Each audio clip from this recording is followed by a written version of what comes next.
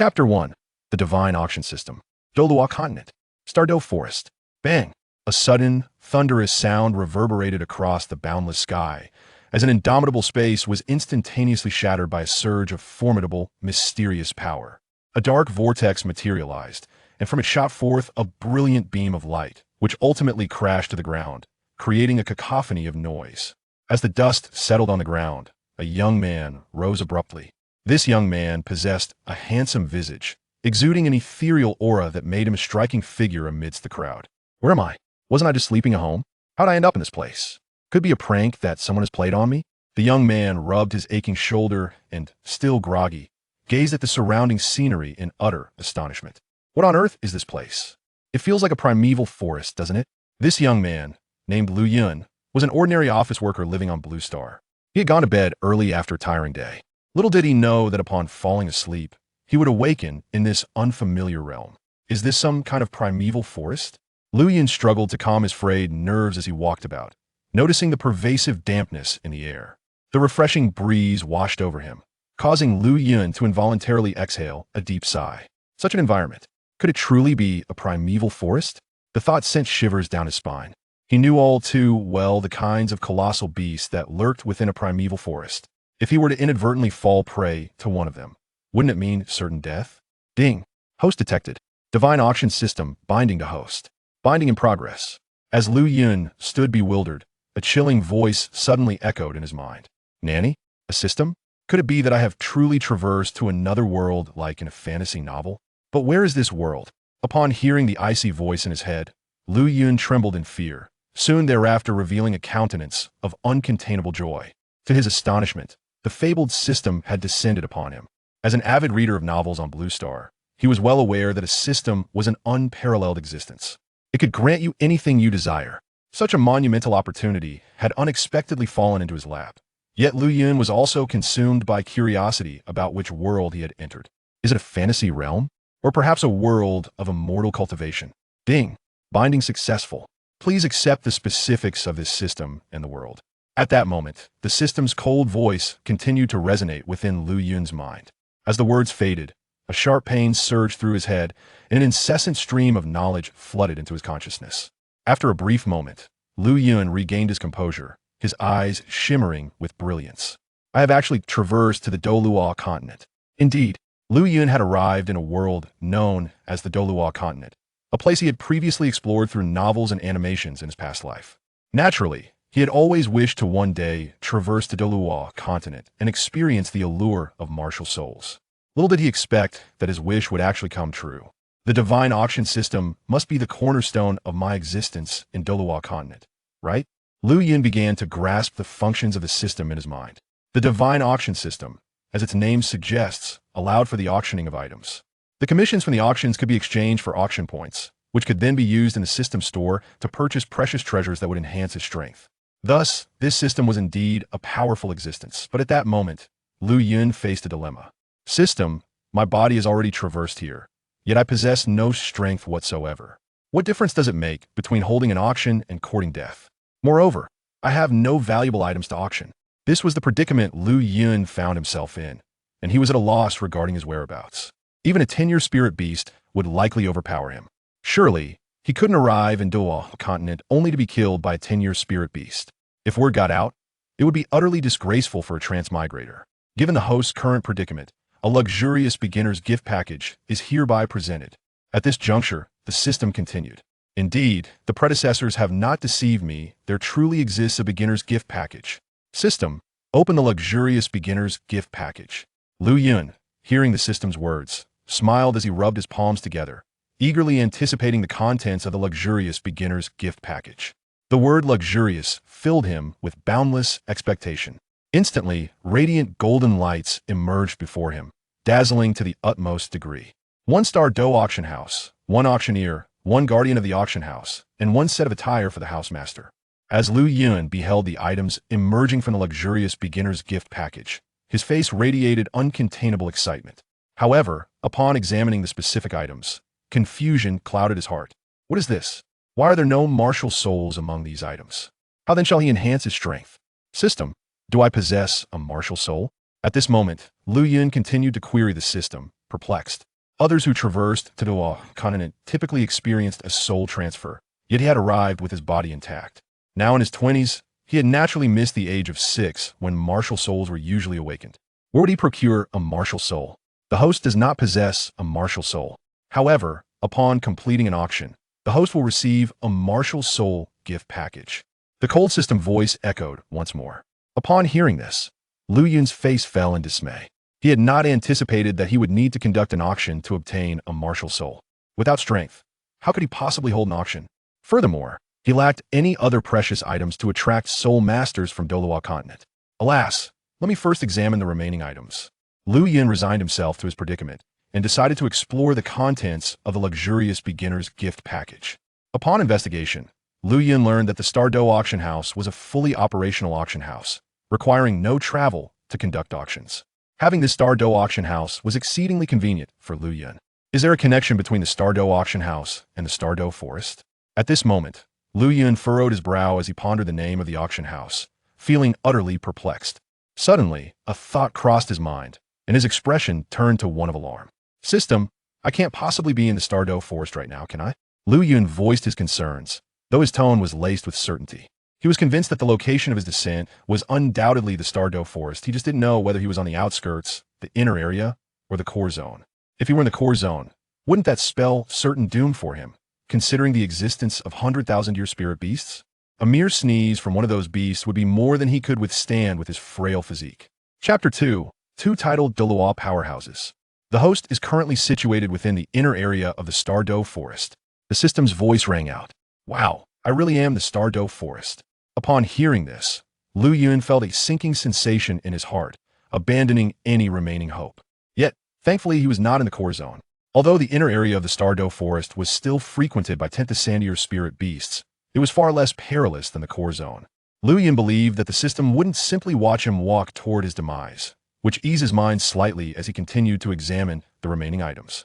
Auctioneer, Xian Shuang, 95th level powerful attack type Tidal Dou, Martial Soul, Ice Element, Soul Rings, Yellow Yellow, Purple Purple, Black Black Black Black Red.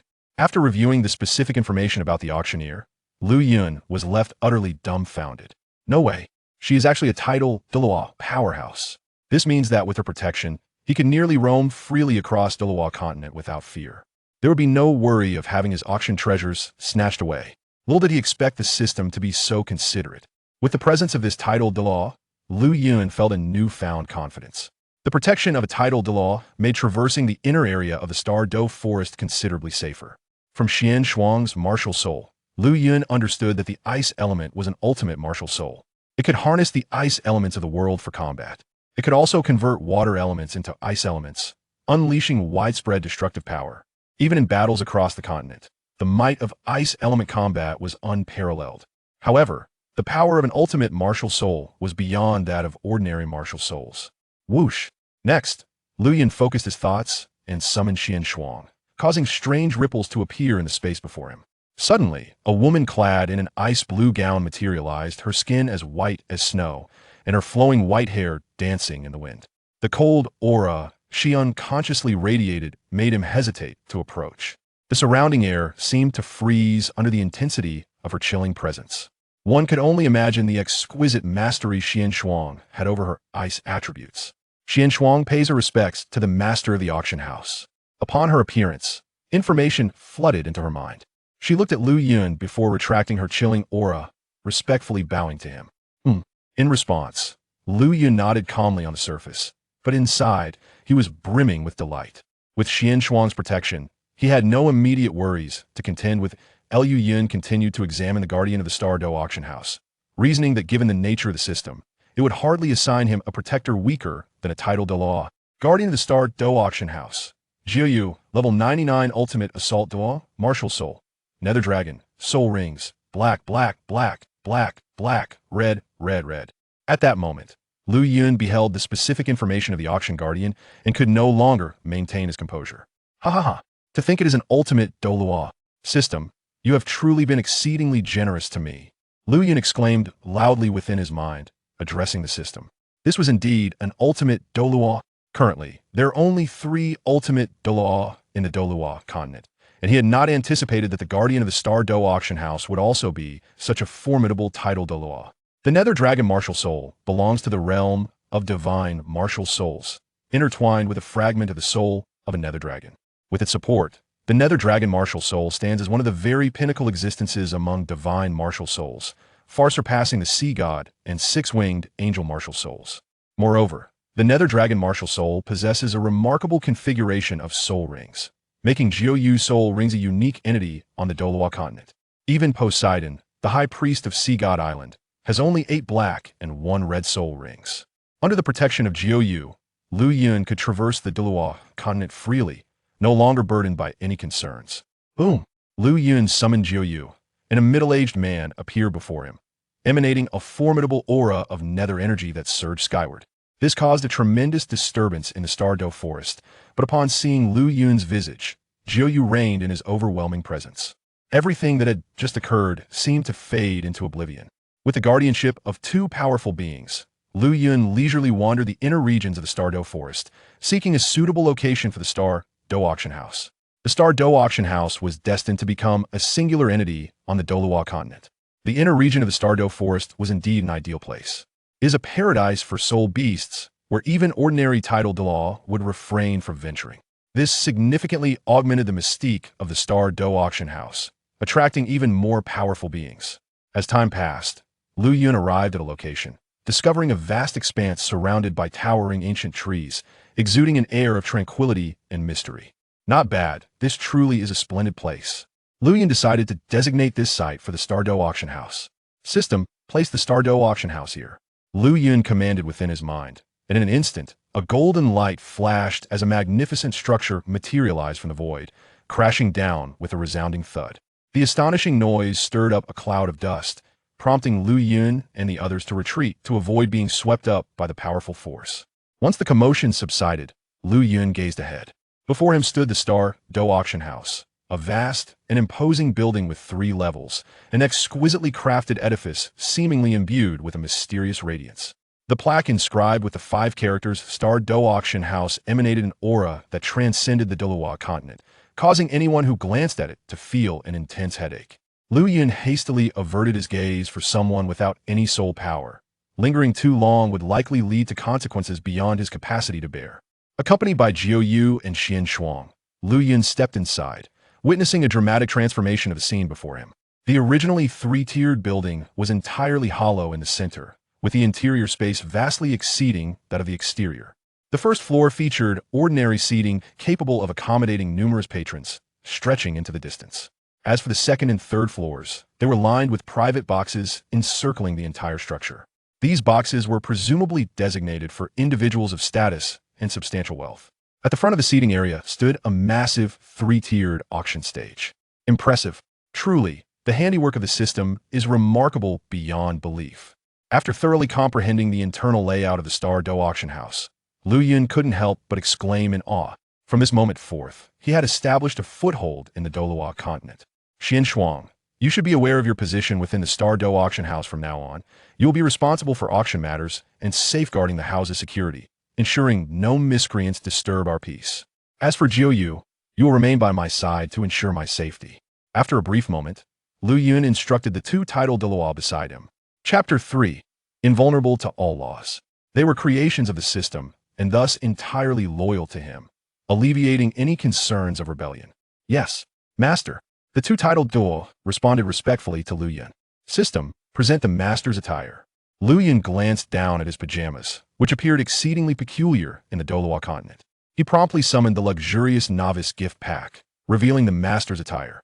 A flash of light enveloped Lu Yun, and a blue robe materialized upon him. The robe was adorned with intricate patterns depicting the sun, moon, and stars, resembling a vast sea of stars, imbued with an air of profound mystery. It even possesses such extraordinary effects. Upon donning the garment, Lu Yun became aware of its remarkable functionality. Master's attire, within the auction house, impervious to all laws, capable of withstanding any form of attack. This was the formidable power of the attire. Knowing this, Lu Yun felt a surge of exhilaration. With this robe, he could stand still within the auction house and allow others to strike him without inflicting even a scratch. Unfortunately, If he were to step beyond the confines of the auction house, the protective capabilities of the master's attire would cease to function. This realization fueled Liu Yun's desire to enhance his strength. He could not remain confined to the Star Dou Auction House for eternity that would undoubtedly become rather tedious. Moreover, the attire remained pristine and unblemished. Even with continuous wear, it would never get dirty, boasting an automatic cleaning feature. Liu Yun harbored a profound yearning for strength. He could not merely stand defenselessly and allow others to strike him, as that would be quite unseemly. Clearly, he must orchestrate an auction to acquire a martial soul and embark on his cultivation journey. Let me set a modest goal, to become a title Douluo within 5 years. At that moment, Liu Yun thought rather arrogantly to himself. With a divine auction system as extraordinary as this, becoming a title Douluo within 5 years should not pose a significant challenge. As long as he continued to conduct auctions and accrue auction points, his strength would undoubtedly soar in a short span. 5 years to become a title Douluo seemed rather lengthy. It appeared his aspirations ought to be more long-term. A title Douluo was not his final destination. In the heart of the Star Dou forest, the Lake of Life, here lay a shimmering lake, its surface glistening as a gentle breeze stirred, creating ripples that released a rich essence of life. Beside the Lake of Life, there stands a colossal giant ape, its massive form adorned with patterns reminiscent of molten lava, clinging to its immense physique. It emanates an aura befitting a soul beast of 100,000 years. This soul beast is one of the 2 great sovereigns of the core region of the Star Dou forest, the Titan Great Ape.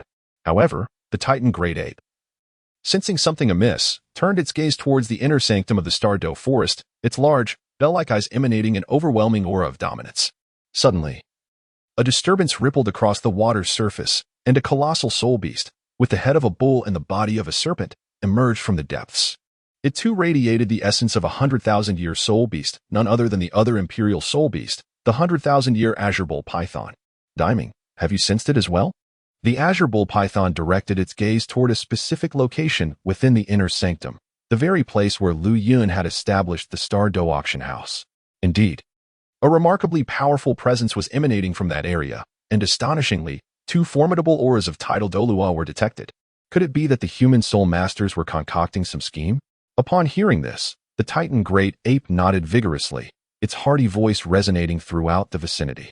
Who would have thought that the human soul masters, undeterred, would dare to send title Douluo-level experts into the Star Dou forest? Do they truly regard us beasts with such disdain?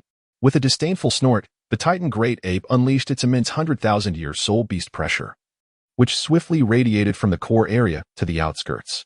Countless weaker soul beasts, overwhelmed by this kingly aura, collapsed to the ground, groaning softly, a testament to their boundless terror. Diming, I shall go and confront those 2 title Douluo experts. At this moment, the Titan giant ape seemed to be struck by a thought, and with a massive fist, it pounded its chest, emitting a thunderous sound. However, the 2 title Douluo nearby possessed formidable strength. Even from a distance, their powerful aura was palpable, indicating that they were among the elite of human soul masters. I shall accompany you, declared the Titan giant ape, even if we are outmatched. We can effortlessly make our escape. Just as the Titan giant ape was about to venture into that area, the sky blue bull python interjected, his expression grave. His power far surpassed that of the Titan giant ape, allowing him to acutely sense the fierce auras emanating from that region. Each presence felt equally potent. And should the Titan giant ape venture forth alone, it would likely fall victim to the 2 title Douluo's lethal prowess. Thus, the sky blue bull python was unwilling to let the Titan giant ape take such a risk alone and resolved to accompany him. Together, they stood a chance against the 2 formidable title Douluo. In the event of an unexpected turn, should they find themselves unable to prevail, their combined might would ensure a swift escape, leaving no one capable of pursuing them. Thus, the Titan giant ape and the sky blue bull python, with their immense forms, made their way toward the area where Liu Yun was located. As they passed through, the oppressive aura of 100,000-year soul beast radiated outward, engulfing the surroundings in a tremendous disturbance. Meanwhile, as the Titan giant ape and the sky blue bull python hastened toward Liu Yun, he remained oblivious to any commotion. However, beside him, Jiao Yu and Xian Shuang furrowed their brows, having clearly detected the approach of 2 potent auras. Master, 200,000-year soul beasts are advancing toward us.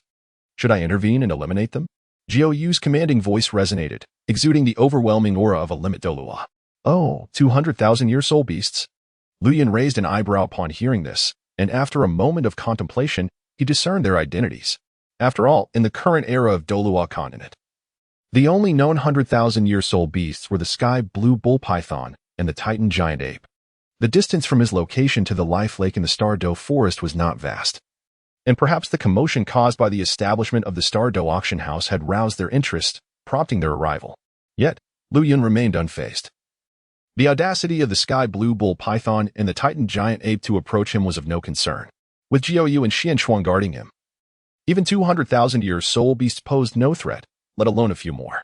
There is no need to hastily eliminate them. Instead, let us capture them here. I have my own plans. At that moment, a knowing smile crept across Lu Yun's face as a thought struck him. Capturing the 200,000-year soul beasts to serve as guardians for the Star Dou Auction House seemed to be a splendid idea, enhancing its stature in the process. Chapter 4. The Domain of Ice and Snow. Two soul beasts, each over 100,000 years old, stand guard, bestowing an unparalleled reputation upon the Star Dou Auction House. This formidable presence renders other soul masters hesitant to provoke the establishment lightly. Should the soul masters of the Douluo Continent catch wind of such a notion, they would undoubtedly be astounded.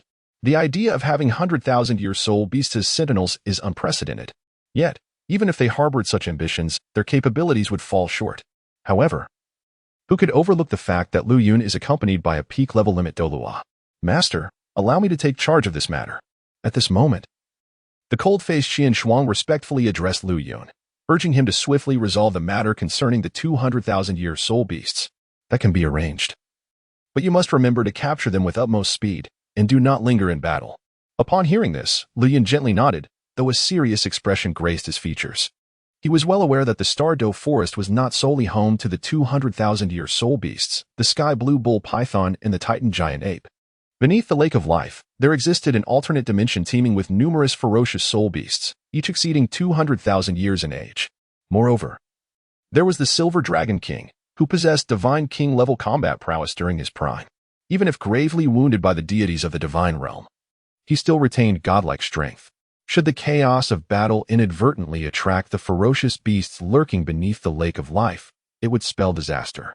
With the presence of Jiao, Lu Yun felt no trepidation regarding his own safety. Yes, my lord, Xian Shuang replied, her expression equally grave. No sooner had she spoken than she transformed into a wisp of icy power, vanishing from sight. Truly, the prowess of one possessing an ice element martial soul is astonishing. Lu Yun gazed at the departing figure of Xian Shuang, stroking his chin, lost in contemplation. Though merely an ordinary person, he sensed that Xian Shuang had seemingly transformed into a wisp of ice elemental energy upon her departure, elusive and unfathomable, indeed powerful. He pondered whether Xian Shuang could defeat the sky blue bull python and the titan giant ape. He was also curious to discover the extent of her power when she unleashed her full potential. The ice element martial soul belongs to the realm of ultimate martial souls, and with her formidable level 95 soul power, she should possess a significant advantage in vanquishing the sky blue bull python and the titan giant ape. At that moment, the sky blue bull python and the titan giant ape, having arrived from the core region of the Star Dou forest, emanated a terrifying pressure befitting 200,000-year soul beasts as they advanced towards Lu Yun. After a while, the two colossal soul beasts stood before the Star Dou Auction House, their expressions grave. Erming, I have an unsettling feeling about this place. How could this structure appear out of nowhere? Moreover, for some reason, I sense a life-threatening danger emanating from this area. At this moment, the solemn azure bull python addressed the titan giant ape nearby, articulating all the unease that resided within his heart. Having attained such a formidable level of power, he was undoubtedly capable of keenly sensing any impending peril. This left him feeling somewhat indecisive. Who is the architect of this edifice, and what formidable beings dwell within? It is evidently the machinations of those human soul masters. The Star Dou forest is the dominion of our soul beasts, and the persistent intrusions by human soul masters are tantamount to courting death. Witness as I lay waste to it. Erming, with his fiery temperament, disregarded further contemplation and harnessed the overwhelming aura of soul beast within him, coalescing it into his right fist. In an instant, he propelled himself towards the Star Dou Auction House, his momentum akin to Mount Tai descending upon the earth, wielding a cataclysmic force that seemed poised to obliterate everything within the radius of his fist. Erming, halt. The Tianqing bull python, witnessing the titan great ape's impulsive strike, cried out as the fist neared its target. Yet, it was already too late. The sense of impending doom that had been felt earlier now loomed ominously. Indeed, a shocking spectacle unfolded before their eyes. A curtain of ice, forged from the very essence of frost, materialized in front of the Star Dou Auction House. Boom. The terrifying power of the ice surged forth with a vengeance. Such formidable chilling force. Alarmed, both the Tianqing bull python and the Titan great ape sensed their own soul power momentarily stagnate, their movement slowing significantly. Crack. As the Titan great ape's fist collided with the icy barrier, all his attacks were instantaneously diffused, sending ripples cascading outward. The ice curtain shattered with a resounding crack, transforming into elemental ice that dissipated into the ether. Suddenly, a woman emerged from the Star Dou Auction House, exuding an unprecedented frigid aura. This was Xuan. Human soul masters. Is this your creation? The Tianqing bull python, recognizing the formidable strength of this title Douluo, inquired with caution, aware that her might was not to be underestimated. This is the site of the Star Dou Auction House. Today, you two 10,000-year soul beasts have disturbed our master's meditation. We have been dispatched to apprehend you and deliver you to our master for judgment. At this moment, Xuan addressed the Tianqing Yomang with an air of indifference. Upon finishing her words, tendrils of icy elemental power began to emanate from her being. The ice and snow domain. The entire expanse seemed to be enveloped by an almost imperceptible aura, as snowflakes gracefully descended from the air, each one exuding an overwhelming chill. This presence, such a domain skill. How could you possibly manipulate the forces of nature? The Tianqing Yomang suddenly sensed that the surrounding environment had undergone a transformation, with boundless ice elements converging towards them. They found their soul power operations nearly frozen, rendering them incapable of unleashing their full potential. Even the once fearless Titan giant ape adopted an expression of grave seriousness, cautiously shifting its massive form to stand beside the Tianqing Yomang, perpetually poised for the impending lethal crisis. We must leave this place. The Tianqing Yomang contemplated, resolute in the decision to avoid further combat with this human soul master. Earlier, it had sensed the presence of two titled Douluos, and the individual before them was undoubtedly one of them. In comparison to the other aura, this one appeared considerably weaker, suggesting that within the Star Dou Auction House, there lay an even mightier title Douluo. The soul master before them, wielding the power of ice elements, was formidable enough for both beasts to contend with, let alone the unknown powerful entity still lurking there, prompting both creatures to retreat to the core area of the Star Dou forest. The Titan giant ape, though reluctant, followed the Tianqing Yomang's lead, prioritizing its own survival. Chapter 5, The 9 Nether Strikes. To think one could escape my grasp is nothing short of delusion. Xuan scoffed disdainfully, leaping into the air as boundless frost power surged forth from her palm. Surrounding her were 9 soul rings, unleashing an even greater force of ice and snow. Xuan continued to manifest her ice and snow domain, transforming the entire forest into a wintry landscape, where countless ice spikes gradually coalesced in the void. The pervasive frost power spread outward, with ice spikes hurtling directly towards the Tianqing Yomang and the Titan giant ape. Damn it! The Tianqing Yomang's expression darkened drastically upon witnessing this predicament, as the path ahead was entirely obstructed by ice spikes, leaving them no room for escape. Moments later, the Tianqing Yomang and the Titan giant ape resolved to confront the human soul master, intent on eliminating her. Her strength was overwhelmingly formidable, posing a catastrophic threat to the spirit beast clan. She could not be allowed to leave alive. The Tianqing Yomang's soul power surged forth, manifesting an astonishing force of thunder. Spherical bolts of lightning shot towards Xuan's direction. Gravity domain. Beside them, the Titan great ape unleashed its gravitational domain. With fists clenched tightly, it pounded its chest, emanating a terrifying aura that, combined with the assault of the azure bull python, surged towards Xuan with great force. Humph. Observing this scene, Xuan let out a cold snort, seemingly unperturbed by the two formidable attacks. The ice spikes, previously shattered by the might of the azure bull python and the Titan great ape, began to coalesce once more, the dispersing power of ice and snow transforming into even more potent ice spikes that relentlessly advanced towards the two beasts. Just then, the azure bull python and the Titan great ape unleashed even more powerful techniques, intent on shattering the surrounding ice spikes. Enough of this time wasting. 8th soul skill, Ice Snow Prison. In an instant, the 8th black soul ring on Xuan's body illuminated brilliantly. A radiant power erupted from her right hand, condensing the water droplets in the air of the Star Dou forest and converting them into ice elemental energy. Endless forces of ice and snow continuously gathered above the Star Dou Auction House. When the ice elemental energy reached a certain density, Xuan clenched her right fist, and the ice and snow power abruptly coalesced into a cerulean blue prison, instantly confining the azure bull python and the titan great ape in place. Damn it. How can this human soul master possess such strength? Diming, use all your might to shatter this prison. The azure bull python, finding itself ensnared within the prison, discovered that no matter how it exerted its abilities, it could not budge the ice-snow prison. Xuan advanced towards them, and the two beasts dared not hold back any longer, preparing to unleash their most ferocious attacks. Titan Skybreak. At this moment, the Titan Great Ape concentrated all its soul power into its fists, while the gravitational field surrounding them constantly influenced this region. By unleashing the Titan Celestial Burst, it condensed the surrounding gravity to a significant degree. Once the opportunity arose, it propelled its fists towards the surrounding cage. The Azure Thunder Python, too, summoned all its soul power, with its impressive horns gathering an astounding amount of energy. Within the cage, thunder rumbled as cataclysmic energy erupted, also directed at the icy prison. Indeed, the collision of these two formidable forces caused the once indestructible ice cage to develop fine cracks, which rapidly expanded.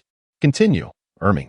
Upon witnessing this development, the Titan Great Ape and the Azure Thunder Python exerted their full strength once more, shattering the icy prison with a resounding crash. The terrifying energy radiated outward, affecting the entire Star Dou forest. Countless soul beasts were obliterated by this overwhelming energy wave, their blood staining the ground. After all, this was the mightiest strike executed by the Azure Thunder Python and the Titan Great Ape at the pinnacle of their power. You have managed to break free from my restraints. It appears I have underestimated you. Xuan exclaimed, astonished as she sensed her ice cage being breached. It seemed these 100,000-year soul beasts were formidable indeed, and she intended to take decisive action to capture the Titan Great Ape and the Azure Thunder Python, delivering them to the master for judgment. Meanwhile, Lu Yun observed Xuan's prowess from the Star Dou Auction House, nodding slightly in acknowledgement. In his eyes, her strength was undeniably formidable, befitting an ultimate martial soul. If all went according to plan, Xuan should be able to thoroughly defeat the Azure Thunder Python and the Titan Great Ape. As the waves of attack from the three parties spread throughout the Star Dou forest, he worried about the potential disturbance it might cause to the Lake of Life. Jiaoyu, I entrust these 200,000-year soul beasts to you. After a moment of contemplation, Lu Yun spoke solemnly to Jiaoyu beside him. He urged for the swift resolution of the Azure Thunder Python and the Titan Great Ape to avoid any unnecessary delays. Yes, Master, Jiaoyu responded, nodding vigorously, her eyes radiating boundless ethereal power as they shimmered with brilliance. Chapter 6. The 100,000-year soul beasts guard the gate. Jiaoyu stood firm, sweeping her hand, and an immense wave of soul power surged into her right hand. In a flash, two chains of black and purple began to coalesce in the void, emanating a terrifying draconic aura. It was as if all of creation was ensnared by these chains, sealing heaven and earth. Go! With a thunderous roar, Jiaoyu unleashed two chains that pierced through the fabric of space, materializing before the Tianqing Yobong and the Titan Giant Ape in an instant. This is bad. Someone has made a move. Diming, flee quickly. Upon witnessing the chains manifesting around them, the Tianqing Yobong frantically exerted every ounce of strength to break free. Yet, it was all in vain. When their soul power made contact with the chains, it felt as though it had been completely dissolved. The chains tightened their grip, binding them securely. As they struggled, the chains constricted even further, rendering them powerless. Upon observing this, Xuan realized that Jiaoyu was behind the attack. Stop wasting your energy. Come with me to meet the pavilion master. She approached the Tianqing Yobong and the Titan Giant Ape directly, leading them into the Star Dou Auction Pavilion. Reluctantly, the two beasts followed Xuan into the Star Dou Auction Pavilion, only to be astounded by the astonishing scene within. They had not anticipated that the seemingly small exterior of the pavilion belied a vast and wondrous interior. The disparity between the two was indeed immense. Moments later, an astonishing sense of confusion enveloped the hearts of the two beasts. What sorcery was this? Truly, the two sovereigns of the Star Dou forest, the Azure Sky Bull Python and the Titan Great Ape, were as formidable as their reputation suggested. As the two beasts were engulfed in shock, a voice filled with amusement suddenly resonated in their ears. Human Spirit Master, what exactly do you intend to accomplish? Upon hearing this, the Azure Sky Bull Python regained its composure and, with great reluctance, roared defiantly ahead. Its formidable aura, that of a 100,000-year soul beast, sought to be unleashed, yet was brutally suppressed by the unyielding chains, rendering it utterly immobile. Oh, how amusing your words are. It appears that you two beasts were the ones who sought trouble with our Star Dou Auction House, and due to your lack of strength, you have now become prisoners. With this remark, Lu Yun shook his head in disdain, mercilessly mocking the two beasts. It was absurd to blame others for one's own inadequacies. Let me go if you dare. The Titan Great Ape, its temper flaring, could not contain its fury at being mocked by a human spirit master while feeling its own power restrained. It struggled against the chains, which only tightened further, making even the act of breathing a considerable challenge. If you wish for me to release you, it is not impossible, but you must agree to a single condition. Suddenly, a meaningful smile graced Lu Yun's face as he addressed the Titan Great Ape and the Azure Sky Bull Python. What condition? Sensing a scheme within Lu Yun's words, the Azure Sky Bull Python cautiously inquired, prioritizing their own survival. It is not particularly difficult. You simply need to assist me in guarding the Star Dou Auction House, dealing with any troublesome spirit masters or soul beasts that may come our way. In essence, you will serve as the gatekeepers of our establishment, Lu Yun stated directly, his eyes gleaming with interest as he observed the two ancient soul beasts, eager to see if they would comply. You shall not succeed. It is better to die than to be humiliated. Our soul beast clan would rather perish than consent to your terms. The Titan Great Ape vehemently rejected the proposal, exuding an air of defiance as if prepared to face death itself. They would rather self-destruct than become the prisoners of a human spirit master. In that case, the consequences that follow shall rest upon your shoulders. Jiu, I entrust these two ancient soul beasts to you.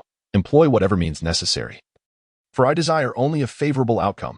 Observing the unfolding situation, Lu Yun had anticipated this turn of events, and he gently gestured for Jiu to take charge of the 200,000-year soul beasts. He held firm in his belief that he could subdue the Azure Sky Bull Python and the Titan Great Ape. As Lu Yun's words hung in the air, a wave of fear began to take root in the hearts of the two beasts. Indeed, after the passage of an hour's stop, we agree to your terms. Please, cease your actions. In the auction hall of the starry constellations, two voices of supplication echoed, belonging to the Titan Great Ape and the Azure Bull Python. Chapter 7. The Harvest of Treasures. At this moment, the two soul beasts appeared utterly wretched, their bodies marred by numerous gaping wounds, drenched in blood. It seemed as though they had endured relentless torment for an extended period, reducing them to this state. Indeed, all of this was the handiwork of the Abyss. He had employed his profound soul abilities to mercilessly assault the two beasts, subjecting both their spirits and corporeal forms to unimaginable agony. This compelled the Azure Bull Python and the Titan Giant Ape to reluctantly plead for mercy. With the presence of Jiu, even if they wished for death, it would be utterly impossible. It would have been better to acquiesce sooner, sparing me the trouble of exerting my efforts. Witnessing such a situation, Lu Yun smiled broadly and nodded. Subsequently, Jiu directly implanted a restriction within the spiritual seas of the Azure Bull Python and the Titan Giant Ape, enabling control over their very lives to prevent them from causing any mischief. Although we have agreed to your terms, as members of the Soul Beast clan, you cannot demand us to slaughter our own kind. Upon sensing the restriction in their minds, the two beasts realized their lives were now in another's grasp. Forced to bow under the eaves, their fates were irrevocably held in the hands of another. The Azure Bull Python, with a serious demeanor, addressed Lu Yun, asserting that as soul beasts, they would never take the lives of their brethren. That is acceptable. I agree to your request. Lu Yun responded with an air of indifference, acquiescing to the Azure Bull Python's demand. He was not one to revel in bloodshed. His focus was on managing the Star Dou Auction House and gradually enhancing his strength. However, should any soul beast be foolish enough to provoke him, he would show no mercy. Thus, this matter came to a close. As the Azure Bull Python and the Titan Giant Ape prepared to depart, dutifully guarding the entrance of the Star Dou Auction House, their faces bore expressions of great distress. A dignified 10,000-year soul beast, a king of the Star Dou forest, reduced to being asked by a human soul master to merely guard a door. What a disgrace. If word of this spread, their reputation and dignity within the Star Dou forest would be utterly obliterated. Wait a moment, hand over the treasures you possess, such as soul bones and rare herbs, Lu Yun said, glancing at the distant forms of the Azure Bull Python and the Titan Giant Ape, suppressing a chuckle. Indeed, the once mighty rulers of the soul beasts now found themselves at the mercy of others. It was no wonder their spirits were dampened. Initially troubled by how to conduct the first auction, Lu Yun suddenly spotted the two beasts ahead. They were ostensibly the strongest in the Star Dou forest. and it was reasonable to assume they had amassed a wealth of treasures over the years. Thus, he decided to use the items collected by the Azure Bull Python and the Titan Giant Ape as the inaugural auction offerings. Upon hearing this, the Azure Bull Python and the Titan Giant Ape felt a jolt of dread. Indeed, it had come to pass. They had not anticipated that not only would they lose their freedom, but also their cherished treasures accumulated over the years. Yet, they understood that failing to comply was not an option. Reluctantly, they resolved to present a portion of their collection. I am acutely aware of your thoughts, Lu Yun continued. Remember, I expect you to surrender all of your collected items. Should I discover any hidden treasures, you will comprehend the consequences. At that moment, Lu Yun's languid voice continued to resonate. The expressions of the heavenly blue bull python and the Titan Giant Ape shifted once more, their frustrations unspoken. Indeed, Master. Thus, under the formidable pressure exerted by the overwhelming aura of the limit Douluo from the Nine Nether, the two beasts returned to the Lake of Life, presenting all the treasures they had amassed over the years. After the passage of half an hour, an array of priceless artifacts lay before Lu Yun, peculiar stones of various shapes and a multitude of vibrant herbs. Yet, the majority consisted of soul bones. Given the abundant spirit beasts within the Star Dou forest, countless souls perished each day. Although soul bones emerged only occasionally, their accumulation over time resulted in a significant collection. Before Lu Yun, there were more than 20 soul bones displayed. The soul bones in question are all a minimum of 10,000 years old, and it is likely that only those of similar antiquity could be collected by 200,000-year soul beasts. Among them, the most striking are two soul bones exuding the aura of a 100,000-year soul beast. These are exceedingly rare treasures in the Douluo Continent. One of these is a fiery red right arm bone, radiating a vibrant essence of flames. As for the other, it is a cranial bone, emanating a formidable mental attribute. It must belong to a 100,000-year soul beast of the mental type, which has fallen after its demise. Indeed, Lu Yun nodded in satisfaction upon witnessing these treasures, pleasantly surprised by the considerable collection of these two soul beasts. With these 200,000-year soul bones, the name of the Star Dou Auction House could be firmly established, and substantial auction points could be acquired, swiftly enhancing his strength. Chapter 8. The Golden Essence of Beings. At that moment, Lu Yun's gaze fell upon a small herb beside the soul bones. This small blade of grass exhibits a vibrant emerald hue, intertwined with several crimson threads, creating an extraordinarily alluring appearance. Simultaneously, a tremendous aura of spiritual energy emanates from this grass, compelling the onlookers to acknowledge its potent presence. Lu Yun gazes intently at this ethereal herb, eager to uncover its name and the effects it holds. This herb, seemingly distinct from the celestial grass found within the ice and fire duality, remains unfamiliar to Lu Yun, despite his familiarity with the original text. Just as confusion envelopes him, several lines of text unexpectedly materialize before his eyes, offering an introduction to this very herb. Upon witnessing this phenomenon, Lu Yun realizes it is the work of the system. Nine-Heart Mysterious Grass, a premier spiritual attribute celestial herb. Its consumption significantly enhances one's mental prowess. The name and specific properties of this particular herb are fully known to Lu Yun. Herbs with spiritual attributes are exceedingly rare, and it seems that this one could serve as an excellent auction item. Lu Yun gazed at the herb, nodding in satisfaction. He understood that spiritual attribute herbs are incredibly precious within the Douluo Continent. Moreover, spiritual power holds immense significance for soul masters, and the current methods of cultivating spiritual power in Douluo are rather rudimentary. A strong spiritual force not only allows one to control their soul skills, making them more profound, but also enables more powerful attacks. Thus, this item could attract considerable attention at the auction. After further searching, Lu Yun seemed unable to find anything of great value. Suddenly, his gaze fell upon a stone in the corner, its pitch-black surface pitted and appearing quite ordinary. Yet, this seemingly mundane stone exuded a rich aura of life. Life Essence Gold. It contains an abundance of life force. Upon reading this brief description, Lu Yun felt an overwhelming sense of joy, one that could scarcely be described as mere excitement. This small stone turned out to be Life Essence Gold. What an astonishing discovery. He quickly placed the stone in the palm of his hand and, feeling the dense life force radiating from it, was rendered speechless with exhilaration. This treasure, Life Essence Gold, is entirely composed of solidified life force. One can only imagine the vast magnitude of life energy contained within this small stone. Otherwise, it would not have formed into solid Life Essence Gold. Having read the original work, Lu Yun was well aware of the properties of Life Essence Gold. One should not underestimate this small piece, the life force within it could easily rival that of half the Star Dou forest.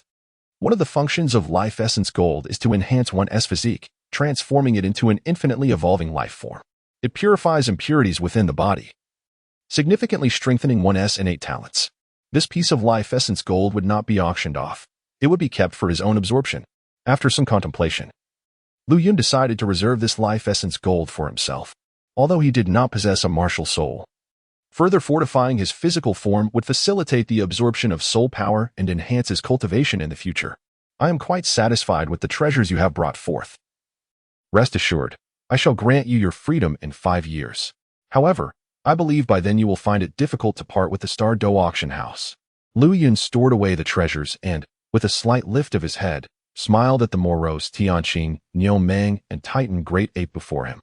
I hope your words hold true.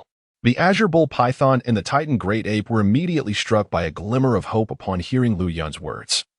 Though they swiftly concealed their expressions, they harbored doubts about whether this human spirit master would indeed release them after 5 years. Nonetheless, a quiet hope lingered within them that Lu Yun might honor his word. Observing the expressions of the Azure Bull Python and the Titan Great Ape, Lu Yun chose to remain silent, a profound smile gracing his lips. In 5 years, the Star Dou Auction House would likely have evolved to an unfathomable extent, and his own strength would have ascended to unimaginable heights. As long as the Titan Great Ape and the Azure Bull Python were not foolish, they would not easily depart from the Star Dou Auction House. With a grand gesture, Lu Yun dismissed the Azure Bull Python and the Titan Great Ape, signaling the commencement of his absorption of the life gold. Once the two beasts had vacated the area, Lu Yun settled into a meditative position, placing the life gold before him. Turning towards the dark entity known as Juyo, he requested, Juyo, assist me in absorbing this life gold. He instructed Xian Shuang to act as his protector while Juyo aided him in this endeavor. In that moment, he was merely an ordinary individual devoid of any soul power. The influx of such immense life force could potentially yield unpredictable consequences within his body. Chapter 9. Preparations for the auction. Yes, Master. Juyo replied gravely, nodding in acknowledgement of Lu Yun's command. In the next instant, a torrent of immense soul power surged forth from Jiuyo, causing the life gold to levitate before Lu Yun. With a sweeping motion, Jiuyo unleashed a powerful explosion of soul power, shattering the life gold into countless fragments that floated around Lu Yun's form. As the life gold detonated, the concentrated life force within it surged outward, seeking release into the surrounding environment. Gather, Jiuyo uttered calmly, his voice imbued with authority. Instantly, an invisible force enveloped the entire area, drawing back the dispersing life force and redirecting it towards Lu Yun's body. Threads of life force entered his being, purging impurities and transforming his ordinary physique into one imbued with life attributes. Time slipped away, and as Lu Yun embraced the influx of life force, it felt as though he were immersed in a warm, soothing spring, enveloped in unparalleled comfort. His skin expelled dark impurities that emitted an unpleasant odor, while simultaneously, a fragrant essence of life began to emanate from within him. His entire demeanor became ethereal, as if he were a humanoid elixir of life. Nearly half an hour passed, and the life force surrounding them gradually dissipated, fully absorbed into Lu Yun's being, with Jiuyo, a limit Douluo, assisting him. Not a single trace of the life force within the life gold was squandered. All of it was assimilated by Lu Yun. Ah, he exhaled, marveling at the transformation. Is this the body altered by the life gold? It is utterly sublime. Having absorbed the essence of life, Lu Yun rose to his feet. Stretching and loosening the sinews of his body, he felt an overwhelming vitality coursing through him, saturating his bones, blood, and meridians. It was difficult for Lu Yun to comprehend how he had transformed in such a manner. Moreover, the life force he inadvertently radiated from his being presented a conundrum of its own. The formidable vitality possessed here will undoubtedly attract the covetous gaze of some malevolent soul beasts. It seems prudent to refrain from venturing too deeply into the Star Dou forest until one's strength has been augmented. It is time to commence preparations for the inaugural auction. After calming his excited heart, Lu Yun gazed into the distance, a glimmer of anticipation flickering in his eyes. He currently possessed several treasures, sufficient to initiate the first auction.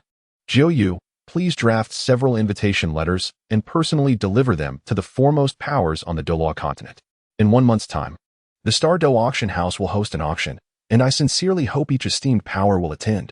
Lu Yun instructed Jiuyu, entrusting him with the task of distributing these invitations to the various factions. After all, Jiuyu's prowess is that of a limit Douluo, the mightiest of his era. With him personally delivering the invitations, it is certain that the other powers on the Douluo Continent, even the Spirit Hall, would not dismiss the matter lightly. They would undoubtedly arrive out of curiosity to witness the grandeur of the Star Dou Auction House. In the process, Lu Yun aimed to amass numerous auction points and acquire a substantial Spirit Master package, thereby enhancing his own strength. Understood, Master. Jiu Yu replied with a subtle nod, indicating his comprehension. Although Jiu Yu and Xian Shuang were creations of the system, their memories were implanted with all pertinent knowledge regarding the Douluo Continent. There was no need for Lu Yun to elaborate. They were inherently aware of the various factions and their locations. Jiu Yu, when the time comes, feel free to appropriately showcase your strength. Lu Yun continued, suddenly struck by inspiration. He encouraged Jiu Yu to gauge the situation wisely, striving to attract even more powers to the Star Dou Auction House. As soon as Lu Yun concluded his instructions, Jiu Yu nodded slightly, and in an instant, the surrounding space rippled as his figure vanished from sight, setting off to deliver the invitations to the various powers of the Douluo Continent. Lu Yun stood in place, hands clasped behind his back, eagerly anticipating the forthcoming auction in a month's time. Xian Shuang, during Jiu Yu's absence, the security of the Star Dou Auction House rests in your capable hands. Lu Yun spoke softly. Rest assured, Master. With me here, no nefarious individuals would dare to trespass upon the Star Dou Auction House. Xian Shuang solemnly affirmed. Chapter 10. The Hall of the Pope. This is a resplendent grand hall, imbued with an aura of opulence. At the foremost seat within the hall sits a woman adorned in a gown of purple and gold, exuding an enchanting allure. Crowned with a 9-curved tiara and grasping a scepter, she emanates the formidable presence befitting a sovereign. The woman in question is none other than the esteemed Pope Bibi Dong of the Spirit Hall.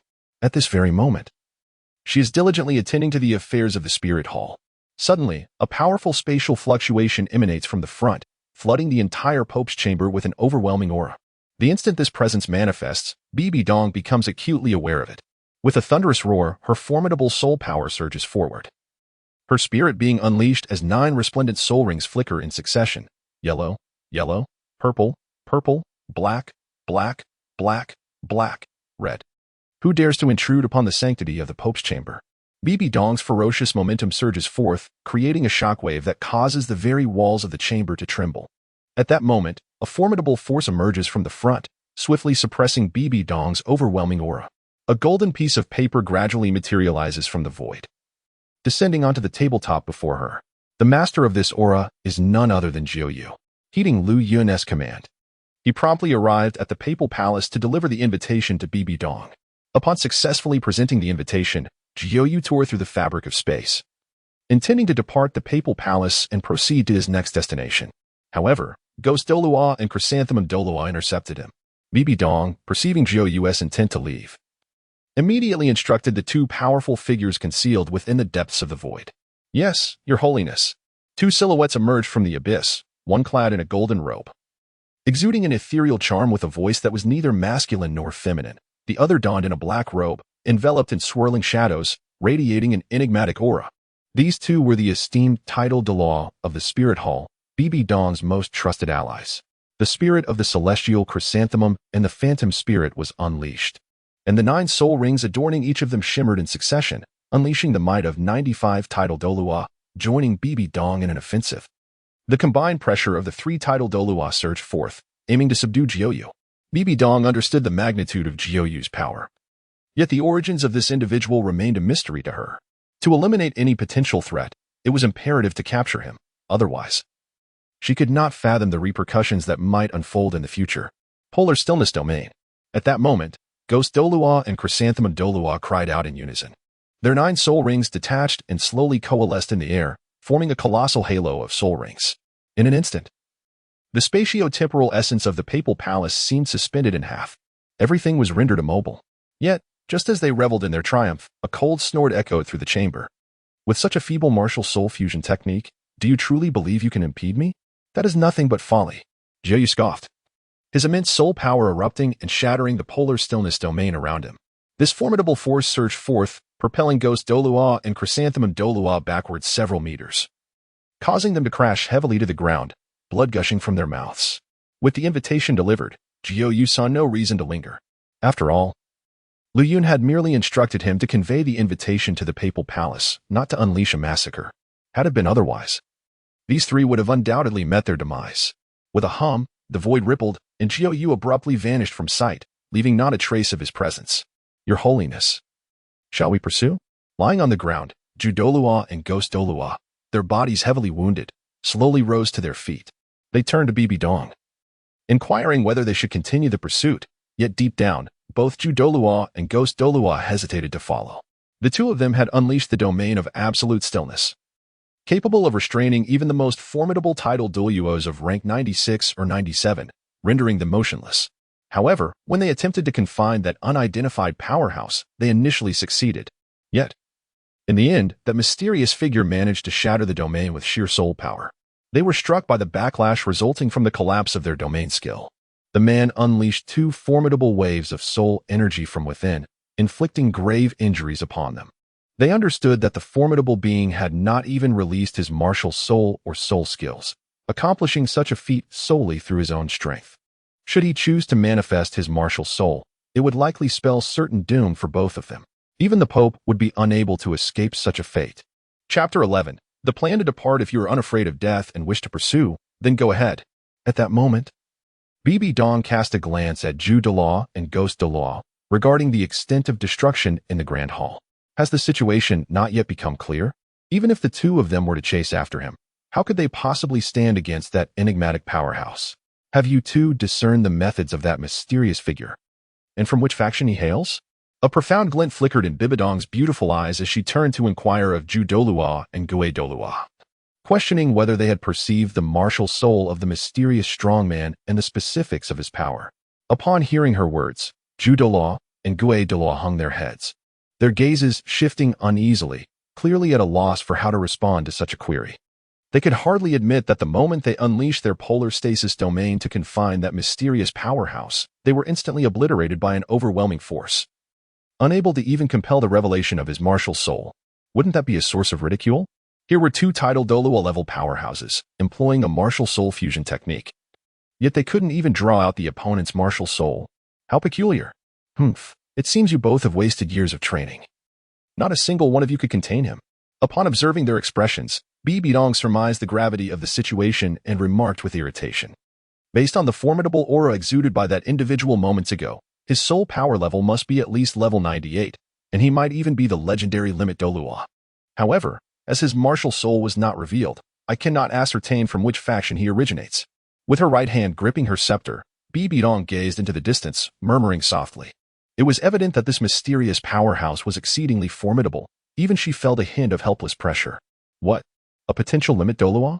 Upon comprehending Bibi Dong's words, both Douluo and Douluo could not help but exclaim in astonishment. Surely, they had not misheard. That mysterious figure could very well be a limit Douluo. After a moment of contemplation, they both began to affirm this realization within themselves. The martial soul fusion technique they had executed indeed could not contain a level 99 limit Douluo. Had that mysterious powerhouse harbored intentions of murder, they would have been completely erased from Douluo Continent. The mere thought sent a chill down their spines. Fortunately, that enigmatic figure had not shown any murderous intent. Otherwise, the consequences would have been beyond their imagination. By the way, Your Holiness, it seems that mysterious powerhouse mentioned something about an auction. He suggested that we from the Spirit Hall should attend. At this moment, Douluo suddenly recalled a significant detail. The mysterious powerhouse had seemingly uttered the crucial words auction upon departing. Upon hearing this, Bibi Dong raised an eyebrow, her thoughts gradually becoming clearer.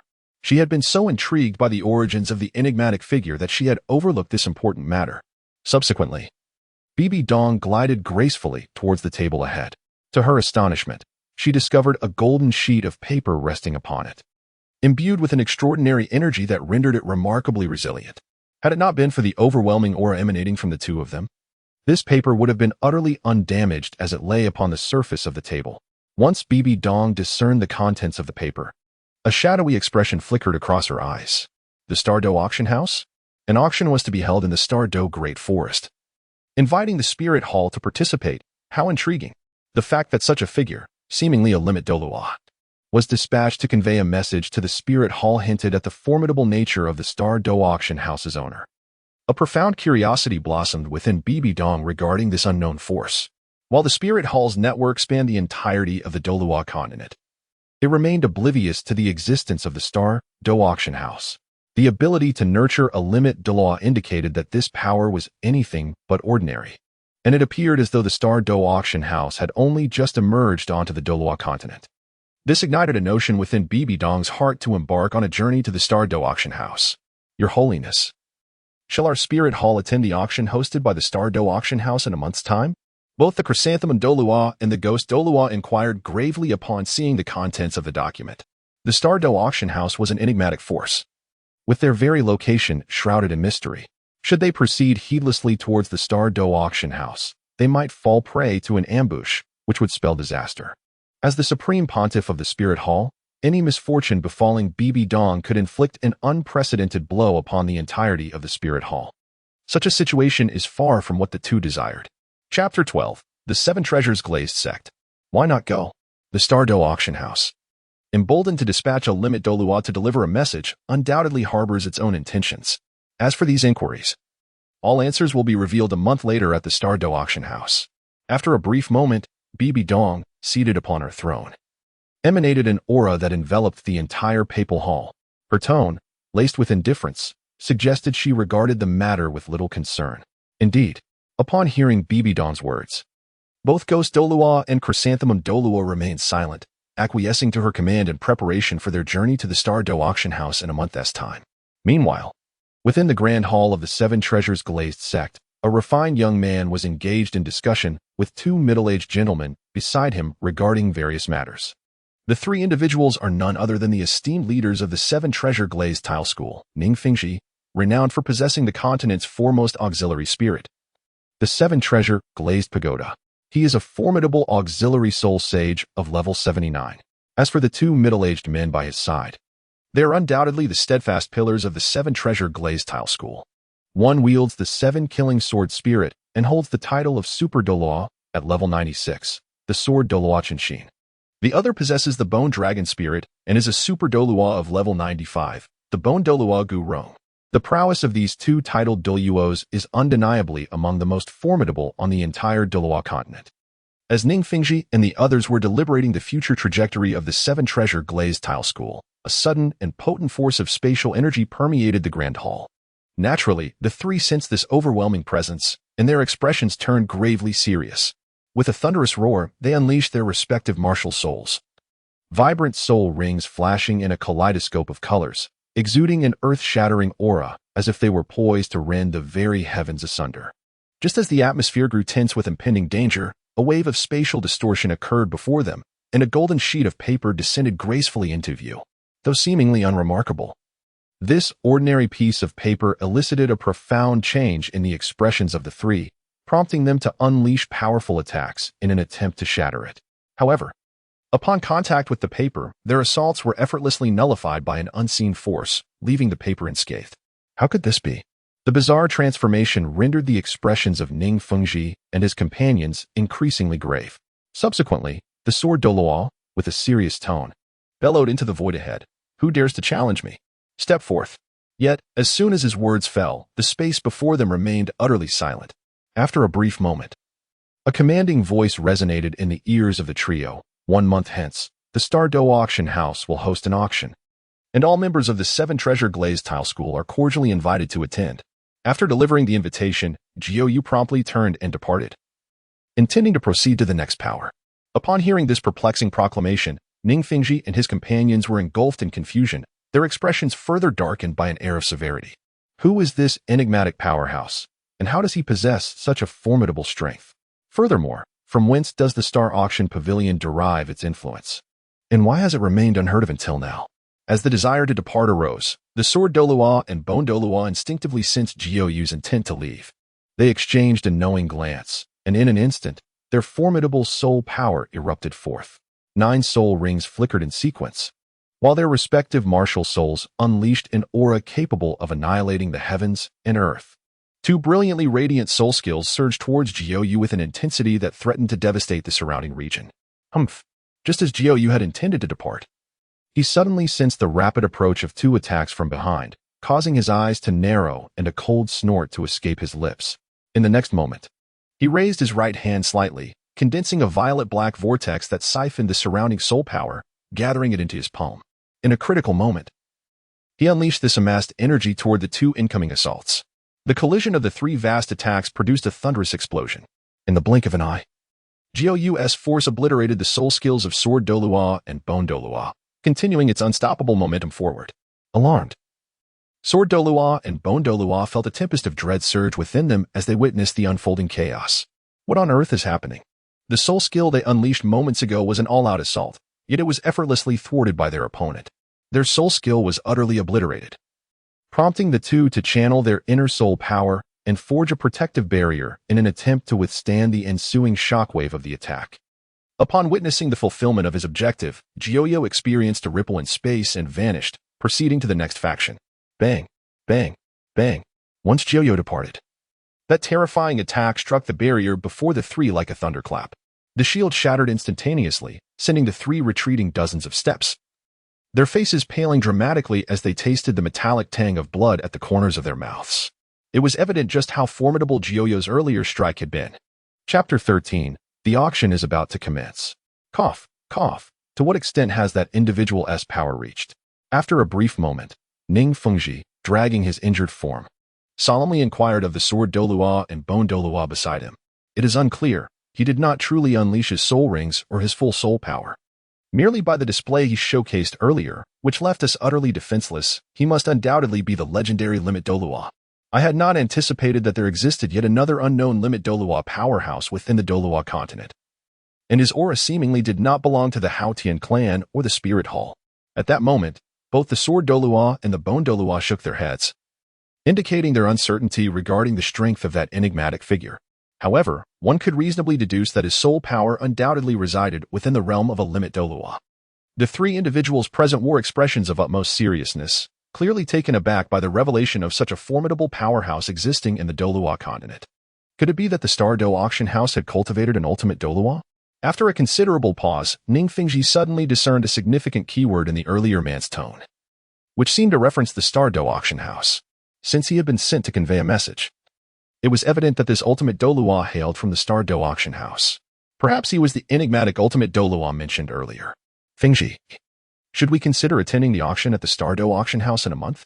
The Sword Douluo turned to Ning Fengji, eager to hear his perspective upon seeing the contents of the golden parchment. The mysterious powerhouse earlier displayed no intent to kill us, and even if he were inclined to eliminate us, it would not require much effort on his part. The Star Dou Auction House does not regard us as adversaries. Otherwise, they would not have gone through the trouble of luring us there only to dispose of us. After contemplating for a moment and weighing all possibilities, Ning Fengji concurred with the idea of visiting the Star Dou Auction House in a month. He was curious to discover the depth of a faction that possessed an ultimate Douluo. It was indeed a grand gesture to have such a powerful entity personally deliver an invitation. However, what intrigued Ning Fengji most was what the Star Dou Auction House would be auctioning off soon. This is precisely the aspect that Ning Fengji finds most intriguing. With that in mind, let us journey together to the Star Dou Auction House. Even if we were to confront a life and death crisis, both I and the old skeleton shall do our utmost to ensure your safe return. Upon hearing these words, both the Sword Douluo and Bone Douluo had no choice but to accompany Ning Fengji to the Star Dou Auction House. Yet, they remained uncertain about their safety and resolved to make ample preparations over the course of the month, lest they encounter unforeseen perils.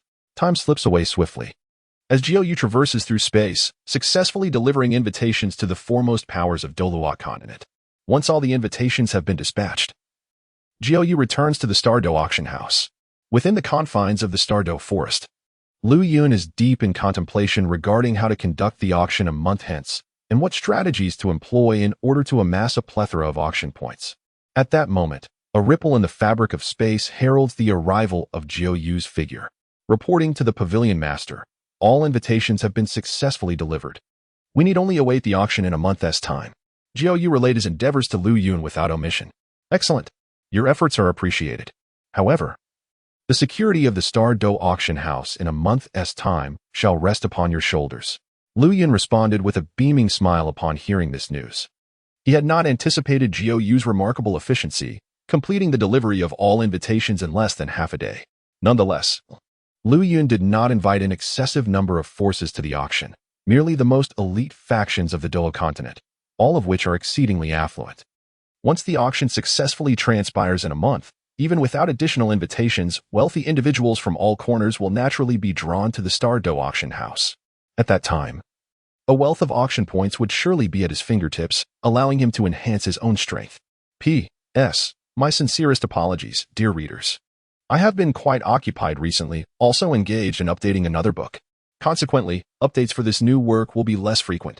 However, once this month concludes, I shall strive to deliver at least 4,000 words daily next month, and may even provide surprise updates. If it becomes too overwhelming, you may choose to save up the chapters. I am truly sorry.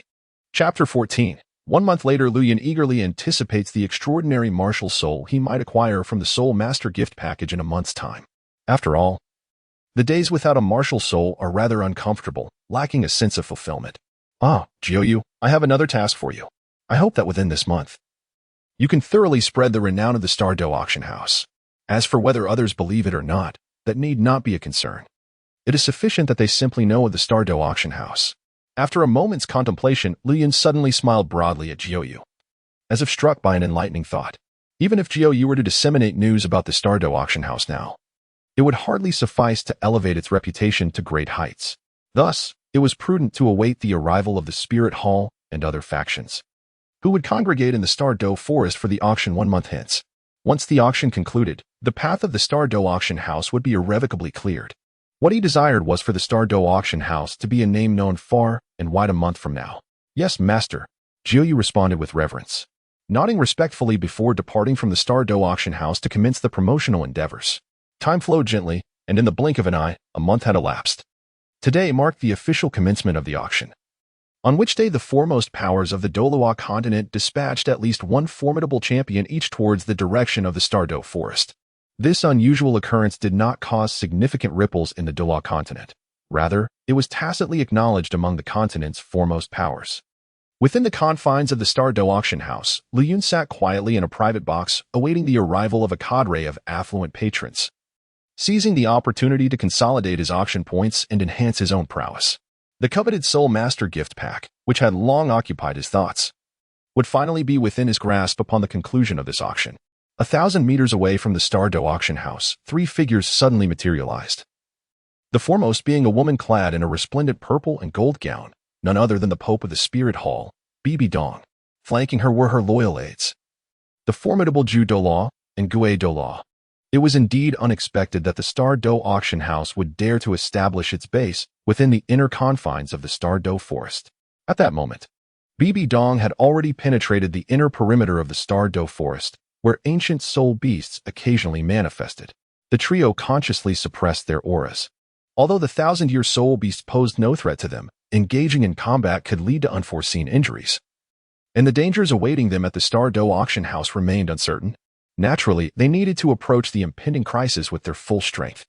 Bibi Dong felt a tinge of astonishment. She could not fathom why the Star Dou Auction House chose such a location for their establishment.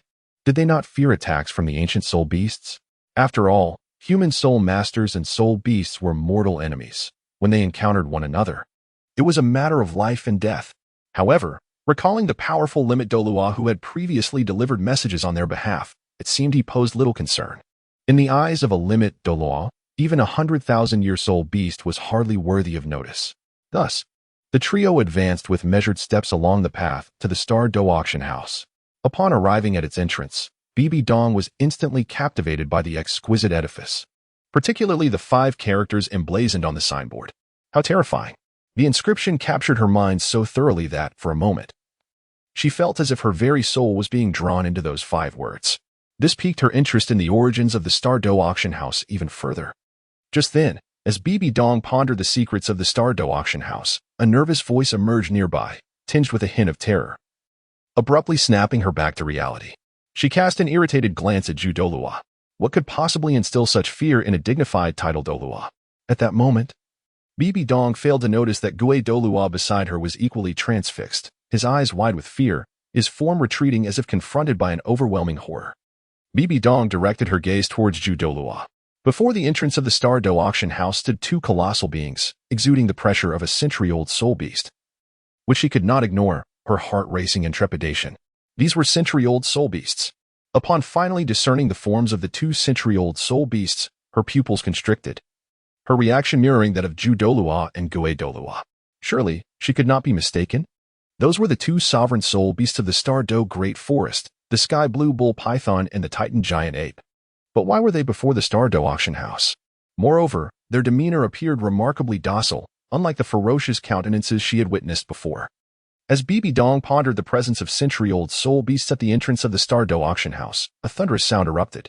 In the next moment, the eyes of the sky blue bull python and the Titan giant ape locked onto them, and feeling the oppressive aura of the century-old soul beasts, the trio could not help but take a deep breath. Instantly, they unleashed their soul rings, poised to confront the impending crisis. These 200,000-year spirit beasts are among the most formidable on the Douluo Continent. Even the three of them together would find it challenging to withstand their might. They have momentarily set aside their concerns regarding the Star Dou Auction House, failing to ponder why such ancient spirit beasts would appear at its entrance. Chapter 15. Dread Bibi Dong and her companions simultaneously unleashed their martial spirits, intending to execute their soul techniques against the sky blue bull python and the Titan giant ape. However, the 200,000-year spirit beast remained utterly unmoved, merely casting a fleeting glance at Bibi Dong and her companions, their eyes shimmering with an oppressive aura that was impossible to ignore. The trio felt as if they stood on the precipice of calamity. Suddenly, an overwhelming chill permeated the air, interrupting their imminent assault. A woman emerged from the Star Dou Auction House, none other than Xian Shuang. Her gaze was icy and penetrating as she regarded Bibi Dong and her companions. This is the territory of the Star Dou Auction House. No soul master is permitted to engage in combat here. Violators will face dire consequences. Xian Shuang's tone, laden with lethal intent, reached Bibi Dong and her companions, causing both Douluo and Douluo to shudder involuntarily. What an astonishing chill! Nevertheless, Bibi Dong did not allow her temper to flare. Her violet-red pupils fixated on Xian Shuang, her expression grave. Douluo, unable to contain his indignation upon hearing such audacious words, shouted at Xian Shuang, "How dare you speak to Her Holiness the Pope in such a manner? Have you lost your mind?" His words, devoid of forethought, spilled forth with fervor. Meanwhile, Douluo showed no outward reaction, yet his eyes burned with fury, clearly in agreement with Douluo's sentiment. Xian Shuang's remarks were indeed excessively presumptuous. After all, they were esteemed titled Douluos of the Spirit Hall, not to be looked down upon by a mere woman. Upon hearing Douluo's outburst, Xian Shuang's eyes narrowed slightly, a surge of frost power emerged from her right hand, exuding a chilling aura capable of freezing the very air for miles around. Hold on. It seems we, the Spirit Hall, have not been considerate enough. I hope you will forgive us. Bibi Dong felt the overwhelming cold power and experienced a jolt of alarm, a sense of lethal danger creeping into her consciousness. Realizing the gravity of the situation, she shot a warning glance at Douluo to silence any further comments and sought to placate Xian Shuang's ire. If the personnel of the Spirit Hall were to witness this scene, their shock would be immeasurable. Bibi Dong's authority was absolute. Sitting atop the highest echelons of the Spirit Hall, the pressure she exuded rendered lesser soul masters unable to meet her gaze. It was difficult to fathom that Bibi Dong would utter such words today, even as her noble aura remained undeniable. This holy pope. Douluo was incredulous upon hearing Bibi Dong's words, pondering how circumstances had shifted so dramatically. Before he could continue speaking, he was abruptly interrupted by Bibi Dong. With a warning glance, she cautioned him to refrain from taking any rash actions. Upon receiving this signal, Douluo finally grasped the situation. Observing the serious expressions of Bibi Dong and Douluo, he began to scrutinize the formidable presence of Xian Shuang ahead, uncertain of what he had sensed. An overwhelming fear surged within Douluo. His body instinctively recoiled, for in that moment, he truly felt the earth-shattering power residing within Xian Shuang. This woman must undoubtedly be an extraordinarily powerful title Douluo, her ultimate soul power level surpassing both his and Ghost Douluo's. He sensed a palpable sense of lethal danger emanating from Xian Shuang, indicating that the woman before him possessed the capability to take his life. This left Douluo astonished, rendering him speechless. Upon witnessing this situation, Xian Shuang nodded slightly. These two soul beasts, each 100,000 years old, were captured by our esteemed leader specifically to guard the entrance of the Star Dou Auction House. There is no need for you to be overly concerned. Noticing the gazes of Bibi Dong and her companions fixed intently on the distant sky blue bull python and the Titan giant ape, Xian Shuang spoke to clarify, urging them not to be overly alarmed. The two soul beasts are now under the jurisdiction of the Star Dou Auction House. Naturally, without their consent, no unforeseen circumstances will arise. What? These 200,000-year soul beasts were captured by your master. Upon hearing this, the delicate voice of Bibi Dong shrieked, causing Xin Shuang, who was not far away, to furrow her brows. Initially intending to inquire further, she immediately fell silent upon witnessing Xin Shuang's expression, sealing her lips tightly. She dared not provoke the frost-laden woman before her. A slight misstep could lead to her becoming a frozen statue. Xin Shuang refrained from elaborating further with Bibi Dong and her companions, and proceeded to lead them slowly towards the Star Dou Auction House, as the commencement of the auction was imminent. Thus, Bibi Dong and her companions followed in Xin Shuang's footsteps and entered the Star Dou Auction House. A tempest of unease brewed within Bibi Dong. The reason she had refrained from making a move was twofold. Firstly, Xin Shuang's formidable strength was exceedingly powerful. Although not on par with her peak form, it was still formidable enough to warrant caution. Furthermore, due to other constraints, she could not unleash her full power, which compelled her to utter those previous words. Secondly, the Star Dou Auction House possessed a mysterious and formidable limit Douluo, whose power far surpassed her own. She dared not treat such a powerhouse lightly, especially given the enigmatic nature of the Star Dou Auction House. The mere presence of these two tidal Douluo-level strong beings warranted such treatment from the Spirit Hall? What astonished Bibi Dong the most was that the 200,000-year soul beasts, the sky blue bull python and the titan giant ape, had been captured by the Star Dou Auction House to serve as gatekeepers. Such a notion was beyond her imagination. The Star Dou Auction House demonstrated an undeniable strength that compelled the sky blue bull python and the titan giant ape to submit. Bibi Dong's curiosity about the Star Dou Auction House deepened, shrouded in an air of mystery. Her principal aim in visiting the Star Dou Auction House was to discern its true capabilities, to ascertain whether it posed a threat to the Spirit Hall. This inquiry was imperative, otherwise, her future plans would be exceedingly difficult to execute. Chapter 16.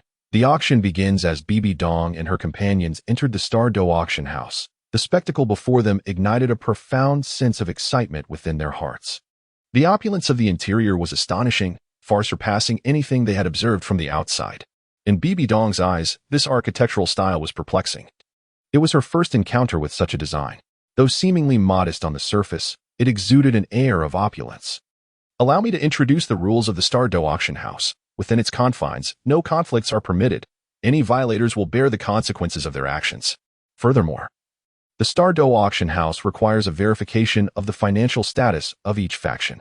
Those possessing assets exceeding 100 million gold soul coins may occupy the private boxes on the second level, whereas those with less than 100 million must remain on the first level in standard seating. Xin Shuang guided Bibi Dong and her companions into the depths of the Star Dou Auction House while elucidating its regulations. The wealthier the faction, the more advantageous their seating arrangement would be within the premises. Upon hearing the rules, Bibi Dong nodded in acknowledgement, expressing her satisfaction with the auction house's policies. To her, the private boxes on the second level offered greater privacy and an added layer of intrigue, far superior to the first level. Moreover, for the Spirit Hall, 100 million gold soul coins were a trivial sum, aside from the supreme power of the 7 treasure glazed tile school. The Spirit Hall was undoubtedly one of the wealthiest factions. Without question, after the financial verification, Bibi Dong and her companions ascended to the second level's private boxes. Awaiting the commencement of the auction, Bibi Dong extended her spiritual energy to explore the peculiarities of the Star Dou Auction House. Oddly enough, her search yielded nothing extraordinary. Aside from the unusual architectural style and considerable space, there seemed to be no remarkable features. Additionally, she sensed no trace of the mysterious limit Douluo that had previously appeared. However, upon probing the third level with her spiritual energy, she was met with a formidable force that repelled her efforts. Intriguingly, she had not anticipated such a potent barrier within the Star Dou Auction House. Surprised by the recoil of her spiritual probe, Bibi Dong remarked in astonishment.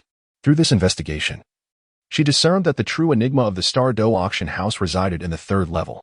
Yet no matter how she employed her spiritual energies, she could not glean the slightest insight. While she grasped the mystery surrounding the third level, the true purpose of that space remained known only to Lu Yun, Jiu, and Xin Shuang. On the third level of the Star Auction House, treasures from each auction are displayed, serving as both a repository of invaluable items and a residence for Lu Yun and his companions. Surrounding this area are formidable barriers enacted by the system, ensuring that even divine-level powerhouses cannot breach them. The entire Star Auction House has been fortified by the system's might, rendering it impervious to ordinary beings. As time gradually passed, an hour slipped away unnoticed. Various factions, having received invitations, began to arrive in droves, including some unfamiliar forces who, upon witnessing the mobilization of the continent's most formidable powers, were compelled by curiosity to visit the Star Auction House. Rather than oppose this influx, Liu Yun welcomed it wholeheartedly. The greater the number of attendees, the more renowned the Star Auction House would become, greatly benefiting his acquisition of numerous auction points. However, every soul master entering the Star Dou forest was inevitably startled by the imposing presence of the azure bull python and the titan giant ape at the entrance. It was only after Xian Shuang's thorough explanations that they were able to breathe a sigh of relief, though a lingering sense of trepidation remained within them. The power of the Star Auction House was indeed formidable. The ability to subdue 200,000-year soul beasts indicated the presence of even more powerful tidal Douluos within. Some soul masters, harboring ulterior motives, could only suppress their thoughts, too intimidated to make any rash moves. With merely a minute remaining before the auction commenced, nearly every faction had taken their designated positions. The grand doors of the Star Auction House closed completely, signaling the official start of the auction. Latecomers would not be permitted entry. At long last, the event began, and one could only wonder what treasures the Star Auction House would present this time.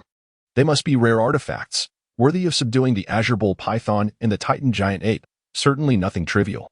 Anticipation swelled within, accompanied by uncertainty regarding whether one's gold soul coins would suffice. As the auction commenced, a profound curiosity enveloped the attendees. Eager to witness the profound depth of the Star Auction House, a segment of the crowd felt a twinge of hesitation. Fully aware that nearly all present were among the most elite factions of the Douluo Continent, boasting immense financial resources. Would they, in their company, be able to secure even a single item? Many others adopted a watchful stance, eager to discern the true intentions behind the Star Auction House's hosting of the auction. Chapter 17. The Greenstone. With all present gathered, I hereby declare the auction to commence. Xian Shuang slowly approached the auction stage, her tone grave as she spoke. As her words resonated, it signified the official commencement of the auction. With a grand gesture of her hand, a surge of soul power enveloped the air, revealing the first item for bid upon the stage. In a private box on the second level, 3 individuals sat: Ningfengji, Sword Douluo, and Bone Douluo of the 7 Treasures, Glazed Tile School. Uncle Jian, Uncle Gu, are you able to discern the origins of the Star Dou Auction House? At this moment, Ningfengji observed the commencement of the auction, then, with a grave tone, inquired of the Sword Douluo and Bone Douluo beside him. Their arrival here had not been met with significant peril. Instead, they were enveloped in curiosity regarding the unfolding events. They remained unaware of the intentions behind the Star Dou Auction House, which so audaciously established itself within the inner sanctum of the Star Dou forest, and had even stationed 200,000-year soul beasts as sentinels. At that moment, the 3 of them were utterly astonished. It was unclear, but the power of the Starry Auction House was indeed terrifying. We, the 7 Treasure Glazed Tile School, must not provoke them. Sword Douluo's gaze flickered with a glimmer of intensity as he fixed his eyes on the woman standing at the auction stage, speaking in a grave tone. The woman standing at the auction possessed at least the strength of a tidal Douluo, though I could not ascertain her soul power level. Yet, I distinctly sensed a lethal threat emanating from her, indicating that in a life-and-death duel, I might not stand a chance against her. Subsequently, Sword Douluo revealed a piece of astonishing news that left Ningfengji and Bone Douluo beside him utterly speechless, their eyes reflecting sheer shock. How could this be possible? The 2 of them were acutely aware of the sword-fighting soul master's prowess, which stood at the pinnacle of strength on the Douluo Continent. Yet, to their astonishment, the power of that woman surpassed even that of the sword-fighting soul master. This left the 2 individuals utterly astounded. Moreover, the remarkable Limit Douluo who had previously made an appearance at the Star Dou Auction House was an unexpected revelation of its profound heritage. In terms of elite combat prowess, it far surpassed that of the 7 Treasure Glazed Tile Sect. At this moment, Ningfengji and Bone Douluo began to accept the Sword Douluo's assessment, resolutely remembering that it was imperative not to provoke the Star Dou Auction House. Indeed, it was a force to be reckoned with. Nonetheless, one must ponder the true purpose behind the auction being hosted by the Star Dou Auction House, and what extraordinary treasures might be on offer. After a brief moment, Ningfengji chose to set aside these thoughts and directed his attention to the auction itself. The 7 Treasure Glazed Tile Sect, being the most formidable sect on the Douluo Continent, typically found little interest in ordinary treasures. However, given the formidable foundation of the Star Dou Auction House, one could anticipate that the items for auction would be exceptional. Curiosity flickered in the eyes of the attendees. Xianshuang lifted the crimson cloth draped over the first auction item, revealing a green stone upon the auction platform. It emanated a verdant mist, suffused with an aura of boundless life. What is this? A mere stone? Is this truly the first auction item? As the crowd beheld the green stone, their brows furrowed in confusion, clearly perplexed as to why the inaugural item for auction was simply a stone. This situation elicited displeasure among numerous factions. Did the Star Auction House summon them merely to toy with them? The audacity to auction off a mere stone is utterly laughable. Yet, constrained by the formidable power of the Star Auction House, they could only suppress their grievances, fearing for their very lives with every unspoken word.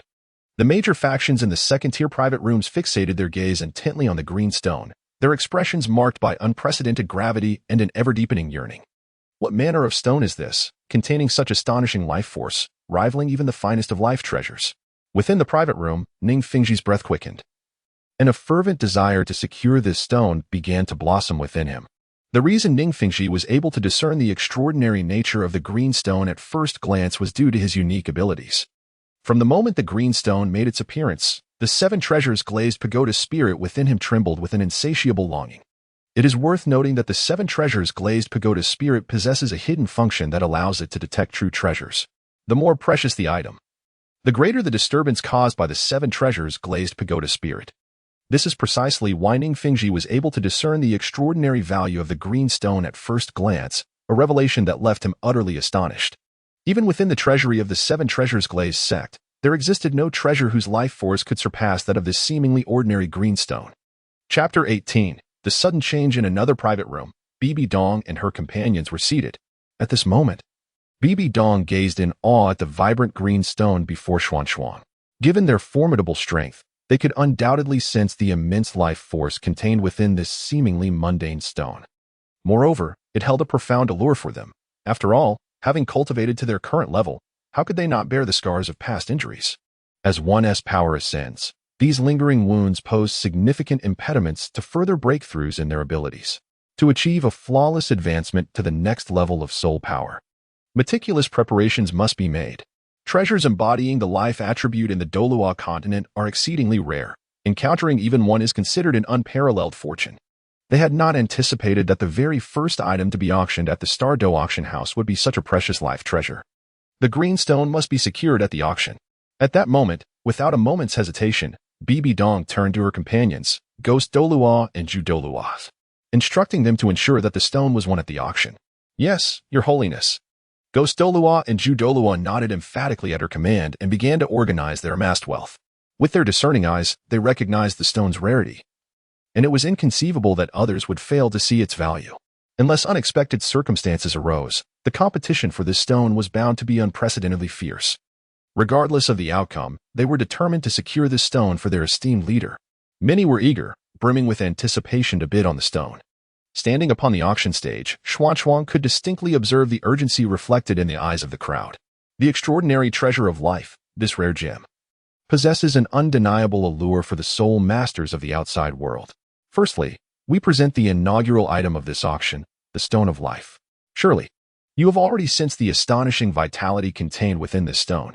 In a certain light, possessing this Stone of Life means that even the gravest of injuries can be swiftly healed, leaving no lingering scars. Subsequently, Xianshuang gradually unveiled the name and the properties of this remarkable stone, aiming to entice a greater number of participants to the auction. This technique was imparted to her by the master of the pavilion, as it is essential to captivate the audience's interest. As for this stone, it was unearthed from the formidable Tianqing bull python in the Titan Great Ape by Lu Yun. Although the life force embedded within this stone is indeed immense, it pales in comparison to the ferocity of the golden beings. The life force contained within this stone holds little significance for Lu Yun and his companions. Consequently, they intend to present it as the first item for auction today. The precious value of this stone pales in comparison to the other items up for auction. The starting bid for the Stone of Life is set at a staggering 1 million gold soul coins. After tantalizing everyone's curiosity, Xianshuang decisively announced the opening price for this Stone of Life. Gasped. Such an exorbitant price for what appears to be merely an ordinary stone. Even if it harbors an immense vitality within, surely cannot justify such a sum of gold soul coins. 1,000,000 gold soul coins is truly terrifying. This is merely the first item up for auction. What will the prices of the subsequent items be? Surely even more exorbitant. Alas, it is rather pitiable. With my current wealth, I cannot even afford a single stone.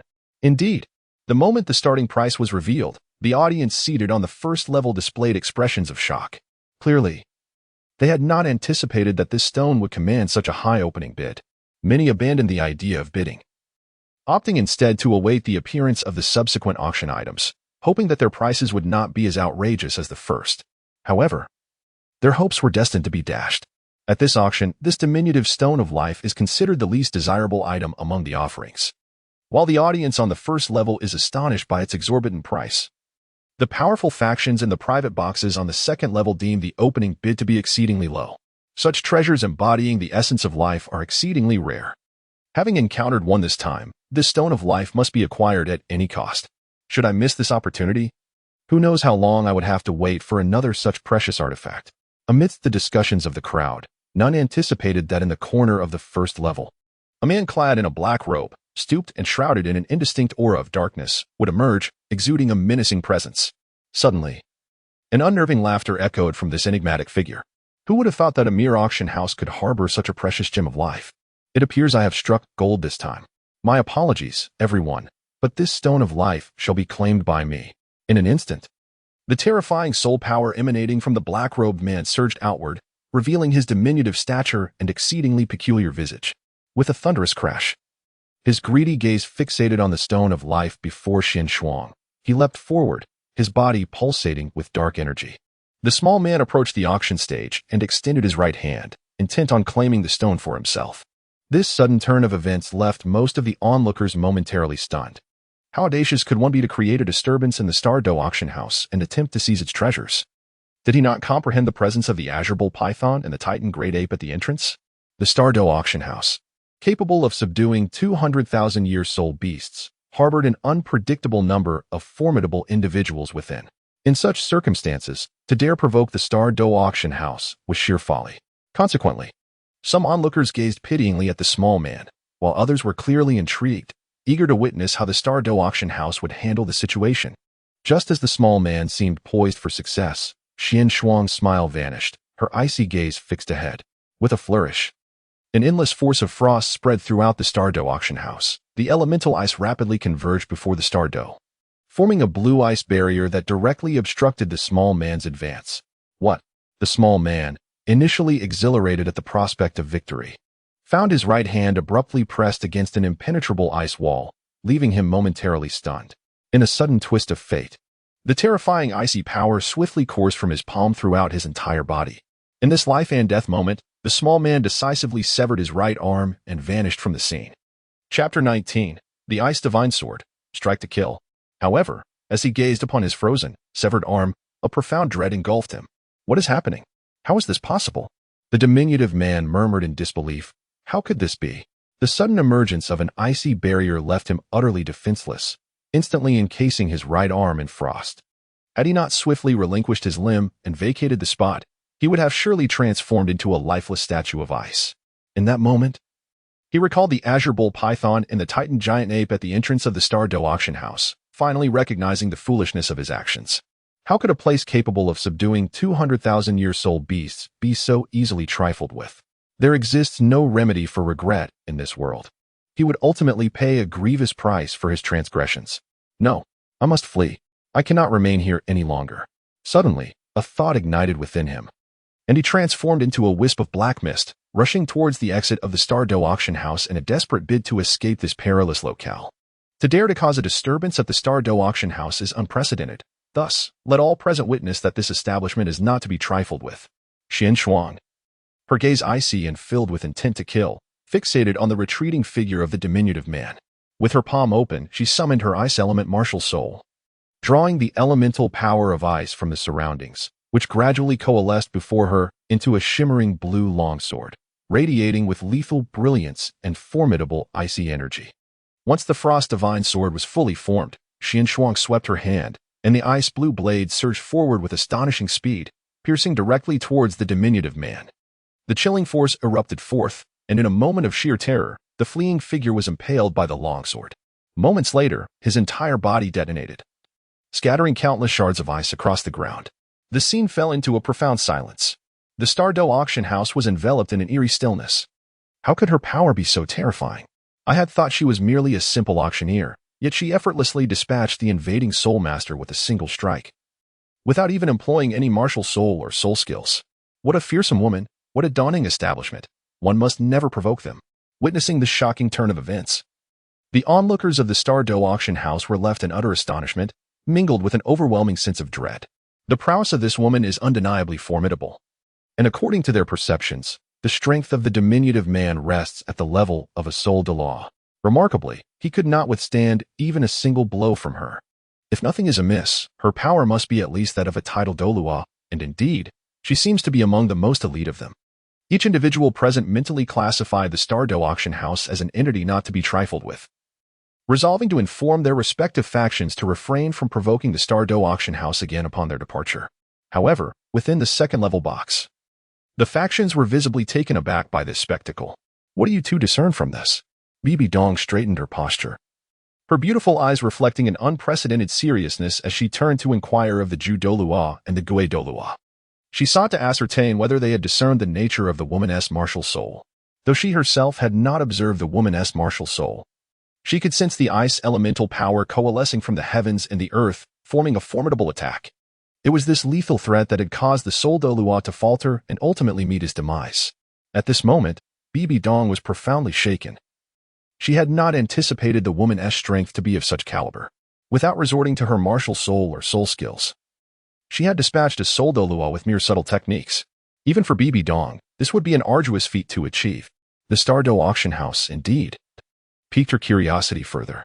Who could their esteemed master be, a figure of unparalleled prowess? The brevity of the incident had left little time for them to discern the woman's martial soul. Perhaps she had manifested her martial soul, yet it remained obscured from their view. Could it be that her martial soul was invisible? Upon hearing Bibi Dong's inquiry, the Ju Douluo and the Gue Douluo fell into deep contemplation. Although the events unfolded with astonishing rapidity, their keen eyes had nevertheless perceived the woman's means, gathering the icy forces of the world to forge a longsword that successfully vanquished the small man. In the midst of the encounter, they indeed had not glimpsed the appearance of the woman's martial soul. However, the ability to condense the elemental forces of the world without the aid of her martial soul was a revelation too astonishing to ignore. Such a feat seemed almost impossible, leading them to another hypothesis. Perhaps the woman possessed the ability to conceal her martial soul, rendering it undetectable to others. Is that so? Upon receiving this ambiguous answer, Bibi Dong appeared somewhat uncertain. Throughout the entirety of Douluo Continent, it was unclear if any soul master could shroud their martial soul in soul rings. It was indeed a most peculiar circumstance. This matter is not something she needs to contemplate at the moment. The pressing priority is to auction off the life stone as swiftly as possible. In another compartment, Ning Fengji and his companions looked on in astonishment at the imposing figure of Xian Shuang before them. Her power was indeed terrifying. Yet, what perplexed them was her ability to harness the icy forces of nature. They had not heard of any martial soul possessing such extraordinary might. Seeing Xian Shuang's decisive strike that effortlessly eliminated the Soul Douluo, the Sword Douluo spoke gravely. The strength of that woman is truly formidable. Even he would require considerable effort to wield the ice divine sword forged from elemental ice, and that is under the condition that she did not employ her soul skills. Should she unleash her soul skills, he could not guarantee that he would emerge unscathed from her onslaught. What an enigmatic martial soul, capable of commanding the elemental forces of an entire region. Such a feat typically belongs to domain soul skills, yet I did not observe that woman manifesting her martial soul. The Bone Douluo sighed in disbelief, unable to remain composed at today's revelation. P.S. Ha ha ha. I have delightful news to share. Starting today, this author will not take breaks lightly. There will be at least 2 updates daily, totaling 4,000 words, with the possibility of extras. I hope all esteemed readers will lend their support, for which I am immensely grateful. Chapter 20. For million gold soul coins transacted, I understand now. Her martial soul is likely an elemental martial soul. At that moment, a spark of wisdom glimmered in Ning Fengji's eyes, as he began to piece together the true nature of Xian Shuang's martial soul. Elemental martial soul? Fengji, are you certain? There are indeed several elemental martial souls present in the Douluo Continent. such as those at the Shinkong Academy and the Tianshui Academy, where students also possess elemental martial souls. However, their martial souls do not fully harness the elemental forces of the world nor unleash such astonishing power. Upon hearing Fingji's explanation, the sword Douluo appeared bewildered, clearly at odds with what he knew. Moreover, elemental martial souls are not typically this potent. What I refer to is not an ordinary elemental martial soul. The elemental martial souls existing in the Douluo Continent are merely manifestations of objects, which can also be classified as elemental martial souls. Yet, the martial soul of that woman can be described as an exceptionally pure elemental force. In fact, one could argue that the ice element found in the Douluo Continent could almost be considered her martial soul. Furthermore, she can utilize the ice element of the Douluo Continent in combat, and the destruction she can inflict is clearly beyond the capabilities of an ordinary elemental martial soul. Most importantly, it is possible that this woman has attained the rank of title Douluo, as it seems there is no title Douluo in the Douluo Continent who possesses an elemental martial soul. Ning Fingji keenly sensed the moment when Xian Shuang unleashed her elemental attack, articulating his conjecture. Yet, he remained uncertain of its accuracy, though he believed that the ultimate truth was not far off. Upon hearing Ning Fingji's explanation, the frowns of the sword Douluo and bone Douluo remained tightly knit. They could only attribute all the causes to the formidable strength of that woman.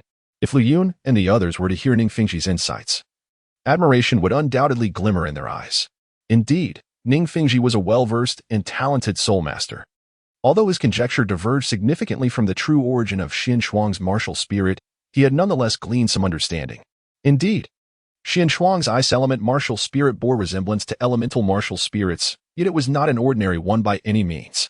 Her ice element martial spirit could encompass any fragment of ice elemental power in the world, whenever she desired. She could harness the ice elements of the entire Douluo continent to execute enigmatic and unpredictable attacks. Furthermore, Xian Shuang's ice element martial spirit had reached the pinnacle of icy perfection, representing the most potent force among ice elements, coupled with her formidable strength as a 95th level Super Douluo. The display she had just exhibited merely hinted at a fraction of the power belonging to her ice element martial spirit. Had Xian Shuang truly unleashed her full might, she could easily encase an entire forest in ice. She could even utilize the ice elements of the Star Dou forest to engage in battle, unleashing unimaginable destruction. Regardless, the Star Dou Auction House was not an entity to be trifled with by the 7 Treasure Glazed Tile School. Setting aside the previously mentioned enigmatic limit Douluo, this single woman alone was sufficient to warrant their utmost caution. Subsequently, the sword Douluo chose to dismiss the matter, gravely declaring that the Star Dou Auction House was a force to be reckoned with. After all, while the 7 Treasure Glazed Tile School was the wealthiest sect on the Douluo Continent, in terms of top-tier combat prowess, it consisted solely of him and the Bone Douluo. Just the presence of Xian Shuang was enough to contend with both of them, underscoring the profound depth of the Star Dou Auction House's resources. The tentative thoughts lingering in their minds were entirely dispelled. It was best to participate in the auction with utmost sincerity. Should they provoke the Star Dou Auction House, it was likely that the 7 Treasure Glazed Tile School would encounter dire calamity. Well then, that was merely a minor interlude. Let the auction proceed. After Xian Shuang dealt with the diminutive man, her expression returned to its frosty demeanor as she announced the resumption of the auction. It was as if the earlier interruption was a mere trifle, unworthy of her concern. Meanwhile, on the 3rd level of the starry auction pavilion, Lu Yun stood beside Jiuyu, both captivated by the unfolding events below. Lu Yun felt a sense of satisfaction with Xian Shuang's approach. At present, the starry auction pavilion was perceived as a newly emerged force among the myriad powers of Douluo Continent. Most factions arriving at the pavilion were likely there to assess its standing. Xian Shuang's decisive measures effectively dispelled any doubts. From this day forth, the starry auction pavilion would officially ascend to the ranks of the top forces within Douluo Continent.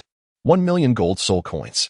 At that moment, a soft voice emanated from a private booth on the 2nd floor, making the first bid of 1 million gold soul coins. A substantial increase of 500,000 gold soul coins over the starting price. In this private chamber sat the likes of Bibi Dong and others. The one who called out the staggering sum of 1 million gold soul coins was the esteemed Jiu Douluo. Jiu Douluo had his own intentions, seeking to substantially elevate the auction price in one fell swoop, thereby deterring various factions from participating. At that moment, he clearly underestimated the fervor of the other powers. Their yearning for this life stone was palpable, and they would not relinquish it easily. 2 million gold soul coins. In another chamber, Ning Fingji also declared his bid. showing no signs of discomfort on his face.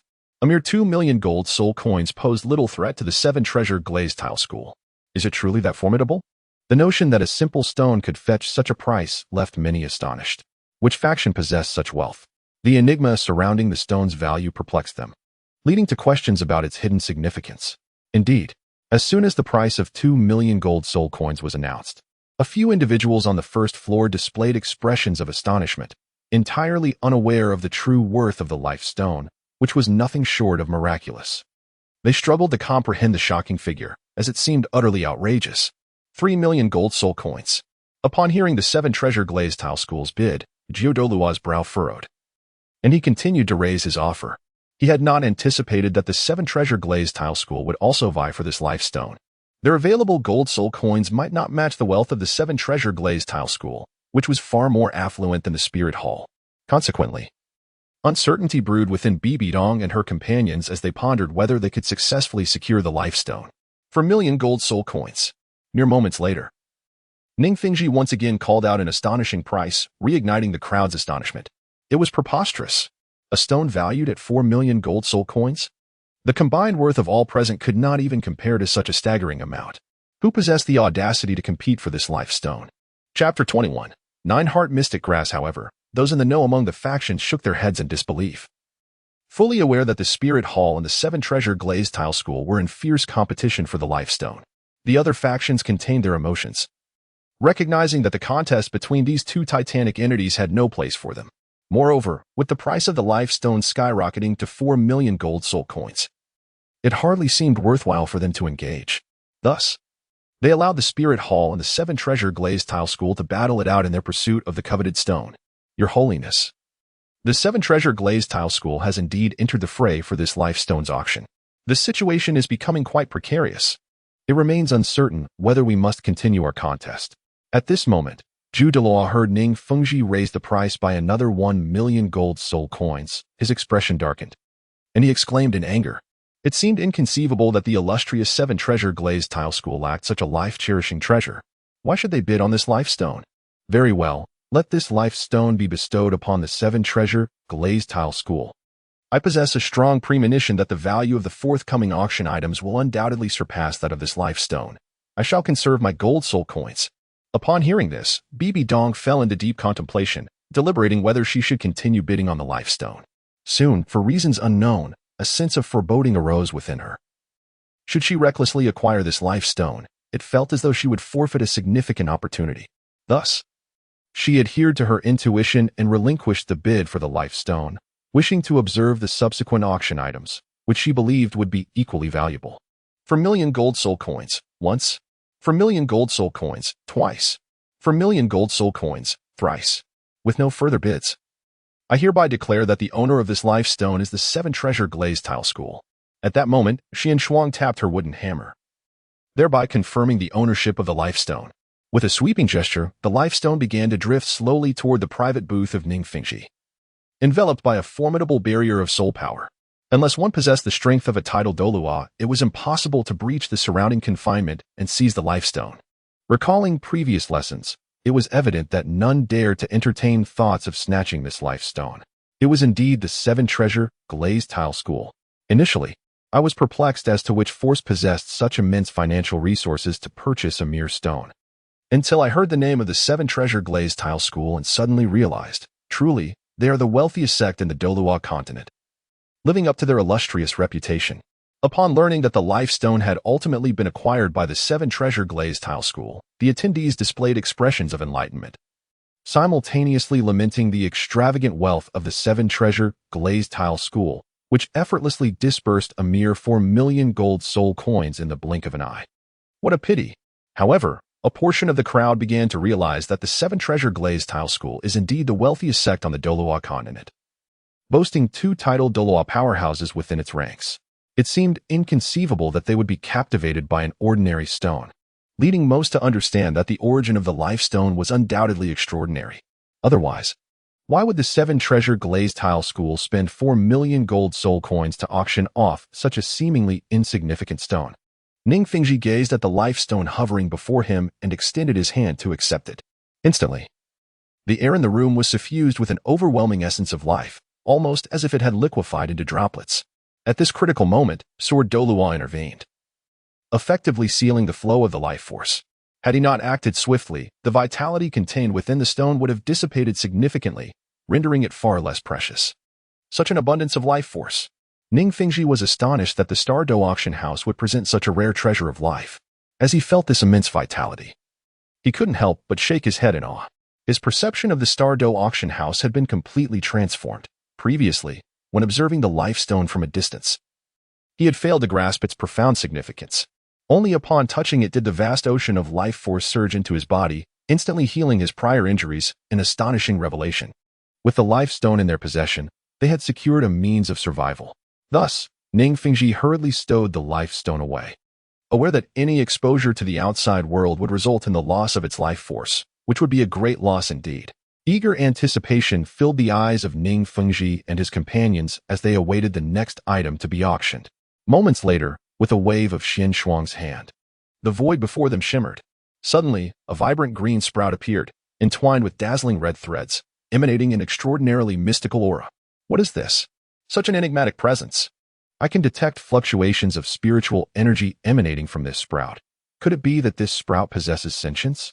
Indeed, from the moment this sprout made its appearance, all gazes were drawn towards it.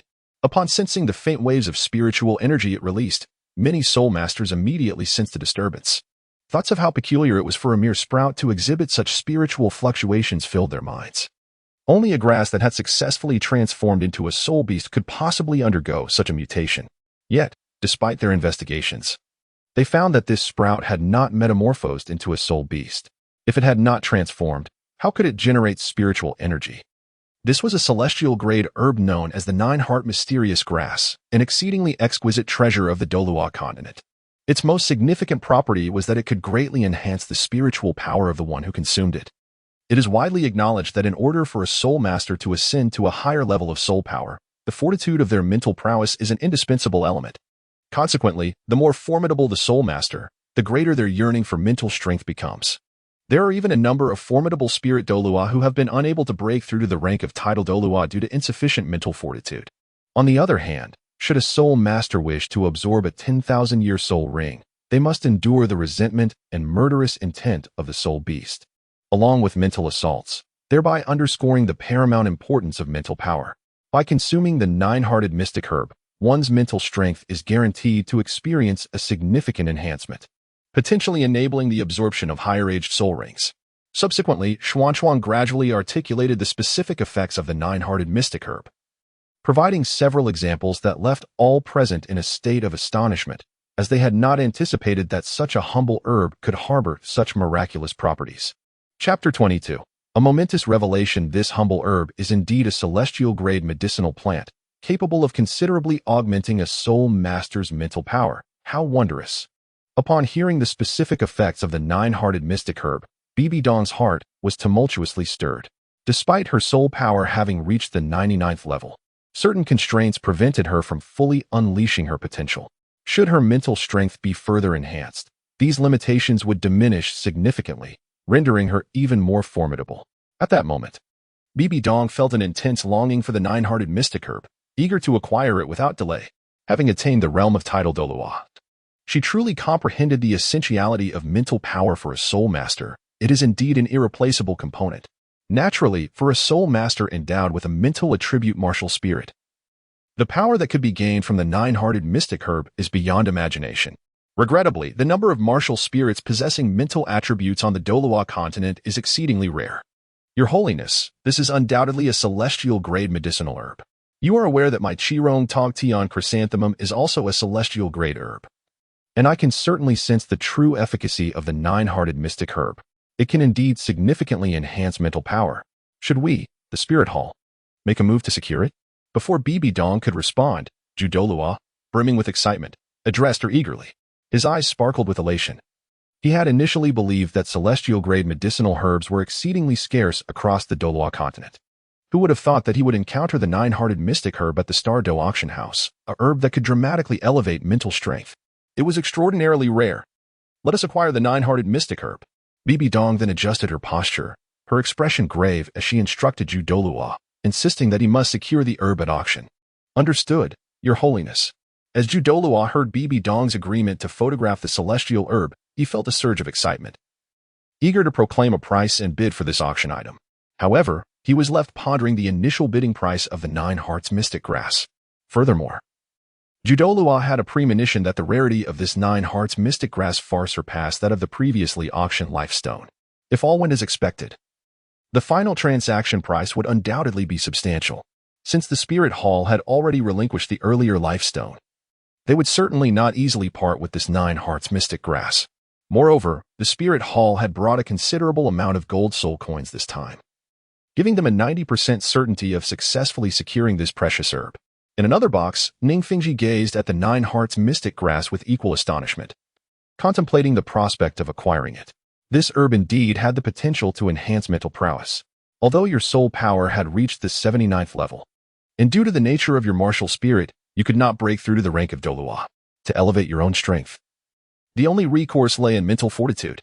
The 9 Hearts mystic grass was an extraordinary treasure for enhancing mental capacity, perfectly suited for you. It would not only allow you to master psychic attacks, but also facilitate your training in the 7 Treasures glazed heart, rendering your skills even more adept. At that moment, the sword Douluo suggested to Ning Fengji that he should secure the 9 Hearts mystic grass. He understood that Ning Fengji's 7 Treasures glazed tower martial spirit bore a critical flaw. It could not surpass the 80th level of Douluo, thus hindering the addition of an 8th soul ring. To enhance his power, the only breakthrough point lay in mental strength. Moreover, Ning Fengji had cultivated the 7 Treasures glazed school's ultimate technique, the 7 Treasures glazed heart. Mastering this technique, in conjunction with the 7 Treasures glazed tower to assist others, would amplify his capabilities significantly. It could distribute the power of soul skills evenly among teammates, enhancing the supportive effects of the 7 Treasures glazed school, and even influence the outcome of battles to a considerable extent. To fully unleash the might of the 7 Treasures glazed tower, mental power was paramount. If Ning Fengji consumed this 9 Hearts mystic grass and elevated his mental capacity, his utilization of the 7 Treasures glazed tower would become even more profound. He was determined to acquire the 9 Hearts mystic grass, though he pondered the thoughts of the other factions. Upon hearing the sword Douluo's words, a hint of despondency flickered in Ning Fengji's gaze. Indeed, the limitations of the 7 Treasures glazed tower martial spirit had plagued him throughout his life, leading to a myriad of contemplations. Regardless of the circumstances, he could not surmount the restrictions of the 7 Treasures glazed tower and thus transcend into the realm of Douluo. This can be regarded as a heart knot for Ning Fengji, who swiftly cast aside all chaotic thoughts, inadvertently nurturing a glimmer of hope. The Star Auction House possesses an abundance of treasures. Perhaps a genuine opportunity lies ahead for him to shatter the constraints of the 7 Treasures glazed pagoda martial soul, thereby ascending to a higher level of soul power. Nevertheless, Ning Fengji remained resolute in his desire to secure the 9 Hearts mysterious grass at the auction. It is likely that this auction will not unfold smoothly, for this is a celestial herb capable of enhancing mental prowess, and the other major factions are unlikely to relinquish it easily. Beside him, Douluo murmured earnestly, his gaze imbued with a trace of sorrow. A celestial herb that elevates mental strength is sought after not only by them, but even by those soul Douluos on the brink of breaking through to the title Douluo level, who would fiercely compete to acquire the 9 Hearts mysterious grass. One can only imagine how intense the forthcoming auction will be. However, Douluo harbored little concern, for the 7 Treasures glazed sect was not short of funds. As long as one possesses wealth, no auction item is beyond reach. This is precisely the confidence that stems from their affiliation with the 7 Treasures glazed sect. Allow me to share with you another aspect of the 9 Hearts mystic herb's efficacy. While its primary function is to enhance one's mental fortitude, it is, after all, a celestial herb, imbued with a formidable spiritual energy that can, to a certain extent, elevate your soul power levels. The lower the soul power of the soul master, the greater the enhancement they may experience. According to our esteemed Star Dou Auction House's assessment, if a soul Douluo were to consume this celestial herb, their soul power could be augmented by as much as 12 levels. At this moment, Xian Shuang unveiled a significant announcement. As soon as this news emerged, the breath of everyone present became quickened. This extraordinary 9 Hearts mysterious grass possesses such formidable effects. It not only enhances one's spiritual power, but also significantly boosts their soul strength. While the precise increase in soul power for a novice soul master remains uncertain, The fact that a soul Douluo can elevate their soul power by 12 levels is astonishing. After all, a soul Douluo is a formidable figure, and each increment in soul power undoubtedly demands immense effort and time. Chapter 23. The Blue Electric Tyrannosaurus Family Takes Action. Who could have anticipated that this 9 hearts mysterious grass could facilitate such an achievement? It is truly incredible. As for how Xian Shuang acquired such detailed knowledge about this celestial herb, it is naturally due to Lu Yun's inquiries through the system. Furthermore, the system provided a hint indicating that a soul Douluo level expert consuming the 9 hearts mysterious grass can indeed surpass a soul power level of 12. Moreover, the rank of this 9 hearts mysterious grass far exceeds that of the celestial herbs found in the ice and fire duality eye, even earning the title of the king of celestial products. As for why Lian chose not to consume this 9 hearts mysterious grass but instead opted to auction it, he had his reasons. On one hand, this celestial herb would pave the way for him to fully open the Star Dou Auction Pavilion. On the other hand, with the existence of the system, he could easily obtain not only this 9 hearts mysterious grass, but also even more precious celestial herbs. Consequently, in Lu Yun's eyes, this 9 hearts mysterious grass was utterly unremarkable. Being a celestial grade herb, its starting auction price was set at 5 million gold soul coins. After a brief moment, Xian Shuang directly announced the initial bidding price for the 9 hearts mysterious grass. Upon hearing the price, the majority of individuals present gasped in astonishment. It was simply terrifying. Surely, they had not misheard. The price of a mere plant had reached 5 million gold soul coins, which was astounding. Although some of the weaker soul masters were oblivious to the critical importance of spiritual power after hearing Xian Shuang's introduction of the 9 hearts mysterious grass, most remained perplexed as to why its initial auction price soared to 5 million gold soul coins. It seemed utterly absurd. Only those who had truly reached the soul sage rank or above could comprehend the unparalleled value of this 9 hearts mysterious grass, which transcended monetary worth. Almost all the top-tier experts gazed greedily at the 9 hearts mysterious grass, yearning to claim this celestial herb for themselves. Yet, they were acutely aware that within the Star Dou Auction Pavilion, they would not dare to act impulsively to seize the 9 hearts mysterious grass, lest they invite their own demise. 5 million gold soul coins. At that moment, an elderly man in the center of the first floor boldly called out the price. The prowess of this venerable elder resides at the pinnacle of Soul Sage, merely a hair's breadth away from transcending to Soul Douluo. Yet, it is precisely this minuscule distance that has ensnared countless prodigious soul masters. The vitality of the elderly man waned rapidly, prompting him to seek a complete breakthrough to the Soul Sage realm through the acquisition of the 9 heart mystic grass, with a staggering price of 5 million gold soul coins. Shortly thereafter, a middle-aged man from the first tier below echoed the call with a similar bid, as this 9 heart mystic grass held immense significance for him as well. Thus, the price of the 9 heart mystic grass soared relentlessly, reaching 10 million gold soul coins. At that very moment, a resonant voice emerged from another unfamiliar private booth, exuding an air of authority that left every attendee in astonishment. It was the Blue Lightning Tyrant Dragon family, who had unexpectedly entered the fray. Some informed soul masters, aware of the individuals within the booth, could not help but inhale sharply. They had not anticipated that the 9 heart mystic grass would draw the attention of the Blue Lightning Tyrant Dragon family. Clearly, this auction was extraordinarily fierce, as some of the most formidable factions in the Douluo Continent, the Spirit Hall, 7 Treasure Glazed Tile School, and the Blue Lightning Tyrant Dragon Sect, had all made their moves. This has rendered certain minor factions silent, causing them to relinquish their pursuit in the ensuing contest. After all, the prestige of these 3 formidable powers is exceedingly formidable. Even if they were to miraculously expend vast sums of gold soul coins to procure the 9 heart mysterious herb, would they possess the strength to safeguard it in the end? Thus, the majority have opted to forego the auction of the 9 heart mysterious herb, allowing these major factions to contend among themselves. Uncle Jian, shall we continue? Observing the momentum of the Spirit Hall and the Blue Lightning Tyrant Dragon clan, it appears they are determined to possess this 9 heart mysterious herb. Although this herb is an exceedingly rare spiritual treasure, our 7 Treasure Glazed Tile sect also harbors some treasures that could serve as worthy substitutes. Upon the emergence of this price, the prominent factions present fell into a contemplative silence, engaged in fervent discussions about whether to proceed with the auction. The decision now rests with you, as the subsequent bidding grows increasingly intricate. Hearing this, the sword fight Douluo let out a deep sigh, allowing Ning Fengji to make the call. 17 million gold soul coins. At that moment, the chrysanthemum Douluo raised the bid by 5 million gold soul coins, determined to secure the 9 hearts Xian grass for His Holiness the Pope. Master, should we continue to pursue this? In the private booth of the Blue Lightning Tyrant Dragon family, 3 men deliberated. Led by an elderly figure whose gaze was sharp and whose presence exuded formidable energy. Clearly a powerful title Douluo, this elder was Yu Yuanjin, the most potent member of the Blue Lightning Tyrant Dragon family, a super Douluo of the 96th rank. The Blue Lightning Tyrant Dragon family stands as one of the 3 foremost sects among the 7 major sects of Douluo Continent.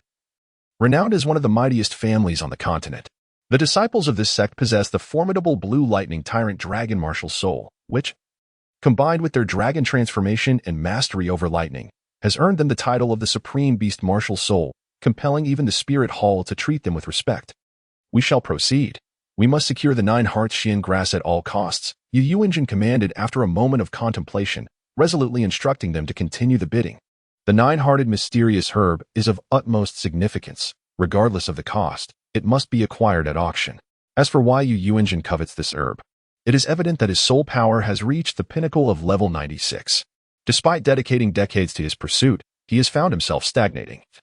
As if an invisible barrier constrains him, preventing any advancement, Yu Yuanjin comprehends that the source of his perplexity lies in his mental strength. His soul power has reached a critical threshold, yet his mental capacity is evidently insufficient to support him in transcending to the realm of the Super Douluo at level 97. Should he successfully consume the 9-hearted mysterious herb, he harbors a 90% certainty of breaking through to level 97. At that point, the prowess of the Blue Lightning Tyrant Dragon family will ascend to new heights. After all, for those who have attained the title of Douluo at level 95 and beyond, each incremental increase in soul power results in a significant disparity in ultimate strength, which cannot be bridged merely through diligent practice.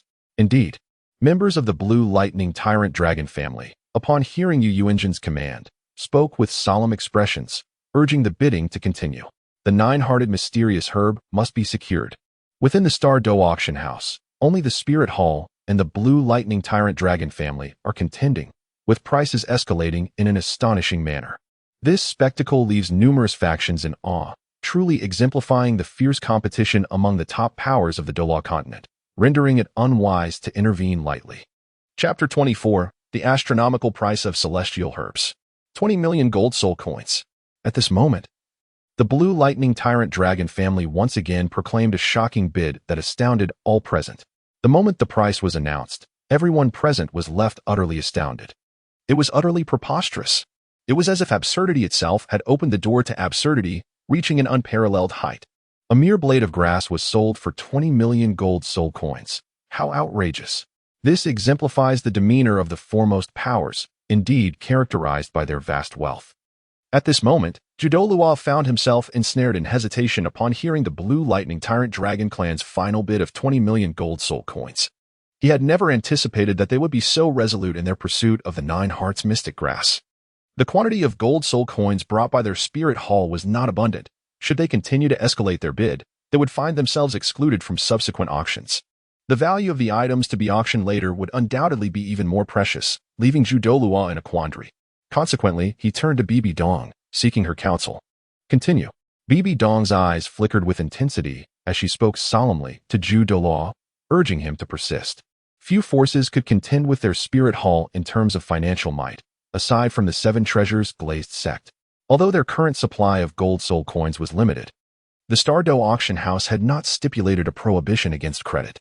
They could secure the treasure now and later send someone to the auction house to deliver the remaining gold soul coins.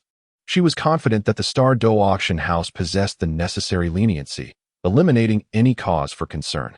25 million gold soul coins. With newfound determination, Douluo raised the bid by an additional 5 million, hoping to intimidate the Blue Lightning Tyrant Dragon clan with such a substantial offer. In this moment, he underestimated the Blue Lightning Tyrant Dragon clan's unwavering resolve to obtain the 9 hearts mystic grass. 50 million gold soul coins. The atmosphere fell silent for an instant.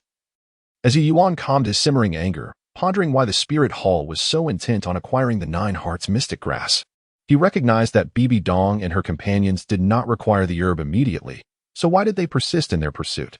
This 9 heart mystic grass is the key to his breakthrough, and it must not sustain any damage.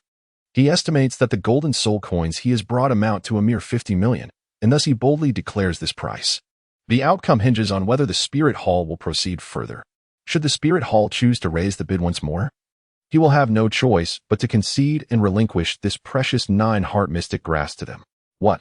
That old fellow Yu Engine actually bid 50 million golden soul coins, originally intending to increase his bid.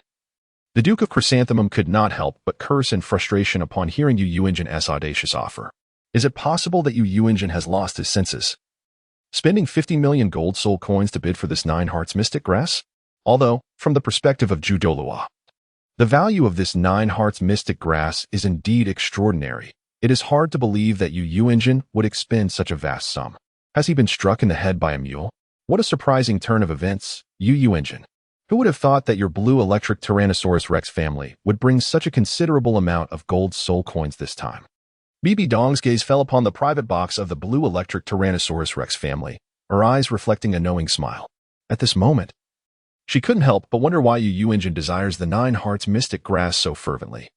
Could it be that he intends to rely on this celestial herb to elevate his own soul power level?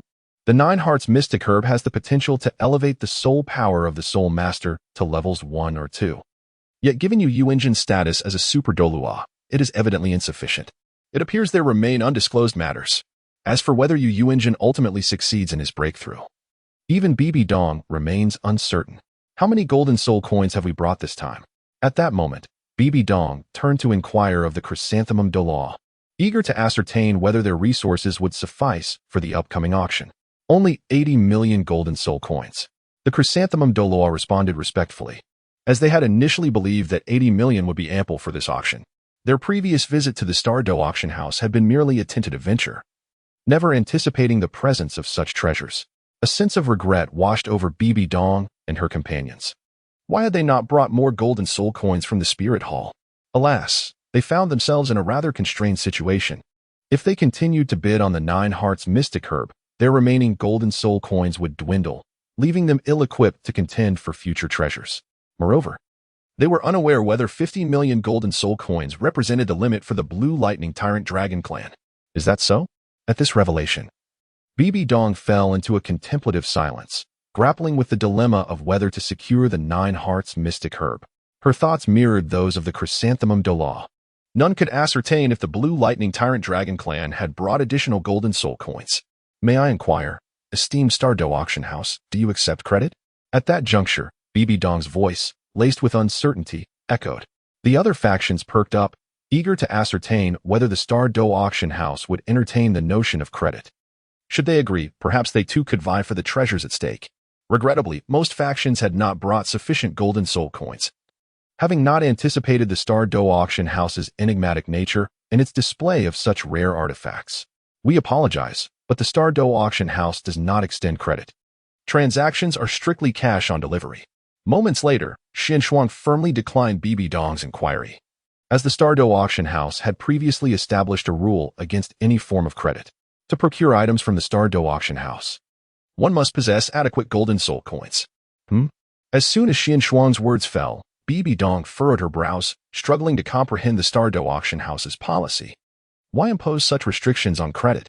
Yet, she dared not voice her objections, for they were within the territory of the auction house, and provoking them could lead to dire consequences. Thus, she remained seated, contemplating the next course of action. If they were to forego the 9 hearts mystic herb, following the conclusion of the auction, the two of you should visit the Blue Lightning Tyrant Dragon clan to see if you can negotiate an exchange for the herb using other items. With a heavy heart, Bibi Dong reluctantly relinquished her pursuit of the ongoing competition. Her expression turning grave, she instructed both the Chrysanthemum Douluo and the Ghost Douluo to visit the Blue Lightning Tyrant Dragon clan after the auction concluded, aiming to negotiate the retrieval of the 9 heart flower. Initially, Bibi Dong had contemplated employing forceful measures to seize the 9 heart flower, yet the timing was not opportune. Their spirit hall had yet to fully spread its wings, making it unwise to provoke conflict. It would be far more advantageous to exchange other resources to acquire this precious herb. 50 million gold soul coins, once. 50 million gold soul coins, twice. 50 million gold soul coins, thrice. I now declare that the owner of the 9 heart flower is the Blue Lightning Tyrant Dragon clan. After a brief silence, When none of the present powers chose to bid further, Xian Shuang announced the final owner of the 9-heart flower. Chapter 25. The appearance of the 100,000-year soul bone shocks all. Upon hearing that the 9-heart flower had been successfully acquired, Yu Yuan let out a long sigh of relief. The competition is indeed fiercely intense, and they have brought only 50 million soul coins on this occasion. Fortunately, at the crucial moment, the Spirit Hall refrained from raising the bid further. Otherwise, he might have truly missed the opportunity to acquire this divine herb. Such a loss could potentially prolong the breakthrough of his soul power indefinitely, leaving him uncertain if he would ever have the chance to advance again. On the 3rd floor of the Star Dou Auction House, Li Yun observed this scene with a hint of confusion, particularly noting the eager tone of Yu Yuan. Could it be that he is in dire need of this 9-heart mystic grass? Li Yun shared his curiosity with the nearby Jiu, seeking an explanation for this urgency. To report to the pavilion master, Yu Yuan's soul power has already reached the pinnacle level of 96. His accumulation of soul power is sufficient. However, his mental strength has yet to reach the critical threshold. He likely desires this 9-heart mystic grass to enhance his mental fortitude and continue his breakthrough, Jiu remarked, casting a discerning glance at Yu Yuan. Recognizing the predicament he faced. I see, Lu Yun sighed, lamenting the fact that the Spirit Hall did not continue to bid, as it could have yielded a significant collection of auction points. Earlier, when he heard Bibi Dong mention the possibility of credit, he realized her intention to raise the bid further. Alas, the system had imposed restrictions. The Star Dou Auction House does not permit credit purchases. Were it not for this limitation, Lu Yun would have eagerly agreed to Bibi Dong's proposal, seizing the chance to acquire more auction points and swiftly bolster his strength. However, bound by the system's rules, he found himself powerless to resist. He hoped that the next auction item would allow him to gather more auction points. At that moment, as Lu Yun witnessed the 9-heart mystic grass being sold, anticipation welled within him for the arrival of the next item. It was evident that once the 3rd auction item was unveiled, all factions would be unable to maintain their composure, ready to stake everything they possessed in the pursuit of this coveted prize. The influx of soul coins was simply exhilarating. After Xian Shuang delivered the 9-heart mystic grass to the private box of the Blue Lightning Tyrant Dragon clan, the next auction commenced. A low hum resonated as Xian Shuang raised her right hand, unleashing a formidable wave of soulbone pressure that enveloped the entire Star Dou Auction House. Before the audience appeared a fiery red right-arm soulbone, emanating a tremendous aura of flames, as if the surrounding space itself would be scorched. Most notably, this soulbone bore the oppressive force of a 100,000-year soul beast. All factions present could not help but take a step back, overwhelmed by this terrifying pressure. This was a soulbone. Who would have thought the Star Dou Auction House would dare to auction off such a treasure? The sheer audacity was remarkable. Could this soulbone truly be from a soul beast over 10,000 years old? At that moment, the individuals on the 1st level were rendered utterly speechless upon the sudden appearance of a soulbone, an occurrence so extraordinary it felt almost surreal. A soulbone. For the soul masters of the Douluo Continent, such a relic is exceptionally rare. Most soul masters may go their entire lives without encountering a single soulbone. And even the most ordinary century-old bone is nearly unattainable. This underscores the profound significance of soul bones in the hearts of soul masters on the Douluo Continent, often deemed even more vital than soul rings. Regrettably, the majority on the 1st level had never truly experienced the formidable aura of a powerful soul bone, leading them to merely speculate that this particular bone was of the 10,000-year variety. Meanwhile, the other factions in the 2nd level box, upon witnessing this soul bone, collectively inhaled sharply, overwhelmed with disbelief. Surely, they could not have been mistaken? The aura emanating from this soul bone rendered them utterly unable to blink, their gaze fixated upon it, their faces betraying expressions of sheer astonishment and dread. It was, astonishingly, a soul bone of 100,000 years. The aura emanating from this soul bone is unmistakable. They will certainly not misinterpret it. This 100,000-year soul bone must have originated from a soul beast that commands the flames. At this moment, the elite forces of Douluo Continent found their breaths quickening, yearning to secure this extraordinary soulbone without delay. Yet, they dared not make a single move, instead awaiting the announcement from the Star Dou Auction House to commence the bidding. Indeed, the aura of a 100,000-year soulbone is palpable. What remarkable entity is the Star Dou Auction House that it dares to present such a rarity? This soulbone transcends mere gold soul coins in value. What intentions does the Star Dou Auction House harbor? Upon beholding this 100,000-year soulbone, Ning Fengji could no longer maintain his composure, his countenance illuminated with awe and wonder. Although Ning Fingji was eager to acquire this treasure, his heart brimmed with perplexing questions. 100,000-year soul bone is an invaluable treasure for any force. Why would the Star Dou Auction House choose to auction it? Furthermore, every 100,000-year soul bone is exceedingly rare on Douluo Continent, and no force would willingly expose such a precious asset. Such soul bones cannot be purchased with golden soul coins, and moreover, 10,000-year soul bones are indeed precious commodities that are highly sought after yet rarely available in the Douluo Continent. This inevitably led Ning Fingji to question the motives of the Star Dou Auction House. The intentions of the Star Dou Auction House need not concern him. The immediate priority is to secure the auction of this century-old soul bone. Beside him, the Bone Douluo also wore a look of astonishment, gazing in awe at the century-old soul bone before them, entirely lacking the long-term considerations that occupied Ning Fingji's mind.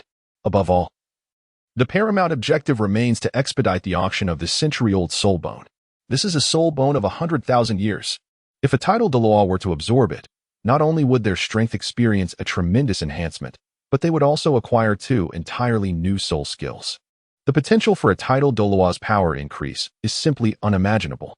Alas, it is regrettable that the amount of gold soul coins we brought this time is insufficient. It remains uncertain whether we can successfully bid for this 100,000-year soul bone. At this moment, Ning Fingji found himself engulfed in sorrow. The 7-treasure glaze tile school had come to the Star Dou Auction House merely for a test, without bringing an abundance of gold soul coins. If all goes as expected, the competition for this 100,000-year soul bone would compel every faction to stake their entire fortune. He wondered if the gold soul coins he possessed would suffice to bid for this precious item. Furthermore, the Star Dou Auction House does not permit credit, which complicates matters further. What troubled Ning Fingji the most was the Spirit Hall, which, at present, had not auctioned off any items. This implies that the Spirit Hall possesses the most substantial reserve of gold soul coins. Thus, Ning Fingji was deeply concerned. Regardless, he was determined to spare no effort. 100,000-year soul bone represents the sect, and the addition of a top-tier soul master cannot be forsaken. Chapter 26. The Ultimate Fate of the Soul Bone, a 100,000-year soul bone. When Bibi Dong beheld this soul bone, her heart surged with tumultuous waves. Ignoring the presence of the chrysanthemum Douluo and the ghost Douluo beside her, she abruptly stood up, breathless, gazing intently at the 100,000-year soul bone before her. It truly is a 100,000-year soul bone. What an astonishing occurrence this is. Originally, Bibi Dong had anticipated that the subsequent auction items from the Star Dou Auction House would undoubtedly be exceedingly precious. However, she could not have foreseen that it would be a 10,000-year-old soul bone, revered as the pinnacle treasure of the Douluo Continent, with a value far surpassing that of a 10,000-year soul ring. How could this not exhilarate Bibi Dong? Although her own soul bone slots were already filled, it did not deter her desire to acquire this 10,000-year soul bone at auction. Furthermore, once a soul bone has been absorbed by a soul master, there exist alternative methods to extricate the original soul bone.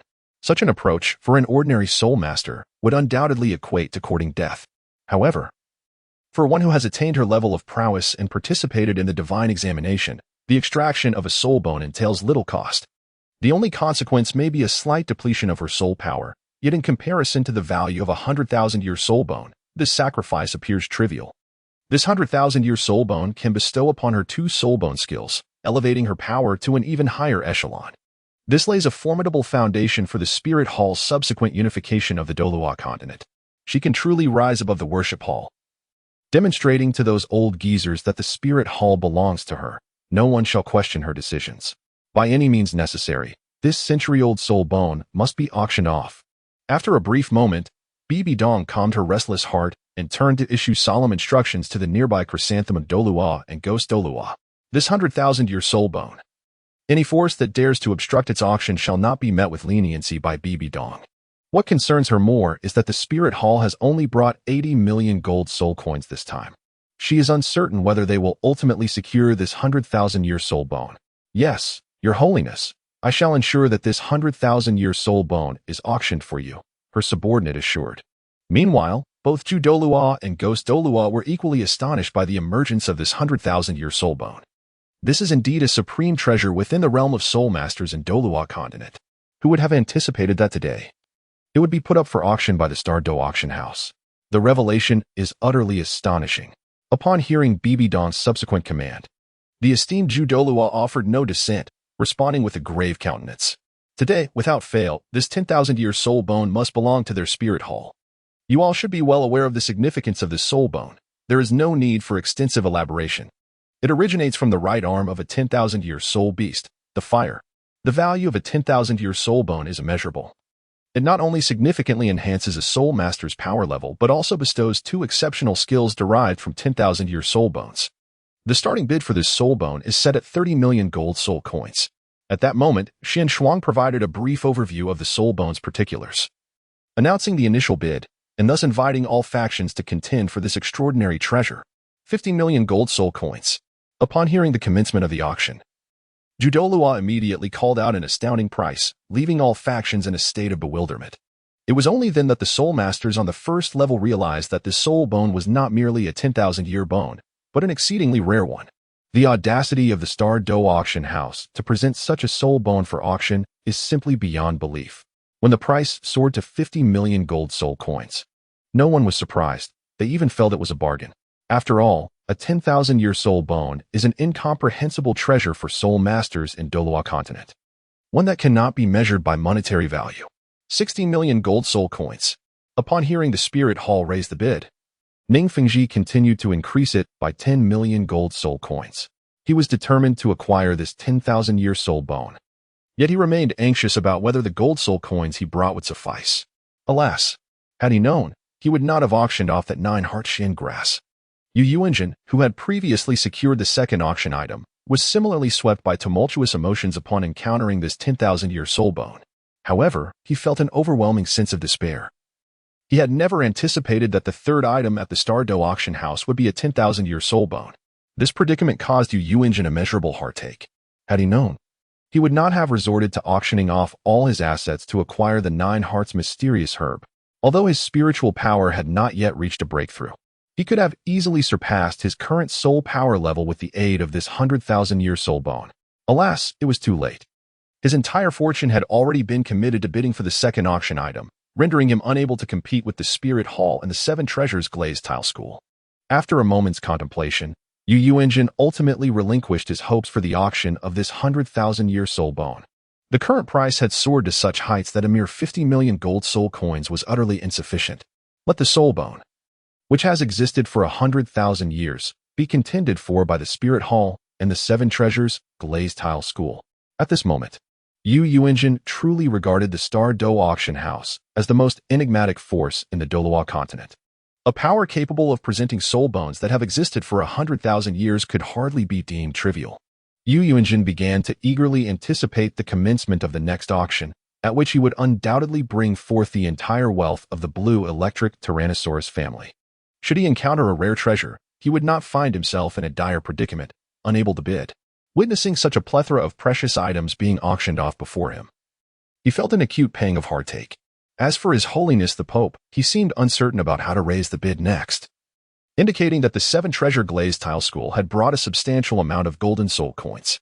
At this moment, Douluo heard Ning Fengji directly bid 70 million gold soul coins, and he turned to inquire with Bibi Dong. The Spirit Hall possessed only 80 million gold soul coins. If the 7 Treasure Glazed Tile School's funds exceeded this amount, it would spell disaster. After all, the Star Dou Auction House did not permit credit. Calling out 80 million gold soul coins was a gamble of fate. Upon hearing this, Bibi Dong furrowed her brows, pondering the current financial capacity of the 7 Treasure Glazed Tile School. Taking a deep breath, she made a bold decision, instructing Douluo to wager all their gold soul coins. If the 7 Treasure Glazed Tile School possessed more than 80 million, she would have to concede defeat. However, she was determined to acquire the century-old soul bone at all costs. Even if the 7 Treasure Glazed Tile School succeeded in obtaining it, she would not relinquish her claim easily. 80 million gold soul coins. At that moment, Douluo's serious voice resonated throughout the Star Dou Auction House. Chapter 27. The auction comes to a close. Alas, the Spirit Hall had indeed brought sufficient gold soul coins. It seemed that the century-old soul bone was destined to elude the 7 Treasure Glazed Tile School. At that instant, when Ning Fengji heard Douluo announce the bid of 80 million gold soul coins, his heart sank, and a frown creased his brow. Indeed, he had missed out on the century-old soul bone. The 70 million gold soul coins he had previously bid represented his entire fortune. He had hoped to take a chance and see if the Spirit Hall had brought such wealth, but predictably, he had lost his gamble. Helplessly, He watched as the century-old soul bone fell into the hands of the spirit hall, leaving him with a lingering sense of regret. With the soul bone, the spirit hall's power would undoubtedly increase, making the 7 treasure glazed tile school's situation even more precarious. There was no turning back now. After a long while, Bibi Dong felt a surge of anxiety. Upon realizing that the 7 treasure glazed tile school had not continued to raise their bid, she breathed a sigh of relief. It was secure. This 100,000-year soul bone ultimately belongs to the spirit hall. 8 million gold soul coins for the first time. 8 million gold soul coins for the second time. 8 million gold soul coins for the third time. Since no one has chosen to raise the bid further, this 100,000-year soul bone is now the property of the spirit hall. At this moment, when Xian Shuang observed that no one was inclined to raise the bid further, she struck her wooden hammer and proclaimed that the owner of the 10,000-year soul bone was the spirit hall. With the sale of this ancient treasure, a smile graced Xian Shuang's face as she surveyed her surroundings. Her melodic voice resonated throughout the Star Dou Auction House. This auction has now come to a close, and we extend our gratitude to all the esteemed factions for taking the time from their busy schedules to partake in our event. The next auction will take place in 1 month's time. Xian Shuang decisively announced the complete conclusion of this auction, eagerly anticipating the commencement of the second auction in a month's time. These 3 auction items were hastily gathered from the Azure Bull Python and the Titan Giant Ape. Consequently, this auction will be of relatively short duration. In a month's time, Liu Yun aims to amass a greater collection of treasures. At that moment, the duration of the auction will be indefinitely extended, and a substantial amount of golden soul coins can be accrued. Is it over? What a pity. As I was eager to see what astounding treasures the Star Auction Pavilion would unveil next. No need to fret. Did you not hear that the Star Auction Pavilion announced another auction in a month? We must ensure to arrive punctually. During this time, let us gather golden soul coins in hopes of auctioning a treasure at the pavilion. Indeed, once Xian Shuang declared the conclusion of the Star Auction, a look of lingering anticipation was etched on everyone's faces. The auction items, each more astonishing than the last, captivated their hearts, igniting a desire to continue their viewing. Yet, alas, it came to an abrupt conclusion. To the delight of the crowd, however, they learned that the Star Auction House would host another auction in a month's time, presenting them with a new opportunity. Upon truly comprehending the profound essence of the Star Auction House, each individual yearned to partake in the forthcoming bidding. Thus, one by one, all factions departed from the Star Auction House, preparing for the auction to come in a month's span. After the departure of the others, Liu Yun made his way to the first floor of the Star Auction House, where he received several storage rings from Xian Shuang. Upon glimpsing the glimmering golden spirit coins within, an uncontainable smile illuminated his face. Ha ha ha, auction items, here I come, he exclaimed. However, it was a pity that the treasured 10,000-year soul bone was auctioned off for a mere 80 million golden spirit coins, a significant loss indeed. At that moment, Liu Yun seemed to ponder something, letting out a deep sigh. That 10,000-year soul bone was an exceedingly precious treasure. Even if it had fetched a higher price at auction, it would have been equally worthy. However, selling it for merely 80 million gold soul coins was unavoidable. After all, the Star Dou Auction House had previously been an inconspicuous entity. Thus, other factions merely sought to gauge the Star Dou Auction House, and managing to garner 80 million gold soul coins was quite a pleasant surprise for him. Upon receiving the storage ring, Liu Yun departed and returned to his chamber. Sitting cross-legged on his bed, he eagerly addressed the system within his mind. System, please convert all these gold soul coins into auction points. The system's cold voice resonated in Liu Yun's mind, stating, the total amount of gold soul coins obtained from this auction is 14 million, thus converting to auction points, 14,000 what? System, you must be mistaken. Such a vast sum of gold soul coins only converts to a little over 10,000 auction points. Initially, Liu Yun had harbored great expectations for the conversion of gold soul coins into auction points, yet he was left bewildered by this meager amount. How could this be? Could it be that the system had hoarded all those gold soul coins for itself? According to the system's internal conversion rules, 10,000 gold soul coins could merely be exchanged for 1 auction point. The system's cold voice continued, this conversion ratio is indeed absurd. Upon hearing the conversion ratio, Liu Yun was left speechless, utterly unprepared for such an outrageous figure. Given that this is your first acquisition of auction points, the divine grade shop shall be opened for free. The system's icy voice continued. Suddenly, a swirling mist appeared in Liu Yun's mind, akin to chaos, obscuring all clarity and comprehension. As the fog dissipated, a 9-story pagoda emerged. exuding a mysterious and ethereal aura. Within Lu Yun's mind appeared the silhouettes of various items alongside additional information. Anything that existed in the world could be found within this shop. Gazing at these dazzling commodities and the strings of zeros representing auction points, Lu Yun couldn't help but sigh deeply. He was indeed too impoverished. To acquire those top-tier treasures would require centuries of accumulation, so for now, he set that thought aside. System, please filter for treasures related to the Douluo Continent realm. At that moment, Lu Yun directly addressed the system within his mind, requesting it to filter the items he currently required, specifically treasures suitable for the Douluo Continent. He pondered whether treasures from other realms would be compatible with the sole power system of Douluo Continent. As soon as his words fell, a comprehensive array of items from the Douluo Continent materialized before him. Upon examining the various auction points, he felt an overwhelming sense of relief. Fortunately, these auction points were not exorbitant, or else he would have truly found it unaffordable. Regarding the substantial amount of gold soul coins he possessed, which had translated into over 10,000 auction points, upon encountering the divine grade shop, he harbored no grievances whatsoever. The treasures available in the shop were not only diverse but also remarkably inexpensive. It could be said that Lu Yun had indeed struck gold.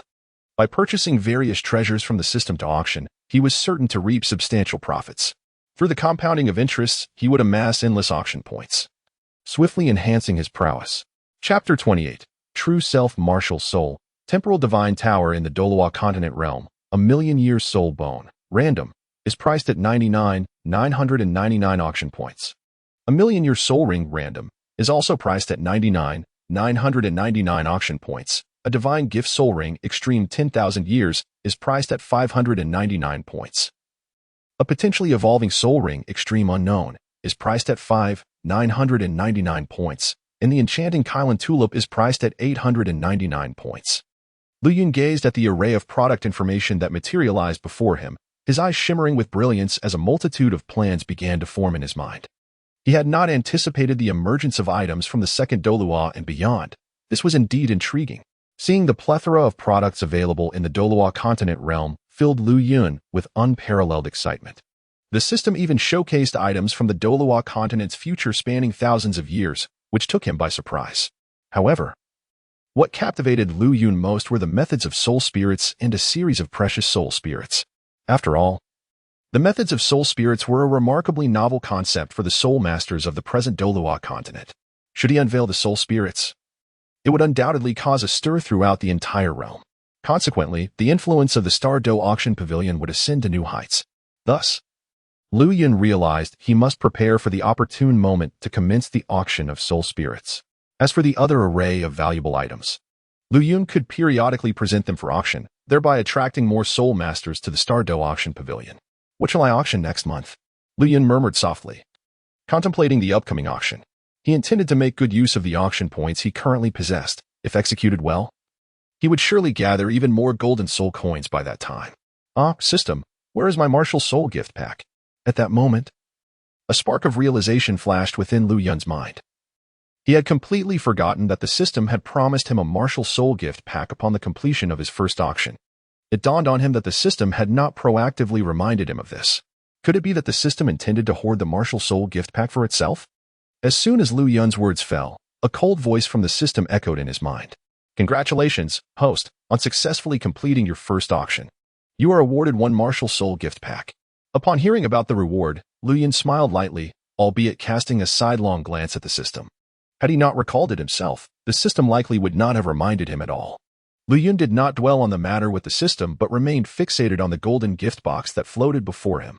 With a gentle tap of his right hand, a magnificent golden light erupted, permeating the entire room with a force akin to creation, which instantaneously surged into Lu Yun's body. This enigmatic force traverses through Lu Yun's limbs and sinews, incessantly nourishing his bloodlines and meridians. His physical constitution has been augmented severalfold, emanating an ethereal aura.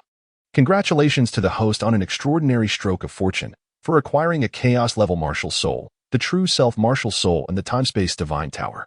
As the transformations within Lu Yun's body gradually settled, the system in his mind resonated with astonished voices. Clearly, even the system had not anticipated that Lu Yun would obtain such a formidable martial soul. What level does a chaos-level martial soul belong to? Lu Yun discerned a hint of astonishment intertwined with the system's cold voice. igniting a profound excitement within him. He was also immensely curious about the origins of a chaos-level martial soul that could astonish a system of such immense capabilities. It must undoubtedly be a martial soul of mysterious and formidable caliber. Lu Yun understood that in the Douluo Continent, the highest grade of martial soul is merely the divine level, while the chaos-level martial soul seemingly does not exist within this realm. The pinnacle of martial souls in Douluo Continent is classified as divine, whereas the chaos-level martial soul far surpasses the divine level. The exact number of tiers above remaining for the host to explore. The system's cold voice continued to elucidate, providing Lu Yun with a vague answer, suggesting he embark on his own journey of discovery. Ultimately, my martial soul level can be deemed the most powerful existence in the Douluo Continent. Upon hearing this, Lu Yun nodded subtly, deciding to set aside the overwhelming strength of the chaos-level martial soul for the time being. What mattered was that it was infinitely more potent than the divine-level martial souls. Otherwise, the cold system would not have been so astounded. Yet, what specific functions do the true self martial soul and the time-space divine tower martial soul possess? At this moment, Lu Yun found himself utterly perplexed as he awakened two martial souls from the grand gift bestowed upon him. What could their true purpose be? Immersed in contemplation, he suddenly opened his left hand, and a radiant golden light surged forth. An ethereal figure, bearing an astonishing resemblance to Lu Yun himself, materialized behind him, emanating an aura of profound mystery. It was as though this apparition hailed from a being of the highest order, invoking an instinctive reverence in those who beheld it. Could this be the true self-martial soul of the chaos level? It bore a striking resemblance to his own martial soul. Turning to gaze at the manifestation of his true self-martial soul, Lu Yun was similarly struck with awe. He had not anticipated that his true self-martial soul would mirror his own appearance, albeit with an imposing grandeur. At that moment, Lu Yun recalled the concept of the original martial soul introduced during the era of the unparalleled Douluo II. His martial soul was, in essence, himself, and it undoubtedly fell within the category of original martial souls.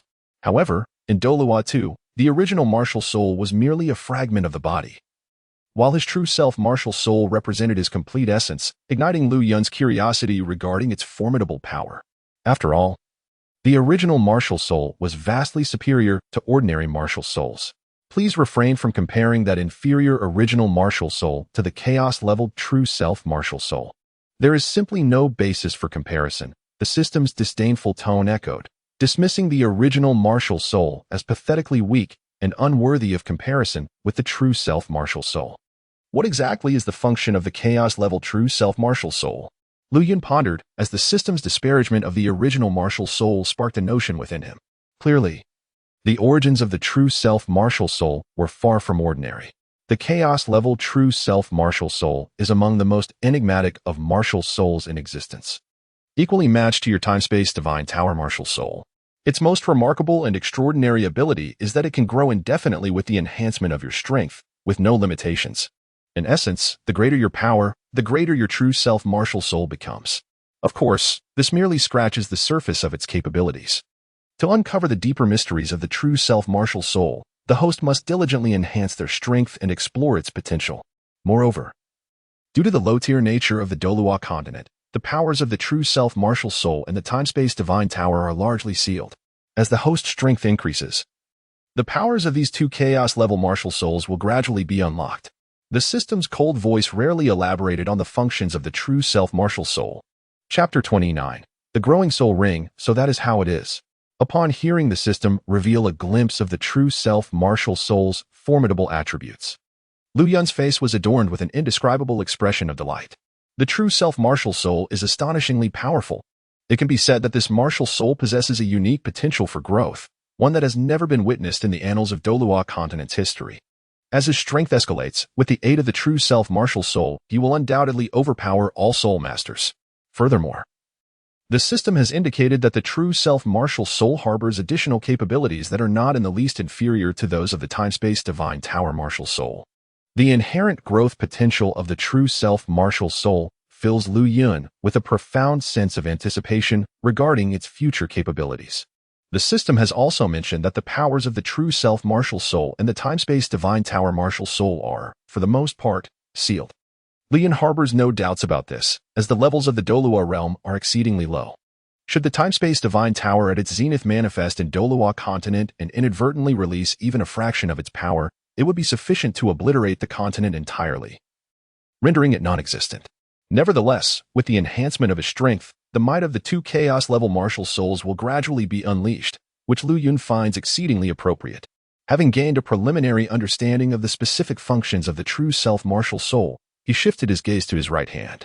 A shimmering silver light erupted from Lu Yun's right hand, revealing a silver glimmering tower, approximately 10 stories tall, adorned with an ethereal sheen. The surrounding fabric of space and time began to tremble due to the presence of this time-space divine tower, creating ripples of astonishing magnitude. Could it be that this martial soul is intertwined with the concept of time and space? Lu Yun gazed at the time-space divine tower martial soul within his right hand. Sensing the immense power of time and space it contained, he comprehended the essence of this martial soul. The time-space divine tower martial soul left Lu Yun utterly astounded, for it embodies the forces of time and space. Time is elusive, while space reigns supreme. These two forces represent the pinnacle of power in the world. Moreover, the convergence of time and space into a singularity, achieving the essence of time-space, constitutes the highest power known to existence. If one were to fully master the power of time and space, they would be invincible, unstoppable across the realms. One could even traverse the currents of time, coexisting with the universe. Although he cannot yet attain such heights, how could a martial soul capable of bearing the power of time and space be anything less than extraordinary? Lu Yun is filled with eager anticipation for the ultimate power that the time-space divine tower martial soul will eventually unleash.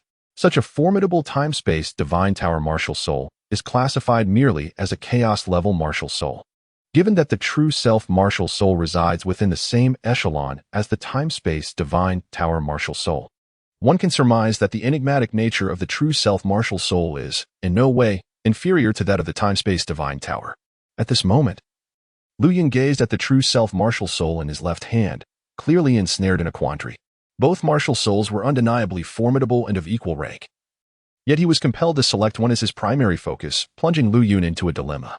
Thus, he resolved to designate the time-space divine tower martial soul as his primary martial soul. However, after a period of contemplation, Lu Yun ultimately decided to specialize in the time-space divine tower martial soul. The power of time and space stands as one of the supreme forces in existence. Should he manage to grasp even a fragment of its essence, he could undoubtedly accelerate the flow of time within an entire region. Thus, the pace of his cultivation would accelerate significantly. After careful contemplation, Lu Yun chose the time-space divine tower as his primary martial spirit, recognizing its immense advantages. He did not believe that the time-space divine tower possessed merely the ability to hasten time. Lu Yun was equally filled with anticipation for the future potential of the time-space divine tower. Was he only endowed with innate soul power of level 20? Very well. If it was to be level 20, so be it. With the time-space divine tower, his future cultivation speed would undoubtedly become exceedingly rapid. Upon comprehending the two chaos-level martial spirits, Lu Yun focused intently on sensing his innate soul power, only to discover it was a mere level 20, which inevitably left him somewhat disheartened. After all, it was a chaos-level martial spirit, with the enhancement of two such spirits. How could his innate soul power possibly be limited to merely level 20? However, recalling what the system had previously stated, the powers of the two chaos-level martial spirits were nearly entirely sealed off, bestowing him with level 20 of innate soul power, which he considered acceptable. Moreover, the temporal force within the time-space divine tower could easily accelerate his cultivation, thus alleviating the issue of his low innate soul power level substantially. If Lu Yun's sentiments were overheard by external soul masters, they would undoubtedly be incensed and wish to reprimand him. Was he speaking rationally? To be dissatisfied with innate soul power of level 20 was, indeed, an extraordinary demand. What then would become of their collective aspirations as soul masters? First, he would absorb 2 soul rings. After a brief moment, Lu Yun chose to disregard the matter and commenced the absorption of 2 soul rings. Having finally acquired his martial spirit, he was naturally eager to absorb the soul rings to enhance his strength. Subsequently, Lu Yun purchased 2 growth-enhancing soul rings from the shop. This soul ring is indeed a transcendent existence, and as his physical strength increases, the age of the soul ring can also grow indefinitely. As for the ultimate extent it can reach, the shop provided little explanation, but it can be surmised that the final age will be considerable. However, the price of a growth attribute soul ring surpasses even that of a divine gift soul ring. According to Lu Yun's speculation, these growth attribute soul rings can at least reach the level of 500,000 years, if not higher. For Lu Yun, The immediate priority is to enhance his strength as swiftly as possible. Otherwise, what purpose does it serve to gather so many auction points? Buzz, buzz, buzz. Lu Yun cleared the distractions from his mind and immediately settled into a meditative posture, causing his spatial and temporal divine tower martial soul to materialize in his right hand. The immense power of time and space radiated outward, enveloping the entire room. Lu Yun promptly crushed the golden orb in his hand, and a brilliant golden light suddenly enveloped his entire being. A golden soul ring formed, affixed to Lu Yun's spatial and temporal divine tower martial soul. Before long, the hue of the soul ring transitioned from white to yellow, and then to purple. Thus, a formidable aura of soul power continuously surged into Lu Yun's body. For the first time, Lu Yun experienced the agony of absorbing a soul ring, gritting his teeth in determination to enhance the age of the soul ring even further. As time passed, the absorption of Lu Yun's first soul ring approached its conclusion. Yet at this moment, Lu Yun was in considerable discomfort, for the age of his first soul ring had already reached 5,000 years. Should external soul masters witness this scene, they would undoubtedly be incredulous. It is well known that the age of a soul master's first soul ring is typically only around 400 years, yet Lu Yun had audaciously shattered this norm. The absorption of a soul ring exceeding 5,000 years for a first soul ring is astonishing indeed. As for why Lu Yun's first soul ring could attain the remarkable age of 5,000 years, the primary reason lies in his two chaos-grade martial souls. Both martial souls are of chaos classification. Although their powers are sealed, the profound strength they inherently possess has nonetheless enhanced Lu Yun's physical capacity. In this manner, the influence of the martial souls improved Lu Yun's physique, enabling him to effortlessly withstand the pressure of a 1,000-year soul ring. Otherwise, it would be a disgrace to the reputation of chaos-grade martial souls. After enduring for a considerable duration, Lu Yun finally completed the absorption of his first soul ring. Buzz. Buzz, buzz. A resplendent purple soul ring constricted tightly around Lu Yun's spatial and temporal divine tower martial soul, emanating a mesmerizing purple glow. Ultimately, the age of Lu Yun's first soul ring was elevated to over 7,000 years. Should external soul masters behold Lu Yun's first purple soul ring, they would undoubtedly be astounded, perceiving him as a prodigy. After all, which soul master possesses the capability to absorb a first soul ring of such an elevated age? The lifespan of this soul ring has already surpassed that of an ordinary soul master's fourth soul ring, enough to leave one utterly astounded. Having finally completed the absorption, it is indeed a formidable challenge to absorb a soul ring of a higher tier. Had it not been for the peculiar surge of power emanating from my true martial spirit at the critical moment, enhancing my physique, the lifespan of the first soul ring would certainly not have reached over 7,000 years. After absorbing the soul ring, Lu Yun's eyes sparkled with an unprecedented joy. The benefits gained from the first soul ring were immense. Not only had he acquired such a remarkable soul skill, but his physical strength had also been significantly augmented by the activation of the powers of two chaotic body martial spirits, enhancing his corporeal strength by several levels. Thus, Lu Yun felt confident that the lifespan of his second soul ring would undoubtedly reach the 10,000-year mark. Additionally, this soul ring possesses growth potential. As his physical strength increases, the lifespan of this soul ring will likewise elevate without limit. Ultimately, the extent it could reach remains a mystery to Lu Yun, though he speculates it will not fall below 500,000 years. Time-space manipulation. After absorbing the first soul ring, Lu Yun's eyes radiated brilliant light. Indeed, the soul skill birthed from the absorption of the first soul ring is none other than time-space manipulation. As the name suggests, it allows the user to harness the power of the soul ring to manipulate a portion of the temporal and spatial forces within a designated area. Regrettably, given Lu Yun's current strength, he can only command the time-space forces within a radius of 10 meters. The time-space power he wields is merely a fragment of its true potential, enabling him to barely accelerate or decelerate time within that area. He is yet unable to achieve the legendary ability to traverse through time and space. Such extraordinary techniques lead Lu Yun to surmise that one must at least attain the status of a divine-level powerhouse to wield such transcendent temporal and spatial powers. He is exceedingly pleased with the effects of his first soul skill. With this newfound ability, he can significantly accelerate the flow of time around him, granting him an extended period to elevate his soul power. This will greatly shorten the duration of his future cultivation. Naturally, the mastery of time and space implies that Lu Yun can harness the forces of time and space within a 10-meter radius. The previous manipulation of deceleration and acceleration of time was merely the application of temporal power. Regarding spatial manipulation, Lu Yun can execute teleportation within the same 10-meter range. However, the consumption of soul power for this teleportation skill is immense. Given his current level of soul power, he cannot perform this ability too frequently, lest he deplete his own reserves. Therefore, Lu Yun refrains from utilizing teleportation unless absolutely necessary.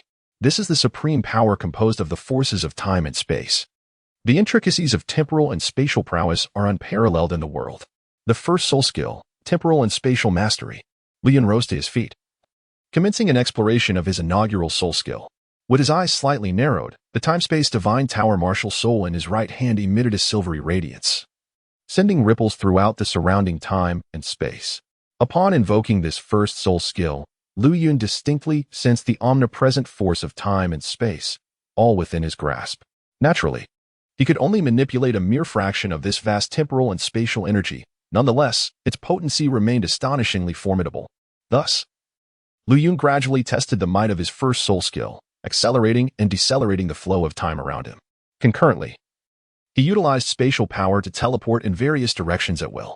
After a brief moment, he truly mastered the essence of his inaugural skill, his face adorned with an unprecedented expression of elation. Indeed, temporal and spatial mastery had not disappointed him. It was remarkably powerful. However, with his current level of soul power, he could only hasten or slow time by a factor of 5. As his soul power advanced, this multiplier would undoubtedly escalate without limit. Next, he prepared to absorb the second soul ring. Subsequently, Lu Yun seated himself cross-legged once more, ready to absorb the second soul ring. Bang! Clutching a golden orb in his right hand, he unleashed a surge of energy from his palm, causing the orb to shatter instantaneously. A soul ring attached itself to the time-space divine tower martial soul, its hue transforming to black in an instant, releasing a formidable pressure equivalent to a 10,000-year soul ring. Thus, much like his experience with the first soul ring, Lu Yun endured the pain relentlessly. As the age of the soul ring increased gradually, time flowed slowly, and an hour passed. 2 black soul rings hovered around Lu Yun, radiating a brilliant glow. The time-space divine tower martial soul exuded its divine might, causing the surrounding forces of time and space to ripple throughout the room, creating an astonishing commotion. Fortunately, due to the influence of the Star Dou Auction House, these disturbances were entirely subdued, garnering little attention. Ah, what a tremendous harvest this is! Truly, the time-space divine tower martial soul is extraordinarily powerful. After absorbing the second soul ring, Lu Yun exhaled deeply, his heart brimming with excitement. During the absorption of the second soul ring, a chaotic force surged into his body, enhancing his physique several-fold. Effortlessly, he elevated the age of the second soul ring to 20,000 years, while the age of the first soul ring also ascended to the same remarkable level. Lu Yun had thus become a grand soul master endowed with 2 10,000-year soul rings, a feat unprecedented in the history of the Douluo Continent. Second soul skill, temporal and spatial execution. With a mere thought, Lu Yun activated the second soul ring upon him, unleashing an infinite power of time and space. With a grand sweep of his hand, the temporal force before him began to ripple, emanating peculiar silver waves. The temporal energy within the entire room surged, boiling at an astonishingly visible pace. A tremendous force of time and space gradually coalesced in Lu Yun's right hand. When this power reached a certain intensity, he abruptly thrust his fist forward, unleashing a series of explosive sounds. Bang, bang, bang. The furniture ahead erupted, disintegrating into fine splinters. As these fragments approached the door, a sudden surge of mysterious energy manifested, dispersing the amassed temporal power entirely. Chapter 31. Journey to the Eyes of Ice and Fire. Indeed, it is true. This is the most enigmatic force of time and space in existence, capable of taking lives unseen. Lu Yun regarded the strength of his earlier attack, nodding in satisfaction, while inwardly lamenting the nature of such formidable power. Truly, the might of time and space is an exalted force. The soul technique he had just unleashed was birthed from the absorption of the second soul ring, known as the temporal strangulation. This technique harnessed the surrounding forces of time and space to deliver an immensely powerful strike. However, due to his relatively low soul power level, he was unable to fully unleash the true potential of the temporal strangulation. Nevertheless, its power was not to be underestimated. The force of time and space is formless and invisible, concealed within the boundless air, rendering it undetectable. It possesses the capability to take lives without a trace through the temporal strangulation, significantly enhancing the technique's mystery and might. As Lu Yun's strength continued to grow, The power of this temporal strangulation would likewise experience exponential enhancement. Once he attained a certain level of strength, he could wield the soul technique to obliterate all existence. Liu Yun continued to hone his mastery over the second soul technique before sitting cross-legged on the bed, reflecting on the gains of the day. By recklessly absorbing 2 soul rings in succession, his soul power level had ascended to 26. Typically, after absorbing 2 10,000-year soul rings, one's soul power would not increase by such a modest margin. This is largely attributed to the 2 chaotic level martial souls within Liu Yun, which continuously compresses soul power, thus only elevating it by 6 levels. Otherwise, Liu Yun's soul power would have undoubtedly soared above level 30, transforming him into a soul sovereign. However, such an approach proves more detrimental than beneficial, entirely constraining his future development. The strength of a soul master is not solely contingent upon their martial soul, soul rings, and soul power level. A critical factor lies in the purity of their soul power. The more refined your soul power, the more you can unleash unprecedented attacks with significantly less force, thereby enhancing endurance in battle. Liu Yun would never sacrifice his soul power level for such a short-sighted gain. He must refine his soul power to a certain degree, at which point he can unleash even more astounding might. As a day slipped by, the dawn of the next day arrived quietly, with golden sunlight bathing the earth, heralding the rebirth of all living things. Liu Yun rose early, meticulously packing his belongings, intending for Jiu to accompany him to the Eye of Ice and Fire to commence the collection of treasures for the upcoming auction in a month's time. When it comes to the places in the Douluo Continent richest in treasures, none can rival the Eye of Ice and Fire. Currently, the Eye is under the dominion of Douluo, yet he remains oblivious to the true purpose of the celestial herbs contained within. The supreme spiritual herbs in the hands of Douluo are nothing short of a tragic waste, as their true worth remains utterly unrealized. It would be far better to entrust the Eye of Ice and Fire to him, for he possesses the capability to harness the potential of these herbs, thus preserving their esteemed reputation. On another note, Liu Yun is unwilling to allow the spiritual herbs within the Eye of Ice and Fire to fall into the hands of Tang San without merit. Liu Yun is well aware that Tang San has not yet ventured to the Eye of Ice and Fire to harvest all of the top-tier herbs. Today, Liu Yun intends to accompany Jiu to completely gather the spiritual herbs from the Eye of Ice and Fire. Moreover, Liu Yun harbors the hope of relocating the Eye of Ice and Fire to the Star Dou Auction Pavilion. Within the realm of the duality of ice and fire, the celestial herbs could be ceaselessly produced, greatly benefiting the auction proceedings. Liu Yun was uncertain whether he could transport the Eye of Ice and Fire to the Star Dou Auction House, lacking the ability to do so himself. He pondered that perhaps the system could assist him, albeit at a minor cost. Auctioning the celestial herbs from the Eye of Ice and Fire would undoubtedly attract a multitude of auction points, thus making any transaction with the system worthwhile. Jiu, accompany me to the Eye of Ice and Fire. As for Xian Shuang, you shall remain at the Star Dou Auction House to guard this place, Liu Yun instructed. Departing from his chamber, one would follow him to the Eye of Ice and Fire, while the other would protect the auction house. Given his current strength, he was certainly no match for Du Gubo, yet both Xian Shuang and Jiu possessed the might to overpower him. To err on the side of caution, he decided to take Jiu along to the Eye of Ice and Fire, striving to swiftly eliminate Du Gubo. Thus, after orchestrating his plans, Liu Yun vanished with Jiu from the Star Dou Auction House, soaring towards the direction of the Sunset Forest in the Tiando Empire. With Jiu exerting her full speed, within less than half an hour, they arrived at the periphery of the Sunset Forest. Liu Yun had already instructed Jiu to ascertain the exact location of the Eye of Ice and Fire, and they proceeded along the predetermined path. The moment they entered the Sunset Forest, a damp atmosphere enveloped them, infused with the scent of earth. As they ventured deeper into the forest, the appearance of soul beasts became increasingly frequent, and among them were several formidable creatures, including some that were 10,000 years old. However, Jiu unleashed her full strength, causing the soul beasts to tremble and scatter in a hurried frenzy. Faced with a limit Douluo, even 100,000-year-old soul beast would flee in terror. Otherwise, they would find themselves reduced to mere soul rings. Is this the Eye of Ice and Fire? Liu Yun and Jiu arrived at a valley, completely obscured by lush vegetation. Without careful observation, one would never discover such a hidden presence as the Eye of Ice and Fire. Liu Yun distinctly sensed a subtle trace of poisonous gas in the air, presumably a toxic formation set by Du Gubo to conceal the existence of the Eye of Ice and Fire. These methods indeed serve to thwart external soul masters, yet they cannot conceal themselves from their discerning gaze. Jiu, this poison formation is entrusted to you. Lu Yun turned to Jiuyu and remarked, acknowledging that, with his current abilities, he was unable to dismantle these toxic arrays. Thus, it was only fitting to leave it to Jiuyu. Yes, master. Jiuyu replied with a tone of utmost respect.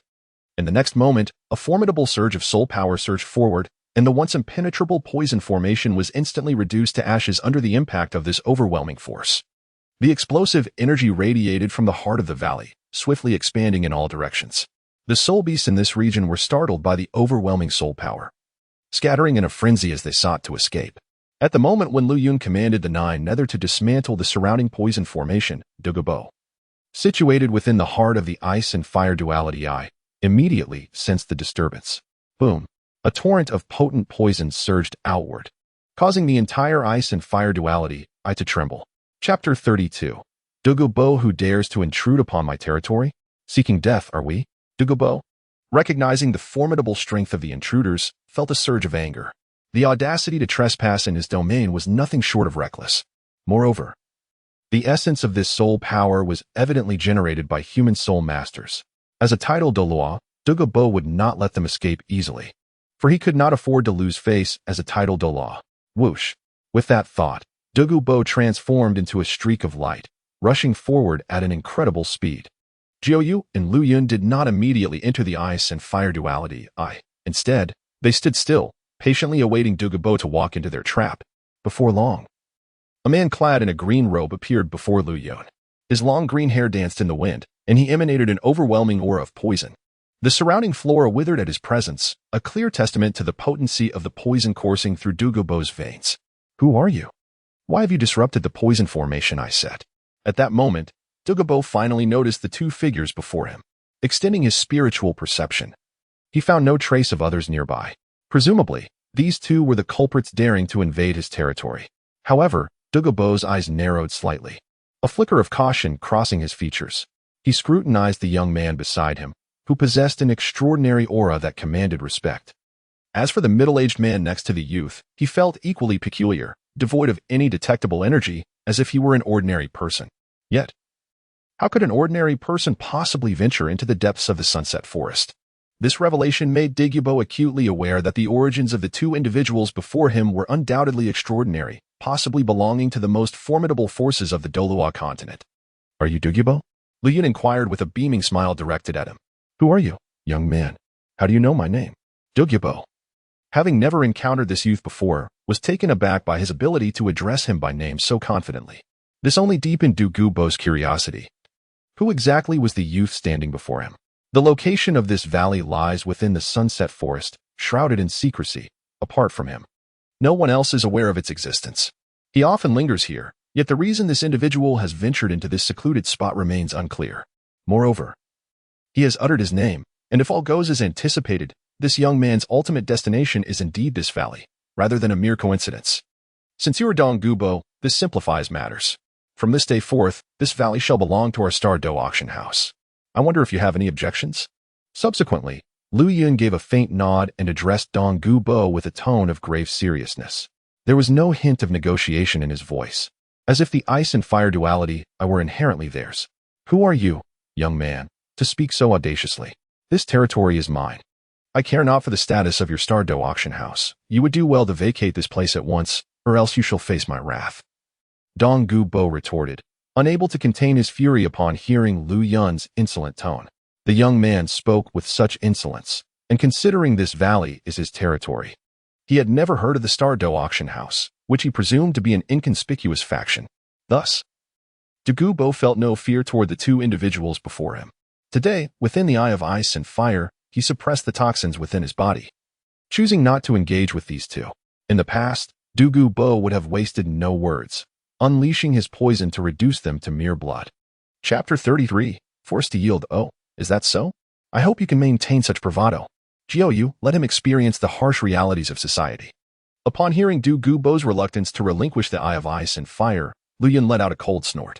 With a detached gaze fixed on Douluo, he commanded Jiuyu to teach him a lesson, for he seemed oblivious to the consequences of his arrogance. Unlike in the original tale, Lu Yun did not mention Douluo's own poisoning as a means to enter the eye of ice and fire. For him, as long as he possessed sufficient strength, the entire valley held no significance, even if it meant eliminating Douluo. Thus, he approached the Eye of Ice and Fire with Jiu at his side. How could Douluo, who had just broken through to the title of Douluo under the command of a limit Douluo, possibly be his match? As Douluo prepared to retort against Lu Yun's audacious tone, he suddenly sensed something amiss. How could this be? If these two individuals were aware of his identity, they must understand he was a titled Douluo powerhouse.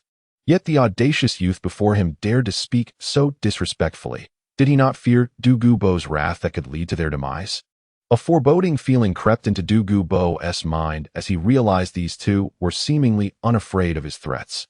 One possibility loomed large. Their strength far surpassed his own. Indeed, his suspicions were confirmed as he felt the overwhelming aura of a limit Douluo emanating from Jiu, pressing down upon him like the weight of the heavens. With a muffled grunt, Douluo, caught off guard by this immense soul power, felt a tempest raging within his heart and hastily summoned his by phosphor serpent emperor martial soul to resist this formidable pressure. But how could Jiu grant him the opportunity to react? He was directly pinned to the ground, utterly immobilized. Stop. No more. Then, Jiu raised his fist and struck down upon the prostrate Douluo with relentless force, leaving him battered and bruised, pleading softly for mercy. Well then, who does this valley belong to? Lu Yun asked, observing the supplicant Douluo. He nodded slightly, gradually approaching Douluo, a peculiar smile gracing his lips. Of course, it belongs to you, the Star Dou Auction House. I shall take my leave now. Blood surged within the throat of Douluo, which he hastily swallowed, panicking as he revealed that this valley belonged to the Star Dou Auction House. At that moment, Douluo felt an immense sense of frustration. The visage of Lu Yun appeared devilish, deepening his internal turmoil. He had never anticipated that the two individuals before him were, in fact, wolves in sheep's clothing. With a formidable limit Douluo exerting pressure upon him, a mere soul master who had just attained the rank of title Douluo, was this not a case of the strong preying upon the weak? Yet, Douluo found himself at a loss for words, knowing that voicing his grievances would only lead to more dire consequences than mere beatings. Thus, when Lu Yun inquired about the ownership of the valley, Douluo unhesitatingly conceded it to the Star Dou Auction House. If he continued to occupy the Eye of Ice and Fire, he feared that his very life would be forfeit. Despite the excruciating pain coursing through his body and the turmoil in his heart, Douluo remained profoundly astonished. What manner of force was the Star Dou Auction House? Why had he never heard of it before? A power possessing a limit Douluo could not possibly be obscure in the Douluo Continent. Could it be that the Star Dou Auction House was a hidden force, unknown to the people of the Douluo Continent? In Douluo's mind, the Star Dou Auction House was now deemed an entity not to be trifled with. As a solitary title Douluo, he certainly could not contend with such a colossal power. Consequently, thoughts of vengeance did not arise within him. Instead, he pondered on how to persuade this limit Douluo to allow him to depart from the Sunset Forest. Would it not have been better to act sooner, thus avoiding unnecessary suffering? Upon hearing Douluo declare that the valley belonged to the Star Dou Auction House, Lu Yun merely nodded in acknowledgement. Indeed, even the most stubborn of Douluo would yield under such overwhelming strength. This instilled in Lu Yun a fervent desire to enhance his own strength, rendering him increasingly solemn. Chapter 34. The Poison Gas Pill. Please do not hasten away just yet. At this moment, Lu Yun discerned the intentions of Douluo and felt an overwhelming urge to flee from this place. After this encounter, it seemed unlikely that he would ever return to the Eye of Ice and Fire. Just moments ago, Lu Yun had inquired with the system, seeking ways to relocate the Eye of Ice and Fire to the Star Dou Auction House. Indeed, the system provided him with a plethora of methods, and even indicated that he could procure numerous treasures from the divine shop, such as storage rings from the realm of cultivation. However, the costs associated with acquiring such items were beyond Lu Yun's current capabilities. Consequently, he found himself unable to completely abscond with the Eye of Ice and Fire, leaving him no choice but to allow it to remain in the Sunset Forest. Moreover, Jiu and Xin Shuang were primarily tasked with ensuring his safety in relation to the Star Dou Auction House, thus rendering them unable to guard the Eye of Ice and Fire. Before me stands the living embodiment of Douluo, a person of flesh and blood. Henceforth, Douluo shall guard the Eye of Ice and Fire, and of course, Lu Yun may occasionally bestow upon him treasures that shall benefit him for a lifetime. According to my inquiries, it appears you have not affiliated with any faction. Might I suggest you consider joining the Star Dou Auction House? Subsequently, Lu Yun articulated his intention for Douluo to join the Star Dou Auction House. Although he merely inquired about Douluo's willingness to join, his tone brooked no dissent. In other words, should Douluo utter a negative response, he would likely face a severe beating. No, I have always cherished a life of freedom and will not be bound by any faction. Douluo promptly shook his head, akin to a rattle drum, rejecting Lu Yun's proposal. Though he was unaware of the immense power of the Star Dou Auction House, he remained resolute in his refusal to join any formidable force. The more powerful the faction, the greater the constraints imposed, a reality he was unwilling to endure. You disagree? Upon hearing Douluo's refusal, Lu Yun stepped closer, narrowing his eyes as he softly murmured. Beside them, Jiuyu grasped his fists tightly, preparing to unleash another blow upon Douluo. Stop. I agree to join the Star Dou Auction House. Is that not sufficient? Realizing Jiuyu was about to strike, Douluo instinctively shielded his head with his arms, wishing to evade the impending assault. He began to comprehend that his refusal to join the Star Dou Auction House had precipitated this predicament. Initially, Douluo had resolved to remain unyielding. Yet he was at a loss as to the means Jiuyu employed that rendered him unable to escape. Each punch inflicted upon him brought excruciating pain, compelling him to succumb to Jiuyu's overwhelming presence and reluctantly join the Star Dou Auction House. Thus, from this day forth, you are a member of the Star Dou Auction House. Lu Yun, pleased with Douluo's compliance, nodded slightly, prompting Jiuyu to release his grip. After all, attempting to flee under the watchful gaze of an ultimate Douluo was a mere folly. Yet, at this moment, Douluo remained oblivious to the extraordinary opportunities that awaited him as a member of the Star Dou Auction House. In essence, from this moment on, the trajectory of Douluo's life had irrevocably altered. Unaware, Douluo now bore a troubled expression, his eyes reflecting a sense of grievance as he gazed at Lu Yun and Jiuyu, resembling a bullied spouse. Indeed, everything that Douluo has just done was merely a concession under duress. It is inconceivable that he would willingly submit. Inevitably, discontent brews within him. Yet he dares not voice his objections, fearing a subsequent thrashing. Since you have just joined the Star Dou Auction House, it would be remiss of me to extend nothing in return. Therefore, allow me to present you with this toxic pill. Moments later, Lu Yun recalled Douluo's own affliction and, with a hand resting on his chin, delved into the realm of the divine merchant. He promptly instructed the system to select the most suitable elixir for Douluo. After expending 100 auction points, he procured a toxic pill from a lower-tier cultivation plane. Although it was merely an inconsequential elixir from a rudimentary realm, its potency was indeed formidable. Even the most basic cultivation plane far exceeds the capabilities of the Douluo Continent. Thus, this diminutive toxic pill could effectively cleanse Douluo's body of poison and, to a certain extent, enhance the toxicity within him, potentially propelling his soul power to unprecedented heights. As for why Lu Yun did not opt for a superior toxic pill, the sole explanation is his financial constraints. In the next moment, a nondescript green pill materialized in Lu Yun's hand, devoid of any discernible aura. Then, before Douluo's bewildered gaze, Lu Yun unceremoniously tossed the pill into his mouth.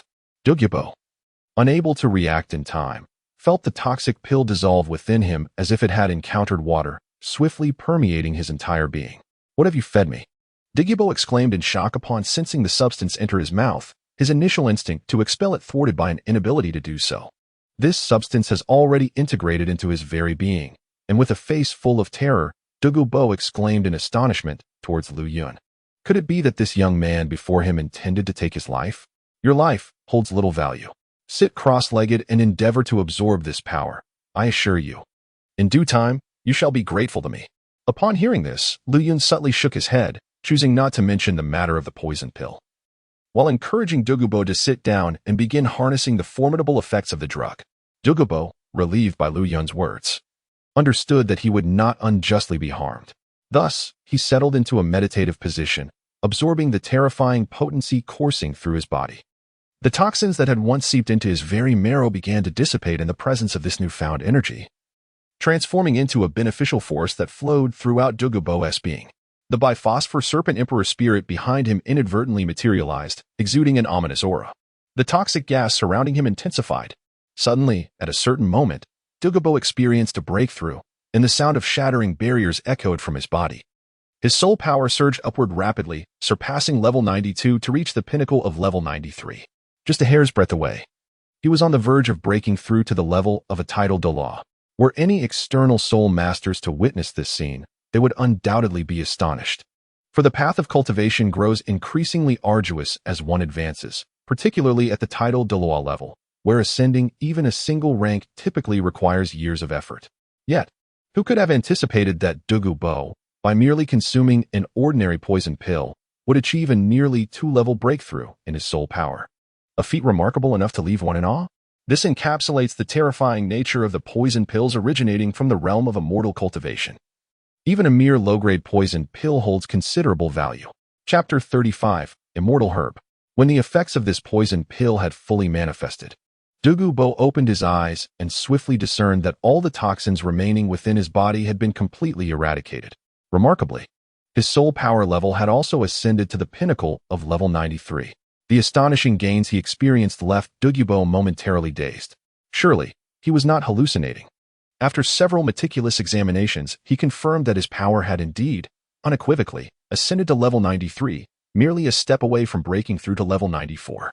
Douluo could scarcely believe the scene before him, yet the reality was irrefutable. After a brief period, he rose to his feet, his gaze shimmering with brilliance as he looked towards Lu Yun. He realized that the profound change within him was likely due to the elixir Lu Yun had previously bestowed upon him. He had never anticipated it to be so extraordinarily valuable. In Douluo's understanding, there had never been a treasure capable of elevating a title Douluo's soul power by 2 levels. This is rather terrifying. Douluo is acutely aware of the rarity of this treasure, yet he cannot fathom why Lu Yun would willingly bestow such an important artifact upon him. Thank you.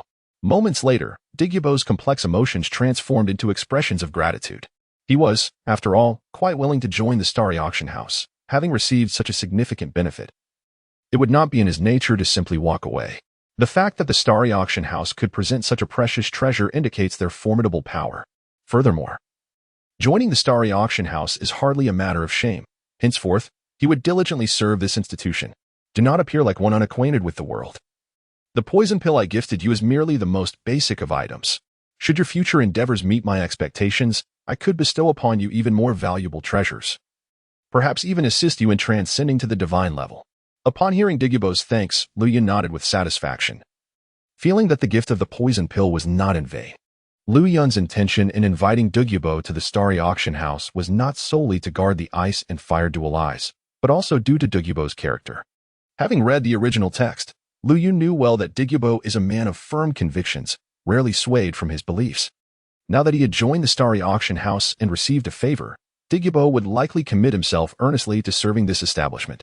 This allowed Lu Yun to entrust the management of the ice and fire 2 eyes to Douluo with complete peace of mind.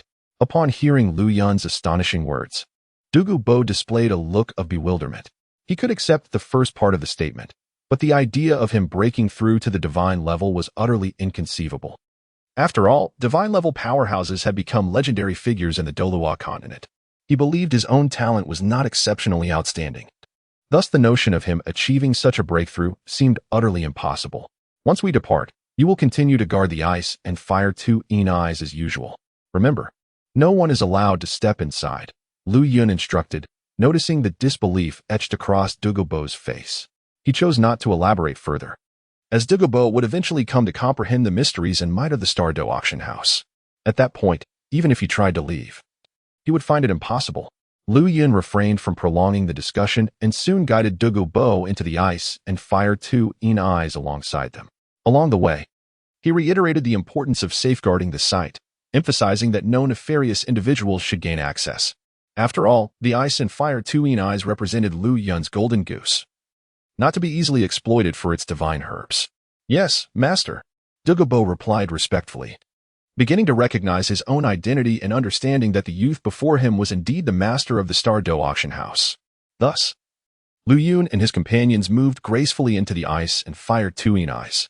As Lu Yun gazed ahead at the ice and fire 2 eyes, tumultuous waves surged within him. Before him lay a modest round pool, where the fiery red-hot spring and the icy blue-cold spring were distinctly delineated, each remaining untainted by the other. It was reminiscent of the duality of black and white, a visual manifestation of their interdependence and opposition. Lu Yun marveled for an extended moment, his gaze sweeping across the surroundings, where exquisite divine herbs materialized before his eyes. The fragrant Yuxian Kulu, a panacea against all poisons, possessed the extraordinary ability to neutralize toxins within its aromatic vicinity, rendering all harmful substances ineffective. It was the finest antidote herb. His attention shifted to the bank where the waters of the ice and fire two eyes converged. There bloomed a large flower of pale pink, its petals immense, with a center of soft purple, each petal appearing as crystalline and translucent as glass. This was the Qr'ing-T'ing-Tnj, a neutral divine herb, known to invigorate the limbs and enhance the blood flow through the meridians, capable of cultivating an indestructible body, albeit lacking fragrance. The BBNCNLN, a gentle medicinal herb, required to be stored in jade vessels, remained fresh for a millennium and would never wither. Its rich orchid scent uplifting the spirits and invigorating the mind of all who inhaled it. Lu Yun traversed among the rare celestial herbs, and upon glimpsing their forms, their names and descriptions naturally surfaced in his mind. Ultimately, his gaze settled upon two celestial herbs flourishing within the eye of ice and fire, the octagonal Xianbing herb and the fierce fire apricot blossom. The octagonal Xianbing herb thrived at the center of the cold extreme spring, its exterior displaying an octagonal shape, while its core sparkled with crystalline flower buds, categorizing it as an exceedingly rare cold toxin celestial treasure. In stark contrast, the fierce fire apricot blossom grew at the heart of the scorching yang spring, its entire body ablaze with a fiery red hue, marking it as a top-tier poisonous celestial herb of the utmost potency. As the premier celestial herbs manifested before Lu Yun, his possession of a system enabled him to discern their properties with clarity. Some herbs even boasted effects unrecorded in the original texts, leaving him utterly astounded. As he continued on his path, Lu Yun employed a unique method to harvest the mature top-tier celestial herbs, subsequently placing them into the confines of his system space. This system space, a result of his system activation, housed a realm that expanded in area as his power grew. Notably, this space possessed a remarkable trait: the items stored within experienced a cessation of time, remaining utterly unchanged. Thus, even if millennia were to pass after Lu Yun had harvested and stored these celestial herbs, they would remain as pristine as the moment they were placed inside, devoid of any loss in their efficacy. Now, let us absorb the two celestial herbs. With his focus fixed ahead, Lu Yun's attention was drawn to the octagonal Xianbing herb and the fierce fire apricot blossom. This was also one of Lu Yun's objectives in arriving at the Eye of Ice and Fire, to refine his physique through the two celestial herbs. Chapter 36, Astonishing Douluo. You are tasked with guarding the vicinity of the Eye of Ice and Fire. I shall proceed to absorb those two celestial herbs. At that moment, Lu Yun's gaze was fixated on the fire apricot and the octagonal ice grass. After all, these two types of celestial herbs were of the highest caliber, capable of significantly enhancing one's body. Although his physical resilience was sufficient to absorb a millennium soul ring, a stronger physique would invariably lead to greater power. His second purpose in coming to the Eye of Ice and Fire was to absorb the octagonal ice grass and the fire apricot. Buzz, buzz, buzz. Thus, Lu Yun approached the Eye of Ice and Fire, and the time-space divine tower martial soul was unleashed, causing the time-space power within a 10-mile radius to ripple instantaneously. A dagger materialized in Lu Yun's hand, and soon after, the power of space manifested in his right hand. In an instant, the dagger vanished from sight, only to reappear as it severed the fire apricot in one clean stroke. As this ethereal herb descended to the ground, the entire surface was enveloped in an impenetrable darkness. Subsequently, Lu Yun procured a new dagger and similarly harvested the octagonal ice grass. The two ethereal herbs harbor astonishing ice and fire toxins, which most entities cannot possibly endure. As the two daggers made contact with the octagonal profound ice grass and the blazing fire apricot, they shattered with a resounding crack. The soul energy within Lu Yun surged, gradually levitating the two mystical plants before him. He plucked a leaf from each and consumed them simultaneously, subsequently immersing himself in the Eye of Ice and Fire, exerting all his strength to refine the two herbs. Possessing the resilience to withstand a millennium-old soul ring, Lu Yun did not experience excessive agony upon his plunge into the Eye of Ice and Fire. Yet, there remained an element of unbearable discomfort. After all, even the formidable Douluo would find it challenging to endure for prolonged periods within such a treacherous realm. Not good. Douluo, having heard Lu Yun's command, initially stood frozen in place, but soon witnessed Lu Yun resolutely leap into the Eye of Ice and Fire. Observing this alarming situation, Douluo's expression turned one of sheer horror as he hurriedly prepared to rescue Lu Yun. In the Eye of Ice and Fire, even he dared not linger for too long. Such an act would be tantamount to courting death. Do not fret. The master possesses the discretion to act. Jiu remarked nonchalantly, casting a brief glance at Douluo. Every action taken by the master is executed with absolute confidence. Furthermore, I am continuously monitoring Lu Yun's condition. And should any peril arise, I will intervene without hesitation. Upon hearing Jiu's words, Douluo managed to quell his turbulent thoughts. If Jiu asserted that Lu Yun was safe, then he must indeed be so. Thus, Douluo remained in place, patiently awaiting Lu Yun's absorption of the two celestial herbs. As time flowed slowly by, Jiu and Douluo vigilantly stood guard beside Lu Yun. Upon entering the Eye of Ice and Fire, Lu Yun began to draw in immense forces of ice and fire to fortify himself. His physical strength rapidly escalated with the influx of power. The two soul rings he possessed unconsciously manifested, their darkness deepening as they swiftly approached the realm of higher age rings. Lu Yun's two chaotic level martial souls also absorbed the surrounding energies, gradually unlocking a portion of their inherent might. In this manner, an aura enveloped Lu Yun, exuding an overwhelming dominance and creating a scene of temporal chaos. Should a feeble soul master happen to linger near Lu Yun, they would undoubtedly be obliterated by the sheer force of this temporal energy, leaving no trace behind. What kind of power is this? Douluo gazed in astonishment at Lu Yun, acutely aware of the terrifying energy fluctuations surrounding him. He could distinctly sense the formidable nature of the forces enveloping Lu Yun. This revelation provided Douluo with a profound understanding of Lu Yun, who not only possessed an abundance of unparalleled treasures, but also bore an enigmatic and inscrutable martial soul. Truly, as the formidable leader of the Stardust Auction House, his reputation was well-deserved. However, what piqued Douluo's curiosity was the extent of the Stardust Auction House's power. Could it be true that these were two 10,000-year soul rings? As Douluo discerned the two 10,000-year soul rings encircling Lu Yun, he was overwhelmed with astonishment. His body instinctively recoiled, and he rubbed his eyes in disbelief. Yet, the colors of the soul rings remained unchanged from his initial observation. The first two soul rings of Lu Yun were indeed 10,000-year rings, leaving Douluo utterly astounded. Was it truly possible for a human soul master to attain such a feat? Typically, the first two soul rings of an ordinary human soul master would merely be 100 years in age, yet here was his master, having absorbed two 10,000-year soul rings. This is truly terrifying. After the initial shock, Douluo was even more curious about how Lu Yun accomplished such a feat. A soul ring spanning 10,000 years is simply beyond comprehension. Douluo's mind was awash with thoughts, and he felt a genuine admiration for Lu Yun. With each event that transpired, his sense of belonging to the Star Dou Auction House grew increasingly profound. Perhaps it wouldn't be such a bad idea to join the Star Dou Auction House. It could indeed prove to be a worthwhile endeavor. Beside him, Jiu observed the unfolding scenes with an expression of indifference. In his eyes, their leader's actions were hardly surprising. As nearly half a day passed, Lu Yun sensed a significant increase in his physical prowess. Upon fully absorbing the effects of the octagonal ice grass and the fiery apricot blossom, he abruptly opened his eyes, leapt up, and swiftly departed from the Eye of Ice and Fire, returning to the ground. Indeed, this harvest was quite fulfilling. Lu Yun felt a sense of satisfaction as he acknowledged the newfound strength and intensity of his body. His physical capabilities had increased by a remarkable 1 to 2-fold.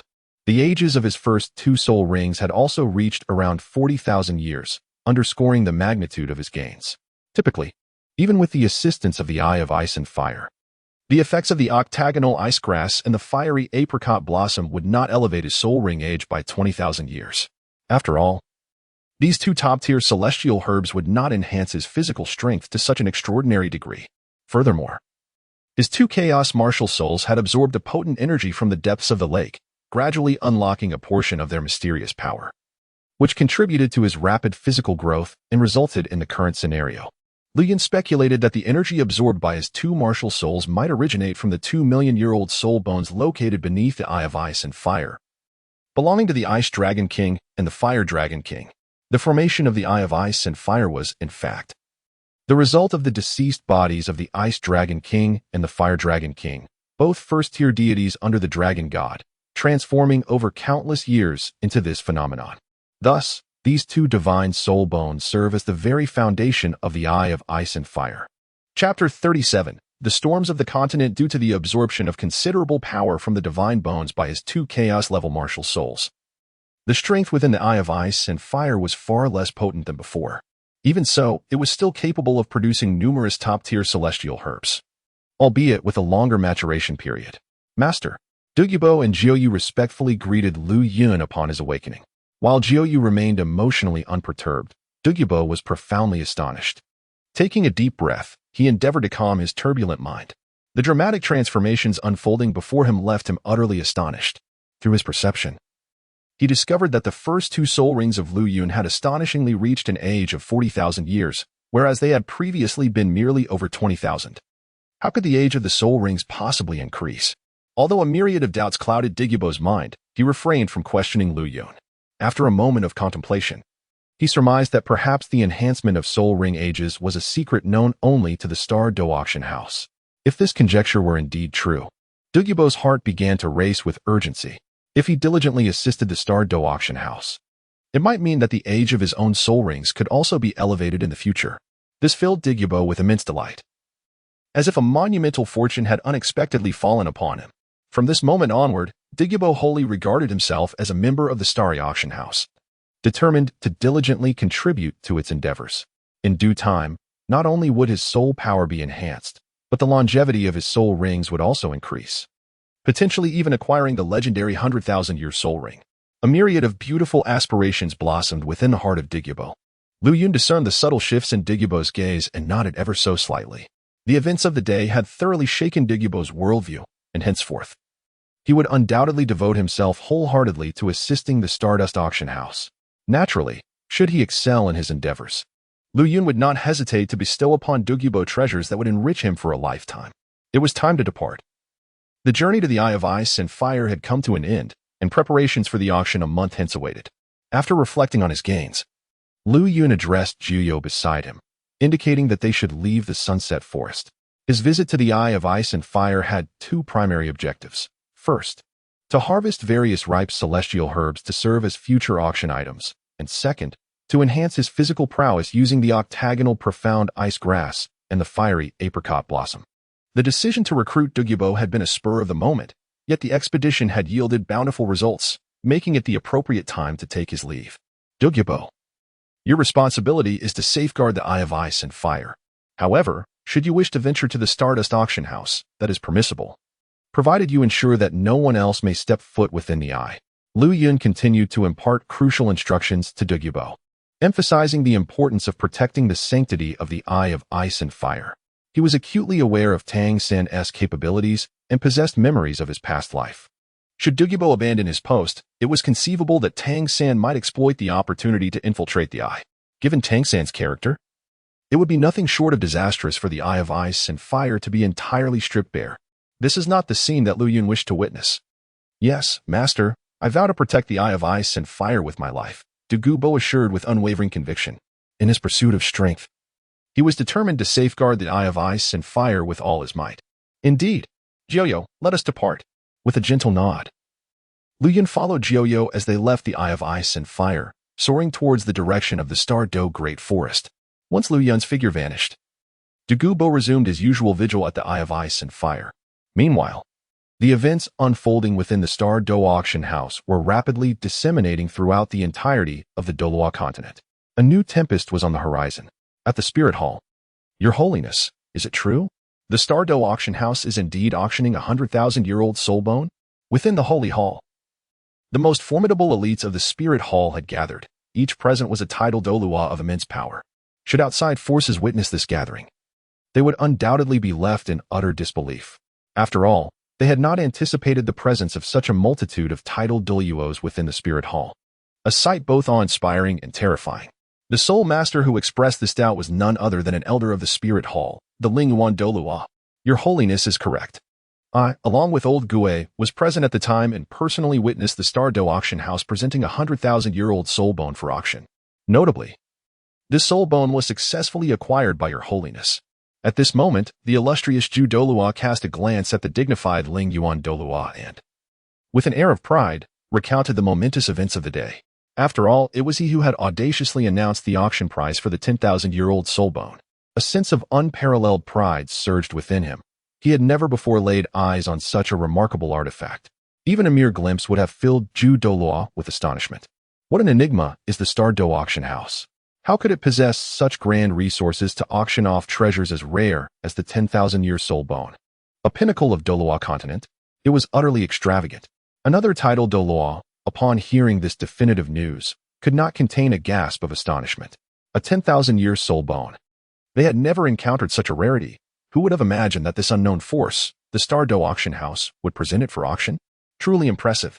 Yet, the other titled Douluos present felt a twinge of regret. Had they foreseen this, they would have accompanied the Pope to the Star Dou Auction House to witness the spectacle of the 10,000-year soul bone auction firsthand. In summary, the Star Dou Auction House was undeniably extraordinary. Although they had only presented 3 items this time, each was a top-tier treasure of the Douluo Continent. The foundation of the Star Dou Auction House must be profoundly rich. It could be considered fortunate that they managed to acquire this 10,000-year soul bone.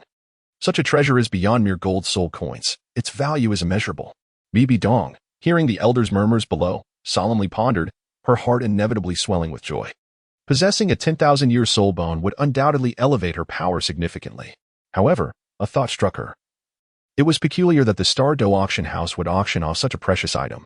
If a force possessed a 10,000-year soul bone, they would likely keep it for themselves. Why then would the Star Dou Auction House trade such a priceless artifact for mere gold soul coins? At that moment, another elder of title Douluo rank voiced his puzzlement. The value of the 10,000-year soul bone was self-evident, while gold soul coins were merely material possessions. Why would the Star Dou Auction House seek to exchange them? Chapter 38, Light Feather Douluo and Azure Phoenix Douluo. I am uncertain. Perhaps the Star Dou Auction House harbors ulterior motives. Nonetheless, acquiring this 10,000-year soul bone for 80 million gold soul coins is a rather shrewd transaction. Once my power ascends to new heights, all obstacles will be effortlessly overcome. Upon hearing this, Bibi Dong found herself utterly perplexed, uncertain of the intentions behind the actions of the Star Dou Auction House. However, she chose to remain silent for the time being, believing that her confusions would unravel as her strength increased, and that resolution would not require an excessively long wait. Nonetheless, had Bibi Dong been the master of the Star Dou Auction House, she would undoubtedly refrain from exchanging a 100,000-year spirit bone for gold soul coins. For now, her primary focus remained on enhancing her own power. The answers to her questions would eventually reveal themselves. Should Lu Yun have overheard the discussions among those present, he would likely feel a sense of resignation. After all, he too had no desire to trade gold soul coins for a 100,000-year spirit bone. Yet, for the future interests of the Star Dou Auction House, one must be willing to sacrifice, for without risk, one cannot gain. Utilizing a 100,000-year spirit bone to unlock future markets for the Star Dou Auction House was indeed a plan worth pursuing. On another note, this particular spirit bone could be considered a boon he had acquired without cost. Furthermore, he had harnessed its value to attract numerous auction points. In summary, Lu Yun did not find himself at a significant loss this time. In the future, he would not auction off the subsequent 100,000-year spirit bones for mere pittance. He intended to capitalize on them fully, taking advantage of the insatiable desires of the soul masters of Douluo Continent. To them, a 100,000-year spirit bone was an unimaginable treasure, a temptation that few factions could resist, which was the source of Lu Yun's confidence. Your Holiness, one cannot help but wonder if we will be able to attend the upcoming auction at the Star Dou Auction House a month from now. At that moment, many titled Douluo experts fell into silence, their minds rife with endless questions. Yet, as answers eluded them, they were compelled to suppress their thoughts. Soon, several of them expressed eagerness to visit the Star Dou Auction House in a month's time, should they encounter treasures suited to their needs. It would be worthwhile to bid, considering the considerable amount of gold soul coins they had accumulated over the years. Indeed, but you must remember to conceal your identities. It is imperative that no external forces discover your origins from the Spirit Hall. We must maintain a facade of strength, Bibi Dong advised thoughtfully. She agreed to allow more titled Douluo experts to attend the auction, recognizing that the Star Dou Auction House offered countless treasures that might indeed suit the elders. However, she specifically cautioned those present to ensure their identities remained hidden. The true power of the Spirit Hall would not be disclosed to the outside world in the near future, for doing so could severely hinder the Hall's future plans. Understood, Your Holiness. Upon hearing Bibi Dong's consent, the titled Douluo experts beamed with joy, their hearts brimming with aspirations. In the coming month, they would surely exert themselves to amass gold soul coins, striving to secure a valuable treasure at the auction that would serve their interests well. Ultimately, Bibi Dong continued to convey certain matters before allowing Zhu Douluo and the others to depart. She intended to commence the absorption of this century-old soul bone. eager to discover what extraordinary soul skills it might bestow upon her. Deep within the spirit hall, in the worship hall, a resplendent chamber radiated with opulence, intermittently exuding an overwhelming aura of tidal Douluos that caused the surrounding space to tremble slightly. Within this magnificent hall stood 7 soul masters. Upon closer inspection, it became evident that each of these individuals emanated an oppressive presence, all exceeding the formidable rank of 95 as tidal Douluos. These 7 individuals embody the true essence of the spirit hall and represent its most formidable presence. What are your thoughts on this matter? At the forefront stands a middle-aged man, his golden hair flowing gracefully in the breeze, radiating an intense aura of divine light. This man is one of the 3 supreme Douluos of the Douluo Continent, renowned as the invincible of the skies, Douluo. He is the true master of the spirit hall. Although Douluo has been in seclusion for cultivation, he has still managed to ascertain through his informants that Bibi Dong has acquired a 10,000-year soul bone today. Initially, Douluo regarded this matter with indifference, believing it to be inconsequential. However, it prompted him to ponder deeper issues. For a faction to present a 10,000-year soul bone for auction, there must be significant intricacies at play behind the scenes.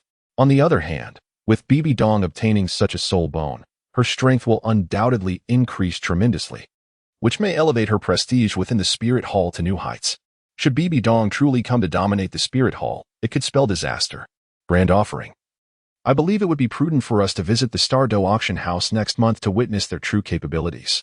A 10,000-year soul bone is exceedingly rare. We do not possess such a treasure ourselves. With Bibi Dong absorbing a 10,000-year soul bone, her power will far surpass ours, and we cannot remain passive. If the Star Dou Auction House truly possesses such profound resources, we may be able to derive some benefits from it.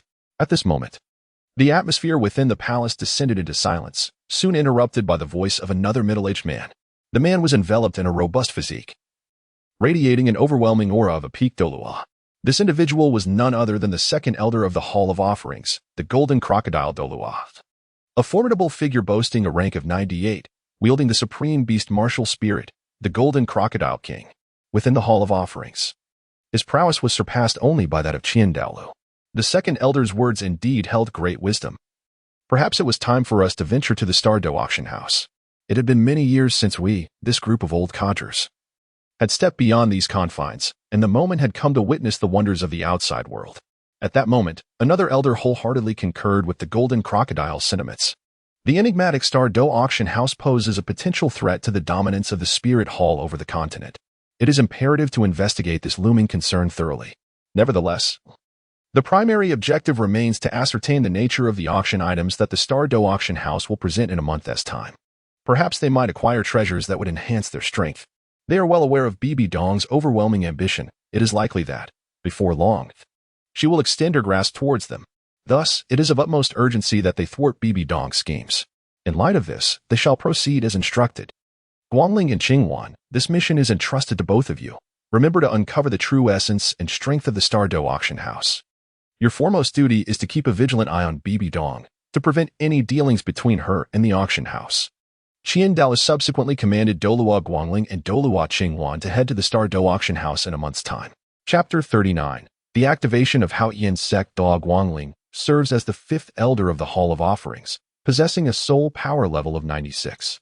Meanwhile, Douluo Qingwan is the 3rd elder with a soul power level of 97. Their prowess ranks among the elite within the Hall of Offerings. Thus, Douluo felt reassured in dispatching them to the Star Dou Auction House. With utmost respect, we shall obey the command of the Grand Elder. Douluo Guangling and Douluo Qingwan nodded respectfully upon receiving Douluo's orders. They resolved internally to diligently investigate the foundation and combat capabilities of the Star Dou Auction House. With their formidable strength, they could easily escape should they encounter adversaries. As for the other elders, although they also wished to journey to the Star Dou Auction House, they were compelled to remain in the Hall of Offerings due to Douluo's directives. The safety of the Spirit Hall still required their vigilant guardianship. This time, let the Radiant Spirit Douluo and the Azure Phoenix Douluo journey together to the Treasures Sect. Amidst the perilous cliffs, figures darted swiftly, racing towards the summit. Upon their arrival at the destination, they beheld a colossal edifice, forged as if from iron and stone, exuding a profound and imposing aura. This residence is none other than the original foremost sect of the Douluo Continent, the Treasures Sect. However, due to the oppression from the Spirit Hall, It was compelled to shut its doors, retreating into a state of seclusion. In recent days, the disciples of the Haotian sect, stationed abroad, have undoubtedly heard the rumors surrounding the Star Dou Auction House. They hastily made their way back to the sect, eager to inform the sect leader of this momentous event, which could significantly impact the unfolding dynamics of the Douluo Continent. A palpable sense of foreboding looms over the hearts of the continent's inhabitants. The arrival of the Star Dou Auction House may indeed disrupt the current tranquility. The various factions have already become enmeshed in a peculiar storm of intrigue, and a single misstep could precipitate a war that engulfs the entire Douluo Continent. Upon their return to the Haotian sect, several disciples found themselves in the presence of sect leader Tang Xiao and several elders. They relayed the information they had gathered from the outside world, leaving no detail unspoken. "Are you certain these reports are accurate?" Tang Xiao inquired, particularly agitated by the revelations concerning the 10,000-year soul bone. His composure shattered, he rose abruptly, his gaze fixed sternly on the disciples before him.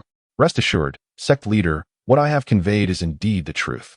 The significant events occurring at the Star Dou Auction House have already reverberated throughout the Douluo Continent. I believe that within a few days, nearly everyone will be aware of this matter." The disciple below spoke with gravity, reiterating the authenticity of his claims. After all, this unprecedented occurrence compelled him to be judicious before approaching the sect leader. "This is troublesome." After a moment's contemplation, Tang Xiao quelled his restless heart, seated himself once more, and furrowed his brow, grappling with the complexity of the situation. "Elders, what are your thoughts on this matter?" Lacking a decisive course of action, he turned his gaze toward the elders beside him, hoping they might offer sage counsel. After all, the Star Dou Auction House is shrouded in enigma. Although the Haotian sect currently remains in seclusion, abstaining from the conflicts of the Douluo Continent, the emergence of the Star Dou Auction House is certain to unsettle their prior plans. As for the veracity of these claims, we shall ascertain the truth when we visit the Star Dou Auction House in a month's time. At this moment, the irascible seventh elder abruptly expressed his desire to visit the Star Dou Auction House. This notion, however, appeared to be impractical. It is widely known that our Haotian sect has declared its gates closed. Should we recklessly emerge onto the Douluo Continent without cause, it would inevitably arouse the suspicions of other factions. Moreover, the Spirit Hall remains vigilant, watching our every move. We cannot afford to act freely. It is imperative that we do not make a grand show of our journey to the Star Dou Auction House. The second elder promptly countered the seventh elder's proposal, cautioning that if they recklessly departed from the Haotian sect, the Spirit Hall might seize the opportunity to strike again, subjecting the disciples of the Haotian sect to unprecedented tribulations. What is there to fear from the Spirit Hall? At worst, we shall engage in a battle to the bitter end. At that moment, upon hearing the news regarding the Spirit Hall, Elder Seven's eyes blazed with fury as he slammed his hand onto the table. His tone was saturated with animosity towards the Spirit Hall, yearning for a fierce confrontation to determine fate. "Calm yourself, Elder Seven," Elder Two interjected, noticing the smoldering rage of Elder Seven beside him, and let out a cold huff to urge him to regain his composure. "This matter requires careful consideration. The Spirit Hall is at the pinnacle of its power, while our Haotian sect, after years of cultivation, finds its strength diminished and cannot possibly confront the Spirit Hall head-on. Should a war be instigated, our Haotian sect would undoubtedly suffer an unprecedented blow. What do you propose we do?" After a moment of contemplation, Elder Seven, striving to quell his fury, inquired with palpable discontent. "We must venture to the Star Dou Auction House, but our approach must be shrouded in secrecy. In light of this, Elder Two, I must ask you to undertake this mission. Choose 2 disciples from our sect to accompany you to the Star Dou Auction House. You must conceal your identities, and it is imperative that you refrain from revealing the Haotian hammer martial spirit. This way, regardless of the Spirit Hall's vast capabilities, they will not be able to ascertain that our Haotian sect has breached our original oath." After a considerable pause, Tang Xiao conceived a plan. "Since our Haotian sect cannot leave this place openly, we shall covertly make our way to the Star Dou Auction House. After all, Elder Two is a formidable title Douluo. As long as we do not expose the Haotian hammer, there is a significant likelihood that we will remain undetected by the Spirit Hall. Since you, Sect Master, have made the decision, I shall proceed to the Star Dou Auction House." Upon hearing Tang Xiao's words, Elder Two furrowed his brow and accepted this daunting task.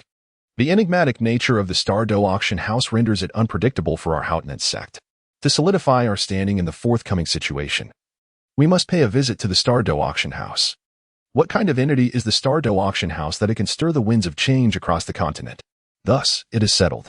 Upon encountering the seventh elder, Tang Xiao initially intended to continue their discourse, but was promptly interrupted. It was evident that the seventh elder wished to depart from the Haotian sect. Should he lead the expedition, it would inevitably provoke a confrontation with the Spirit Hall, for adversaries often harbor intense animosity upon meeting. Thus, it would be far more prudent for the exceptionally cautious second elder to guide the disciples of the sect to the Star Dou Auction House. And so, the winds of change began to stir across the continent, as various formidable factions fell into a state of calm. Those who had genuinely participated in the inaugural auction swiftly commenced amassing an abundance of gold soul coins in preparation for the forthcoming auction a month hence. The astonishing treasures presented at the previous auction had profoundly shaken their perceptions, and the major factions were resolute in ensuring that no other rare artifacts slipped through their fingers at the next event. Chapter 40. Soul Crystals as time flowed inexorably. A month had elapsed. Today marked the occasion of yet another auction at the Star Dou Auction House. On this very day, the preeminent forces of the Douluo Continent reached an unspoken agreement. With remarkable haste, they guided their members, accompanied by substantial amounts of gold soul coins, towards the Star Dou forest. The sight of such unprecedented gathering left the soul masters of the continent momentarily astonished. However, upon recalling that today was the day of the auction, they quickly came to terms with it. After all, the treasures proffered by the Star Dou Auction House were indisputably among the finest in the land. Regrettably, the majority of soul masters lacked the financial means to partake in the auction. Otherwise, they too would have sought to witness the event. At this juncture, on the third floor of the Star Dou Auction House, Lu Yun sat in a chair, flanked by Jiao Yu and Xian Shuang. With a contemplative hand resting on his chin, Lu Yun was filled with anticipation, pondering what remarkable items he might acquire at this auction. Xian Shuang, he remarked, "The number of titled Douluo present today is certainly considerable. Therefore, you shall preside over this auction. Of course, we shall adhere to the standards set in the previous auction. Any troublemakers shall not be shown mercy." At this moment, Lu Yun turned to Xian Shuang and instructed her to adopt a stern approach, making it imperative that the chaotic scene caused by the previous male intruder does not recur. Lu Yun had tasked Jiao Yu with surveying the movements across the entire Douluo continent and had a rough understanding of the first auction event that had occurred over the past month. Almost every soul master in the Douluo Continent had become aware of the existence of the Star Dou Auction House. Therefore, it was inevitable that the forces of the Douluo Continent would arrive at the Star Dou Auction House, accompanied by numerous titled Douluo powerhouses. To maintain order within the Star Dou Auction House, Xian Shuang need not hold back and should act decisively. Of course, if the situation warranted, Lu Yun would also allow Jiao Yu to intervene. Nevertheless, Lu Yun did not believe that several extreme Douluo from the Douluo Continent would choose to attend this auction, as such a decision seemed rather unrealistic. Furthermore, news of the Star Dou Auction House had not spread rapidly enough. Sea God Island was likely unaware of its existence. Meanwhile, the other extreme Douluo, Tangshan, was currently possessed by a 100,000-year soul beast and was oblivious to the events occurring outside. As for the angel Douluo, Qian Daolu, who was idly situated in Douluo Continent, it was unlikely that he would take the time to visit the Star Dou Auction House. However, Lu Yun anticipated that a considerable number of powerful individuals would indeed arrive at the Star Dou Auction House. As for which factions would be present, he would only ascertain that once they entered the premises. "Rest assured, Master, this auction will surely meet your expectations," Xian Shuang assured with a gentle nod. She vowed that she would not falter in her duties for this auction, her eyes flashing with a hint of murderous intent. Those who dared to disrupt the Star Dou Auction House would not be shown mercy. That is reassuring. Given the time, the major factions should be arriving soon. It is time for us to prepare. Lu Yun gradually rose to his feet, gazing into the distance with an air of anticipation. He had capitalized on the remaining auction points from the previous event, as well as the treasures he had gathered from the Eyes of Ice and Fire, amassing a total of 5 auction items. At this moment, he found himself devoid of any auction points. It was imperative for him to maximize the potential of these auction items to accumulate a substantial amount of auction points. Yet, he was suddenly engulfed in a haze of uncertainty. After all, the currency known as gold soul coins in Douluo Continent was finite, and as he continued to auction, the items would only grow more precious. If he were to hold several large-scale auctions, the gold soul coins in Douluo Continent would eventually be depleted. Moreover, he had relinquished all the gold soul coins he had acquired to the system, converting them into auction points. This indicated that there was virtually no possibility of the gold soul coins returning to his possession. Perhaps it would not be long before the gold soul coins were exhausted, leading to a complete collapse of the monetary system in Douluo Continent. Lu Yun found himself at a loss regarding this predicament. As Xian Shuang and Jiu Yu exited the room to prepare for the upcoming auction, he settled into a meditative position, delving deep into his thoughts. System. Given the current circumstances, if the auctions continue, the gold soul coins in Douluo Continent will inevitably run out. Do you have any solutions to this predicament? At that moment, Lu Yun expressed his inner confusion to the system within his mind. With its vast capabilities, the system should be able to offer some effective strategies. After contemplating the host's concerns, the system responded with its cold voice, acknowledging the finite nature of gold soul coins in Douluo Continent. Indeed, if the host continued with the current auction practices, the gold soul coins would one day be entirely consumed. However, the system suggested that the host create a new currency trading system akin to gold soul coins.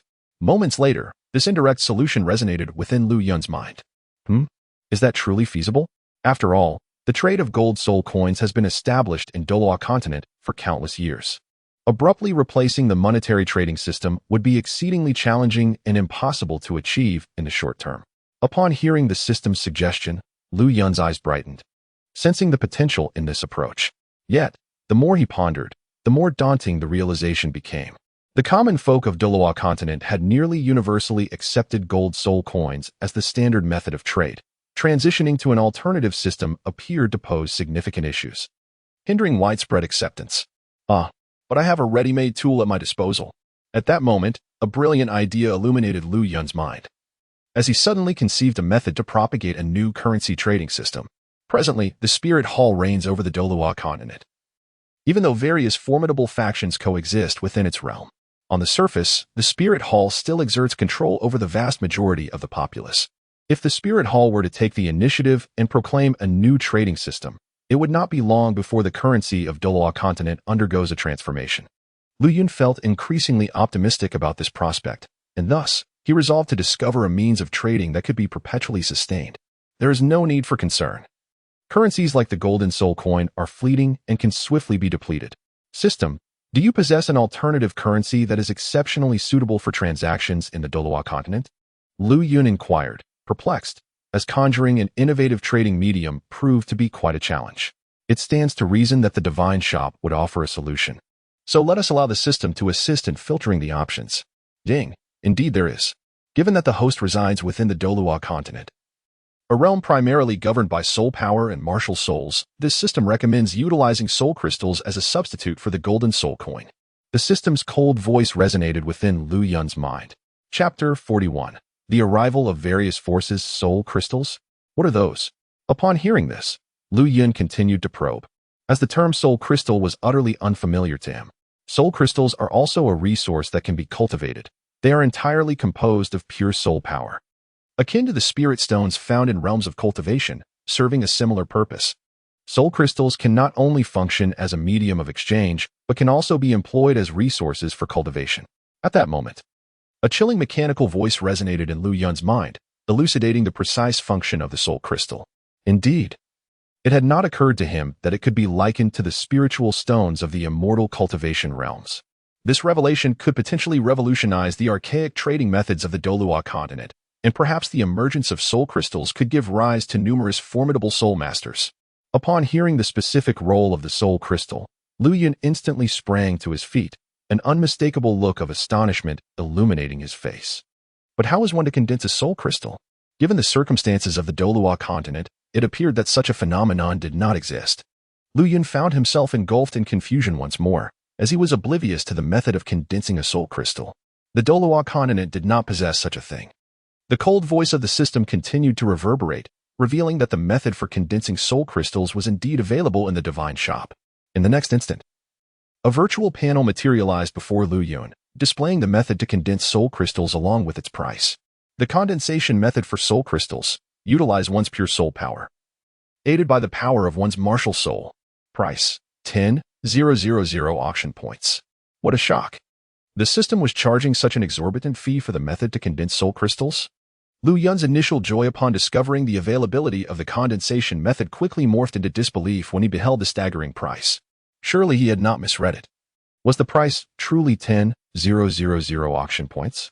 This price can be regarded as one of the most exquisite treasures within the Douluo realm, equivalent to a staggering 100 million gold soul coins. The host should not limit their perspective. The method of crystallizing souls has the potential to revolutionize the current era of Douluo Continent, elevating it to a higher level of cultivation. Of course, if the host were to disseminate the soul crystal technique throughout the Douluo Continent, unexpected rewards may await. The system's cold voice continued to address Lu Yun, leaving him with an enigmatic curiosity. Unexpected rewards? Lu Yun seized upon the most significant phrase, unexpected rewards? Could it be that when the soul crystal becomes widespread across the Douluo Continent, he would gain something in return? Lu Yun's interest was piqued by the system's remarks. What is the exchange ratio between soul crystals and auction points? Lu Yun pondered a crucial matter. If the exchange ratio were the same as that of gold soul coins, he would incur substantial losses. Hence, it was prudent to inquire beforehand. The exchange ratio of soul crystals to auction points is 1:1. The system continued. I see. It seems that after this auction concludes, it will be time to popularize the method of crystallizing souls throughout the Douluo Continent. Upon hearing that the exchange ratio was 1:1, a glimmer of light flickered in Lu Yun's dark pupils. He had not anticipated that the system would be so benevolent as to establish the ratio at 1:1. This implies that he would subsequently accrue more auction points. However, Lu Yun sensed a hint of unease. Given the system's nature, it would not allow him to gain an advantage easily. Without a doubt, the crystallization of souls would present significant challenges. Overall, there was little change. Nonetheless, Lu Yun intended to acquire the soul crystal technique once this auction concluded. After all, soul crystals would become the primary currency for trade in the future Douluo Continent. Once successfully disseminated, he could freely gather auction points without the concern of the Douluo Continent's monetary system collapsing again, which could lead to turmoil. Subsequently, Lu Yun set aside these thoughts and quietly sat in his room, awaiting the commencement of the auction. Time passed slowly. Each faction arrived sequentially at the Star Dou Auction House, finding their designated seats as they prepared for the upcoming auction. As for the other soul masters, upon entering the Star Dou Auction House and encountering the Azure Bull Python and the Titan Giant Ape at the entrance, they were all taken aback and instinctively unleashed their martial souls, ready for battle.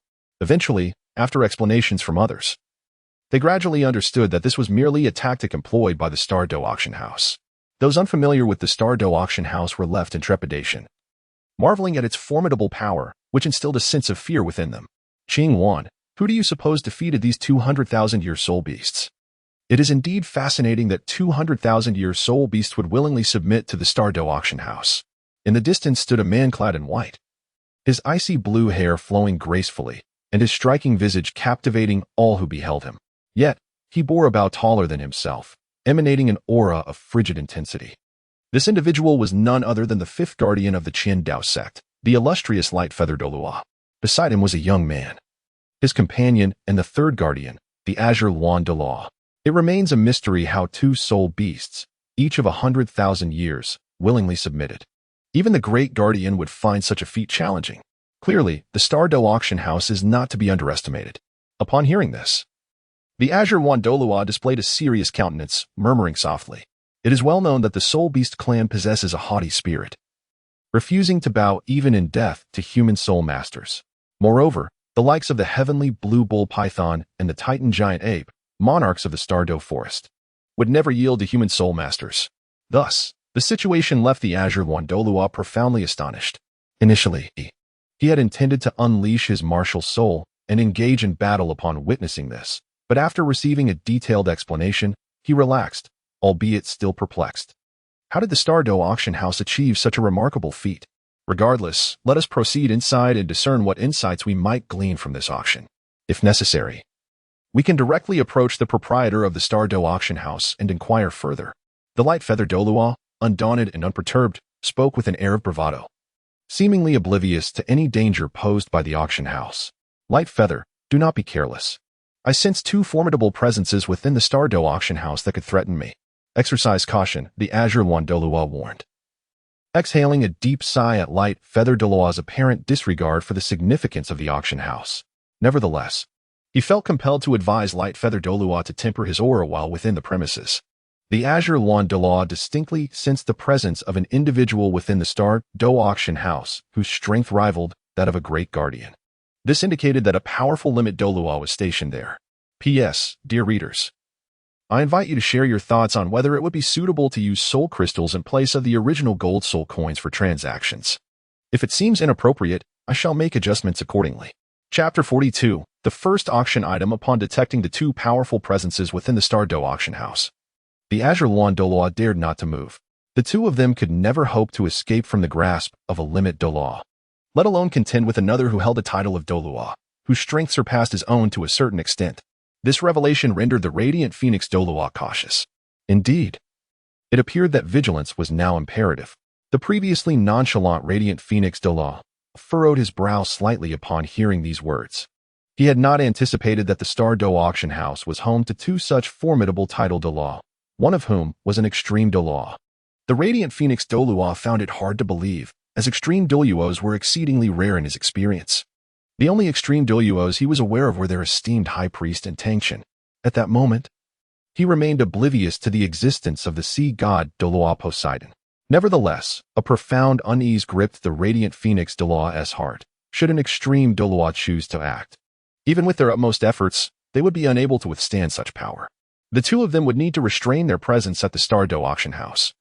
For should they inadvertently offend that formidable being, their lives would be forfeit before they could return to the Spirit Hall. Let us proceed. I wish to discern the true nature of the Star Dou Auction House, he said, turning to the nearby Qingwan Douluo. After uttering these words, the two moved with light steps towards the direction of the Star Dou Auction House. As half an hour passed, nearly all factions had arrived at the Star Dou Auction House, signifying the commencement of the auction. As Xian Shuang ascended the auction platform, a myriad of expressions flickered across the faces of the gathered powers. Some were filled with delight, others with anticipation, and some with skepticism regarding Xian Shuang's capabilities. First, I extend a warm welcome to all who have come to partake in the auction hosted by the Star Dou Auction House. From this moment forth, the auction is officially underway, Xian Shuang proclaimed, surveying the crowd below. With a grand gesture, she unveiled an ice-blue soul bone that materialized upon the table, exuding the aura characteristic of a millennium-old soul bone. This 10,000-year soul bone, similarly harvested from the celestial blue bull python and the titan giant ape, shall serve as a tantalizing appetizer for the time being. This soul bone is no ordinary one. It is a 5,000-year-old ice attribute soul bone, which is exceedingly rare on the Douluo Continent. After all, each 10,000-year soul bone is immensely precious. Moreover, a 10,000-year soul bone can only be obtained from a 10,000-year soul beast with a certain probability. For the soul masters of Douluo Continent, this 5,000-year soul bone, while not comparable to a 100,000-year soul bone, is nonetheless a rare and invaluable treasure. To my astonishment, the Star Dou Auction House has commenced with the auction of a soul bone over 50,000 years old, truly displaying its financial prowess. I am genuinely eager to see what subsequent auction items will unveil, as based on the previous auction, the treasures become increasingly exquisite as the event progresses. From the moment the 50,000-year soul bone made its appearance, it became nearly impossible for anyone present to maintain their composure. Although they had heard of the last auction where the Star Dou Auction House presented a 100,000-year soul bone, they were acutely aware of the rarity of such treasures. Merely possessing one was already a testament to immense strength. Nonetheless, this 50,000-year soul bone was exceptionally precious as well. Among all the soul masters present, how many could claim to possess even a single soul bone? It was likely that not even a millennium soul bone was in their possession. This soul bone, imbued with ice attributes, truly showcased the profound depth of the Star Dou Auction House's resources. Within a private box, the glorious winged Douluo found his breath quickening upon beholding the 50,000-year soul bone. The bow behind him resonated with a low hum, as if drawn by the allure of this ice attribute soul bone. As the glorious winged Douluo's martial spirit was also of the ice attribute, acquiring this soul bone would undoubtedly amplify his power significantly. However, he lamented that such a coveted treasure would inevitably incite fierce competition among the prominent factions. Thus, he lacked absolute confidence in securing this soul bone through the auction. Glorious Wing, there are two presences in the Star Dou Auction House that surpass my own, and she is one of them. Upon witnessing the 50,000-year ice attribute soul bone, the Qingwan Douluo's gaze flickered slightly. Soon, his attention turned to Xian Shuang, and with a solemn tone, he addressed the glorious winged Douluo beside him. Is she the one you mentioned? At this, the glorious winged Douluo steadied his stirred emotions, his probing gaze settling upon Xian Shuang. As he meticulously sensed the formidable ice attribute power emanating from within her, his heart trembled slightly. Indeed, the might of the ice attribute within her was so potent that it instilled an unimaginable sense of threat. It appeared that this woman's prowess was indeed superior to both of theirs, weighing heavily on the glorious winged Douluo's heart. However, it seemed they had gleaned a piece of useful information. After the auction, they would return and relay all that transpired here to the high priest. As for how to address the aftermath, that was beyond their concern. What, do you have a fondness for this soul bone? The Qinghuan Douluo cast a glance at the soul bone before turning to the glorious winged Douluo beside him. He had not overlooked the longing glimmer in the glorious winged Douluo's eyes moments ago. This ancient soul bone, imbued with the essence of ice and aged 50,000 years, is indeed an exceptionally rare treasure. Should the radiant feather Douluo absorb it? A significant enhancement in strength is inevitable. Hence, he is resolute in his pursuit of this remarkable soul bone. Indeed, I shall strive to secure this 50,000-year ice attribute soul bone. The radiant feather Douluo nodded vigorously, his tone brimming with determination to possess this invaluable relic. Very well. If your golden soul coins are insufficient, I can supplement the difference, the Qinghuan Douluo agreed, subtly acknowledging the radiant feather Douluo's intention to acquire the ancient soul bone. Without further ado, it was revealed that this soul bone originated from the ice jade Luan bird, a top-tier ice attribute soul beast. Thus its worth is self-evident. Consequently, the opening bid for this 50,000-year ice attribute soul bone is set at 50 million golden soul coins. A moment later, Xian Shuang introduced the ice attribute soul bone and announced its starting price. Naturally, this auction price far exceeds that of the previous one. After all, during the last auction, Liu Yun had not planned adequately, and other factions had approached with caution, bringing only a limited amount of golden soul coins. However, today, each major faction is undoubtedly well prepared with their golden soul coins. Thus, Liu Yun seizes the opportunity to gather their wealth. For those factions participating in the auction for the first time, the astonishment was palpable upon hearing this price. They had not anticipated that the opening bid for this 50,000-year soul bone would rival that of the previous 100,000-year soul bone. Chapter 43. The Mysterious Golden Sphere. Others speculated that the final price for this 50,000-year soul bone would undoubtedly surpass that of the previous 100,000-year soul bone. Rarity begets value. Even so, they were unwilling to relinquish their claim to this 50,000-year soul bone. 50 million golden soul coins, exclaimed the box occupied by the radiant feather Douluo, eager to contend for the coveted soul bone. 55 million golden soul coins, came a voice from another box, aiming to seize the soul bone for themselves. 70 million golden soul coins. 75 million golden soul coins. As time progressed, competition intensified among the factions for this 50,000-year soul bone. At this juncture, the majority of factions, upon hearing the escalating bids, fell silent, opting to withdraw from the contest for the soul bone.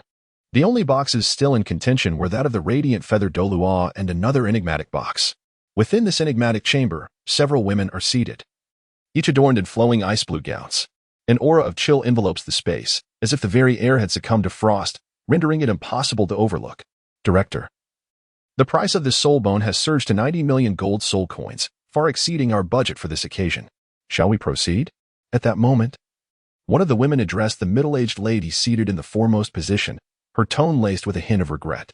They had originally come to the Star Auction House to partake in the auction, bringing with them a considerable amount of gold soul coins, with the intention of bidding on a treasured item. However, the very first lot presented was a soul bone imbued with ice attributes, aged 50,000 years, which they found exceedingly difficult to relinquish. They wished to let go of their reservations and compete for this ancient soul bone, yet to their dismay, another bidding room closely followed their offers, seemingly unwilling to concede this prized possession to them. Alas, let the soul bone be granted to them. Through my perceptive intuition, it was clear that within that bidding room resided a formidable title de law. Even if by some fortunate stroke of luck we managed to secure this soul bone, it was likely that we would not survive the journey back to the Tianshui Academy. At that moment, the middle-aged woman let out a slow sigh, contemplating her decision to relinquish the contest for the 50,000-year soul bone. Indeed, these individuals are the esteemed scholars and the dean from Tianshui Academy. Naturally, they are aware of the events transpiring at the Star Auction House, which has prompted their desire to attend this auction. Are there any treasures suitable for them? This exquisite soul bone, aged 50,000 years, is exceptionally suited for the soul masters of the Tianshui Academy. However, the exorbitant price renders it beyond their means. price is but one facet. Another consideration is that Tianshui Academy lacks the protection of a title de law. Thus, inciting the ire of a title de law could potentially lead to the complete annihilation of the entire Tianshui Academy from the Douluo Continent. This is also the primary reason why the middle-aged woman had to relinquish this soul bone. 90 million gold soul coins, once. 90 million gold soul coins, twice. 90 million gold soul coins, thrice. Since no one contested for this soul bone, the 5,000-year ice attribute soul bone would belong to Box 9. After confirming multiple times that no one would raise the bid further, Xian Shuang promptly declared that this soul bone had been won by Box 9. The soul master within Box 9 was none other than the one residing in the presence of the radiant Douluo. The forces attending this auction are exceedingly intricate. Thus, Lu Yun had previously instructed Xian Shuang to refrain from revealing the affiliations of those within the private box, merely stating the box number instead. This measure significantly enhances the privacy of the bidders. Subsequently, Xian Shuang and the Douluo Guangling exchanged payment for the goods. Indeed, it is no surprise that a soul bone aged 50,000 years possesses such formidable power. Perhaps absorbing this ancient soul bone will elevate my soul power to the 97th level. Upon acquiring this 50,000-year soul bone, Guangling Douluo felt his bow tremble violently behind him, as if urging him to absorb the soul bone immediately. He recognized the immense strength of this soul bone.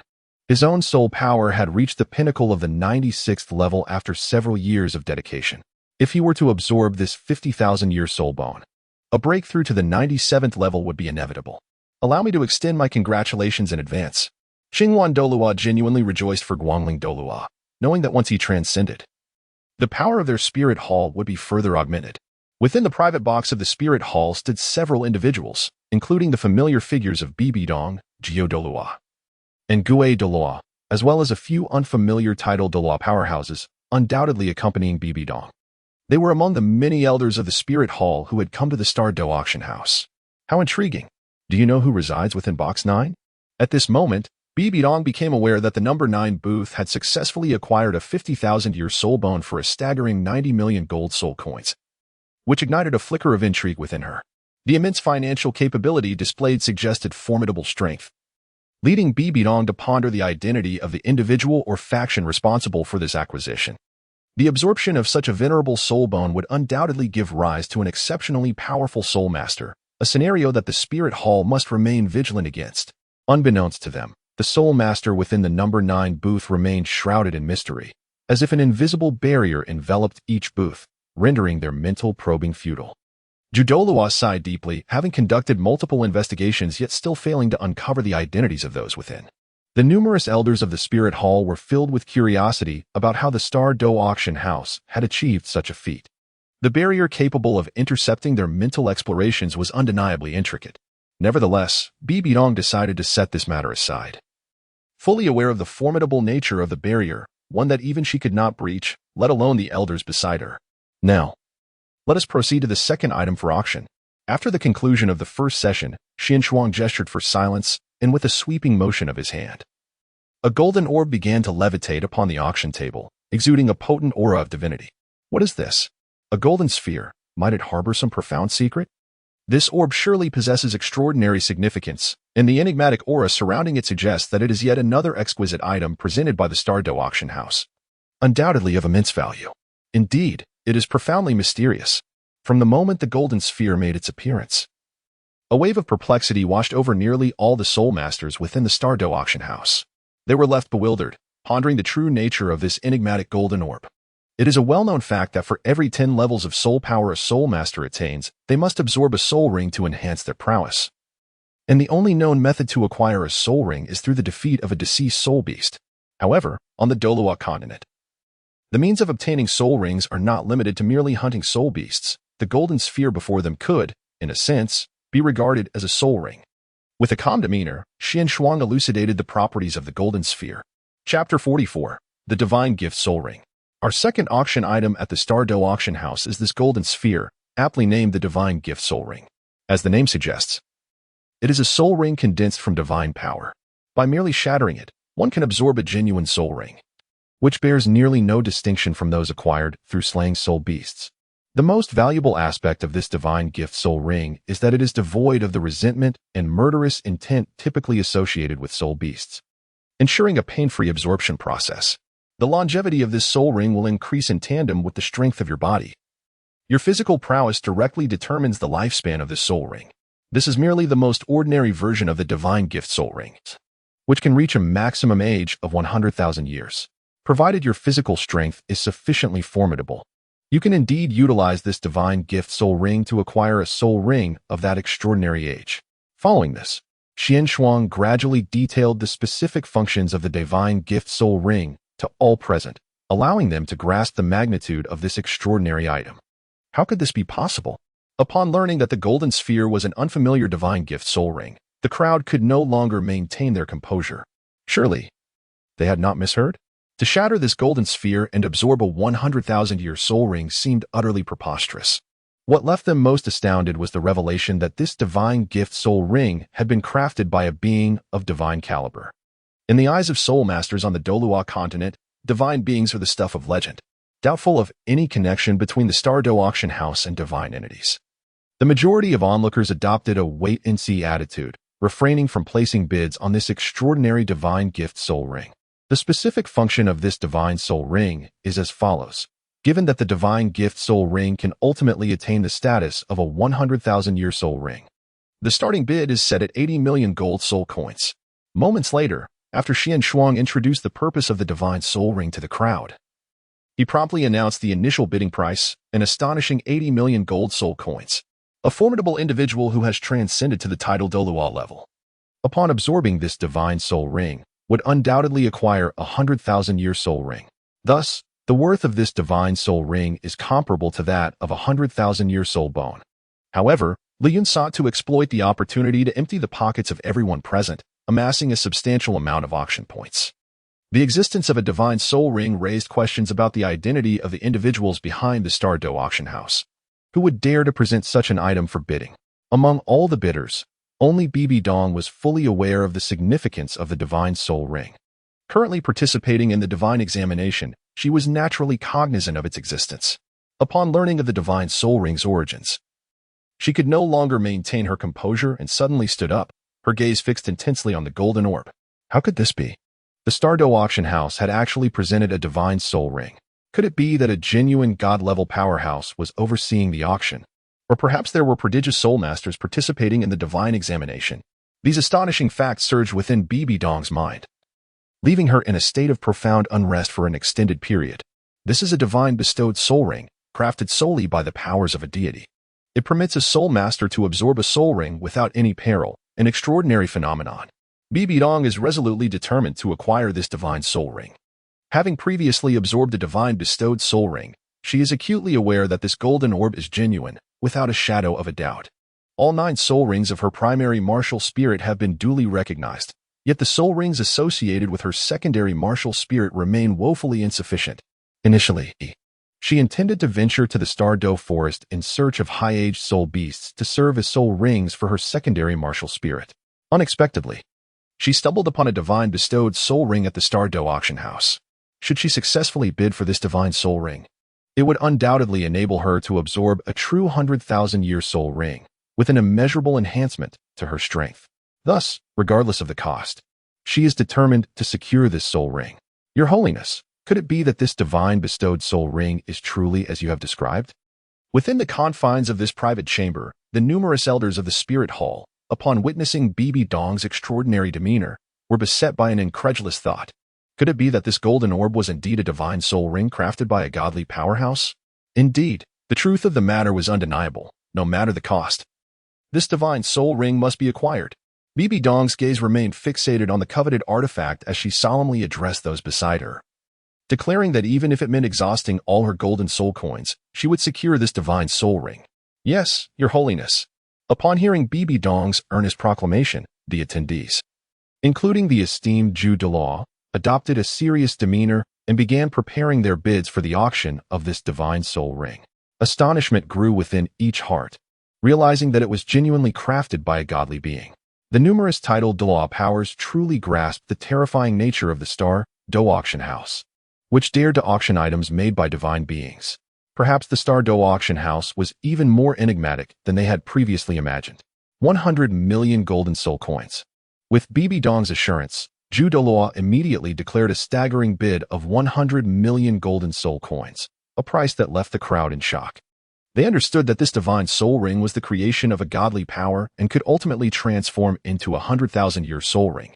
Each aspect justified the 100 million golden soul coins, and many felt inclined to offer even higher bids. Convinced of the opportunity to glean divine power from this soul ring and possibly transcend to a loftier realm. Thus, none among the Spirit Hall were willing to forego this opportunity. 120 million golden soul coins. At that moment, from another private chamber, an elegant voice emerged, also intent on vying for the divine soul ring. In this private chamber, the individuals present belonged to the 7 Treasures glazed tile school. At that moment, Ning Fingji gazed intently at the divine gift soul ring, his eyes sparkling with wonder. After a thorough introduction by Xian Shuang, Ning Fingji became acutely aware of the extraordinary nature of this divine gift soul ring. After all, it had been presented at the Star Dou Auction House, leading him to suspect that this divine gift soul ring might indeed be genuine. The prospect of transforming it into a 100,000-year soul ring was an opportunity he was unwilling to forego. Although there were currently no soul Douluo among the soul masters of the 7 Treasures glazed tile school who could immediately absorb this divine gift soul ring, he could certainly keep it in reserve. There might be a chance to recruit a soul master who had broken through to the title Douluo level and had yet to absorb their 9th soul ring. At that time, the strength of the 7 Treasures glazed tile school would undoubtedly be significantly enhanced. A title Douluo with a 100,000-year soul ring would possess power that far surpassed that of their peers. Chapter 45. 300 million gold soul coins transaction 150 million gold soul coins. At that moment, Douluo continued to raise the bid, determined to secure this divine gift soul ring. Thus, the 2 leading factions, the Spirit Hall and the 7 Treasures glazed tile school, commenced their fierce competition for this coveted item. Meanwhile, other observing factions, initially considering entering the fray, chose to remain silent upon hearing such an exorbitant price. They were uncertain whether this divine gift soul ring was truly as remarkable as Xian Shuang had described. If it turned out to be counterfeit, their investment of so many gold soul coins would be a considerable loss. Qing Wan, what do you think the woman aims to achieve by bidding such a high price for this so-called divine gift soul ring? Naturally, Guangling Douluo recognized that the soul master who had called out that inflated price was none other than Douluo. It was evident that such fervent competition from Douluo was driven by an order from Bibi Dong. This left the radiant Douluo in deep perplexity. Why would Bibi Dong invest such a considerable sum of gold soul coins to contend for this so-called divine bestowed soul ring? Moreover, with each bid from Box 7, Bibi Dong would promptly follow suit, and the prices escalated to an outrageous degree. Observing this, a cryptic smile graced the face of the radiant Douluo, who struggled to comprehend Bibi Dong's intentions. Perhaps she had uncovered something significant? In contrast, the Qingwan Douluo did not share the same superficial thoughts as the radiant Douluo. He recognized Bibi Dong's profound ambition and intricate schemes. She would not squander such an immense quantity of gold soul coins on a mere gimmick, especially for an item of uncertain authenticity. The deeper he contemplated, the more he sensed that Bibi Dong's pursuit of this divine bestowed soul ring harbored unpredictable motives. Suddenly, a prior introduction by Xian Shuang resurfaced in his mind. Could it be? It appeared they had underestimated the Star Dou Auction House. This divine bestowed soul ring was highly likely to be genuine, capable of transforming into an authentic 100,000-year soul ring. Subsequently, the Qingwan Douluo furrowed his brows and spoke gravely, once again acknowledging the formidable nature of the Star Dou Auction House. What? Qingwan, you can't be suggesting that this divine bestowed soul ring is indeed real? At that moment, Guangling Douluo was taken aback upon hearing the rebuttal from Qingwan Douluo, and he murmured in disbelief. According to Qingwan Douluo's speculation, did this imply that this divine soul ring could indeed be transformed into a 100,000-year soul ring, crafted by a divine powerhouse? Each of these notions left Guangling Douluo incredulous. For in his eyes, divine beings had vanished from the Douluo Continent for millennia. The idea that a divine entity lurked behind the Star Dou Auction House seemed unfathomable. The only method he knew of for absorbing soul rings involved hunting soul beasts. The notion of absorbing a 100,000-year soul ring through a golden orb was beyond his comprehension. Under such circumstances, Guangling Douluo naturally concluded that this divine soul ring must be a fabrication. Yet, one might underestimate the Star Dou Auction House. Even if it lacked the presence of a divine powerhouse, this divine soul ring could very well be genuine. The power within this soul ring eluded his understanding, as if it transcended mere soul power. Judging by Bibi Dong's character, Would she recklessly bid on this divine soul ring if it were a counterfeit? The enigmatic nature of the Star Dou Auction House and Bibi Dong's current actions both suggested that this divine soul ring was indeed authentic.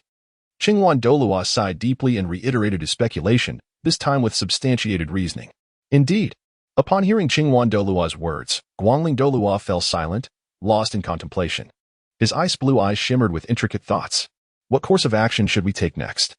Should we auction this divine soul ring and later present it to the grand offering to see if it aligns with your hypothesis? Guangling Douluo endeavored to calm his tumultuous emotions and turned to Qingyuan Douluo, inquiring about the next steps regarding the divine soul ring. The price had already surged to 200 million gold soul coins, and even with their combined fortunes, it was utterly impossible for them to purchase this divine soul ring. However, they should strive to document the appearance and aura of the divine soul ring, and once they returned to the Hall of Offerings, they could relay all that had transpired here to the grand offering, who could then ascertain its authenticity. Subsequently, Qingyuan Douluo shook his head, indicating that their financial means were insufficient to acquire this divine soul ring. The price of this divine soul ring has surged to an unimaginable extent, one that neither of them can possibly afford. 300 million gold soul coins. At that moment, Bibi Dong also heard the price announced by Zhu Douluo from another private room, her expression darkening slightly. Humph. Which reckless faction dares to oppose the Spirit Hall? Bibi Dong has no intention of incrementally raising the bid. She instructs Zhu Douluo to elevate the price directly to 300 million gold soul coins. The moment this astronomical figure was mentioned, a wave of astonishment swept through the crowd, their faces reflecting sheer incredulity. Which formidable force possesses such audacity? Directly raising the price by a staggering 100 million gold soul coins? This truly left them utterly astonished. 300 million gold soul coins. The substantial sum of gold soul coins designated for the auction of a golden orb of uncertain authenticity seems rather imprudent. When Ning Fengji of the Seven Treasures Glazed Tile School heard the figure of 300 million gold soul coins, a discernible hesitation flickered across his countenance. His pause was not due to an insufficient amount of gold soul coins at his disposal. Rather, it stemmed from uncertainty regarding the subsequent items to be auctioned at the Star Dou Auction House. He wished to retain a larger reserve of gold soul coins to contend for future treasures. Fengji, let it go. Preserve enough gold soul coins for the upcoming items. And we cannot ascertain if this divine soul ring is indeed as the Star Dou Auction House has portrayed it, advised the Sword Douluo, seated to Ning Fengji's left, persuading him to relinquish his pursuit of the divine soul ring. After all, none of them could ascertain the veracity of the divine soul ring. Allow the other party to expend 300 million gold soul coins to secure it. Very well, then let us abandon this auction item. Upon hearing the Sword Douluo's words, Ning Fengji discreetly nodded in agreement, conceding the competition for the divine soul ring. 300 million gold soul coins for the first time. 300 million gold soul coins for the second time. 300 million gold soul coins for the third time. With no further bids, the divine soul ring was ultimately secured by Box 1. Upon witnessing the price of the divine soul ring soar to 300 million gold soul coins, Xian Shuang's face illuminated with a joyful smile. She immediately confirmed that the divine soul ring had been acquired by Box 1, where the individuals present were none other than Bibi Dong and her companions. With a sigh of relief, Bibi Dong felt a weight lift from her shoulders upon successfully acquiring the divine soul ring for 300 million gold soul coins. After all, a 100,000-year soul ring transcends the mere measure of gold soul coins. The 300 million gold soul coins, in her perspective, is indeed a considerable sum. However, the likes of Zhu Douluo and his companions felt a twinge of regret. Yet, upon reflecting on the divine soul ring, which would ultimately transform into a genuine 100,000-year soul ring, they found solace in their decision. Such a potent divine soul ring undeniably justifies its price. Chapter 46. The lottery. To their surprise, the divine soul ring was auctioned for 300 million gold soul coins, a delightful unexpected windfall. As an observer, Lu Yun witnessed this auction, and when the divine soul ring fetched 300 million gold soul coins, he could hardly contain his elation. That was 300 million. Not merely 30 million. Even when converted to auction points, it amounted to a staggering 30,000 points. Purchasing a divine soul ring from the divine shop would only cost him a few hundred auction points, making this venture immensely profitable for Lu Yun. He realized that any item extracted from the divine shop would undoubtedly astonish the entirety of Douluo Continent, prompting countless soul masters to eagerly participate in the auctions. The auction points he would garner from this would multiply exponentially, and the profits were incalculable. Subsequently, Lu Yun communicated with Xian Shuang, instructing her to transfer the acquired gold soul coins to him immediately. He aimed to expedite the conversion of these gold soul coins into auction points, striving to procure the method for condensing soul crystals. Once the auction concluded, he would announce this development to all present soul masters. From the next auction onward, the currency at the Star Dou Auction House would transition from gold soul coins to soul crystals. As time progressed, the trading system of Douluo Continent would be irrevocably transformed, with soul crystals emerging as the primary medium of exchange. Upon receiving Lu Yun's directive, Xian Shuang waved her hand grandly, handing over all the gold soul coins she possessed. System, convert all these gold soul coins into auction points, Lu Yun commanded, immersing his thoughts into his mind. Beep. Detecting that the host currently possesses 390 million gold soul coins. Conversion to auction points, 39,000. The system's cold voice echoed in Lu Yun's mind. Originally, Lu Yun intended to purchase the method for condensing soul crystals from the divine shop, but suddenly, the system's voice continued. Detecting that the host's wealth has accumulated to over 500 million, thus achieving a minor wealth milestone, this system grants one opportunity for 10 consecutive draws. A lottery opportunity?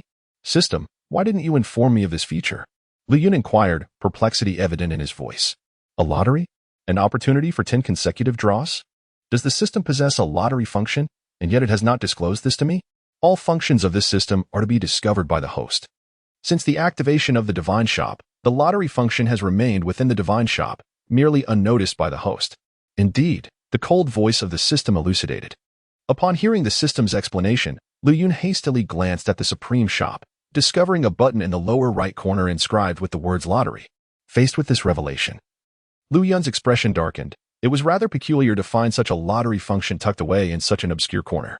Previously, when he had opened the supreme shop, he had been utterly captivated by the dazzling array of merchandise, rendering it improbable for him to notice the lottery feature in the lower right corner. Could you elaborate on this lottery function? Lu Yun inquired with a curious demeanor, eager to uncover what treasures this unfamiliar feature might bestow. The lottery function is divided into two types, a single draw and 10 consecutive draws. Naturally, the rewards from the 10 consecutive draws are significantly superior to those obtained from a single draw, with a considerably higher probability of acquiring extraordinary treasures. The items within the lottery pool originate from myriad realms, encompassing all that exists in the world. Each lottery attempt necessitates a cost of 10,000 auction points. As this is the host's first discovery of the lottery function, the system generously grants a single opportunity for 10 consecutive draws, augmenting the critical hit rate by 1,000-fold, thus enabling the potential to unveil top-tier treasures. The host is encouraged to cherish this unique opportunity for 10 consecutive draws. At that moment, the system's cold voice elucidated the lottery function. How exorbitant! Lu Yun, upon learning that it required a staggering 10,000 auction points to partake in a single draw, could not help but inwardly exclaim in astonishment. After all, such a price was exorbitant. 10,000 auction points equated to 1 billion gold soul coins. It was utterly ridiculous. The very thought that the system had generously bestowed upon him a chance for 10 consecutive draws, amounting to a whopping 100,000 auction points, filled Lu Yun with a newfound respect for the system. How could the system be so magnanimous today? As he listened to the explanation that this opportunity for 10 consecutive draws held a significant probability of yielding top-tier treasures, Lu Yun's anticipation for the impending lottery grew immensely. He quickly tapped his palms together, fervently praying in his heart that the forthcoming 10 consecutive draws would bestow upon him a supreme treasure. Upon activating the lottery function, a colossal gray disc manifested before Lu Yun, adorned with numerous compartments harboring indistinct treasures. Although he could not discern the nature of these items, the system's explanation revealed that this lottery pool contained the essence of all things in existence. Perhaps fortune would smile upon him, and he might indeed draw the legendary treasures of the primordial realm. Any singular item from the primordial dimension could grant him lifelong benefits. Alas, the probability of such an occurrence was exceedingly slim. Should he inadvertently draw such an extraordinary item, the Douluo Continent would undoubtedly be unable to withstand its presence. Just a mere breath escaping could render the Douluo Continent into nothingness.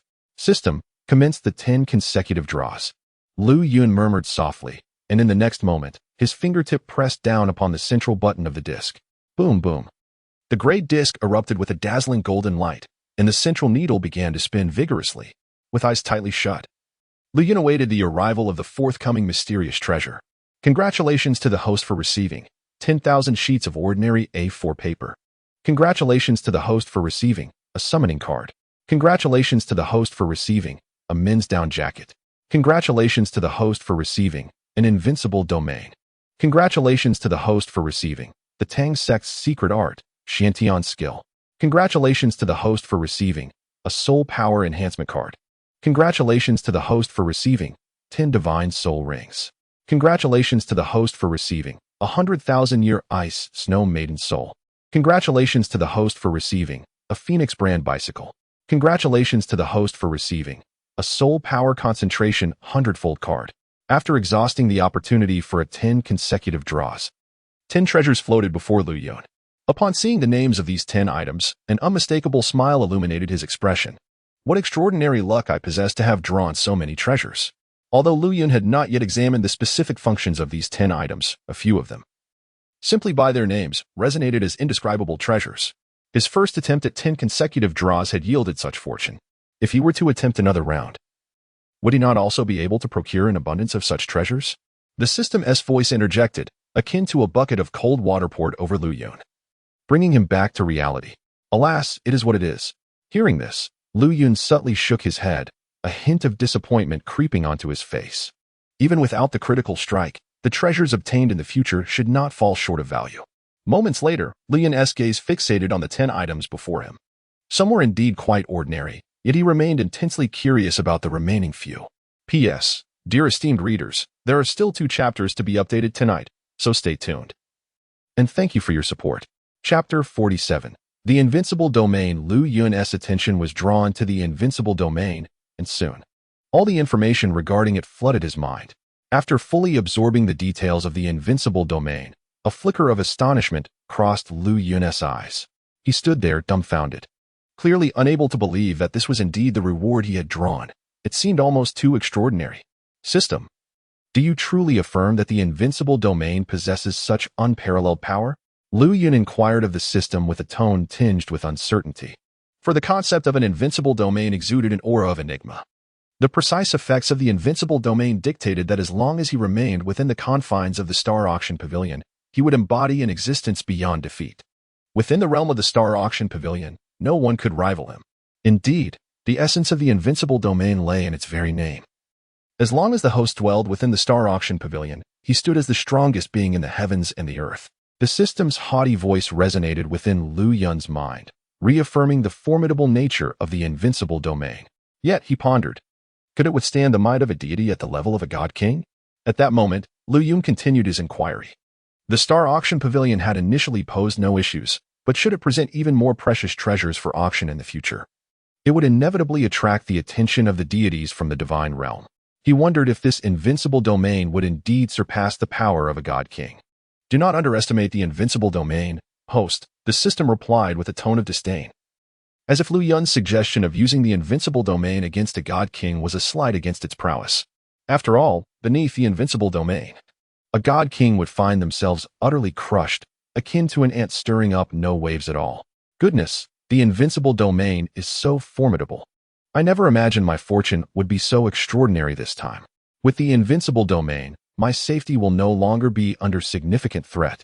Upon hearing the system's explanation, Lu Yun felt an immense weight lift off his shoulders, erupting into hearty laughter. Simultaneously, an air of dominance glimmered in his eyes. From this point forward, with the invincible domain at his disposal within the Star Auction Pavilion, he need not tread with caution. Should any troublemakers arise, he could suppress them without a hint of hesitation. They would not dare entertain thoughts of resistance. Lu Yun felt utterly relaxed, ready to present his treasures for auction without reservation. Even if the deities of the divine realm took notice, what of it? In the Star Auction Pavilion, allowing those celestial powers to act would bear no consequence. System, activate the invincible domain. At that moment, Lu Yun was eager to experience the true might of the invincible domain. He promptly addressed the system. Buzz.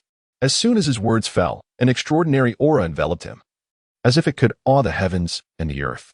Instantly, the Star Auction Pavilion radiated with resplendent divine light, harmonizing with Lu Yun's imposing presence, erupting into a force that seemed to dominate the very fabric of reality. Boom. Upon merging with the invincible domain, Lu Yun suddenly opened his bright eyes, and his aura surged uncontrollably, swiftly permeating the entire Star Auction Pavilion. His body was infused with an energy akin to invincibility, rendering the universe before him seemingly minuscule. Liu Yun felt that within the confines of the Star Auction Pavilion, a mere hint of his essence could obliterate this realm entirely. Hiss. Is this the invincible domain? Truly terrifying. Previously, Liu Yun had heard the system's descriptions and understood the immense power of the invincible domain. Yet, only after genuinely merging with it did he realize how naive his prior thoughts had been. Was this merely invincibility? This is nothing short of treating all things in the world as mere playthings. Alas, the dominion of the invincible realm is confined solely to the Star Dou Auction House. Were it to encompass the entirety of the Douluo Continent, he could roam freely, yet the scope of the invincible domain cannot be temporarily expanded. Liu Yun hastily retracted his imposing aura, reverting to the guise of an ordinary soul master. Within the first 2 levels of the Star Dou Auction House, every soul master felt the unintentional pressure emanating from Liu Yun, causing them to bow their backs and their faces to betray an overwhelming shock. What manner of aura is this, and why does it surpass even that of the Rakshasa god? Could it be that the Star Dou Auction House is indeed graced by the presence of a divine being? Bibi Dong exerted every ounce of strength to withstand the oppressive force from behind, yet her efforts proved futile. Gasping for breath, the astonishment etched upon her face was unmistakable. The existence of the Star Dou Auction House had once again reshaped Bibi Dong's worldview. She was unequivocally convinced that within the confines of the auction house resided a being of divine caliber, and not just any ordinary god. For the fleeting pressure she had just sensed was incomparably more potent than that of the Rakshasa god. It felt as though she were standing before the heavens themselves, devoid of any thoughts of resistance. These are the most authentic sentiments harbored within Bibi Dong's heart, and the feelings of the other soul masters mirror hers almost perfectly. Each individual gazes longingly toward the 3rd floor of the Star Dou Auction House, fully aware that the terrifying pressure emanates from that very level.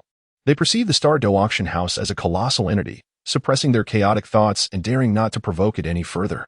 A divine-level powerhouse, once unleashed, would render the combined might of all the soul masters on Douluo Continent utterly powerless against him. To oppose the Star Dou Auction House is to court certain death.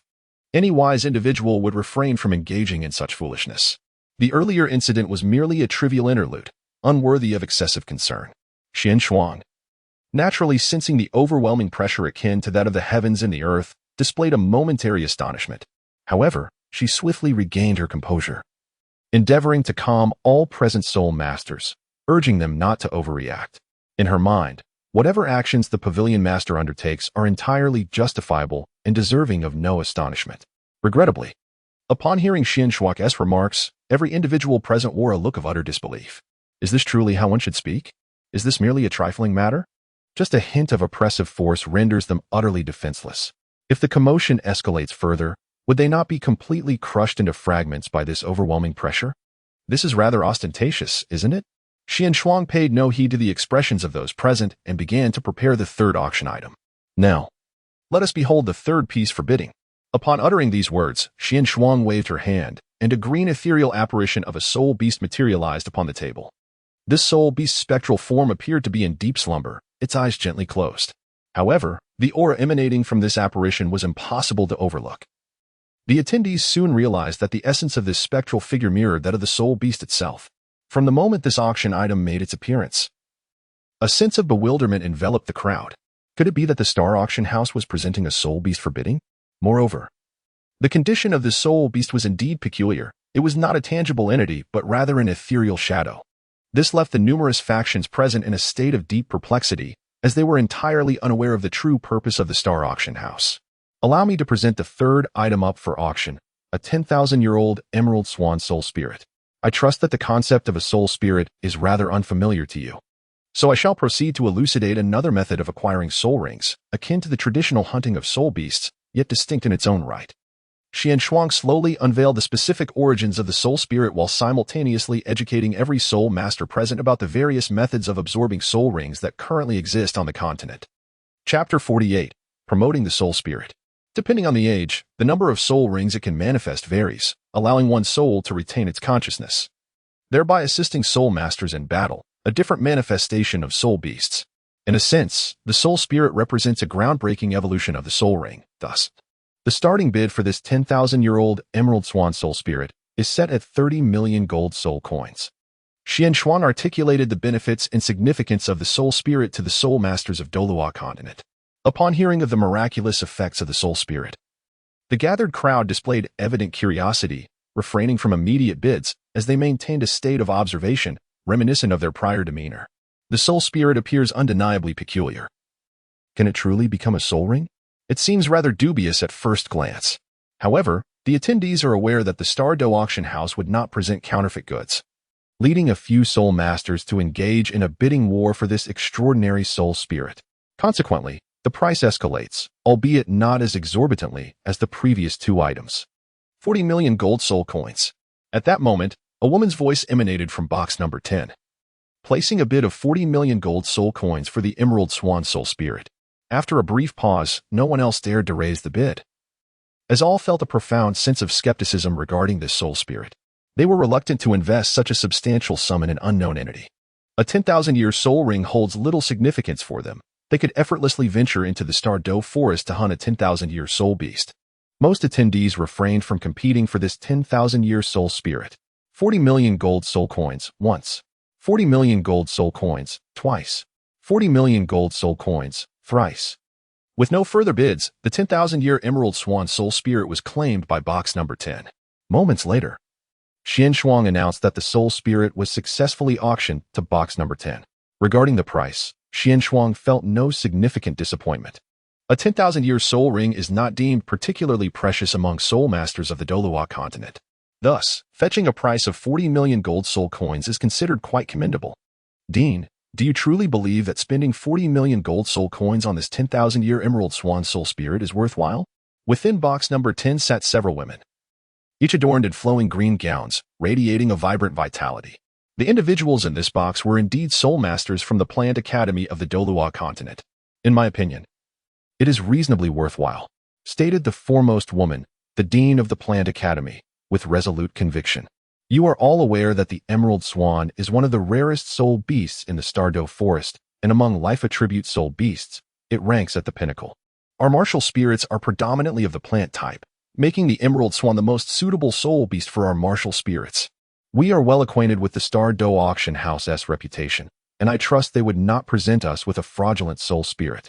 If this soul spirit is indeed as described by the Star Dou Auction House, whoever absorbs it will undoubtedly experience a significant enhancement in their own strength. And the soul spirit can also fight alongside the soul master. We stand to gain immensely. Therefore, regardless of the circumstances, investing 40 million gold soul coins is exceedingly worthwhile. The dean of the College of Botany promptly articulated her willingness to invest 40 million soul coins in acquiring the Jade Swan spirit. The other students, upon hearing their dean's declaration, nodded slightly in agreement with her decision, as the few individuals present deliberated on who should benefit from this millennial-old spirit. A gentle voice unexpectedly resonated in their ears. Would you be inclined to promote our Star Auction House? We propose that you send one of your soul masters to absorb this 1,000-year spirit in the presence of all the soul masters. The owner of this voice is none other than Lu Yun. With his invincible domain, he is naturally able to perceive every occurrence within the Star Auction Pavilion. The soul of the Emerald Swan fetched a mere 40 million gold soul coins, which came as a surprise. Souls are revolutionary products and could hardly be valued at such a modest sum as 40 million gold soul coins. This led Lu Yun to surmise the reason. It was likely due to the unfamiliarity of the soul spirit. All soul masters in the Douluo Continent were uncertain of its authenticity. Consequently, this resulted in a reluctance among everyone to attempt capturing this soul spirit. Lu Yun intended to conduct an experiment through the Botany Academy, aiming to make everyone truly recognize the extraordinary nature of the soul spirit. The subsequent auction of soul spirits has yielded remarkable results. The reason Lu Yun merely acquired a single 10,000-year soul spirit this time is due to his insufficient auction points. The true art of soul spirits requires an abundance of auction points. Lu Yun intends to amass a copious amount of auction points, striving to procure the art of soul spirits, which will enable him to continuously produce soul spirits. At that time, a significant influx of auction points will inevitably flow into his possession. The promotion of soul spirits is of utmost urgency, otherwise, they will fail to penetrate the market of Douluo Continent. Who goes there? The members of the Plant Academy, having heard the unfamiliar voice, promptly summoned their martial spirits, bracing themselves against the unknown adversary. However, They were profoundly perplexed as to who could transmit this message to them within the confines of the Star Dou Auction House undetected. Do not be alarmed. I am the master of the Star Dou Auction House. I simply wish for your assistance in promoting our establishment. Rest assured, you shall not suffer any loss. Lu Yun immediately revealed his identity, urging the members of the Plant Academy to consider the proposal. What? You are the enigmatic master of the Star Dou Auction House. Indeed. Upon the revelation of Lu Yun's identity, the members of the Plant Academy were visibly taken aback. The legendary and profoundly mysterious master of the Star Dou Auction House was conversing with them, leaving them in utter astonishment. They recalled the overwhelming pressure they had felt earlier, which they surmised must have emanated from the master of the auction house. All the soul masters of the Plant Academy gazed apprehensively toward the source of the voice. Yet, just as they were about to agree, the dean of the Plant Academy hesitated, suddenly recalling the overall strength of their academy. They lacked a title Douluo-level powerhouse. If this soul spirit truly possessed such extraordinary effects, they feared they might not be able to safeguard it. This is precisely the source of concern for the few of them. Fear not. For the Star Auction House guarantees that anyone daring to lay a hand on you shall face our relentless pursuit. Lu Yun perceived the trepidation within the Botanical Academy and resolutely declared that they would not allow the Academy to be endangered by this matter.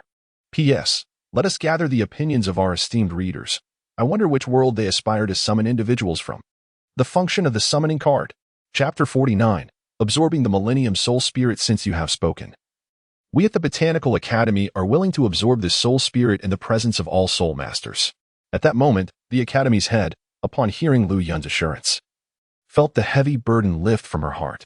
After much contemplation, she decisively agreed to Lu Yun's proposal. They were uncertain whether this soul spirit was genuine. If they were to return and recklessly attempt to absorb it, any unforeseen consequences would leave them at a loss.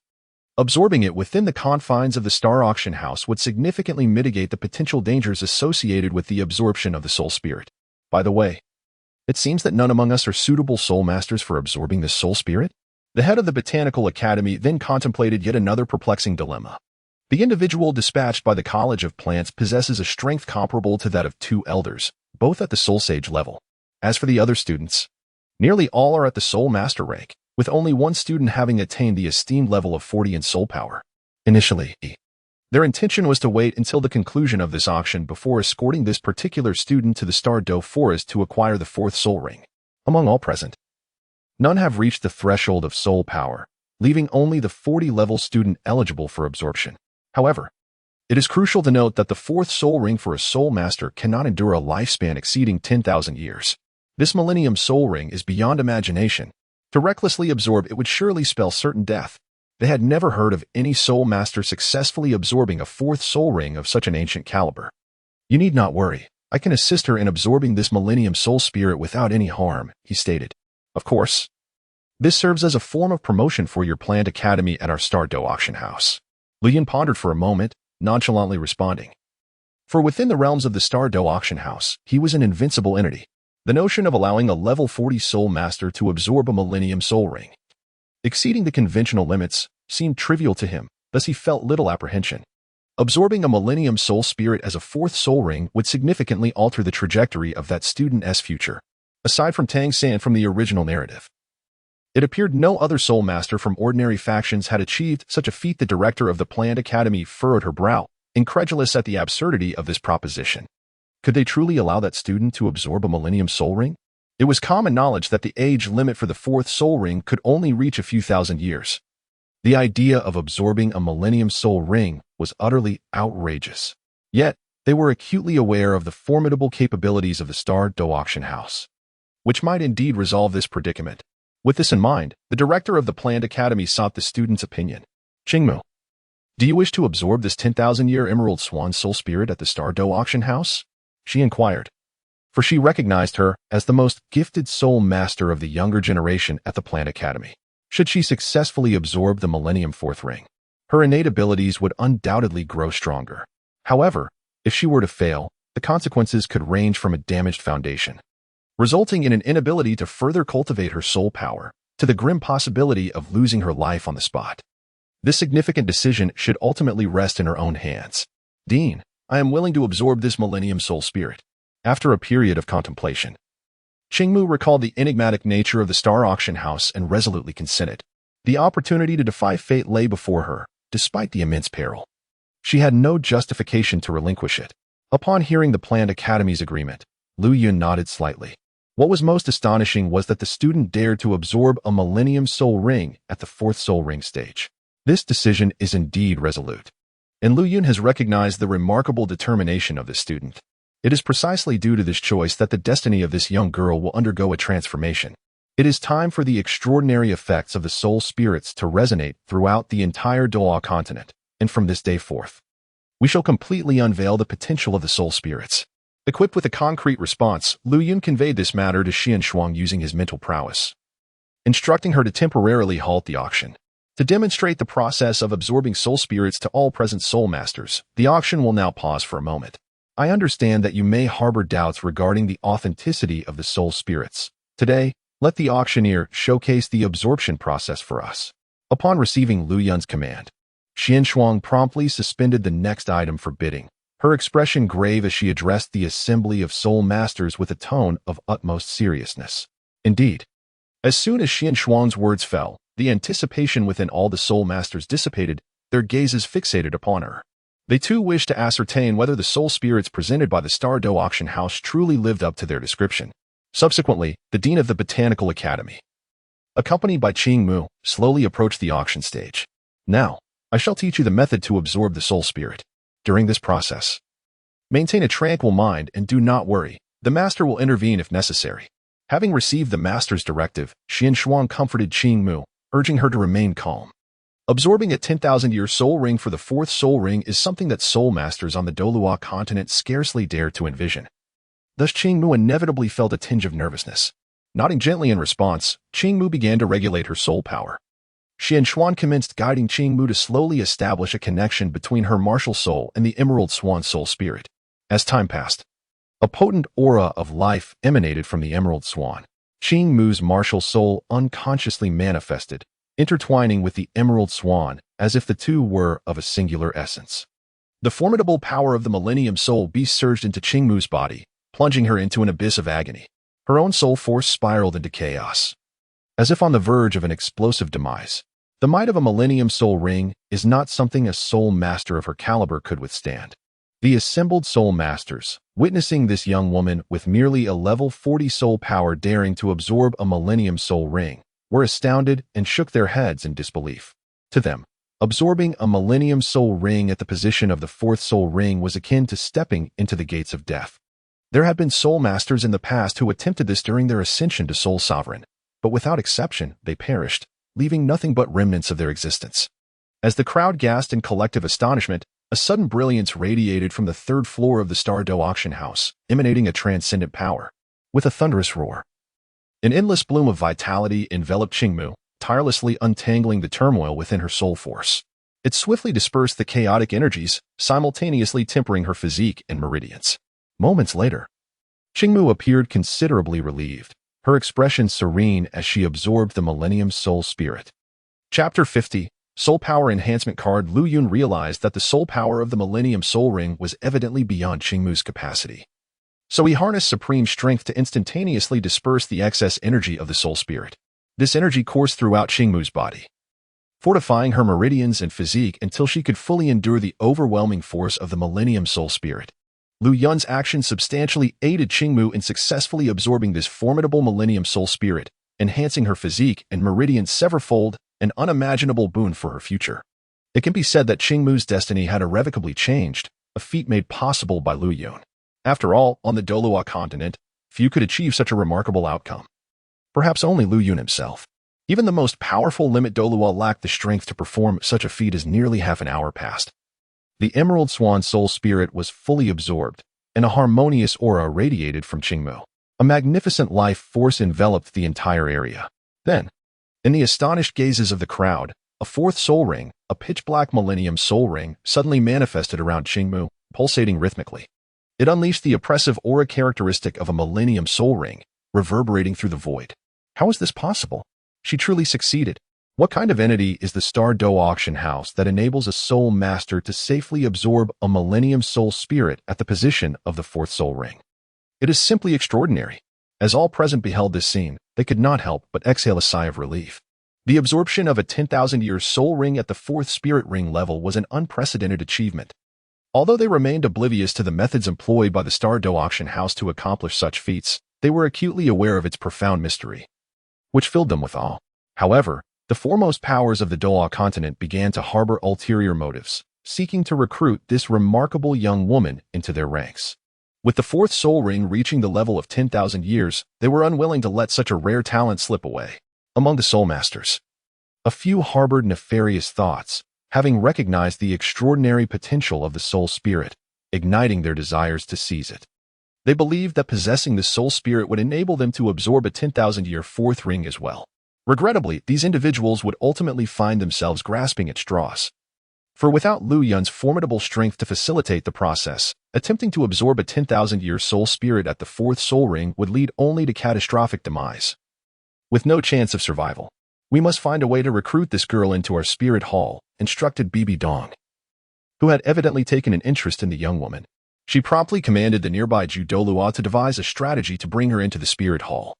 Having never witnessed the absorption of a 10,000-year soul spirit at the 4th soul ring position, Bibi Dong recognized that if this girl were to join the spirit hall, she would undoubtedly enhance their elite combat power, offering unimaginable advantages in their quest for dominance over the Douluo Continent. The effects of the soul spirit were now clear to all. The soul spirit bore no significant difference from the ordinary soul rings acquired from hunting spirit beasts.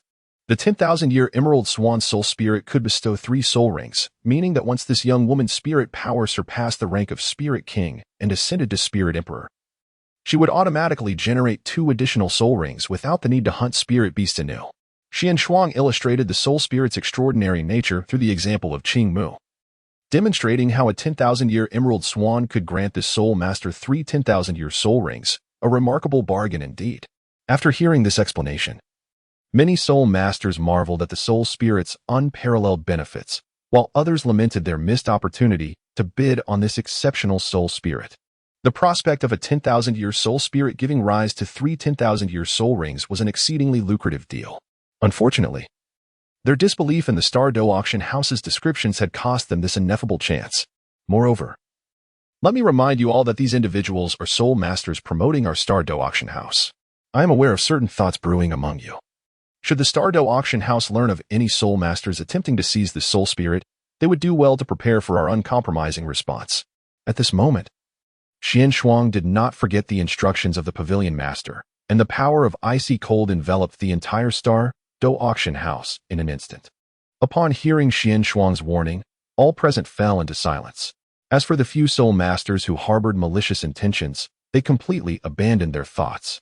The colossal entity of the Star Dou Auction House was beyond their reach.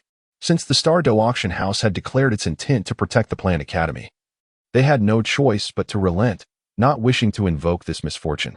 The Dean of the Planned Academy, witnessing this scene, could hardly contain his joy and promptly expressed his gratitude to Xian Shuang.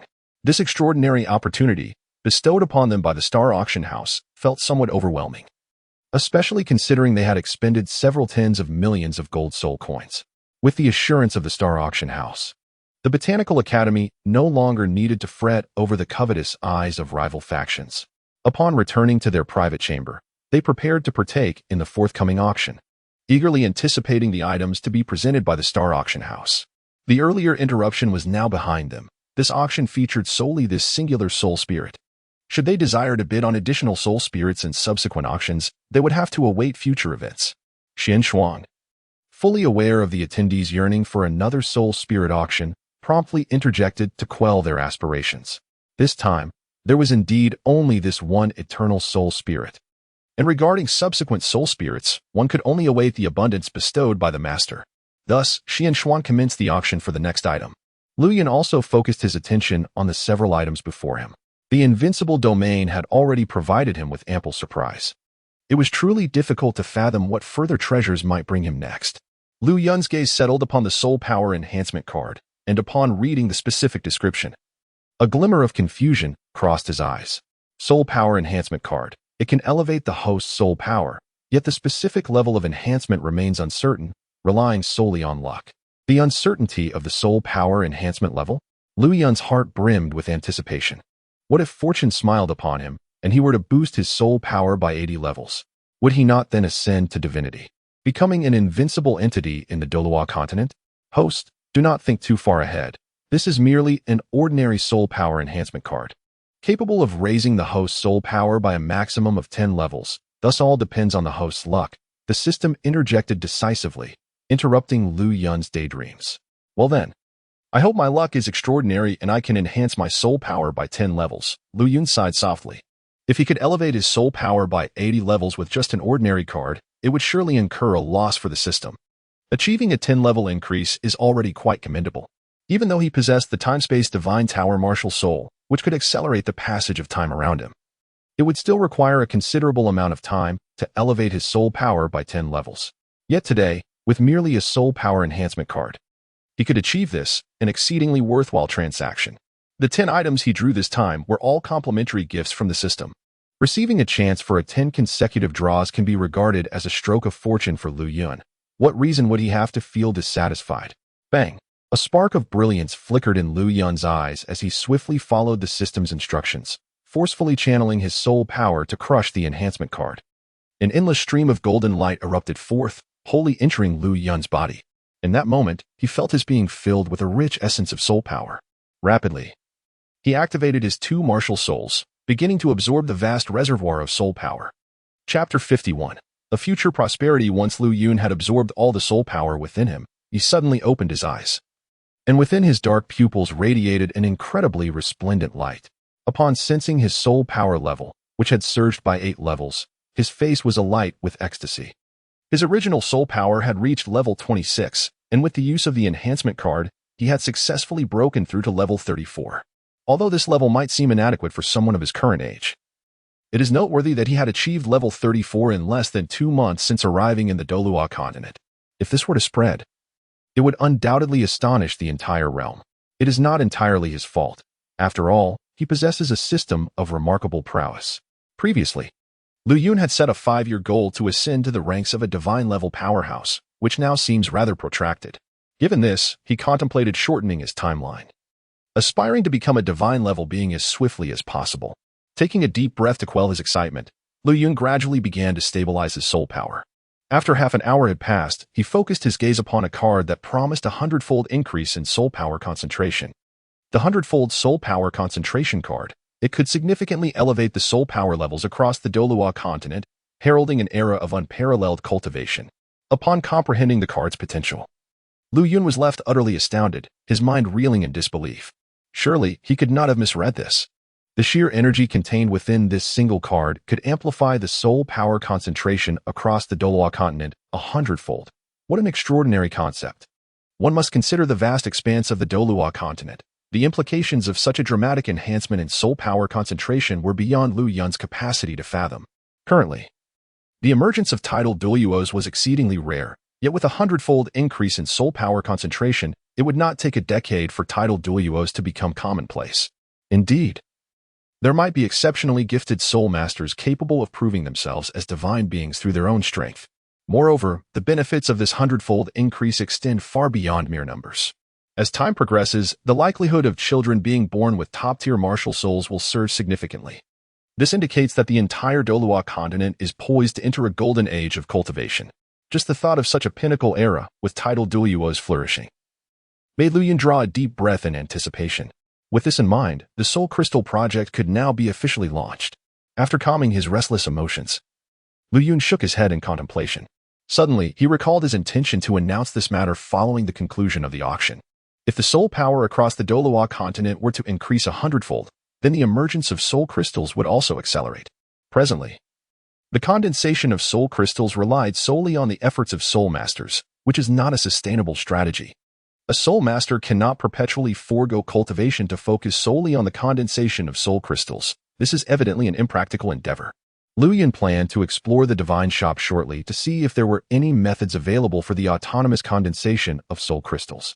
At this moment, Lu Yun's gaze was once again captivated by the Xiantian skill manual beside him.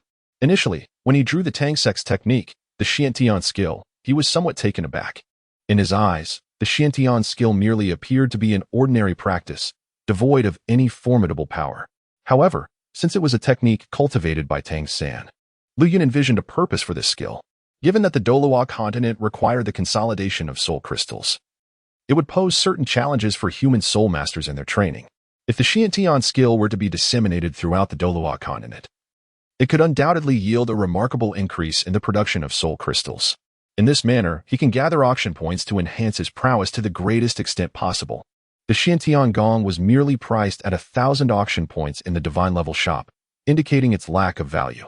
This presents a perfect opportunity to disseminate the Xiantian Gong, allowing every soul master across the Douluo Continent to cultivate it. The potential returns from such an initiative are beyond imagination. One day, if every household possesses a copy of the Xiantian Gong, it could become an essential meditative technique for all. The mere thought of this scenario evokes a sense of sorrow for Tang San. After all, Tang San has kept the secrets of the Xiantian Gong deeply concealed, never imparting it even to his wife or friends. In the annals of Douluo, Tang San has been fiercely protective of the Xiantian Gong, fearing that others might learn of it. Should he ever discover that nearly every soul master on the continent possesses a copy, it would surely devastate him. Although Lu Yun may never witness such a scene, the mere imagination of it brings immense satisfaction. This heightened Lu Yun's anticipation for the scene where the Xiantian art would spread throughout the entire Douluo Continent. The Xiantian skill was obtained through a tenfold draw granted by the system, akin to a complimentary gift from the system, thus it is not worthy of lamentation. In this manner, Lu Yun's scheme to ensnare Tang San gradually unfolds.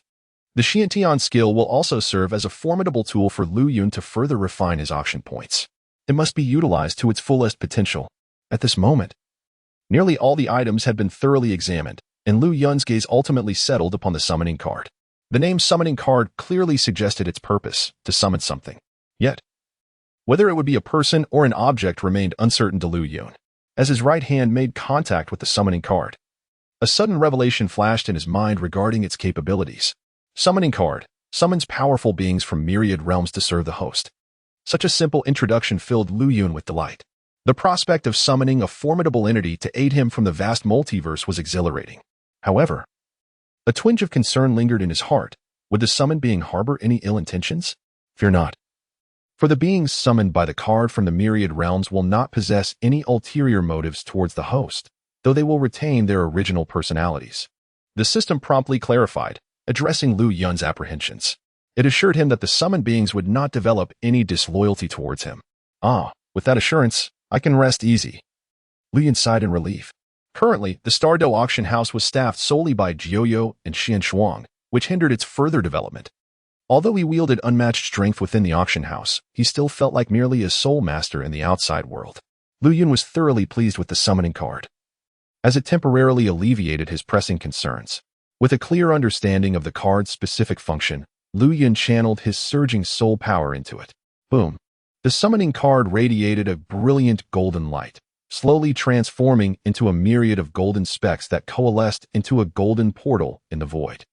The portal was surrounded by an infinite power of the void, and Lu Yun, witnessing this spectacle, was filled with curiosity. What kind of powerful being would he summon with the card? Chapter 52. Summoning the powerful. Lu Yun's anticipation reached its peak when, suddenly, the golden portal began to tremble violently. A dazzling beam of golden light surged forth, causing Lu Yun to close his eyes instinctively. When he reopened them, he discovered a figure emerging before the portal. Before her stood a woman of such exquisite beauty that it bordered on the enchanting.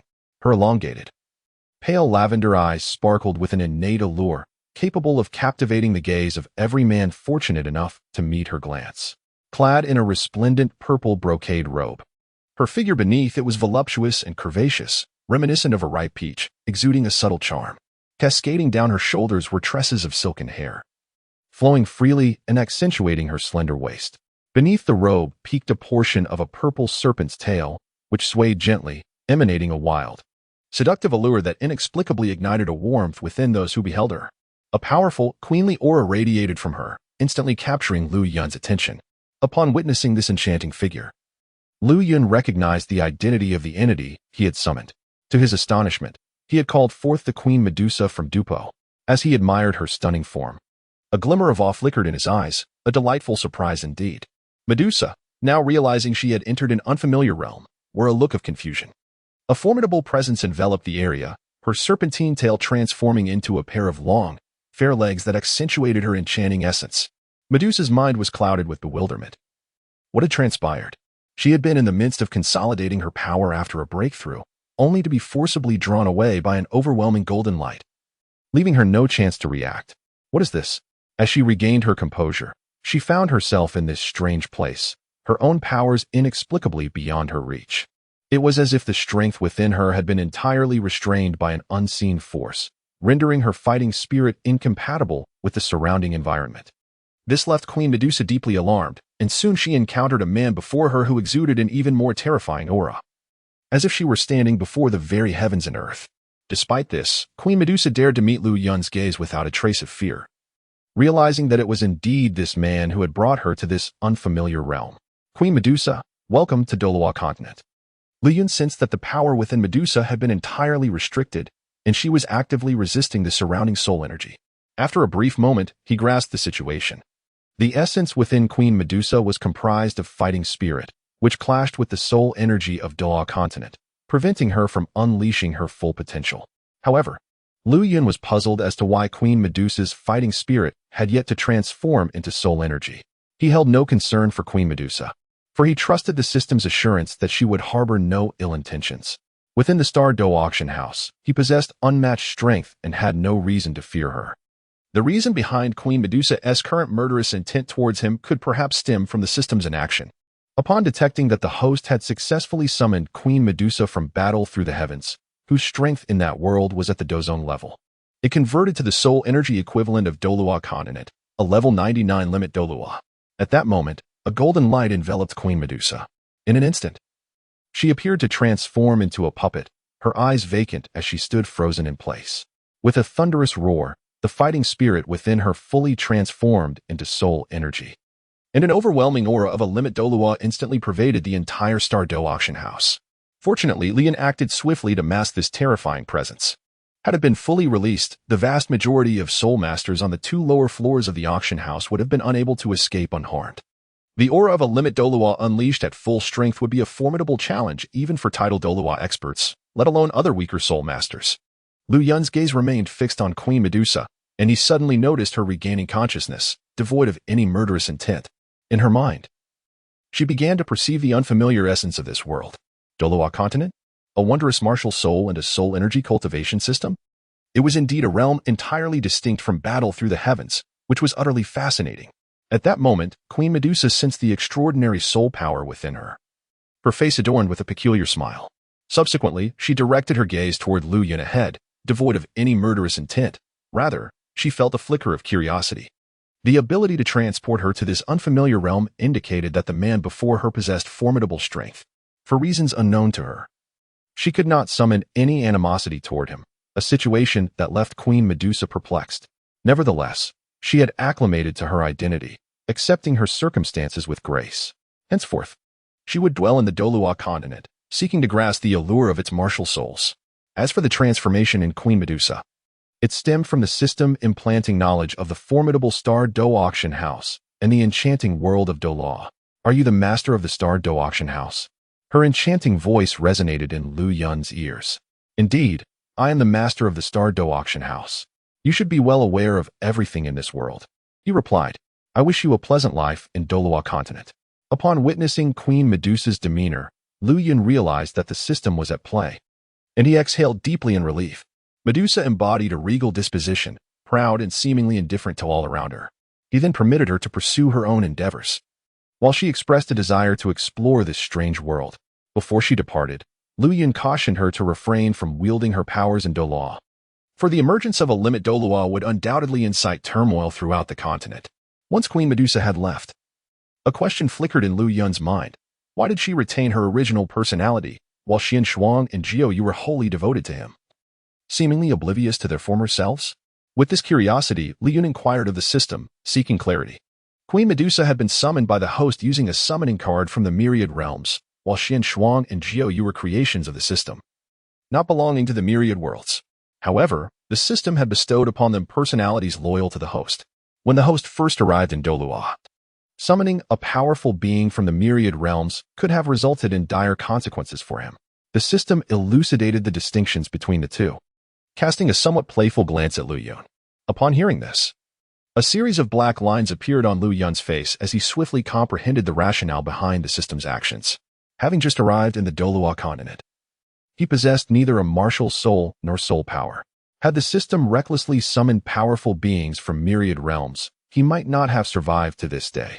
Without strength, even with the system's assistance, it would have been exceedingly difficult for him to command such formidable entities. However, the circumstances were now different. The system's approach had, to a certain degree, averted potential life-threatening crises. As the evening approached, 2 more chapters were anticipated. In a postscript, numerous readers expressed a desire to summon characters from battle through the heavens, and this time, the Queen Medusa would be summoned.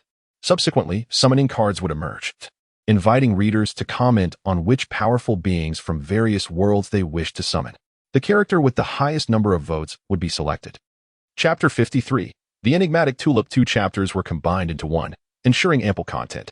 Once everything concluded, Lu Yun's gaze refocused on the auction below. The auction is nearing its conclusion, and it is time to announce the matter of the soul crystal. Consequently, the trading system of the Douluo Continent will undergo a profound transformation. During the process of Lu Yun summoning Medusa, Xian Xuan concluded the auction of the 4th item. This 4th item is a storage ring, which, in essence, resembles the storage soul guide of the Douluo Continent. However, Lu Yun's storage ring surpasses the soul guide in its miraculous capabilities, as it can store not only inanimate objects but also living beings. This storage ring is an immensely extraordinary treasure for the soul masters of Douluo Continent. At that time, due to insufficient auction points in his possession, Lu Yun could only acquire a storage space with a capacity of 50 cubic meters. The Divine Shop offered even larger storage rings. But the auction points required were simply prohibitive, far beyond his previous financial means. Now, let us turn our attention to the final item of this auction. Xian Xuan, with a serious demeanor, addressed the assembled soul masters. With a grand gesture, a scintillating green light emerged before him, revealing a celestial herb. Upon closer inspection, it was the exquisite Chiluo tulip, which Lu Yun had previously extracted from the Eye of Ice and Fire. The Chiluo tulip, regarded as one of the premier celestial herbs, is only surpassed in rarity by the heartbroken red. It grows in the Eye of Ice and Fire and is known as the king of celestial herbs. This remarkable plant can discern the properties of all spiritual materials, commanding them with its intrinsic abilities. It possesses all capabilities associated with flavor and can neutralize all toxins. In its presence, the combat strength of all plant-type soul beasts is halved.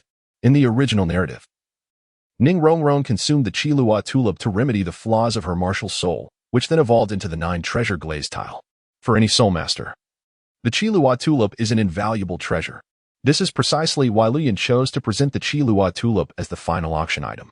In his estimation, when considering which faction in the Douluo Continent is the wealthiest, the 7 treasure glaze sect undoubtedly stands unrivaled. Lu Yun speculated that even the combined wealth of all factions on the continent might not surpass that of the 7 treasure glaze sect.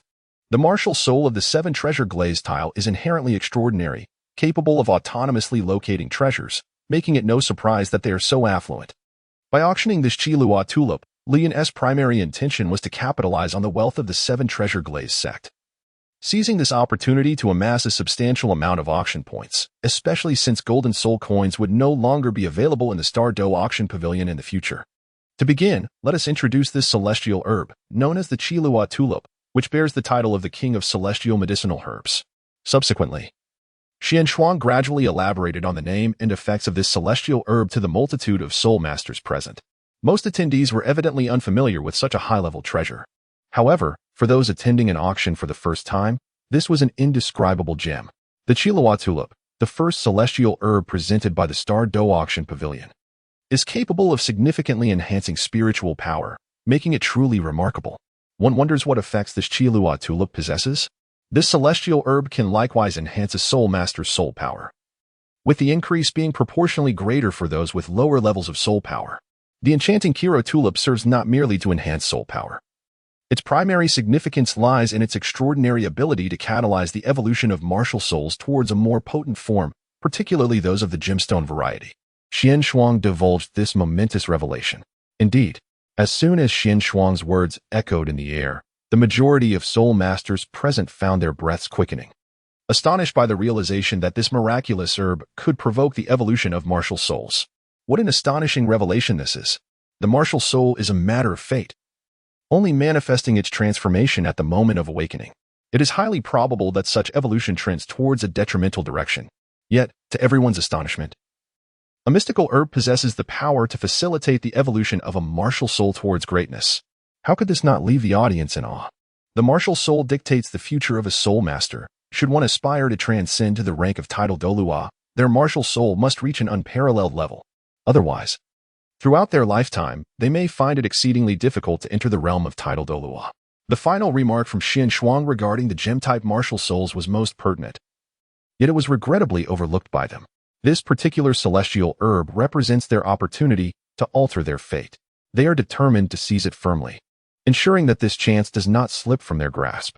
In Box 7, Sword Uncle and Bone Uncle. Is it truly as the Star Dou Auction House has described? Can this herb aid the gem-type martial souls in their evolution? At that moment, Ning Fingxi, upon hearing Xian Shuang's introduction, felt a spark of brilliance in his eyes and, breathing rapidly, inquired of the nearby Sword Douluo and Bone Douluo. Ning Fingxi had not anticipated that the fifth item up for auction at the Star Dou Auction House would be so precious, a treasure capable of facilitating the evolution of martial souls. Certainly, it is especially effective for gem-type martial souls, and their 7 treasures glazed tile martial soul falls within this category. This implies that this exquisite Kirin tulip is perfectly tailored for their 7 treasures glazed tile martial soul. This revelation left Ning Fingxi feeling as though a magnificent pie had fallen from the heavens, filling him with immense delight. Surely, the Starry Auction House would not deceive him. After all, the items previously auctioned had all been the most exquisite treasures of the Douluo Continent. The prospect of acquiring a treasure capable of facilitating the evolution of the 7 treasure glazed tiles martial soul seemed entirely plausible. The Sword Douluo likewise gazed with brilliant eyes at the exquisite Kirin tulip before him, offering an explanation. Yet, within his heart, he held a profound conviction that this Kirin tulip was indeed genuine. After years of confinement for the 7 treasure glazed tiles martial soul, was the day finally at hand for liberation?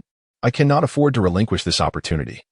It is a singular chance to alter the future destiny of the 7 treasure glazed sect. At this moment, Ning Fengzheng composed himself, his voice resolute as he declared his unwavering intention to acquire the exquisite Chiluo tulip. This remarkable herb was a premier celestial-grade medicinal plant. Thus the starting bid was set at a staggering 70 million gold soul coins. Xian Shuang promptly announced the opening price for this extraordinary herb. Although Lu Yun had not originally intended to establish such a lofty starting bid, he considered the interests of the auction. He could only reluctantly require the 7 treasure glazed tile sect to part with a bit more gold soul coins. However, this exorbitant starting price effectively deterred the majority of soul masters from participating in the competition. Only the most elite forces of the Douluo Continent would dare to engage in such bidding. In a sense, this Chiluo tulip could be regarded as belonging to the 7 treasure glazed tile sect. Yet the ultimate beneficiary would undoubtedly be Lu Yun. This exquisite Kiro tulip was plucked from the Eye of Ice and Fire without incurring any auction fees. In other words, it is completely a free gift from the divine realm. 100 million gold soul coins. At this moment, with his breath quickening, Ning Fingxi boldly bid 100 million gold soul coins. No matter the cost, he was determined to acquire this exquisite Kiro tulip, even if it meant depleting his sect's resources. Should a soul master possessing the 9 treasures glazed tower martial soul emerge from his sect in the future, the 7 treasures glazed sect would undoubtedly ascend to the pinnacle of power on the Douluo Continent. The legacy of the 7 treasures glazed sect would flourish, ensuring it did not wither under his stewardship. What an astonishing force occupies Box 7. To audaciously announce a bid of 100 million gold soul coins right at the outset, it is utterly outrageous. Even if this Kiro tulip possesses some capacity for martial soul evolution, such a high price seems unwarranted, exceeding the opening bid by a staggering 30 million gold soul coins. How are we to compete with such an increase? Following Ning Fingxi's declaration of 100 million gold soul coins, the soul masters within the Star Dou Auction House were struck with disbelief, their expressions reflecting sheer incredulity. 100 million gold soul coins is no trifling sum. Originally, the Star Dou Auction House had set the opening bid at 70 million gold soul coins, a price that had already deterred many factions from participation. Yet, Ning Fingxi escalated the bid to 100 million gold soul coins, effectively eliminating the remaining competitors. In the Douluo Continent, there are few factions capable of producing a sum as substantial as 100 million gold soul coins. Has the 7 treasures glazed sect made their move? At this moment, in Box 1, Bibi Dong's eyes gleamed with a glimmer of insight upon hearing the competitive bidding for the exquisite Kiro tulip in Box 7, which had reached a staggering 100 million gold soul coins. As she made her way to the Star Dou Auction House, She chanced upon Ning Fengji heading towards box 7. Bibi Dong fixated on that box, her mind racing with thoughts, suddenly recalling the 7 treasures glazed tile martial soul, which belonged to the gem category of martial souls. Her expression shifted to one of peculiar intrigue as a scheme began to form within her mind. If this Kiro tulip could indeed facilitate the evolution of martial souls, then Ning Fengji's 7 treasures glazed tile martial soul might genuinely evolve into the 8 treasures glazed tile, or even the legendary 9 treasures glazed tile. In such a scenario, with Ning Fengji's martial souls enhancement, both Sword Douluo and Bone Douluo would undoubtedly become formidable forces, posing a significant threat to their martial soul hall's ambition of unifying the Douluo Continent. Thus, Bibi Dong had no intention of relinquishing her pursuit of the Kiro tulip. However, she remained uncertain whether she possessed the absolute confidence to secure this divine herb at auction. Having already expended 300 million gold soul coins on an unknown divine soul ring, she found herself at a disadvantage in competing against the 7 treasures glazed sect. Nevertheless, she resolved to make an attempt, determined not to allow the 7 treasures glazed sect to acquire the Kiro tulip without challenge. Even if she could not prevent Ning Fengji from obtaining the precious herb, she was intent on inflicting significant losses upon the 7 treasures glazed sect. 150 million gold soul coins. At that moment, Bibi Dong instructed the nearby Douluo to decisively raise the bid by 50 million gold soul coins. A wave of astonishment swept through the gathered soul masters, marveling at the wealth of box 1. After previously spending 300 million gold soul coins on a mysterious divine soul ring, now they intended to invest 150 million gold soul coins in a herb capable of evolving martial souls? It appeared that the martial soul hall had indeed decided to intervene. Upon hearing the price called from box 1, Sword Douluo murmured with a grave expression. He had long anticipated that this auction would not proceed smoothly, and indeed, the martial soul hall had stepped into meddle. Sword Douluo understood the rationale behind the martial soul hall's actions. If this Kiro tulip could truly enable martial soul evolution, then the strength of the 7 treasures glazed sect would ascend to new heights. How could this not provoke the martial soul hall's apprehension? Nevertheless, the martial soul hall had already expended 300 million gold soul coins, and thus, the Kiro tulip would undoubtedly be theirs. In response, Ning Fengji waved his hand dismissively, regarding the martial soul hall's competition with utter indifference. Few factions could rival the financial prowess of the 7 treasures glazed sect.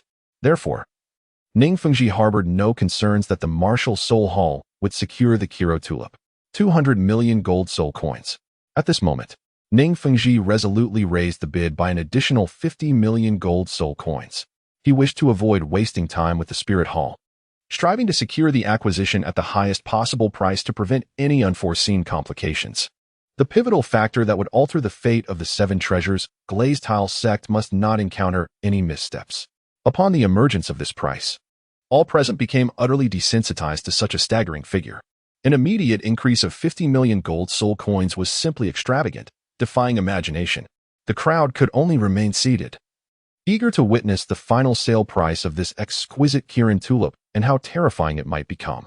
Your Holiness, the gold soul coins we have brought amount to less than 200 million, remarked Douluo from box number 1.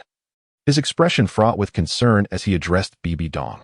Although they had brought a substantial sum, their previous expenditure of 300 million gold soul coins had left them with an insufficient remainder.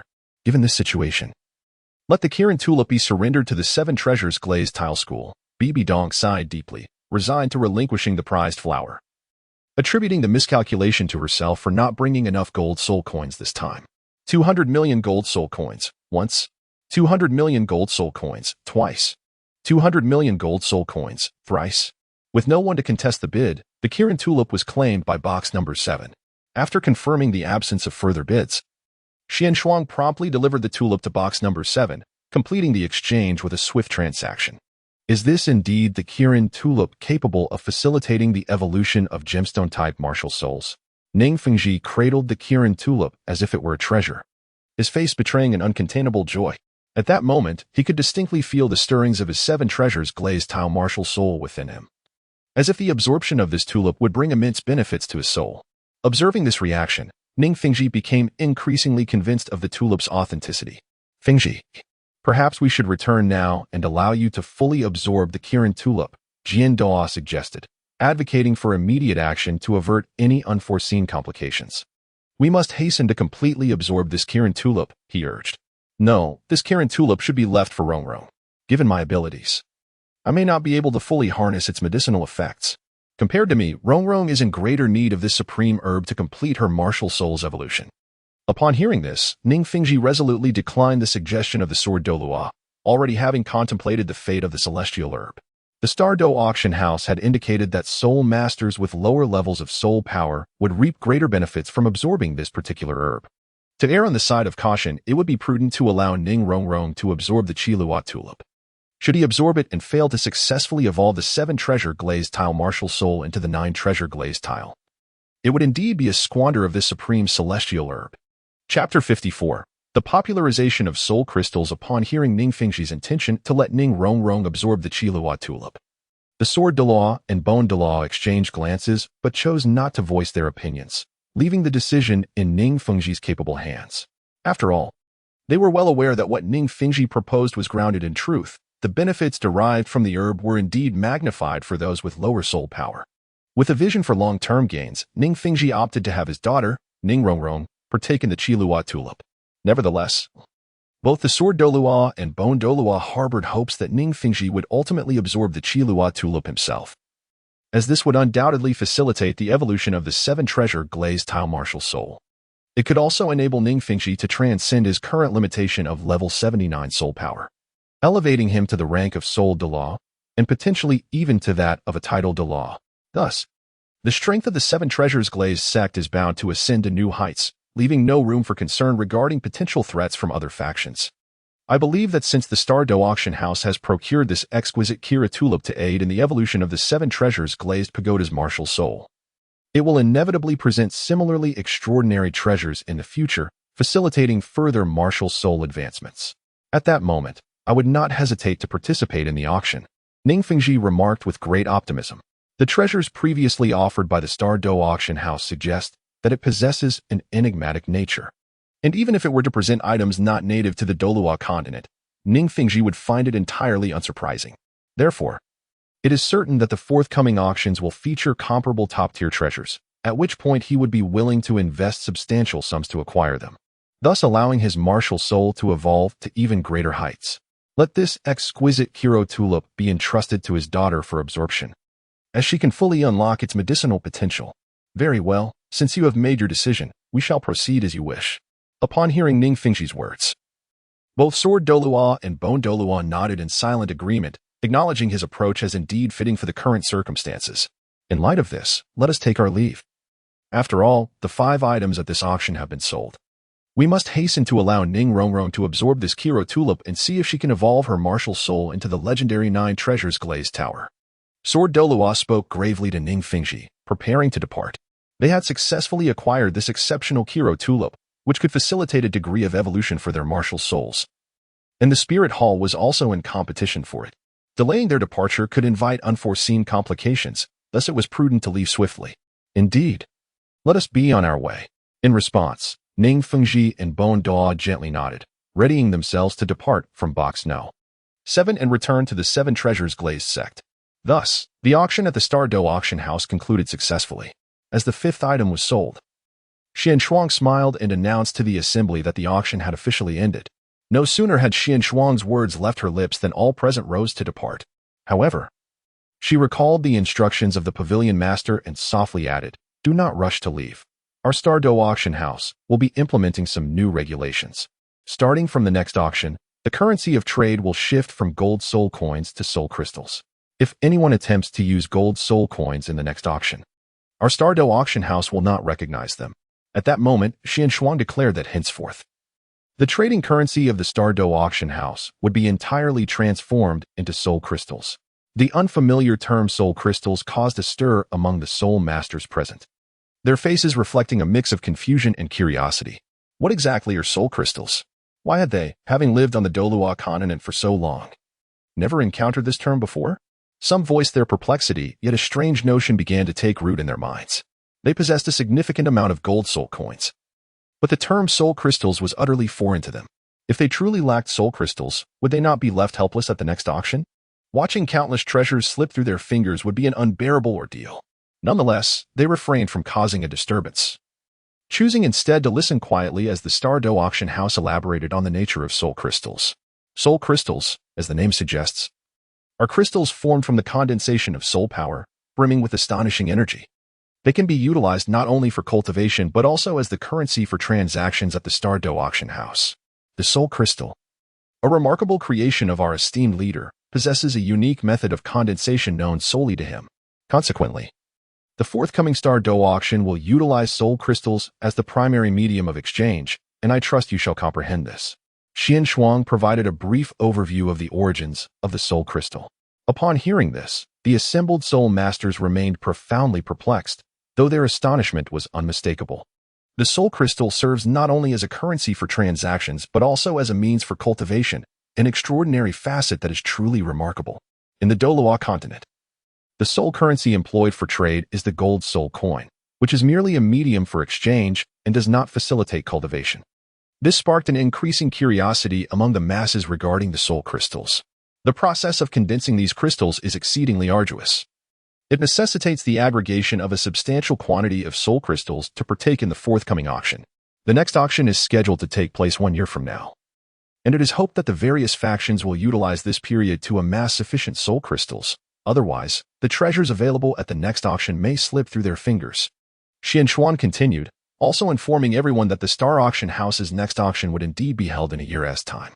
Lu Yun, having pondered deeply, recognized the formidable challenge posed by the condensation of soul crystals, even with a 100-fold enhancement of the soul power concentration on the Douluo Continent. Coupled with the foundational meditation technique of Xiantian Gong, the prospect of gathering a significant number of soul crystals in a short time frame seemed rather implausible. Thus, Lu Yun granted them a year to consolidate the soul crystals. At the auction a year hence, he would seize the opportunity to acquire a multitude of auction points. This prompted Lu Yun to contemplate for an extended period before finalizing a plan. Soon, the pavilion master would disseminate the precise method for crystallizing soul crystals throughout the Douluo Continent, enabling every soul master to participate in the Star Dou Auction House's auctions or utilize them for cultivation, to expedite the process of crystallizing soul crystals for everyone. The pavilion master generously provided a meditation technique of the Xiantian skill. This technique is significantly more advanced than the original meditation methods found on the Douluo Continent.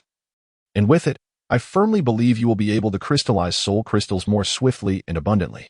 Upon noticing the perplexed expressions among the gathered soul masters, Xian Shuang subsequently shared 2 pieces of good news with them. The provision of a top-tier meditation technique would facilitate their ability to crystallize soul crystals, thereby transforming them into instrumental agents for Lu Yun's endeavors at the auction house. After all, the Xiantian skill was acquired by Lu Yun through a fortunate draw within the system, rendering him entirely unscathed in this transaction. Chapter 55. A copy of the Xiantian skill for everyone. On another note, Lu Yun expended a substantial amount of auction points to procure the specific methods for crystallizing soul crystals. However, these auction points were essentially gifts from everyone present. Thus he bore no regret. Subsequently, with a grand gesture, Xian Shuang summoned copies of the Xiantian skill before her, and with a surge of soul power, delivered each copy into the hands of the attendees. She also conveyed the specific methods for crystallizing soul crystals to everyone present, which would then be disseminated by various factions throughout the Douluo Continent. It is believed that within a month, soul crystals will be thoroughly established across the Douluo Continent, becoming the primary medium of exchange among soul masters. This extraordinary currency of soul crystals will serve as the transactional medium between soul masters, while the previous gold soul coins will remain as the currency for ordinary citizens. This task has been entrusted to the Spirit Hall, and we appreciate your assistance in this matter. Xian Shuang informed the Spirit Hall, expressing hope that they could leverage their influence to popularize soul crystals while distinctly separating the 2 currencies. There is no need to worry about ordinary citizens on the Douluo Continent being unable to crystallize soul crystals and subsequently facing exclusion. From this point forward, gold soul coins will serve as the currency for those without soul power, thereby significantly mitigating the risk of collapse within the existing trading system. Very well. Our Spirit Hall will undertake the responsibility of promoting soul crystals, Bibi Dong replied. Though her heart brimmed with insatiable curiosity regarding the soul crystals, she accepted this responsibility. The Spirit Hall's ambition to unify the Douluo Continent necessitated winning the hearts of the populace, and the emergence of soul crystals presented a glimmer of opportunity. She aimed to seize this moment to elevate the status of the Spirit Hall to unprecedented heights. However, when other factions heard that the Star Dou Auction House had assigned this responsibility to the Spirit Hall, their expressions darkened slightly. They were acutely aware of the formidable strength of the Spirit Hall, and given this incident, it was likely that the Spirit Hall's status would ascend to unparalleled prominence in the future. This was exceedingly disadvantageous for the other factions. Yet they dared not voice any objections. Subsequently, the gathering was presented with the specific method for the condensation of soul crystals, and astonishment illuminated each face. They had not anticipated that the process of forming soul crystals could be so extraordinary. And the revelation that these crystals could be utilized for cultivation stirred a tempest of excitement within everyone's hearts. This soul crystal will irrevocably transform the trading system of the Douluo Continent. This has ignited a profound curiosity among the masses regarding the enigmatic Star Dou Auction House, which has repeatedly unveiled treasures that astonish the Douluo Continent, leaving them in utter awe. However, the announcement from the Star Dou Auction House concerning the emergence of soul crystals holds the potential to significantly elevate the soul power levels of the soul masters across the Douluo Continent, thereby greatly benefiting the overall development of the realm. Remarkably, this mysterious Xiantian skill surpasses our sect's inherited 7-treasure meditation by several tiers. At this moment, upon comprehending the specific method of soul crystal condensation, Ning Fengji felt an overwhelming astonishment within. Soon, his gaze fell upon the volume of Xiantian Gong meditation technique in his hands, and with each subsequent revelation, his astonishment deepened profoundly. What precisely is this supreme meditation technique? It surpasses the 7 treasures meditation of the 7 treasures glazed sect, which has been passed down through the generations by several tiers. Moreover, the Xiantian skill is divided into 10 levels, according to the cultivation system of soul masters in the Douluo Continent. Each level attained corresponds to a breakthrough of 10 levels in soul power. Thus, if one were to successfully advance to the 10th level of the Xiantian skill, it would imply the ability to step into the divine realm, a domain that is yet to be reached by anyone in the Douluo Continent. This left Ning Fengji in a state of turmoil, stirring up tremendous waves of emotion within him. This can be regarded as a genuine supreme meditation technique. Should any faction acquire the profound Xiantian skill, the possibility of transcending into a divine-level powerhouse in the future would not be out of reach. Even titled Douluo-level experts could emerge swiftly, akin to bamboo shoots after a rain, on the Douluo Continent. This revelation brought to the forefront the gravity of the situation for Ning Fengji and his companions. Regrettably, the Star Dou Auction House has disseminated the Xiantian Gong meditation technique throughout the Douluo Continent. Consequently, from this moment forth, the majority of soul masters will have the opportunity to cultivate the Xiantian Gong, thereby enhancing their soul power levels. With their competitive edge diminished, Ning Fengji resolved to return and impart the Xiantian Gong to every disciple within their sect, urging them to diligently practice this technique in hopes of achieving superior soul power levels. In the forthcoming era, the 7-treasure glazed tile school must strive to emerge victorious. What a remarkable technique the Xiantian Gong is. It is astonishing that the Star Dou Auction House would make available such a premier meditation method to the public. Bibi Dong, holding the Xiantian Gong, could not conceal her astonishment. Soon, she grasped the seriousness of the matter. Her foresight surpassed that of other factions. With each individual possessing a copy of the Xiantian Gong, the number of titled Douluo on the Douluo Continent would undoubtedly increase. At that juncture, the status of their spirit hall would be imperiled. A series of plans began to form in Bibi Dong's mind, determined to seize this opportunity to ensure that the spirit hall could produce even more titled Douluo. Thus concluded the announcement from the Star Dou Auction House. Remember, for the next auction, bring soul crystals, as our establishment does not recognize gold soul coins. Xian Shuang observed the expressions of the crowd, nodding in satisfaction. Truly, as the head of the auction house, the items presented were always enough to astonish all present. Once you depart, a significant transformation will unfold on the Douluo Continent. It is hoped that all factions will seize this chance and not let it slip away. As Xian Shuang witnessed numerous factions preparing to leave, she revealed yet another astonishing piece of news.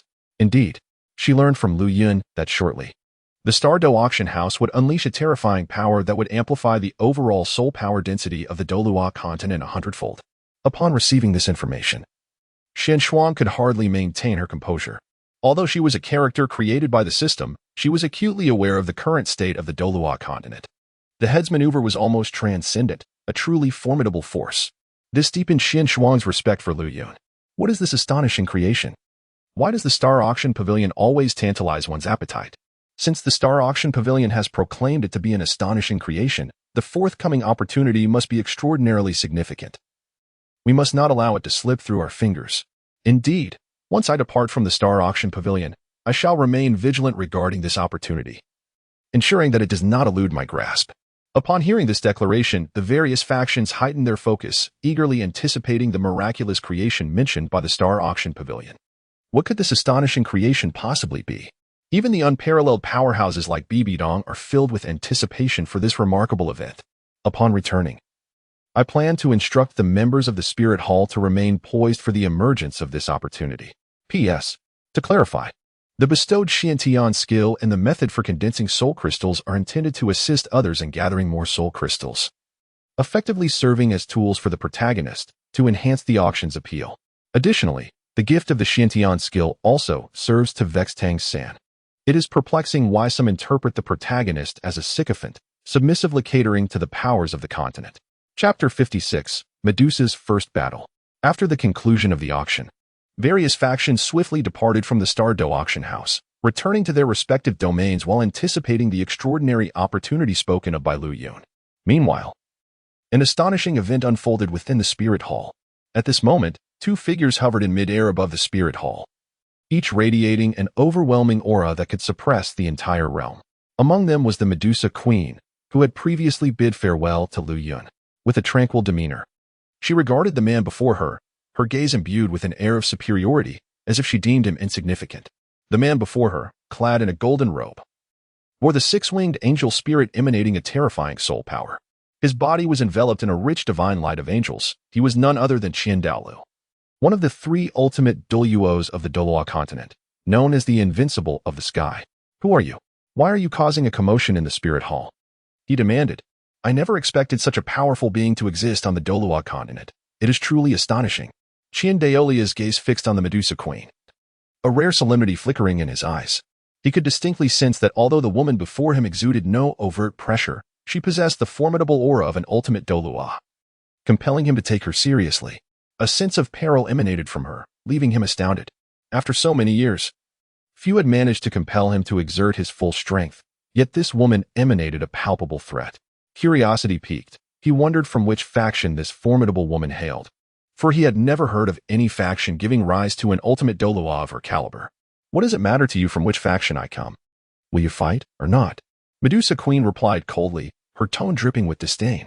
Her face bore an expression of impatience. She had intended to leisurely roam the Douluo continent, only to be beset by troublemakers who mistook her for easy prey.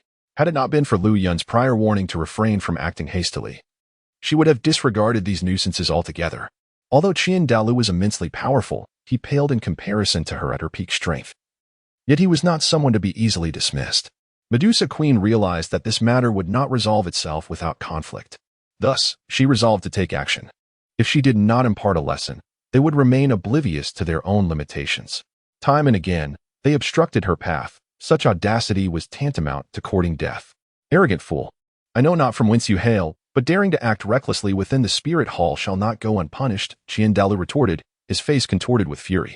The tension in the air crackled ominously. In the next moment, the six-winged angel spirit behind him radiated a dazzling celestial light. The seventh soul ring on his body suddenly illuminated, shimmering with an ebony glow. Seventh soul skill, true form of the angel. Douluo resolutely unleashed the true form of his spirit, for the woman before him posed an immense threat, and he dared not underestimate her.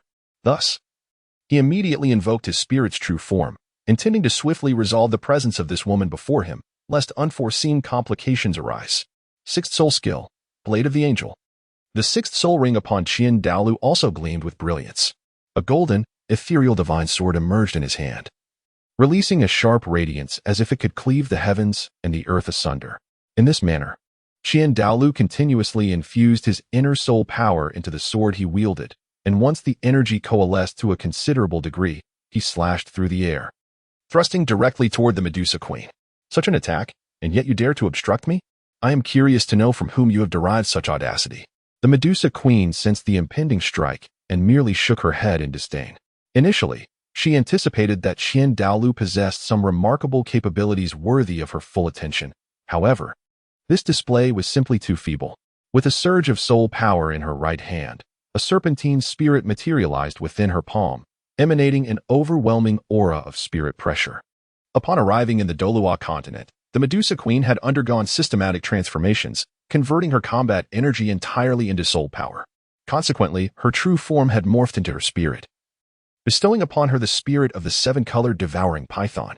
9 soul rings manifested around the Medusa Queen, rhythmically pulsating, 3 black and 6 red, exuding a terrifying oppressive force. 3 black and 6 red. What an extraordinary configuration of soul rings. Who exactly are you? At that moment, upon witnessing the Medusa Queen's soul ring configuration, Douluo's golden pupils constricted in astonishment, his face a canvas of awe. Who is this human soul master? Why does he possess such an extraordinary soul ring configuration, 3 black and 6 red? He has never encountered such an enigmatic martial soul and soul rings. Could it be that the woman before him is an heir to divinity, participating in the divine examination? Otherwise, it would be impossible for a mortal to elevate their soul rings to such an astounding level. Witnessing this, Douluo's expression grew grave, as it seemed that the forthcoming events would not culminate favorably. Both individuals belong to the realm of ultimate Douluo. Yet the martial soul level of the woman ahead appears to be nearly on par with his god-tier martial soul, the 6-winged angel. However, her soul ring configuration surpasses his by several tiers. This revelation made Douluo acutely aware that, even if he exerted all his strength, he might not stand a chance against the woman before him. The 6th soul skill, devouring power. Queen Medusa sensed the transformation within herself, intrigued. She had not anticipated that upon arriving on the Douluo Continent, her true form would evolve into such a remarkable martial soul, with soul rings of peculiar hues. After some contemplation, Medusa discerned her true situation and adeptly unleashed her 6th soul skill. Boom. The resplendent devouring serpent martial soul unleashed a terrifying power of absorption. The surrounding soul energy was relentlessly consumed by the vibrant devouring serpent, while the angel's blade that Douluo had previously summoned approached Queen Medusa. What transpired next was astonishing. As Douluo's attack made contact with the surrounding devouring force, it seemed to cause little disturbance. That menacing blade was swiftly devoured by this formidable power. With a resounding crash, the entire area fell back into tranquility. This exchange starkly illustrated the vast disparity in strength between Douluo and Medusa. In the world of Douluo, Queen Medusa possessed the ability to fight beyond her rank, and similarly, in the Douluo Continent, she retained that capacity. Against a formidable title Douluo of equal rank, it was inconceivable that she could be bested. Chapter 57. Douluo's submission. My apologies, Your Excellency. This time, the fault lies with our spirit hall. I hope for your understanding. Douluo finally recognized the chasm between their strengths, and after a brief internal struggle, he decisively acknowledged the error of his spirit hall. However, he inwardly cursed the group of soul masters, blaming them for instigating this predicament, which had spiraled out of control. If the woman before him refused to consider reconciliation and was determined to fight, he knew he could not hope to stop her. The legacy of the spirit hall, built over many years, could very well be annihilated, a scenario he wished to avoid. What? You're not going to stop me? Upon hearing this, Medusa let out a cold laugh, arching an eyebrow as she regarded Douluo with a playful expression. As her words hung in the air, Douluo remained silent, refraining from making any further remarks lest he provoke the woman before him, knowing full well he would be unable to withstand her wrath. Seeing Douluo's silence, Medusa casually glanced aside at the instigators of her ire. Buzz, buzz, buzz. A spectrum of light shimmered in Medusa's right hand, ensnaring the 2 individuals, an elder and a youth, rendering them immobile. Simultaneously, an overwhelming surge of soul power surged through their bodies. No, great elder, save me. The elder below sensed a tumultuous disturbance within his soul power, as if he were on the verge of an explosive demise. Witnessing such a dire predicament, he beseeched Douluo for assistance, terror etched across his face. Should Douluo choose not to intervene, not only would his grandson perish, but his own life would be forfeit, devoid of any chance for survival. Esteemed one, I implore you to spare their lives, whatever compensation you require. Our spirit hall shall gladly accommodate. Observing this scene, Douluo's countenance darkened, and he, striving to maintain a calm demeanor, sought counsel with Queen Medusa. After all, the elder was a formidable title Douluo of the spirit hall. Should Medusa slay him, it would signify a significant loss for their organization. Thus, Douluo harbored hope that Queen Medusa might show mercy. To expect me to spare them is nothing short of folly. Medusa's eyes glimmered with indifference, her overwhelming Douluo presence pervading the entirety of the spirit hall. With a surge of power emanating from her palm, an immense torrent of soul force erupted, hurtling towards the elder and his young companion. Those who dared to lay hands upon her were destined for annihilation. No pleas would avail them. In an instant, both the elder and the youth were obliterated, their forms reduced to a crimson mist that rained down upon the earth. Upon witnessing Queen Medusa's ruthless execution of the two, Douluo's visage turned ashen, a flicker of murderous intent flashing in his eyes. He had not anticipated that, right beneath his nose, she would dare to take two lives. However, recognizing the gravity of the situation, he stifled his fury, refraining from acting recklessly. Very well. The malignant presence of your spirit hall has been eradicated by my hand. You ought to express gratitude. After dispatching the two, Queen Medusa clapped her hands, a smile gracing her features as she addressed Douluo. Moments later, she departed the scene at a leisurely pace, leaving Douluo standing in place, his expression gravely burdened as he watched her retreating figure. Damn it! The fury within Douluo found no outlet, and the tempestuous angelic soul power surged outward, as if intent on obliterating everything in its path. Great Elder, should we investigate to which faction that woman belongs? At that moment, an elderly gentleman approached the side of Douluo. The individual in question is the second esteemed offering at the Hall of Offerings, the Golden Crocodile Douluo, a pinnacle Douluo of the 98th rank. There is no need for further action. Should she become aware, it would undoubtedly provoke unnecessary complications. I sincerely hope that you have gleaned some wisdom from this experience, and remember, do not provoke others heedlessly. The waters of Douluo Continent are indeed treacherously deep. Previously, the enigmatic Star Dou Auction House appeared abruptly on Douluo Continent, inciting turmoil across the land. Now, with the emergence of an unfamiliar limit Douluo, it seems that in my years away from Douluo Continent, a plethora of formidable entities has surfaced. Subsequently, Douluo spoke gravely to the Golden Crocodile Douluo, expressing his perplexity regarding the changes on the continent. It felt as though unseen hands were orchestrating these developments. By the way, esteemed offering, could it be possible that the woman hails from the Star Dou Auction House? After all, it has never been mentioned before that there exists a fourth limit Douluo on Douluo Continent. With the appearance of the Star Dou Auction House, a limit Douluo has emerged. There must be some connection between the two.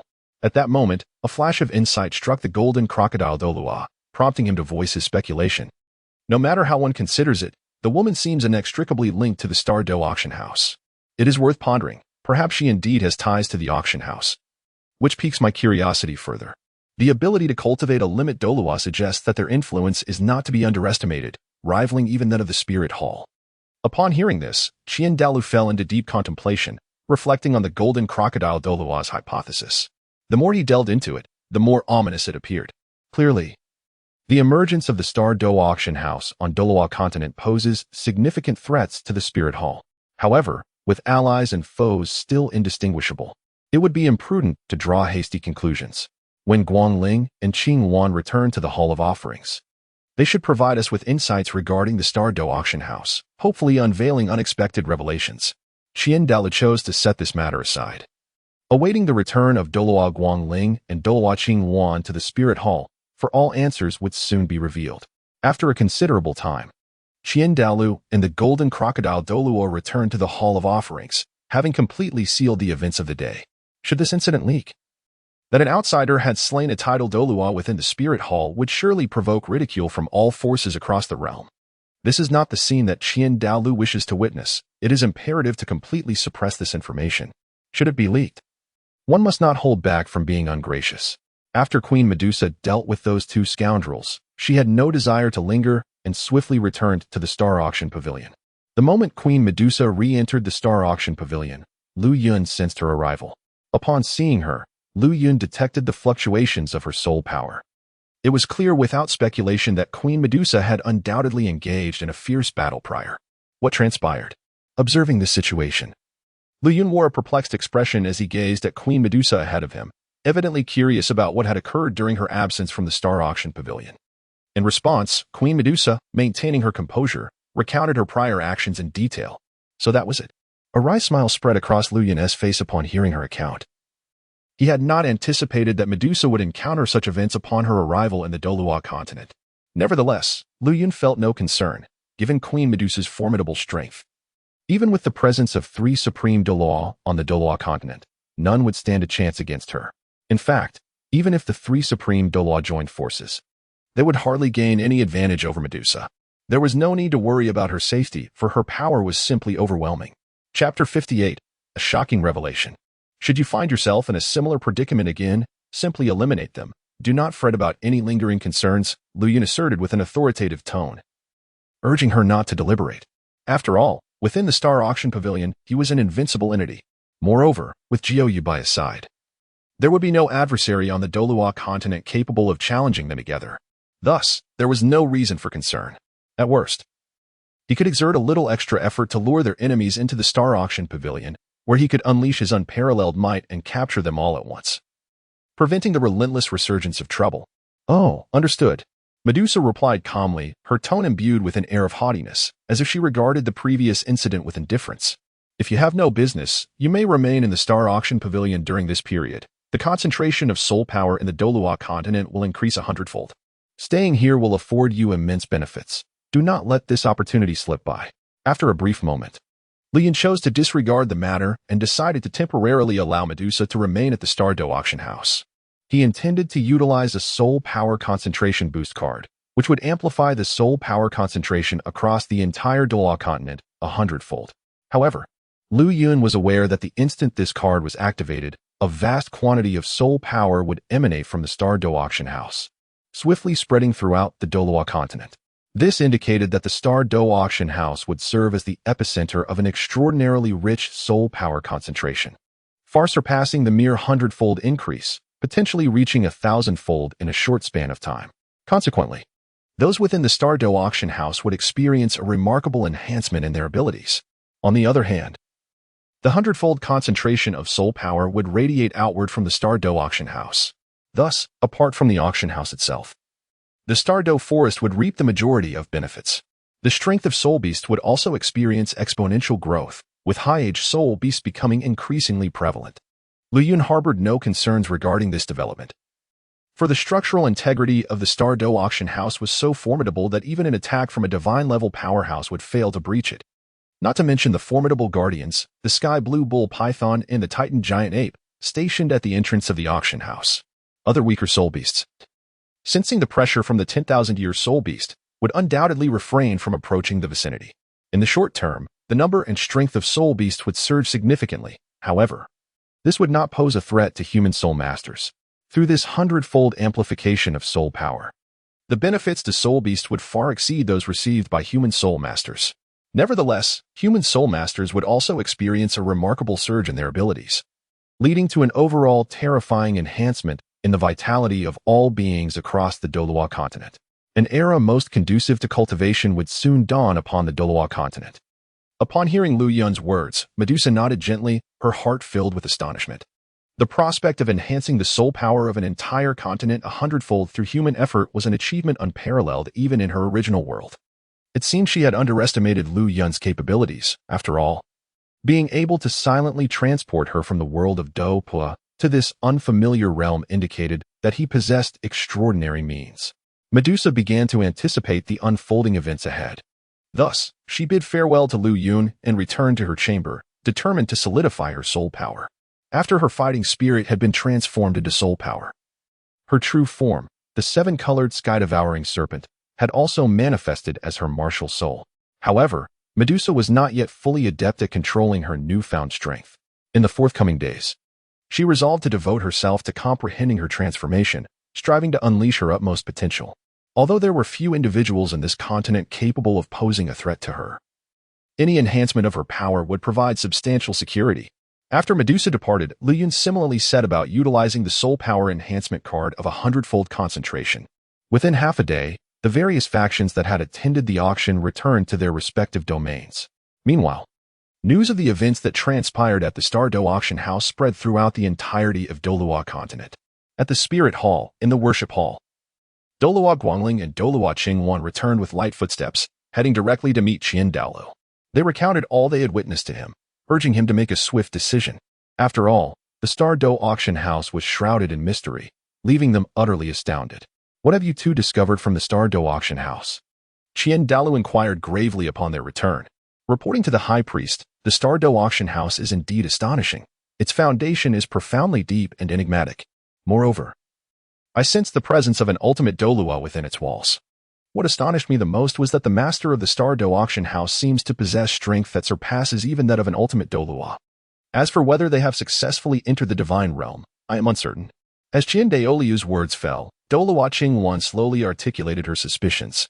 She then proceeded to inform him of the 5 items auctioned at the Star Dou Auction House. You did not mishear. The golden sphere is indeed called the God-given soul ring? Suddenly, Qian Daoliu's previously composed demeanor shifted as he stood up, his face a mask of disbelief upon hearing the revelations from Douluo Qingwan. Had he truly not misheard? The God-given soul ring? Was that not a soul ring condensed by a divine being through divine power? The fact that the Star Dou Auction House would auction such an item was nothing short of astonishing. Could it be that a divine entity truly existed within the Star Dou Auction House? Upon contemplating this, Qian Daoliu's heart grew exceedingly heavy as he began to ponder how to approach the Star Dou Auction House. The presence of a divine-level powerhouse loomed over them like a tremendous burden. Even if all the formidable individuals of the Spirit Hall united in their efforts, they would undoubtedly fall short against a deity-level opponent. To act recklessly would be to jeopardize the millennia-old foundation of the Spirit Hall. Indeed, it was a divine-bestowed soul ring, imbued with an extraordinarily profound power that, at my current level of soul energy, I could not fathom even a fraction of. Ultimately, this divine-bestowed soul ring was auctioned off by Bibi Dong for the staggering sum of 300 million gold soul coins. Subsequently, the Qiwan Douluo asserted with unwavering confidence. Bibi Dong has secured that divine-bestowed soul ring. If so, it must indeed be authentic. Upon hearing this, Qian Dalu raised an eyebrow. Taken aback by the revelation that Bibi Dong had expended 300 million gold soul coins to acquire the divine-bestowed soul ring, given Bibi Dong's discerning eye, it was certain she would not be mistaken. This left Qian Daolu in utter bewilderment. From whence did the Starry Auction House arise? Why was there a deity of formidable strength in its midst? Logically, if a new god were to be born, even in seclusion, they would inevitably sense a shift in the cosmos. Yet, everything felt exceedingly peculiar. Even if the Starry Auction House lacked a divine powerhouse, it was still far from ordinary. The value of a god-given soul ring is beyond articulation, capable of being transformed into a 100,000-year soul ring. How could the Starry Auction House possibly part with such a treasure for auction? Chapter 59. The mysterious Starry Auction House. A multitude of perplexities surged through Qian Daolu's mind, momentarily rendering him incapable of regaining his composure. Moreover, there was another significant matter to address. Upon our departure from the Star Dou Auction House, they abruptly announced that the currency for the upcoming auction would be changed from gold soul coins to soul crystals, and they provided us with specific methods for the condensation of soul crystals. Additionally, they bestowed upon us a supreme meditation technique, the Xiantian Gong. A mere glance at this meditation method revealed its superiority over the meditation techniques historically passed down by our Spirit Hall. At that moment, Douluo Qingwan suddenly recalled an exceedingly important matter. Subsequently, Douluo Qingwan shared the Xiantian Gong and the methods for condensing soul crystals with all present. After a brief pause, everyone in attendance could not help but take a deep breath, their eyes suddenly wide open, revealing an unprecedented seriousness. Qingwan, are you certain that these were bestowed upon you by the Star Dou Auction House? At this moment, a glimmer of brilliance flashed in Qian Daoliu's eyes, and he inquired repeatedly. Indeed, I too am perplexed by the motives behind the Star Dou Auction House's actions. However, it is evident that their provision of the Xiantian Gong, a premier meditation technique, is intended to facilitate our rapid condensation of soul crystals in preparation for the forthcoming auction. Why does the Star Dou Auction House seek to amass such a multitude of soul crystals? It is indeed a perplexing matter. Could there be an underlying conspiracy at play? Upon hearing this, the Qian Douluo subtly shook his head, expressing his own uncertainty regarding the reasons behind the Star Dou Auction House's conduct. The value of these 2 items is beyond imagination, setting aside my astonishment at the method of soul crystal condensation. I had never before encountered such an application of soul power. Furthermore, the emergence of soul crystals could indeed revolutionize the trading system across the entire Douluo Continent. Most significantly, the Xiantian Gong surpasses the meditation techniques that our Spirit Hall has inherited over the years by several degrees. From my observations, if one diligently practices, upon breaking through to the 10th level, one might naturally ascend to the divine tier. The rarity of this meditation technique is incalculable. Qian Dalu endeavored to compose himself. slowly articulating the remarkable value of these two items. The Star Dou Auction House, with great propriety, has bestowed these treasures upon the powers of the entire Douluo Continent. What exactly is the intention behind this? Is it to incite turmoil across the entire Douluo Continent? If all goes as anticipated. Once these two artifacts circulate within the Douluo Continent, a multitude of formidable soul masters will undoubtedly emerge in a short span of time. This, in turn, will precipitate incessant conflicts throughout the continent, placing the position of the Spirit Hall in jeopardy. However, these two items possess both advantages and disadvantages. The Spirit Hall can similarly utilize them to swiftly enhance its own strength and fortify its foundation, laying a solid groundwork for future endeavors on the Douluo Continent. By the way, what are your thoughts on these two artifacts? After expressing his opinion, Douluo shifted his gaze towards the several elders beside him, eager to hear their insights. Great Elder, you are indeed correct, whether it be the method of crystallizing soul energy or the Xiantian skill. These are truly treasures that appear once in a century. Alas, all the forces on the Douluo Continent are now aware of these two items. The golden crocodile Douluo sighed softly, his eyes sparkling as he gazed at the artifacts in his hand. He was also keen to cultivate the Xiantian skill to elevate his soul power level. His soul power had been stagnating at the pinnacle level of 98 for countless years. Perhaps by practicing the Xiantian skill, he could finally break through the current bottleneck and reach the long-desired peak Douluo level. Great Elder. Since these two items have already spread across the entire Douluo Continent, our immediate priority should be to distribute these two manuals as swiftly as possible, enabling the soul masters of the Spirit Hall to engage in cultivation, lest we fall too far behind other forces. The Qinghuan Douluo continued, aware that the forces that ventured to the Star Dou Auction House were nearly all the most elite on the Douluo Continent. A slight delay could lead to unnecessary complications. Therefore, it is imperative to allow the disciples of the Spirit Hall to cultivate and enhance their individual strengths. Given this, I entrust this task to you.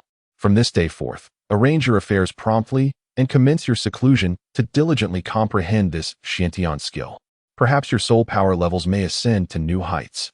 At this moment, Douluo acquiesced to the thoughts of the Qianglun Douluo and swiftly issued orders to convey the methods of condensing the Zuaniangong and soul crystals to the numerous soul masters of the Spirit Hall. Douluo was eager to comprehend this profound technique, yearning for the divine realm that he believed might be unveiled through this ancient practice, potentially fulfilling a long-held aspiration that had eluded him for many years. Alas, this hope was indeed exceedingly faint. Thus, everyone departed in an orderly fashion to attend to their respective matters. After completing this task, the powerful beings within the offering hall entered a deep state of seclusion. In the 7-treasure glazed tile school, within a resplendent hall adorned with gold and jade, stood 3 figures, Ning Fengji, the sword Douluo, and the bone Douluo. Ning Fengji cradled the rare Kirin tulip, awaiting the arrival of Ning Rongrong. He wished to witness her absorption of this celestial herb, curious whether her martial spirit could evolve into the legendary 9-treasure glazed pagoda. Father, Grandfather Jian, Grandfather Bone, did you summon me for something? Just then, a young girl burst through the door, clad in a flowing green gown, her form adorned with glistening glazed orbs. The young maiden is Ning Rongrong, a student at Shrek Academy. Upon receiving the message from Ning Fengji and others, Ning Rongrong hurried back to the sect. Rongrong, you have finally returned. We called you back for a matter of great importance. At this moment, Ning Fengji observed Ning Rongrong's arrival and exhaled a sigh of relief, subsequently revealing the purpose of her return home. Is it true that this divine herb can facilitate the evolution of my martial soul? Ning Rongrong was left speechless, her expression one of sheer incredulity. It was difficult to fathom that this singular herb could elevate her martial soul to the legendary 9 treasures glazed pagoda. How could such a thing be possible? Furthermore, the mysterious Star Dou Auction House, as described by her father, raised suspicions. Had he been deceived? Rest assured, this divine herb will undoubtedly enable the evolution of your martial soul. As for whether it can transform into the fabled 9 treasures glazed pagoda, I am uncertain. Ning Fengji continued to assure her. Despite his doubts regarding the transformation, he was confident that her martial soul would evolve, which would be immensely beneficial for Ning Rongrong's future development. Chapter 60. The 9 treasures glazed pagoda under Ning Fengji's persistent encouragement. Ning Rongrong began to absorb the exquisite Kirin tulip. Simultaneously, her curiosity about the Star Dou Auction House grew, as she yearned to witness whether this remarkable tulip possessed the astonishing power to facilitate the evolution of her 7 treasures glazed pagoda martial soul. Seated cross-legged, Ning Rongrong commenced the method taught by Ning Fingji, consuming the flower's core. Time flowed gently, and soon half an hour had elapsed. The aura of her martial soul radiated a green light, enveloping the entire pagoda, emanating a brilliance of unparalleled splendor. Beside her, Ning Fengji, Star Dou and Douluo fixed their gaze intently upon her martial soul, eager to ascertain whether this supreme divine herb could indeed transform the 7 treasures glazed pagoda into the legendary 9 treasures glazed pagoda. Ning Fengji and the others held their breath, their eyes unwaveringly trained on the 7 treasures glazed pagoda. The iridescent light surrounding the pagoda gradually dissipated, revealing 2 illusory layers of the pagoda's structure above it. Could it be that the long-standing limitations of the 7 treasures glazed sect's martial soul were finally on the verge of being shattered? At that moment, Ning Fengji witnessed this extraordinary sight, his eyes sparkling with unprecedented joy, glistening with tears. Since ascending to the position of sect leader, he had tirelessly sought a means to transcend the limitations of the 7 treasures glazed pagoda, yet had achieved nothing. He had never anticipated that the Star Dou Auction House would bestow upon him such a monumental surprise. Merely through this Kylan tulip, the evolution of her martial soul into the legendary 9 treasures glazed pagoda was within reach. How could this not bring joy to Ning Fengji? At this moment, his heart was filled with gratitude towards the Star Dou Auction House. He was equally convinced that future auctions would undoubtedly present even more precious treasures. Perhaps his martial soul could also evolve into the legendary 9 treasure glazed tower. When that time comes, the 7 treasure glazed sect would possess 2 soul masters with the 9 treasure glazed tower martial souls, elevating the sect's prestige to new heights, enough to instill reverence across the Douluo Continent. Fengji never anticipated that this exquisite Kira tulip could indeed facilitate the evolution of his martial soul into the fabled 9 treasure glazed tower. Beside him, the sword Douluo also sighed in wonder. Indeed, everything the Star Dou Auction House stated was true. Although Ning Rongrong's martial soul had not yet successfully transformed into the 9 treasure glazed tower, it was not far off. The uppermost section of the 7 treasure glazed tower martial soul had already manifested 2 layers of ethereal tower form. Once all the medicinal effects were fully absorbed, the formidable 9 treasure glazed tower would reappear in the world, and their 7 treasure glazed sect could officially be renamed the 9 treasure glazed sect. Yes, it has truly been a challenging journey. It appears that the fundamental reason for the 7 treasure glazed tower martial soul breaking through its limitations lies within this Kira tulip. I wonder if there are other Kira tulips existing on the Douluo Continent? At this moment, Ning Fengju shook his head in contemplation, realizing that the Qilua tulip was indeed the fundamental key to breaking the restrictions of the 7 treasure glazed tile martial soul. However, he wondered if there were other Qilua tulips hidden in different regions of the Douluo Continent. It seemed unlikely, as the Star Dou Auction House had previously stated that such extraordinary herbs, imbued with astonishing transformations, were exceedingly rare on the Douluo Continent. Finding even one was an immense stroke of luck. There was no need to overly pursue the existence of other Qilua tulips, after all. The Star Dou Auction House was likely to present more precious treasures in the future, and they need not be fixated on the singular Qilua tulip. In response, Douluo expressed his opinion, acknowledging the rarity of such miraculous herbs. For the 7 treasure glazed tile sect to acquire one was indeed fortunate, and they should not ask for too much.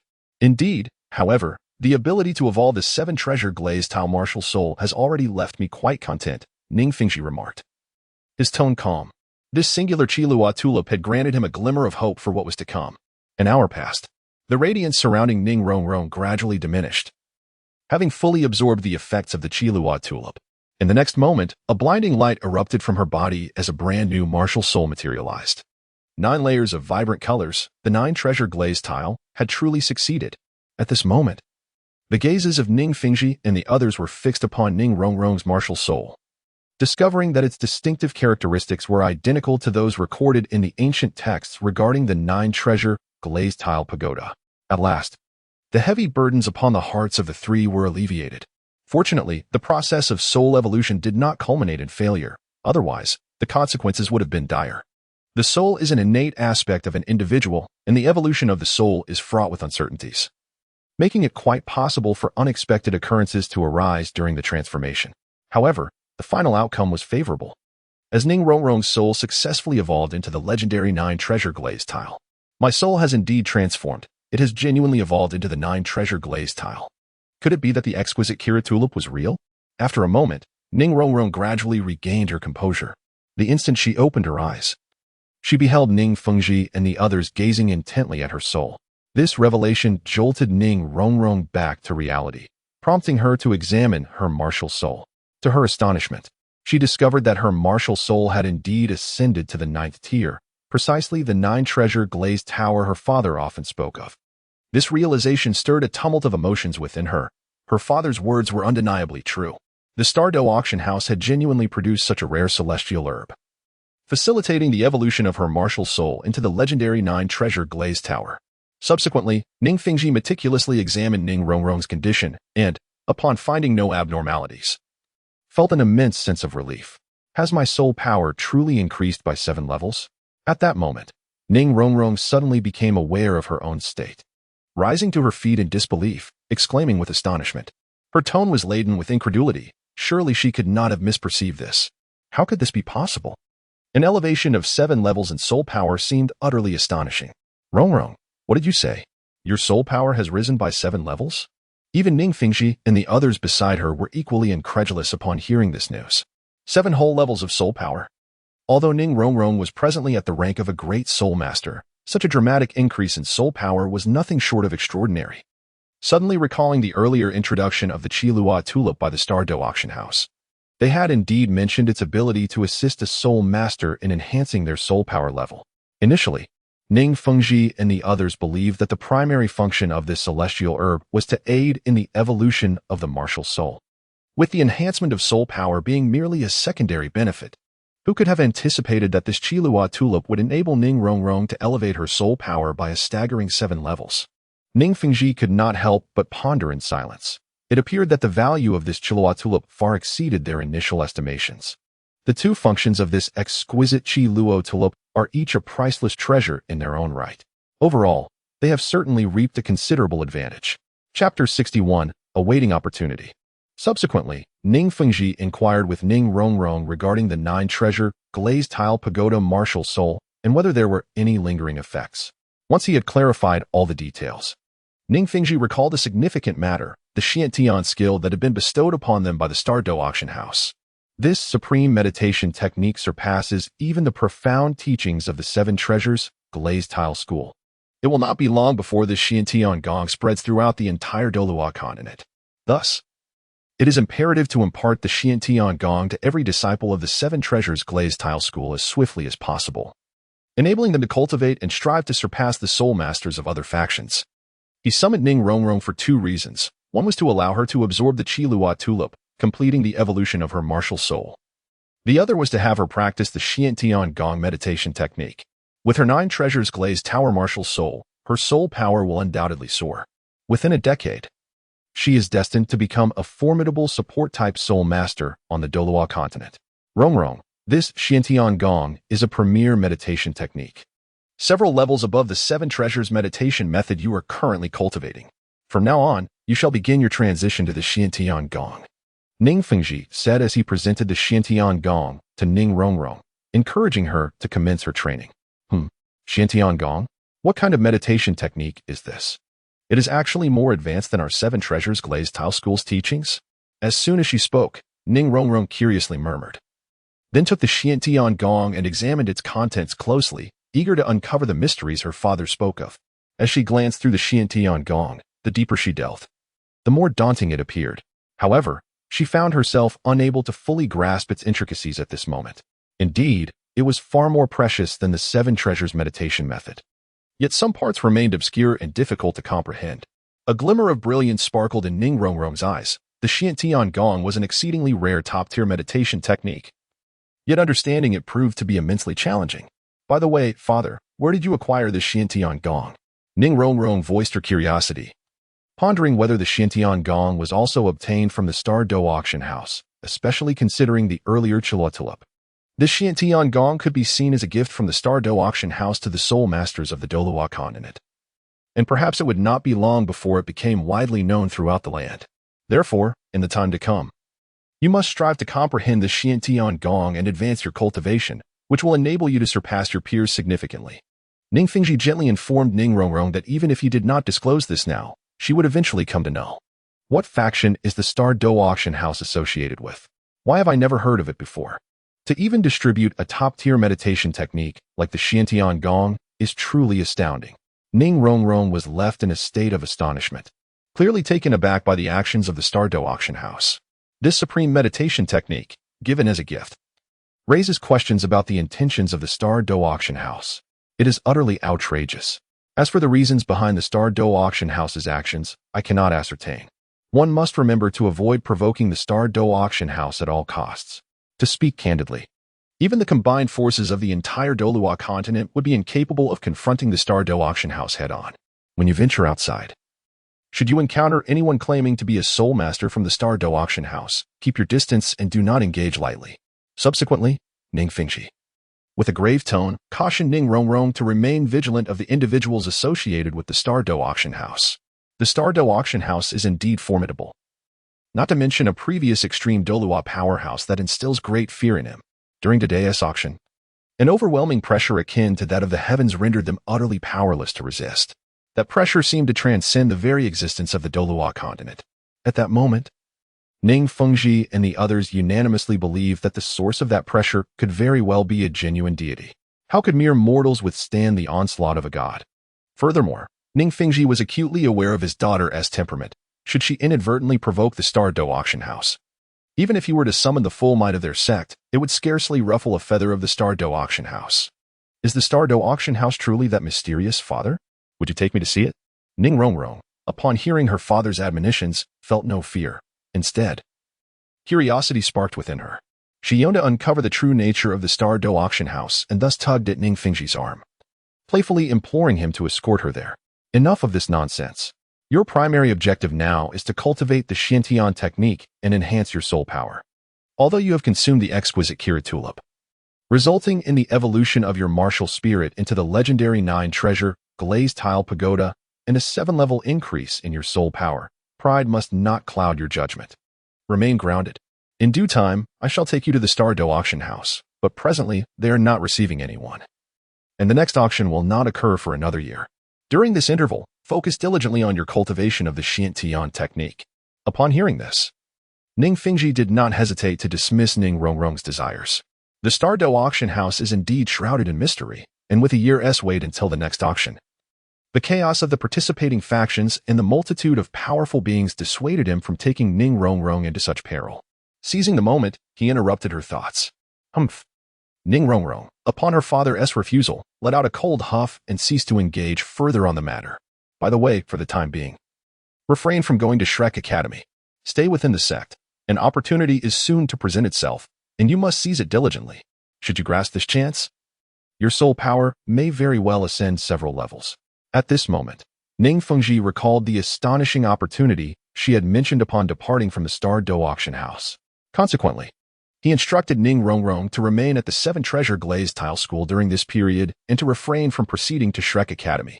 Initially, Ning Fengji had opposed the idea of Ning Rongrong attending Shrek Academy, for how could such a dilapidated institution, lacking even a soul Douluo, possibly provide a proper education for her?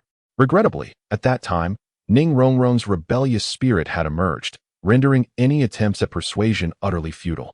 This left Ning Fengji in a state of helplessness, compelling her to remain at Shrek Academy for her studies. However, this opportunity was explicitly stated by the Star Dou Auction House, signifying its extraordinary significance. During this period, Ning Fengji was reluctant to allow Ning Rongrong to return to Shrek Academy, preferring instead for her to remain at the 7-treasure glazed tile school, awaiting the emergence of opportunities to enhance her prowess. Chapter 62. Soul Beast Pill. The following day quietly arrived, heralding the rebirth of all things. At the Star Dou Auction House, Lian intended to utilize a card that amplified soul power concentration 100-fold. However, while preparing to activate this card, he contemplated an important matter. After all, this opportunity must be seized by everyone at the Star Dou Auction House, and it is imperative not to let it slip away. Moreover, it would be prudent for the gatekeepers, the Sky Blue Bull Python and the Titan Giant Ape, to seize this opportunity as well. The stronger their abilities, the more prestigious the Star Dou Auction House would appear, and to a certain extent, they would be able to deter soul masters who might come to cause trouble. At this moment, Lian approached the Azure Sky Bull Python and the Titan Great Ape with a light and graceful stride. Upon catching sight of Lian, the 200,000-year soul beasts were enveloped in an endless haze of confusion. Previously, they had perceived Lu Yun merely as an ordinary soul master. Possessing only a slightly extraordinary aura, nothing particularly remarkable stood out. However, today, upon witnessing Lu Yun, they felt an overwhelming pressure akin to that of the heavens and the earth, which instantly jolted them into awareness. They discerned that Lu Yun bore no deliberate malice towards them. Yet the intangible authority he exuded filled both the azure sky bull python and the titan great ape with profound trepidation. A sense of frustration washed over the two beasts. Within the Star Dou Auction House, every individual they encountered seemed to be a monster, each more formidable than the last. This realization extinguished any fleeting thoughts of escape. Esteemed master, may I inquire as to your purpose in seeking us? The azure sky bull python, acknowledging the inevitability of their situation, bravely posed the question to Lu Yun, hoping it was not a summons for ill intentions. Their very existence was entwined with the whims of the Star Dou Auction House, and should malevolent deeds be required, they would have no choice but to comply. Not at all. I am merely here to express my gratitude for your guardianship during the two auction events. These two soul beast pills are rewards for your service, Lu Yun replied, a serene smile gracing his features. Suddenly, two pristine pills, as white as jade, materialized in his right hand, exuding a powerful and mysterious aura.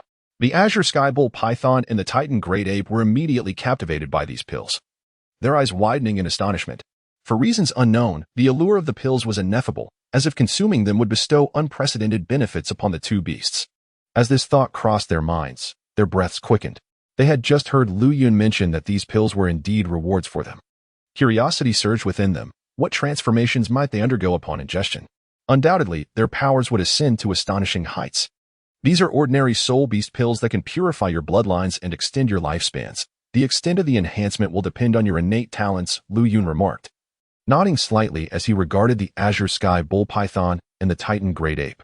To his surprise, it seemed that these 200,000-year soul beasts possessed a discerning eye. The two soul beast pills were procured by Lu Yun from a divine-level shop. These pills possess the remarkable ability to enhance the lifespan and bloodline of soul beasts in the Douluo Continent, among other extraordinary effects. However, such items do not currently exist in the realm of Douluo.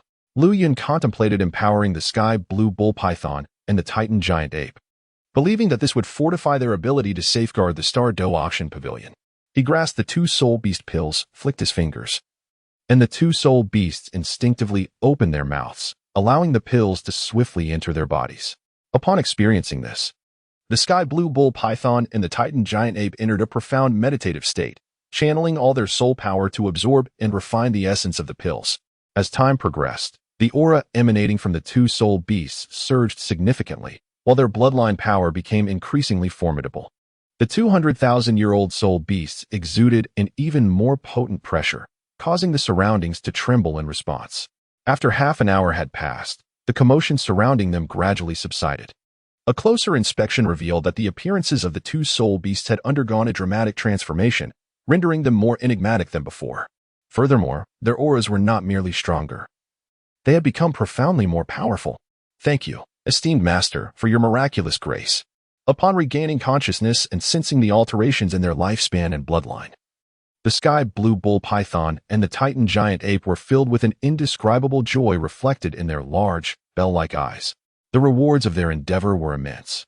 And this was merely a standard soul beast pill. What wonders might they have encountered had they obtained a top-tier soul beast pill? This moment marked a transformative shift in the thoughts of the azure bull python and the titan giant ape. Merely overseeing two auction events had yielded such substantial benefits. Remaining within the Star Dou Auction House seemed a commendable choice. An unusual sentiment blossomed within the hearts of the two soul beasts, which did not escape Lu Yun's keen observation. Appropriate rewards and penalties could indeed foster a change in the loyalty of the azure bull python and the titan giant ape. Indeed, your capabilities have ascended to such heights, a testament to your innate talents. However, an opportunity lies ahead that requires your immediate attention. Shortly, I shall employ supreme power to enhance the overall soul power density of the Douluo Continent. At that moment, an extraordinary surge of soul power will undoubtedly erupt within the confines of the Star Dou Auction House. You must seize this chance to absorb the soul power, as it will yield immeasurable benefits for the purification of your bloodlines and the longevity of your soul beast forms. I hope you will grasp this opportunity. After a brief moment, Lu Yun succinctly conveyed the forthcoming occurrences to the azure bull python and the titan giant ape. urging them to seize this fortuitous moment. The enhancement of soul power density would initially commence from the Star Dou Auction House, soon followed by the entire Star Dou Great Forest. This would trigger a series of cascading reactions. Once the soul power density increased 100-fold, formidable soul beasts would abound across the Douluo Continent, with even 10,000-year soul beasts becoming commonplace. Thus, to safeguard the Star Dou Auction House from disturbances by other soul beasts, it sufficed to bolster the Azure Bull Python and the Titan Giant Ape's powers slightly, ensuring that weaker soul beasts would still refrain from approaching this locale. Understood, Master. Upon hearing Lu Yun's astonishing revelation, the Azure Bull Python and Titan Giant Ape were momentarily dumbfounded, only to quickly respond with fervent assurances. Regarding Lu Yun's earlier claim of 100-fold enhancement of soul power across the Douluo Continent, the two soul beasts initially harbored skepticism, pondering how a human soul master could possibly alter the very essence of the continent's power. Yet, reflecting upon the myriad extraordinary events occurring within the Star Dou Auction House during this time, boundless hope began to blossom within their hearts. Chapter 63. The enhancement of soul power density. If the soul power of the Douluo Continent truly could be amplified 100-fold, their future cultivation would undoubtedly become significantly smoother, ushering the continent into an era of unprecedented cultivation peaks. Once Lu Yun had concluded his instructions, he gradually departed, preparing to utilize the soul power density enhancement card. It appeared that our stay at the Star Dou Auction House was indeed fortuitous. That ordinary soul beast pill had remarkably augmented my soul beast's lifespan by 30,000 years. Were I to cultivate in a conventional manner, it would be impossible to predict how many years it would take to reach such a state. The Titan Giant Ape gazed at the distant silhouette of Lu Yun, its hearty voice resonating with an unprecedented excitement gleaming in its eyes. Indeed, it seemed that by sheer happenstance, we had stumbled upon a remarkable fortune. Henceforth, we must diligently safeguard the Star Dou Auction House, striving to acquire more such elixirs, which would undoubtedly enhance the longevity of our soul beast exponentially. Should I obtain another of these soul beast pills, my soul beast lifespan would surely transcend 200,000 years, attaining a new echelon of existence. Beside it, the Azure Bull Python nodded vigorously, wholeheartedly agreeing with the Titan Giant Ape's perspective. Everything was utterly astonishing, however. The two soul beasts soon disregarded the matter and began to await the forthcoming enhancement of their soul power, refining their bloodlines and prolonging their lifespans.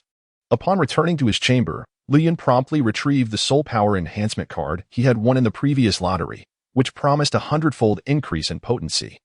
Understanding its usage, he swiftly infused the card with his soul power. Bang! As the energy reached a certain threshold, the card shattered with a resounding explosion, unleashing an intangible force that radiated outward from the card's epicenter, swiftly permeating the surroundings. It continued to spread towards the Star Dou forest, ultimately enveloping the entirety of the Douluo Continent. Remarkably, this astonishing phenomenon went unnoticed by the inhabitants of Douluo Continent. The diffusion of this aura occurs at an astonishing velocity, rendering it imperceptible to the naked eye. At that moment, the concentration of soul energy in the area before Lu Yun surged to over 1,000 times its normal level. Subsequently, it rapidly spread outward with great swiftness. Naturally, Lu Yun would not let such an abundant source of soul energy slip by. He promptly settled into a meditative posture in the area of highest concentration. Engaging in his meditative techniques, he began to absorb the surrounding soul energy to enhance his strength. The rapid dispersal of soul energy did not go unnoticed. The Azure Bull Python and the Titan Great Ape at the entrance of the Star Dou Auction House immediately sensed this unusual occurrence. Ming, it is time. Strive to absorb the soul energy, Lu Yun urged. At this moment, the solemn sky blue bull python addressed the Titan Great Ape beside him, instructing him to commence an extensive absorption of soul power. With a sudden rush, a formidable suction force emanated from the two soul beasts, drawing in the surrounding soul energy and converting it into their lifespan. Following the transformation brought about by the recent soul beast essence, their bloodlines had ascended to a heightened state. Consequently, the substantial absorption of soul power inflicted minimal harm upon them. It was precisely due to the influence of the soul essence that these two beasts could unabashedly and rapidly consume the soul energy. Thus, all individuals within the Star Dou Auction House found themselves immersed in profound cultivation, as the overwhelming concentration of soul energy enveloped the entirety of the Star Dou forest. A tumultuous upheaval ensued among the soul beasts. With avaricious gazes, they absorbed the boundless soul energy from the skies. Countless dormant soul beasts broke free from their slumber, vying for the abundant soul power present in the heavens and the earth. In an instant, the Star Dou forest underwent a transformative metamorphosis, nourished by the soul energy. Towering ancient trees surged from the ground. Previously withered plant-type soul beasts began to thrive once more, rejuvenated by the rich soul energy. After the chaos, a momentary tranquility settled over the Star Dou forest as each soul beast paused to fully absorb the soul power, striving to enhance their lifespan. Thus, this soul energy continued to spread rapidly across the entire Douluo Continent. Meanwhile, within the Spirit Hall, the Pope, Bibi Dong, sat at the head of the hall. Her face a mask of curiosity, pondering the nature of the opportunity that the Star Dou Auction House had alluded to. At this moment, Zhu Douluo, standing nearby, inquired with a hint of confusion. It was not only the Spirit Hall that harbored such thoughts, even the various factions across the Douluo Continent. Any soul master aware of this opportunity, without exception, was filled with profound curiosity. I am uncertain. Yet I possess a premonition that if our Spirit Hall can seize this opportunity, our strength will undoubtedly experience a remarkable surge, greatly facilitating our ambition to unify the Douluo Continent in the future. Bibi Dong stated firmly to Zhu Douluo and the others, convinced that her intuition would prove infallible. By the way, have you all begun your practice of the Xiantian skill? Bibi Dong recalled an important matter, the method of refining soul crystals in the Xiantian skill, previously bestowed upon them by the Star Dou Auction House, had been provided to every disciple and elder of the Spirit Hall. The soul masters who obtained the Xiantian skill had all commenced their cultivation of this premier meditative technique. Now that a day has passed, she wondered if they had grasped even a fragment of the Xiantian skill and officially entered its realm. Your Holiness, I have successfully comprehended the Xiantian skill and can utilize it to absorb substantial soul power, one of the disciples reported. It must be said, the Xiantian skill indeed lives up to its reputation as a top-tier meditative technique. Merely a day's practice was equivalent to 3 days of my previous training. Had we acquired the Xiantian skill sooner, perhaps our Spirit Hall would have already unified the Douluo Continent. As soon as Bibi Dong's words fell, several powerful titled Douluos within the Holy Hall expressed their astonishment at the wonders of the Xiantian skill. It was undoubtedly the most formidable meditative technique they had ever encountered. A sense of regret blossomed in many hearts. Had they obtained the Xiantian skill earlier, it would have been immensely advantageous for the Spirit Hall to enhance its strength and unify the Douluo Continent. Indeed, you should strive to cultivate the Xiantian skill to its utmost limits. Perhaps unexpected benefits await you, Bibi Dong continued, gazing into the distance with a look of contentment. With the Xiantian skill at their disposal, the strength of the Spirit Hall would surely increase significantly. However, Bibi Dong felt a sense of trepidation, as the other top-tier factions had also acquired this premier meditative technique. In a short span, their power would undoubtedly undergo considerable changes, presenting the greatest obstacle to the Spirit Hall's ambition of unifying the Douluo Continent. Chapter 64. Discovering the true opportunity suddenly. It seemed as though a subtle shift occurred in the very fabric of the world. What is happening? As a limit Douluo, Bibi Dong had developed a keen sensitivity to her surroundings since cultivating the Xiantian skill. She sensed a peculiar disturbance, her expression tinged with surprise and suspicion. In an instant, she vanished from her location and appeared above the Spirit Hall. Immediately thereafter, a torrent of soul power surged outward, and she perceived that the soul energy permeating the entire world had become even more concentrated than before. This left Bibi Dong enveloped in a profound sense of bewilderment. What could possibly be the cause of this? For countless years, the concentration of soul power in the Douluo Continent has remained unchanged. Yet, why has such a peculiar transformation occurred today? Moreover, according to her perception, it seems that the concentration of this soul power is continuously rising. Could it be that a thought has suddenly sparked in Bibi Dong's mind, recalling the fortuitous opportunity mentioned by the Star Dou Auction House? As time elapses, the soul power throughout the realm grows increasingly dense, a stark contrast to what it was before. Upon this realization, Bibi Dong distinctly senses the escalating concentration of soul power. Perhaps the enhancement of soul power in the world is indeed the opportunity referred to by the Star Dou Auction House. Bibi Dong's heart is stirred by tumultuous waves. What could this mean? The power of the Star Dou Auction House appears capable of influencing the soul power concentration of the entire Douluo Continent, which leaves her in awe. Even a divine-level expert might lack such means. Bibi Dong gains a renewed understanding of the enigmatic nature of the Star Dou Auction House, deeming it a formidable force to be reckoned with, one to be approached with caution. Nevertheless, The extraordinary density of soul power in the realm will enable the soul masters of the Douluo Continent to cultivate at an unprecedented pace. This is highly advantageous for their spirit hall, potentially giving rise to numerous formidable title Douluo. Perhaps she too could swiftly elevate her soul power to divine level, inheriting the divinity of the Rakshasa god, and ultimately leading the spirit hall to unify the Douluo Continent.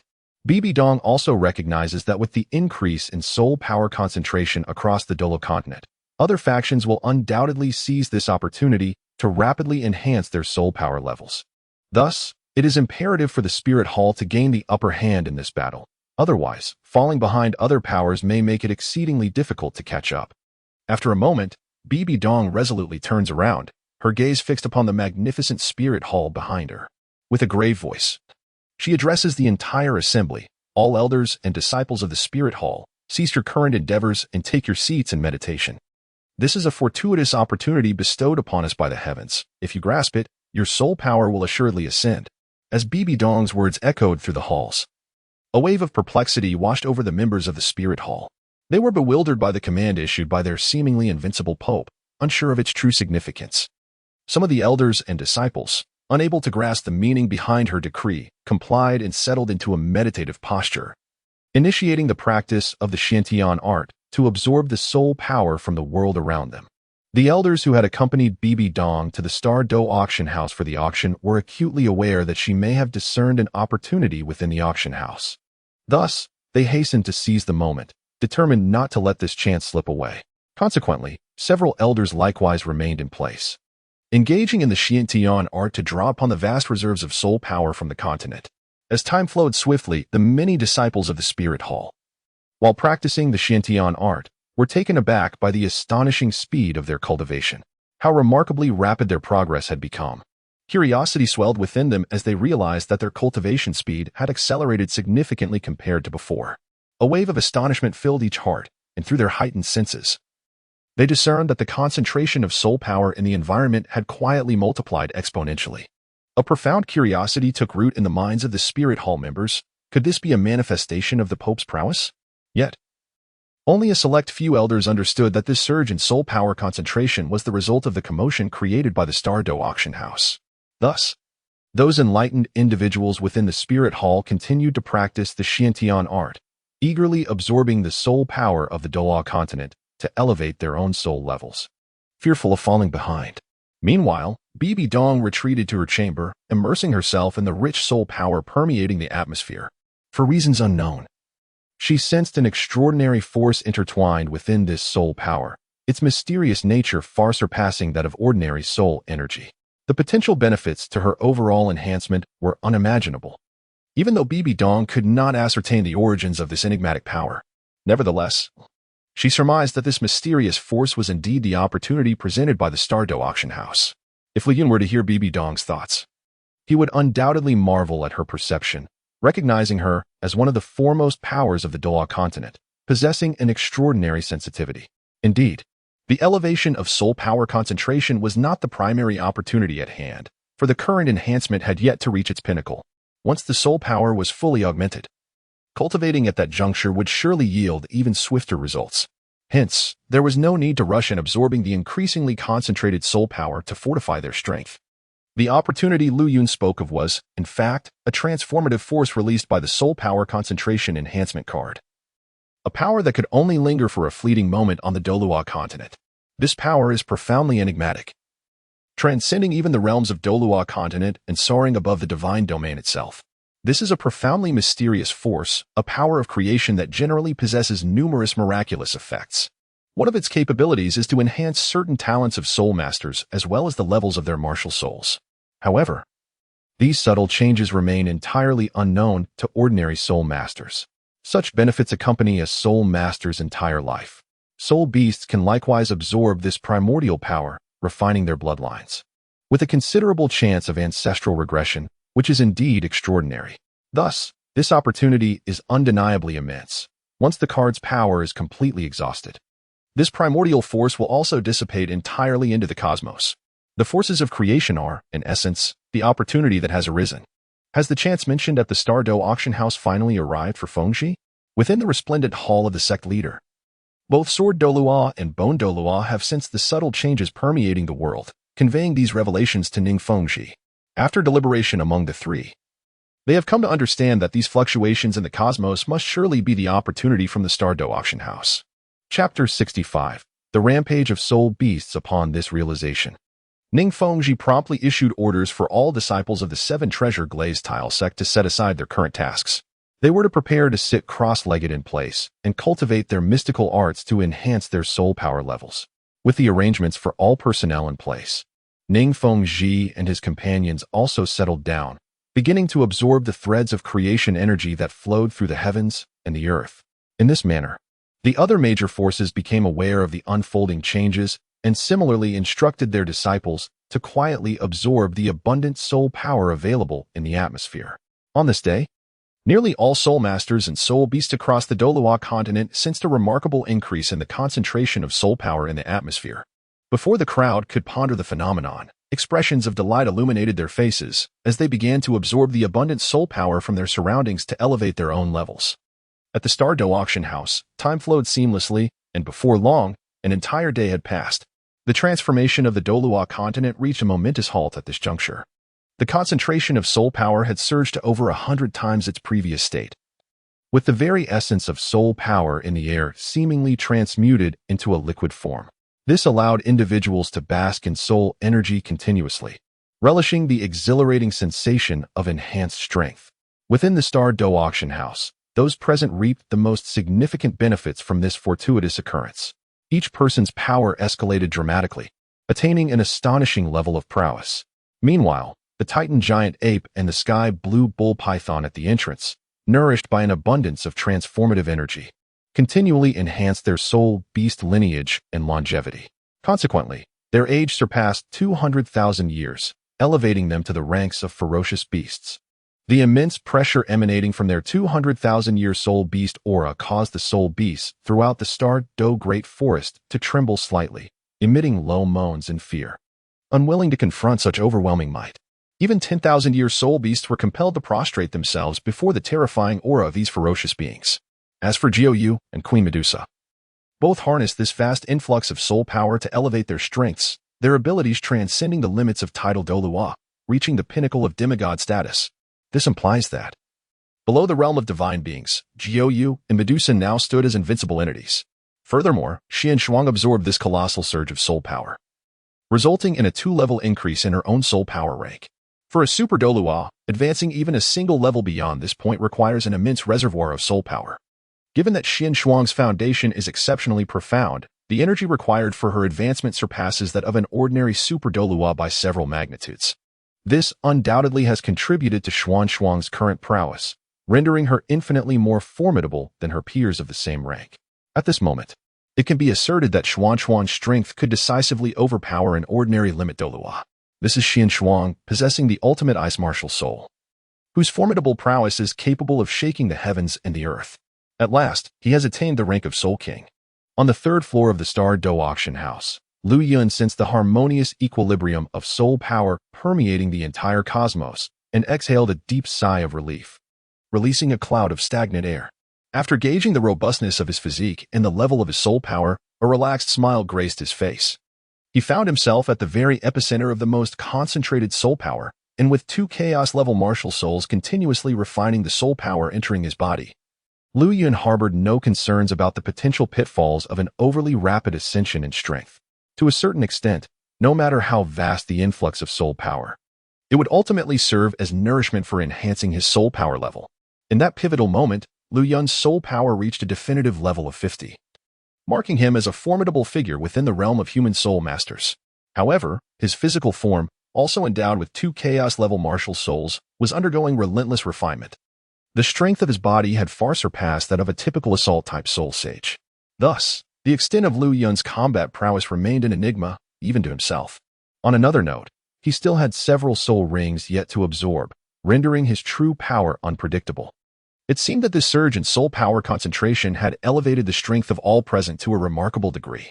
Utilizing his vast mental acuity, Liu Yun instantaneously assessed the enhanced capabilities of all soul masters and soul beasts within the Star Dou Auction House, revealing a staggering increase in their prowess. Satisfied with this situation, Lu Yun nodded approvingly, relieved not to have missed this fortuitous opportunity. It was time to begin absorbing the remaining soul rings. Moments later, Lu Yun once again entered a state of seclusion, commencing the absorption of the remaining soul rings, striving to attain the rank of title Douluo at the earliest opportunity. At that juncture, he would be free to depart from the Star Dou Auction House without restraint, embarking on a journey to the Douluo Continent to experience the splendor of this world. The Douluo Continent had undergone a tremendous transformation. The soul beasts had reaped significant benefits from this fortuitous occurrence, rendering them exponentially more powerful than human soul masters. A plethora of 10,000-year soul beasts emerged in succession, with even 100,000-year soul beasts appearing with alarming frequency, resulting in an overwhelming tide of beasts surging across the entire Douluo Continent. Fortunately, elite soul masters intervened to drive the soul beasts back to their territories, deploying formidable guardians to safeguard the vicinity of the soul beast forest, effectively averting widespread casualties. Nonetheless, the burgeoning strength of the soul beast instilled a renewed sense of urgency among human soul masters. The Star Dou Great Forest stood as the largest soul beast forest on the Douluo Continent. Proximity to the Star Dou Auction House resulted in an unparalleled enhancement of the soul beast within, giving rise to numerous 100,000-year soul beasts. The emergence of these new 100,000-year soul beasts ignited fierce territorial disputes among countless soul beasts, plunging the entire Star Dou Great Forest into chaos. Periodic eruptions of soul beast battles permeated the atmosphere, with unrestrained soul power saturating the forest, instilling an overwhelming sense of dread. The sky blue bull python and the titan giant ape were acutely aware of these disturbances, yet they refrained from intervening to intimidate the soul beast clan. In the struggle for existence, only the most formidable soul beasts were deemed worthy to govern the Star Dou Great Forest. Moreover, they preferred to remain within the Star Dou Auction House, quietly enhancing their own power, until the time for the auction arrived. There was no necessity to disrupt the territorial conflicts among the soul beasts. In the heart of the Star Dou Great Forest lay a shimmering life lake. This place is suffused with an intense vitality, becoming a battleground for the soul beasts that have existed for 100,000 years. As for the original Titan Great Ape and the Azure Bull Python, they have long since vanished from this locale, allowing a few newly ascended 100,000-year soul beasts to muster the courage to seize this life-giving lake. Boom, boom. Thus, the vicinity of the life lake descended into chaos. Engulfed in the throes of battle, the oppressive aura of the 100,000-year soul beast reverberated throughout, causing even the life lake to gradually shatter under the tumultuous onslaught. The once serene core area was utterly transformed into a scene of devastation, reduced to ruins. Chapter 66, The Ferocious Beast. The commotion generated by the life lake grew increasingly pronounced, even affecting the entirety of the Star Dou forest. At that moment, beneath the life lake, within an unknown expanse, tranquility reigned. However, faint yet potent auras emanated, distorting the surrounding space. Deep within this realm, a sudden dragon's roar resonated, and a pair of obsidian dragon eyes appeared in a fleeting moment. Boom, boom.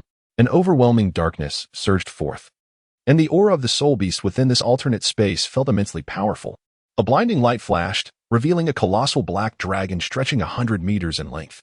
Its scales, akin to forged black iron, exuded an overwhelming sense of pressure. The potent essence of the soul beast permeated the entire space, instilling a sense of dread in all who encountered it. The oppressive aura emitted by the black dragon swiftly radiated outward, enveloping the surroundings.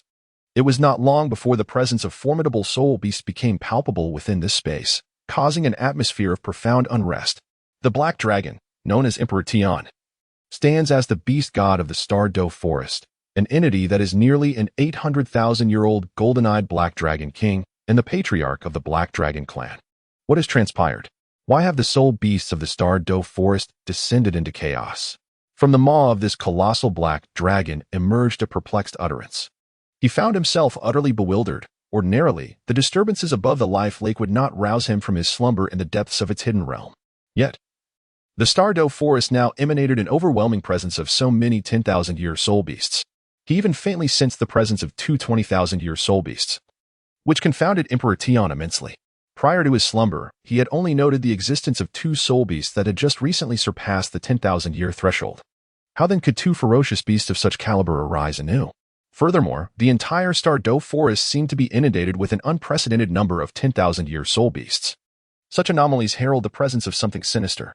Indeed, having slumbered for so long within the life lake, He had never before sensed such a profound transformation within the Star Dou forest, especially with the emergence of so many 10,000-year soul beasts. Shortly thereafter, another ferocious aura manifested nearby, evoking memories of the past Star Dou forest, mirroring the same bewilderment that resided within Emperor Tian.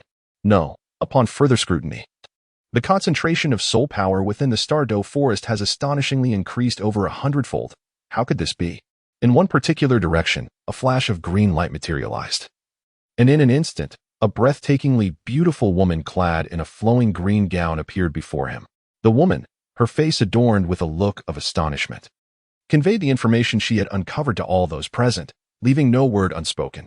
This woman is a formidable beast from the Douluo Continent, existing for over 500,000 years, and she is the most powerful member of the Emerald Swan lineage, known as Biki. Her healing abilities are unparalleled, truly a marvel of the world. However, being a soul beast of the life attribute, she possesses an acute awareness of the energies within the universe. Even though she resides in this alternate space, she is still able to perceive that the soul power concentration of the Star Dou forest has increased nearly 100-fold. How could this not astonish Bridget? In the world of Douluo, the soul power is notoriously difficult to alter. How could it possibly advance so dramatically? Achieving a concentration exceeding 100-fold? This left Bridget profoundly perplexed, especially as she learned from Emperor Tian that the Star Dou forest had given rise to such a multitude of soul beasts aged over 100,000 years. These changes are undoubtedly related to the enhancement of soul power concentration. But who is truly responsible for this upheaval? Bijia, are you certain your perception is not mistaken? The soul power within the Star Dou forest has indeed increased by more than 100-fold. At that moment, Emperor Tian, upon receiving this news, felt an overwhelming shock and solemnly sought confirmation multiple times. If this is indeed the case, it implies that this is an opportunity for the Star Dou forest to rise. The higher the concentration of soul power, the more advantageous it will be for our spirit beast clan's cultivation. Consequently, in the times to come, the Star Dou forest will undoubtedly give birth to more formidable spirit beast warriors, bringing the day of our counterattack against the divine realm ever closer. Indeed, I have even utilized the innate divine abilities of the Emerald Swan clan to ensure my perception was not flawed. Perhaps it is not only the Star Dou forest. The soul power concentration throughout the entire Douluo Continent may have similarly surged by over 100-fold. It is precisely this phenomenon that has incited the spirit beasts of the Star Dou forest into a state of turmoil. Bijia then spoke with unwavering certainty. The enhancement of soul power concentration is equally an ineffable boon for soul masters. Given this, who among you will step forth to oversee the situation? If we allow those 100,000-year spirit beasts to slaughter one another, would it not be tantamount to undermining the foundation of our spirit beast clan? As for the 200,000-year spirit beasts that previously guarded the Lake of Life, they seem to have undergone a transformation due to this surge in soul power concentration. Attaining the level of ferocious beasts, you should take the opportunity to bring them to the Lake of Life to cultivate together. Emperor Tian began to grasp that significant changes were imminent on the Douluo Continent. He then voiced the need to dispatch a ferocious beast to quell the chaos. Each 100,000-year spirit beast represents the pinnacle of combat prowess within the Star Dou forest. We cannot afford to lose a single one. Should the aforementioned 100,000-year spirit beasts continue to battle, the top-tier strength of the entire Star Dou forest will undoubtedly diminish considerably. Emperor Tian was unaware of why the 200,000-year spirit beasts that had been guarding the Lake of Life had advanced so rapidly to the level of ferocious beasts. He chose not to pursue this matter further and instead focused on swiftly bringing the two beasts back to the Lake of Life to cultivate alongside them. In this peculiar space, the conditions are exceptionally conducive for spirit beast cultivation, even though the external soul power concentration has increased 100-fold. It cannot compare to the purity of power found here. Very well, I shall complete the task you have entrusted to me promptly. At that moment, a massive purple-black dragon appeared beside Emperor Tian, radiating a mesmerizing brilliance. As the light dissipated, a woman clad in a flowing purple gown materialized, seemingly in a daze. The woman was adorned with scales of a deep purplish-black hue, her figure elongated and strikingly alluring. Cascading down her back, her long hair, also of a purplish-black shade, flowed gracefully, moving as if stirred by an unseen breeze. Her enchanting visage was accentuated by deep purple eyes and lips of a vibrant violet. At her forehead, a scale as dark as ink shimmered, emanating layers of violet radiance that cascaded naturally above her head. She was none other than one of the sovereigns of the Star Dou forest, the Purple Queen, also known as the Demon Empress. Her true form was that of the Hell Dragon King, a rising star among the dragon kin and the leader of the Hell Dragon clan. One of the two dragon kings among the 10 fearsome beasts, her soul beast age exceeded 200,000 years. Chapter 67. Quelling the turmoil given the circumstances, Purple Queen. This matter is entrusted to you. However, it would be prudent for you to investigate what has transpired in the Douluo Continent. Perhaps the heightened concentration of soul power in Douluo and the various occurrences in the Star Dou forest are inextricably linked to human soul masters. At that moment, Emperor Tian, seemingly struck by a thought, spoke solemnly to the Purple Queen, urging her to remain vigilant to the forthcoming changes. For reasons unknown, he harbored a persistent sense of foreboding. The anomalies occurring in the Douluo Continent were exceedingly peculiar. After all, such bizarre transformations had not been witnessed in millennia. Thus, it was indeed an extraordinary situation. This presented a perfect opportunity for the Purple Queen to venture forth and explore. Initially, he intended to take action himself. Yet he felt compelled to remain to safeguard the safety of his master. I understand. Upon hearing this, the Purple Queen displayed a resolute expression, nodding firmly. In the next instant, she transformed into a streak of light, vanishing from this realm and appearing in the outside world. The once tumultuous surface of the life lake suddenly fell into tranquility, devoid of any ripples. Suddenly, a brilliant violet beam shot skyward, instantly shattering the calm. The purple light erupted, and a colossal purplish-black dragon, measuring 100 meters in length, materialized above the Star Dou forest, emanating an overwhelming aura of ferocity that instilled fear in all soul beasts dwelling within the forest. Roar. Silently, they prostrated themselves, not daring to move. For in the realm of soul beasts, bloodlines reign supreme. Those of lower bloodlines could never withstand the might of their superiors. And the Dragon Clan represented the apex of soul beast bloodlines on the Douluo Continent. The 10,000-year soul beasts engaged in battle beside the life lake sensed this tremendous pressure and exerted all their strength to resist it. With grave expressions, they gazed upward, instinctively recognizing the source of this formidable beast emerging from beneath the life lake. This situation has piqued the curiosity of several 10,000-year soul beasts. What could be happening? Is it possible that beneath the lake of life, there exist formidable soul beasts? The soul beasts ahead are of the dragon lineage. Their bloodline power far surpasses that of the others. Since you have exerted such effort to ascend to 10,000-year soul beasts, why harbor a desire to seize territory and engage in a deadly struggle? Furthermore, this lake of life is not a place for you to taint. Retreat at once. The colossal dragon above suddenly unleashed a tremendous draconic might, instantly pinning the 10,000-year soul beast to the ground. Its stern voice resonated in their ears, declaring that the lake of life is a forbidden ground within the Star Dou forest where no soul beast may approach. As 10,000-year soul beasts, you ought to focus on your cultivation, striving to reach higher realms. Instead of preying upon human soul masters, you engage in infighting here. If such a situation occurs again, you shall become a mere soul ring in this world. Upon witnessing the defiance in the eyes of these 10,000-year soul beasts, Ziji continued to exert her formidable prowess, completely subduing them. After a brief moment, the 10,000-year soul beasts recognized Ziji's strength. Even united, they could not contend with this mighty dragon. Thus, they abandoned their ambitions to seize the territory of the Lake of Life and swiftly retreated to their own domains, henceforth treating the Lake of Life as a forbidden area, daring not to approach it. As time flowed, Ziji similarly wielded her powerful draconic might to intimidate all soul beasts over 10,000 years within the Star Dou forest. Countless soul beasts, feeling the overwhelming pressure, fell into a brief tranquility, refraining from initiating chaos. Buzzing. Having resolved all troubles, Ziji extended her vast mental power throughout the Star Dou forest, seeking the whereabouts of the two newly birthed ferocious beasts mentioned by Emperor Tian. After a thorough investigation, Ziji discerned the location of the two beast-level auras. Transforming once more into a purple dragon, she soared towards the Star Dou Auction House. As she passed, nearly all soul beasts, upon sensing her draconic might, collapsed to the ground, too intimidated to raise their heads. At the Star Dou Auction House, the Titan giant ape and the sky blue bull python stood at the entrance, solidifying their newfound ferocious power. Soon, they detected a beast-level aura rapidly approaching them, and the overwhelming pressure emanating from it filled them with unease. Witnessing this, the sky blue bull python and the Titan giant ape felt an inner turmoil. What kind of soul beast could it be? When did the Star Dou forest give rise to yet another beast-level soul beast, especially one of the dragon lineage? According to the direction in which the Dragon Clan is heading, it seems to be right here. The Tianqing Neo python and the Titan giant ape were enveloped in a solemn demeanor. despite having previously acquired a substantial amount of creation power, which enhanced their bloodline strength and gradually extended the lifespan of their soul beasts, ultimately surpassing their original top-tier soul beast bloodlines and progressing towards that of divine beasts. They still felt a twinge of pressure in the face of this dragon's might. They understood that the beast approaching possessed strength far superior to either of them. It appears that a formidable creature is on its way. The Tianqing Neo python remarked gravely to the Titan giant ape, shifting its massive body as the overwhelming aura of the beast radiated outward.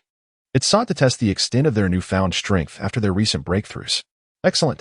I have just reached 200,000 years and have yet to engage in a true battle, the Titan giant ape responded, sensing the arrival of a dragon-level soul beast.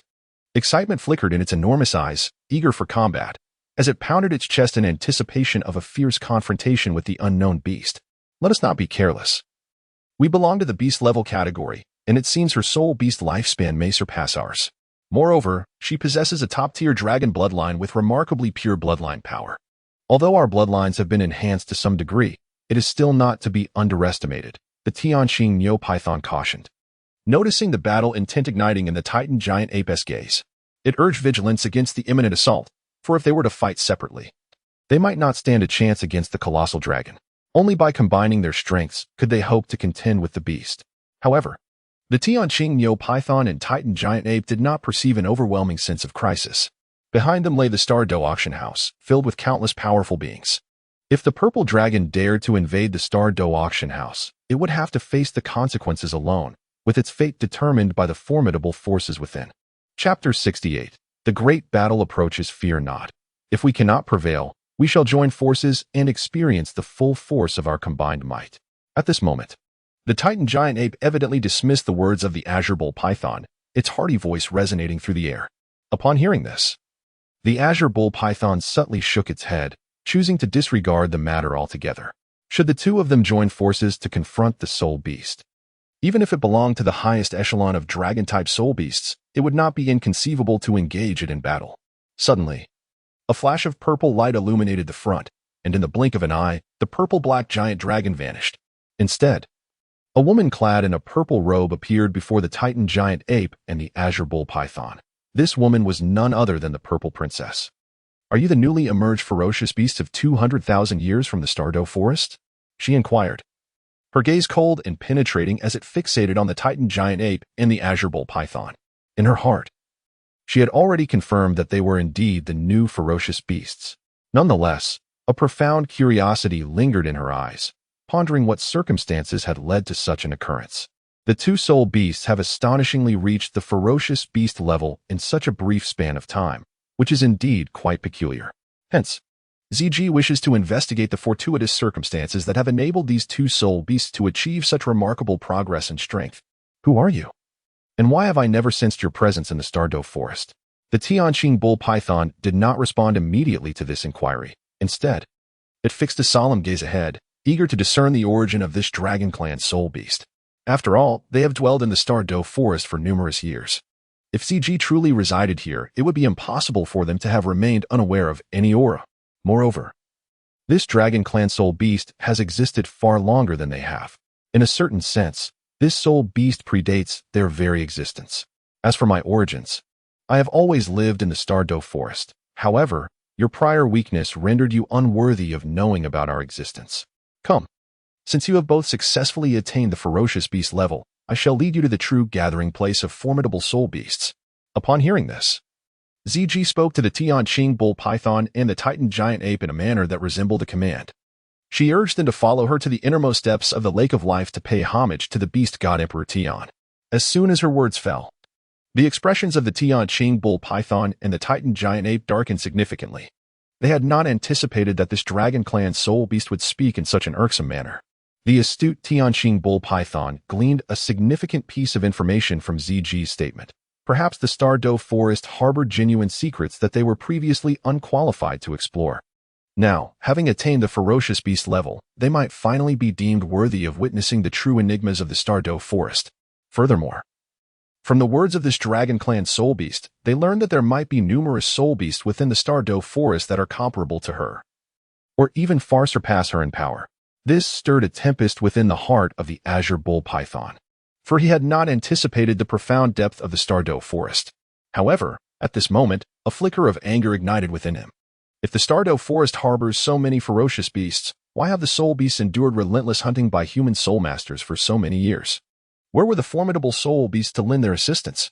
Contemplating this, the azure bull python exhibited evident dissatisfaction as he cast a discontented gaze towards the front. Where Ziji stood, they had only sought this place after successfully transcending the ferocious beast level. Should they fail to acquire the fortunes of the Star Dou Auction House, they would remain forever ignorant of the true secrets of the Star Dou forest, no matter how grandiloquently Ziji spoke. He and Erming would not venture into the true territory of the soul beasts. After all, they had reaped significant benefits from the Star Dou Auction House and had no reason to betray it. Furthermore, their remarkable strength had been bolstered immensely at the auction house, which had unconditionally aided their growth. The azure bull python and the Titan great ape were naturally reluctant to depart from the Star Dou Auction House. What? Are you unwilling to leave with me? At that moment, Ziji, perceiving the silence, cast an irritable look towards the azure bull python and the Titan great ape. Having awaited a response for so long, her displeasure grew. Were it not for the Emperor's orders to ensure the return of the azure bull python and the Titan great ape, she would not have wished to wade through such murky waters. However, tasked by the Emperor, she felt compelled to fulfill her duty. Since they had no intention of quietly following her departure, she would not hesitate to employ force to bring them back, even if they had attained the ferocious beast level. Their strength paled in comparison to hers. Apologies, but we are quite content here and shall not accompany you. Moments later, the azure bull python unequivocally rejected Ziji's proposition. He braced himself like a warrior preparing for battle, an overwhelming aura of ferocity emanating from him, ready to counter Ziji's impending assault. Is this the Star Dou Auction House? Did humans construct this within the Star Dou forest? It is truly disgraceful that as powerful beings of the soul beast lineage, you would conspire with human soul masters. You bring shame upon the soul beast clan, since you have entertained thoughts of betraying the soul beast lineage. Do not blame me for being ungracious. Today, under the command of the beast god, I shall take both of you back to the lake of life. Should you dare to defy this order, you shall bear the consequences. Upon hearing the exchange between the azure bull python and the Titan giant ape, Ziji fixed her stern gaze ahead. She beheld a 3-story pavilion emanating an extraordinary aura. However, she refrained from further investigation. After some contemplation, she surmised that this pavilion was likely constructed by a human soul master. Yet, she found it hard to believe that a human soul master would dare to establish a presence within the perilous confines of the Star Dou forest. Such recklessness was astonishing. Moreover, judging by the expression of the azure bull python, it seemed resolute in its decision to remain here, harboring the belief that these two soul beasts had colluded with the human soul master. This is not the scene that Ziji wished to witness. Therefore, regardless of the circumstances, she is determined to bring these two soul beasts back to the lake of life for Emperor Tian to handle. Otherwise, no one can predict the harm these two soul beasts might inflict upon the soul beast clan in the future. If you wish to take us back, you must first demonstrate your capabilities. Coincidentally, my brother and I have just surpassed the threshold of 200,000 years today, and we are eager to test the true extent of our strength. Upon hearing Ziji's declaration, the Titan giant ape was filled with fury, and he bellowed forward, his voice laced with an astonishing rage.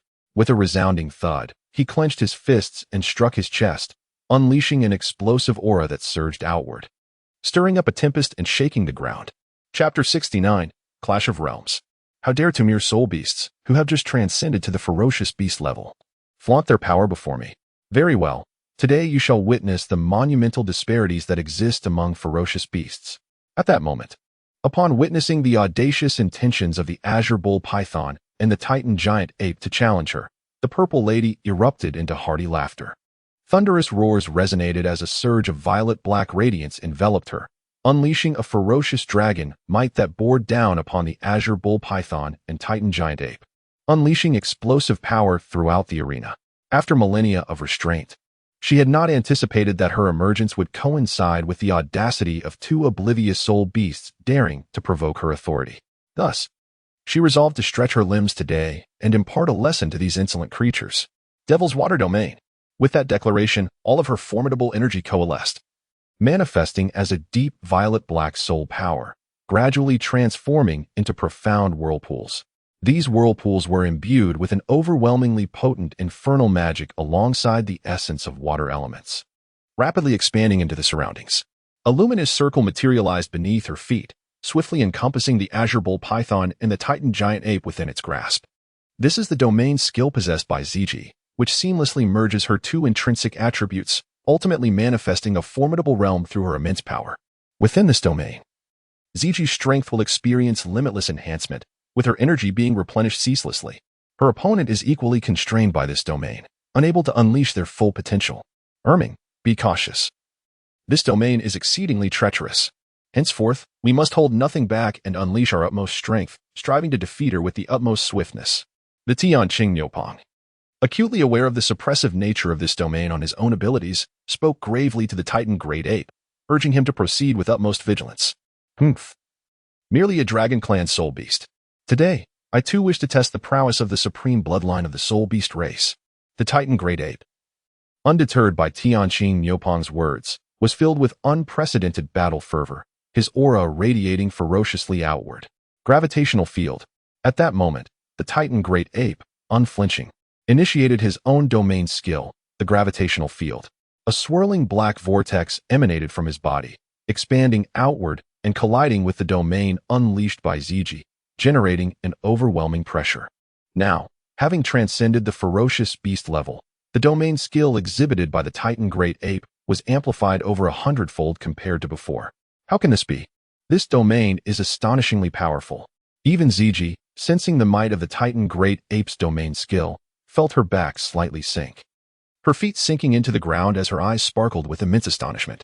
She had not anticipated that the Titan Great Ape, having just broken through to the ferocious beast level, would possess a domain skill of such magnified strength. Even she, endowed with the supreme bloodline of the Dragon Clan, felt an overwhelming pressure. This realization dawned upon Ziji, acknowledging that the impending battle would likely not be straightforward. However, she remained unfazed. After all, she was a formidable beast possessing the bloodline of the Dragon Clan from the Douluo Continent. The recently ascended formidable creatures, the Tianqing bull python and the Titan Great Ape, were hardly worthy adversaries against her. Death withers. With her hands forming seals, Ziji summoned the potent power of her dragon lineage. Indeed, the moment this formidable dragon might manifested, it instantaneously propelled both the azure bull python and the Titan giant ape several meters away. Under the influence of this dragon might, the gravitational pull on Ziji was significantly diminished. Although she could still sense some pressure, bolstered by her domain power, she moved as if traversing level ground. Subsequently, a dazzling violet radiance enveloped Ziji's hands, emanating an unparalleled force of death. Within her domain, Ziji vanished from her original position, and the purplish-black soul energy in her right hand coalesced into ethereal shards of purplish-black dragon scales. These scales radiated an endless sharpness and the power of death. In the skies, Ziji conjured countless dragon scales, and once the soul energy coalesced successfully, she waved her hand decisively. Whoosh, whoosh, whoosh. All the dragon scales imbued with boundless death energy surged forward with a tremendous sound of slicing air, hurtling towards the azure bull python and the Titan giant ape, aiming to eliminate them with a single strike. Ziji wished to avoid wasting time with these ferocious beasts and to return swiftly to the Lake of Life to fulfill the task entrusted to her by Emperor Tian. Diaming. Be cautious. At that moment, the azure bull python sensed the terrifying fluctuation of soul energy and immediately alerted the Titan giant ape beside it, urging him to exercise utmost caution. After all, from these ethereal dragon scales, it perceived an extraordinary power, not only infused with the formidable might of the Dragon Clan, but also intertwined with sharp brilliance, capable of piercing their bodies. The pervasive death energy surrounding them would undoubtedly inflict significant harm. Slow down the domain. At this moment, the azure serpent, imbued with a flickering lightning aura, enveloped the entire area within a cerulean domain. The once swift dragon scales ahead appeared to be ensnared in a state of stagnation, rendered sluggish by the effects of the slowing field. After attaining the ferocious beast level, the azure serpent's own slowing domain had been augmented hundreds of times. Consequently, the previously rapid dragon scales now glided through the air with the lethargy of a snail. Observing this predicament, the azure serpent seized the opportunity to spring forth, propelling its azure tail forward with tremendous force. The terrifying soul power of the beast erupted through its tail, aimed at obliterating the dragon scales suspended in the sky.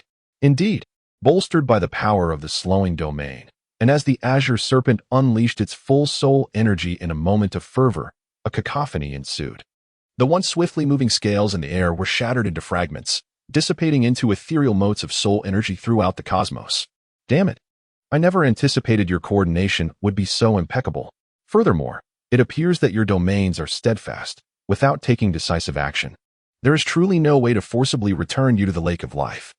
Upon witnessing her previously assured gambit being thwarted by the two formidable domains in a singular assault, ZG's countenance soured. A flicker of subtle malice glinted in her eyes as she contemplated her next move. The two soul beasts fiercely resisted, evoking her displeasure, leading her to resolve to hold nothing back. With a thunderous roar, the purplish-black radiance enveloping ZG suddenly transformed into a colossal purplish-black dragon, emanating an overwhelming aura of power. Channeling the essence of nearly 300,000 years of soul beasts, she leaped forth, her massive claws striking violently ahead. The explosive soul energy and death force carried within seemed capable of annihilating all, rendering existence to mere nothingness. Chapter 70. The emergence of the netherworld upon witnessing ZG revert to her true form and launch an assault. The Tianqing bull python and the titan giant ape's expressions turned grave. After all, the apex of a soul beast prowess lies in its true form, compelling these two creatures to regard ZG with utmost seriousness. Engage. The Tianqing bull python and the titan giant ape, unwilling to conceal their strength, began to tremble the very earth beneath them as they unleashed their formidable soul beast powers toward the front. Thus, the three ferocious beasts engaged in a fierce battle within this region, unleashing a torrent of soul energy fluctuations. Countless towering ancient trees were cleaved in half, and the ground was riddled with deep craters, rendering the scene a chaotic tableau. Most peculiarly, the Star Dou Auction House, situated within this area, stood unscathed amidst the turmoil, showing no signs of damage from the explosive energy surrounding it. This is the Star Auction Pavilion bestowed by the system, whose robustness cannot be compromised by mere skirmishes with a few ferocious beasts. At that moment, Lu Yun, who was in seclusion on the third floor of the Star Auction Pavilion, suddenly sensed an overwhelming surge of soul power emanating from outside. He opened his eyes, a flicker of confusion flashing through his mind. Could it be that a soul beast was attacking the Star Auction Pavilion? After all, the entrance was guarded by the Tianqing Nyomong and the Titan Great Ape, and ordinary soul beasts would not dare approach. Was there an unforeseen turn of events? With this thought, Lu Yun's vast mental energy swiftly expanded outward. He soon discovered that three soul beasts, the Tianqing Nyomong, were embroiled in a fierce battle. Surprisingly, both the Tianqing Nyomong and the Titan Great Ape were at a disadvantage against another soul beast. This was quite astonishing, as they had both reached the level of ferocious beasts. Ordinarily, even equally ranked foes would not pose a challenge to them. Moments later, a series of subtitles suddenly materialized before Lu Yun, revealing specific information about the beast. Beast, ZG Soul Beast Age, 264. 846 years bloodline. Hell Dragon Soul Skills, Celestial Demon Water Domain, Death Decay. So it was.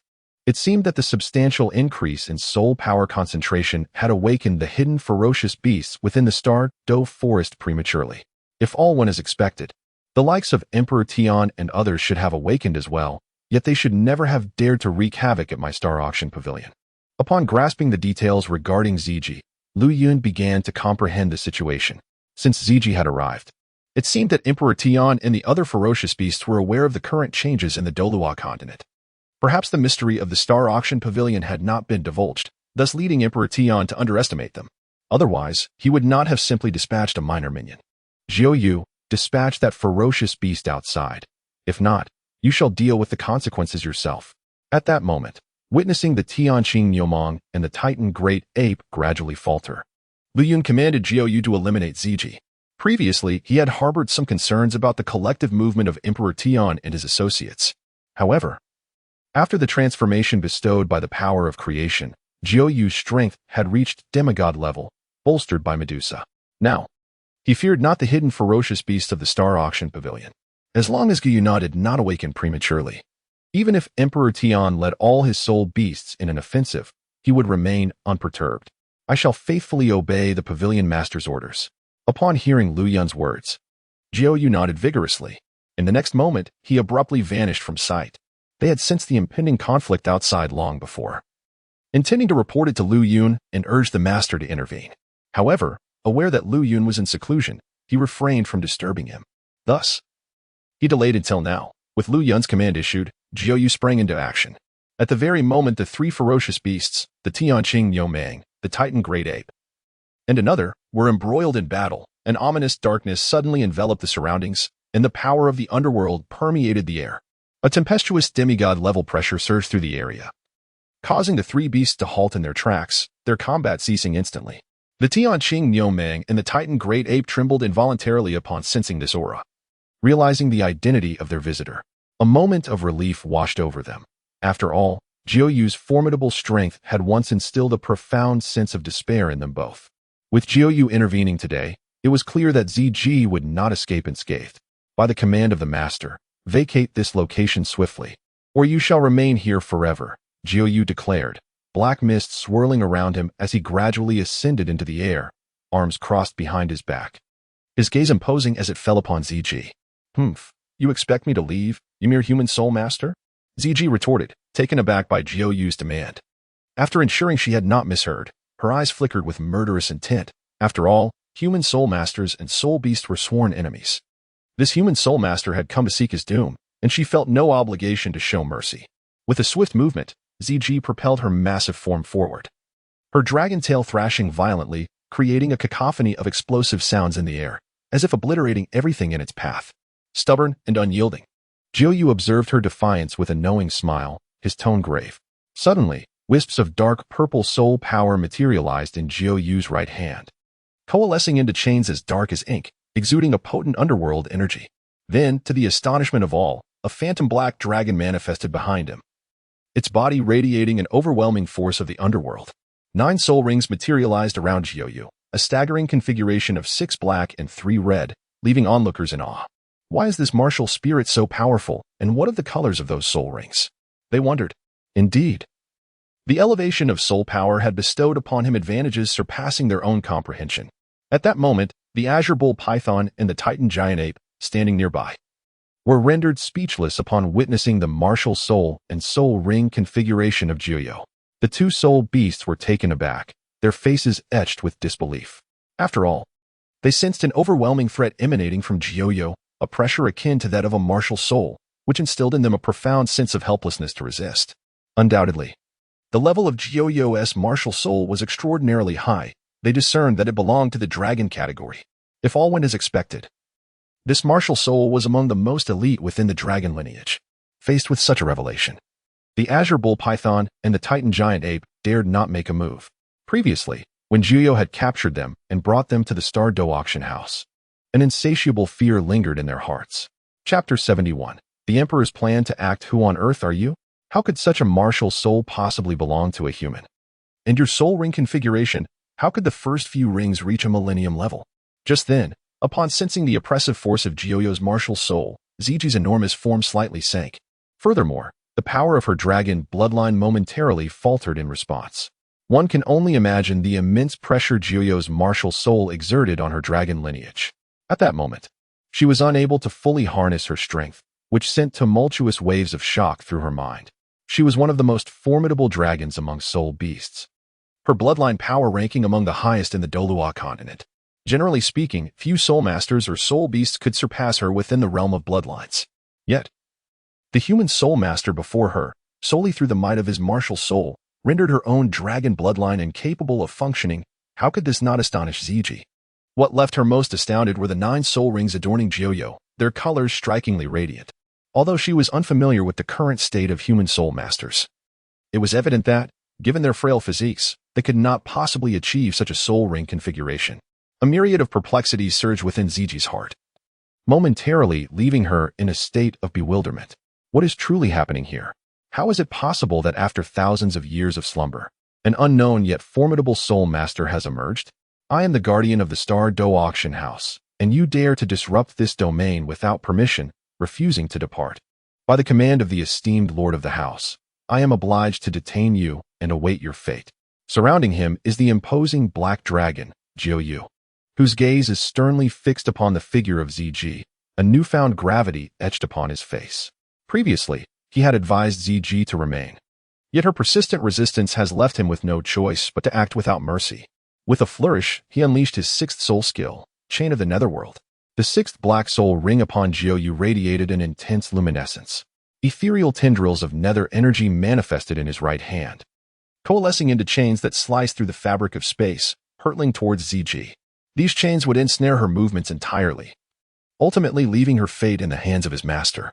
In that critical moment, ZG sensed the rapid approach of the chains. Imbued with an overwhelming nether power that instilled within her a profound sense of impending doom, she recognized that this human soul master was an adversary she could not confront head-on. With her massive dragon form, she sought to escape, resolute in her determination that a direct confrontation with the soul master was not an option. This revelation dawned upon her, prompting a twinge of regret for not having departed from this place sooner. Yet, as a fierce beast, she possessed an inherent pride that rendered her unwilling to retreat to the lake of life simply due to a human soul master's utterance. To think one could escape beneath the shadow of my sixth soul skill is rather naive. Upon witnessing ZG's reckless attempt to flee, Jiu let out a disdainful snort, his right fist clenched tighter as he intensified the application of his nether power. New chains tore through the fabric of space, hurtling towards ZG and ensnaring her entire form in an instant. The formidable force of the nether power immobilized ZG, stifling her dragon bloodline's circulation and impeding her ability to fly. With a thunderous crash, she plummeted to the ground, rendered utterly motionless. Damn it, who on earth are you? Do you not recognize my identity? Should you dare to harm me, this place shall be reduced to ruins. The expression on ZG's face darkened, an undercurrent of fear flickering within her heart. She had not anticipated that this human soul master would possess such overwhelming strength, and even in her full effort to escape, it proved futile. Nonetheless, ZG was not one to passively await her fate. She continued to issue threats towards Jiu. During her speech, a slight tremor in her right hand sent a beam of violet light soaring into the distance, intent on relaying the unfolding events to Tion. If this delay persisted, her very life would be at stake. Yet, in her naivety, ZG believed that her open transmission of information went unnoticed by Jiu, a grave miscalculation. Jiu observed all her actions but chose not to intervene, seizing the opportunity to unearth the mastermind behind this endeavor and resolve the matter. Sparing the sect leader from concern, the Lake of Life. A violet beam of light suddenly cleaved through the sky, plunging into the tranquil waters of the Lake of Life. It pierced through all barriers, ultimately descending into a unique space at the lake's depths. ZG's aura. Tion and the others naturally detected the arrival of this information. Upon comprehending its contents, Tion was enveloped in profound confusion, albeit tinged with a hint of murderous intent. What transpired, Tion? Why would ZG choose this moment to send you a message? At that moment, Bai Ji, observing the situation and Tion's changing expression, softly inquired. Given ZG's prowess, one would presume that resolving this conflict would not require much time. Logically, ZG should have returned with the two new fierce beasts by now. Yet, why had she not returned and instead sent a message? ZG's current predicament was hardly favorable. She had not anticipated being ensnared by a powerful human soul master, compelling her to send forth this message in desperation. With a grave tone, Emperor Tion conveyed the distressing news of ZG's entrapment to all the ferocious beasts present. Soon after, his expression turned icy, filled with disdain for the human soul masters. However, Emperor Tion was well aware of ZG's formidable strength. Even a super Douluo among humans would prove no match for her. In the Star Dou forest, he had not sensed the presence of any titled Douluo. Even those two newly emerged ferocious beasts, despite their combined efforts, could not hope to subdue ZG. Yet, the very occurrence of these events was shrouded in mystery, plunging Emperor Tion into a state of perplexity. What? ZG was actually captured by a human soul master? How could this be possible? Indeed, no sooner had Emperor Tion spoken than the ferocious beasts present exhibited a unified reaction of disbelief. They were well aware of ZG's prowess, and the notion that she had been ensnared by a human soul master seemed utterly bizarre. In light of this, I shall investigate further, to witness firsthand the current advancements of human soul masters who could entrap ZG in this manner. Each ferocious beast felt an inner turmoil, prompting Emperor Tion to express his intentions. He yearned to discover which title Douluo had forced ZG into such a predicament. If necessary, he would not hesitate to intervene. The number of elite human soul masters was steadily increasing, and if this continued, the survival of their soul beast lineage would become ever more perilous. For such a formidable opponent, Emperor Tion was determined that he must not leave the Star Dou forest alive. The absence of a top-tier human soul master would significantly ease the plight of their soul beast clan. Chapter 72. Imminent confrontation. Emperor Tion, Shall we accompany you? At this moment, several other ferocious beasts expressed their desire to join Emperor Tian in witnessing the human soul master who had ensnared Ziji. Who could possess such overwhelming power? This individual would undoubtedly pose a future threat to the Soul Beast clan, and the ferocious beast present shared Emperor Tian's sentiment. The human soul master must not be permitted to leave the Star Dou forest alive. No need. I shall go alone. You all must remain vigilant and protect our master. Be sure to keep any other dangers at bay. Upon hearing this, Emperor Tian casually waved his hand, dispelling the thoughts lingering in the minds of those present. He intended to venture forth alone to meet the enigmatic human soul master. After all, the safety of their sovereign was equally paramount, and thus he left behind the remaining fierce beasts to guard their master. Upon receiving Emperor Tian's command, each fierce beast nodded slightly, remaining stationary. Meanwhile, Emperor Tian suddenly transformed into a streak of black light, vanishing from sight and soaring towards the inner depths of the Star Dou forest. At this moment, Jiuyu floated in midair, her gaze indifferent as she looked towards the entrapped Ziji. As she cast her eyes into the distance, she suddenly sensed a formidable aura approaching, and a grave expression flickered across her features. Finally, it has arrived. Just then, Jiuyu's gaze fixed on the horizon, her voice taking on a serious tone. In an instant, an even greater pressure enveloped the entire area, yet none within the Star Dou Auction House perceived this overwhelming force. Regardless of its might, any pressure would vanish upon nearing the Star Dou Auction House. How could the soul beast's pressure be so immense? Why does the Star Dou forest harbor so many ancient soul beasts, and where exactly do they conceal themselves? Upon feeling this earth-shattering pressure, both the Tianqing Niumeng and the Titan giant ape felt as though a massive mountain weighed down upon their backs, rendering them breathless. They had no choice but to summon all their soul power to barely withstand the terrifying aura of the soul beast. Nevertheless, the stirring within their bloodlines was impossible to ignore. The Tianqing Niumeng and the Titan giant ape realized that the approaching entity was likely a top-tier powerhouse hidden among the soul beasts. They then turned their gaze towards Jiuyu, who stood poised in the air, a solemn look emerging in their eyes. They pondered whether Jiuyu could contend with the impending fierce beast. Are you the human soul master who defeated Ziji? In the blink of an eye, a sound akin to the shattering of space resonated, and a dark figure materialized before Jiuyu, a man clad in a black robe.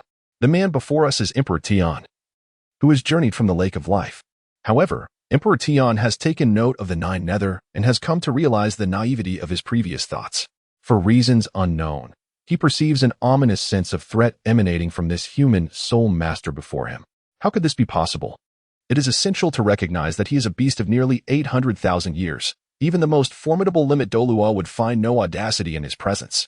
Yet, the human soul master before him emanated an undeniable sense of threat. Tian was perplexed, pondering from which faction of humanity this individual hailed. To unilaterally dispatch your subordinates to disturb our esteemed leader's seclusion and expect to depart unscathed is, quite frankly, untenable, is it not? Upon beholding Tian's figure, Jiuyu's demeanor shifted to one of acute vigilance, her cold tone resonating in Tian's ears. The notion of safely escorting Ziji away was nothing short of impossible. Without incurring some form of cost, would the Star Dou Auction House not be left at your mercy? Humph, it seems you have misunderstood. The Star Dou forest is the habitat of soul beasts. Can you, as human soul masters, freely linger here without consequence? Tian cast a glance at Ziji, who was struggling behind him, and in the next moment, an overwhelming darkness surged within his palm. The ferocious power was unleashed upon the chains binding Ziji. Crack! The black chains shattered under Tian's might. Freed, Ziji immediately rushed to Tian's side, feeling an immense sense of relief. With Tian's presence, her life was finally preserved, yet she was taken aback by the sheer terror emanating from this human soul master. You hail from the Star Dou Auction House. At that moment, Tian's gaze fell upon the Star Dou Auction House behind Jiuyu, and upon reading the inscription on the plaque, he began to grasp the origins of this enigmatic human soul master. This revelation plunged Tian into a profound confusion. Should not the dominion of Douluo Continent reside with the Spirit Hall? And from whence had this Star Dou Auction House emerged? To dare establish a base within the Star Dou forest, was it an act of folly or a provocation against the dignity of their soul beast clan? This territory is the domain of the Star Dou Auction House. Prior to the commencement of the auction, no soul beast or soul master may trespass without permission. Violators shall face merciless retribution. Jiuyu's frigid tone echoed throughout the area, extending no courtesy to Tian. The Star Dou Auction House indeed has its regulations, typically. Only during auction events are soul masters or soul beasts permitted in this region. During ordinary times, no one may cause disturbances here without the auction house's consent. However, since CG has violated the rules of the Star Dou Auction House today, she would not be so easily forgiven. Is that so? Then I too wish to witness the extent of your power and whether it warrants your arrogance. Upon hearing the ominous tone of Jiu, Emperor Tian's countenance darkened considerably. As the beast god of the Soul Beast clan, he was accustomed to being treated with utmost reverence by all soul beasts. Yet, this audacious human soul master before him repeatedly dared to defy him. Emperor Tian had no intention of letting this insolent soul master escape unscathed. Despite the palpable aura of threat emanating from Jiu, here, within the Star Dou forest, the territory of soul beasts, he felt emboldened. In an instant, Emperor Tian vanished from sight, unleashing an overwhelming force of darkness that enveloped all in silence, blotting out the sun in the sky. The area surrounding the Star Dou auction pavilion was plunged into an abyss of eternal darkness. You too, return to the Star Dou auction pavilion, commanded Jiu. Sensing the all-consuming darkness that obscured any glimmer of light, his expression turning grave. With a sweeping gesture, he summoned immense power, instantly transporting the Tianqing Mongoose and the Titan Great Ape into the confines of the pavilion. He was poised to unleash his full might. The devastation that would ensue beyond imagination. Even the formidable bodies of the Tianqing Mongoose and the Titan Great Ape would be unable to withstand it. Seventh soul skill, true form of the Nether Dragon. By the time the two fierce beasts returned to the interior of the Star Dou auction pavilion, the Nether Dragon martial spirit in Jiu's right hand erupted with earth-shattering nether power. The surrounding darkness recoiled at this force, much like mice scattering at the sight of a cat, revealing the superiority of nether power over mere darkness. As Jiu manifested the true form of his martial spirit, his aura deepened and intensified, seemingly devouring all in its path, casting everything into a hellish retreat. What power is it that you wield, capable of repelling my ultimate darkness? He mused. After years of slumber, he had finally encountered a worthy adversary. He hoped this opponent would not disappoint him further. At that moment, hidden within the shadows, Emperor Tian realized that his ultimate darkness was being forced back by an unknown power, unable to approach Jiu's form by even a fraction. The occurrence of this situation caused Emperor Tian's pupils to constrict in astonishment, leaving him utterly bewildered. What could possibly be the cause of this? If nothing unexpected had happened, it might be that the power level of Jiu was simply too formidable, such that even his ultimate dark force could inflict no harm. Emperor Tian's demeanor grew exceedingly grave, as it became evident that this human soul master was far more terrifying than he had initially presumed. In the next moment, Emperor Tian's right hand transformed into a claw, unleashing an explosive surge of dragon soul power that surged forth, shattering the very fabric of space and aiming directly at Jiu's brow. Jiu remained acutely vigilant, channeling both his underworld and martial soul energies into his right fist, fearlessly launching a counterattack. With a thunderous clash, the instant their attacks collided, a wave of destructive energy erupted forth. The immense recoil sent both combatants staggering backward. Jiu retreated several dozen steps, while Emperor Tian was only pushed back a mere 5 steps. Your physical prowess truly astonishes me. Among human soul masters, you are the first to match me in strength. Although Emperor Tian had gained a slight advantage in the initial assault, the gravity of the situation weighed heavily upon him. It is essential to remember that he possessed the bloodline of dragons, granting him unparalleled strength. Yet, this human soul master before him, relying solely on his own power, managed to contend with him on equal footing. This clearly demonstrated the formidable physical resilience of this human soul master. Originally, Emperor Tian believed he could easily surpass Jiu in terms of physical strength. However, this unfolding scene revealed his naivety. The physical form of this human soul master is exceedingly formidable, coupled with his soul skills. Even Emperor Tian lacks absolute confidence in his ability to triumph over this human soul master.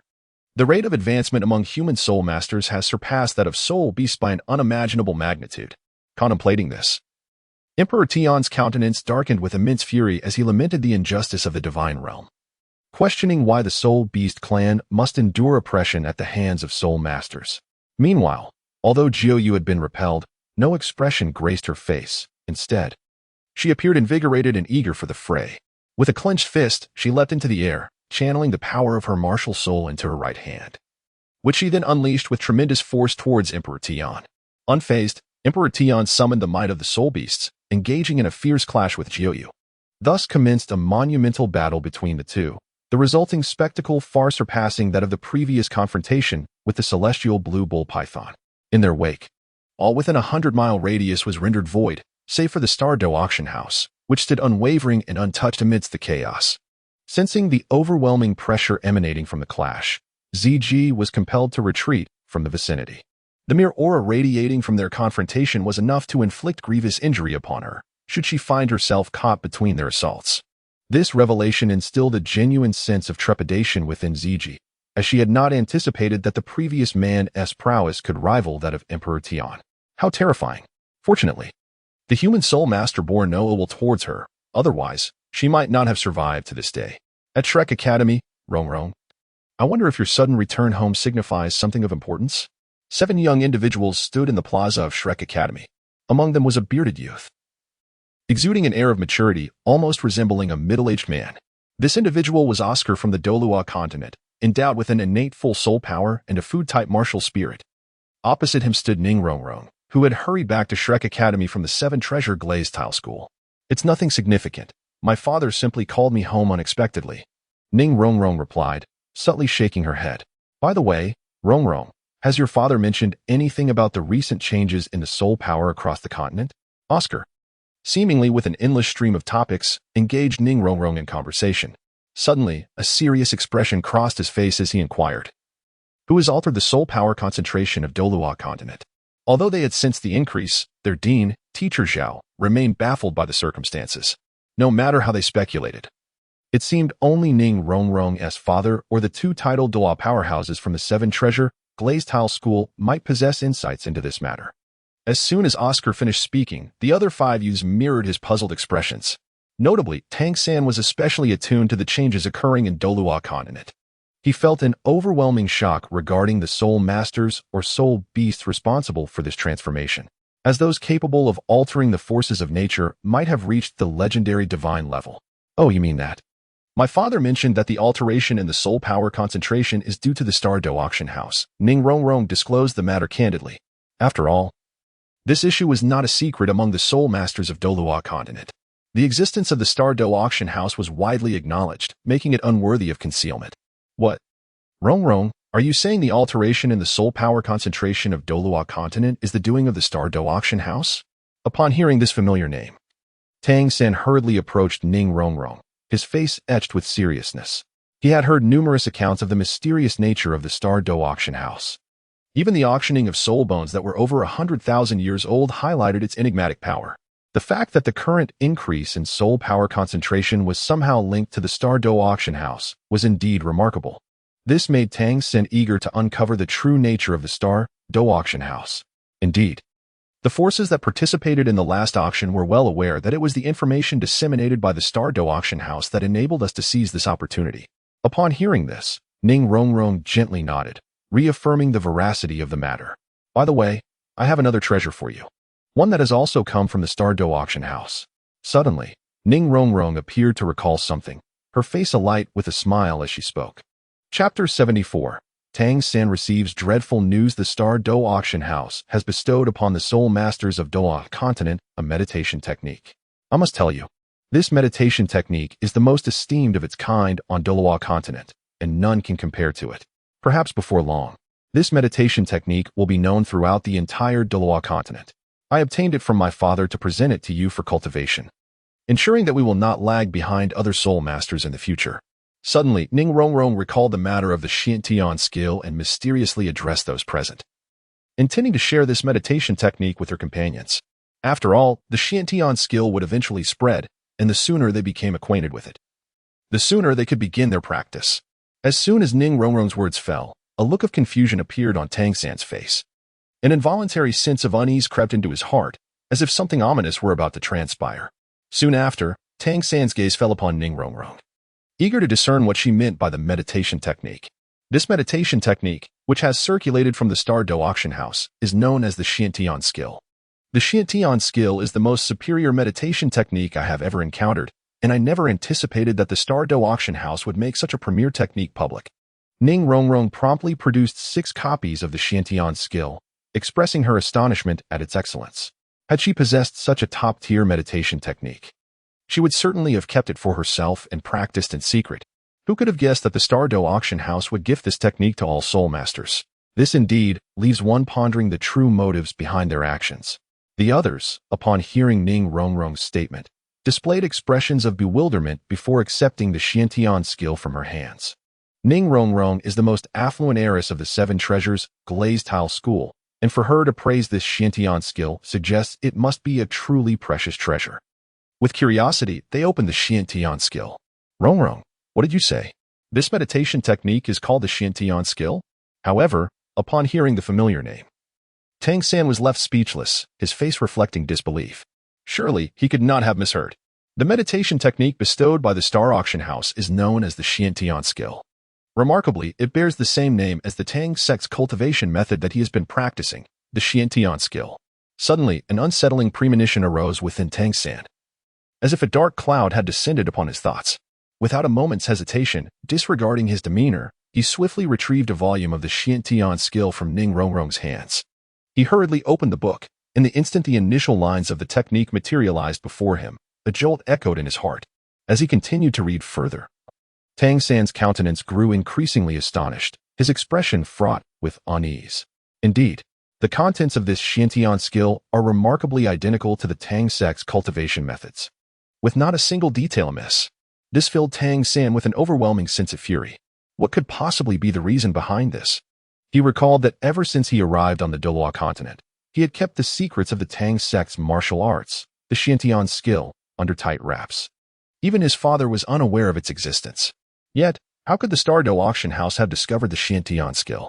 Moreover, how did this treasured manuscript of the Tang Sect spread throughout the entirety of the Douluo Continent? This left Tang San in a state of mild panic. Bewildered by the unfolding events, unless the creator of the Star Dou Auction House was also a disciple of the Tang Sect, he could not fathom the reasoning behind it. Suddenly, Tang San steadied his tumultuous emotions. His mind began to race, contemplating the situation at hand. A moment of clarity struck him. Only a soul master possessing the Xiantian skill could be affiliated with the Tang Sect. Could it be that other disciples of the Tang Sect had also traversed into the Douluo Continent? The deeper he delved into his thoughts, the more he sensed something amiss. After all, the Xiantian skill was the core doctrine of the Tang Sect, logically implying that it could not be cultivated by outsiders. Thus, he momentarily set aside this hypothesis. Regardless of his musings, Tang San could not comprehend how the Star Dou Auction House had acquired the Xiantian skill or why they so brazenly disseminated it. What's wrong? Sangu? Is there an issue with this Xiantian skill? At that moment, Ning Rongrong, having perceived the change in Tang San's expression, inquired with a tone of confusion. Why did it seem as though Tang San was already familiar with the Xiantian skill? Although the Xiantian skill had indeed become known to the foremost powers of the Douluo Continent, its dissemination had not yet reached such rapidity. No. I'm merely astonished by the Xiantian skill, Tang San replied, abruptly regaining his composure and shaking his head. This Xiantian skill is the most exceptional meditative technique I have ever encountered. If we were to practice it diligently, our soul power would undoubtedly experience a remarkable surge. A moment later, Oscar, beside him, cradled the Xiantian skill with reverence, his eyes wide with awe. Indeed, the Xiantian skill is extraordinarily profound. I never anticipated that the Star Dou Auction House would so generously offer such a premier meditative technique. It is truly beyond imagination. At that moment, beside him, Dai Mubai murmured in astonishment, his gaze filled with admiration for the profound Xiantian skill. Thus, the others present, with the exception of Tang San, began to voice their opinions on this remarkable martial art, eagerly expressing their desire to cultivate it. As Tang San listened to the discussions around him, a heavy expression settled upon his face. The Xiantian skill was the pinnacle of Tang Sect's secret techniques, and he was deeply reluctant to allow anyone, even his companions, to practice it. Yet, the knowledge of the Xiantian skill had already spread throughout the entire Douluo Continent, and he felt powerless to halt its dissemination. It appeared that the time had come for him to visit the Star Dou Auction House to discern who had propagated this version of the Xiantian skill. He had previously heard of a series of events orchestrated by the Star Dou Auction House, which sparked his desire to pay a visit. When the next auction was held, he was determined to uncover the ultimate truth. By the way, Rongrong, when is the next auction at the Star Dou Auction House? Tang San inquired of Ning Rongrong regarding the timing of the upcoming event. The next auction would take place in a year, granting them ample time to prepare the soul crystals.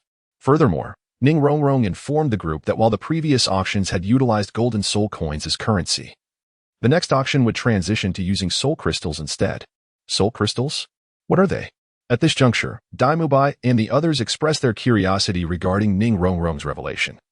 Having never encountered the term before, soul crystals were indeed a concept introduced by the Star Dou Auction House, but they required individuals to condense them on their own. Ning Rongrong shared the method for condensing soul crystals that she had learned from Ning Fingji with everyone present.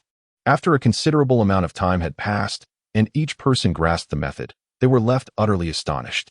They had never imagined that such a mysterious entity as soul crystals existed in the world, something that could serve not only as currency for transactions, but also as a means for cultivation. It was, indeed, a remarkably perfect form of currency. This is infinitely more precious than the golden soul coin. Daimubai and his companions endeavored to digest the news they received today, each filled with an overwhelming sense of intrigue regarding the Star Dou Auction House. Chapter 75, The Displeased Medusa. Who exactly is the Star Dou Auction House? Each item presented by them leaves the entire Douluo Continent in astonishment. Whether it be the method of crystallizing souls or the Shintian skill, each is a pinnacle treasure of the Douluo Continent. Any faction that possesses them would wish to keep them hidden. How could they possibly make them public? This has incited the curiosity of everyone on the Douluo Continent. The Shrek Seven Devils share the same thoughts as other soul masters on the continent, utterly perplexed by the intentions behind the actions of the Star Dou Auction House. After a moment, Daimubai and the others obtained more information about the Star Dou Auction House from Ning Rongrong. Once this matter concluded, everyone returned to their rooms to begin cultivating the Shintian skill. Only Tang Sen lingered in place, a shadowy expression flickering in his eyes, leaving no one aware of his thoughts. Within the Star Dou Great Forest, at the entrance of the Star Dou Auction House, a battle raged fiercely. With the clash of energies radiating outward, the confrontation between Jiuyu and Di Tian was in full swing. The aftermath of their fierce battle resulted in countless casualties, even affecting the entirety of the Star Dou Great Forest. Suddenly, as their fight continued, a blood-red light streaked across the sky. Surging towards the space between Jiuyu and Di Tian, an overwhelming aura of soul power shaking the surroundings. Not good. Di Tian sensed an attack that threatened his very life and was struck with alarm. He could not afford to continue battling Jiuyu, and with a swift movement, he vanished from his position. An extreme darkness surged before him, and a pitch-black sword materialized in his right hand, slicing through the air towards the encroaching red light. Boom! The moment the two forces collided, a cacophony of thunderous sounds erupted, the explosive power obliterating everything in its path. The red light exploded violently, dissipating into specks of soul power throughout the heavens and earth. However, at this moment, Di Tian found himself at a disadvantage, being pushed back several dozen steps, his complexion turning pale as a result. Previously, he and Jiuyu had fought with all their might, sustaining injuries in the process. After all, Jiuyu's strength was formidable, compelling Di Tian to exert himself to the utmost. Now, with the sudden appearance of a blood-red light attacking him, he was caught off guard. Hastily, he summoned his inner strength to counter the assault, which only exacerbated his prior injuries. Who dares to show themselves? With a countenance as dark as thunderclouds, Emperor Tian steadied himself and bellowed ahead. In the next moment, he conjured a black longsword, exuding the formidable might of a divine artifact. You are exceedingly noisy. Can one not find a moment's respite? If you wish to fight, do not do so in this vicinity. As soon as his words fell, a crimson radiance erupted at the entrance of the Star Auction Pavilion. A woman clad in a flowing red gown ambled through the void, her face marred by impatience as she addressed Emperor Tian. Upon beholding her visage, it was none other than Queen Medusa. Yet, at this moment, Medusa's expression was one of pronounced annoyance, her gaze fixed sharply upon Emperor Tian and Ziji. Who are you, and why do you intrude upon our battle? Emperor Tian, confronted with the sudden appearance of this woman, felt a profound trepidation, even more intense than when he faced Jiuyu. Gripping the black dragon sword firmly, he remained ever vigilant, prepared to counter any impending onslaught. He discerned that the woman in red had emerged from within the Star Auction Pavilion. Could it be that this enigmatic figure was also a sole master of the Star Auction Pavilion? Contemplating this, Emperor Tian's expression grew increasingly grim. What exactly was the origin of the Star Auction Pavilion? Why did it possess such a multitude of powerful beings? The mere presence of these two alone instilled in him a weighty sense of foreboding. Moreover, he was certain that even if he unleashed his full strength, he would stand no chance against the combined prowess of the two before him. This instilled a profound sense of trepidation in Emperor Tian towards the starry auction house. Although uncertain whether other formidable beings resided within its walls, the mere presence of these two human soul masters rendered Emperor Tian utterly defenseless. Not to mention the potential existence of additional unknown powers. A sneak attack? With your current prowess, you are hardly worthy of my ambush. Were it not for your interruption of my repose, I would have preferred to remain undisturbed, ignoring you, a mere little mudfish. Upon hearing this, Medusa cast a fleeting glance at Emperor Tian with her enchanting eyes, her voice dripping with seductive disdain, clearly dismissing him. What did you say? Seeking death? At this moment, Emperor Tian discerned that the Queen Medusa held him in utter contempt, likening his exalted dragon lineage to that of a trivial mudfish. His fury surged to its zenith, erupting in a tempest of rage. Grasping the black dragon sword, he unleashed a wild and overwhelming blade of darkness, enveloping the entire area. A piercing radiance cleaved the heavens, hurtling directly towards Medusa. This human soul master is utterly detestable. Regardless of the circumstances, she must pay a certain price. Such a level of attack should not be unleashed. It is nothing short of disgraceful. As Medusa beheld the swiftly approaching black dragon sword, a seductive smile graced her lips, and her gaze suddenly flickered with a crimson glow. She gently raised her right hand, a sanguine light emanating from her palm, as the power of the seven-colored devouring python coalesced within it, and in an instant, she struck forth. The black dragon sword, initially imbued with an aura of destruction, was suddenly engulfed by an overwhelming force as it approached Medusa, becoming ensnared in the void. Unable to move even a fraction. How is this possible? What manner of power is this that can confine my black dragon sword?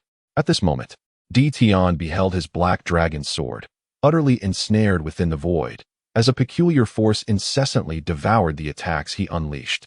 A tempest of dread surged within him, accompanied by beads of cold sweat. What on earth was transpiring? Why were the soul masters of the Star Auction Pavilion such anomalies, rendering his prowess ineffectual? How dare a mere little mudfish act so audaciously before me? Now, I shall teach you the essence of existence. Queen Medusa clenched her right fist against the void, unleashing boundless power that obliterated Tian's assaults into mere fragments. As her words faded, Queen Medusa abruptly vanished from sight, leaving no trace in the air. When she re-emerged, she stood directly behind Tian. In that fleeting moment, a knowing smile graced her lips, and a crimson light surged from her right hand, raised gently, and then hurled towards Tian's back. The fist, infused with the vibrant power of the seven-colored sky-devouring python, erupted forth, embodying the might to annihilate the heavens and the earth. Where is she? In that instant of Medusa's disappearance, a flicker of confusion crossed Tian's gaze. Where had the woman vanished to? He could sense no trace of her presence. Chapter 76. Without a hint of suspense instantly, Tian's expression grew grave. His awareness heightened in anticipation of Medusa's forthcoming strike. Suddenly, an acute sense of peril surged within him, as he sensed a life-threatening aura behind him. This is bad. Tian finally realized where the woman had gone. She had indeed positioned herself behind him, despite his mental prowess being fully unleashed. He had failed to detect the appearance of the woman in red. At this critical juncture, an overwhelming force of profound darkness enveloped Tian's exterior.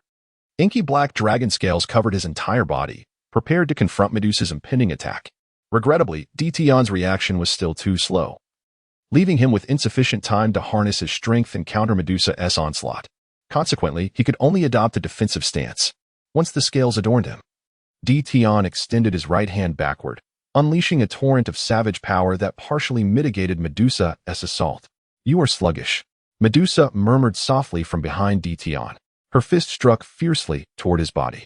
Although Tian was shrouded in countless scales, attempting to withstand Medusa's blow, it proved futile. This punch of Medusa's encapsulated all her might, a force directed relentlessly forward. Should a creature of ordinary caliber face Medusa's strike, it would undoubtedly be reduced to blood mist, obliterated without a trace.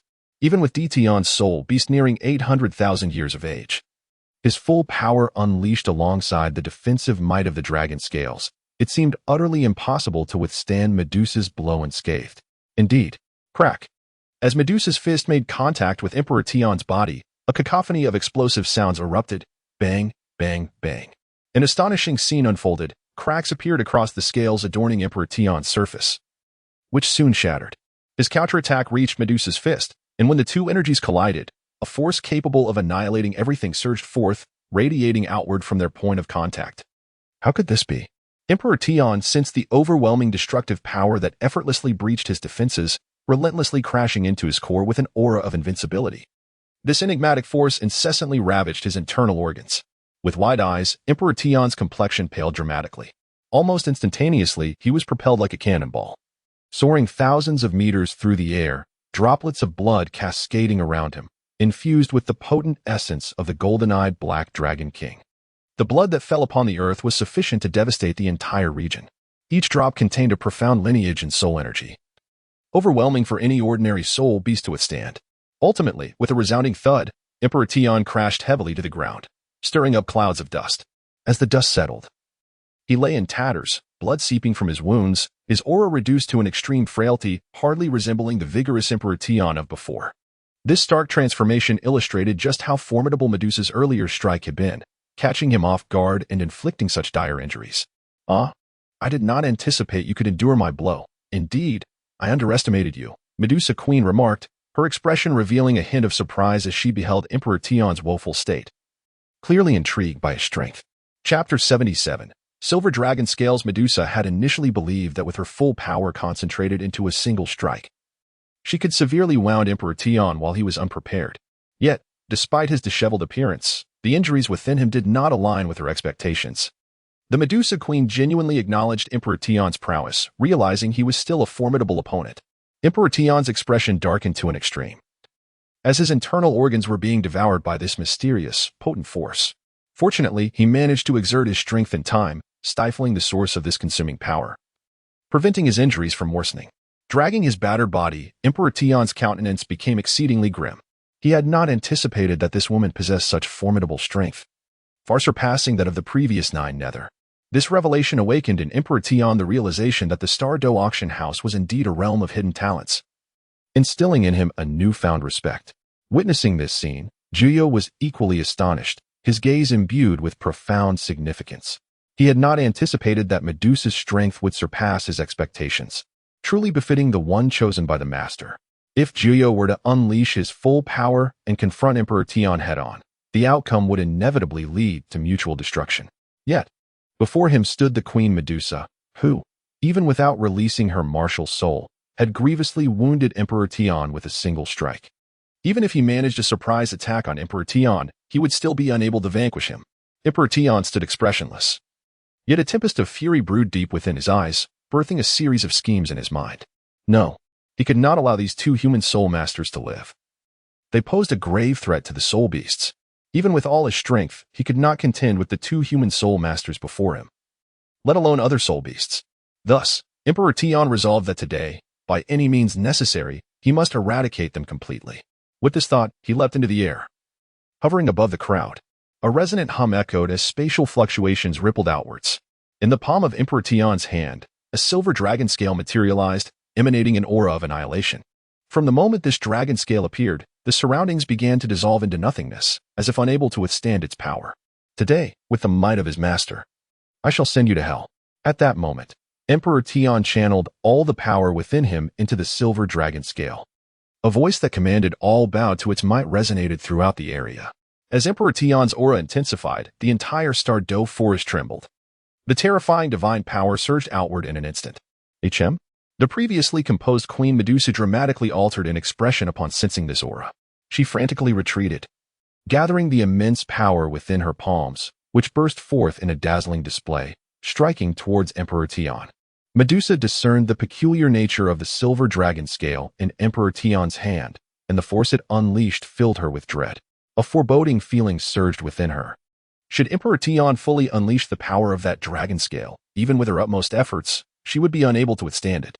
Therefore, no matter what, Medusa was determined to prevent Emperor Tian from fully unleashing the true might of the silver dragon scale. It is too late to attempt to stop me now. Upon witnessing the belated realization of Queen Medusa, Emperor Tian unleashed his formidable power, intent on thwarting the impending assault. A mocking smile graced his visage as he cast the silver dragon scales into the air. As the silver dragon scales took their stance in the void, they radiated a cascade of silvery brilliance, imbued with cataclysmic waves of energy that spread outward. "This is bad. We must leave at once," Medusa exclaimed. witnessing her soul power attack gradually dissolve upon contact with the force unleashed by the dragon scales, dissipating into the ether. Observing this, a myriad of complex emotions crossed the exquisitely beautiful visage of Queen Medusa. In her current state, she was utterly unable to withstand the might of the silver dragon scales. The crux of the matter lay in the fact that her powers had not yet fully integrated since her arrival in this realm. Had she been at her zenith, countering such an assault would have posed little challenge. Yet now, she found herself powerless to resist. At the same moment, Jiuyu, witnessing the dire predicament, was equally horrified to see Queen Medusa at the epicenter of the attack's turmoil. In a swift motion, she appeared behind Medusa, her right hand wielding the soul of the nether dragon, unleashing a cataclysmic force of nether energy. Ninth soul skill, nether sky, Jiuyu bellowed, as her ninth 10,000-year soul ring emanated a dazzling crimson glow. The nether dragon soared into the air, surrounded by a multitude of black portals, exuding an aura of terrifying nether power. This formidable defense enveloped both of them, striving to mitigate the overwhelming onslaught. What transpired next was utterly astonishing. Beneath the radiant might of the silver dragon scales, Jiuyu's ninth soul skill began to disintegrate, transforming into mere motes of soul energy. Boom!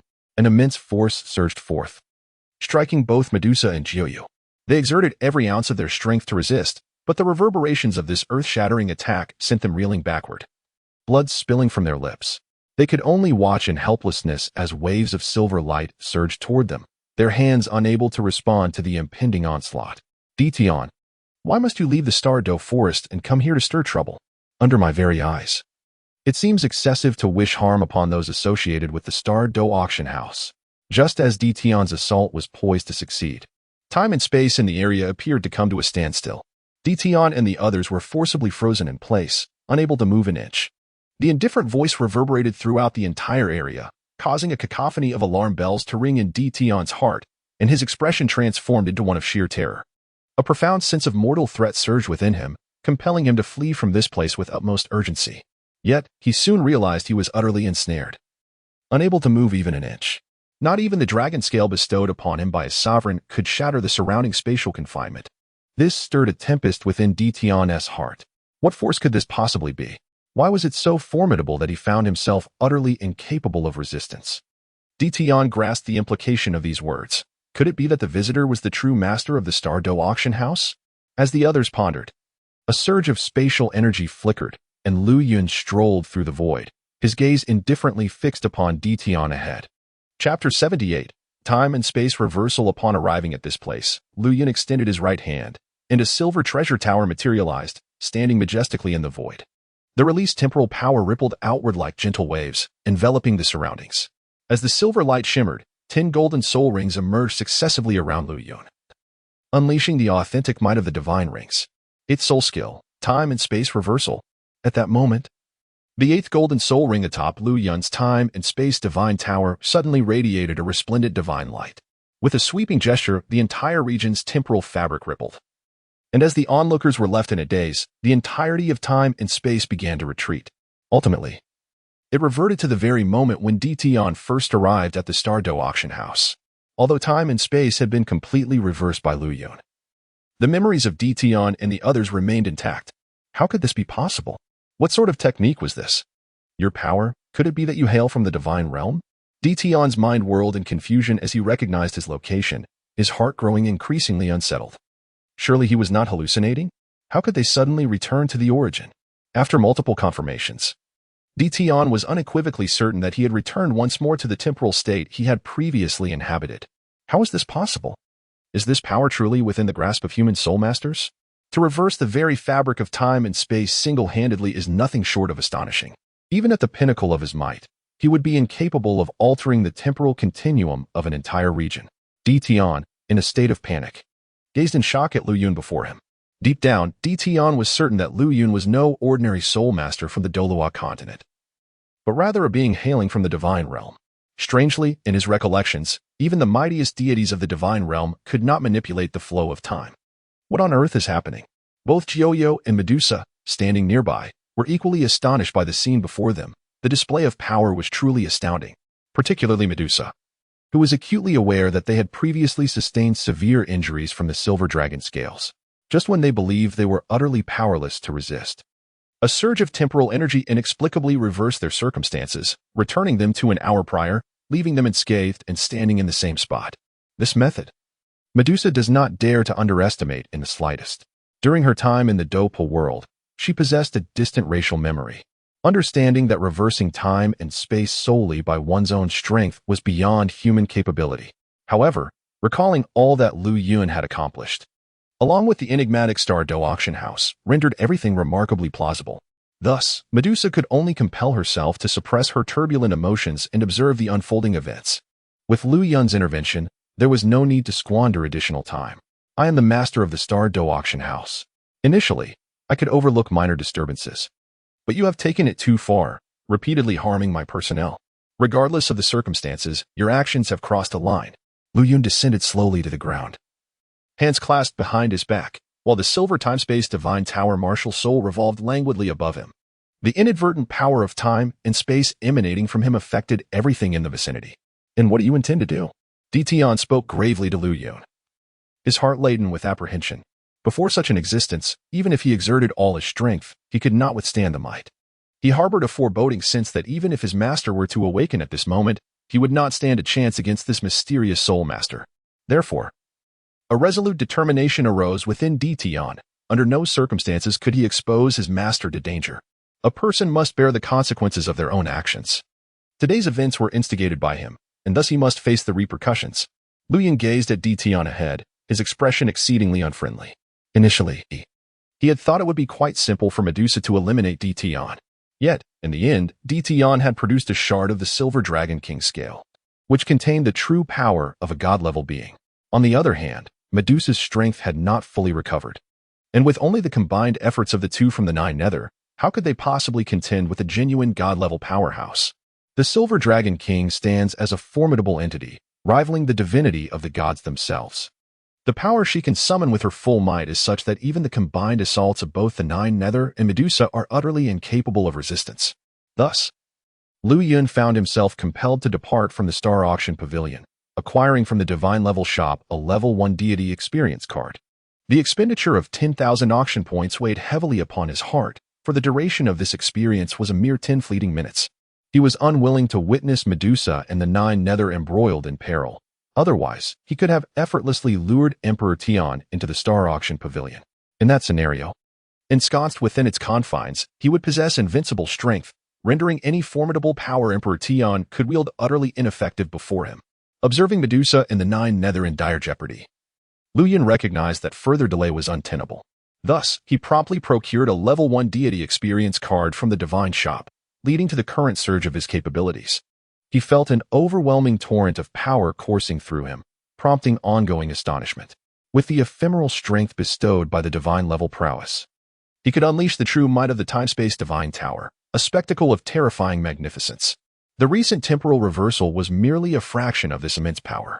For reasons unknown, Lu Yun harbored an intuition that if he were to fully activate the time-space divine tower's martial soul, he might indeed alter the very fabric of time across the entire Douluo Continent. This exemplifies the formidable nature of the chaotic level martial soul, truly unparalleled. As for the presence of 10 million-year soul rings surrounding Lu Yun, this is simply a benefit bestowed by the experience card. Considering this is your initial offense against the Star Dou Auction House, I have resolved to revoke the 10,000-year lifespan of your two fierce beasts as a form of punishment. After contemplating the matter in his mind, Lu Yun determined an appropriate course of action for retribution. Allowing Emperor Tian and Ziji to depart unscathed would not serve to uphold the authority of the Star Dou Auction House. The reason Lu Yun refrained from executing Emperor Tian and Ziji outright lies in his strategic considerations. In the Douluo Continent, the conflict between soul beasts and soul masters has established a precarious balance. To disrupt this harmony recklessly would undoubtedly incite unnecessary troubles. Moreover, the primary objective of the Star Dou Auction House is to conduct auctions and consolidate auction points. The soul beasts of the Douluo Continent are significant participants in these auctions. Given their considerable numbers, should they be utilized to forge soul crystals, they would represent a remarkably lucrative auction point. Lu Yun was certainly unwilling to forfeit this opportunity. Why let a useful tool go to waste? Thus, after a thorough deliberation, Lu Yun resolved to strip Emperor Tian and Ziji of their 10,000-year soul beast lifespans. Prior to this, He had inquired with the system regarding the soul beast lifespans, which could be exchanged for tangible auction points. Chapter 79, the revocation of the 10,000-year soul beast essence. This serves as compensation for the auction points expended on the purchase of a primary deity experience card. Lu Yun was unwilling to engage in a losing transaction, after all. It was only natural for DTon to bear the consequences for causing a disturbance at the Star Dou Auction House. What? Both DTon and ZG were rendered speechless upon hearing Lu Yun's astonishing declaration, their expressions turning gravely serious. They could hardly fathom that Lu Yun would utter such a remarkable statement. The thought of having their soul beast years extracted filled them with trepidation. After all, the cultivation of soul beasts was tremendously arduous. Losing 100,000 years of soul beast lifespan out of thin air would require immeasurable time to rectify. However, DTon and ZG believed that the deprivation of soul beast years was utterly impossible. They had never heard of any method capable of arbitrarily stripping away the specific lifespan of a soul beast, which seemed utterly implausible. Lu Yun noticed the reluctance and disbelief reflected in their eyes. Without further ado, he unleashed the boundless power of time and space, enveloping DTon and ZG in an instant. He promptly executed a time reversal, causing the lifespan of their soul beasts to diminish dramatically. Moments later, their soul beast years had been reduced by a staggering 100,000 years. My soul beast's lifespan has truly diminished by 100,000 years. How could this be? Subsequently, under the influence of this formidable temporal force, DTon and ZG found themselves unable to control their own bodies, helplessly watching as 100,000 years of their soul beast lifespan was stripped away. Their expressions were indeed a sight to behold. At that moment, even if their hearts burned with immense resentment, they dared not voice their defiance. In comparison to their very lives, a mere 100,000 years of soul beast lifespan seemed inconsequential. Thus, DTon and ZG could only suppress their unwillingness within, not daring to express it outwardly. Very well, having deprived you of 100,000 years of your soul beast lifespan this time, should there be a next, I shall impose severe consequences, the price of which you will bear yourselves. At that moment, Lu Yun collected the 2 orbs of 100,000 years of soul beast essence and entrusted them to the system for conversion into his auction points. Upon seeing the points credited, a serene smile blossomed on Lu Yun's face. The Star Dou Auction House operates independently of the powers within the Douluo Continent, and thus will not engage in the disputes between soul masters and soul beasts. The Star Dou Auction House shall continue to fulfill its duty of holding auctions, so you need not perceive us as a threat. Furthermore, in a year's time, the Star Dou Auction House will host another auction, and we welcome your soul beast clan to participate. For specific details regarding the auction, you may inquire with the Tianqing bull python and the Titan great ape. Subsequently, Lu Yun calmly articulated the purpose of the Starry Auction Pavilion, while simultaneously extending an invitation to Emperor Tian and others, urging the formidable beings of the Soul Beast clan to participate in the forthcoming auction. Thus, Lu Yun imparted all pertinent information to Emperor Tian and ZG. Following this, amidst the bewildered gazes of the two, he waved his hand, and the ferocious power of time and space surged forth, instantly transporting Emperor Tian and ZG to the vicinity of the Lake of Life. Meanwhile, Lu Yun and his companions returned to the interior of the Starry Auction Pavilion. Bringing this matter to a close, Emperor Tian and ZG, momentarily dazed, found themselves beside the Lake of Life, their expressions transforming into one of heightened astonishment. The mysterious human soul master was indeed extraordinarily powerful, having transported them here without their awareness. This method is truly beyond his imagination. After a considerable period, Emperor Tian and ZG suddenly returned to the Lake of Life, entering a lower realm where they began to contemplate how to address the Star Dou Auction Pavilion. The moment the two appeared beneath the Lake of Life, a multitude of ferocious beasts sensed their arrival and wished to inquire about the unfolding events. However, upon observing Emperor Tian and ZG, and realizing that their soul beasts' lifespans had inexplicably diminished by 100,000 years, astonishment spread across each of their faces. Emperor Tian, what on earth is happening? How could your soul beasts' lifespans have suddenly decreased by 100,000 years? At this moment, the king of 10,000 beasts voiced the confusion that lingered in his heart. It is indeed most peculiar. After their excursion, Tian and ZG found that their soul beasts had inexplicably lost 100,000 years of their lifespan, a truly terrifying revelation. The other ferocious beasts also displayed unusual expressions, filled with curiosity about the events Tian and ZG had encountered in the outside world. Upon hearing the words of the king of 10,000 beasts, Dition sighed deeply and recounted his own experiences, including the existence of the Star Dou Auction House, to the assembled beasts, inviting them to deliberate on how they should approach this enigmatic establishment. Dition, have you lost your senses? How could there be such formidable experts among human soul masters, capable of reversing the flow of time? Even our Lord may not be capable of such feats. Indeed. As soon as Dition finished speaking, disbelief washed over all present. The notion of time reversal was simply too astonishing. The fiery-tempered Xiangjun was the first to voice his dissent, resolutely refusing to believe a single word of Dition's claims, no matter how bizarre they seemed. If you doubt me, you may venture out and test the depths of the Star Dou Auction House yourself. Dition, hearing Xiangjun's scornful remarks, scoffed coldly, suggesting he should attempt to gauge the strength of the auction house. Now, let us consider this. The Star Dou Auction House has established itself within the Star Dou Great Forest. How should we proceed? At that moment, Dition posed a question, eager to hear the perspectives of the various ferocious beasts. If, as you suggest, there truly exists a divine-level powerhouse within the Star Dou Auction House, it would spell considerable disadvantage for our soul beast clan. However, the master of the auction house has declared that he does not involve himself in the disputes between human soul masters and soul beasts, suggesting that such a powerful being would not stoop to deceive us. Therefore, it may be prudent to observe the situation for now. In a year, we shall attend an auction and ascertain the auction house's stance towards our kind. Suddenly, Bai Ji voiced her thoughts, expressing her wariness towards the Star Dou Auction House. Her approach was relatively conservative, particularly as their lord was currently in seclusion, healing from injuries, and any misstep could prove disastrous. Thus, the remaining ferocious beasts sequentially shared their opinions. Very well, let us adhere to your decision. In a year, we shall participate in the Star Dou Auction House's auction, and then we shall determine how best to address the situation. With no other recourse, Emperor Tian had no choice but to proceed, for he could not prevail in battle. Thus, he ventured into the Star Dou Auction House to uncover their clandestine dealings.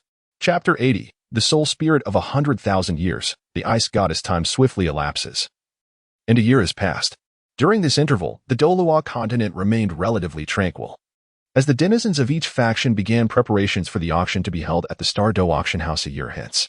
Concurrently, they incessantly harnessed the amplified soul power concentration of the Douluo Continent, which had increased 100-fold, to expedite their cultivation and comprehend the mystical heaven technique.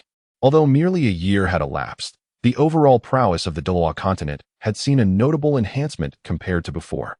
On the day of the auction at the Star Dou Auction House, the surface of the entire continent appeared exceedingly serene, yet beneath this fade, an ominous tempest brewed. The elite forces from all factions hastened toward the direction of the Star Dou Great Forest. In this instance, nearly all the prominent factions have amassed a substantial quantity of soul crystals, preparing to bid for a treasure at the Star Dou Auction House.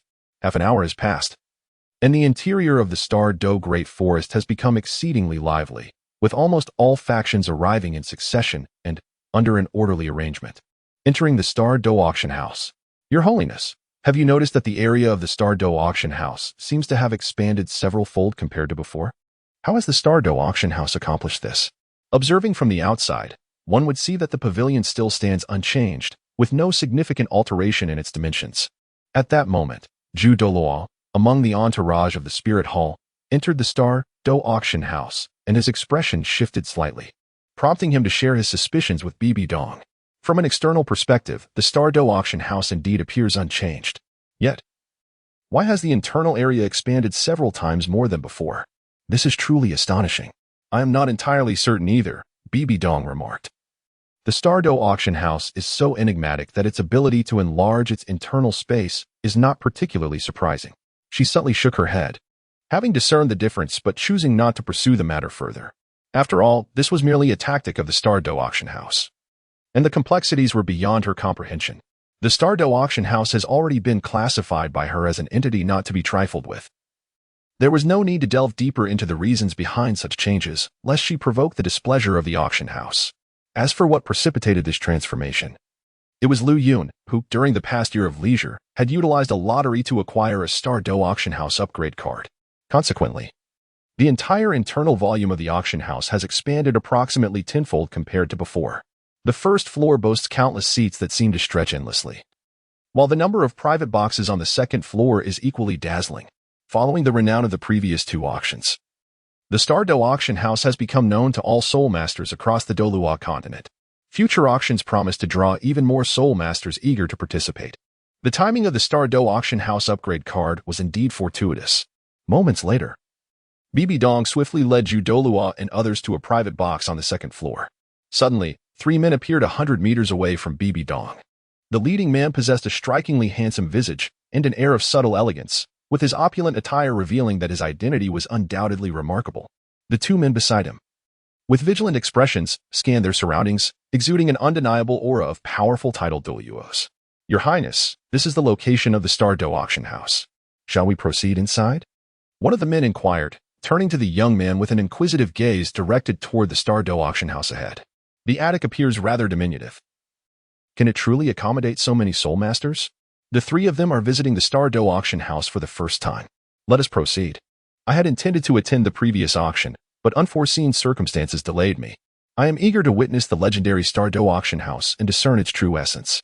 The leading young man spoke with a beguiling smile, his voice a soft murmur. However, as he cast a glance at the departing figure of BB Dong, a shadow of gloom flickered in his eyes. Moments later, his expression abruptly transformed into an untroubled facade, as if nothing could disturb his inner tranquility. The young man in question is none other than the Crown Prince of the Heaven Dou Empire, Shui Qinghe. However, at this moment, Shui Qinghe has been successfully supplanted by Qian Rinxue. Beside him stand two formidable men, the Serpent Spear Douluo and the dispatched by Qian Dalu to ensure Qian Rinxue's safety. Accompanied by these two titled Douluo powerhouses, Qian Rinxue strides into the Star Dou Auction House, awaiting the commencement of the upcoming auction. As time flows gently, various factions from across the Douluo continent arrive in succession and take their designated seats. At a certain moment, the auction at the Star Dou Auction House officially begins. Xian Shuang glides gracefully to the auction stage, her face adorned with a warm smile as she surveys the crowd. Welcome, esteemed soul masters, to the third auction hosted by the Star Dou Auction House. I hereby declare the auction officially open. With a subtle gesture, Xian Shuang raises her hand slightly, signaling for silence among the attendees before formally announcing the commencement of the event. Amidst the eager gazes of the attendees, a serene smile graces Xian Shuang's face. With a sweeping motion of her hand, a ripple of spatial energy emanates before her, and in an instant, a blinding white light erupts, revealing a woman standing in midair. The woman, adorned with cascading white hair that danced in the breeze, emanated an aura reminiscent of a soul beast from eons past. The unintentional release of an exquisite chill enveloped the surroundings, rendering the very air seemingly frozen. The soul masters nearest to the auction stage instinctively tightened their garments, each engaging their soul power to dispel the pervasive cold that seeped into their beings. The ethereal figure of this woman is, in fact, the manifestation of the 10 lottery opportunities bestowed upon Lu Yun by the system 1 year ago, through which she acquired a soul spirit of the ice goddess, a treasure that has existed for 100,000 years. This soul spirit served as the inaugural auction item of this event.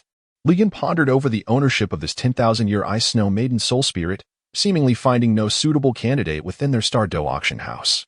The spirit of the Ice Empress, 100,000 years old, is ideally suited for absorption by soul masters with an affinity for ice. However, the Star Dou Auction House possesses only the Xian Shuang martial spirit, which is of the ice attribute. With her soul rings already fully accumulated to 9, she is unable to absorb this exquisite spirit. Thus, Lu Yun resolved to present this soul as the inaugural item of the auction. Undoubtedly, this 100,000-year Ice Empress spirit is poised to fetch an extraordinarily high price, marking a splendid commencement for the event. Is this truly a spirit of such age? The Star Dou Auction House continues to demonstrate its remarkable audacity by auctioning a spirit of this caliber. This spirit is most compatible with Ice-type soul masters, and its chilling power surpasses that of any Ice-type soul beast I have encountered previously, indicating a lineage of exceptional quality. Indeed, the moment this 100,000-year Ice Empress spirit was revealed, the multitude of soul masters and factions who attended the last auction were left in awe of the Star Dou Auction House's boldness. Presenting such a rare spirit as the first item is nothing short of extraordinary. Having previously witnessed the mysteries of spirits, one cannot help but wonder how many 100,000-year soul rings this Ice Empress spirit could bestow upon an Ice-type soul master. The mere thought of it caused most soul masters to breathe more rapidly, each eager to compete for this coveted Ice Empress spirit. Chapter 81. The Snow Emperor. The majority of human soul masters were captivated by the allure of the Ice Emperor's spirit. However, in a private box on the second level, a diverse group of individuals stood. Upon discerning the true form of this spirit, astonishment flickered across their faces. Is this the Snow Emperor? One peculiar-looking man could not restrain his exclamation of surprise. Within this private chamber reside some of the hidden ferocious beasts of the starry forest. Naturally, beneath the lake of life, a few of these beasts remain to safeguard the safety of their master. Present in this chamber are three formidable creatures, Emperor Tian, by G, and the king of all demons. Upon witnessing the visage of this soul spirit, each beast was filled with astonishment. Their memories certainly contained encounters with such soul beasts. The ice goddess soul beast is a creature born of the very essence of the world, existing between heaven and earth. This particular ice goddess can only originate from the farthest northern regions, where its population is exceedingly scarce. However, it cannot be the Snow Emperor, for this soul spirit is merely 100,000 years old. Could it be that the Starry Auction House ventured to the extreme north, captured a 100,000-year-old ice goddess, and transformed it into this soul spirit? Bai Ji was the first to voice her dissent, asserting that the Snow Emperor reigns over the far north, possessing an age of around 700,000 years. How could this 100,000-year-old ice goddess soul spirit possibly rival it? Therefore, it is reasonable to conclude that this soul spirit cannot be the Snow Emperor, but rather, it must be one brought back by the Starry Auction House from the extreme north. What should we do next? Shall we auction off the soul spirit of the ice goddess? At this moment, the king of 10,000 beasts displayed a look of hesitation on his face. He gazed toward the emperor, pondering how to approach the soul of the ice goddess. Capturing it would provide an opportunity to investigate the essence of souls. If they could truly unravel its mysteries, perhaps the fate of the Soul Beast clan might be transformed. This was an exceptionally rare opportunity that they could not afford to miss. The emperor decisively issued an order. Regardless of the cost, they must acquire this soul for auction. A year prior, after receiving an invitation from Lu Yun, the emperor had naturally inquired with the celestial blue bull python and the titan giant ape about the events that transpired at the Star Dou Auction House. The two soul beasts had relayed to the emperor all pertinent details regarding the auction and the treasures previously sold. Thus, the emperor and his companions became aware of the soul's origins. As soon as the emperor's command was given, BG and the king of 10,000 beasts exchanged solemn glances, preparing to bid for the 100,000-year-old soul.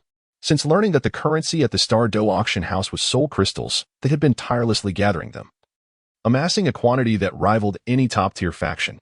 In another private room, three figures were seated, Qian Ringshu, Snake Spear Douluo, and Porcupine Douluo. Is this truly a soul? It certainly appears extraordinary. However, does it genuinely possess the capability to bestow a soul master with several 100,000-year soul rings, as claimed by the Star Dou Auction House? Qian Ringshu murmured curiously upon witnessing the 100,000-year ice goddess soul. Even within the confines of the private room, she could sense the chilling aura emanating from the ice goddess soul, leaving her utterly astonished. Prior to this moment, Qian Ringshu had heard tales of the profound nature of souls. Upon witnessing it firsthand, she acknowledged the soul's extraordinary nature. Yet she retained a hint of skepticism. Was this soul truly as enigmatic as the Star Dou Auction House had proclaimed? Your Highness, there should be no issues with this soul. After my inquiries, I learned that during the last auction, a student from the Botany Academy absorbed a soul on the spot at the Star Dou Auction House, and the effects were indeed as described, Snake Spear Douluo informed Qian Ringshu. Your Highness, shall we proceed to acquire this 100,000-year soul? Porcupine Douluo's eyes gleamed with a hint of greed. This is a soul of 100,000-year caliber, ultimately capable of bestowing upon a soul master several 100,000-year soul rings. The allure of this temptation is one that no soul master can easily resist. However, my own martial soul does not possess an ice attribute. Thus, absorbing it would not allow me to fully manifest my inherent strength. A flicker of regret flashed in Qian Ringshu's eyes, for deep within her, there was an insatiable desire to auction off this ice emperor's spirit. Yet, considering her unique circumstances, she resolutely dismissed the notion. She possesses a divine-level martial soul, imbued with sacred and light attributes. To recklessly absorb a 100,000-year ice attribute spirit ring might lead to a conflict with her own soul power, significantly diminishing her prowess. For the sake of her future, even when faced with a spirit ring of such magnitude, Qian Ringshu steeled herself against temptation. Upon hearing her words, both Snake Spear Douluo and Spike Porcupine Douluo exchanged knowing nods, reluctantly relinquishing this 100,000-year spirit. How splendid it would have been if this spirit had been of sacred and light attributes. Had that been the case, They would have exhausted all their strength to secure it for Qian Renxue. In the extreme northern lands, in this pristine realm of white, one is greeted by an array of ice sculptures standing majestically between heaven and earth, exuding an ethereal chill. Curiously, the entire expanse remains eerily tranquil, interrupted only by the occasional sighting of a frail spirit beast darting about. In contrast to the Star Dou forest, the environment of the far north is notably serene. At this moment, deep within the frigid northern territory, there lies a palace of exquisite ice blue hue, emanating a powerful aura of ultimate frost. Suddenly, with a resounding crash, the very ice and snow of the domain trembles, and a woman clad in a flowing white gown gracefully strides through the void. Her snow-white hair dances in harmony with the surrounding icy energies, and the essence of her soul intertwines with the elements, rendering her presence extraordinarily enigmatic. The woman stands as the sovereign of the far north, the Snow Empress, ranked third among the ferocious beasts of the Douluo Continent, her true form being the Ice Goddess. What is amiss? Why do I sense the presence of another Ice Goddess? Could it be that another ice spirit beast exists in this world? At that moment, the Snow Empress gazes into the distance, towards the depths of an endless horizon, where the Star Dou Auction House stands. A look of perplexity adorns her face, for she has just felt a stirring within her heart, suddenly realizing that another ice goddess seems to have emerged on the Douluo Continent. This compelled her to eagerly venture forth in search of the whereabouts of the soul beast. After all, the Ice Sky Maiden is a soul beast nurtured by the heavens and the earth, and is exceedingly rare on the Douluo Continent. After countless years of evolution, there exists but a single Ice Sky Maiden in the entirety of Douluo. However, when another presence of an Ice Sky Maiden emerged, the Snow Empress hastily set out to seek it. Yet, as she continued her search, it seemed as though she could no longer detect any trace of its essence. This left the Snow Empress in profound bewilderment. What could possibly be the matter? It is essential to recognize that being situated in the far north, her powers had significantly intensified, and her perception could not possibly err. At this moment, the Snow Empress found herself enveloped in profound bewilderment, pondering the nature of the entity that had disrupted her perception. Subsequently, she commanded the soul beast of the northernmost realm to commence a search for any newly emerged ice and snow maidens. This minor episode went unnoticed by the soul beasts and soul masters present in the Star Dou Auction House, fading into obscurity. As for the ice and snow maiden spirit of 100,000 years, I need not elaborate extensively. I trust you comprehend the significance of a spirit of such caliber.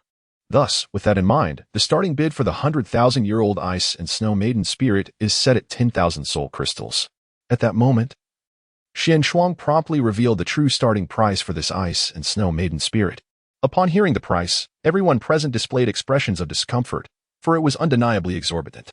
This is merely the starting bid. The final transaction price remained shrouded in uncertainty. Although a significant amount of soul crystals has been amassed over the past year, the majority lack the qualifications to partake in this auction.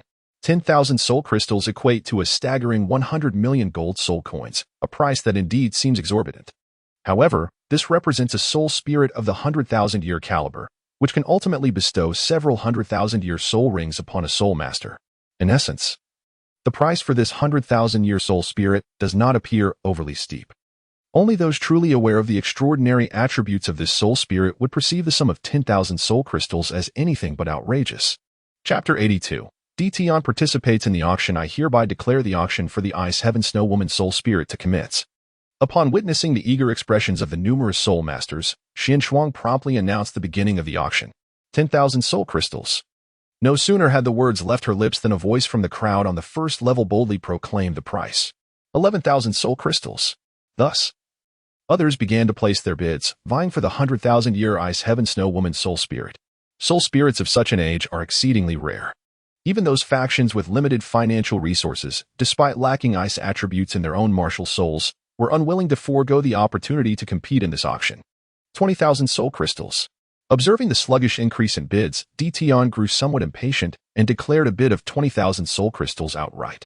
Today, under no circumstances would the Star Dou Forest let this 100,000-year soul spirit slip away. With a substantial reserve of soul crystals at their disposal, he was confident they could secure the Ice Heaven Snow Woman spirit. As the figure of 20,000 soul crystals was announced, a collective gasp resonated throughout the assembly. All eyes turned towards Tion's private box, marveling at the audacity of the faction willing to bid such a sum.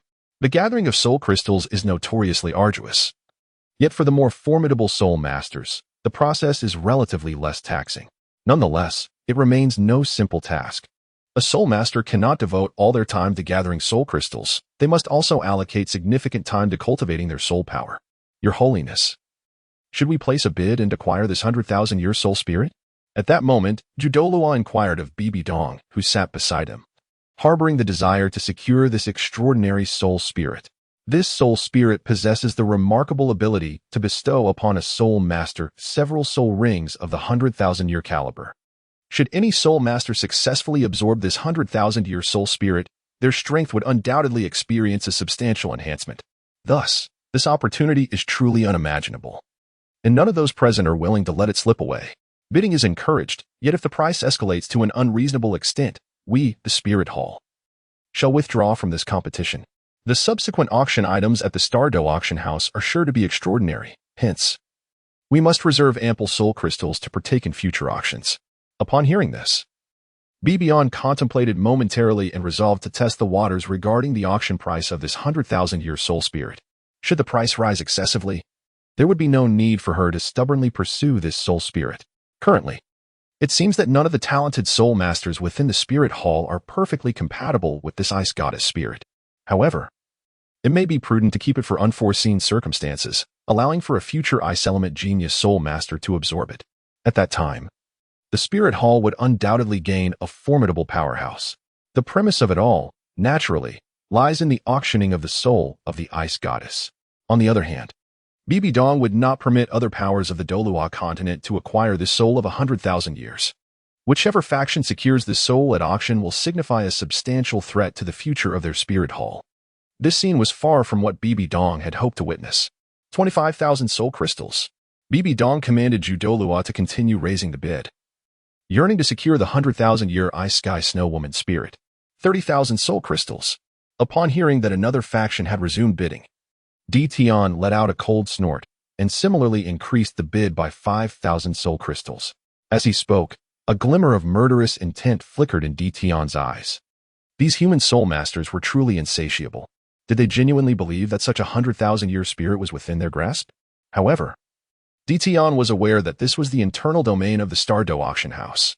He had previously acquainted himself with the rules of the Star Dou Auction House, which forbade any form of combat or disputes that could disrupt the auction. Otherwise, Tion would have long claimed the Ice Sky Snow Woman spirit for himself, ruthlessly eliminating any soul master who dared to obstruct him without a second thought. Alas, this was the Star Dou Auction House. 35,000 soul crystals. Bibi Dong signaled Douluo to raise the bid by another 5,000 soul crystals. Upon the announcement of the price, nearly all the soul masters inhaled sharply. The figure was simply outrageous. Even among the elite, possessing such an abundance of soul crystals was an extravagant expenditure. Powerful soul masters with ice attribute martial spirits were exceedingly rare. Furthermore, acquiring this 10,000-year level soul spirit could potentially lead to unnecessary complications. They were eager to witness the subsequent auction items and the extraordinary treasures that might emerge. With the experience gleaned from the previous two auctions, most factions had become exceedingly prudent. 40,000 soul crystals. Tion continued to raise the bid nonchalantly, resolute in his determination not to yield concerning this 10,000-year level Ice Empress soul spirit. He would not allow anyone to contest him. Otherwise, upon leaving the Star Dou Auction House, Tion could unleash unpredictable consequences. Your Holiness, shall we continue to raise the bid? Hearing the price escalate to 40,000 soul crystals, Douluo's expression turned contemplative. He was uncertain of the strength of the faction concealed within that private box. Engaging in a direct confrontation might result in substantial losses for their Spirit Hall. Very well.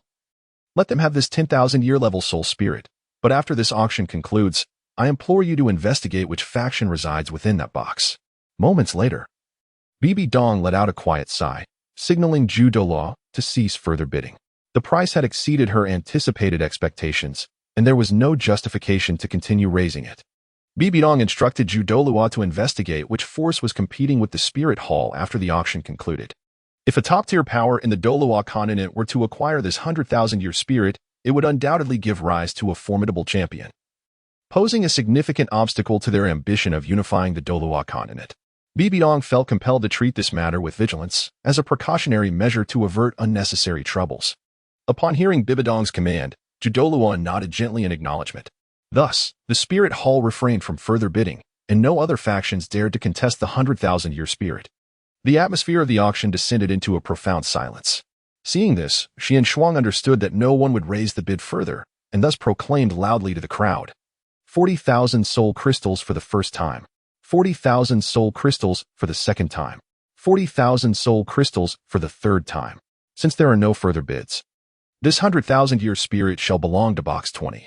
After confirming this several times, Xian Shuang announced the final ownership of the spirit to Box 20, the domain of Emperor Tian and his formidable beasts. Subsequently, Xian Shuang and Emperor Tian conducted the transaction, exchanging the price for the spirit. Chapter 83. Puppet Unexpectedly. The 100,000-year Ice Empress spirit had fallen into your hands. Indeed, spirits are a crucial element that can alter the fate of soul beasts in the Douluo Continent. Even the beast god cannot remain indifferent to such a spirit. On the third floor of the Star Dou Auction House, Luyan maintained a keen awareness of this auction. Upon witnessing Emperor Tian successfully acquire the 100,000-year Ice Empress spirit, a knowing smile graced his face. Luyan was well aware of Emperor Tian's intentions. Spirits do possess the capacity to alter the destiny of the Soul Beast clan to a certain extent. However, Luyan was indifferent to the ultimate ownership of this spirit, as he aimed to exploit the 100,000-year Ice Empress spirit to amass a substantial amount of auction points. The first auction item garnered a remarkable 40,000 soul crystals, equating to 40,000 auction points. This marks the most significant auction point attained by Lu Yun. 40,000 soul crystals equate to an astounding 400 million gold soul coins in the past. The fact that a soul spirit of the 10,000-year caliber could fetch such an exorbitant price leaves Lu Yun quite satisfied. Regrettably, soul masters in the Douluo Continent are afforded only a year to consolidate soul crystals. Otherwise, Lu Yun harbors a profound premonition that the final bid for this 10,000-year Ice Sky Snow Woman spirit would undoubtedly exceed 40,000 soul crystals. Nonetheless, Lu Yun feels a sense of contentment, considering this spirit was essentially acquired from the system at no cost, with the auction yielding 40,000 soul crystals. It seems remarkably advantageous from any perspective. Thus, Lu Yun chose to disregard this matter further, immersing himself in cultivation while simultaneously maintaining mental awareness of the auction's proceedings. He is filled with anticipation for the next 4 auction items. This time, the 5 auction items he presented were sufficient to astonish the entire Douluo Continent. The first item, a 10,000-year-old Ice Sky Snow Maiden spirit. In certain respects, its value is not significantly greater than that of the subsequent 4 items. However, the most eagerly anticipated was the final, headline auction piece. Lu Yun could vividly envision the moment this ultimate item was unveiled. A moment that would undoubtedly shake the foundations of the Douluo Continent. Every faction would be eager to expend all their soul crystals to secure it at auction. Therefore, Lu Yun harbored immense expectations for the final item's selling price. Would it surpass the price he had anticipated in his mind? Only after the final auction item has completely emerged will Lu Yun come to know the entirety of the situation. The first auction item has been successfully sold. Now, let us turn our attention to the second item. Xian Shuang announced the complete conclusion of the first auction item, and with a grand gesture of her hand, the power of space surged. Immediately thereafter, a peculiar iron object suddenly materialized beside Xian Shuang. The appearance of this iron lump resembles that of a human figure, overall embodying the likeness of a middle-aged man. This man is entirely constructed of metal, devoid of any semblance of life. This auction item was specifically selected by Lu Yun. It is a puppet that does not exist in the Douluo Continent. One can readily surmise that a puppet is an exceedingly novel concept for the soul masters of the Douluo Continent. The prowess of this puppet can be altered at will, reaching heights that may rival the formidable strength of an ultimate Douluo. To truly unleash its peak combat capabilities, it naturally requires the stimulation of soul crystals.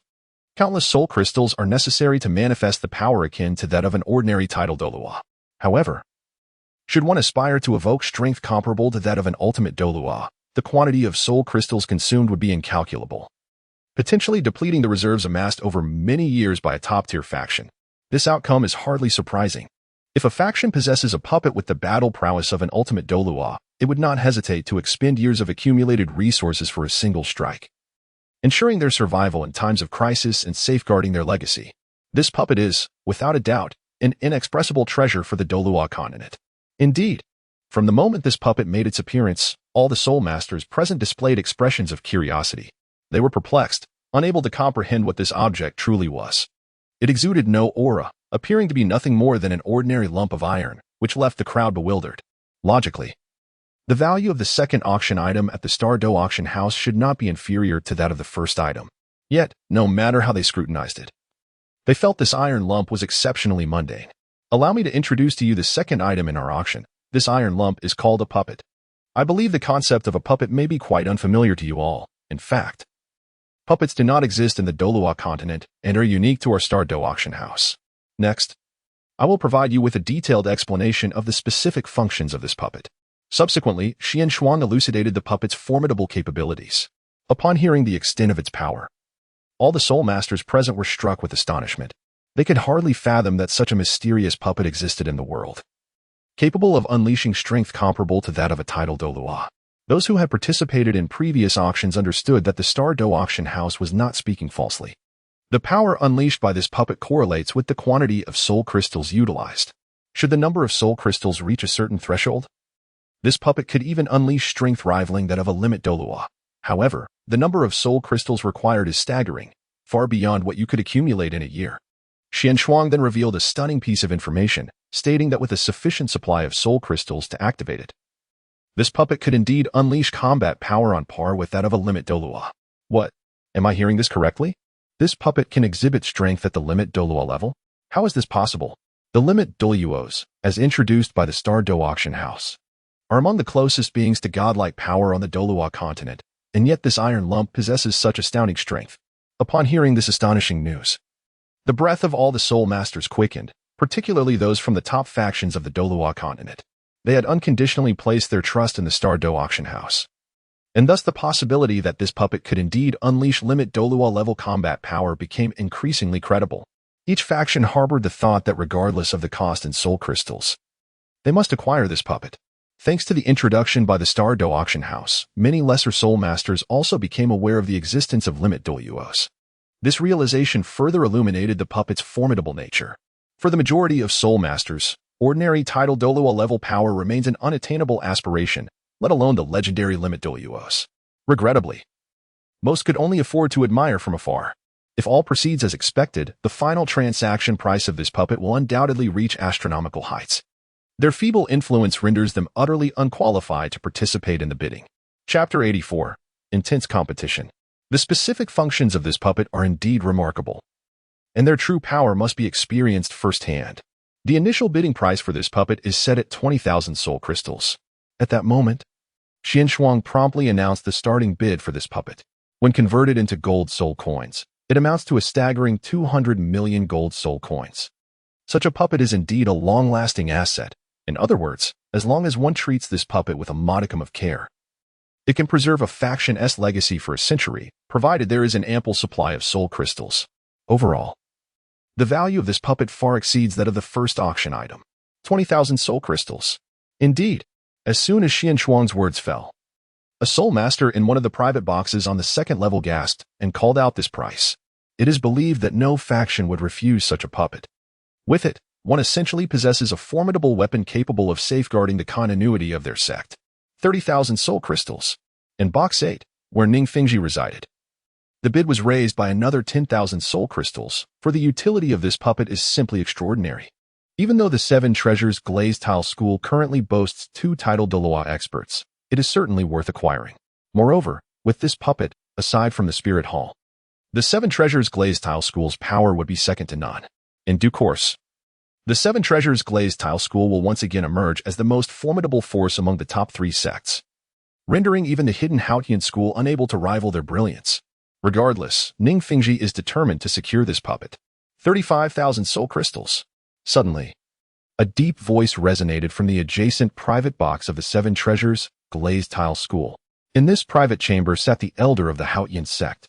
Since the news of the previous auction had spread, the Haotian sect could not remain indifferent upon learning of the treasures available at the auction. Thus, they discreetly departed from their sect to participate in this event, ensuring no other factions would discover their intentions. The current status of the Haotian sect was indeed peculiar. To mitigate any potential risks, it was prudent to maintain a low profile. The Haotian sect harbored an unwavering desire for the puppet on offer. After years of seclusion, their strength had been significantly restored. Acquiring this puppet would eliminate any fear of threats from the Spirit Hall, allowing them to reclaim their presence on the Douluo Continent. It was surprising that the Star Dou Auction House would present such an item for bidding. one could not help but wonder if it favored human soul masters. Tion listened intently to the introduction of the puppet, murmuring with a grave tone. He had not anticipated that the seemingly ordinary iron object, once activated by soul crystals, could unleash the power of a limit Douluo, sending chills down his spine. No one knew how many such puppets resided within the Star Dou Auction House. Should human soul masters acquire a significant number of these puppets, the standing of their spirit beast clan would be perilously threatened. Amidst this predicament, Tion found himself at a loss, especially considering the presence of a divine-level powerhouse overseeing the Star Dou Auction House. In his quest for a solution, he found himself utterly devoid of options, resorting only to silent prayers. Hoping that the Star Dou Auction House would indeed adhere to the words of their previous leader and refrain from intervening in the conflicts between soul masters and soul beasts. "Secure that puppet," commanded Bibi Dong, her expression grave as she addressed the adjacent Ju Douluo. Her eyes sparkled with determination as she beheld the unassuming puppet ahead. Refusing to yield in the slightest, she had never fathomed that such a remarkable puppet could exist in the Douluo Continent. With a sufficient number of soul crystals to activate it, it could unleash the power of an ultimate Douluo, a truly astonishing revelation. Having reached the pinnacle of ultimate Douluo herself, she was acutely aware of the sheer magnitude of such combat prowess. This implied that should the Spirit Hall acquire this puppet, their path towards unifying the Douluo Continent would be remarkably smooth. Furthermore, the entirety of the Spirit Hall would lie firmly within her grasp, rendering even the likes of that old fellow, Qian Daolu, too intimidated to confront her directly. An urgent desire surged within Bibi Dong to secure this puppet at the auction without delay. 40,000 soul crystals, Ju Douluo proclaimed gravely in response to Bibi Dong's command. Calling out to the front, 45,000 soul crystals. Came the counteroffer, raised by another faction, the Snow Knight Emperor of the Tiandou Empire. Having heard of the wondrous capabilities of the Star Dou Auction House, the Snow Knight Emperor had set aside pressing matters to attend this auction, hoping to procure a treasure that could enhance the might of the Tiandou Empire. This puppet has captured his heart. A puppet capable of unleashing the formidable power of a tidal Douluo is an insatiable desire for His Majesty, the Snow Knight. Currently, the Heaven Dou Empire lacks a guardian of tidal Douluo caliber. Although Dugubo provides some assistance to the Heaven Dou Empire, His Majesty yearns for a tidal Douluo entirely under his control, and this puppet is perfectly suited for that purpose. While the Heaven Dou Empire is one of the two great empires of the Douluo Continent, it is nonetheless subjected to the oppression of top-tier forces. His Majesty seeks to evade this predicament. Thus, acquiring this puppet is imperative. Securing this puppet at auction would significantly bolster the status of the Heaven Dou Empire, allowing it to operate without concern for the scrutiny of other elite forces. Time flows slowly, and several minutes have passed. The price of the puppet continued to ascend, ultimately soaring to an astonishing figure. The majority of the soul masters present were left in utter astonishment upon hearing this price. It seemed that the final transaction amount for this puppet would be beyond imagination. 70,000 soul crystals. At the urging of Bibidong's gaze, the Chrysanthemum Douluo once again announced a breathtaking price. Elder Serpent Spear, Elder Stabbing Porcupine, who do you think will ultimately secure this puppet? In the private box, Qian Rinxue watched the impending competition with great enthusiasm and turned to inquire of the Stabbing Porcupine Douluo and the Serpent Spear Douluo beside her. Qian Rinxue had been equally shocked upon learning the puppet's specific function. However, lacking sufficient soul crystals to participate in the auction, she had no choice but to relinquish her desire for the puppet. It was evident that the 7 Treasure Glazed Tile School, possessing the most substantial financial resources among the current factions, would logically be the one to acquire this puppet. Nevertheless, as the currency for transactions at the Star Dou Auction House was soul crystals, each faction had only 1 year to amass them. Thus, it remained uncertain who would ultimately claim this puppet. The Serpent Spear Douluo shared his perspective. Almost every faction was eager to compete for this puppet. It truly was indeterminate which faction would ultimately succeed in securing it. Upon hearing these words, Qian Rinxue fell into a contemplative silence, her gaze subtly drifting toward Bibidong's private box. The continuous price increases from the Chrysanthemum Douluo indicated Bibidong's interest in the puppet. A shadow of ambiguity flickered in Qian Rinxue's eyes as she grasped the situation. Chapter 85, The Talisman 80,000 Soul Crystals. In the box of the Haotian sect, the elders gritted their teeth and immediately raised the bid by another 10,000 soul crystals. A look of hesitation spread across the faces of the Haotian sect members, as they had brought only 80,000 soul crystals for this occasion. After years of development, the number of disciples within the Haotian sect had dwindled significantly. resulting in a limited accumulation of soul crystals over the year.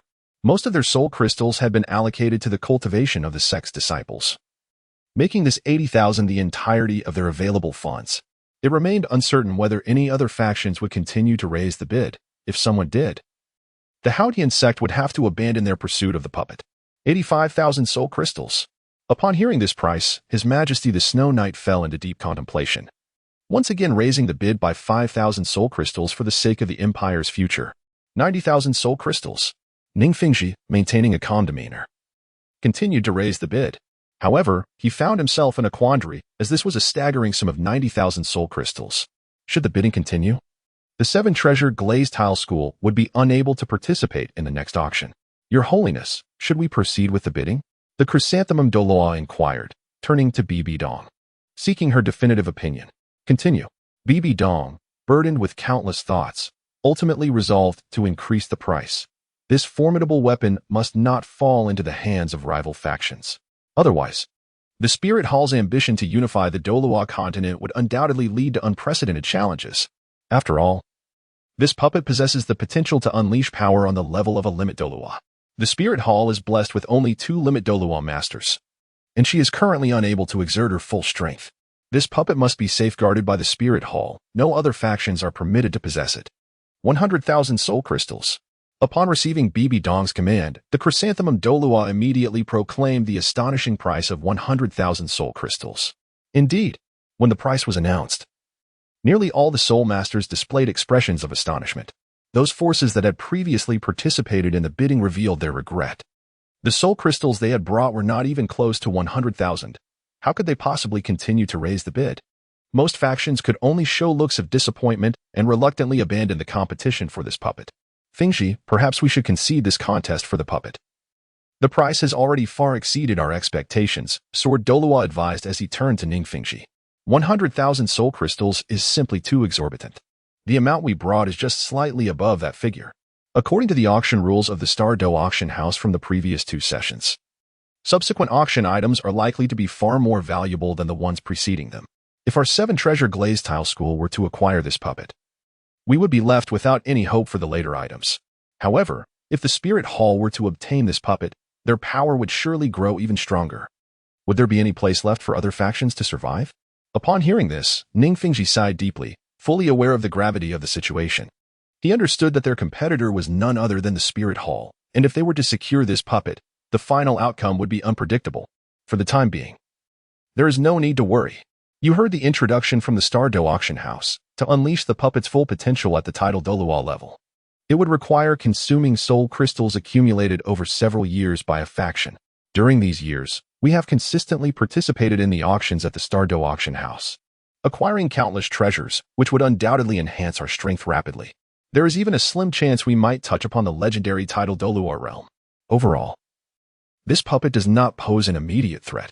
Bone Douluo concurred with Sword Douluo's assessment, acknowledging the difficulty of continuing the competition for the puppet.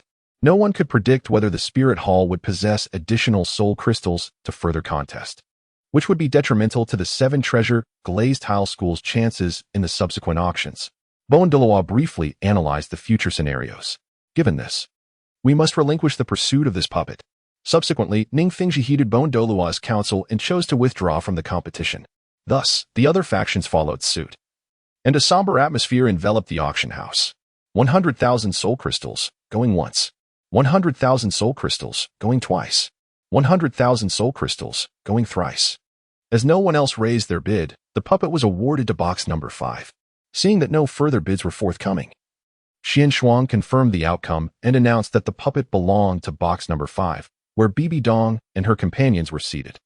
Upon the conclusion of the previous auction item, the third auction item commenced in earnest. With a sweeping gesture, Xian Shuang conjured 5 rectangular slips of paper that materialized in the void before him, adorned with intricate engravings. These seemingly ordinary sheets of paper emanated a formidable surge of soul power, imbued with an unmistakable aura of lethal intent. From the moment the 5 papers appeared, the formidable soul masters present were acutely aware of the immense power contained within them, causing a palpable sense of trepidation amongst all. What precisely are these papers? Why do I sense an imminent threat emanating from them? Indeed, I share this sentiment, despite my soul power being at the soul saint level. These 5 slips instill a profound sense of danger, suggesting that beneath one of these papers, my chances of survival are virtually non-existent. It is truly terrifying. Where does the Star Dou Auction House procure such powerful artifacts? As all gazed upon the 5 slips and felt the overwhelming waves of soul energy, they could not suppress a deep inhalation, once again recognizing the enigmatic nature of the Star Dou Auction House. Setting aside the previous puppet, these 5 slips alone had completely reshaped their worldview. Allow me to introduce these 5 slips, which are, in fact, talismans crafted by the Star Dou Auction House. The specifics of their creation remain a closely guarded secret known only to us. Each talisman possesses a formidable offensive capability. Any soul master beneath the title Douluo rank who is struck by one is guaranteed to meet their demise. Even a typical title Douluo would suffer grave injuries upon impact. Moreover, should all 5 talismans strike a single individual, they will coalesce to form a formation, unleashing an unprecedented level of attack, leaving the recipient with almost no chance of survival. Even the most powerful limit Douluo would not dare to confront their combined might. For a moment's inattention could lead to severe injury from the collective force of these 5 talismans. Xian Shuang's understated exposition of the 5 talismans' capabilities once again left the hearts of all soul masters in a state of astonishment. These 5 talismans are truly extraordinary, serving as an immensely powerful trump card. Chapter 86, The Violet Longsword. Indeed, as anticipated, nearly all the soul masters were unable to maintain their composure upon hearing of the remarkable capabilities of these 5 talismans. It was utterly unthinkable that such potent lethality could reside within these talismans. Just one talisman is capable of severely injuring a title Douluo-level powerhouse, leaving everyone utterly astonished. In the eyes of many soul masters, the title Douluo symbolizes invincibility. Yet, it was astonishing to discover that such a simple piece of paper could reach the level of wounding a title Douluo. What astonished them even more was that the combined force of these 5 talismans could inflict grievous harm upon an ultimate Douluo, the individuals closest to divinity. Yet, even they could not withstand the onslaught of the combined attack from these 5 talismans. Suddenly, a fervent thought blossomed in everyone's minds. They must acquire these 5 talismans. Although these talismans are single-use items, the power they unleash is sufficient to ensure the safety of their sect. If other factions were to learn that they possess these 5 talismans, which title Douluo would dare to risk their life to assault their faction. Thus, this serves as a form of protection. The 5 talismans will be auctioned together at the Star Dou Auction House, with an opening bid set at 20,000 soul crystals. Subsequently, Xian Shuang announced the initial bidding price for the 5 talismans, the same as that of the previous puppet. Overall, the significance of these 5 talismans does not surpass that of the puppet, yet they are equally remarkable, an extraordinarily formidable treasure. In some respects, the value of these 5 talismans far exceeds that of the earlier puppet. 20,000 soul crystals. One faction promptly called out this price, their tone brimming with eagerness to secure these 5 talismans at once. We must obtain these 5 talismans. After realizing the extraordinary capabilities of the talismans, Bibi Dong, with equal urgency, urged Zhu Douluo and the others beside her, insisting that they must secure the auction of these 5 talismans at all costs. The power of these 5 talismans combined evoked an immense sense of anticipation even within her. With these 5 talismans in hand, the Spirit Hall would possess an extraordinarily formidable trump card, thus stirring a deep emotional response in Bibi Dong. The pontiff, at any cost, was determined to secure these 5 talismans, yet they had already expended a significant sum on a puppet. Should they proceed to auction these 5 talismans? The expenditure of soul crystals would be astronomical, and the quantity they had brought was rather limited.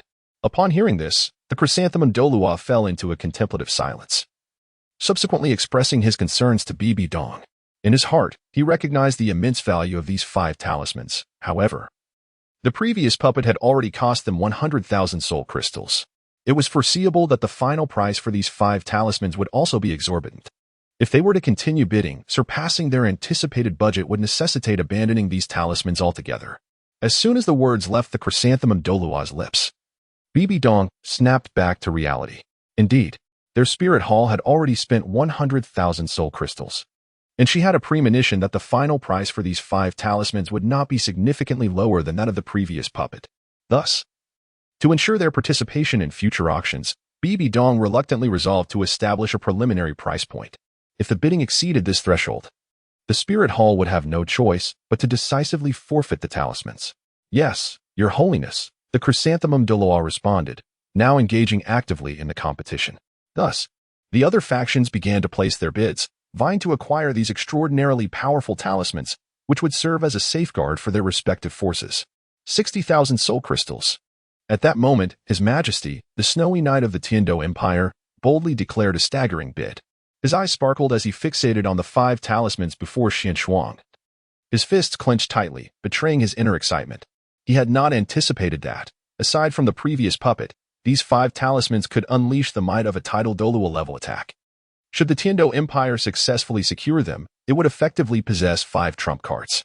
As for the ultimate Douluo level experts, His Majesty had not yet contemplated that possibility. If a typical tidal Douluo were to launch an assault against the Tiandou Empire, they would have 5 chances for survival, having already missed out on the previous puppet. His Majesty was determined to obtain these 5 talismans at all costs. Even if it meant foregoing future auction items, he was resolute in acquiring them. 65,000 soul crystals. Ning Fengji of the 7 Treasure Glazed Tile School continued to raise the price, his heart brimming with curiosity regarding the 5 talismans. However, his intentions diverged from those of others. He aimed to unravel the specific methods of their creation through these talismans. When that time comes, the 7 Treasure Glazed Tile School would be able to produce an endless supply of talismans, thereby elevating the prestige of the sect to unprecedented heights. The ultimate power unleashed by these 5 talismans left Ning Fengji and others utterly captivated. Within his anticipated price range, he still hoped to successfully bid for these 5 talismans. Had Lu Yun been aware of Ning Fengji's thoughts, he would undoubtedly have smiled with indifference. Even if given a century, Ning Fengji would find it utterly impossible to decipher the essence of these 5 talismans. What arcane methods were employed in their creation? The energy contained within them is indeed astonishing, evoking a profound sense of awe. Truly, humans as soul masters are a uniquely gifted race, capable of crafting such wondrous talismans. One cannot help but wonder if, in the future of Douluo Continent, the soul beast race will find a place amidst them. Upon sensing the energy radiating from these 5 talismans, Dition and the other ferocious beasts were struck by a wave of despondency. Each artifact unveiled by the Star Dou Auction House is a treasure of unparalleled worth, most of which greatly benefit human soul masters. Meanwhile, the soul beast race has yet to discover suitable treasures to enhance their collective prowess. A flicker of dread ignited in Dition and his companions' hearts, should this trend continue. With human soul masters incessantly acquiring supreme treasures from the Star Dou Auction House, the soul beast race might indeed find themselves without a foothold on Douluo Continent. Thus, the once mighty ferocious beasts, renowned across the land, displayed expressions of profound melancholy, secretly wishing for the Star Dou Auction House to present treasures advantageous to their kin. However, such hopes seem futile, as the personnel within the Star Dou Auction House predominantly comprise powerful human soul masters. What incentive would there be for them to willingly offer treasures to the soul beast race? On the 3rd floor of the Star Dou Auction House, Lu Yun gazed eagerly at the ongoing auction below. Suddenly, he noticed the disappointment etched on the faces of Dition and his compatriots, prompting a fleeting recollection of this auction and the previous ones. An idea blossomed within him. It seemed that there were indeed no items beneficial to the soul beasts. Douluo Continent is home to 2 races, the soul masters and the soul beasts, yet the treasures auctioned thus far have predominantly favored the former. Lu Yun recognized the vast multitude of soul beasts, and if treasures appealing to them were presented, an enormous auction point would undoubtedly flow into his coffers. At this moment, Lu Yun conceived a thought. It seemed that the forthcoming auction was the opportune time to present certain treasures beneficial to the spirit beasts for bidding. Lu Yun's decision was underpinned by profound considerations. Profiting from the auction was merely one facet of his intentions. On another note, the equilibrium of the Douluo Continent must not be disrupted. If humanity's soul masters were to receive unbridled assistance in augmenting their powers, the spirit beast clan would face gradual extinction. It would not take a decade for the soul beast of the Douluo Continent to be hunted to the brink of annihilation by human soul masters, as each soul master required the absorption of soul rings to enhance their strength. Reflecting upon this grave issue, Lu Yun recognized the necessity of balancing the powers of the spirit beast clan, ensuring that such a dire situation did not come to pass. After a considerable period, Lu Yun cleared the chaotic thoughts from his mind and resumed watching the ongoing auction. 80,000 soul crystals. At that moment, His Majesty Snow Knight observed the price escalating rapidly, soon surpassing all the soul crystals he had brought. Consequently, a cryptic expression flashed across his eyes. He clenched his fists, gritted his teeth, and boldly declared 80,000 soul crystals. A notion took root in His Majesty Snow Knight's mind. he decided to take a gamble, hoping that no one would raise the bid further. The soul crystals he carried amounted to a mere 80,000. If the increments continued, it would inevitably exceed his total. For the sake of this moment's outcome, His Majesty Snow Knight chose to wager. He raised the price by 15,000 soul crystals, believing that the majority of the factions would refrain from further bidding. Nonetheless, this gamble harbored a significant risk of failure, yet for the future of the Tiandou Empire, he felt compelled to proceed. As soon as this price was announced, His Majesty Snow Knight's mental energy extended outward, eager to discern if any factions would dare to increase their bids. At that moment, anxiety gripped His Majesty Snow Knight to an extreme degree, as no one could foresee the unfolding events. Most factions, upon hearing this price, were left speechless, having never encountered an increase of 15,000 soul crystals in a single bid before. The increase in price is truly outrageous. Certain factions have chosen to withdraw from this competition. 80,000 soul crystals is simply excessive. They do not possess such a vast quantity of soul crystals to participate in the contest. The primary contenders remain the Martial Soul Hall and the 7 Treasures Glazed Tile School, both of which now display expressions of contemplation. Although these 5 talismans possess formidable offensive power, they are merely consumable items. The 7 Treasures Glazed Sect and the Martial Soul Hall are home to elite warriors. Thus these 5 talismans, while seemingly inconsequential, can nonetheless augment the foundation of the sect upon their acquisition. The 80,000 soul crystals indeed surpassed their anticipated price, reluctantly.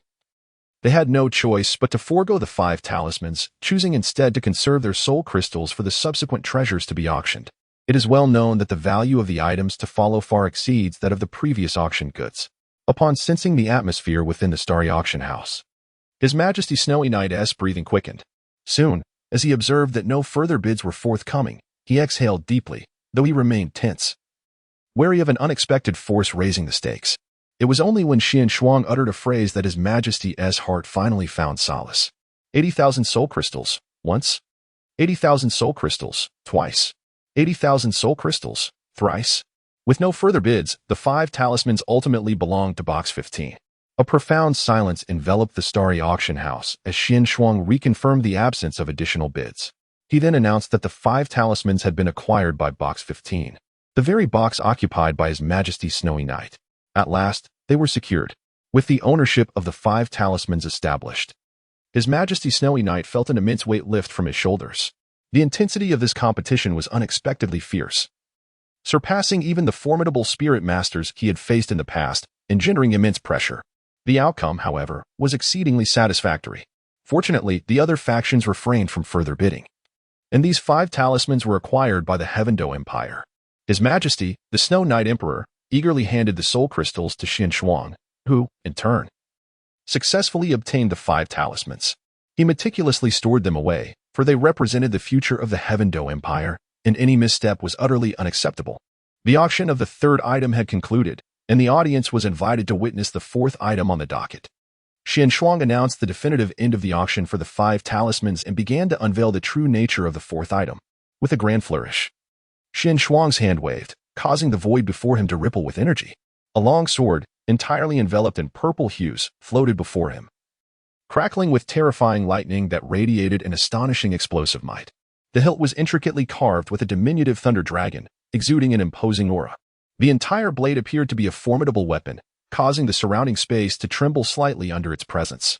The 4th auction item was indeed a sword, yet its origins remained shrouded in mystery. What was the source of the astonishing lightning that pulsed through it, imbued with an overwhelming murderous intent? Indeed, this purple longsword instilled a profound sense of imminent danger within me. It seemed to defy classification as a soul-guiding device. Rather, it bore the appearance of a newly forged creation. Could this unique forging technique be exclusive to the Star Dou Auction House? As all the spirit masters beheld the purple sword before Xian Shuang, they felt the tempestuous power of the lightning surging within it, accompanied by a chilling aura, provoking gasps of astonishment. Naturally, some among them, familiar with soul-guiding devices, expressed their confusion. The existence of such devices was known to only a select few on the Douluo Continent. The method of crafting soul-guiding devices had long been lost to history, rendering the devices in their possession mere relics of the past. Without exception, they were merely ordinary storage soul-guiding devices. They had never encountered a purple longsword radiating such formidable power. Curiosity swelled within each person regarding this sword. which had been selected as the fourth auction item by the Star Dou Auction House. Its ultimate value was bound to eclipse that of the first three items. Uncle Sword. What is the origin of this purple longsword?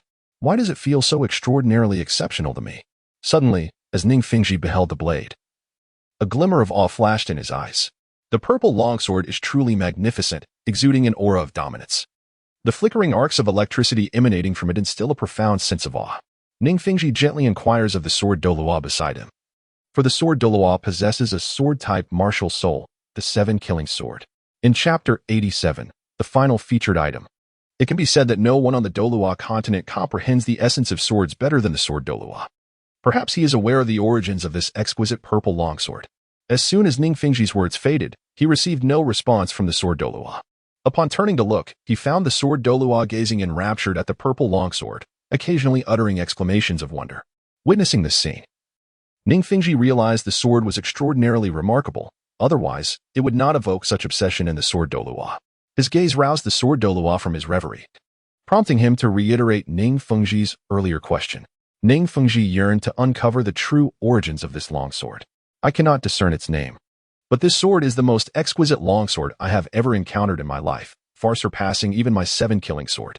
Yet, I am perplexed as to why this longsword manifests in physical form rather than as a martial soul. It is difficult to fathom the strength of the soul master capable of forging such a blade. I possess a strong premonition that no soul master on the Douluo continent could possibly create this unparalleled longsword. Only the Star Dou Auction House could present such a treasure. The sword Douluo sighed deeply, his tone saturated with admiration for the purple longsword. He speculated that no one on the Douluo continent could forge this longsword. Not even the three existing divine craftsmen, as if this purple longsword were never meant to belong to the Douluo continent.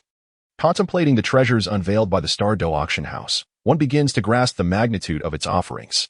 This magnificent purple longsword could only be procured from the Star Dou Auction House. Its extraordinary nature leads me to present it as a gift to you, Sword Uncle, remarked Ning Fengji with a smile upon witnessing Sword Douluo's admiration for the blade. His intention was to auction this remarkable sword as a tribute to Sword Douluo. However, Sword Douluo replied, "No, this sword shall seek its destined owner. I am unworthy to inherit such a weapon. Let the upcoming auction unfold as fate dictates." He anticipated that the final bid for this purple longsword would be astonishing, should it exceed the expectations of the seven treasure glazed tile school. They would forego the auction of this sword.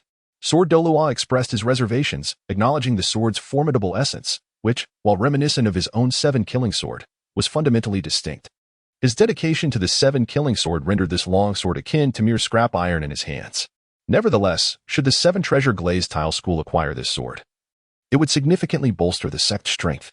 If the final bidding price proved exorbitant, they could judiciously choose to relinquish the pursuit of this exquisite purple longsword. Second Elder, are you aware of the forging process behind this purple longsword?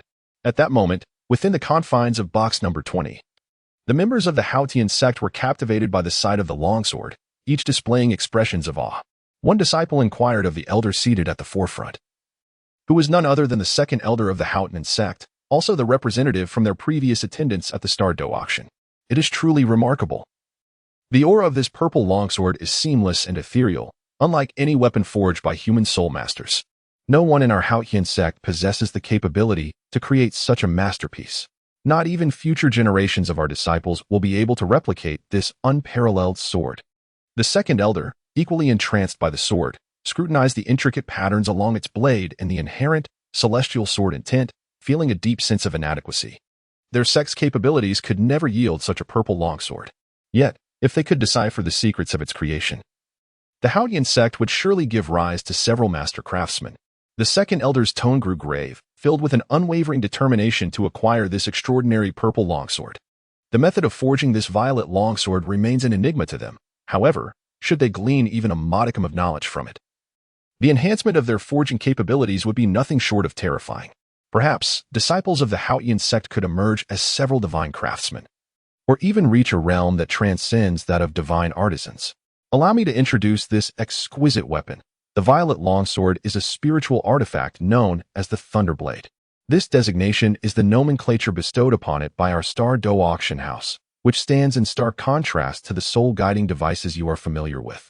The two should not be conflated. Let me elaborate on the formidable power of the Thunderblade. The sword itself is capable of unleashing the might of thunder, and the strength of lightning is well known to you, requiring no further elaboration on my part. Most importantly, the Thunderblade grows stronger in the presence of formidable opponents. As long as your own power is substantial, the force unleashed by the Thunderblade is beyond imagination. To illustrate, if a title Douluo were to wield the Thunderblade and infuse it with their entire soul force, they could potentially summon a myriad of thunderbolts, annihilating everything in their vicinity, leaving no living creature with a chance of survival. However, such a wide-scale attack should not be employed frequently, as a slight miscalculation could result in the Thunderblade rebounding and inflicting grievous harm upon its wielder. Xianshuang has provided a brief introduction to the name and origin of this sword. The Thunderblade was meticulously selected by Lu Yun from a divine-level shop. It is a common spiritual artifact within the realm of cultivation, classified merely as a low-grade spiritual weapon.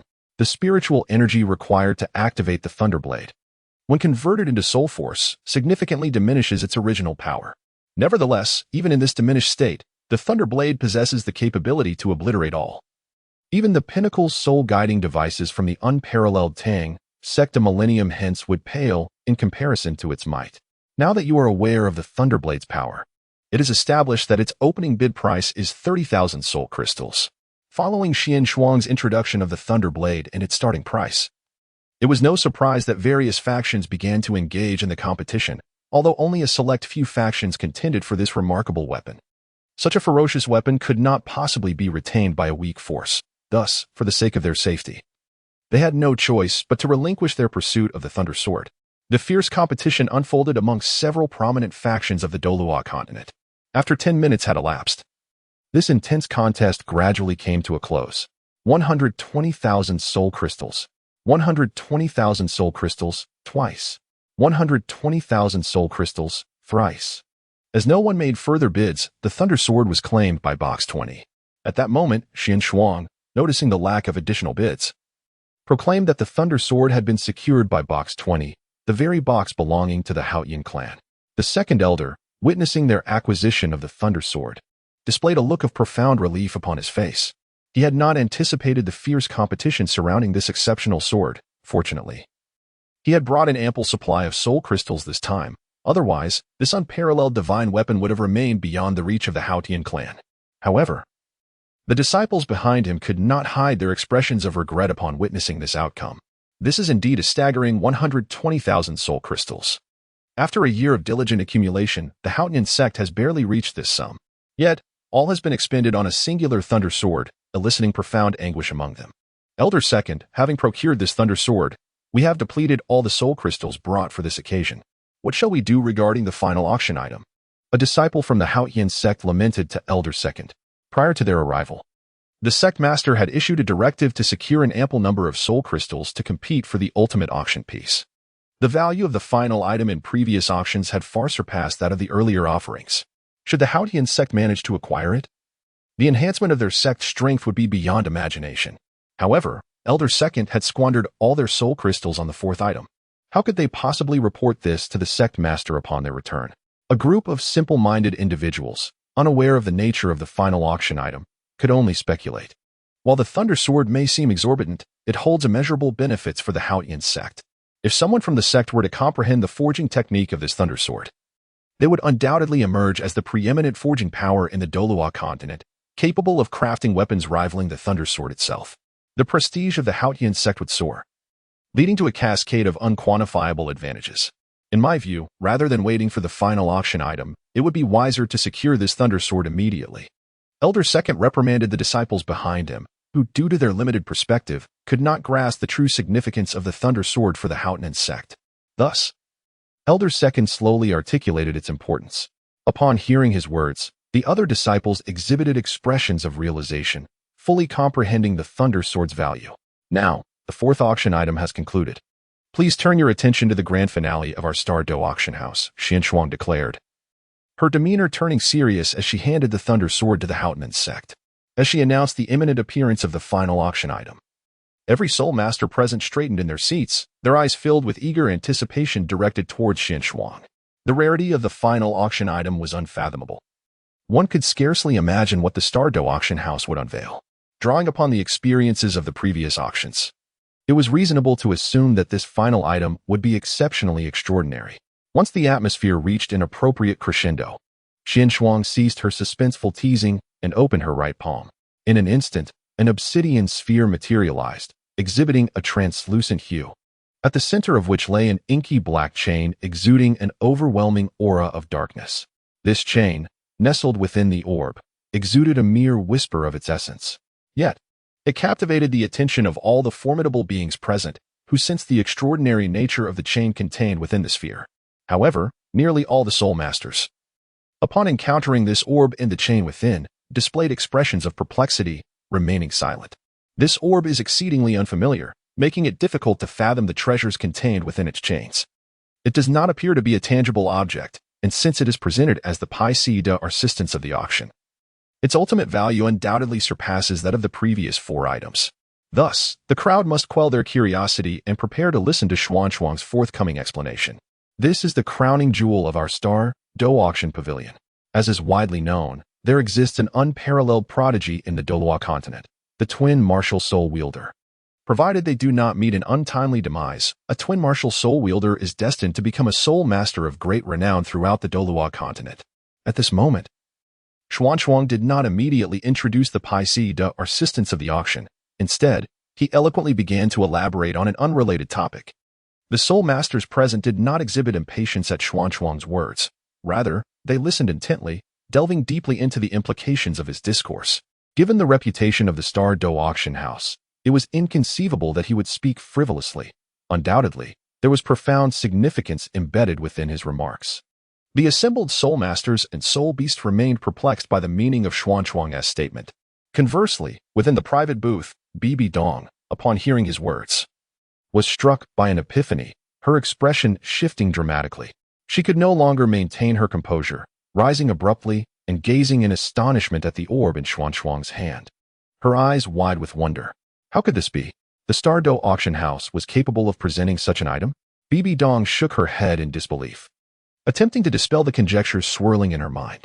Yet, no matter how she pondered, she felt her suspicions were entirely justified.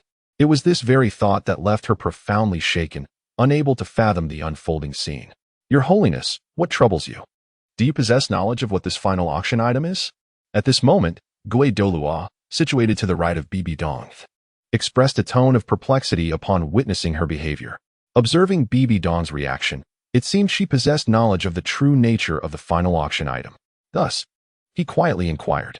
Despite his repeated observations, he remained unable to decipher the essence of the black orb and the chains entwined within it. No sooner had he spoken than Zhu Douluo, equally bewildered, cast a questioning glance at Bibi Dong. Undoubtedly, both Zhu Douluo and Gui Douluo were in the dark regarding the identity of the grand finale item at the Star Dou Auction House. Given Bibi Dong's status and prowess, it was evident that ordinary treasures could hardly evoke such a profound response from her. Even the first 4 auction items had failed to astonish her to this degree. Consequently, a shared thought emerged in the minds of both Zhu Douluo and Gui Douluo. The value of this final auction piece must indeed far exceed their expectations. The two prepared to listen intently to Bibi Dong's explanation regarding the origins of the grand finale item at the Star Dou Auction House. This phenomenon is undeniably enigmatic. There seems to be no discernible path to breakthrough. Chapter 88, The Chain of Darkness. Bibi Dong's attention remained fixated on the black orb in Xuanzhuang's hand, her eyes still reflecting an astonishment that lingered. Overhearing the perplexity of the Zhu Douluo and the ghost Douluo nearby, she solemnly articulated her conjecture. If I am not mistaken, the object contained within this orb is highly likely to be a martial soul. The moment Bibi Dong uttered this astonishing hypothesis, it jolted the Zhu Douluo and the ghost Douluo awake. They doubted their own hearing, incredulous that they had encountered such a bizarre notion. A martial soul? Is it not something that is birthed within the body of a soul master? How could it be extricated from its origin? Such a method is truly unfathomable. A martial soul is inherently possessed. How could it possibly be augmented by external forces? Regardless of how they pondered, an overwhelming sense of disbelief persisted, leaving them unconvinced by what they had just heard. Your Holiness, are you certain that the contents of that black orb are truly a martial soul? It feels exceedingly strange. The Zhu Douluo voiced his skepticism first, as it seemed implausible upon reflection. There is absolutely no doubt. If you delve deeper into the power emanating from that black sphere, it is identical to the essence of a martial soul. The prior introduction by the Star Dou Auction House regarding the possessors of twin martial souls, coupled with this series of conjectures, serves to substantiate that the orb indeed contains a martial soul. As for how the Star Dou Auction House accomplished this feat, that remains unclear for now. Bibi Dong endeavored to compose herself and began to elucidate the basis of her hypothesis. Even at this moment, she was resolute in her belief that her conjecture held no errors. Upon hearing Bibi Dong's unwavering conviction, the Jew Douluo and the ghost Douluo found themselves ensnared in doubt. Could it truly be, as the Holy Pope surmised, that what Xuanzang held was indeed a martial soul? Subsequently, as everyone contemplated, Xuanzang unveiled the true nature of the orb's contents. Today, the final highlight of our Star Dou Auction House is the object contained within this orb, known as the Chain of Darkness. I believe you are all quite curious about what it truly is. It is a martial soul. The Chain of Darkness is a supreme martial soul endowed with dark powers, and it can be said that a soul master possessing this martial soul is inherently a control-type soul master, as well as a formidable assault-type soul master. After all, this chain possesses not only immense control capabilities but also astonishing offensive power. At that moment, Xuanzang directly introduced this unparalleled martial soul, a weapon unlike any other. Did I hear that correctly? The contents of this orb are indeed a martial soul. How could a martial soul be extricated and put up for auction? Even if it truly is a martial soul, how are we to absorb it? The martial soul of every soul master is awakened at the tender age of 6.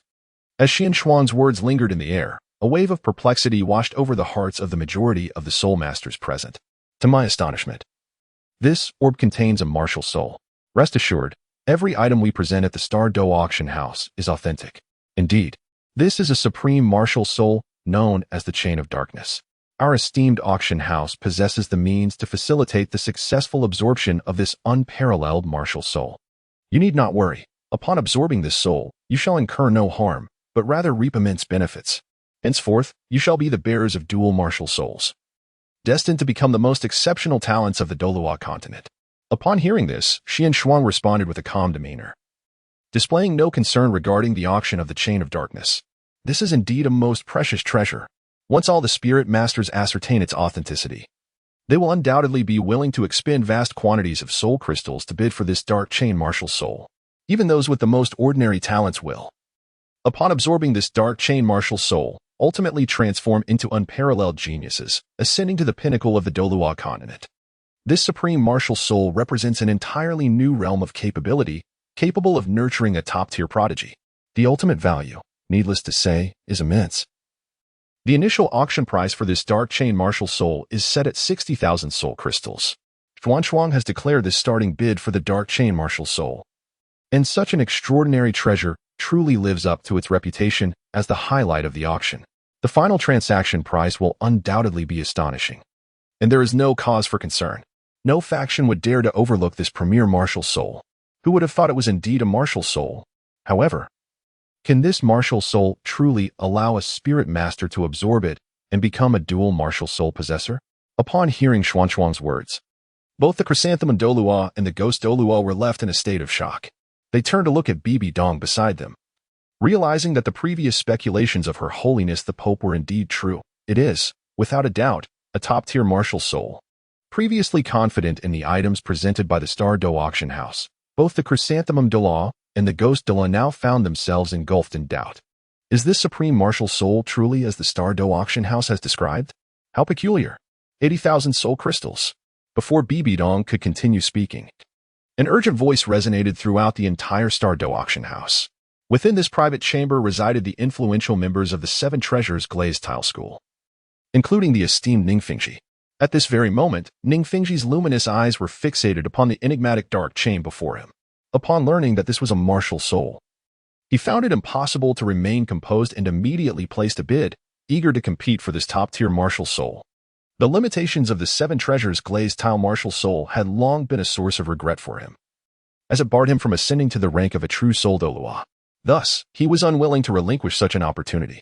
Should he succeed in acquiring this premier martial soul and subsequently absorb its essence, he would truly become a dual martial soul wielder.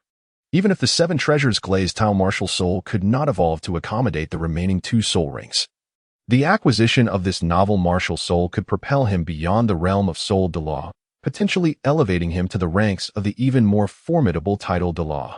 Faced with such an enticing prospect, even Ning Fingji, as the leader of the Seven Treasures glazed tile school, found it difficult to maintain his composure. Fingji, are you certain that this martial soul is authentic? Inquired the sword Douluo, concern evident in his voice upon hearing Ning Fingji's initial bid. From the moment the final Pai Dou assistance of the auction made its appearance, he expressed his disbelief. Yet, upon observing the unwavering confidence of the starry auction pavilion, a flicker of possibility began to take root in his mind. Nevertheless, Sword Douluo retained a lingering sense of skepticism. Upon hearing Ning Fingji's urgent bidding, he discerned the intentions that lay within Ning Fingji's heart, rather than opposing Ning Fingji's actions. Sword Douluo found himself in complete accord with them. There remains an air of peculiarity in this matter. Hence I wish to suggest that Ning Fingji contemplate for a while longer before entering the fray of bidding. Nevertheless, I have faith that the methods employed by the Star Dou Auction House will not resort to deceiving us with counterfeit items. Moreover, my current soul power level has reached a plateau, making further advancement unattainable. Should I acquire this supreme martial soul and assimilate it, the prospects of ascending to the rank of a title Douluo would significantly increase. Such an enticing opportunity is one I cannot decline, regardless of the dangers that lie ahead. I must make an attempt. Without trying, how can one ascertain the authenticity of this exalted martial soul? Ning Fingji subtly shook his head, fully aware of the sentiments held by the sword Douluo and others, and he graciously declined. The auction item before him, the Pai Dou assistance, holds the potential to alter the course of his future, and he would not allow it to slip through his fingers. He was resolute in his determination to secure this paramount item. With these words, the sword Douluo let out a deep sigh, sharing the same thoughts as the bone Douluo, and did not impede Ning Fingji's actions. Gradually, they began to affirm in their hearts that this supreme martial soul was indeed genuine. Thus, they would proceed with the bidding as per Ning Fingji's intentions. 90,000 soul crystals. Before Bibi Dong could respond to the remarks made by the chrysanthemum Douluo and the ghost Douluo, upon hearing one of the factions raise the bid, she could not restrain herself and called out the price without regard for her own status. This time, Bibi Dong personally took charge of the auction, and the likelihood of this supreme martial soul being genuine was high. Thus, she was determined to acquire it. Already a possessor of twin martial souls, she was unwilling to let this exceptional martial soul fall into the hands of rival factions. As the Pope of the Spirit Hall, Bibi Dong harbored her ambitions. And at that moment, a new thought emerged in her mind. She yearned for this pinnacle martial soul, aspiring to become the first ever triple martial soul owner in the history of Douluo Continent. Moreover, the attributes of this dark chain martial soul resonated with her existing two martial souls, all embodying a darkness akin to power. Should she absorb this martial soul, it would not clash with her own soul power, which was precisely why Bibi Dong was unreservedly bidding for it. My lord, do you believe this final auction item is genuine? If it is, should we secure it? In the private box of Qian Rinxue, the three individuals were unable to maintain their composure upon hearing that the last auction item was a martial soul. Subsequently, the serpent spear Douluo, breathing heavily, turned to Qian Rinxue for confirmation.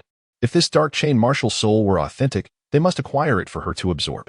With her possessing a divine-level martial soul, should she absorb this one, she would gain twin martial souls, ensuring her achievements would far surpass those of all soul masters on Douluo Continent. The foundation of the Star Dou Auction House was indeed profound, capable of presenting something as remarkable as a martial soul for auction. One could only wonder what else it might unveil in the future. After careful observation, Qian Rinxue noted that the aura of this martial soul appeared to be of the dark attribute, completely contrasting with the sacred and luminous attributes of her angelic martial soul. Recklessly augmenting herself with it as a second martial soul could lead to a repulsion of her own soul power, the consequences of which she could not predict. Qian Rinxue began to analyze the compatibility of this martial soul with her own circumstances, realizing that she was not suited to absorb the dark chain martial soul. Yet, though it was unsuitable for her, there would undoubtedly be others capable of absorbing it. At any cost, they must secure this martial soul for her. With a deep sigh, Qian Rinxue acknowledged that while this martial soul was not ideal for her, its extraordinary nature was impossible to ignore. Thus, she instructed the serpent spear Douluo and the porcupine Douluo that they must ensure the acquisition of this martial soul, having her own plans regarding its eventual ownership. Consequently, nearly all the top factions of Douluo Continent began to place bids in fierce competition, setting aside the question of the martial soul's authenticity. As long as there remained a glimmer of possibility, many factions were unwilling to miss this opportunity. This is indeed an opportunity that could alter their destinies. They would not hesitate to expend any amount of soul crystals for it. The grand finale of this auction, marked by the appearance of this exceptional item, elevated the atmosphere of the Star Dou Auction House to an exhilarating peak. All soul masters exerted their utmost efforts, fervently bidding for this unparalleled martial soul. As the auction once again ignited with fervor, the price of this martial soul has soared to 100,000 soul crystals, and it continues to ascend at an astonishing rate. A number of feeble soul masters display expressions of awe, acknowledging that this rapid escalation in price is truly remarkable. If the final auction item is indeed a supreme martial soul, capable of transforming a soul master into a dual martial soul wielder, such a price seems quite reasonable. 105,000 soul crystals. 130,000 soul crystals. After a brief moment, Ningfengji, disregarding any cost, continues to raise the bid. As this martial soul is the key to altering his destiny, he cannot relent. 140,000 soul crystals. Bibi Dong follows closely behind Ningfengji, incrementing the bid by 10,000 soul crystals. The price increase has, for a time, driven the majority of contenders out of this competition. The price of this supreme martial spirit has escalated to an absurd level, as they simply do not possess sufficient soul crystals to continue bidding. As time flows languidly, the auction proceeds fervently. As anticipated, the final transaction price for this martial spirit is astonishingly high. After all, the allure of a twin martial spirit is irresistible to any soul master. Lu Yun, positioned on the third floor of the Star Dou Auction House, observes the fervent atmosphere below with a calm smile. He had long foreseen the intensity that would ensue once the final featured item graced the auction. This scene is precisely what he longs to witness. The more intense the competition for the final auction item, the greater the profits he stands to gain from it. This supreme martial soul was acquired by Lu Yun from the Divine Shop, and the expenditure of auction points was quite modest. The Divine Shop boasts an overwhelming plethora of martial souls, including many that do not exist within the realm of Douluo Continent, and even an abundance of divine martial souls. As for the martial souls beyond the divine level, they too are available, but their prices are somewhat exorbitant, given his current financial standing. He is not yet able to afford such luxuries. Nevertheless, supreme martial souls are exceedingly rare on Douluo Continent. Those who possess a supreme martial soul, provided they do not meet an untimely demise, are destined to become at least a formidable soul Douluo. There exists a substantial possibility that they may rise to the ranks of title Douluo, feared across the Douluo Continent. After much contemplation, Lu Yun procured a supreme martial soul from the Divine Shop, the Chains of Darkness. P.S. As per the usual practice, there is one more chapter, for 1,000 words, to be updated at midnight. Chapter 89. The Spirit Hall 200,000 Soul Crystals. In an instant, a grave voice resonated throughout the Star Dou Auction House, abruptly silencing the atmosphere. No one anticipated that the previous bid of 180,000 soul crystals would surge so dramatically to 200,000 soul crystals. The increase was quite astounding. Some factions that had previously engaged in the competition, unwilling to concede, chose to withdraw from this contest. This amounts to 200,000 soul crystals. Given the foundation of their faction over the course of a year, it is inconceivable that they could amass such a sum. It remains unclear which faction possesses such an abundance of soul crystals. At this moment, as Ningfengji proclaimed this price, he listened intently to the surrounding commotion. His expression grave. 200,000 soul crystals represented the entirety of his wealth. He had refrained from bidding on any of the 4 auctioned items prior. Were it otherwise, he would have regretted missing out on this supreme martial spirit. A flicker of relief washed over him, for fortunately, the 7 Treasures Sect had not engaged in a relentless struggle with other factions during the preceding auctions. Curse be it. Upon hearing this price, Bibi Dong's countenance soured as she realized the remaining soul crystals of the Spirit Hall, with a malevolent glare directed at Ningfengji's private box. She was astonished that such a vast amount of soul crystals could be produced from within. How infuriating. Initially, after bidding 18,000 soul crystals, she had believed victory was within her grasp, only to have another faction abruptly emerge and elevate the price to 200,000 soul crystals. This revelation incited profound fury within Bibi Dong. Had she not previously captured that puppet, the Dark Chain's martial spirit would undoubtedly have belonged to her. However, witnessing the current scene compelled Bibi Dong to relinquish her claim to this supreme martial spirit. Here lies the Star Dou Auction House, where Bibi Dong refrains from any reckless actions, seated in fury, her gaze betraying a myriad of inscrutable emotions. The other factions, too, opted for silence, their expressions dim as they relinquished the opportunity to bid on this premier martial soul. 200,000 soul crystals for the first time. 200,000 soul crystals for the second time. 200,000 soul crystals for the third time. With no further bids, Xianshuang promptly announced the ownership of the final highlight item, which belonged to the private box of Ning Fengxi. At last, it was in his grasp. In that moment, upon hearing the declaration regarding the final auction item, Ning Fengxi slumped in his chair, exhaling a deep sigh of relief. His eyes fixated intently on the obsidian sphere held by Xianshuang. He could hardly contain his eagerness to absorb the supreme martial soul, the chain of darkness.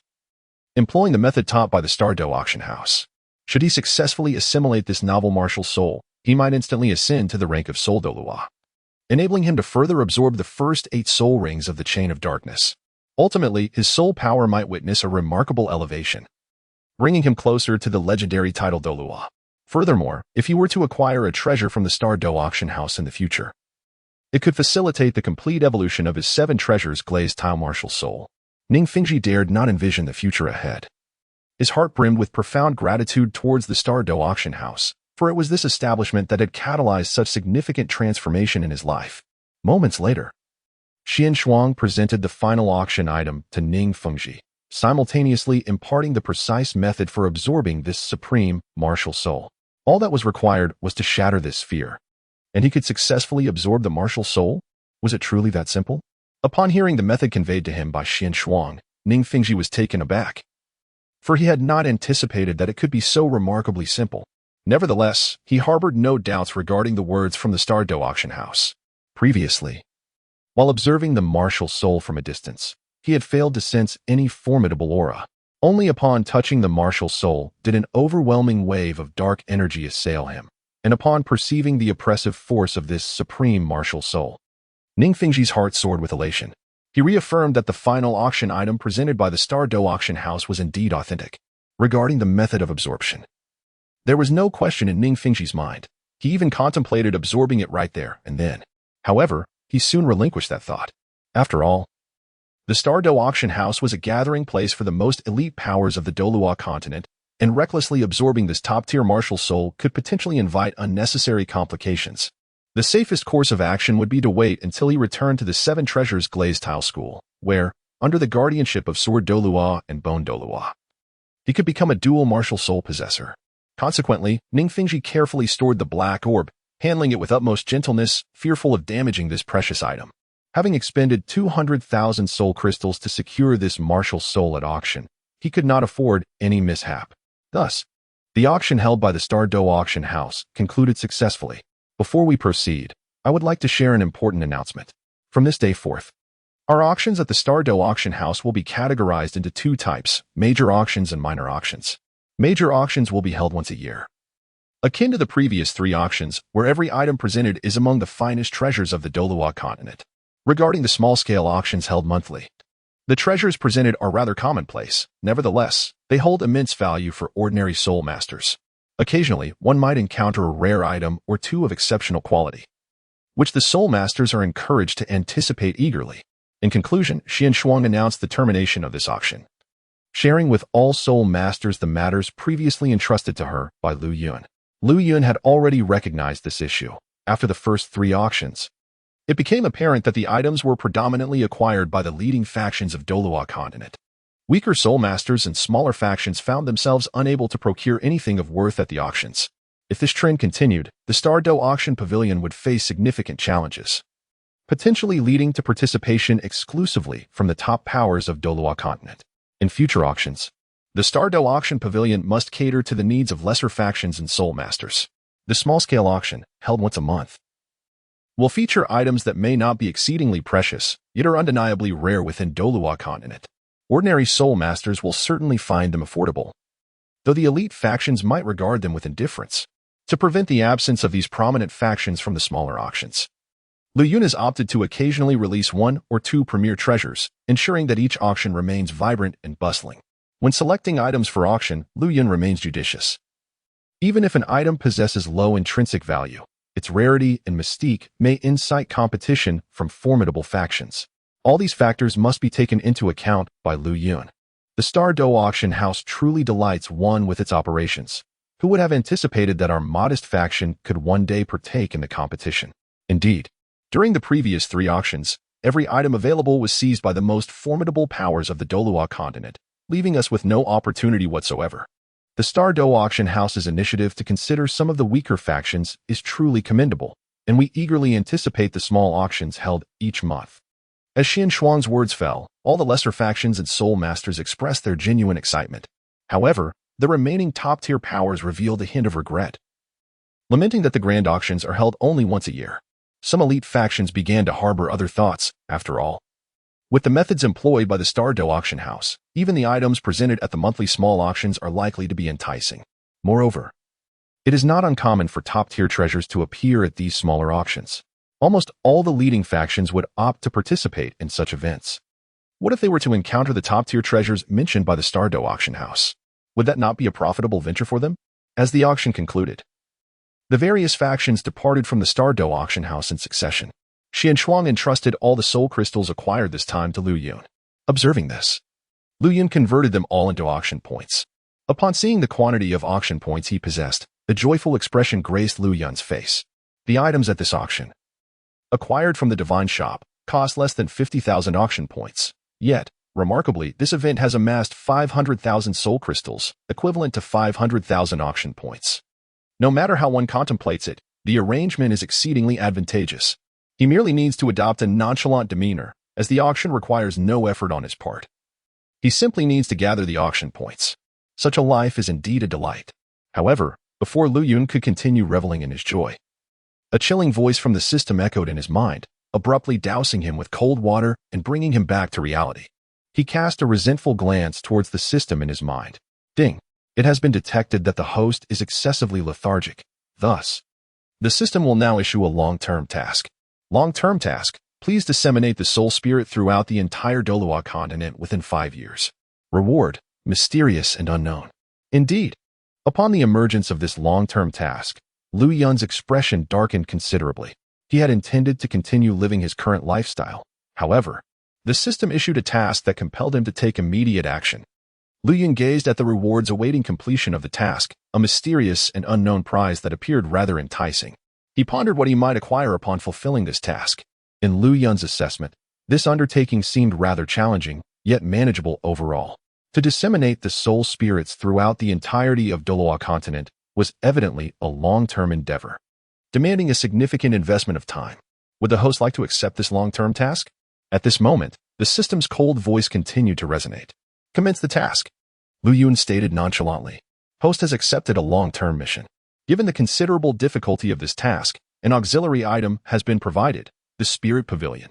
The system's frigid voice persisted, yet this particular statement piqued Lu Yun's interest. He had not anticipated that accepting this mission would grant him an auxiliary item. Subsequently, Lu Yun delved into the specific details of the Spirit Pavilion. Spirit Pavilion, to collect all soul beast species that have emerged throughout the ages on the Douluo Continent. These soul beasts have successfully transformed into soul spirits. With a sufficient expenditure of soul crystals, one can acquire specific soul spirits without limitation on quantity. At this moment, a series of subtitles appeared before Lu Yun, detailing the specific introduction of the Soul Spirit Pavilion. What an extraordinary establishment the Soul Spirit Pavilion is. With its existence, the time required to complete this task will undoubtedly be reduced to an infinitesimal fraction. This system is truly remarkable. Upon comprehending the specific functions of the Soul Spirit Pavilion, a glimmer of astonishment flickered in Lu Yun's eyes. The Soul Spirit Pavilion has arrived with impeccable timing. Initially, he was troubled, pondering how to disseminate the soul spirits throughout the entirety of the Douluo Continent, and where to source such an abundance of them. Although the soul beasts of the Douluo Continent are countless, there will inevitably come a day when they are exhausted. Moreover, Lu Yun was unwilling to transform the soul beasts in their prime into soul spirits, for doing so would irrevocably disrupt the balance of the entire Douluo Continent. He had been contemplating how to resolve this predicament when, unexpectedly, the system bestowed upon him the extraordinary Soul Spirit Pavilion, which encompasses all soul spirits of the Douluo Continent. As for the origin of these soul spirits, Lu Yun chose not to delve too deeply, for they bore an uncanny resemblance to those of the Douluo Continent. If he were to sell these soul spirits, would the resulting soul crystals be convertible into auction points? A flicker of doubt emerged in Lu Yun's mind, prompting him to immerse his thoughts and softly inquire. Indeed, however, the host must expend a certain amount of soul crystals to purchase soul spirits from the Soul Spirit Pavilion before reselling them. As for the final pricing, that is for the host to determine, came the system's cold voice. Upon hearing this, a smile graced Lu Yun's face, yet the subsequent revelation abruptly shattered his previous assumptions. He had initially believed that the soul spirits within the pavilion would be free for him, allowing him to sell them later and amass a significant amount of soul crystals, ultimately converting them into auction points. To his surprise, the soul spirits were not complimentary. He would need to purchase them first and then sell them to others. This convoluted process would result in a considerable reduction in his potential soul crystals. Lu Yun understood that in order to spread the soul spirits across the entire Douluo Continent, the pricing for lower-tier soul spirits must remain modest. If the cost were too high, many would be unable to afford them, thus jeopardizing his goal of disseminating the soul spirits within 5 years. He would need to carefully consider the final pricing. Naturally, the higher the tier of the soul spirits, the greater the selling price would be. For the top-tier soul masters of the Douluo Continent, soul crystals were plentiful. What they truly lacked were high-tier soul rings and soul bones. He had to balance the needs of the ordinary soul masters, as they constituted the majority on the Douluo Continent, which was essential for accomplishing his task and reaping the rewards of the mysterious unknown. After a considerable time, Lu Yun relaxed, setting aside his concerns, for he now possessed the remarkable item known as the Soul Spirit Pavilion. With the promotion from the Star Dou Auction House, it was certain that soul masters from across the Douluo Continent would flock to purchase soul spirits. Eventually, time alone would suffice to thoroughly disseminate the soul spirits throughout the entire Douluo Continent. P.S. May I ask if you are interested in the storyline related to the task issued by the system? Rest assured, the entire novel will consistently revolve around the theme of auctions. Chapter 90, The First Day of Business Upon Acquiring the Extraordinary Soul Spirit Pavilion. Lu Yun found himself ensnared in contemplation regarding the optimal location for its establishment. The purpose of the Soul Spirit Pavilion is twofold: to disseminate soul spirits throughout the Douluo Continent and to amass a considerable amount of auction points. Consequently, the chosen site must not be too obscure, necessitating the identification of an exceptional locale. After considerable deliberation, Lu Yun ultimately resolved to position the Soul Spirit Pavilion on the outskirts of the Star Dou Forest. This forest is renowned as one of the largest soul beast habitats on the Douluo Continent, frequented by numerous soul masters in pursuit of soul rings. By situating the pavilion adjacent to the Star Dou Forest, he would undoubtedly attract a greater number of soul masters eager to procure soul spirits. With plans for a forthcoming small-scale auction, he could leverage the promotional capabilities of the Star Dou Auction House to further enhance visibility. Such a strategy would likely result in a booming business for the Soul Spirit Pavilion, allowing him to accumulate a substantial quantity of auction points. With this thought in mind, Lu Yun focused his intent inward and addressed the system. System, please assist me in placing the Soul Spirit Pavilion on the outskirts of the Star Dou Forest, in a bustling area. As soon as his words fell, the Soul Spirit Pavilion within the system's space transformed into a streak of light, soaring into the distance until it settled on the periphery of the Star Dou Forest. At that moment, the area surrounding the forest was devoid of any individuals, as the auction hosted by the Star Dou Auction House had already concluded, and the soul masters who had gathered there had long since departed. The descent of the Soul Spirit Pavilion did not evoke much commotion. However, the surrounding spirit beasts were startled by the disturbance, causing them to scatter in all directions. A cold, mechanical voice resonated within Lu Yun's mind.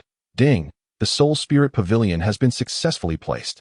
Upon hearing this announcement, Lu Yun closed his eyes tightly, and with a mere thought, he vanished from his original location, reappearing instantaneously within the confines of the Soul Spirit Pavilion. The Soul Spirit Pavilion, a gift from the system, possessed the remarkable ability to facilitate mutual transportation with the Star Dou Auction Pavilion. Furthermore, the pavilion harbored an extraordinary function. The invincibility domain was equally applicable within its premises. This meant that within the Soul Spirit Pavilion, Lu Yun was in an invulnerable state, rendering any adversary powerless against him, a significant assurance of safety. He was acutely aware of the formidable spirits residing within the pavilion. Should other skilled individuals arrive to seize these spirits, it could lead to considerable complications. Despite the esteemed reputation of the Star Auction Pavilion, unforeseen circumstances are inevitably bound to arise. During the month-long interlude between each of its small auctions, Lu Yun seizes the opportunity not only to cultivate but also to leisurely visit the Spirit Pavilion, treating it as a moment of respite. As he strolls through the expansive interiors of the Spirit Pavilion, he observes the seemingly infinite space within. To his surprise, The external appearance of the spirit pavilion presents itself merely as an ordinary loft, devoid of any peculiarities. Liu Yun had not anticipated the vastness that lay within. As he cast his gaze around the entire pavilion, he discovered that it was divided into numerous sections, each labeled with the attributes of various spirits, such as life and darkness. One classification naturally pertained to the inherent attributes of the spirit beasts themselves, while other areas further categorized them into plant-type spirits, beast-type spirits, and so forth. The variety of classifications within the spirit pavilion was overwhelming, encompassing not only the aforementioned categories but also intricate distinctions related to bloodlines, showcasing an astonishing level of detail. Nevertheless, these classifications proved to be exceedingly beneficial for Liu Yun, as they would facilitate future inquiries from customers regarding specific types of spirits without extensive searching. With this precise categorization, future endeavors to locate desired spirits would become significantly more manageable. With a light step, Liu Yun proceeded towards the entrance, opening the grand doors of the spirit pavilion to formally welcome guests. He settled into the foremost chair, patiently awaiting the arrival of patrons. The air within the pavilion was thick with spiritual energy, providing an ideal environment for cultivation. Thus, Liu Yun sat in quiet contemplation, awaiting the customer's arrival. As time flowed gently by, the area surrounding the spirit pavilion fell into a serene silence.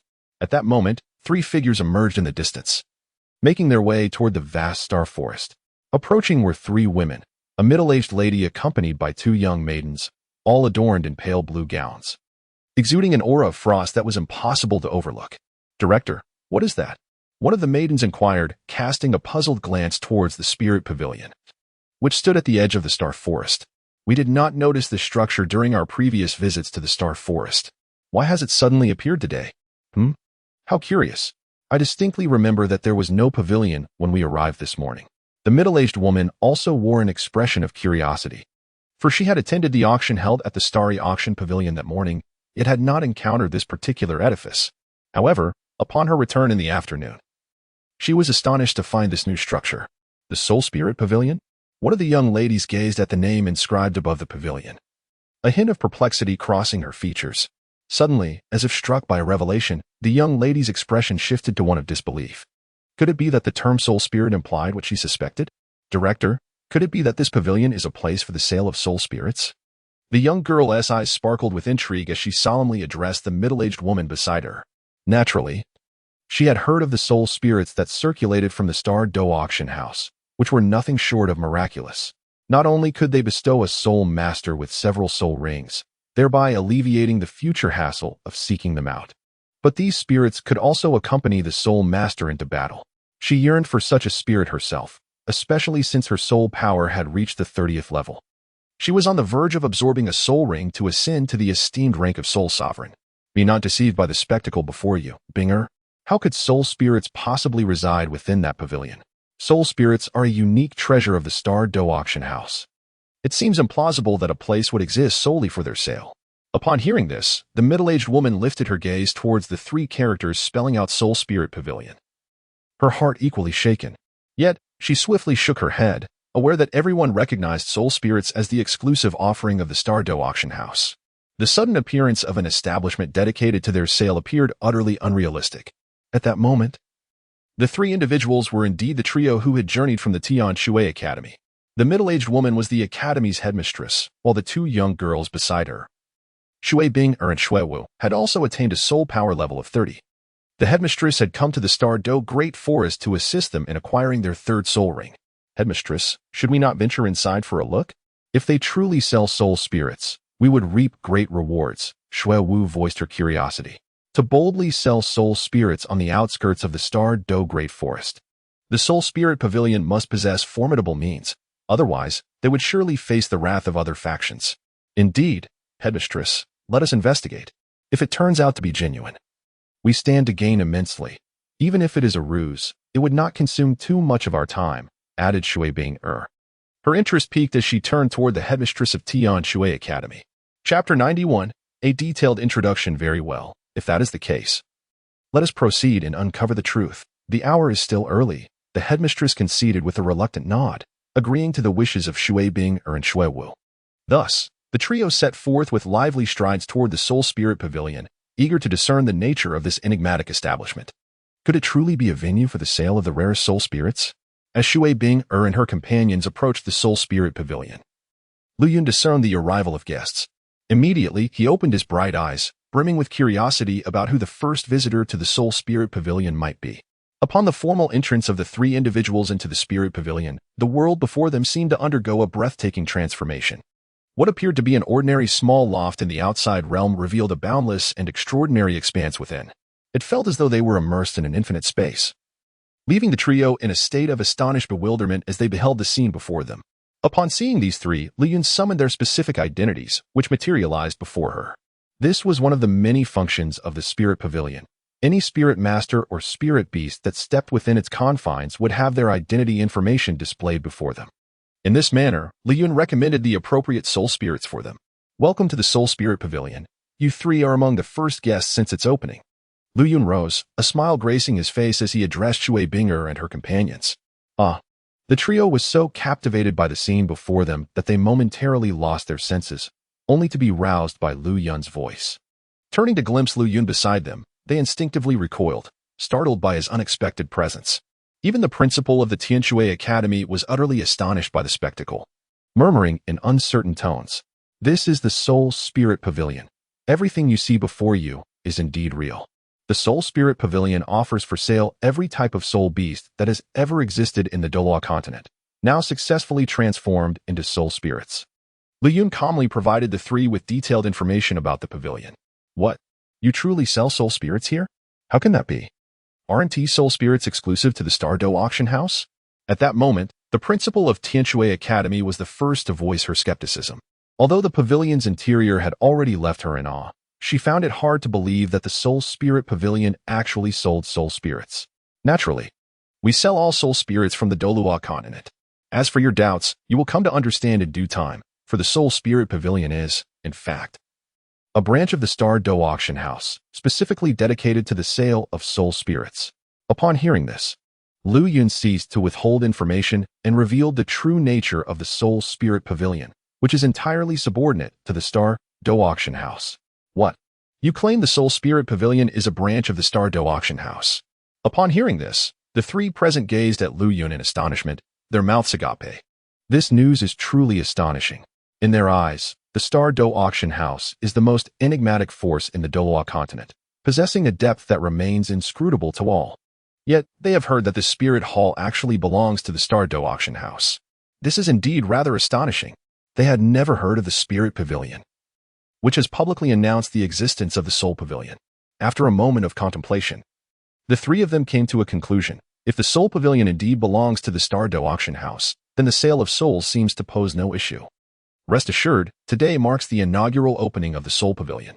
At the next small auction, the Star Dou Auction House will announce the existence of the Soul Pavilion to the Douluo Continent. Lu Yun softly remarked, "Do you offer all types of souls here?" After a lengthy pause, the Dean of Tianshui Academy made an effort to compose herself, her face alight with surprise. Little did she expect that the three of them would be among the first to step into the Soul Pavilion. They were truly fortunate.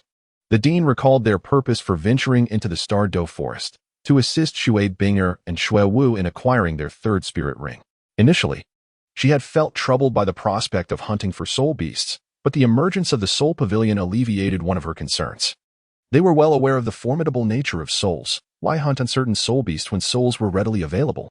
Thus, the Dean of Tianshui Academy resolved to procure a soul for Shui Bing and Shui Wu. Every type of soul exists within our Soul Pavilion. However, the rarer the soul, the higher the price. If you could specify the type of soul you require, including its lineage and attributes, I shall endeavor to find the most suitable soul for you. Lu Yun continued, urging those present to articulate their specific soul needs. Lu Yun understood that for Shui Bing and Shui Wu, the priority for their third spirit ring would naturally be ice attribute soul beasts. The soul spirits must be meticulously selected from ice attribute soul beasts.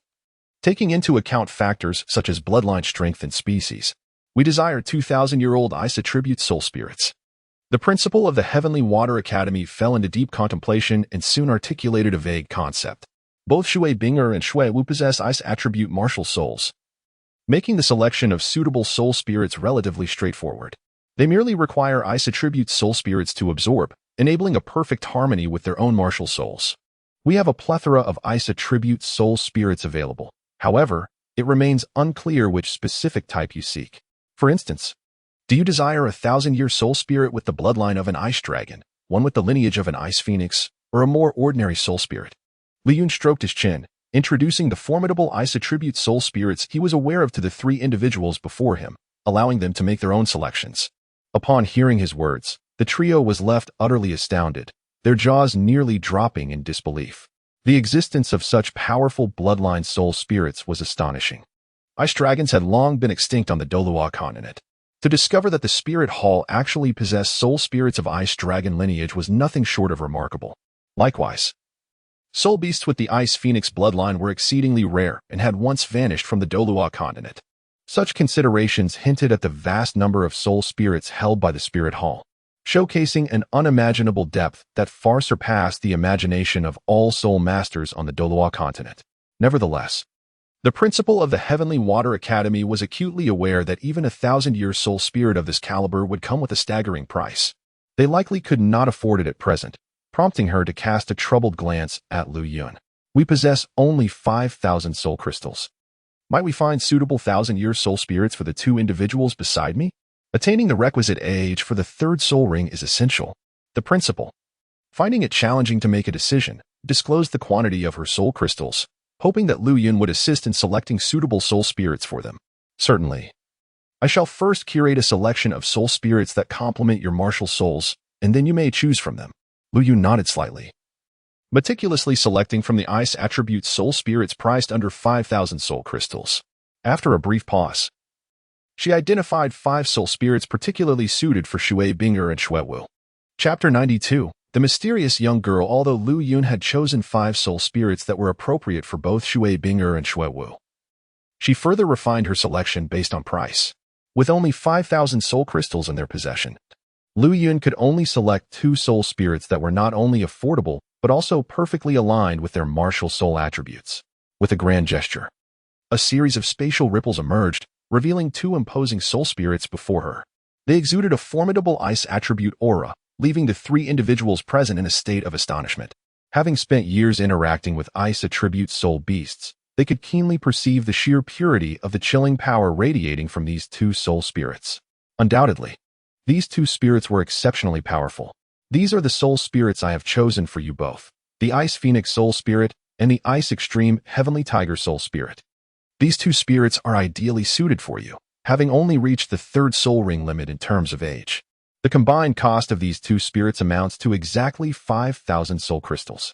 The Ice Phoenix Soul Spirit is particularly fitting for the young woman on your left, possessing a remarkably potent soul beast lineage, the Ice Phoenix lineage, hence its price of 3,000 soul crystals. As for the young woman beside her, the Ice Extreme Heavenly Tiger Soul Spirit is perfectly suited for her as well, also ranking among the top-tier ice attribute soul beasts, priced at 2,000 soul crystals. Li Yun proceeded to provide the Dean of the Heavenly Water Academy and others with detailed information about these 2 soul spirits, including their respective prices. As soon as Li Yun's words concluded, the 3 individuals present displayed expressions of surprise, unable to maintain their composure. Since their arrival, they had never disclosed their own information or martial soul conditions. They were astounded that the man before them could discern the martial souls they possessed. Explaining why he had presented these 2 specific types of soul spirits, they were simply too fitting for them. Shui Bing'er and her companions realized the enigmatic nature of the Star Dou Auction House and the Soul Spirit Pavilion as a branch of it undoubtedly possessed profound depth as well. Might I inquire whether you wish to purchase these 2 soul spirits? Li Yun, having noticed the change in the trio's expressions, sensed their desire to acquire them and continued to ask, "We shall buy them." After careful consideration, the president of Tianshui Academy ultimately consented to the purchase of the 2 soul spirits. Although 5,000 soul crystals represented a substantial sum, she was willing to sacrifice a portion of her immediate interests for the brighter future of Shui Bing'er and Shui Wu. Upon hearing this, Li Yun beamed with joy and promptly handed the 2 soul spirits to Shui Bing'er and Shui Wu. He also collected the 5,000 soul crystals, exchanging them for auction points. The system's listed price for these 2 soul spirits was remarkably low, yet Li Yun intended to inflate the final selling price tenfold. His strategy was to elevate the cost of all soul spirits by 10 times, thus enabling him to reap significant profits. However, He knew that soul spirits could not be priced excessively high, as doing so would render them unattainable for other soul masters. Naturally, the rarer the soul spirit, the more astronomical its selling price would be. Particularly for those of the 100,000-year grade, it was unlikely anyone on the Douluo Continent could afford them in the near future. Given the extreme rarity of 100,000-year soul spirits, it was believed that powerful soul masters would eventually be willing to expend years of accumulated soul crystals to acquire such treasures. The method of absorbing the soul spirits was reiterated by Lu Yun to the trio to prevent any potential mishaps during the absorption process. We understand how to absorb the soul spirits. The president of Tianshui Academy replied calmly. Subsequently, she departed from the Soul Spirit Pavilion with Shui Binger and Shui Wu, their arms laden with their new acquisitions. Once the three left, they would undoubtedly promote the existence of the Soul Spirit Pavilion, heralding a substantial influx of clientele in the days to come. However, there lies a flaw. If you were to remain alone within the Spirit Pavilion, it would undoubtedly pose a considerable challenge. Lu Yun resolved to seek an individual to oversee the Spirit Pavilion and, concurrently, to sell these spirits. For he could not possibly remain within its confines indefinitely. The business of the Spirit Pavilion must not falter. As it promises a substantial accumulation of auction points, abandoning it was simply not an option. Thus, Lu Yun solidified his intention. It was time to find someone to manage the sale of spirits, akin to a server in a previous life. As Lu Yun pondered over whom to appoint for this role, a sudden cacophony of hurried footsteps echoed from outside the Spirit Pavilion. Accompanying this were the incessant sounds of clashing weapons, resonating through the entire starry forest with an alarming intensity. "Stop right there. You have no path of retreat." A voice belonging to a middle-aged man reverberated throughout the forest, laced with a chilling intent that instilled fear in the hearts of those who heard it. Naturally, Lu Yun was attuned to the commotion, and he extended his immense spiritual energy outward to investigate. What unfolded before his eyes was a scene of urgency. A young girl, her garments tattered and stained with copious amounts of blood, was frantically fleeing towards the Spirit Pavilion. Trailing behind her were two men clad in black robes, their faces obscured by eerie masks. Yet, the faint aura of murderous intent and the stench of blood they exuded were impossible to overlook. It was evident that these two middle-aged men had recently taken lives, otherwise, the scent of blood would not be so overwhelming. The girl, in her desperate flight, was filled with a profound sense of hopelessness, but upon catching sight of the Spirit Pavilion ahead, a flicker of hope ignited within her gaze.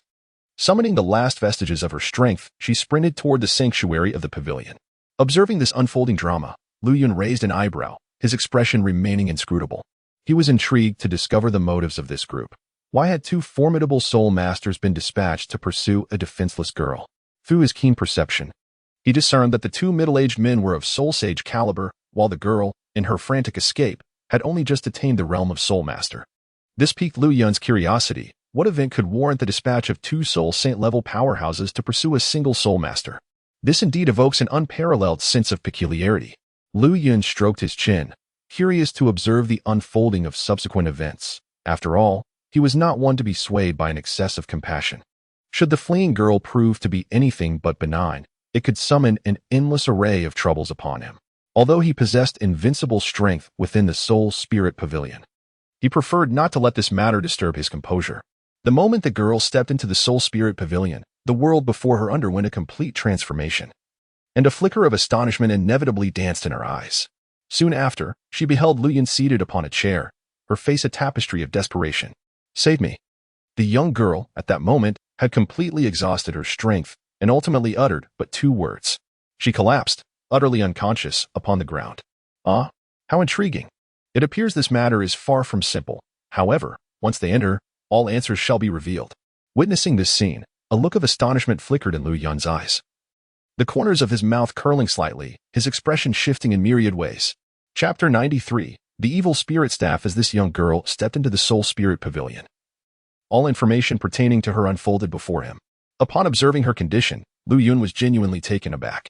Name: Morong Shui. Age: 12 years. Soul power: level 30. Martial soul. Evil spirit staff: sealed, gradually being unsealed. Physical condition: severely injured, on the brink of death. This encapsulates the situation surrounding the young girl. The girl, merely 12 years of age, has already attained the remarkable level of 30 in soul power, marking her as a prodigy within the realm of Douluo Continent. However, what astonished Lu Yun the most was the nature of her martial soul. The evil spirit staff, as its name suggests, undoubtedly falls into the category of malevolent martial souls. Upon inquiring with the system, Lu Yun learned that this type of martial soul is exceedingly wicked, and should it reach its pinnacle, it would inevitably transform into a harbinger of slaughter against all beings. Originally, for reasons unknown, this martial soul was sealed within the girl's body. Yet, due to unforeseen circumstances, the seal on her martial soul is gradually being undone. When that moment arrives, the malevolent power unleashed by the evil spirit staff will undoubtedly corrode her psyche, transforming her into a true female demon. At that point, countless soul masters on the Douluo Continent may fall victim to her hands. Lu Yun cannot turn a blind eye to such a situation. It is unacceptable for a soul master who poses a threat to the Douluo Continent to emerge before him. Should such dire consequences come to pass, it would hinder the continued operations of the Star Dou Auction House, leaving everyone in a state of trepidation, devoid of the spirit to partake in the auctions. Therefore, this matter demands Lu Yun's attention. After a brief moment, he reflected on the girl's life experiences, pondering the cruel twists of fate that had befallen her. In a small family on the Douluo Continent, the young girl lived a harmonious life. However, unbeknownst to her, a mysterious force suddenly descended, mercilessly slaughtering all the members of her clan. Under the protection of her kin, the young girl fled her family, only to find herself pursued by two formidable soul saints. Within her memories, it seems that the enigmatic figures had come to the Murong clan with the singular purpose of seeking her out. Was it the evil spirit staff martial soul they desired? Could it be that? At this moment, Lu Yun gradually conceived a conjecture, intrigued by which enigmatic force had annihilated the entire Murong clan. With a sweeping motion of his hand, he channeled a torrent of soul energy into the body of the young girl, aiding her in suppressing the injuries that plagued her. Should her condition continue to deteriorate, her life force would inevitably wane, leading her to the brink of death. For the time being, he utilized his soul energy to halt the progression of her wounds, intending to tend to her injuries once he had dealt with the two mysterious individuals. Just then, the two middle-aged men pursuing the young girl abruptly stepped into the soul spirit pavilion. At that moment, Lu Yun became acutely aware of their circumstances. So it was. With this realization, a shadow of ambiguity flickered in Lu Yun's gaze. Indeed, his suspicions had been correct. According to the information he gleaned about these two, Lu Yun discerned that they hailed from the Holy Spirit Sect. He was well aware that the Holy Spirit Sect was a formidable force associated with the evil soul masters in the unparalleled Tang sect of a millennium hence.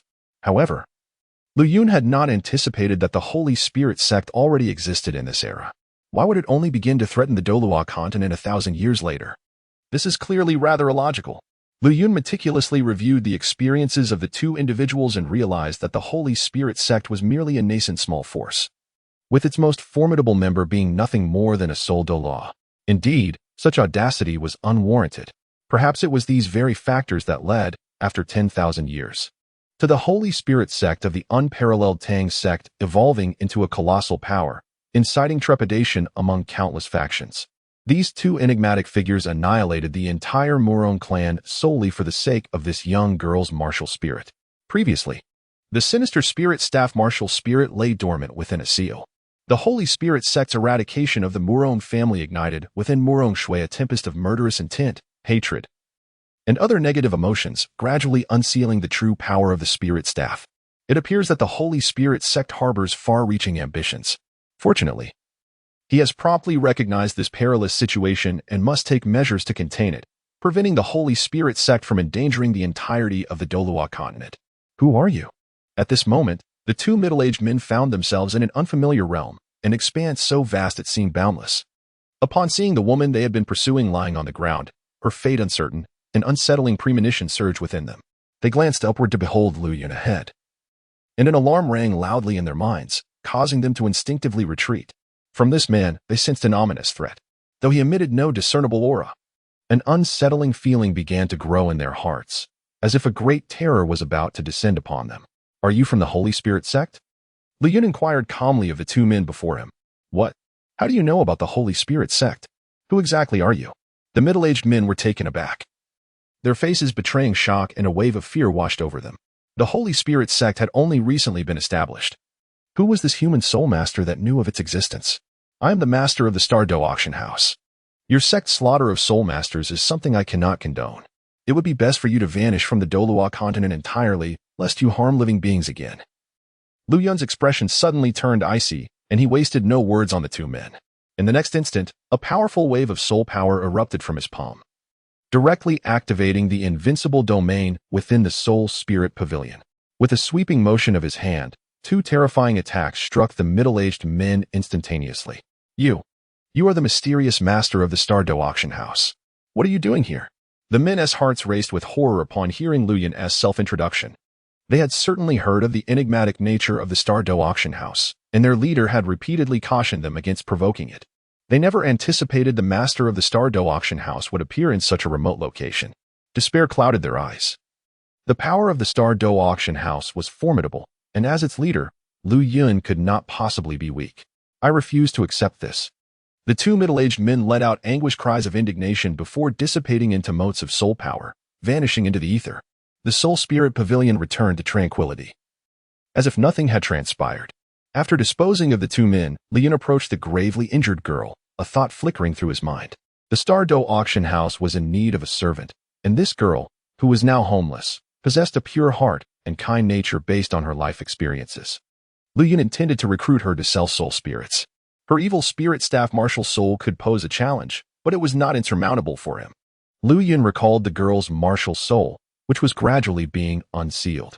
To restrain this malevolent force, he needed to devise a solution. Within the celestial shop, he sought a remedy for this predicament.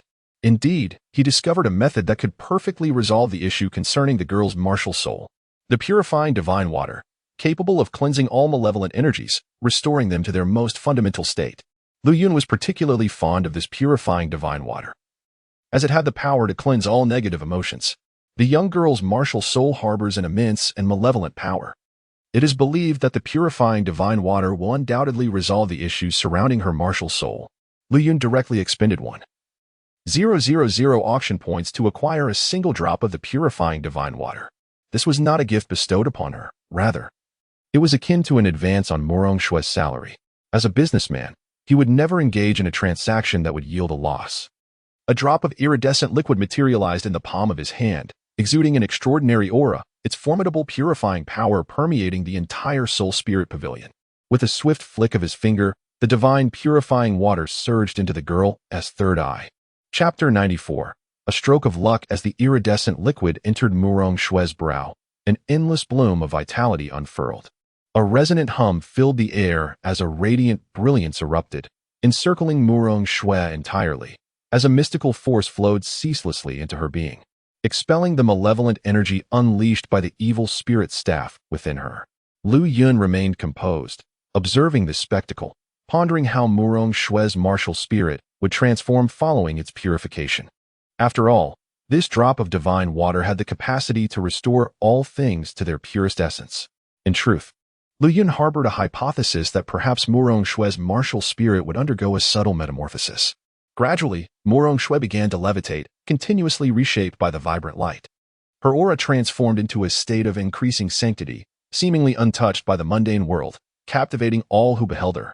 Moments later, the commotion subsided entirely, and the iridescent light withdrew. Murong Shui's grievous injuries were completely healed, courtesy of the divine purifying water. Although the primary function of this water was to cleanse all malevolent forces, it also harbored immense healing properties. Thus, Murong Shui's wounds were entirely mended, leaving no trace of after-effects. In fact, her soul power experienced a notable enhancement, exemplifying the formidable nature of this divine purifying water. Lu Yun gazed at Murong Shui, whose eyes remained shut, still in a state of unconsciousness. In the next moment, her transformation materialized before him.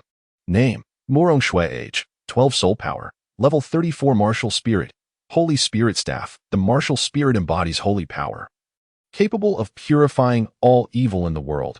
Upon witnessing the details of Murong Shui's information, Lu Yun felt no surprise at her martial spirit's elevation of 4 levels. The effects of this drop of purifying divine water are truly terrifying. What astonished Lu Yun the most was that Murong Shui's martial spirit had also undergone a transformation, completely shifting from the evil spirit staff to the holy spirit staff. From their names alone, one can discern which martial spirit embodies justice. The primary function of the Holy Spirit Staff is likely derived from the purifying essence of the divine water that once graced it.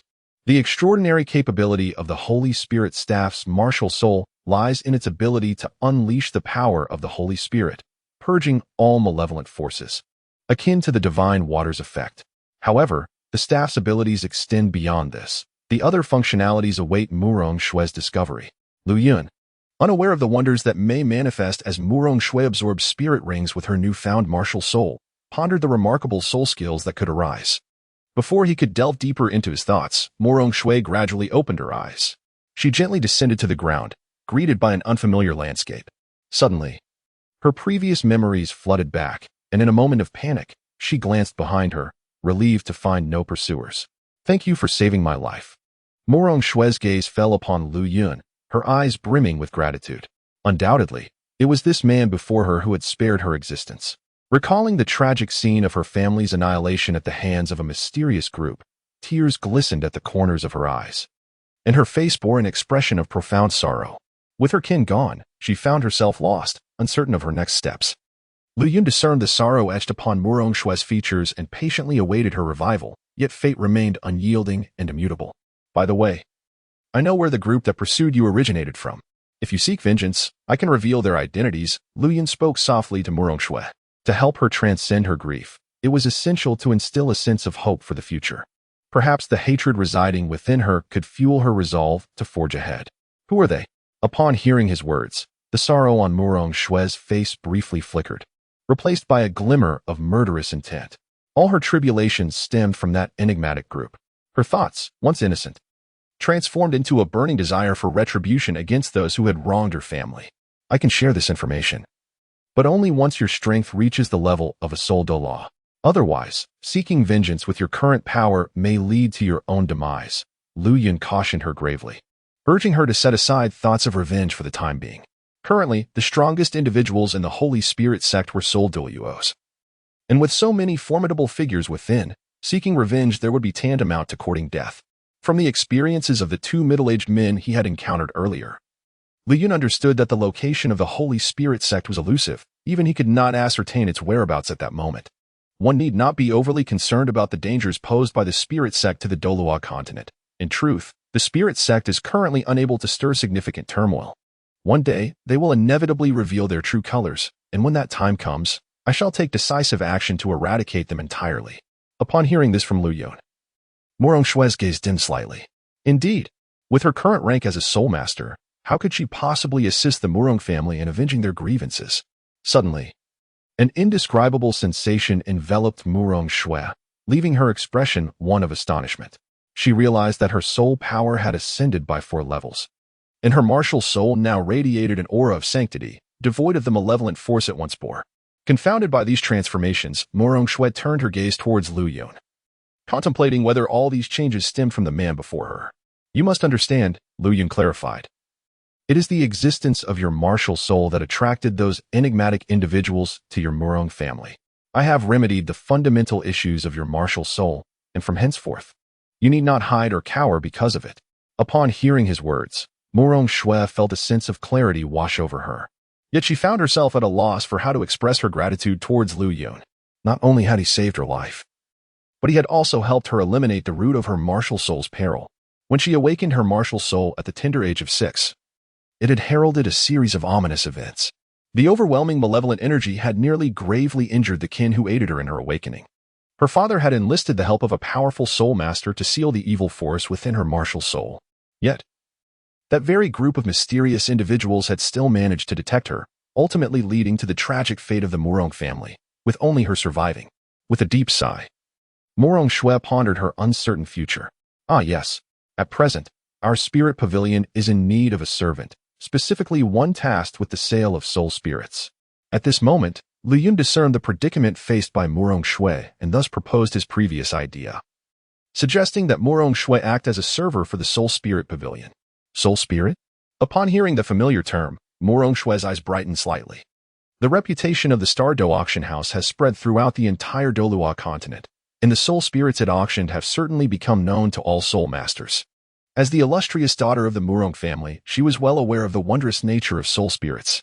Unfortunately, the previous auctions of soul spirits had all been claimed by the most formidable factions, leaving her with no opportunity to comprehend the profundities of these enigmatic entities. Combining the words of the man before her, selling soul spirits. Had she truly heard correctly? Indeed, this was the Soul Spirit Pavilion, a branch of the Star Dou Auction House, specifically established for the trade of soul spirits. When the next small auction is held, news of the Soul Spirit Pavilion will reverberate across the entire Douluo Continent, drawing countless soul masters eager to purchase soul spirits. Lu Yun continued to elucidate Murong Shue's confusion. Is that so? What would you require me to do? At that moment, upon hearing these words, Murong Shue felt an undeniable shock within her heart. She had never anticipated that the Soul Spirit Pavilion belonged to the Star Dou Auction House, and that the gentleman before her would extend an invitation for her to become a service attendant at the Soul Spirit Pavilion. Although she was uncertain about the exact implications of the term service attendant, she clearly understood that her forthcoming duties would involve selling soul spirits, which filled her with immense joy. Currently devoid of any direction, the prospect of residing within the Soul Spirit Pavilion seemed a splendid choice. With the formidable Star Dou Auction House backing it, she believed no petty forces would dare to disturb her, prompting her inclination to agree. Her responsibilities would merely involve selecting suitable soul spirits based on the guest martial spirits and facilitating their sale, an endeavor she deemed not overly arduous. While it might become somewhat hectic during peak times, she was assured that the Star Dou Auction House would dispatch other soul masters to assist her. Lu Yun elucidated the tasks Murong Shue would undertake in the future. At this current stage, it was certainly feasible for Murong Shue to manage the sale of soul spirits single-handedly. However, when the next auction was held and the Soul Spirit Pavilion was publicized, countless soul masters would undoubtedly flock to it in search of soul spirits. At that juncture, it would be challenging for her to handle everything alone. Lu Yun contemplated enlisting additional soul masters to lend their support. He did not intend to recruit existing soul masters from the Douluo Continent. Rather, he sought to procure several puppets from the system. Previously, Lu Yun had selected a variety of puppets, as numerous as the stars in the sky. Among them was a type of puppet meticulously crafted to mimic human form, which would simply require commands to be issued. Once activated, these puppets would behave indistinguishably from ordinary soul masters, exhibiting no signs of fatigue and only necessitating the occasional use of soul crystals to energize them. He planned to acquire these various types of puppets to assist Murong Shue in selling soul spirits. This presents a remarkable array of auction points, which Lu Yun naturally would not let slip by. One wonders if you would be inclined to join. With a smile, Lu Yun inquired whether Murong Shue would be willing to become a servant of the Soul Spirit Pavilion. I would. Upon hearing this, Murong Shue agreed without a moment's hesitation. This could be regarded as an extraordinary stroke of fortune that descended upon her. The man before her not only aided in healing her wounds and addressing the fundamental issues of her martial spirit, but also secured her a promising future. Murong Shue felt an immense gratitude towards Lu Yun, silently hoping that he would not let her down. Upon hearing Murong Shue's agreement, Lu Yun spoke to her with a calm demeanor. Subsequently, Lu Yun began to guide Murong Shue, introducing her to the diverse array of soul spirits and their classifications surrounding them. The multitude of souls presents an immensely daunting task. Murong Shue wishes to thoroughly comprehend the classification and locations of these souls, which evidently poses a certain degree of difficulty. Lu Yun instructed Murong Shue to remain within the Soul Pavilion to familiarize herself with the various types of souls and related information. From this day forth, the Soul Pavilion shall be regarded as another home for Murong Shue, as its expansive interior undoubtedly accommodates resting quarters. After completing this task, Lu Yun activated the teleportation function and returned to the Star Dou Auction Pavilion. With ample time remaining until the upcoming small auction in a month, he planned to dedicate this period to cultivation. Upon returning to his room, an idea suddenly struck Lu Yun's mind. It had been quite some time since his last lottery draw. Perhaps it was time for 10 consecutive draws. After all, he currently possessed a significant amount of auction points. Lu Yun accessed the Supreme Shop and promptly spent 100,000 auction points to participate in a 10-draw lottery. Taking a deep breath, he gently pressed the golden button. A colossal disc materialized before him, commencing a vigorous rotation. In that moment, radiant golden lights flickered before Lu Yun. The chilling voice of the system echoed in his mind, announcing the 10 items he had drawn. Congratulations to the host for acquiring 2 cars powered by soul energy. Congratulations to the host for acquiring a fragment of the sky step. Congratulations to the host for acquiring a 50,000-year soul ring. Congratulations to the host for acquiring a rare Kira tulip. Congratulations to the host for acquiring an external soul bone from the dark gold terror claw bear 200,000 years. Congratulations to the host for acquiring a set of 4 items. Congratulations to the host for acquiring a divine bestowed soul ring. Congratulations to the host for acquiring 10 service-type puppets. Congratulations to the host for acquiring a soul energy pool. Congratulations to the host for acquiring an irregular secret realm. Upon hearing the announcement of these 10 items, Lu Yun's expression shifted to one of astonishment. Given the earlier items, it became apparent that he might have drawn the short straw. The most precious among them were merely the Kira tulip and the external soul bone from the dark gold terraclaw bear. The other items appeared rather unimpressive. What puzzled Lu Yun the most was that he had initially contemplated purchasing service-type puppets from the system, only to have them materialize in this lottery. He harbored strong suspicions that the lottery was secretly manipulated by the system. After all, it seemed rather coincidental that his desires manifested so immediately. Please refrain from unfounded slander against this system. The lottery is entirely reliant upon the host's luck. The system perceived the thoughts within Lu Yun's mind and promptly voiced its rebuttal. Upon hearing this, Lu Yun offered no response to the system and proceeded to examine the several items he had acquired. Among them, there were some trivial items that did not warrant further scrutiny. Merely by their names, they seemed rather unremarkable. Lu Yun placed the Qilua tulip and the 20,000-year soul bone into the system's space. What piqued his curiosity the most were 3 specific items. Chapter 95. The unregulated secret realm. These 3 objects were utterly unfamiliar to Lu Yun, and gradually, an unpredictable thought began to take root in his mind. It seemed that these 3 items would bestow upon him an extraordinary surprise. These 3 items include the incomplete skyward step, the chaotic secret realm, and a soul power pool. Lu Yun retrieved the skyward step from the system space, and according to the primary introduction, this manual appeared to pertain to the art of movement. In the next moment, Lu Yun eagerly opened the skyward step, and a cascade of information flooded into his mind. After a brief interval as Lu Yun assimilated this knowledge, a look of unrestrained ecstasy spread across his face. He had never anticipated that the skyward step would possess such formidable power. This incomplete technique, known as the step to heaven, can be regarded as a form of divine ability. Such abilities are almost unattainable within the realm of Douluo Continent, a relatively low-tier plane. The step to heaven is an exceptionally profound method of movement. Even mastering the first layer of this technique renders one unmatched in speed across Douluo Continent. Not even an agile attack-type soul master at the title Douluo level could hope to catch up with a soul master who has perfected the first layer of the step to heaven.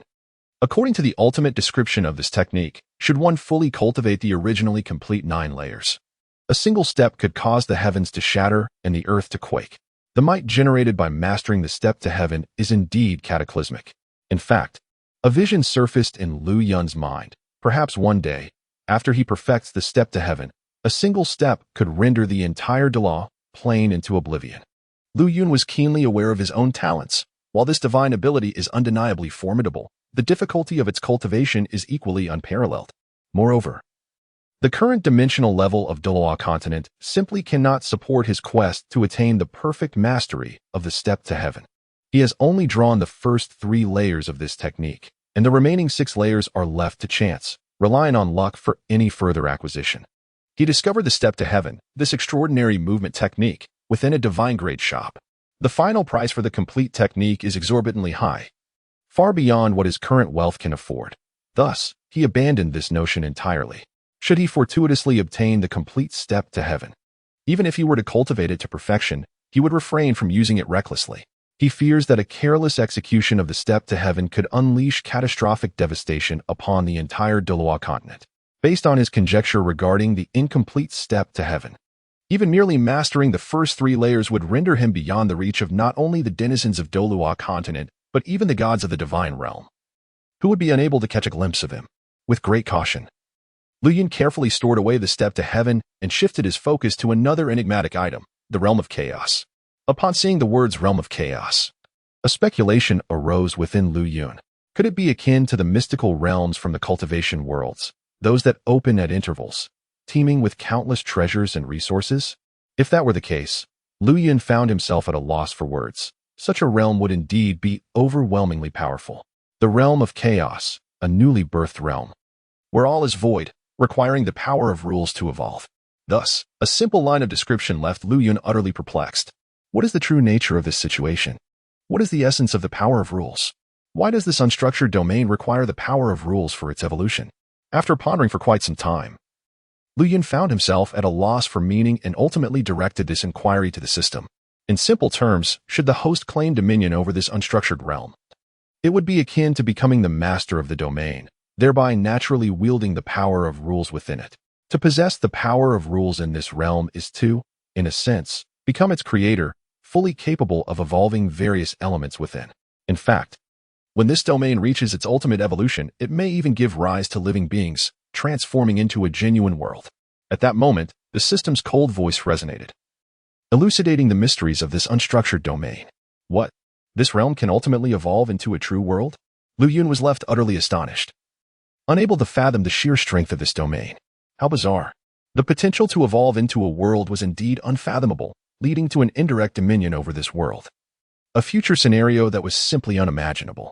Please refrain from indulging in such unrealistic dreams, host. For an unstructured domain to evolve into a true world, countless opportunities must align, necessitating vast resources for its enhancement. Most crucially, your own strength must ascend to a transcendent level. Moments later, the system's cold voice interrupted Lu Yun's impractical fantasies. Upon hearing this, Lu Yun let out a soft sigh, feeling a tinge of regret. Nevertheless, he found solace in the fact that this unstructured domain was still an immensely powerful existence. He then retrieved the realm from the system. In an instant, a grayish orb materialized in his right hand. With a mere thought, he vanished from his location and entered the orb. Inside the orb, Lu Yun was enveloped by the power of rules, impervious to the encroaching forces around him. His experience within the realm mirrored that of his time at the Star Auction House, both environments providing an invincible presence within a defined area. Before him lay a vast expanse of gray, devoid of sky, earth, or even a breath of air. A mere ordinary soul master would likely perish within a heartbeat upon entering. However, Lu Yun was uncertain how to harness the power of rules to evolve this domain. System. How can I utilize the power of rules to evolve other entities? Lu Yun inquired, hoping the system could offer some guidance. As this is your first possession of a realm, the reward system will intervene on one occasion. Simply articulate the entity you wish to evolve, and this system shall assist you in the evolution process. As Lu Yun's words came to a close, the system's cold voice continued to resonate. Upon hearing this statement, Lu Yun's eyes sparkled with unexpected delight. He had not anticipated such a benefit. Thus, with his hand resting thoughtfully on his chin, he began to ponder what entities he should choose to evolve. Aware of the system's immense capabilities, he intended to make it exert itself to the fullest. Suddenly, an idea struck him, and a knowing smile graced his face as he contemplated the transformation he desired. Chapter 96. The Power of Rules and Evolution System. Assist me in transforming this secret realm into an environment reminiscent of the primordial chaos, encompassing all essential conditions for life, such as sky, earth, spiritual energy, and everything else. Lu Yun articulated the essence of his vision. After all, this secret realm had the potential for infinite evolution, if it could indeed develop into a world. The prospect was utterly astonishing. To evolve this realm into a semblance of the primordial chaos would mean that, in the future, he could possess a miniature world akin to that ancient expanse. This opportunity extended by the system was intrinsically linked to the rules of the Douluo Continent. Moments later, the system coldly replied. Hearing this limitation, Lu Yun could only let out a resigned sigh. Nonetheless, he refrained from expressing further discontent, as he did not harbor any genuine hope that the system could evolve this realm into something akin to the primordial chaos. The existence of that primordial realm dwarfed the Douluo Continent in magnitude by countless degrees. Should the evolution succeed, the realm's tier within the Douluo Continent would be incapable of sustaining the birth of this secret realm. Then, please help me evolve the environment within this secret realm to mirror that of the Douluo Continent, Lu Yun requested. Moments later, he instructed the system to transform this secret realm into a living environment identical to that of the Douluo Continent. This secret realm will prove invaluable in the future. Especially with the accumulation of vast resources, it possesses the potential for boundless evolution. A cold voice of the evolution system resonated, signaling the commencement of the transformation of this chaotic domain. In an instant, Lu Yun's gaze was drawn to an astonishing change as a brilliant light erupted within the endless darkness. Before him unfolded breathtaking scenes, as if the very fabric of creation was being woven anew. In the blink of an eye, the earth and sky materialized. Such a remarkable transformation, in Lu Yun's eyes, occurred in the blink of an eye. He gazed in astonishment at the scene before him, utterly incredulous. Under the evolution of the power of rules, this chaotic secret realm had completely transformed into an environment akin to that of Douluo Continent. In less than a moment, the chaotic secret realm had fully metamorphosed. As Lu Yun descended onto solid ground, he surveyed the breathtaking scenery surrounding him, his heart unable to contain its awe. What was once a dull gray expanse had now blossomed into a picturesque realm, rich with abundant soul power. At this moment, Liu Yun felt as though he were truly immersed in the Douluo Continent, with no discernible difference. It was nothing short of miraculous, expanding his mental energy. Liu Yun perceived that the extent of the secret realm was approximately a quarter the size of the Douluo Continent. Nevertheless, its vastness was boundless. Ultimately, Liu Yun chose not to linger any longer in the secret realm. This secret realm is akin to a world that has not yet undergone complete evolution. Devoid of any living beings, Liu Yun intends to harness his inherent power of rules to cultivate certain entities. Ultimately, what he seeks to evolve remains to be determined after considerable contemplation on Liu Yun's part. In this secret realm, Liu Yun finds himself endowed with immense utility, with his primary objective being the acquisition of auction points.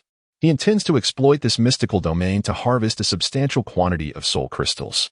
Within it, there must exist exceedingly alluring entities capable of enticing the soul masters and soul beasts of Douluo Continent to willingly part with their soul crystals.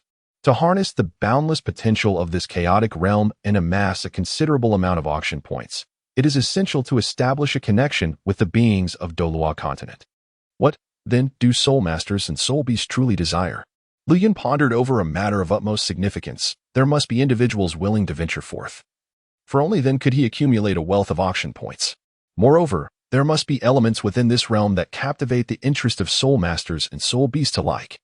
The needs of soul masters are primarily soul rings and soul bones, while soul rings can indeed be substituted with soul spirits. Soul bones can also be obtained from soul beasts. Liu Yun murmured softly to himself, recalling another crucial aspect that soul masters and soul beasts are concerned with, the age of the soul rings and soul bones, as well as the cultivation level of the soul beasts. Suddenly, an epiphany struck him, and he was momentarily taken aback, finally recognizing this pivotal detail. With this realization, Liu Yun began to proceed, and in the next instant, he found himself once again within the chaotic realm. As he beheld the transformations occurring throughout the world, he felt an overwhelming sense of astonishment, even upon revisiting it. Standing still, visions of various evolutionary methods flashed through his mind. He gently raised his hands, sweeping them through the void, as boundless power of rules emanated from his palms, swiftly spreading in all directions. Under the influence of Liu Yun's rule power, a delicate blue blade of grass materialized before him, symbolizing an infinite vitality and harmonious energy. The blue grass before us is none other than the most commonplace botanical spirit beast of Douluo Continent, the blue silver grass. However, this particular specimen is merely an ordinary 10-year spirit beast. With a surge of soul power emanating from Liu Yun's palm, it surged forth instantly, causing the blue silver grass to abruptly dissolve into nothingness. Ultimately, it transformed into threads of orderly power, merging seamlessly into this realm of chaos. At a distance of 100 miles from Liu Yun, the identical blue-silver grass reappeared, unchanged in any way. Indeed, it appears that this method is truly effective. Witnessing this phenomenon, a glimmer of brilliance flashed in Liu Yun's eyes. The earlier blue-silver grass was a spirit beast he had manifested through the power of order. Even when annihilated, it could revert to the essence of orderly power. Yet, since the order has been invoked, this blue-silver grass exists as an eternal entity, albeit solely within this chaotic realm. Its existence in the outside world remains uncertain, which is not particularly strange. Overall, this blue-silver grass possesses no inherent life. It is merely a semblance of life bestowed by the power of order. It allows external soul masters and spirit beasts to vanquish the corresponding manifested spirit beasts, thereby extending the lifespan of the hunter's soul rings. In turn, spirit beasts can enhance their cultivation through the defeat of these spirit beasts born from the power of order.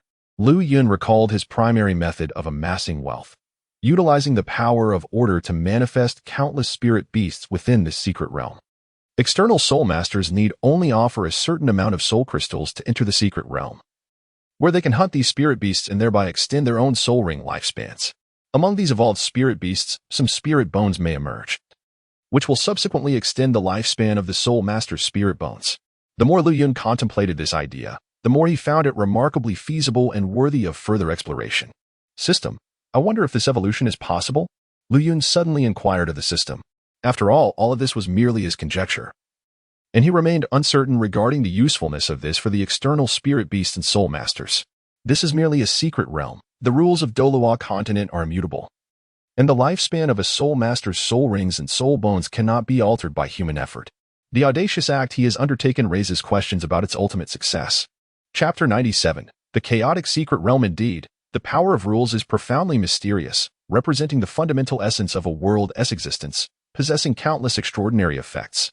Within a defined framework of rules, it is indeed possible to manifest the evolved entities envisioned by the host. The system's cold voice reverberated, clarifying Lu Yun's inner uncertainties. Upon hearing this, Lu Yun offered a faint smile, confirming his expectations. This method is indeed viable.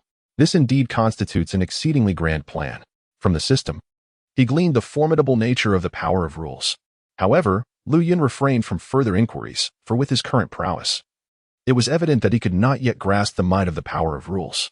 This power represents the most fundamental force behind the birth of a world, facilitating the enhancement of soul rings and the longevity of soul bones for soul masters in the Douluo Continent, as well as aiding soul beasts in their cultivation. It all seemed rather ordinary. Upon comprehending everything, Lu Yun commenced the formal evolution of these entities. The immense soul power within him surged forth, harnessing the power of rules to incessantly transform Douluo Continent, manifesting a myriad of soul beasts that had ever existed. He endowed them with unparalleled combat prowess. Each soul beast fighting capability stood as the pinnacle within its species, with some exhibiting exceptionally superior bloodlines, including a significant number of dragon-type soul beasts. These soul beasts, Lu Yun has endowed with a lifespan of 100,000 years. In a mere moment, the soul power within Lu Yun has been nearly exhausted. Even though he possesses a profound understanding of the immense rules governing this secret realm, it still requires the support of his own cultivation. At present, he has only managed to manifest a 3-digit number of soul beasts, leaving his soul power nearly depleted. Under such circumstances, it would be impossible to evolve that many soul beasts within a year, thus thwarting the grand design he harbors in his heart. With this realization, Lu Yun understood that the system would not assist him in the evolution. He would have to devise a solution on his own. Therefore, gritting his teeth, Lu Yun purchased a divine-level experience card from the system. Although the price was rather steep, for the sake of his future plans, he had to make a significant investment. One cannot reap rewards without risking something of value. In his hand appeared a golden card, which he crushed, unleashing an inexhaustible surge of power within him. Boom! The overwhelming pressure of a divine-level being suddenly permeated the entire chaotic secret realm. Feeling the ferocious momentum surging within him, Lu Yun's expression brightened, and he leaped into the air, standing at the center of the chaotic secret realm, with arms wide open. A shadow identical to him emerged behind him. This was Lu Yun's second martial soul, the true self-martial soul. As Lu Yun activated the martial soul embodiment, the two forces merged, and an even more violent aura erupted from his being. The true self-martial soul possesses a remarkable ability for when activated. It can double his strength. After utilizing a level 1 deity experience card and merging it with the true self-martial soul, the power that erupted was such that even a god king would hesitate to confront its brilliance. This is merely the true martial spirit without any additional soul rings. One can only fathom the extraordinary potential of this martial spirit once enhanced with soul rings. Lu Yun himself could scarcely imagine its formidable prowess. Truly deserving of its classification as a chaos-level martial spirit, it stands alongside the time and space divine tower martial spirit in its unparalleled might. Empowered by his formidable strength, Lu Yun unleashed an immense divine force that radiated throughout the entire chaotic secret realm.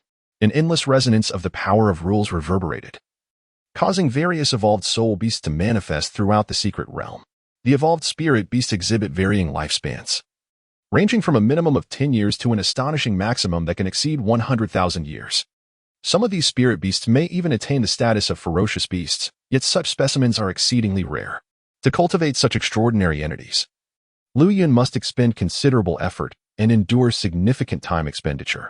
Moreover, Lu Yun has his own considerations. The spirit beasts he evolves closely resemble those that exist in the Douluo Continent, possessing an unparalleled combat awareness. Among spirit beasts of the same rank, they stand as invincible beings. When external spirit beasts and spirit masters enter the chaotic secret realm, only the most exceptional geniuses can match spirit beasts of equivalent rank. The prospect of surpassing rank in combat is utterly unattainable.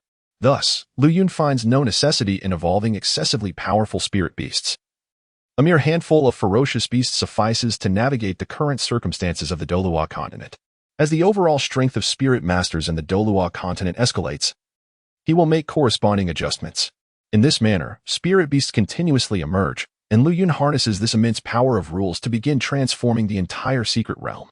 Some areas are transformed into fertile grounds, while others become perilous abysses. Mighty spirit beasts roam the surroundings, their auras deeply concealed, making them nearly imperceptible to the average person. Towering ancient trees, adorned in lush green, rise from the earth, swiftly integrating into the fabric of the secret realm.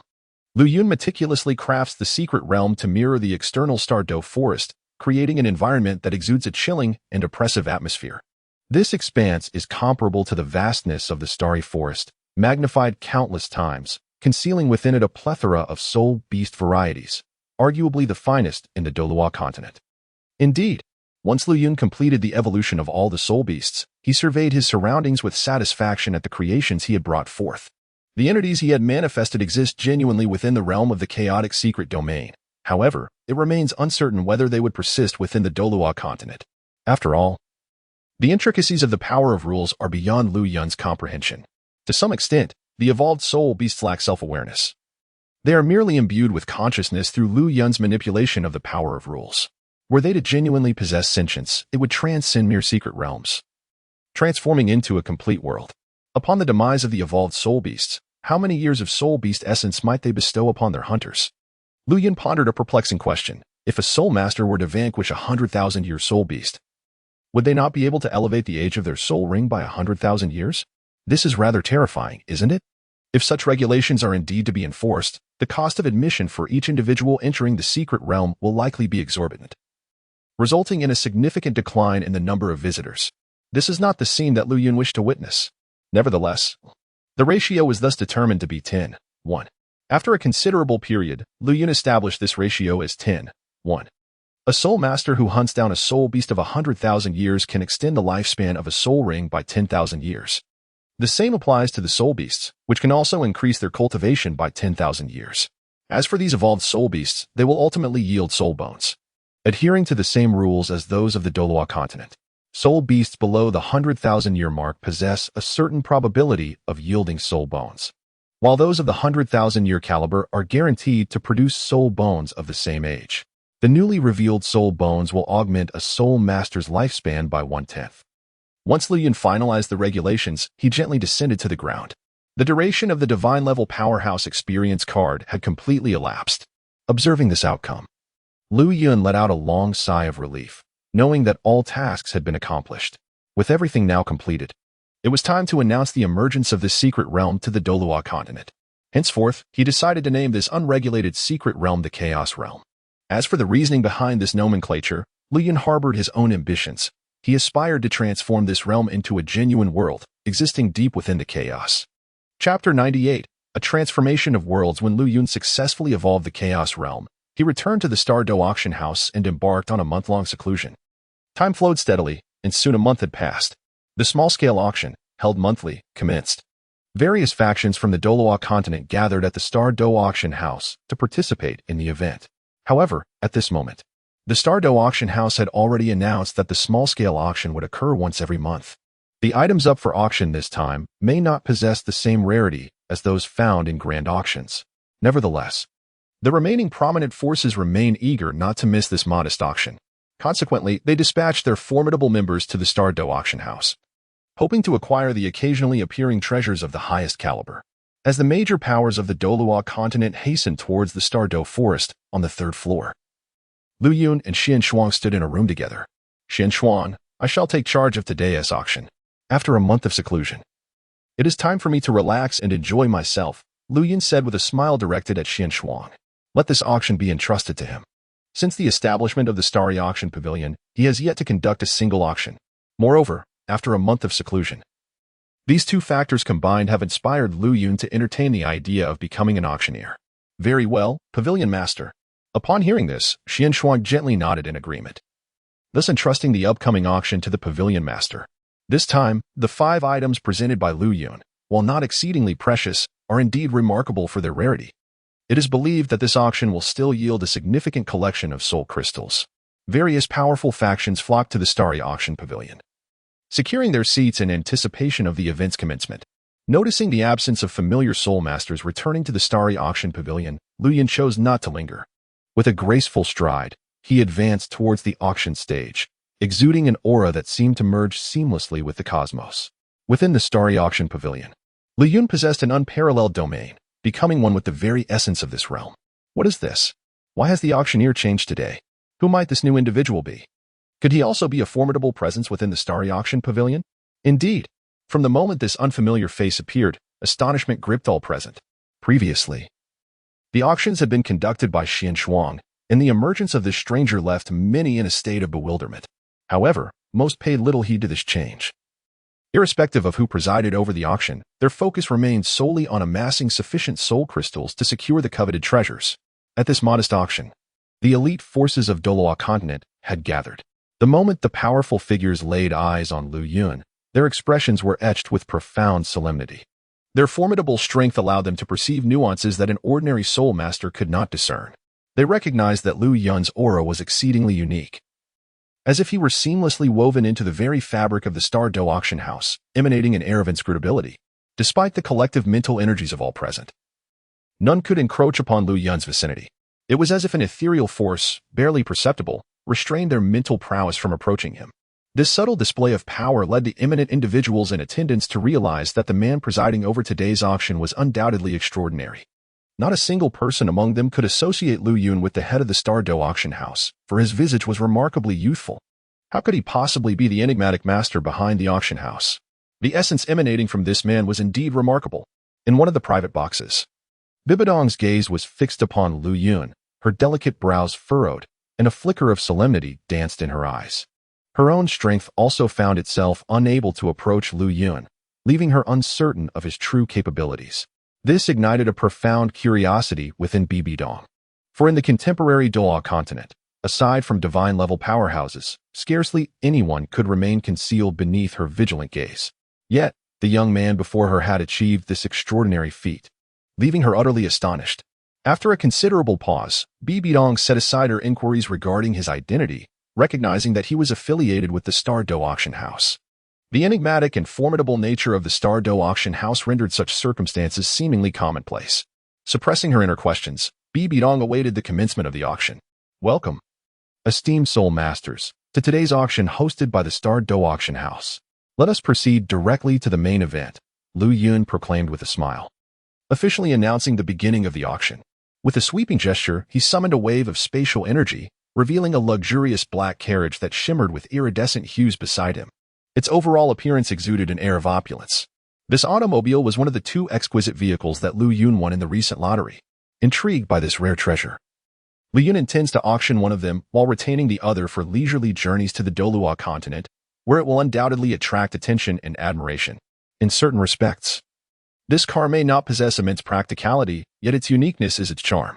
Inhabitants of the Douluo Continent have likely never encountered such a vehicle, which, following systematic modifications, operates without the need for gasoline or alternative energy sources. It merely requires the input of one's soul power.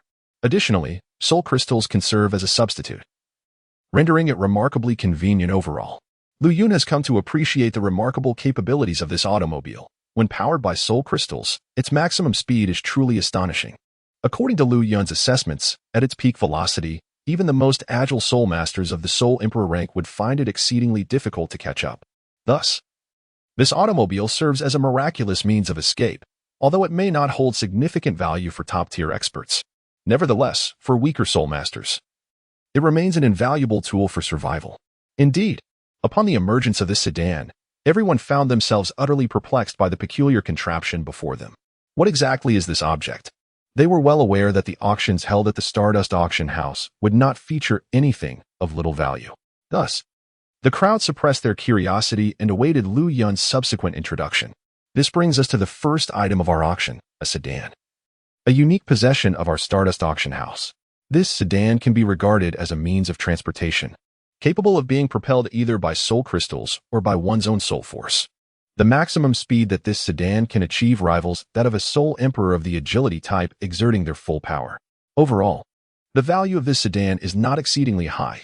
Hence, the starting bid is set at 1,000 soul crystals. Lu Yun briefly elaborated on the specific functionalities of this sedan and announced its initial bidding price. The cost of this sedan is remarkably low. It can be acquired for merely 10 soul crystals within the system. Regardless, it is undoubtedly a profitable venture. As Lu Yun's words fell, the various factions present were astonished by the capabilities of this vehicle. However, most remained skeptical. Could this seemingly clunky contraption truly unleash such terrifying speed? Observing their reactions, Lu Yun understood their disbelief and felt compelled to demonstrate its prowess. Despite having acquired 2 of these cars, he had yet to personally test them. Curiosity piqued. He yearned to experience the sensation of propelling this wondrous vehicle with soul power. I see that everyone is somewhat unclear about the functionalities of this car. Thus I shall personally provide a demonstration, Lu Yun declared to all the soul masters present.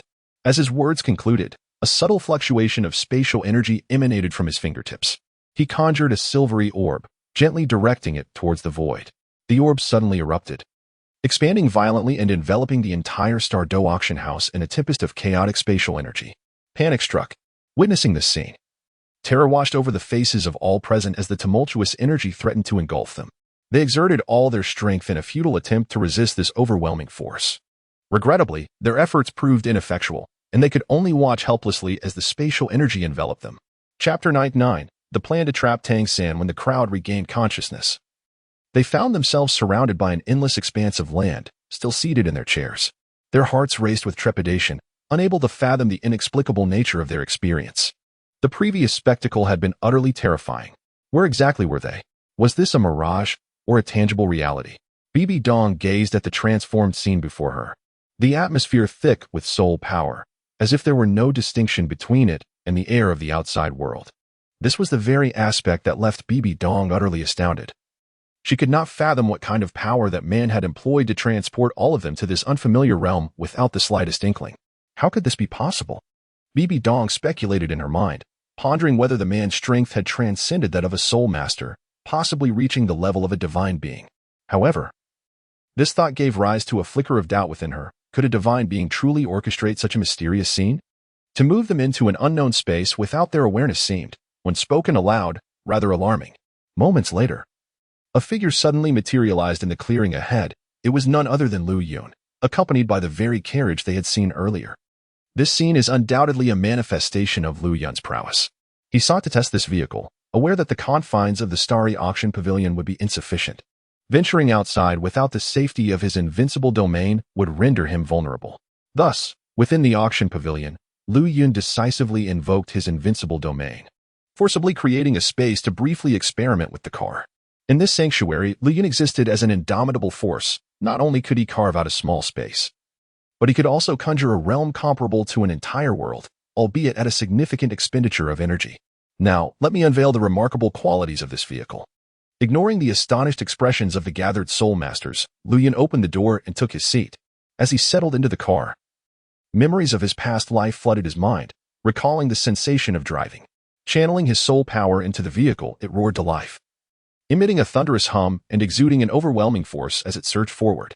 Gripping the steering wheel and pressing the accelerator, the car shot forward in an instant, vanishing from sight, leaving only a cloud of dust in its wake. As Lu Yun continued to accelerate, the car reached its utmost speed. The speed of the sedan reached an astonishing pinnacle, rendering the untrained eyes of lesser soul masters incapable of perceiving its presence.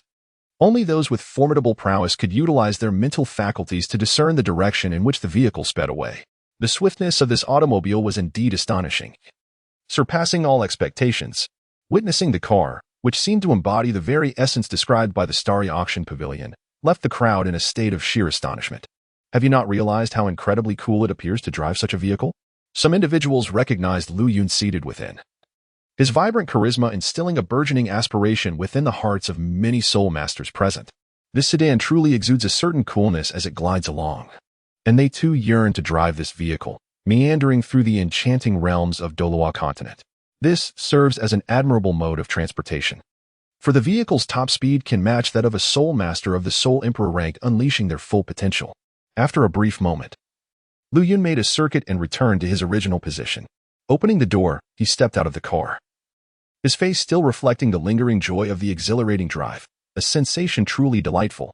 Dismissing any lingering doubts, Lu Yun waved his hand, and all the soul masters instantly returned to the Star Dou Auction House. Upon their return, astonishment adorned the faces of everyone present. Such a feat was indeed unfathomable. You are likely well aware of the specific capabilities of this vehicle, so let us commence the auction, Lu Yun calmly announced to all, marking the official beginning of the bidding process for this remarkable car. 1,000 soul crystals. No sooner had he spoken than a soul master eagerly called out a bid, his eyes glinting with impatience to acquire it. 1,100 soul crystals. Thus, the price escalated rapidly, predominantly driven by bids from ordinary soul masters. While the leading powers were undeniably intrigued by the vehicle, their interest remained tepid, each major faction adopting a watchful stance, awaiting the forthcoming auction items. Meanwhile, on the first level of the Star Dou Auction House, several young men and women occupied seats in the front row. These individuals are none other than Tang San and his companions from Shrek Academy. There are only 6 individuals here, and upon closer inspection, one might discern that Xiaowu from Shrek Academy is notably absent from the Star Dou Auction House. Lu Yun initially paid attention to Tang San and the others. Yet he chose to disregard them, for he held them in utter contempt. It is evident that the news of the Xiantian skill has likely reached Tang San. One can easily imagine the expression on Tang San's face upon discovering that the Xiantian skill was bestowed upon all soul masters of Douluo Continent by the Star Dou Auction House. It must have been truly splendid. Regrettably, Lu Yun did not witness that moment. Upon further contemplation, Lu Yun realized the reason for Xiao's absence from the Star Dou Auction House. Each auction held by the Star Dou Auction House draws the attention of the continent's most formidable powerhouses. Among the attendees, one can often find titled Douluo-level experts. As a transformed spirit beast after 100,000 years, Xiao would undoubtedly expose herself to the vigilant eyes of numerous titled Douluos if she were to attend the auction, which would be tantamount to courting death. The ice and fire duality is already affiliated with the Star Dou Auction House, and it is believed that Tang San has not acquired the heartbroken red from there, which would fail to conceal the aura of the spirit beast that envelopes Xiaowu. Xiao San, should we acquire that carriage? Dai Mubai expressed curiosity about the carriage ahead. Feeling quite intrigued, he contemplated that if they were to drive that carriage out, it might attract the attention of many soul masters. Provided the price is not exorbitantly unreasonable, they could indeed procure it. Tang San's gaze was fixed intently upon the carriage beside Lu Yun. He too felt an overwhelming curiosity towards it. On the surface, it appeared to be constructed from the most ordinary materials. However, to his astonishment, when propelled by soul power, it could unleash a peak speed rivaling that of a Soul Emperor-level agility-type Soul Master. This made Tang San exceedingly envious of the craftsmanship behind the vehicle. With that in mind, he decided to place a bid. Upon hearing this, Dai Mubai received the agreement of several other team members, gritted his teeth, and began to prepare for the auction of the car. 3,000 soul crystals. Dai Mubai proclaimed a price. Upon witnessing Dai Mubai's bid, a shadow of ambiguity flickered in Lu Yun's eyes. The fish had finally taken the bait. He then used his spiritual energy to communicate with Xian Shuang, intending to ensnare Tang San in a clever trap. Chapter 100. The grand finale auction item. Once Xian Shuang received the specific instructions and learned what Lu Yun wanted her to do, she abruptly vanished from her location, reappearing in a private box. 4,000 soul crystals.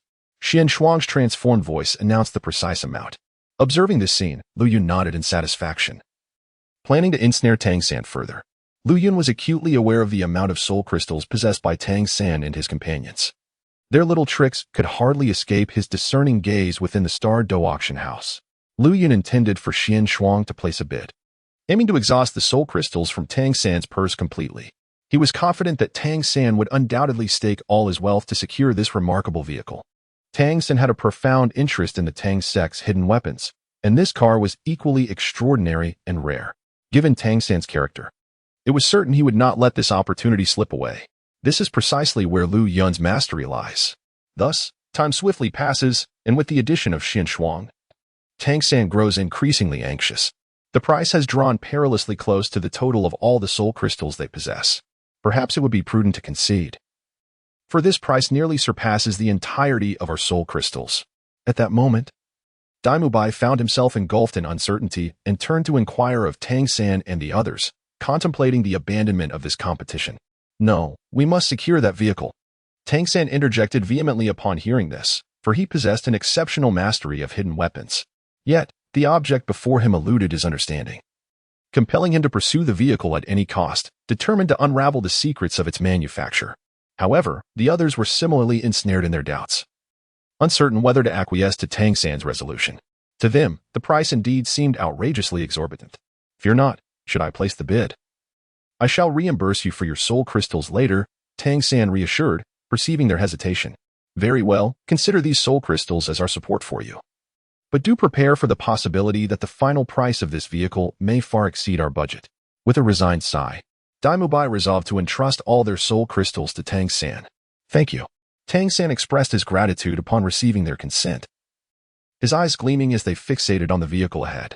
He raised the wooden plaque in his hand and announced, 4,300 soul crystals. Upon witnessing the reactions of Tang San and the others, Lu Yun's lips curled into a cryptic smile. As expected, with Tang San's temperament, how could he possibly relinquish this vehicle? Subsequently, Xian Shuang continued to escalate the bid, intent on extracting every last soul crystal from Tang San. 4,800 soul crystals. Following Lu Yun's directive, Xian Shuang promptly raised the price to 4,800 soul crystals. Upon hearing this figure, Tang San's expression turned troubled. The combined total of their soul crystals barely amounted to 4,900. What if the opponent continued to raise the bid? After a moment of contemplation, he clenched his teeth and decided to take a gamble, declaring 4,900 soul crystals, which represented the entirety of his own resources. With the objective achieved, Xian Shuang refrained from further increasing the bid and exited the private room. 4,900 soul crystals, once. 4,900 soul crystals, twice. 4,900 soul crystals, thrice. With no further bids forthcoming, the vehicle was awarded to the holder of the number 18 plaque. Lu Yun announced the final ownership of the car and promptly exchanged payment with Tang San. Lu Yun was acutely aware that Tang San's relentless pursuit of this vehicle stemmed from his desire to study its intricate construction. However, Tang San's aspirations were naively optimistic. The car had undergone systematic modifications, rendering it a cohesive whole that could not be disassembled. Should anyone attempt to forcibly dismantle the vehicle, it would undoubtedly self-destruct, rendering it irreparable. Lu Yun chose not to disclose this information to Tang San, allowing him to ponder the matter at his leisure. Should Tang San indeed attempt to disassemble the car, he would not only incur a loss of nearly 5,000 soul crystals, but would also end up rendering the vehicle utterly useless. Lu Yun eagerly anticipated Tang San's reaction, though regrettably, he would not witness that moment. The auction then proceeded, with the second item being a service-type puppet that Lu Yun had drawn previously. While not particularly valuable, it was unique and could assist with various mundane tasks. This particular puppet, having undergone fierce competition, was acquired by a minor faction. The third item at the auction was a divinely bestowed soul ring. However, its limitations were considerably inferior compared to the soul rings presented at previous auctions. The ultimate limit of this divine bestowed soul ring can only reach a level of 50,000 years. Nevertheless, this divine bestowed soul ring is an extraordinary treasure, for it grants a soul master the most suitable soul skills. No matter how one contemplates it, there is no loss. And there is also no need to worry about the threats posed by hunting soul beasts. A soul beast of 50,000 years is not something an ordinary soul master can successfully hunt. The price of this divinely bestowed soul ring soared dramatically, ultimately being secured by Bibi Dong of the Spirit Hall for 50,000 soul crystals. The fourth auction item was a 10,000-year-old soul bone. Lu Yun had no use for the soul bone and decided to put it up for auction. Unsurprisingly, the soul bone also became the center of fierce competition. Ultimately, it was acquired by the Blue Electric Tyrannosaurus Rex family, who spent 80,000 soul crystals to obtain this rare 10,000-year-old soul bone. This soul bone harbors a trace of the dragon lineage, rendering it exceptionally suitable for soul masters possessing dragon-type martial souls. Unquestionably, this soul bone rightfully belongs to the Blue Lightning Tyrant Dragon clan. Other factions aspire to compete for it. However, the exorbitant price compels them to relinquish their ambitions. The remaining elite forces have also abandoned this Millennium Soul Bone for additional reasons, as the profound heritage of the Star Dou Auction House ensures that the soul bones it presents in the future will undoubtedly surpass this one in age. This has prevented other leading forces from engaging in overly frenzied competition. Thus, the first 4 auction items have concluded, leading us to the crowning piece of this small auction. The final item is exceedingly precious. It is time for Lu Yun to unveil his grand scheme, seizing the opportunity to amass a substantial quantity of soul crystals, transforming them into points for auction. Now, let us turn our attention to the pièce de resistance of this intimate auction. It can even be asserted that this final auction item is hardly inferior to the grand pieces offered in previous large-scale events. The last auction item is a one-of-a-kind treasure, and I hope that all factions present will seize this opportunity, for should you miss it, It may be a long while before you encounter anything like it again. Suddenly, a serene smile graced Lu Yun's face as he refrained from immediately revealing what the grand auction item was, thus adding an air of mystery to the final pièce d'argent. As soon as his words fell, the esteemed powerhouses in attendance heightened their focus. The starry auction pavilion has boldly proclaimed that this final auction item is indeed far more precious than those offered in previous events. How could this fail to astonish the foremost powers? In previous auctions, each finale item has represented the pinnacle of existence within the Douluo Continent. Thus, the anticipation for the final auction piece is palpable among the crowd. Before we proceed with the auction of this last pièce d'argent, allow me to introduce a secret realm from our Star Dou Auction House, the profundity of which will undoubtedly leave you all in awe. Lu Yun spoke softly, as a grayish orb materialized in his right hand, appearing almost ethereal. This is the chaotic secret realm that Lu Yun has completed his evolution in. He cast the sphere forward, and in an instant, it hovered at the very center of the Star Auction Pavilion. Under the influence of Lu Yun's power, the sphere began to expand gradually, ultimately floating entirely before the eyes of the crowd. With a wave of his hand, the gray mist surrounding the sphere immediately dissipated. Upon witnessing the scene within the sphere, astonishment spread across the faces of all present. The scene within is strikingly reminiscent of the starry forest in Douluo Continent. Even though they merely behold this spectacle, they can still sense the rich presence of soul power permeating the air, which is by no means inferior to that of Douluo Continent. What is this? Why is there a forest within this orb? At first glance, it appears to exist in reality. Is this the chaotic secret realm spoken of by the Starry Auction House? One wonders what extraordinary wonders it holds. Indeed, as the scene within the orb materializes before the spectators, expressions of bewilderment and confusion manifest on each face. They are left pondering the true intentions of the Starry Auction House. Such a wondrous phenomenon was indeed unprecedented in their experience, prompting their gaze to shift towards Lu Yun, eager to hear his forthcoming elucidation. Chapter 101, the 9th level token. Among them, the most formidable warriors detected a hint of something extraordinary. Firmly convinced that within this orb lay a realm entirely separate, an independent Douluo Continent. This is precisely the aspect that astonishes numerous formidable individuals. What an extraordinary means it is. To encapsulate a realm akin to the Douluo Continent within a mere sphere is nothing short of remarkable. This is the unique secret realm of our Star Dou Auction House. Known as the Chaos Secret Realm, where the environment bears no distinction from the Douluo Continent. In other words, upon entering the Chaos Secret Realm, one experiences an existence indistinguishable from that of the Douluo Continent. Indeed, one could even reside there indefinitely.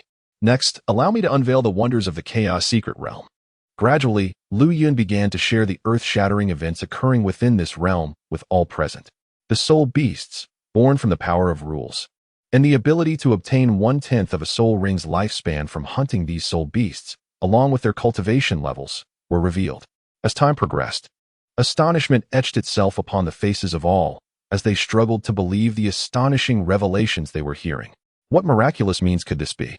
It is utterly terrifying. How could this be possible? The ability to augment the lifespan of soul rings and soul bones seemingly belongs only to divine-level powerhouses. Could it be that the previous rumors were indeed true, and the Star Dou Auction House truly harbors a genuine divine-level powerhouse? Upon hearing Lu Yun's words, Bibidon too found herself plunged into a profound existential doubt. What extraordinary means are at play here? Not only has a world rivaling that of Douluo Continent been created, but one can also enhance the longevity of soul rings and soul bones through the hunting of evolved soul beasts. How astonishing is this method? Although she had previously suspected the existence of god-level powerhouses within the Star Dou Auction House, it was not until the emergence of the chaotic secret realm that Bibidong truly understood that there must indeed be a genuine god-level powerhouse within the Star Dou Auction House, and one of the most elite among them. A brilliant light flickered in her eyes as she contemplated something. If the information regarding the chaotic secret realm in the Star Dou Auction House were indeed true, then she could potentially hunt the evolved soul beasts to augment the duration of her own soul rings and soul bones. Such means rendered Bibidong exceedingly envious. She resolved firmly within her heart that, by any means necessary, she must venture into the chaotic secret realm to enhance the age of her soul rings and soul bones. Lithian, do you believe the claims made by the Star Dou Auction House regarding the chaotic secret realm? Is it truly possible for even our soul beasts to augment their cultivation? Within the private chamber, Lithian and the other formidable beasts listened in astonishment to Lu Yun's explanation. Baiji cautiously inquired of the inn, seeking the truth of the matter. Upon this visit to the Star Auction Pavilion, the fearsome beasts present were the same as before, Emperor Tian, Baiji, and the King of 10,000 Demons. Whether it is possible to extend the lifespan of Soul Beast remains uncertain, yet this chaotic secret realm undoubtedly resembles a miniature world akin to the Douluo Continent. The astonishment reflected in Emperor Tian's gaze lingered, refusing to dissipate. Instantly, he questioned the veracity of the Star Auction Pavilion's claims. Could it truly possess the ability to enhance the cultivation of soul beasts? There is no doubt that this chaotic secret realm must be a realm reminiscent of the Douluo Continent. In his recollection, even at the peak of his master's power, creating a world from nothing would have been impossible. Consequently, Emperor Tian found himself doubting his initial assessment. Could it be that the Star Auction Pavilion is more enigmatic than he had ever imagined, perhaps even housing entities that surpass the Divine King level? When this notion emerged, Tian was drenched in cold sweat, feeling an overwhelming sense of dread regarding his previous actions against the Star Dou Auction House. Fortunately, the head of the Star Dou Auction House had not held it against him. Otherwise, he would likely have vanished from the Douluo Continent, no longer existing. We are fortunate that the Star Dou Auction House does not overly favor human soul masters, allowing our spirit beast clan to enhance our cultivation by hunting the soul beasts that have evolved from the power of rules within. The usually silent king of all demons could not help but express a rare sigh. If the claims of the Star Dou Auction House are indeed true, our spirit beast lineage also has the opportunity to venture into the chaotic secret realm. By hunting the soul beasts within, we can bolster our strength. Lu Yun had previously elucidated that all the soul beasts in this chaotic secret realm are manifestations of the power of rules, lacking true life. This revelation brought a sigh of relief to Emperor Tian and his companions. Otherwise, despite these soul beasts not belonging to the Douluo Continent, they would have been unwilling to witness the slaughter of their kin. Fortunately, these were merely evolved soul beasts. If this secret realm indeed possesses such extraordinary capabilities, we must, without a doubt, venture into the chaos secret realm, Emperor Tian declared with a grave tone, expressing his unwavering resolve. The cultivation of the soul beast lineage is exceedingly arduous. If such a miraculous realm truly exists, it would significantly enhance the cultivation speed of the soul beast clan, even amidst great challenges. Emperor Tian was determined to seize this opportunity. The reactions of the other prominent forces mirrored those of Emperor Tian and Bai Bai Dong. Initially, they could hardly believe what they had heard, yet after careful contemplation and considering the previous auctions held by the Star Dou Auction House, they gradually accepted the notion that the Chaos Secret Realm possessed such extraordinary functions. Every soul master yearned to traverse the Chaos Secret Realm and experience its wonders. Could it genuinely extend the lifespan of their soul rings and soul bones? It is well known that once a soul master absorbs soul rings and soul bones, their lifespans cannot be increased. The prospect of augmenting the longevity of soul rings and soul bones through the miraculous powers of the Chaos Secret Realm is an astonishing method for the vast majority of soul masters on the Douluo Continent. That encompasses all the functionalities of the Chaos Secret Realm. The final auction item we present today is also related to the Chaos Secret Realm. After introducing the Chaos Secret Realm, Lu Yun unveiled the true nature of the last auction item. With a flourish of his hand, a grayish token suddenly appeared before him, intricately carved on the reverse side with a diminutive sphere. Surrounding the sphere were depictions of a true dragon and a phoenix encircling the entire token, exuding an air of ancient grandeur.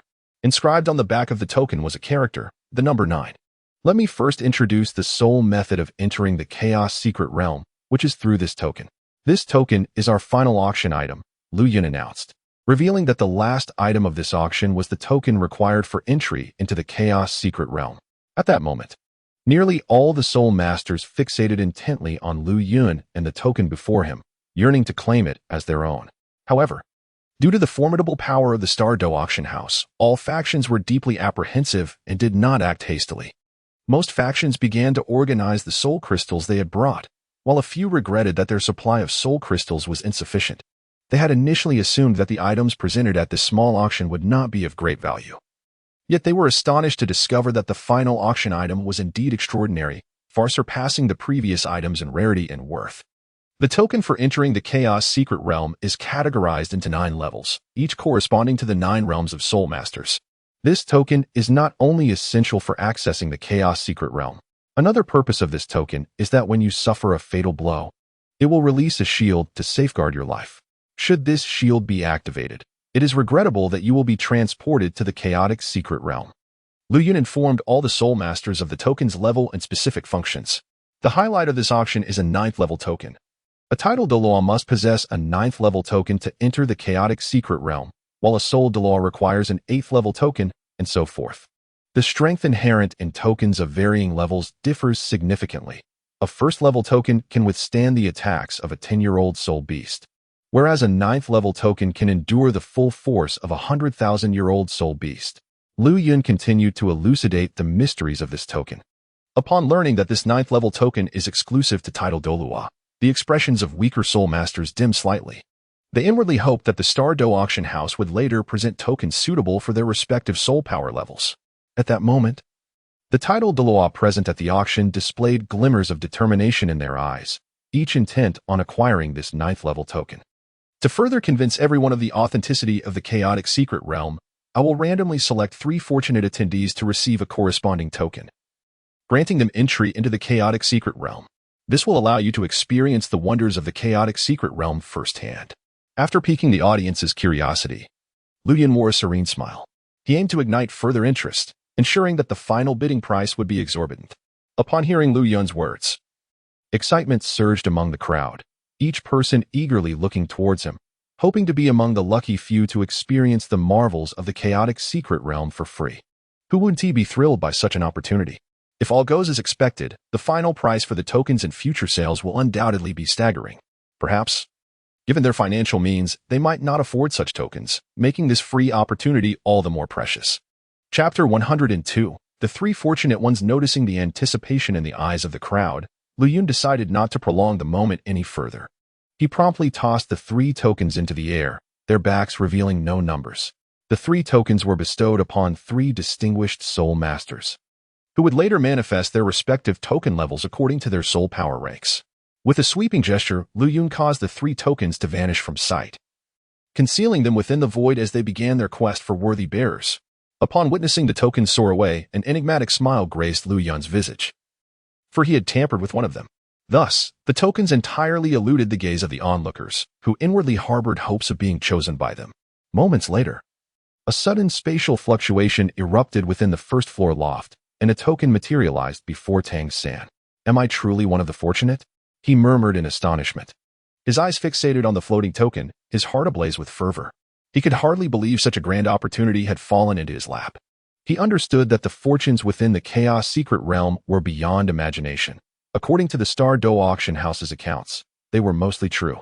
He had indeed been graced with the extraordinary luck of obtaining a token for his inaugural entry into the chaos secret realm. Yet, unbeknownst to him, this token was not a stroke of fortune, but rather a harbinger of misfortune. The token that Lu Yun had manipulated found its way into Tang San's hands. Observing this turn of events, a placid expression settled on Lu Yun's face. Allowing Tang San to enter the chaos secret realm would enable him to steer the unfolding events to his advantage. As for the other 2 tokens, they appeared within the second-floor box. One token manifested in box number 5, where stood the formidable beasts of the Star Dou Forest.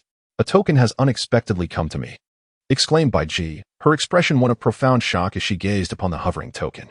She promptly seized it and turned to glance at Di Tian and the king of all beasts.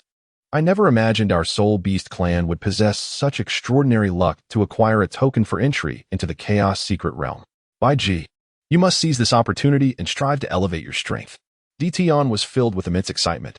Initially, he held little hope, believing that all 3 tokens would inevitably fall into the hands of human soul masters. To his surprise, Bai Ji obtained 1 token, prompting him to urge her to seize this opportunity to enter the chaotic secret realm and enhance her strength. However, both Di Tian and the king of all beasts were concerned, for none could ascertain the formidable power of the soul beast that had evolved within the chaotic secret realm. Although Bai Ji possessed a soul beast lineage of 500,000 years, her prowess lay not in combat, but in healing. The duration of her survival in the chaotic secret realm was uncertain, even to Di Tian and the king of all beasts. Fortunately, with the protection of the token, significant issues were unlikely to arise. As for the other token, it had found its way to Box 8, which housed members of the Spirit Hall.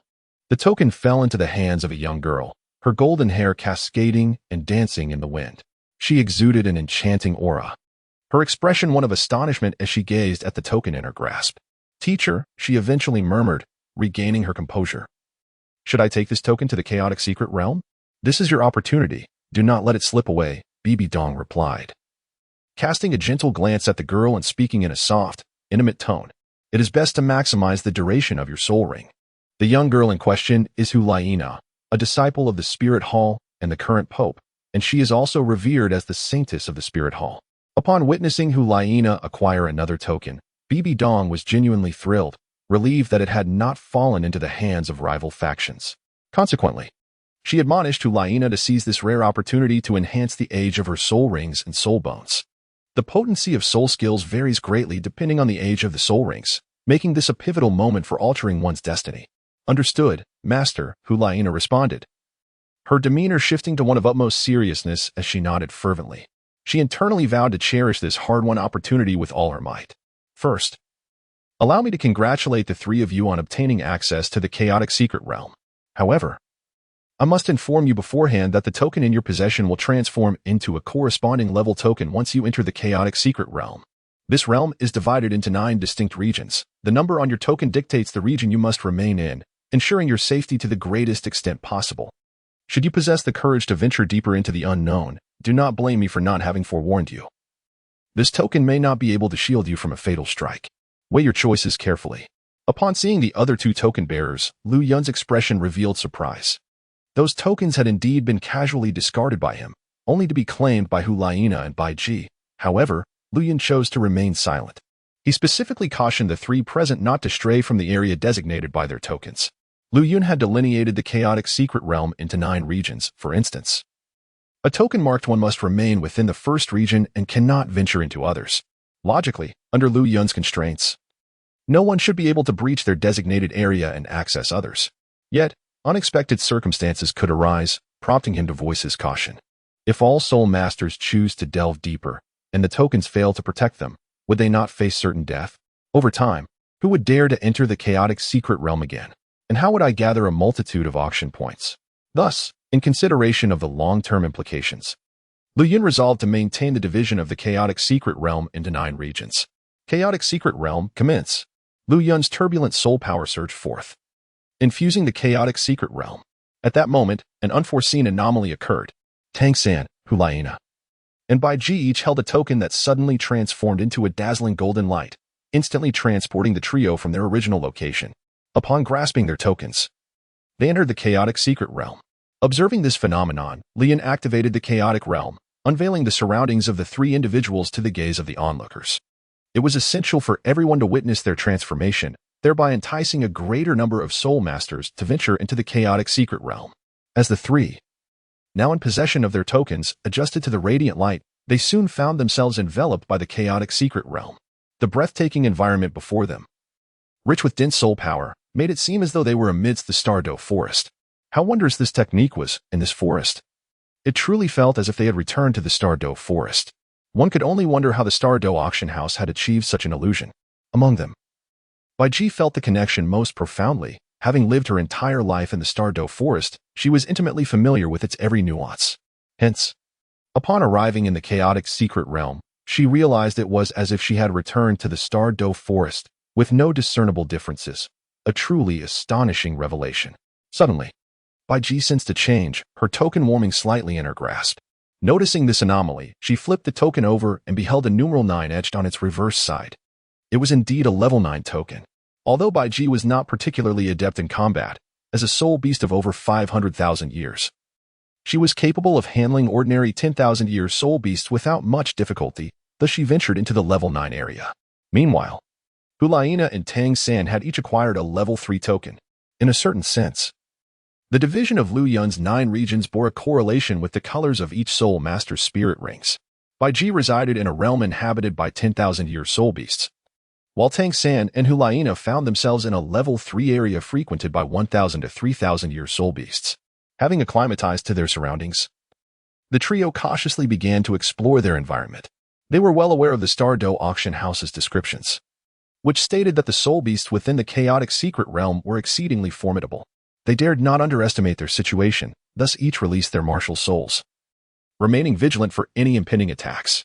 As Hulaina advanced, her mental acuity remained sharply attuned to the sounds around her. Is there movement? Suddenly, rustling noises emanated from the nearby bushes, heightening her alertness. Her beautiful eyes fixated intently on the foliage ahead, anticipating the approach of a powerful soul beast. A flash of white light appeared, revealing a white fox before her, its three tails swaying gently in the breeze, exuding a formidable aura of a soul beast. It was a three-tailed spirit fox, aged over 2,000 years. At that moment, upon encountering the fox, Hulaina was flooded with distant memories, instantly recalling the creature's name and its specific age as a soul beast. She could not help but marvel at the methods employed by the Star Dou Auction House. The soul beasts, evolved from the power of rules within the chaotic secret realm, appeared indistinguishable from those of the Douluo Continent, with not a single flaw to discern. However, what astonished Hulaina the most was that the three-tailed spirit fox had become virtually extinct on the Douluo Continent, rendering it exceedingly rare. Each of the fox's three tails possessed a distinct attribute: charm, mental prowess, and offensive power. Thus, the three-tailed spirit fox was exceptionally suited for a particular type of soul master, those wielding fox-type martial souls. Unsurprisingly, Hulaina's enchanting fox martial soul could seamlessly inherit the power of the three-tailed spirit fox's soul rings. Regrettably, the three-tailed spirit fox had vanished from the Douluo Continent, and she had never witnessed its presence. Consequently, upon arriving in the chaotic secret realm, she was taken aback to encounter the legendary soul beast, leaving her somewhat astonished.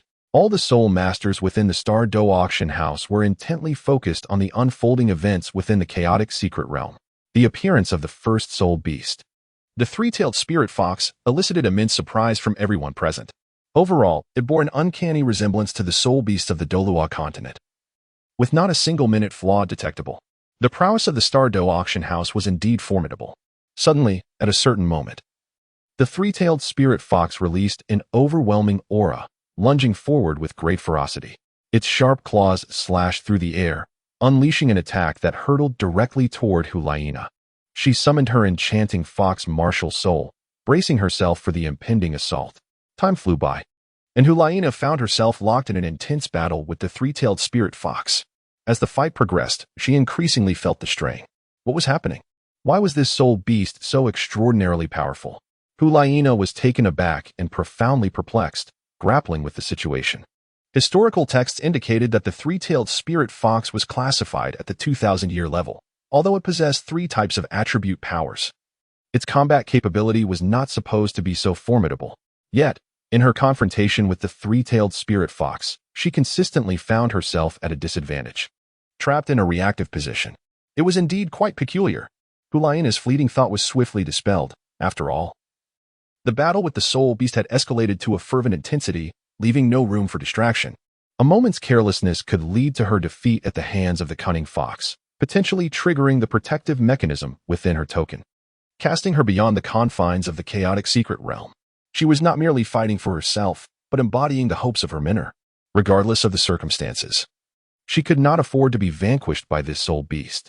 After half an hour of relentless combat, Hulaina ultimately triumphed over the creature, collapsing onto the ground, gasping for breath. This battle has proven to be exceedingly arduous. Subsequently, under the curious gaze of Hulaina, the corpse of the three-tailed spirit fox suddenly transformed into a beam of white light, entering her body. Hulaina sensed the unusual movement within her, recalling the introduction from the Star Dou Auction House.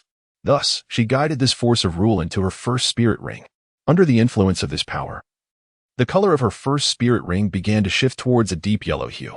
Ultimately, the lifespan of this spirit ring increased by over 200 years. Hulaina distinctly felt the augmentation of her first spirit ring's longevity, a joyful expression gracing her face. The information from the Star Dou Auction House was indeed true. It was possible to utilize spirit beasts within the chaos secret realm to enhance the lifespan of spirit rings. Continuing her exploration, Hulaina sought other spirit beasts to hunt in order to further extend the longevity of her spirit rings. The external spirit masters, witnessing the transformation upon Hulaina, exhibited expressions of utmost astonishment. It was indeed real. They could clearly observe the metamorphosis of Hulaina's first spirit ring, evolving from over 400 years to nearly 700 years. An astonishing feat that was truly hard to believe. However, many were evidently perplexed as to why the three-tailed spirit fox, with a lifespan of merely over 2,000 years, could possess such formidable strength. Spirit beasts evolved within the chaos secret realm each exhibit combat prowess far surpassing their peers, and can be considered the pinnacle among their kind within the same tier. Overcoming the spirit beast of the Chaos Secret Realm is an exceedingly daunting task.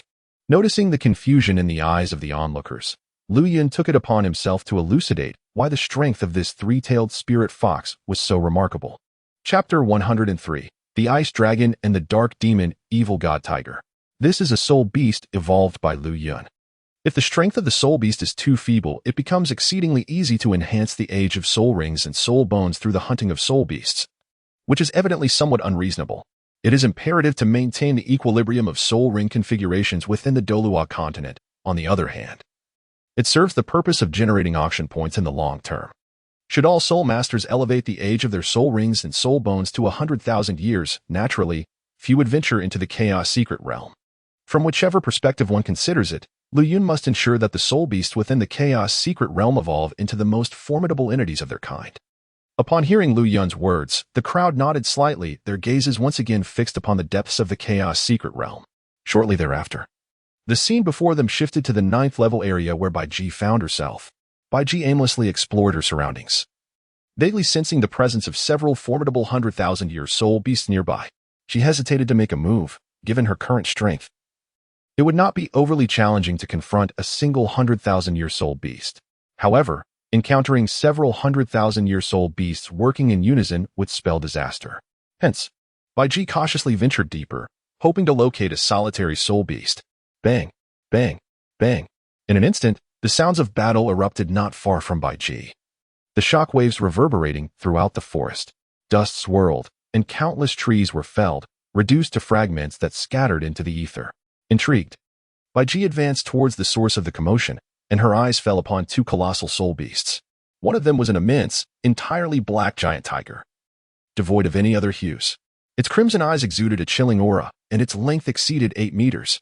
The character for king emblazoned on its forehead was also black, yet distinct from the fur's hue, appearing as a somber, mist-like black. Most striking was its tail, which was significantly longer than that of ordinary tiger-like soul beasts. Raised upright and composed of numerous joints, culminating in a massive, backward-facing hook that glimmered with a sinister light. The other soul beast was a dragon-type creature, entirely ice blue, emanating a powerful chilling aura.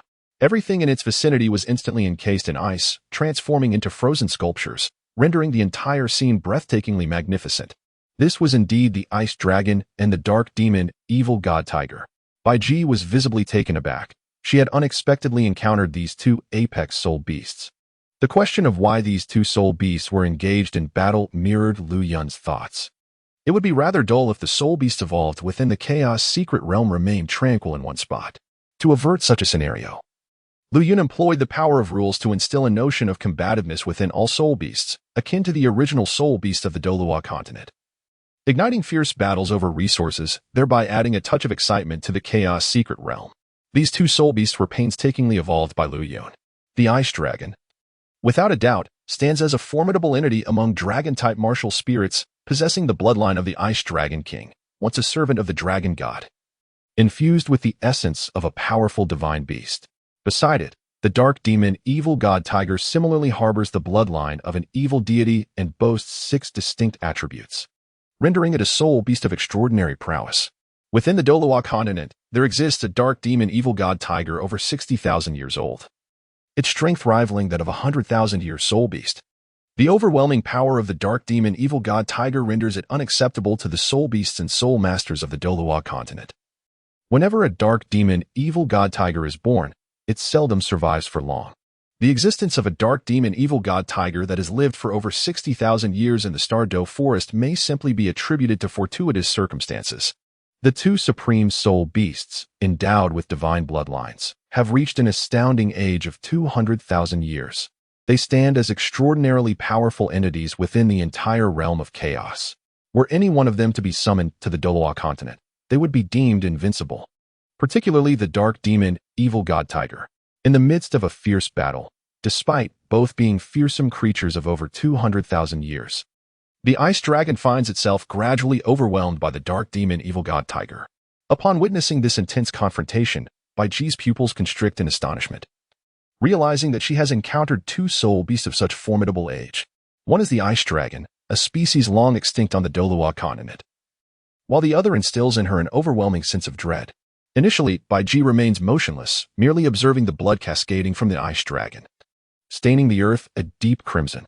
As the battle rages on, the injuries of the ice dragon worsen, while the dark demon, evil god tiger grows increasingly emboldened. Seeing this, a flicker of compassion arises within Bai Ji's gaze. In the midst of the soul beasts' clash, she is loath to witness any creature suffer. For it could be said that Bai Ji embodies the purest spirit of kindness among the soul beasts of the Star Dou forest. Her gaze shifts to the nearby dark demon evil god tiger. After a moment of contemplation, she resolutely steps forward. With a gentle hum, she gestures with her hands, unleashing a wave of verdant light that radiates outward, infusing the ice dragon's wounds with a rich essence of life. On one hand, she cannot bear to see the ice dragon in pain, even if it is a creature born from the chaotic depths. On the other, she is determined to eliminate the dark demon evil god tiger, a symbol of malevolence that cannot be tolerated. By choosing to heal the ice dragon, she hopes to combine their strengths to vanquish the dark demon evil god tiger. Indeed, the moment Bai Ji appears, both ferocious beasts fixate on her intently. The ice dragon, sensing the life force Bai Ji is channeling to mend its wounds, softens its demeanor, accepting her healing energy with grace. The grievous injuries that once marred the ice dragon's form begin to heal under the influence of this immense restorative power, and its aura strengthens considerably. Bai Ji herself is a majestic emerald swan, over 500,000 years old, and stands as the epitome of life attribute soul beast on the Douluo Continent. It can be said that the soul beast most adept at healing is indeed the emerald swan, whose restorative prowess is unparalleled throughout the realm. Roar. As the dark demon evil god tiger beheld the injuries of the ice dragon, it gradually regained its strength and let out a furious roar.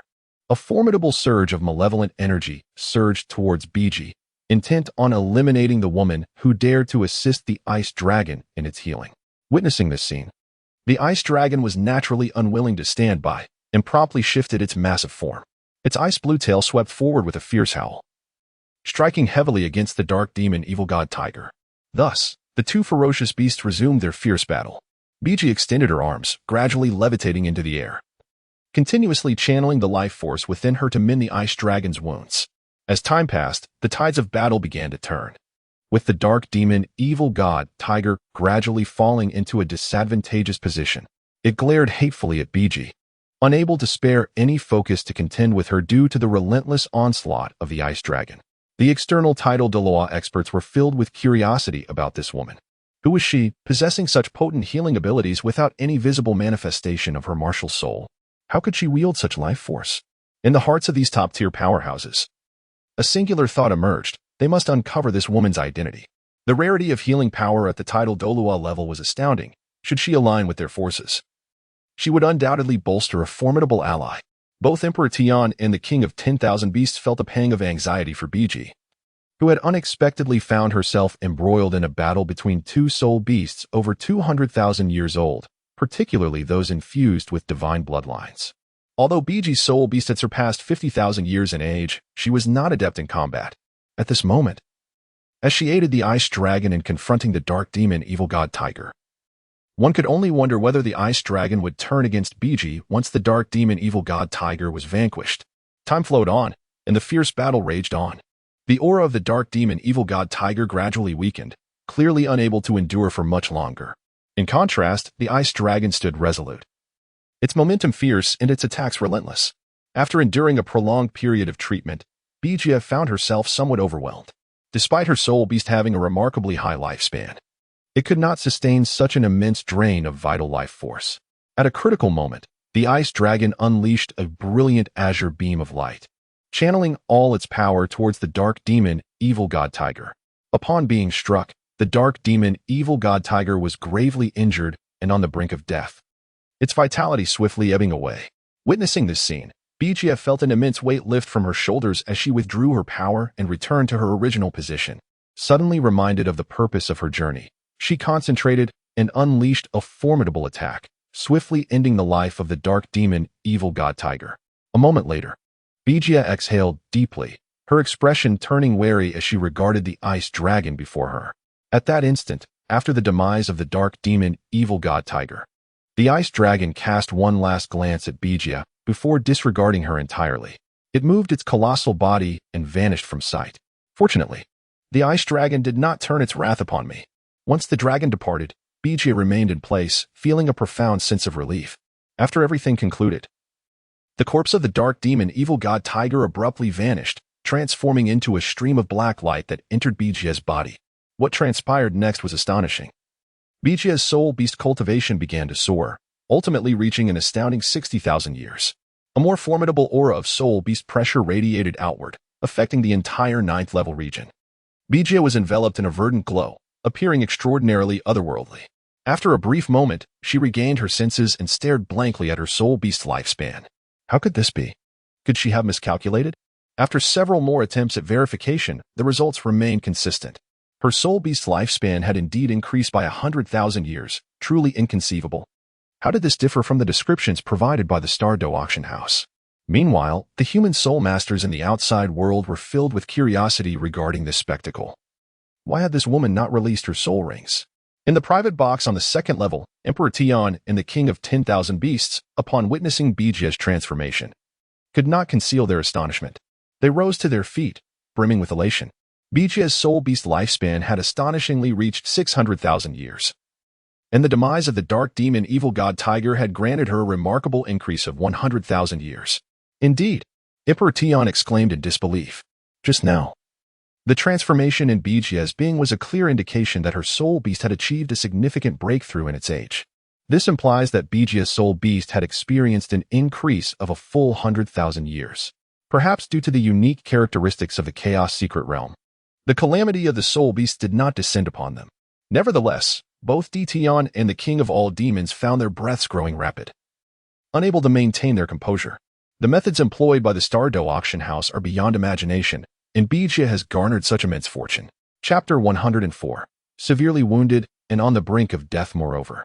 Within the Chaos Secret Realm lies a hidden boon. Soul beasts that have evolved with the bloodline of divine beasts can yield a significant reward upon successful hunting. Specifically, one can gain an increase of half their age. In other words, if one successfully hunts a soul beast with a divine beast bloodline that has lived for 100,000 years, they can augment their own soul ring age by 50,000 years. At this moment, Lu Yun was also somewhat astonished by the circumstances surrounding Bijie. Her extraordinary fortune led her, in conjunction with the ice dragon, to slay a dark demonic divine tiger that was over 200,000 years old.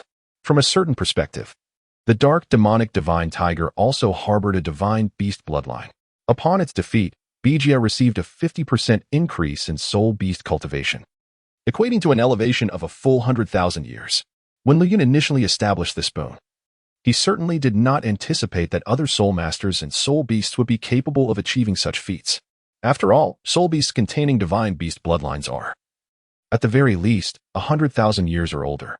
A soul beast of 100,000 years with a divine bloodline would be a formidable challenge even for a super Douluo, let alone a ferocious beast exceeding 200,000 years.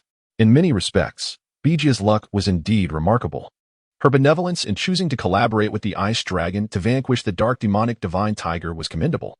Perhaps future soul masters or soul beasts entering the Chaos Secret Realm may not enjoy such fortuitous luck. Upon hearing Lu Yun's words, the crowd's breaths quickened.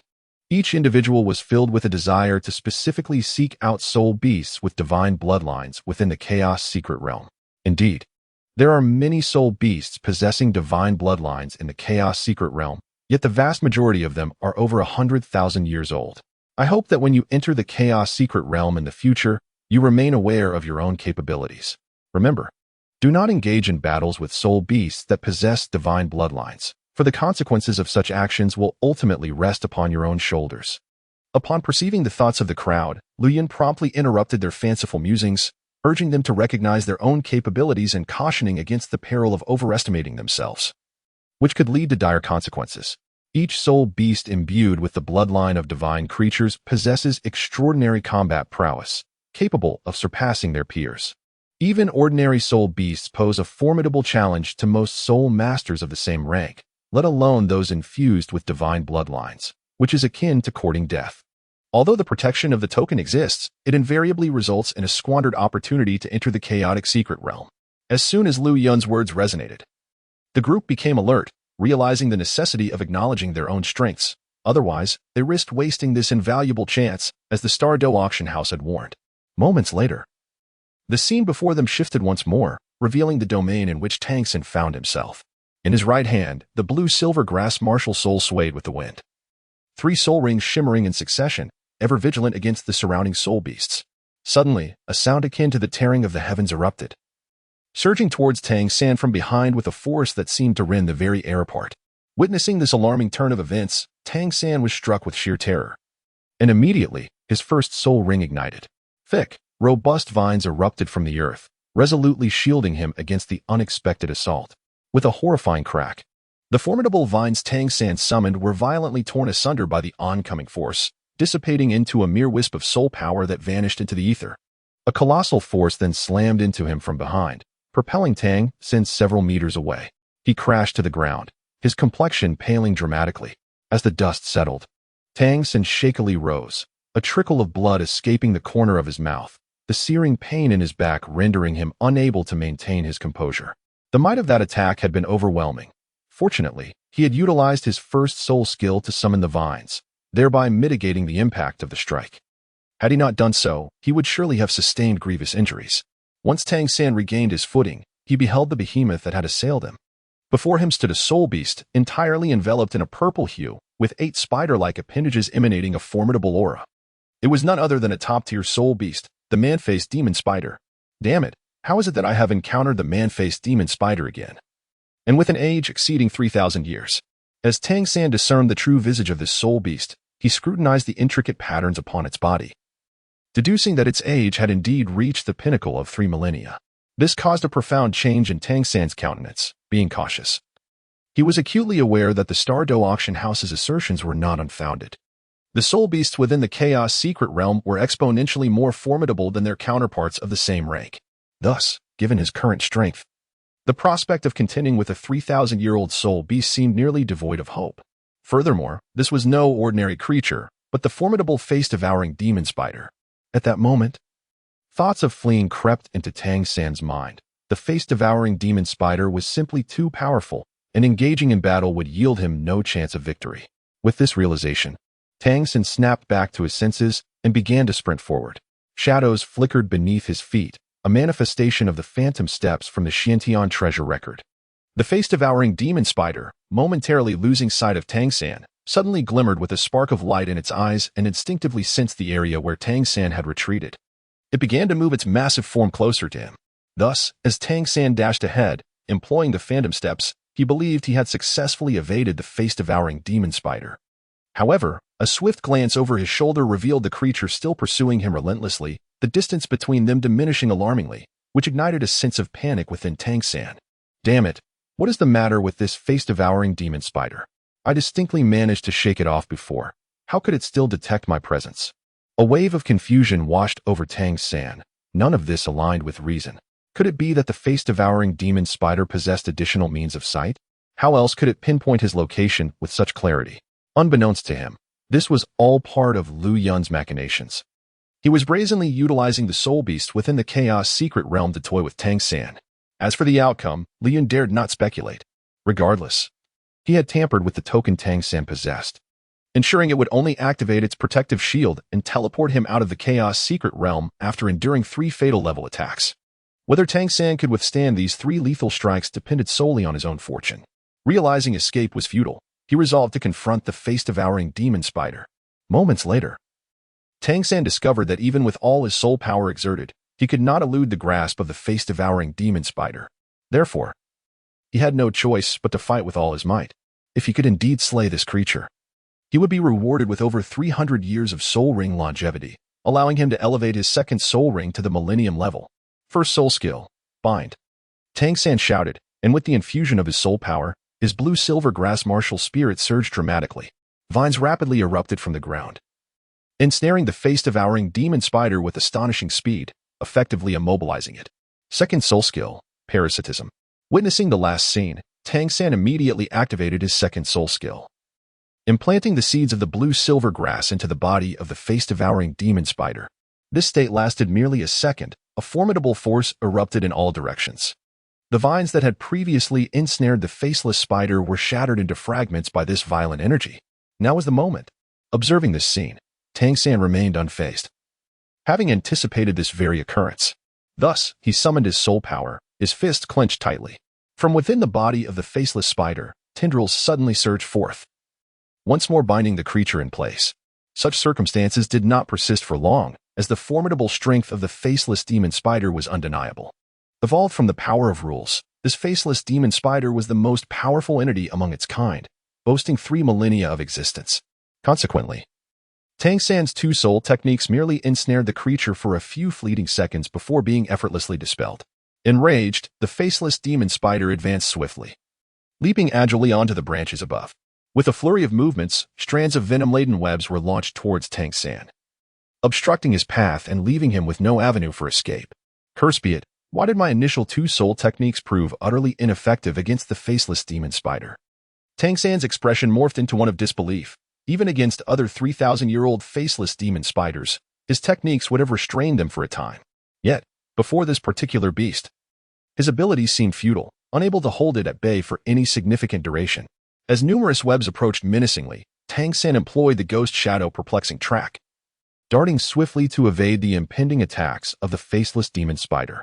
However, an unforeseen twist of fate befell him as he was ensnared by a web, causing him to stagger backward, reeling for dozens of steps. Raising his right arm, he discovered that his skin had been corroded by the noxious fumes, his visage paling to an alarming degree. With a surge of soul power, he temporarily halted the spread of the venom, yet this merely staved off his immediate suffering. The pressing urgency lay in swiftly resolving the battle. Otherwise, should the poison permeate his entire body, he would be rendered entirely incapable of further resistance.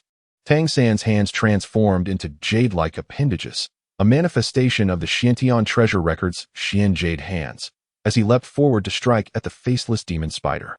He unleashed a violent shockwave of soul power around him, undeterred by the presence of the surrounding soul beasts.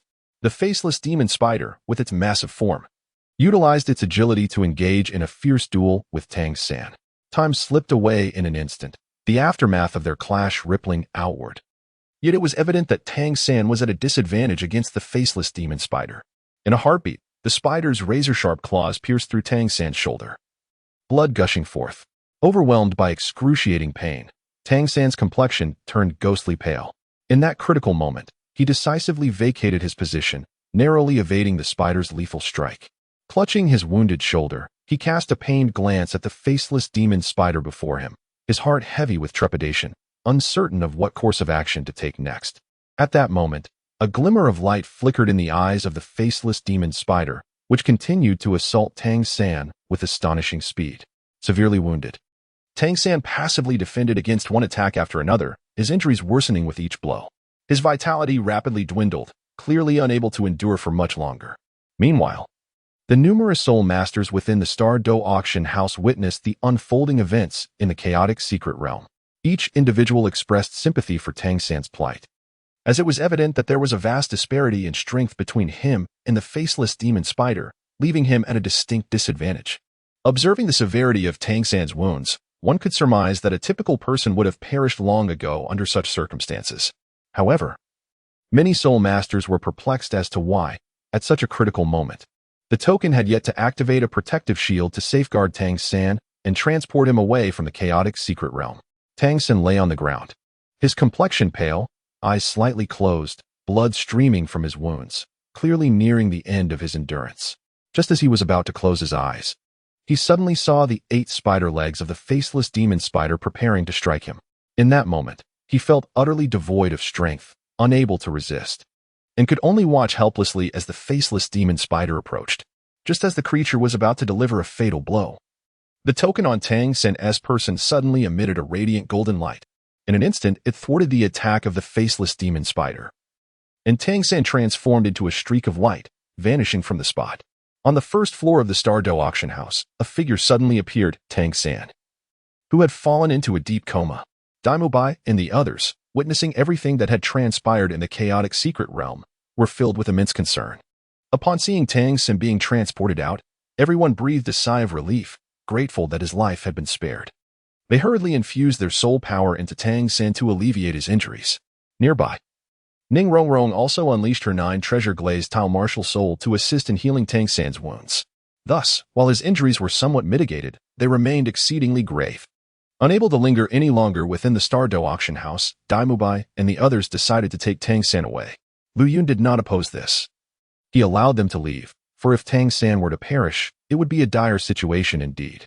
Moments later, observing that his objective had been achieved, Lu Yun exerted force with his palm.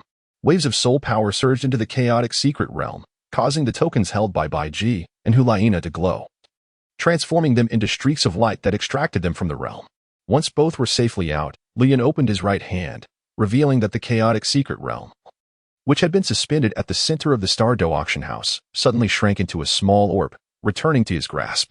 Surely, you must have witnessed the wondrous nature of the chaotic secret realm, and this token serves as the key to entering it. Firstly, I must clarify that after today's auction, all soul masters will be able to enter the chaotic secret realm by paying a certain amount of soul crystals to purchase the corresponding tokens. However, they will only be permitted to remain within the chaotic secret realm for a single day, Lu Yun stated casually. Chapter 105, The Tremor of the Soul Beast Clan. Furthermore, the Star Dou Auction House will sell tokens of level 8 and below to the public, while level 9 tokens will only be obtainable through the auction process. I hope that all titled Douluo powerhouses can seize every opportunity presented by the auctions. Lu Yun expressed his intentions, stating that selling tokens of level 8 and below would yield a substantial amount of soul crystals, which could then be converted into auction points. As for the level 9 tokens, they serve as a guarantee for the titled Douluo powerhouses to enter the chaotic secret realm. Lu Yun also wished to amass a considerable quantity of soul crystals through the auction, if he were to rely solely on the sale of level 9 tokens. The final price would undoubtedly be less than desirable.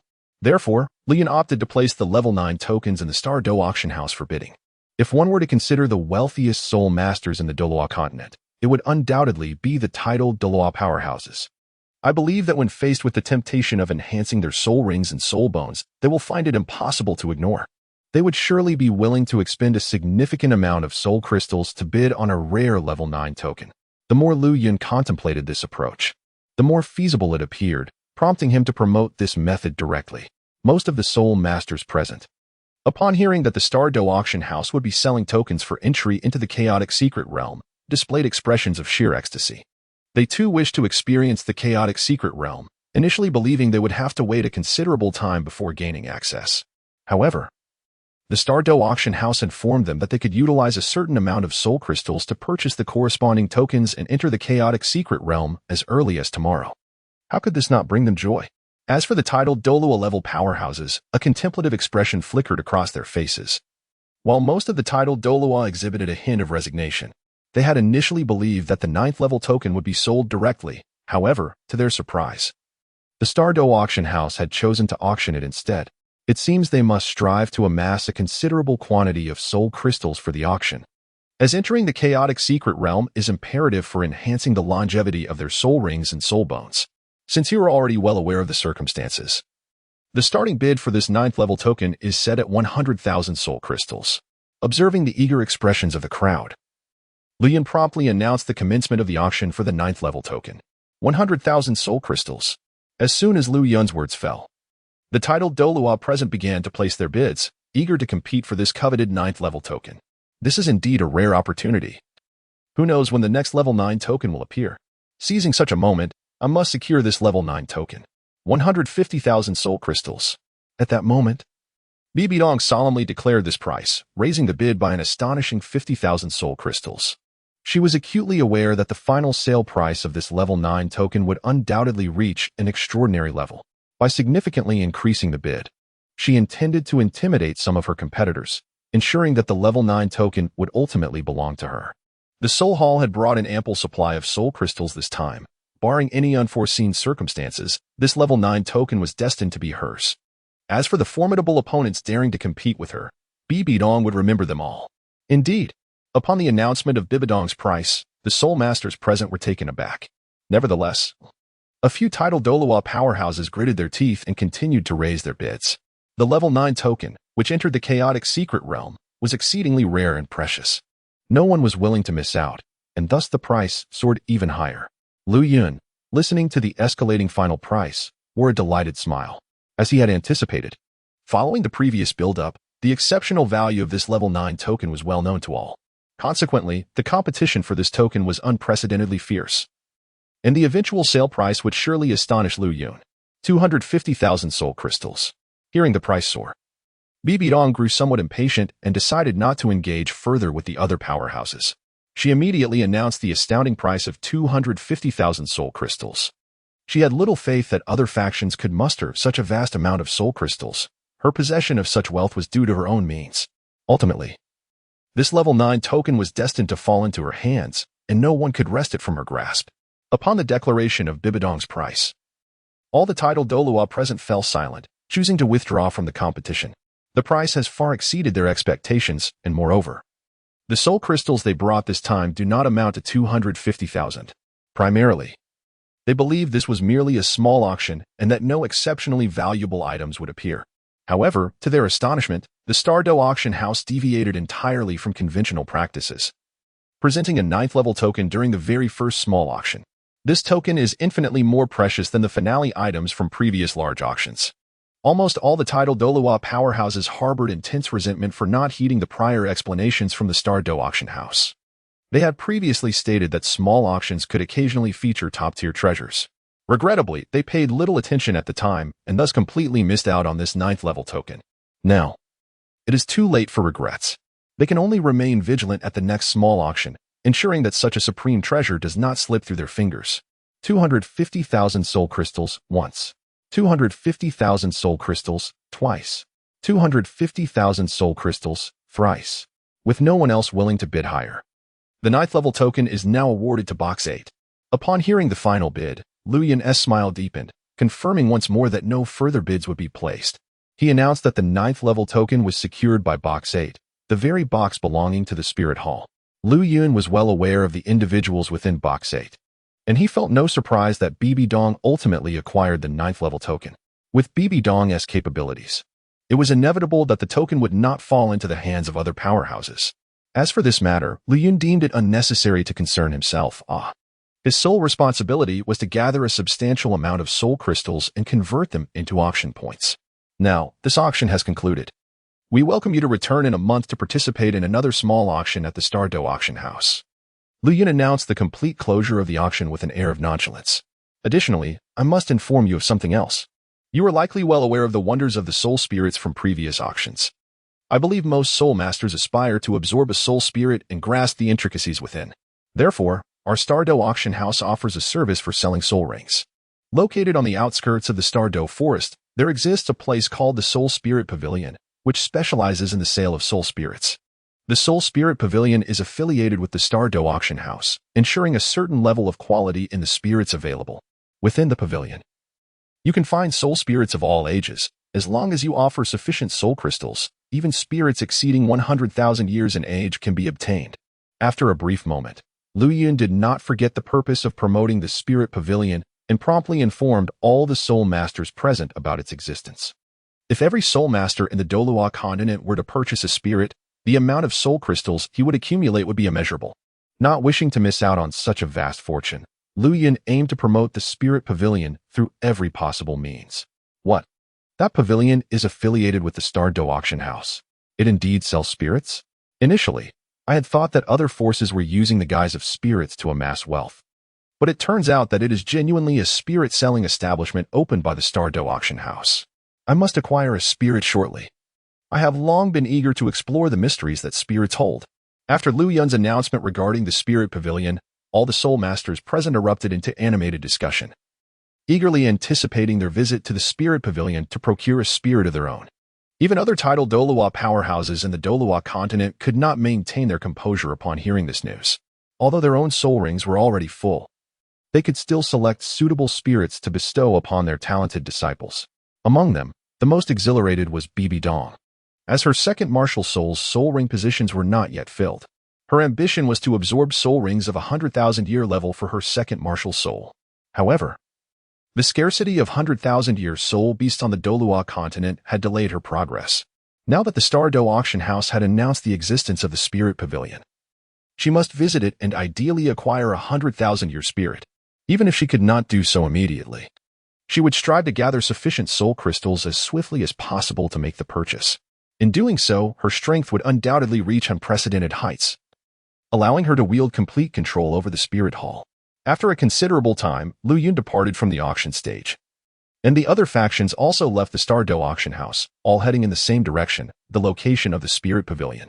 Once all the Soul Masters had left, Emperor Tian and the others did not linger. They returned to the Lake of Life, descending into the lower realm of the foreign space with Bai Ji and the King of all beasts. Upon their return to the Lake of Life, the other fierce beasts gradually regained consciousness. Oh, Emperor Tian, you have returned?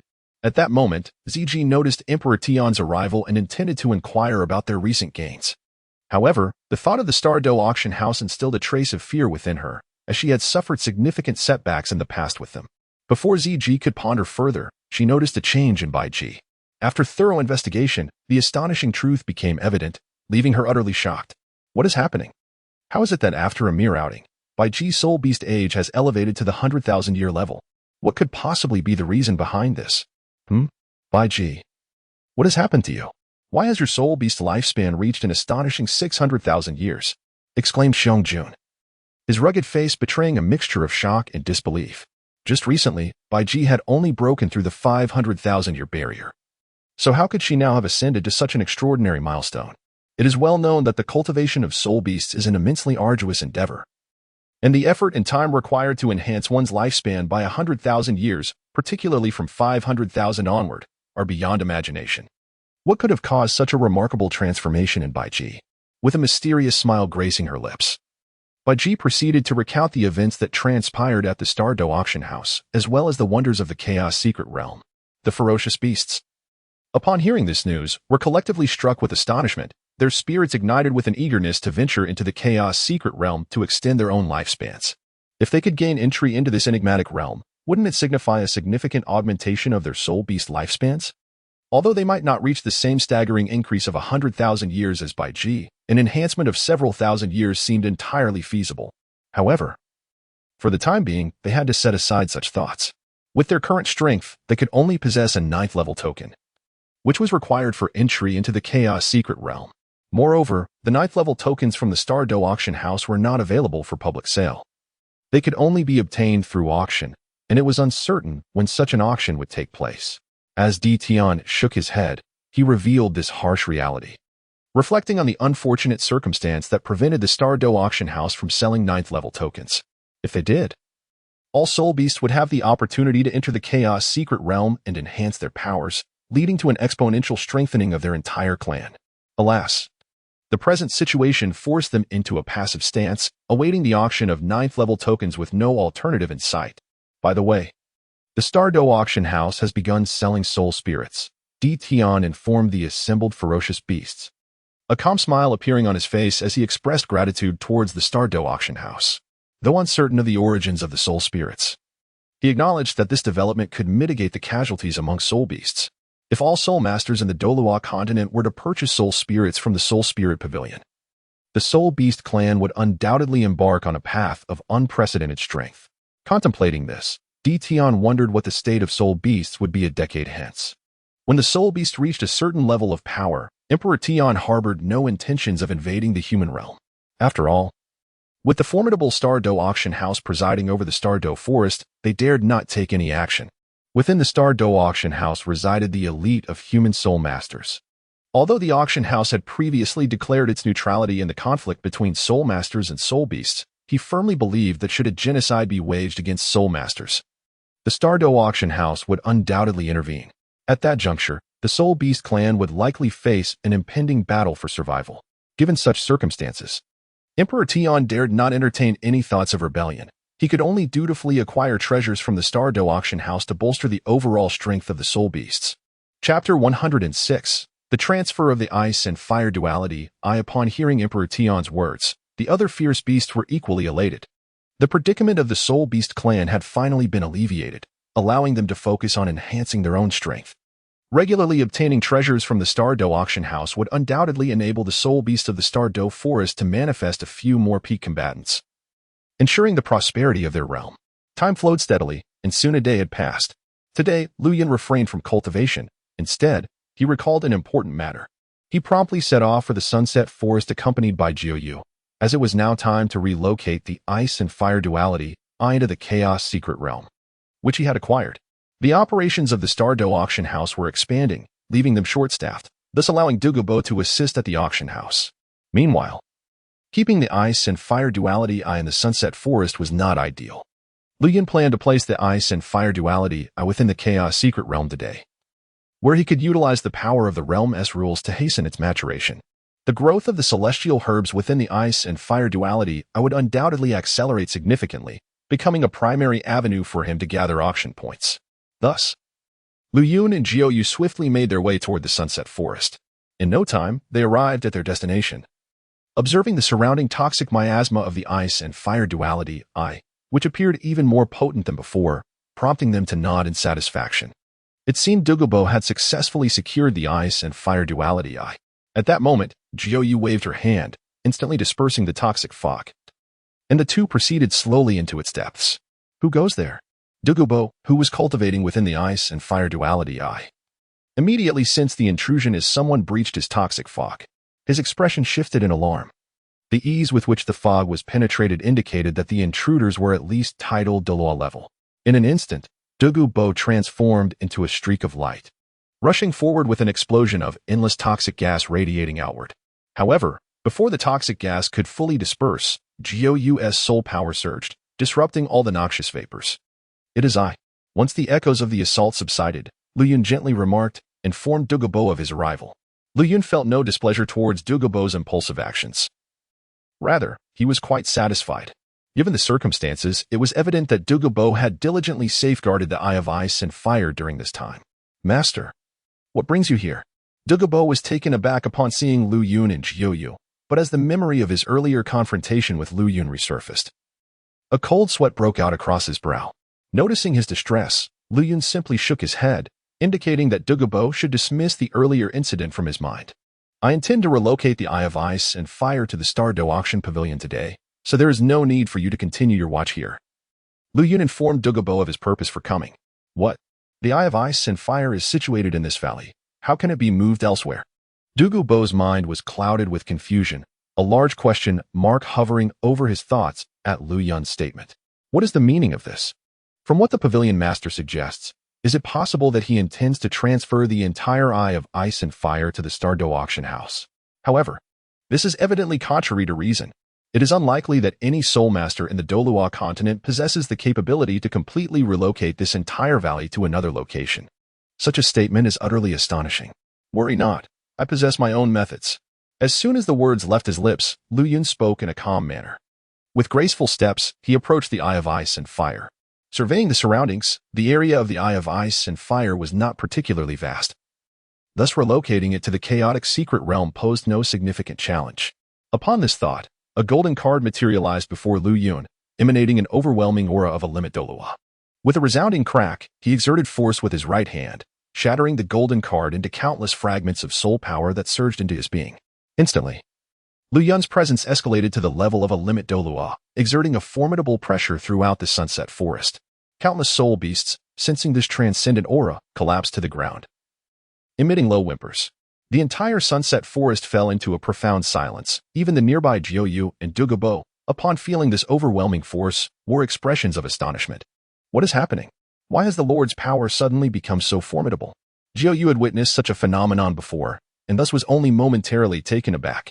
However, Douluo, standing by, was clearly not of the same disposition. He stood in dumbfounded awe, tirelessly channeling his soul power to withstand the surrounding pressure.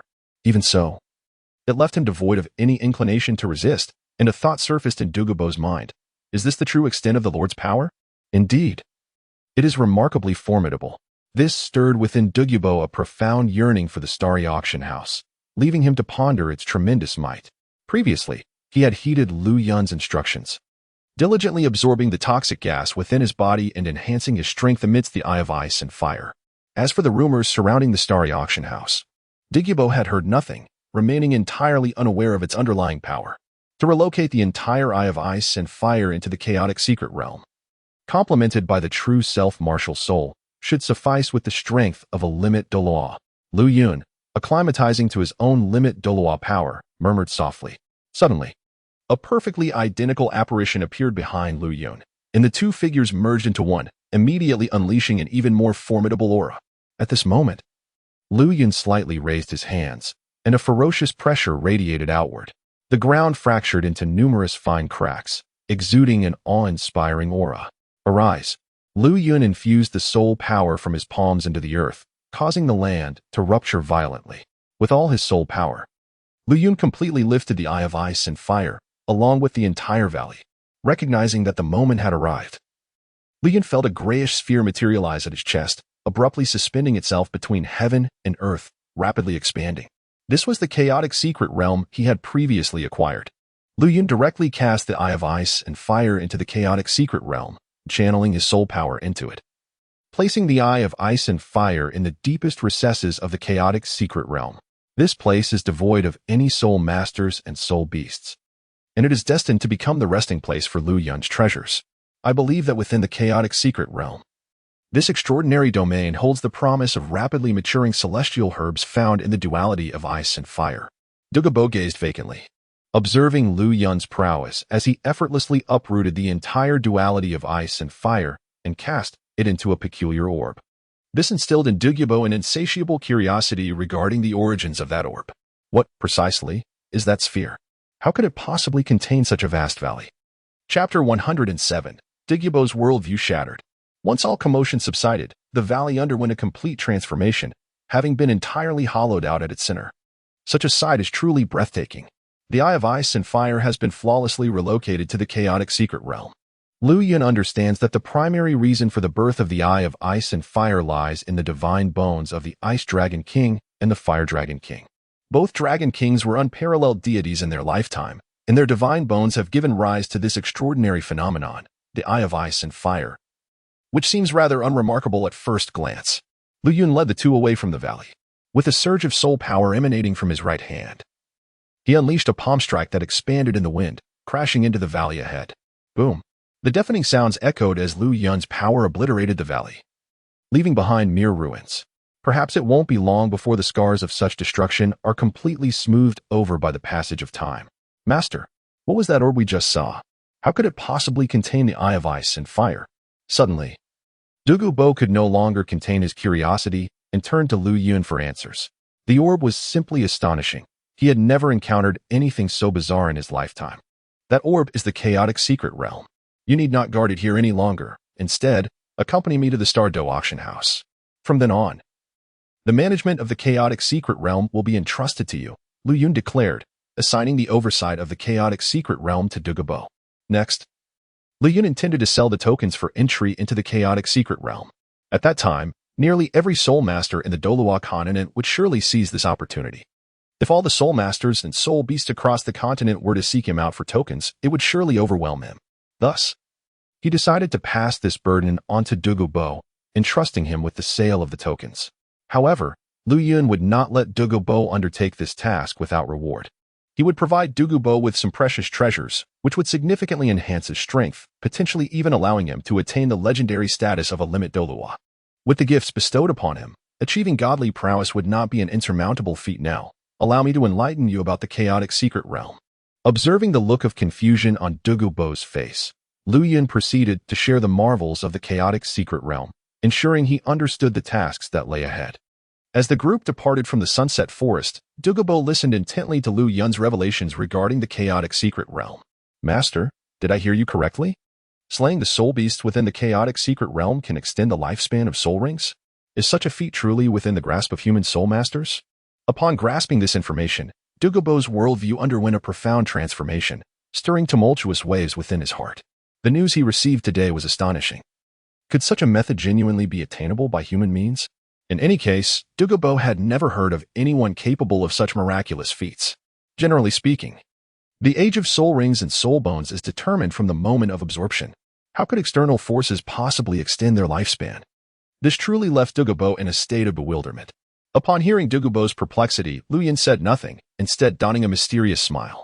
After all, it was only natural for soul masters of the Douluo Continent to feel astonished upon encountering such matters. Lu Yun chose not to elaborate, allowing Douluo to discover the formidable nature of the Star Dou Auction House for himself. Rather than returning directly to the Star Dou Auction House, Lu Yun leisurely strolled through the bustling human market alongside Jiuyu and Douluo. Since arriving at the Douluo Continent, he had yet to truly experience its rich culture and customs. as Lu Yun walked, absorbing the vibrant atmosphere of the Soul Masters. It took him the better part of a day to return to the Star Dou forest. Throughout the journey, Douluo naturally learned about the profound heritage of the Star Dou Auction House. With admiration in his eyes, he gazed at Lu Yun, astonished by the sheer power of the auction house. During his time at the Eye of Ice and Fire, the situation on the Douluo Continent had undergone astonishing changes. Whether it was 100,000-year soul bones, 100,000-year soul spirits, or other precious treasures, they all flowed from the hands of the Star Dou Auction House. It was difficult to fathom just how formidable the foundation of the Star Dou Auction House truly was, almost beyond imagination. Douluo couldn't help but marvel at his fortune in having chosen to join the Star Dou Auction House, his heart swelling with joy. He had latched onto the stronghold of the auction house, and his future was bound to be limitless, perhaps even granting him the chance to touch the legendary realm of the Limit Douluo. Douluo silently vowed to dedicate himself wholeheartedly to the Star Dou Auction House from that moment onward. As for the tasks previously assigned to him by Lu Yun, he accepted them without hesitation. This is a rare opportunity that Douluo is unwilling to miss. Is this the Spirit Pavilion? Before Douluo and his companions appeared a scene that was astonishing. Before them stood an ancient, quaint building with a long queue outside. And the bustling crowd was even more lively than that of the Soul Master-esque marketplace. Anticipation gleamed in the eyes of every Soul Master present. Soon, Douluo noticed the name of the pavilion. It was indeed the Spirit Pavilion. Curiosity about the spirits stirred within Douluo, compelling him to venture inside and discover the wonders of these enigmatic entities. If you wish to see the spirits, then go ahead, Lu Yun remarked, noticing Douluo's expression filled with intrigue. After all, the marvel of the spirits was something no one could overlook. Very well, Pavilion Master, Douluo exclaimed with great joy upon hearing Lu Yun's consent, and he hastily entered the Spirit Pavilion. Instantly, the scene before him transformed, and he quickly began to absorb the introductions from the crowd. To his astonishment, the Spirit Pavilion housed an array of spirits of various types, leaving him utterly amazed. After Douluo's departure, Lu Yun contemplated establishing a dedicated venue for selling tokens. Given that the Star Dou Auction Pavilion primarily focused on auctions, if all Soul Masters flocked there to purchase tokens, it would undoubtedly become overcrowded. Thus, Lu Yun selected a building from the Divine Shop, nearly identical to the Spirit Pavilion. Utilizing the technique of spatial expansion, though the exterior appeared as a simple, ancient pavilion, the interior revealed an infinite expanse, stretching beyond the limits of sight. The price of this loft was not exorbitant. Lu Yun indeed expended a considerable amount of auction points to acquire it outright. He positioned it adjacent to the Spirit Pavilion and, in the next moment, inscribed the words Chaos Pavilion on the prominent sign above.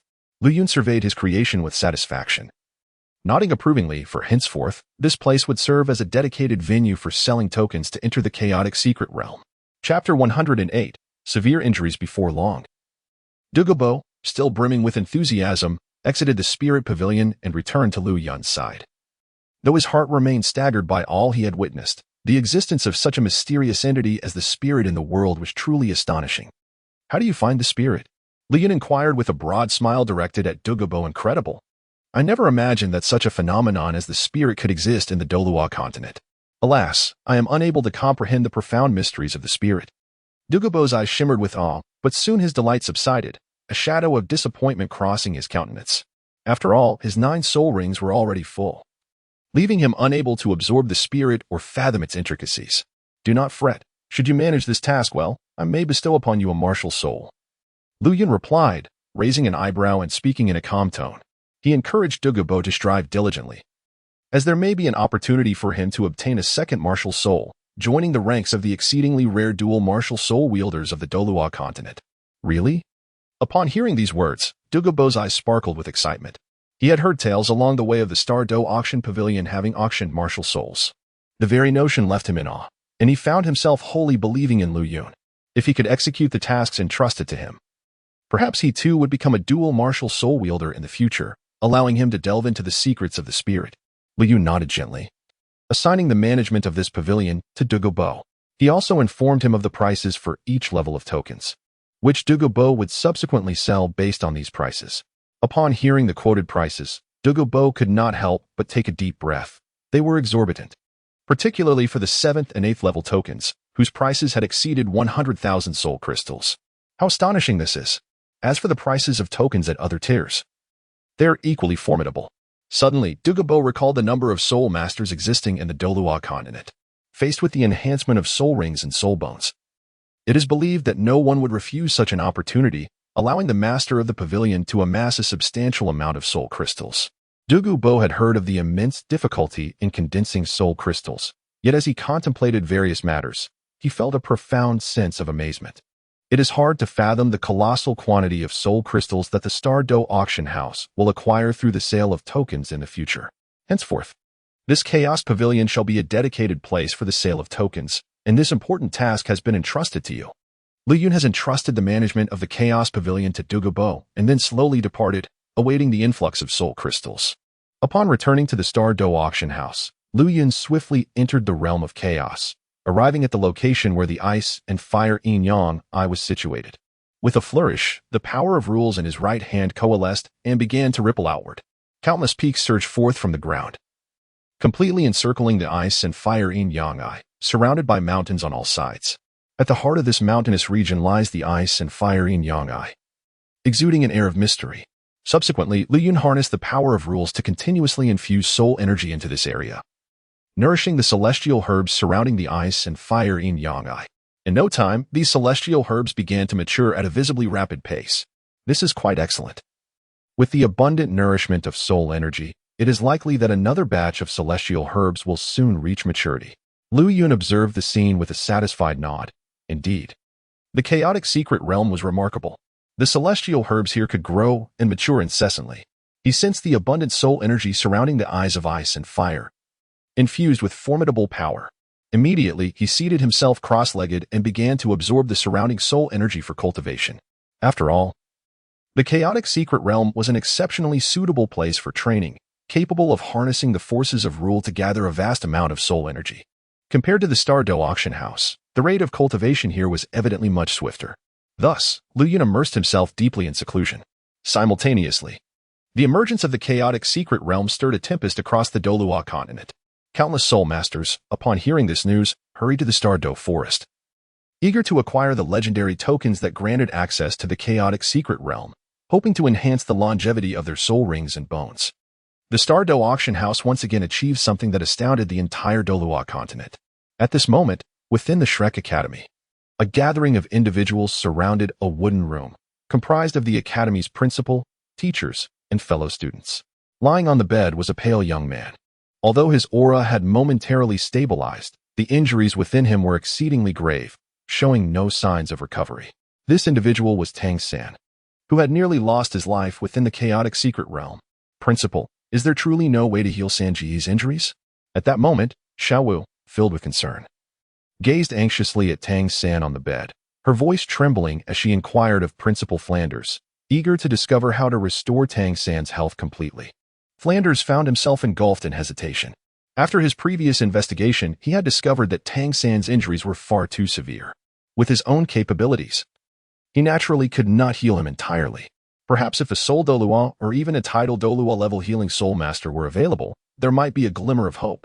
Yet, under the current conditions of Shrek Academy, how could they possibly summon such a powerful healing Soul Master? Tang San was an exceptionally talented disciple of Shrek Academy, and Flanders did not wish to see him in such a state. He then turned his gaze towards another man, Yu Xiaojiang. Xiaojiang, what do you think we should do? In his desperation, Flanders sought the counsel of Yu Xiaojiang, hoping for some unexpectedly promising solution. Mubai, what do you think is the cause of Xiao San's injuries? Yuxiagang, equally troubled, cast a worried glance at Tang San, who lay upon the bed, yet his heart swelled with a profound anger. After all, Tang San was his foremost disciple, endowed with extraordinary talent, and a dual martial soul bearer in the Douluo Continent. To witness him reduced to such a state ignited a tempest of fury within Yuxiagang. Nevertheless, he found himself in a perplexing situation regarding Tang San's condition, uncertain of how to proceed. He could only inquire about the source of Tang San's injuries, hoping to uncover a potential remedy. In this context, Dai Mubai recounted the events surrounding the Star Dou Auction House and the chaotic secret realm, sharing the occurrences that had transpired within. As he reached the conclusion of his narrative, astonishment painted the faces of all present. The first to react expressed disbelief, questioning the existence of such an extraordinary secret realm. The notion that one could enhance the age of soul rings by hunting the soul beasts that evolved within seemed utterly implausible. Yet, Witnessing Dai Mubai's resolute demeanor, it was evident that this news had likely spread throughout the Douluo Continent. Perhaps a simple inquiry beyond their current confines would yield the ultimate answer. Even so, the hearts of several remained steeped in incredulity. They had previously heard whispers of the Star Dou Auction House's mystique, which was undeniably enigmatic. However, its origins and the forces behind it remained shrouded in mystery. This is what has rendered the Star Dou Auction House a force that countless formidable beings in the Douluo Continent regard with trepidation, instilling a sense of caution among all. Originally, they had intended to visit the Star Dou Auction House next, hoping to discover other treasures. However, they were met with the devastating news of Tang San's grave injuries. Teacher, is there truly no way to save Xiao San? The atmosphere grew heavy with silence for a moment before Dai Mubai could no longer contain his inquiry directed at Yu Xiaojiang. After all, given Yu Xiaojiang's vast knowledge, he should be able to devise a means to heal Tang San. Alas, the only option at present is the one Splendor previously mentioned. Yet we simply cannot afford the exorbitant cost required to enlist the aid of a healing spirit master of Soul Douluo level or higher. You all should return for now. I will stay here to guard Xiao San and see if I can think of another solution. Upon hearing this, Yu Xiaojiang subtly shook his head, indicating that he too had no immediate remedy. With a worried gaze directed at everyone, he urged them to attend to their own matters. Prior to this, Splendor and Zhao Wujin had utilized their soul power to suppress Tang San's injuries, allowing him to endure for a while longer without deterioration. However, such a situation could not persist indefinitely. Otherwise, the ultimate consequences would be unpredictable. In that fleeting moment, Yu Xiaojiang thought of someone who might be able to save Xiao San. Only that individual could potentially provide aid. With this thought in mind, he dismissed everyone, awaiting the arrival of that person. As a day passed and night fell, Yu Xiaojiang sat beside Tang San, his spirit somewhat disoriented. After a day without rest, he was beginning to feel the strain. Suddenly, a rattling at the window heralded the emergence of a shadow within the room.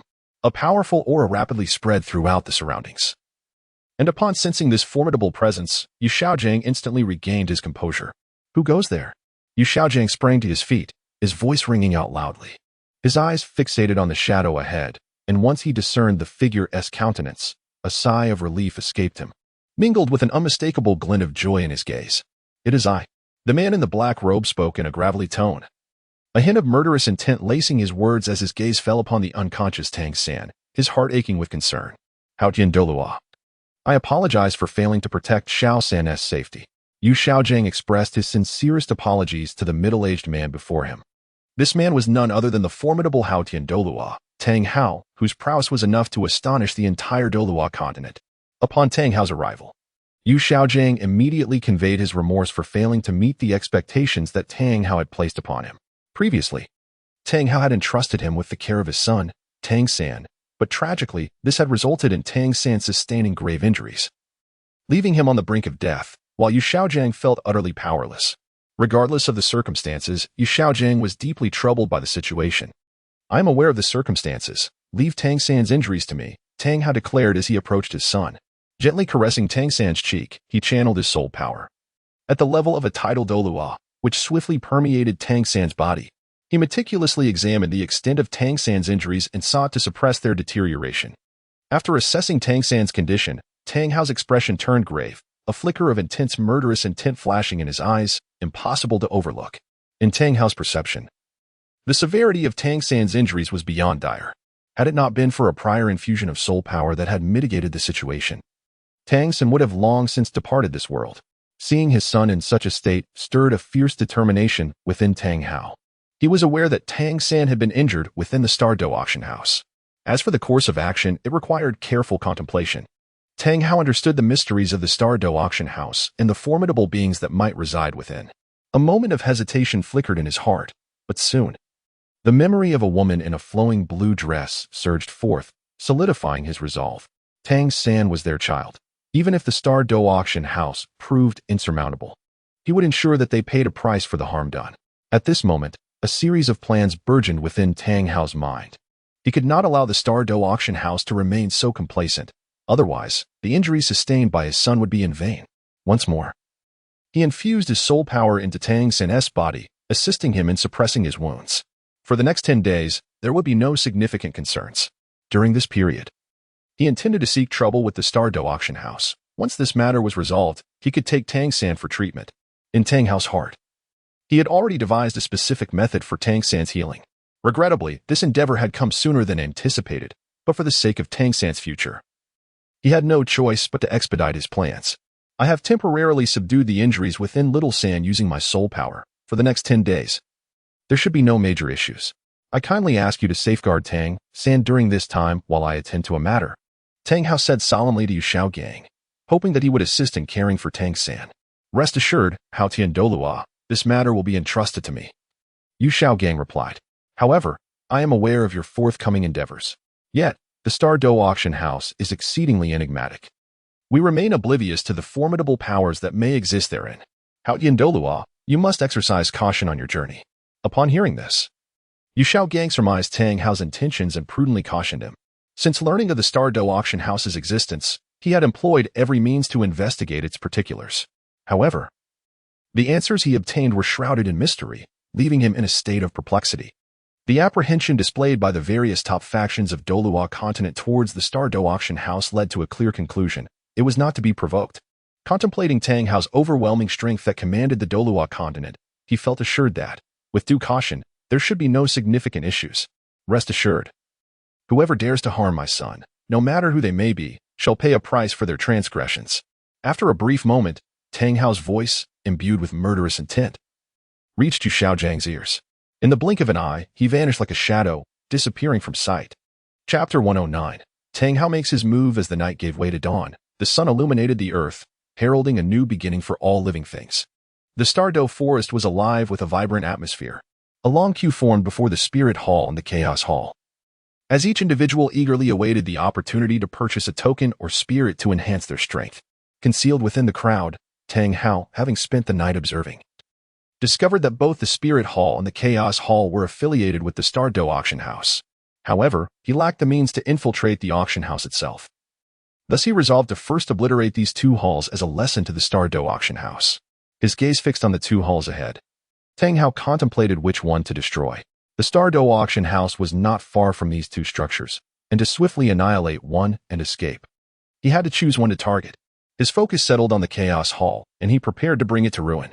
In an instant, Tang Hao moved with the wind, the Haotian hammer spirit emerging in his right hand. It exuded an overwhelming and invincible aura, with 9 soul rings flashing in succession around him. Yellow, yellow, purple, purple, black, black, black, black, red.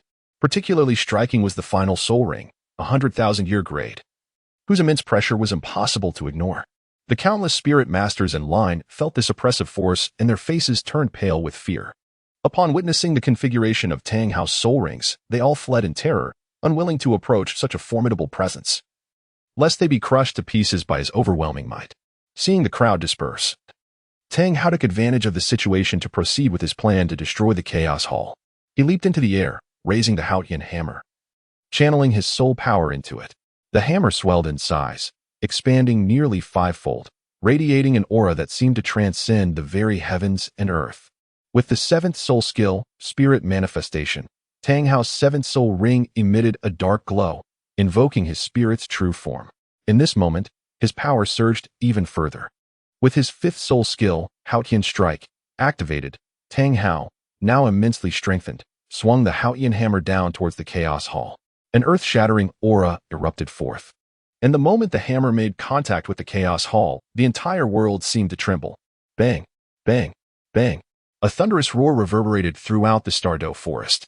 The collision of two forces unleashed shockwaves that cleaved trees in half, transforming them into countless splinters that scattered across the land and sky. Within the Chaos Pavilion, Douluo suddenly sensed the tremendous noise, soon followed by violent tremors within the pavilion itself. Detecting the aura of a tidal Douluo, a glimmer of green light flashed in his eyes. Which tidal Douluo dares to provoke the Star Dou Auction House, courting death? At this moment, Douluo had become a member of the Star Dou Auction House, and naturally, he was unwilling to witness other powerful beings attempting to challenge its authority. During this period, it was his moment to shine. Yet, an individual dared to interfere with him. Douluo had no intention of letting this reckless soul master go unchallenged. With a sudden jolt, Douluo summoned his formidable phosphorus serpent emperor martial spirit. Leaving the Chaos Pavilion, a vast surge of soul power erupted, instantly striking outward. The Haotian hammer? Are you from the Haotian sect? Upon discerning the Haotian hammer martial spirit before him, Dong Gubo was momentarily taken aback. He had not anticipated that this unknown powerhouse hailed from the Haotian sect. Contemplating in his mind, he pondered the identities of the titled Douluo experts from the Haotian sect. However, it was evident that this individual had already attained the realm of a super Douluo. Who could he possibly be? Why would the Haotian sect provoke the Star Dou Auction Pavilion without reason? None of this adhered to logic. What was happening? Tang Hao, upon witnessing the Chaos Pavilion remain unscathed, was enveloped in profound confusion, momentarily disregarding Dong Gubo. He was aware of Dong Gubo's reputation. Merely a newly ascended titled Douluo, posing no threat to him whatsoever. Nevertheless, Tang Hao was perplexed as to why his full-force strike had failed to utterly obliterate the Chaos Pavilion. The entire structure still stood resolutely, darkening Tang Hao's expression and intensifying his wariness towards the Star Dou Auction Pavilion. How dare you disregard me, regardless of who you are? Should you dare to create a ruckus at the Star Dou Auction Pavilion today, do not blame me for being impolite. Upon realizing Tang Hao's complete disregard for him, Dong Gubo was consumed with rage. The overwhelming aura of a titled Douluo surged forth towards Tang Hao. He resolved to capture this individual and present him to the pavilion master for judgment. Humph, a mere little serpent dares to challenge me. Do you presume that your affiliation with the Star Dou Auction Pavilion renders you untouchable? Tang Hao, feeling aggrieved by Dong Gubo's remarks, let out a cold snort. His fury escalating. A mere little serpent dares to provoke him? Seeking death, Dong Gubo, incensed by the insult, found it intolerable to have his martial spirit referred to in such a manner. 7th soul skill, martial spirit avatar. With that, Dong Gubo unleashed his 7th soul skill, releasing a massive cloud of poison that spread in all directions. At that moment, all of Dong Gubo's power surged forth. Tang Hao, sensing this overwhelming pressure, was momentarily taken aback, disbelief flickering in his eyes. When did your soul power rise to the 95th level? Tang Hao could not help but voice his bewilderment, having previously heard of Diggybo, who was merely a newly ascended titled Douluo at the time. Yet, in the brief span of a few years, his soul power had surged to an astonishing 95 levels. This was clearly incongruous with reason. Logically, for a formidable titled Douluo, the time and effort required to elevate one's soul power by even a single level is immeasurable. However, for Diggybo, the ascent to such heights seemed as effortless as the most mundane of tasks. You are not worthy of knowing, Diggybo responded, a grave expression flickering in his eyes upon hearing Tang Hao's mention of his soul power level. He chose not to divulge the reasons behind his accelerated advancement. The truth of his remarkable rise to 95 levels was attributed to Lu Yun's influence. When Lu Yun entrusted him with the management of the Chaos Pavilion, he also bestowed upon him several poison pills. Eagerly, Diggybo consumed them, resulting in a direct breakthrough to level 95. After a night spent solidifying his soul power, he attained his current formidable prowess. Having ingested those poison pills, Diggybo's own toxic energy reached an extraordinary zenith, becoming purer and more potent than ever before. It could be said that Diggybo had transformed into an invincible entity among his peers, no longer the weakest titled Douluo as he once was. Today, Diggybo stood brimmed with confidence, unperturbed by the presence of a titled Douluo wielding the Haotian hammer martial spirit. As Tang Hao sensed the overwhelming aura emanating from Diggybo, he felt a flicker of alarm within. The Diggybo before him exuded an aura that was distinctly perilous. Initially intent on vacating the premises to seek further opportunities to confront the Star Dou Auction House, Tang Hao realized that Diggybo had no intention of allowing him to escape. The terrifying poison began to permeate the air around them, and Tang Hao understood he had no choice but to engage in battle. Thus, the two became enmeshed in a fierce confrontation, each wielding powers surpassing that of Super Douluo. The resultant shockwaves from their clash were nothing short of astounding, shattering everything around them into oblivion, save for two towering pavilions that stood resolutely amidst the chaos. The two pavilions are integral to the system, impervious to destruction. Otherwise, Lu Yun would be quite distressed, for the Chaos Pavilion was entirely purchased from a divine-grade shop, costing him a substantial amount of auction points. The tremendous momentum generated by the fierce battle between the two gradually stirred the soul beast within the Star Dou forest, compelling them to vacate the area in fear of being caught in the crossfire of these two formidable forces. Xian Shuang and Jiu Yu from the Star Dou Auction Pavilion naturally took note of this unusual disturbance, their eyes flickering with a hint of coldness. The Star Dou Auction Pavilion would not tolerate any provocation from external powers. Thus, Jiu Yu and Xian Shuang exchanged glances at the entrance. Boom. Just as they were about to take action against the disruptive intruder, an even more potent aura erupted from the third floor of the Star Dou Auction Pavilion. Following this, a strikingly alluring woman approached them, the long-anticipated Queen Medusa, who had just completed her seclusion. At this moment, Medusa had perfectly fused her innate powers, having fully adapted to the Douluo Continent, capable of unleashing her complete potential. Even Medusa herself was unaware of the extent of her combat prowess in this world. Leave this matter to me, having been in seclusion for quite some time. It is indeed time to stretch my limbs. At that moment, Medusa's mental energy stirred, allowing her to perceive the ongoing battle not far away. Although she was in seclusion, she remained acutely aware of the recent events transpiring within the Star Auction Pavilion. She intended to test her own strength, for her senses indicated that the intruder possessed considerable power, warranting her to exert a modicum of her own prowess to subdue him. Very well. I shall entrust this matter to you. Upon hearing Queen Medusa's words, Jiao Yu and Xin Shuang refrained from any objections, tacitly consenting to allow Medusa to address the situation. They returned to the Star Auction Pavilion, confident that Medusa's abilities would suffice to handle the petty troublemaker with ease. The two of them were tasked with safeguarding the security of the pavilion, as the master was currently absent. Thus, this matter fell to their responsibility. Medusa advanced with graceful strides, and an astonishing phenomenon unfolded. Each step she took seemed to span hundreds of meters. Within mere seconds, her figure suddenly vanished from sight. Fortunately, this enigmatic and unpredictable maneuver went unnoticed. Otherwise, it would have undoubtedly elicited profound astonishment. This is the pinnacle of power attained by Queen Medusa through the fusion of her own strength and martial soul. Exploding ring. Suddenly, an inexplicable sense of lethal peril surged within Tang Hao's heart. This left him utterly perplexed. However, for a formidable warrior like him, any ominous premonition could very well materialize. The presence of Douluo before him proved to be exceedingly troublesome, and he found no inclination to further engage in this entanglement. In the next instant, Tang Hao's Haotian hammer martial soul expanded dramatically, the first 3 soul rings exploding with intensity, unleashing an inexhaustible force that surged into his being. Once he acclimated to the overwhelming power within, Tang Hao instantly teleported above Douluo, bringing the Haotian hammer crashing down towards him. An unfathomable force erupted forth, striking heavily against Douluo. A sense of dread washed over Douluo as he sensed the sudden amplification of Tang Hao's strength. His expression shifted dramatically, leaving him with no time to counter the fatal blow of the Haotian hammer. Thus, he resorted to employing his martial soul, erecting a formidable shield before him to withstand Tang Hao's onslaught. Regrettably, Douluo had underestimated Tang Hao's utilization of the explosive ring power. The shield before him was obliterated in an instant, and as the Haotian hammer made contact, an overwhelming force erupted from within Douluo's body. He immediately spewed blood, staggering back several paces before crashing heavily to the ground. Having not encountered any repugnant opposition from the Star Dou Auction House today, Tang Hao resolved to take action against Douluo first. He understood he could not linger, yet he felt a sense of dissatisfaction, as this journey had yielded no gains. Thus, with a gaze imbued with earth-shattering murderous intent, he prepared to eliminate Douluo. In his estimation, Douluo must have already aligned himself with the Star Dou Auction House, and he certainly could not allow them to bolster their ranks with another top-tier powerhouse. Consequently, the notion of eliminating Douluo took root in his heart. Without hesitation, Tang Hao grasped the Haotian hammer martial soul and advanced towards Douluo. Witnessing this development, Douluo's expression turned frantic. Tang Hao's previous assault had already left him gravely injured. Should Tang Hao unleash another strike with the same pinnacle-level power, he would be utterly unable to withstand it.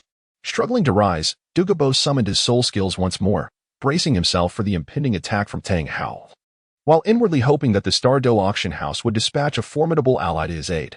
Just as the Haotian hammer in Tang Hao's grasp was poised to descend, a sudden, light-hearted chuckle pierced the stillness of the atmosphere. You, the lowly intruder, dare to disturb my cultivation? A scene of astonishing intensity unfolded as the space before Douluo shimmered, and the Queen Medusa suddenly materialized before him. Her gaze, serious and unwavering, fixated on Tang Hao. Upon witnessing the unexpected arrival of the woman, Tang Hao felt his pupils constrict, and an alarm bell rang loudly in his heart. He immediately recognized the formidable strength of the woman before him, a power he could not hope to resist. Consequently, a flicker of fear arose within him, compelling him to contemplate flight. He was forced to confront a stark reality. Even if he were to detonate all his soul rings, he would still be powerless against the impending assault of this woman. This is the premonition that lingered in Tang Hao's heart. Chapter 110.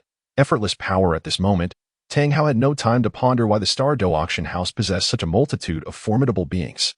He yearned to flee this place immediately, yet the attack he had unleashed could not be retracted. To do so would result in a backlash of soul power, rendering his escape impossible. He could only watch helplessly as the Haotian hammer in his grasp hurtled toward the woman before him. Such a meager assault. And yet one would dare to present it, utterly lacking in self-awareness. Queen Medusa scoffed disdainfully, her right hand executing a gentle turn, unleashing boundless soul power that surged forth in an instant. With such casual grace, her palm struck, ultimately erupting with earth-shattering force, sending the Haotian hammer flying away. Queen Medusa's expression remained unchanged, her body not shifting in the slightest. A gentle breeze stirred, rustling her garments.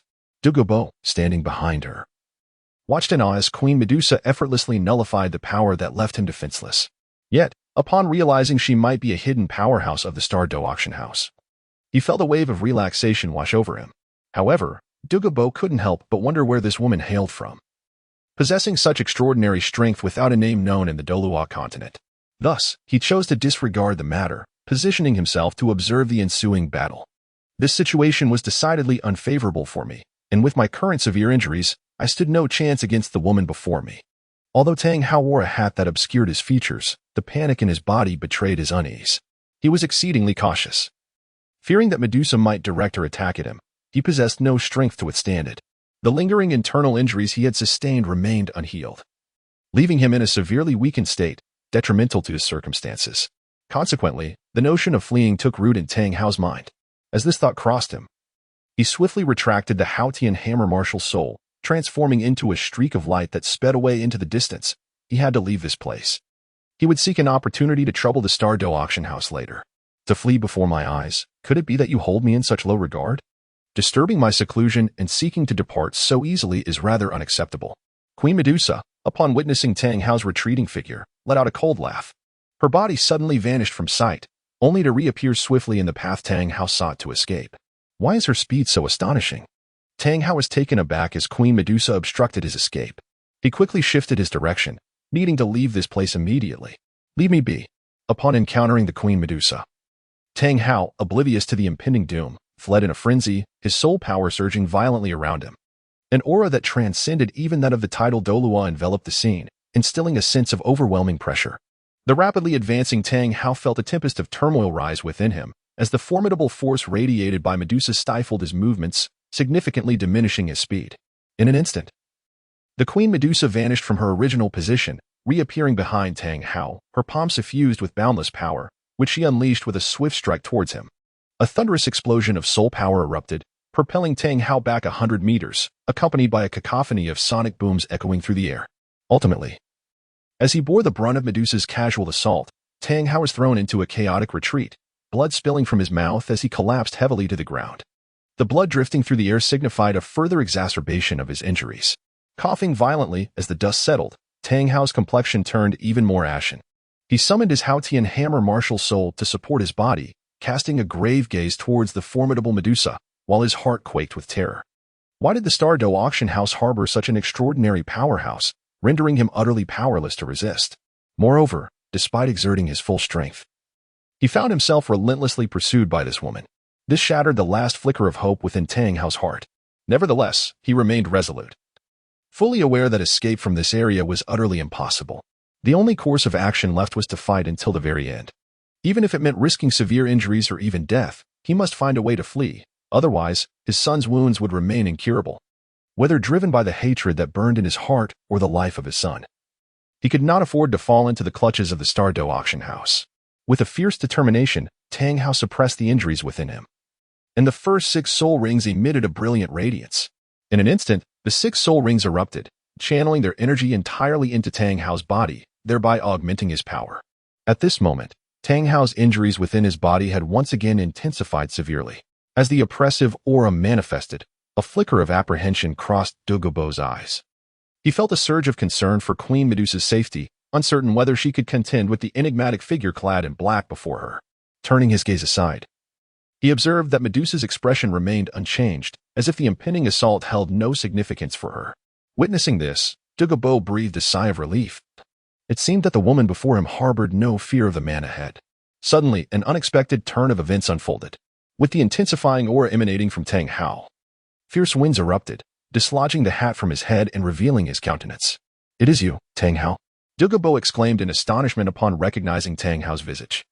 It was utterly inconceivable that Tang Hao would launch an assault on the Star Dou Auction House. How could such a scenario arise? After all, he had not heard of the auction house provoking Tang Hao in any way. Although Tang Hao had been expelled from the Haotian sect, he still belonged to its ranks in a broader sense. As a titled Douluo of the Haotian sect, he should be acutely aware of the formidable nature of the Star Dou Auction House and have no reason to provoke it. At this juncture, Douluo remained perplexed as to why Tang Hao would suddenly strike at the auction house. The situation at hand was beyond his capacity to intervene. If Tang Hao dared to challenge the authority of the Star Dou Auction House, he would inevitably need to pay a price. Despite Tang Hao's formidable prowess and possession of a 100,000-year-old soul ring, Douluo did not believe he was qualified to challenge the auction house's supremacy. How intriguing, Medusa mused, noting Tang Hao's escalating power, as she remarked with a playful expression. Under the veil of her spiritual force, she discerned the grave extent of Tang Hao's injuries. Exacerbated by her previous assault, it was evident that he teetered on the brink of death. Yet, he dared to recklessly detonate his own soul rings to amplify his strength. Such an act would undoubtedly worsen his condition, potentially rendering him irreparable in the future. Nonetheless, even should Tang Hao obliterate all his soul rings, Medusa would still regard him with disdain. She had now perfectly fused her own power. Even 10 Tang Haos would not stand as her adversaries. This is the Queen Medusa, acknowledging her own formidable power. Upon hearing these words, Tang Hao offered no rebuttal, for all of it was indeed the truth. Chapter 111. Detonate 9 soul rings. Receive my strike. The Haotian hammer, the great samurai hammer. At that moment, Tang Hao cleared his mind of distractions, channeling all the soul power within him into the Haotian hammer, which resided in his right hand. At this moment, the Haotian hammer martial soul surged dramatically, expanding several-fold and enveloped in a golden radiance, emanating an overwhelming pressure that shook the heavens. Tang Hao leaped into the air, brandishing the Haotian hammer martial soul, and struck fiercely towards the approaching Medusa Queen. At this juncture, uncertainty gripped Tang Hao's heart. He was unsure if detonating the first 6 spirit rings would suffice to withstand the mysterious woman before him. Logically, the power he gained from destroying those 6 spirit rings should allow him to withstand an opponent 2 or 3 ranks above him. Yet, regarding this enigmatic woman, Tang Hao felt an unsettling lack of confidence. Whether he could overcome her would depend solely on fortune. Such trivial skills, how dare you attempt to showcase them? Medusa Queen sneered, lifting her gaze to meet the oncoming Haotian hammer martial soul. Instantly, a powerful aura of the 7-colored devouring python emanated from her right hand, rippling outward and saturating the entire Star Dou forest. The dense spirit power gradually converged in the palm of Medusa Queen's right hand. Once again invoking the devouring might of her martial soul, she concentrated all her spirit power into her palm, ready to unleash it. With a slight elevation of her right hand, she hurled it towards the Haotian hammer martial soul. What appeared to be an unremarkable gesture unleashed an unprecedented force. Boom. Upon the moment Medusa Queen's right hand made contact with the Haotian hammer, an explosive pressure manifested, rendering everything within a 100-meter radius to nothingness, subjecting all that existed within to catastrophic destruction. At this moment, Douluo had long distanced himself from the area, acutely aware of the overwhelming force unleashed upon collision of the 2 attacks. Even if he could endure it, he would likely sustain grave injuries. Douluo was astonished by the power Tang Hao displayed at this instant. He had not anticipated that Tang Hao's strength, after detonating his spirit rings, had escalated to such an extraordinary level. Truly, he was the youngest titled Douluo on the Douluo Continent. Damn it, how can he be this strong? Tang Hao clutched the Haotian hammer martial soul tightly, his arms trembling violently. A terrifying force surged into the Haotian hammer, causing it to vibrate fiercely. Had he not continuously infused it with spirit power, he would undoubtedly have been unable to withstand the blow from this mysterious woman. What perplexed Tang Hao immensely was the extent of this woman's abilities. She had managed to counter his attacks solely with her innate strength, without even releasing her martial soul. This turmoil within Tang Hao stirred a tempest of regret for hastily seeking employment at the Star Dou Auction House. Yet, with the situation now at hand, there was no turning back. He could only muster all his strength to confront the woman before him.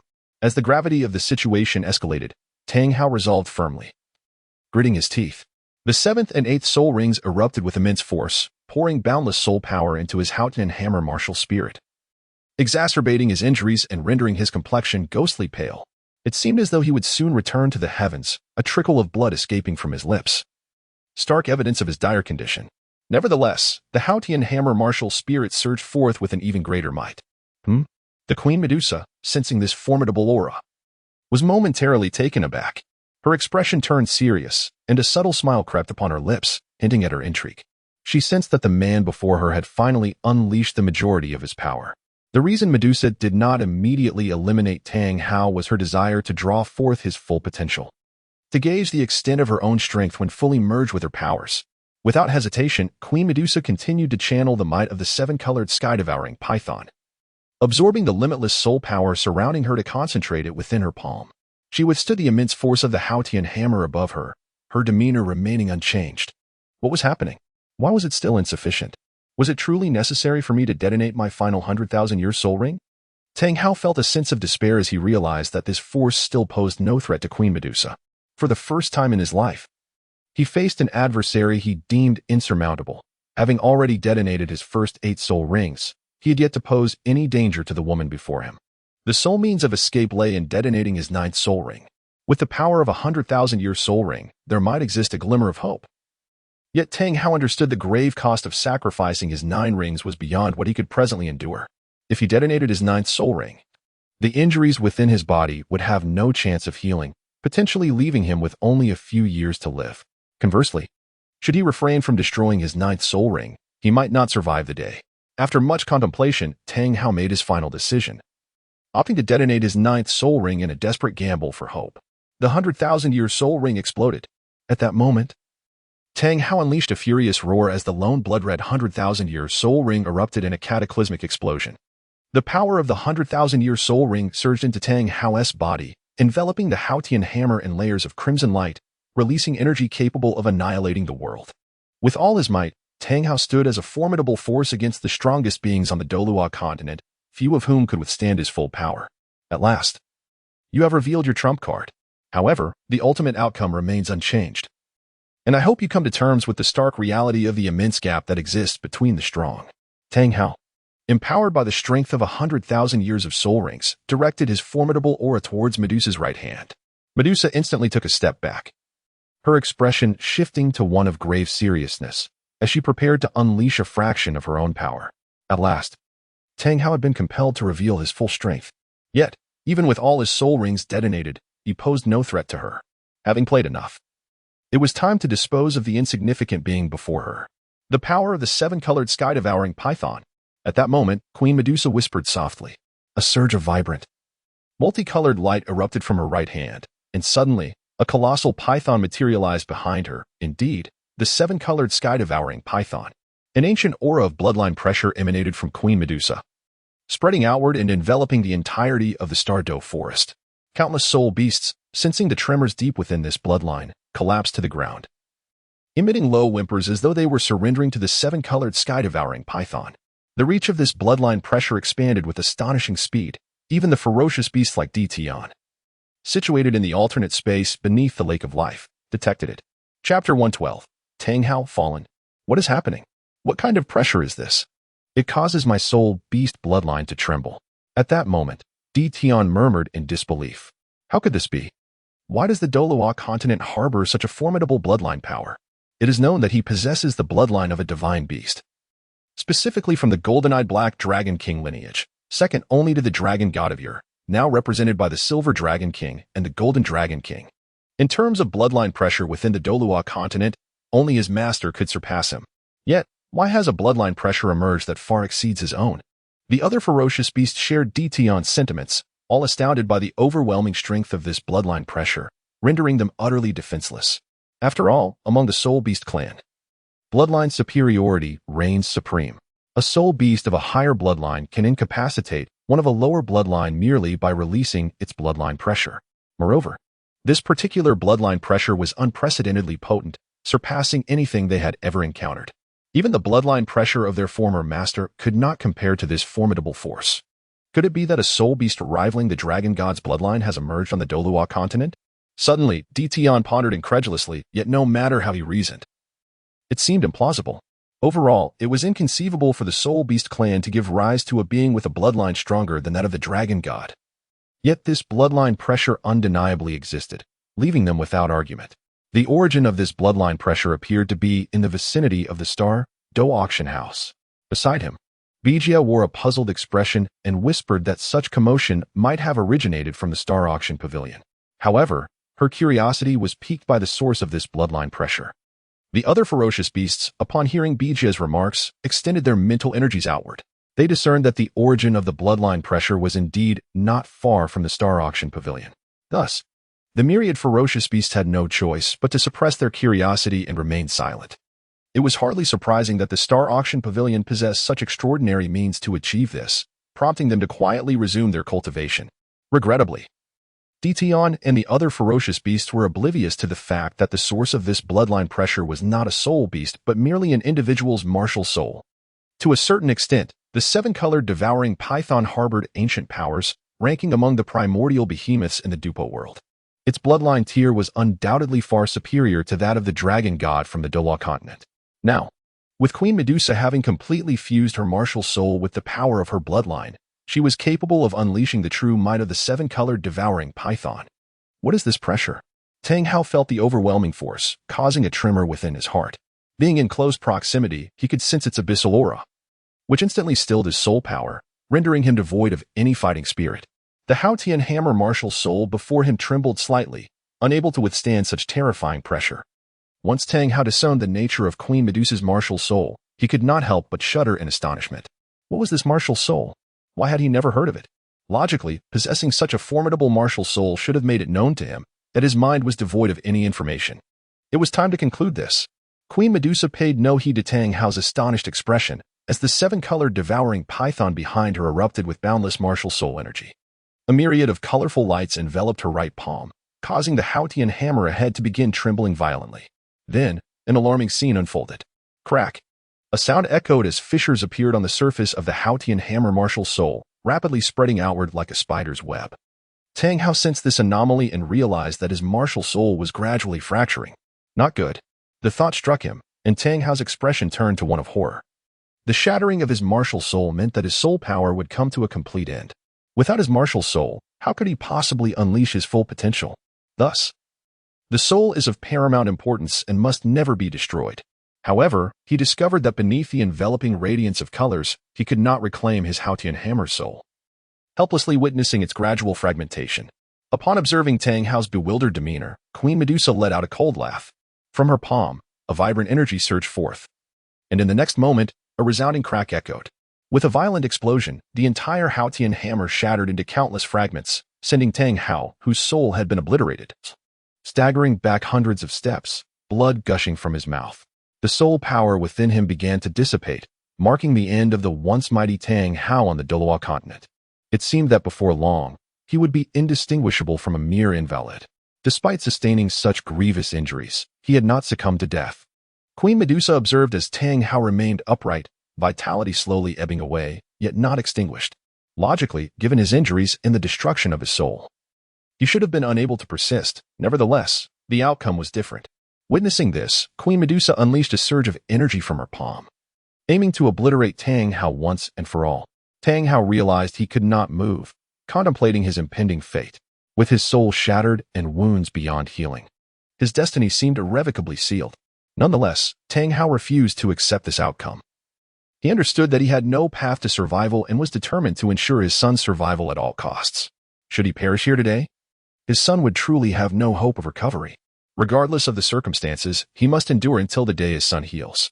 In an instant, Tang Hao made a cruel decision, and soon his limbs erupted, blood gushing forth. A flash of light revealed several soul bones materializing before him. He retrieved a wooden box, opened it, and a blue-golden soul bone floated in the air, exuding the aura of a soul beast over 100,000 years old.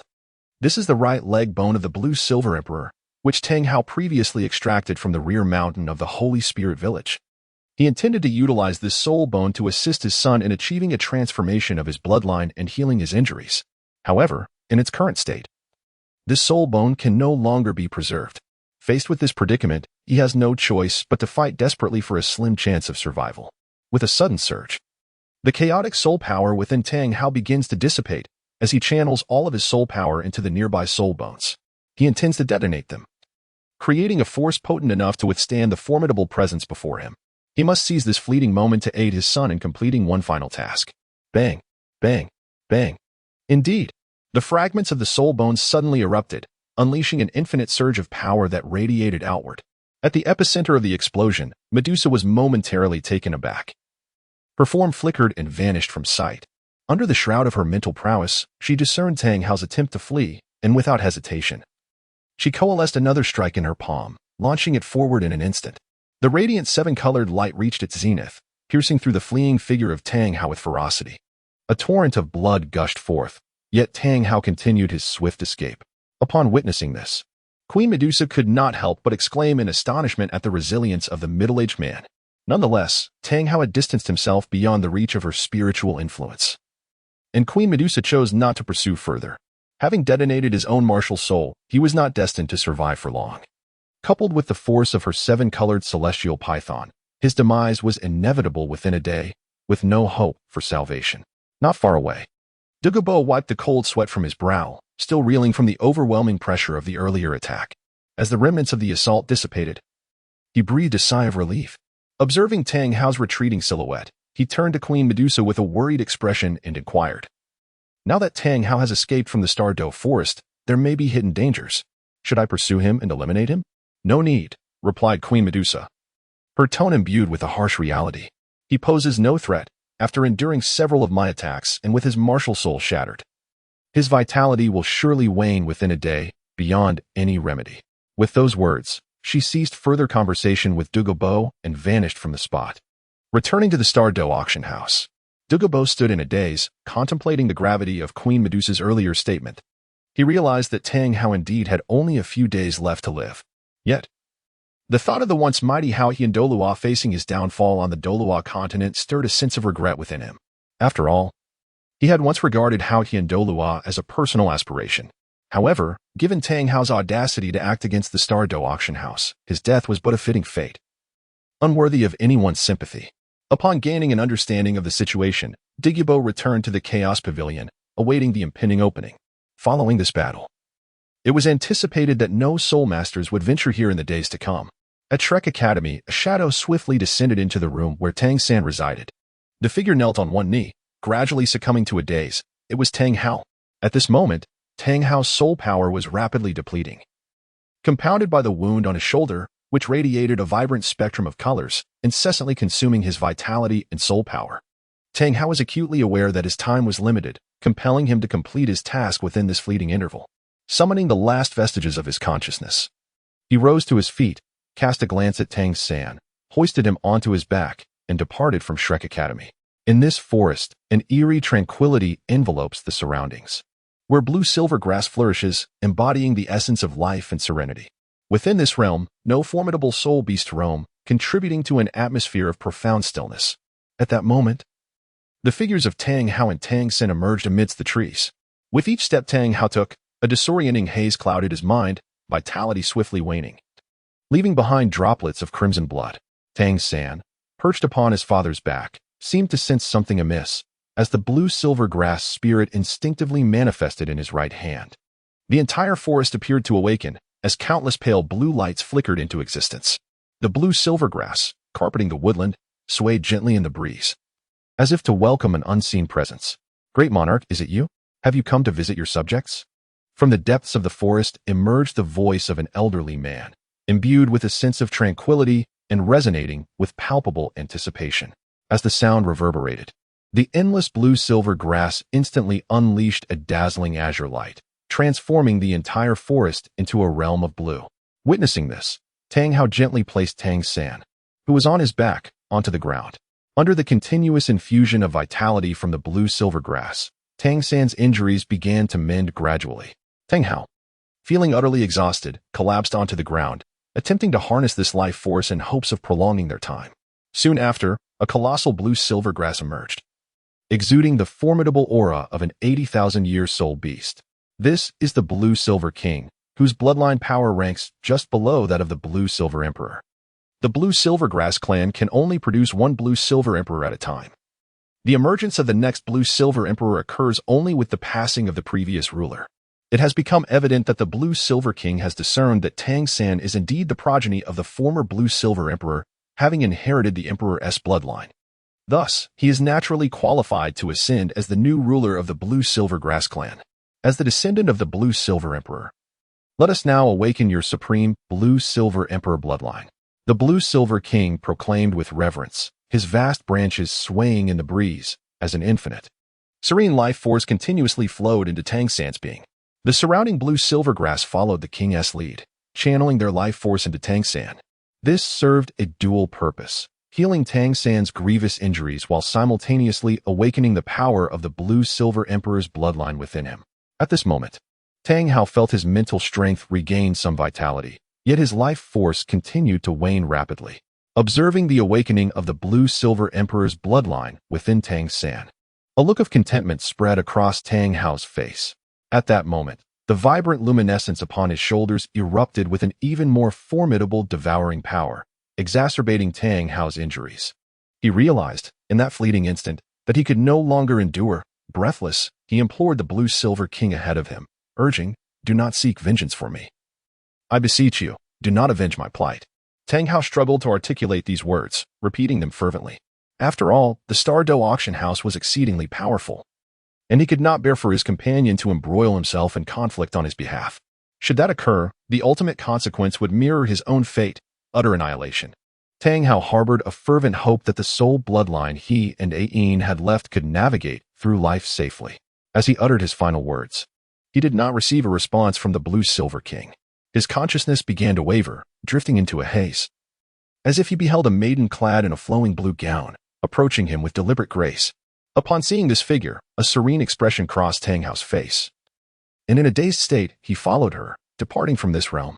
At that precise moment, Tang Hao's vitality was entirely extinguished. Henceforth, the once mighty Hao in Douluo, Tang Hao, who had instilled fear across the Douluo Continent, had fallen. The continent itself had lost yet another legend. Chapter 113, A Minor Retribution. The power of the blue-silver grass surged into Tang San's body. In a mere moment, the warmth of this life force completely healed his injuries. Tang San's appearance underwent a remarkable transformation. His once short black hair flowed into long, light blue strands, radiating a serene and gentle aura. At that instant, Tang San successfully awakened the bloodline of the Blue-Silver Emperor, ascending to the status of the ruler of the Blue-Silver Grass clan. The entire forest dimmed considerably, for the Blue-Silver Grass clan had expended much of the forest's energy to assist Tang San in awakening his bloodline. This depletion resulted in the current somber atmosphere. Floating in midair, Tang San drew in the scattered blue light orbs into his body and slowly descended to the ground. As he gently opened his eyes, confusion filled his gaze. After a brief moment, Tang San gradually sat up, piecing together the events that had transpired. He recalled being grievously injured in the Chaos Secret Realm. How had he suddenly found himself in this forest? What had happened? Why were his wounds completely healed?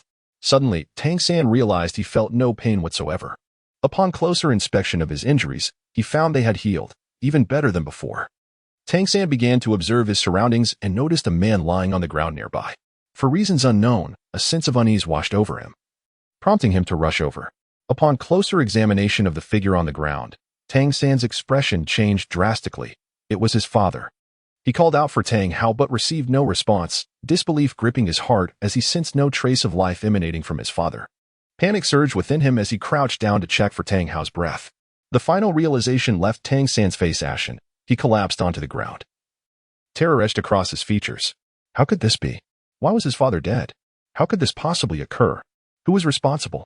Upon learning of his father's demise, a wave of fury engulfed Tang San, and he let out a furious roar, his voice piercing the sky. He yearned to uncover the identity of the perpetrator who had taken his father's life. His eyes blazed with crimson intensity, a fervent desire to exact vengeance coursing through him. Yet, he found himself devoid of any leads, left only to vent his inner anguish and hatred. Great Blue-Silver Emperor, he recalled, your father, before he passed, entrusted me with a message for you. He implored that you must not seek revenge on his behalf. The frail voice of the Blue-Silver King echoed in Tang San's ears, conveying the previous words of Tang Hao. The Blue-Silver King had his own concerns in sharing this message with Tang San. Prior to this, he had attempted to harness the power of the Blue-Silver King to heal the human spirit master, but to no avail. The energy he infused into Tang Hao's body was mysteriously devoured, rendering any healing impossible.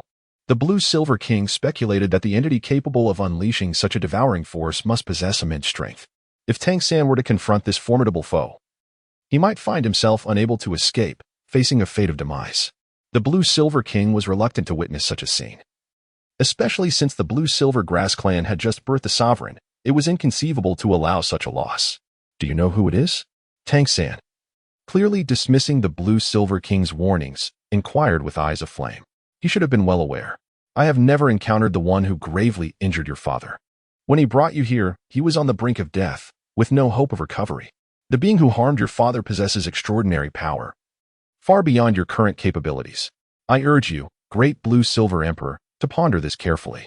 The Blue-Silver King sighed deeply, reiterating the importance of Tang San focusing on his own development and not allowing vengeance to cloud his judgment, leading to irreversible consequences. I understand. Tang San, disappointed by the lack of a satisfactory answer, felt a surge of resentment swelling within him. No matter the cost, he was determined to unearth the culprit responsible for his father's death. To live without avenging his father would render him unworthy as a son. After a considerable time, Tang San's rage began to subside slightly. Indeed, the being capable of eliminating his father must be extraordinarily powerful, and with his current strength, he was ill-equipped to confront such an opponent. It would be akin to a moth drawn to a flame, with no chance of victory. Thus, Tang San made a silent vow to diligently enhance his own strength over the coming period while seeking information about the perpetrator. Once he had attained sufficient power, he would exact vengeance for his father. With a heavy heart, Tang San solemnly laid his father to rest in that place. This forest is a serene sanctuary. From this day forth, his father shall rest eternally within its embrace. Tang San lingered in this tranquil woodland for a while before departing. His immediate concern was to swiftly enhance his strength in order to avenge his father. The demise of Tang Hao remained unknown to the soul masters of Douluo Continent, resulting in a relative calm across the realm. Within the chaotic secret realm, Lu Yun sat cross-legged amidst the eye of ice and fire, continuously absorbing the soul power that flowed abundantly in the mystical domain to elevate his own soul power level. Time slipped away unnoticed, and eventually, Lu Yun emerged from his meditative state, exhaling deeply and opening his eyes. A joyful smile graced his face as he sensed the enhancement of his abilities. Indeed, remaining in the chaotic secret realm proved to be immensely beneficial for his cultivation. In just a few brief days, his soul power level had ascended to approximately level 3, a result achieved through his relentless compression of soul power. Should this news circulate, it would undoubtedly astonish every soul master across Douluo Continent.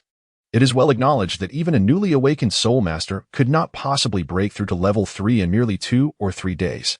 Such a claim would be met with disbelief. Yet, this impossibility had been fully realized in Lu Yun.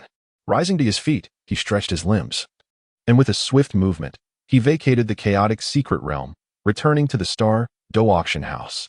Upon his arrival, Lu Yun suddenly sensed that Queen Medusa had emerged from her seclusion. Additionally, he noticed that Douluo was present at the Star Dou Auction House, leaving him perplexed by the unfolding situation. What on earth is happening?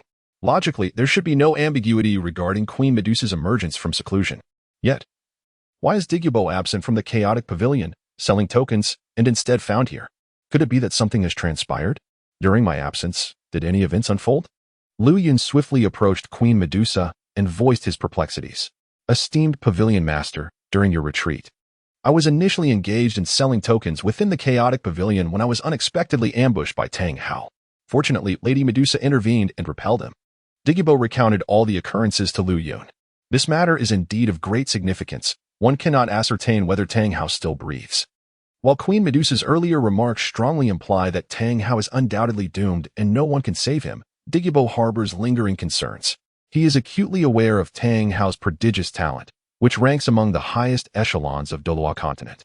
Should he recuperate, the Star Dou Auction Pavilion will inevitably face an extremely formidable adversary. This is not the scene that Douluo would wish to witness. Tang Hao, is it? I never anticipated that he would be so impatient, so quick to take action against the Star Dou Auction House. Upon hearing this revelation, Lu Yun raised an eyebrow, seemingly unfazed by the unfolding events. He was well aware of Tang Hao's fierce protectiveness, secretly safeguarding Tang San's life. After inflicting severe injuries on Tang San within the Chaos Secret Realm, Lu Yun understood that it would not be long before Tang Hao made a move against the Star Dou Auction House. However, He did not expect the moment to arrive so swiftly, nor did he foresee Tang Hao's impatience in confronting the auction house. Did he fail to thoroughly investigate the true strength of the Star Dou Auction House? One could not discern whether Tang Hao was merely a Na'vi youth unafraid of tigers or if he believed that his explosive ring power would enable him to rival all adversaries. Nonetheless, upon hearing that Queen Medusa had personally intervened, Lu Yun had his suspicions confirmed. He continued to inquire of Queen Medusa, "What has become of that Tang Hao?" He detonated all of his soul bones and soul rings, vanishing from my sight. But at the last moment, Tang Hao fell victim to my seven-colored sky-devouring python technique. If we reckon by the current time, that Tang Hao should have already perished. In response, Queen Medusa casually remarked, seemingly indifferent to the earlier incident, for in her eyes, Tang Hao's little escapade was utterly trifling, unworthy of her concern. Upon hearing this, Lu Yun grasped the gravity of the situation. It appeared that Tang Hao truly faced dire straits. He pondered whether it was indeed as Queen Medusa claimed, that Tang Hao had completely fallen. System. Is Tang Hao still alive?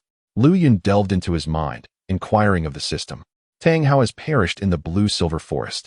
At that moment, the system conveyed the news of Tang Hao's demise to Lu Yun.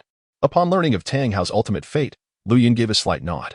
He was exceedingly pleased with such an outcome, although Tang Hao was insignificant in his eyes. The continuous trouble he brought to the Star Dou Auction House would undoubtedly sour his mood immensely. Lu Yun, upon hearing from the system about the location of Tang Hao's demise, contemplated deeply, perhaps in his final moments. Tang Hao had indeed assisted Tang Sin in recovering from his injuries, unless a healing soul master of rank Soul Douluo or above intervened. Tang Sin had no possibility of healing. Given the profound heritage of Shrek Academy, how could they possibly summon such a rare healing soul master?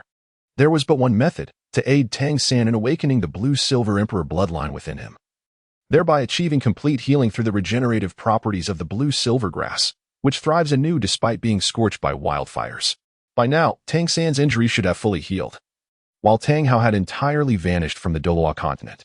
I have come to understand this matter clearly. Tang Hao has returned to the cosmos. Yet the Star Dou Auction House will not let this transgression go unpunished. Henceforth, we shall publicly announce that Tang Hao attacked the Star Dou Auction House and was executed on the spot.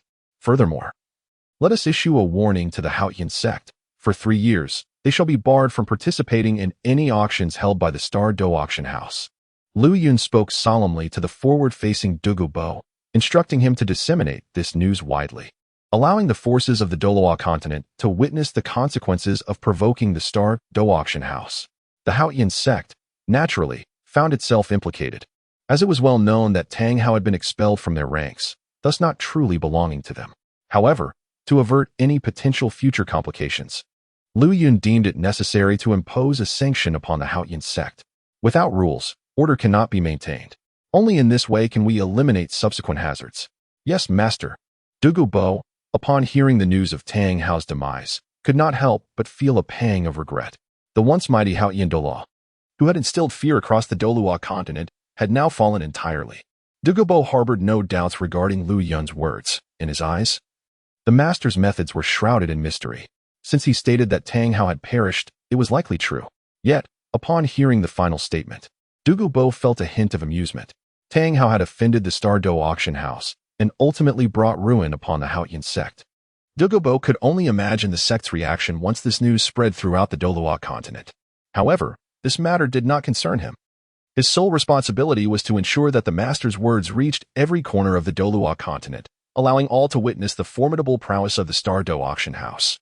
Subsequently, Douluo Bo departed from the Star Dou Auction House, ensuring the news was thoroughly disseminated.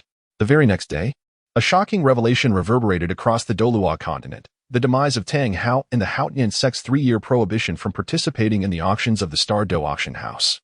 At the moment the news broke, the entire continent of Douluo was enveloped in profound shock. The Star Dou Auction House is arguably the most enigmatic force within this realm, and thus its every action resonates throughout the continent. Numerous factions are keenly attuned to the movements of the Star Dou Auction House. Prominent powers have commenced discussions regarding this matter, and the Haotian sect finds itself entangled due to Tang Hao's actions.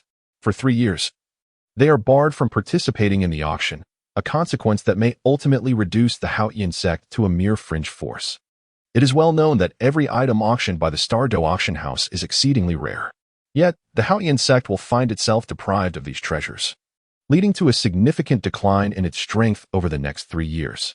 Many factions secretly revel in the misfortune of the Haotian sect, as none wish to see it reclaim its former supremacy, which would place unbearable pressure upon their own forces.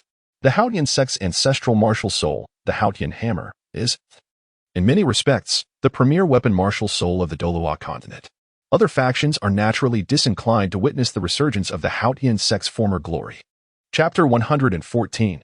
Resignation from the position of sect master in the Hall of the Pope. Bibi Dong, seated at the head, was struck by an overwhelming shock upon receiving this news. At the same time, she felt that Tang Hao was utterly overestimating his capabilities. Who was unaware of the immense power wielded by the Star Dou Auction House? Tang Hao dared to launch an assault against it single-handedly, ultimately sealing his fate. Even she lacked the audacity to confront the Star Dou Auction House, yet Tang Hao had done so. In this moment, Bibi Dong could not help but admire Tang Hao's courage, which was astonishing indeed. Your Holiness, is it true that the news regarding Tang Hao's demise has come from the Star Dou Auction House? At that moment, the chrysanthemum Doa below caught wind of the report of Tang Hao's death, a glimmer of surprise flashing in his eyes. He quickly inquired of Bibi Dong, seeking clarification on the veracity of this matter. Tang Hao, however foolish, would not be foolish enough to attack the Star Dou Auction House, especially since there had not been any significant conflict between the two. How deeply troubled must Tang Hao be? The spirit Douluo began to entertain another thought. Perhaps this was merely a false message disseminated by the Star Dou Auction House. The motives behind such an act eluded the spirit Douluo's comprehension. The Star Dou Auction House would not stoop to such deceit. The news of Tang Hao's demise must have been confirmed. As for why Tang Hao recklessly attacked the Star Dou Auction House, it is a matter we need not delve into too deeply. Our immediate task is to restrain the sole masters of the Spirit Hall, ensuring that we do not provoke the Star Dou Auction House, lest we find ourselves in a predicament akin to that of the Haotian clan. The consequences of participating in the auctions held by the Star Dou Auction House are all too clear to you. Bibi Dong paid no heed to this matter, issuing her commands with utmost gravity. For Bibi Dong, the news of Tang Hao's death was monumental. As long as Tang Hao lived, he remained a latent threat to the Spirit Hall. The actions of the Star Dou Auction House served as a warning to the world. Anyone who dared to act as Tang Hao did would not escape unscathed. Bibi Dong articulated the specific reasons behind the Star Dou Auction House's announcement, her tone exceedingly solemn. After a prolonged silence, the spirit Douluo and ghost Douluo gradually understood. It was indeed time to admonish the soul masters of the Spirit Hall. This was to prevent occurrences like that of Tang Hao, lest they cultivate enmity with the Star Dou Auction House, jeopardizing the standing of the Spirit Hall itself. At the Seven Treasure Glazed Tile School, no one could have anticipated that the once mighty Haotian Douluo would meet his end at the hands of the Star Dou Auction House. Ning Fengji, upon hearing the news of Tang Hao's fall, could not suppress a deep breath. Prior to this, he had held a measure of admiration for Tang Hao. Yet who could have known that he would act so recklessly, unilaterally assaulting the Star Dou Auction House? The path to his demise was thus rendered inevitable. Ning Fengji could surmise that the Star Dou Auction House had released this information to admonish all soul masters of the Douluo Continent. They must not replicate Tang Hao's foolishness, inviting unnecessary trouble upon their respective factions. Indeed, the actions of the Star Dou Auction House were nothing more than a means to intimidate the premier powers of the Douluo Continent, and it seemed that the Seven Treasure Glazed Tile School must tread carefully in the times to come. Just then, the Sword Douluo voiced his perspective. As for the other factions, their views mirrored those of the Spirit Hall and the Seven Treasure Glazed Tile School. Almost every faction adopted a relatively cautious stance, while the Haotian clan found itself in a markedly different situation. Within the Haotian clan's council chamber, one could hear the proclamation, "I have long maintained that Tang Hao is a scourge upon the Haotian clan, and the prophecy has indeed come to pass. His single decision has rendered the Haotian clan unable to partake in any auctions for the next 3 years.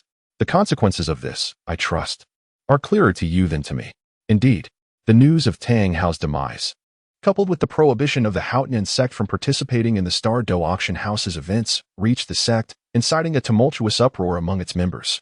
The majority expressed their indignation towards Tang Hao, for his solitary actions had ensnared the entire Haotian sect in turmoil. The reverence they once held for him had swiftly transformed into vehement anger.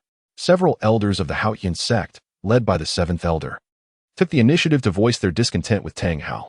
Previously, due to his actions, the elder had lost his son, and now, because of him, the entire sect found itself ensnared in yet another predicament. All present recognized the enigmatic nature of the Star Dou Auction House.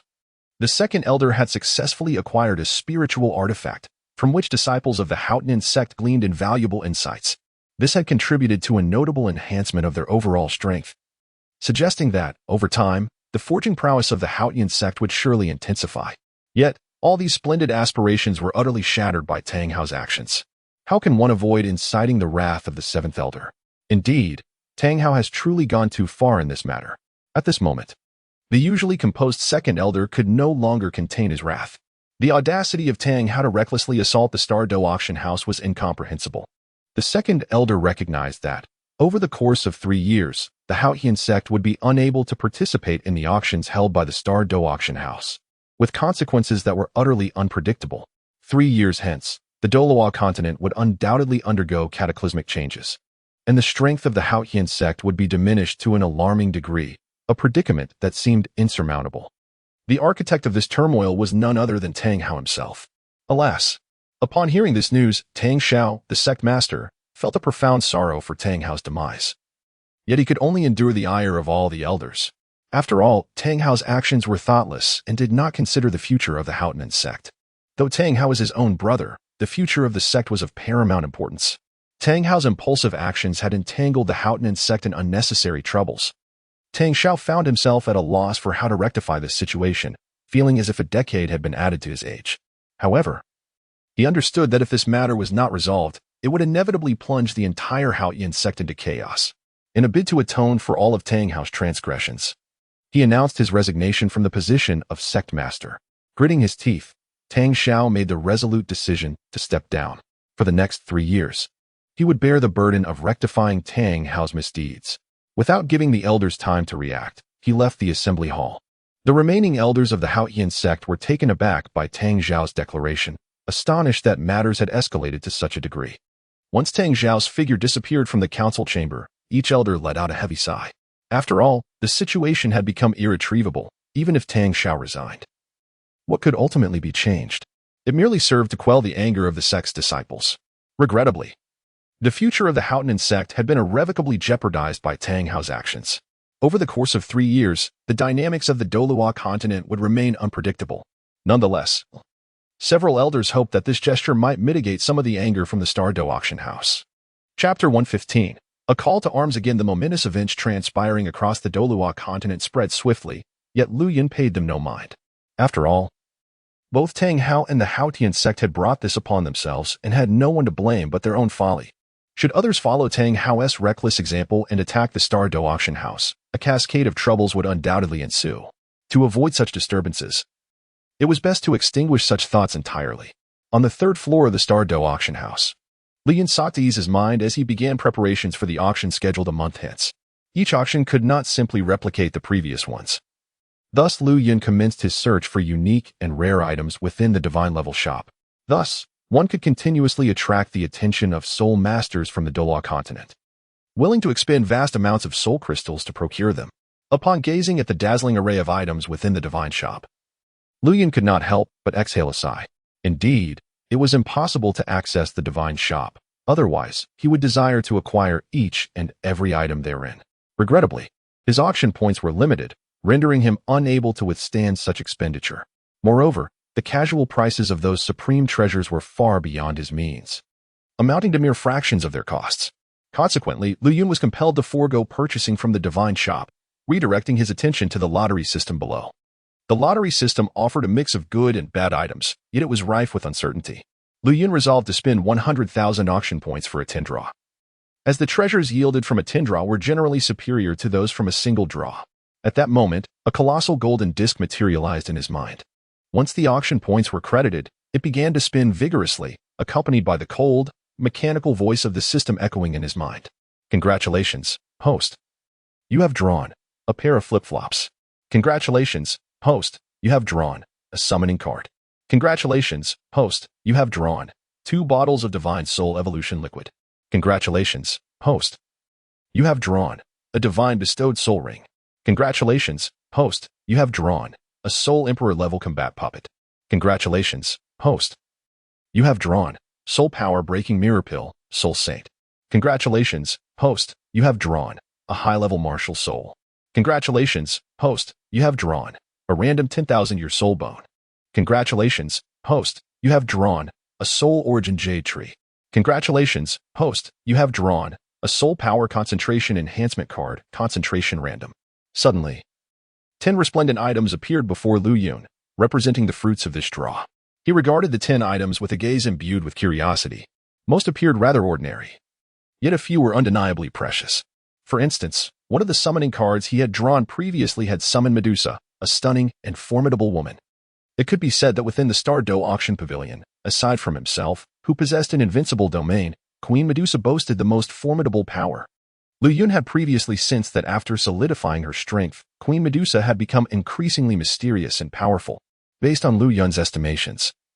Her current strength likely reached the level of a deity, though he could not ascertain the exact tier of her divine prowess. He pondered which powerful being from another realm the current summoning card would invoke. He hoped it would possess strength at least on par with that of Medusa. Lu Yun set aside the summoning card, intending to summon powerful beings only after he had comprehended the other items. His gaze fell upon a golden object, and with a gentle wave of his right hand, the golden light dissipated, revealing a transparent jade vial in his grasp, containing a liquid of vibrant, multicolored hues that appeared extraordinarily mystical. Could this be the divine-level martial soul evolution liquid? As Lu Yun fixated on the kaleidoscopic liquid, the specific effects of this item suddenly materialized in his mind. Divine-level martial soul evolution liquid, regardless of whether one possesses a waste martial soul or a top-tier martial soul. Consuming this divine-level evolution liquid guarantees that the martial soul will ultimately evolve into a divine-level martial soul, with a success rate of 100%. Gazing at the succinct description, Lu Yun was overwhelmed with elation. He had never anticipated drawing such a remarkable item. Moreover, he had drawn not one, but 2 vials, which filled him with immense joy. After deep contemplation, Lu Yun discerned the potential applications for these 2 vials of divine-level martial soul evolution liquid. 1 bottle of the divine-level soul evolution liquid is to be absorbed by the personnel of the Star Dou Auction House. Presently, the soul of the 9 Nether is a divine-level soul, while Medusa possesses the rainbow-devouring python, undoubtedly surpassing even the divine classification. The extent of its power remains beyond Lu Yun's estimation. For the time being, Douluo does not require this divine-level soul evolution liquid. It shall be rewarded to him once he has made significant contributions to the Star Dou Auction House.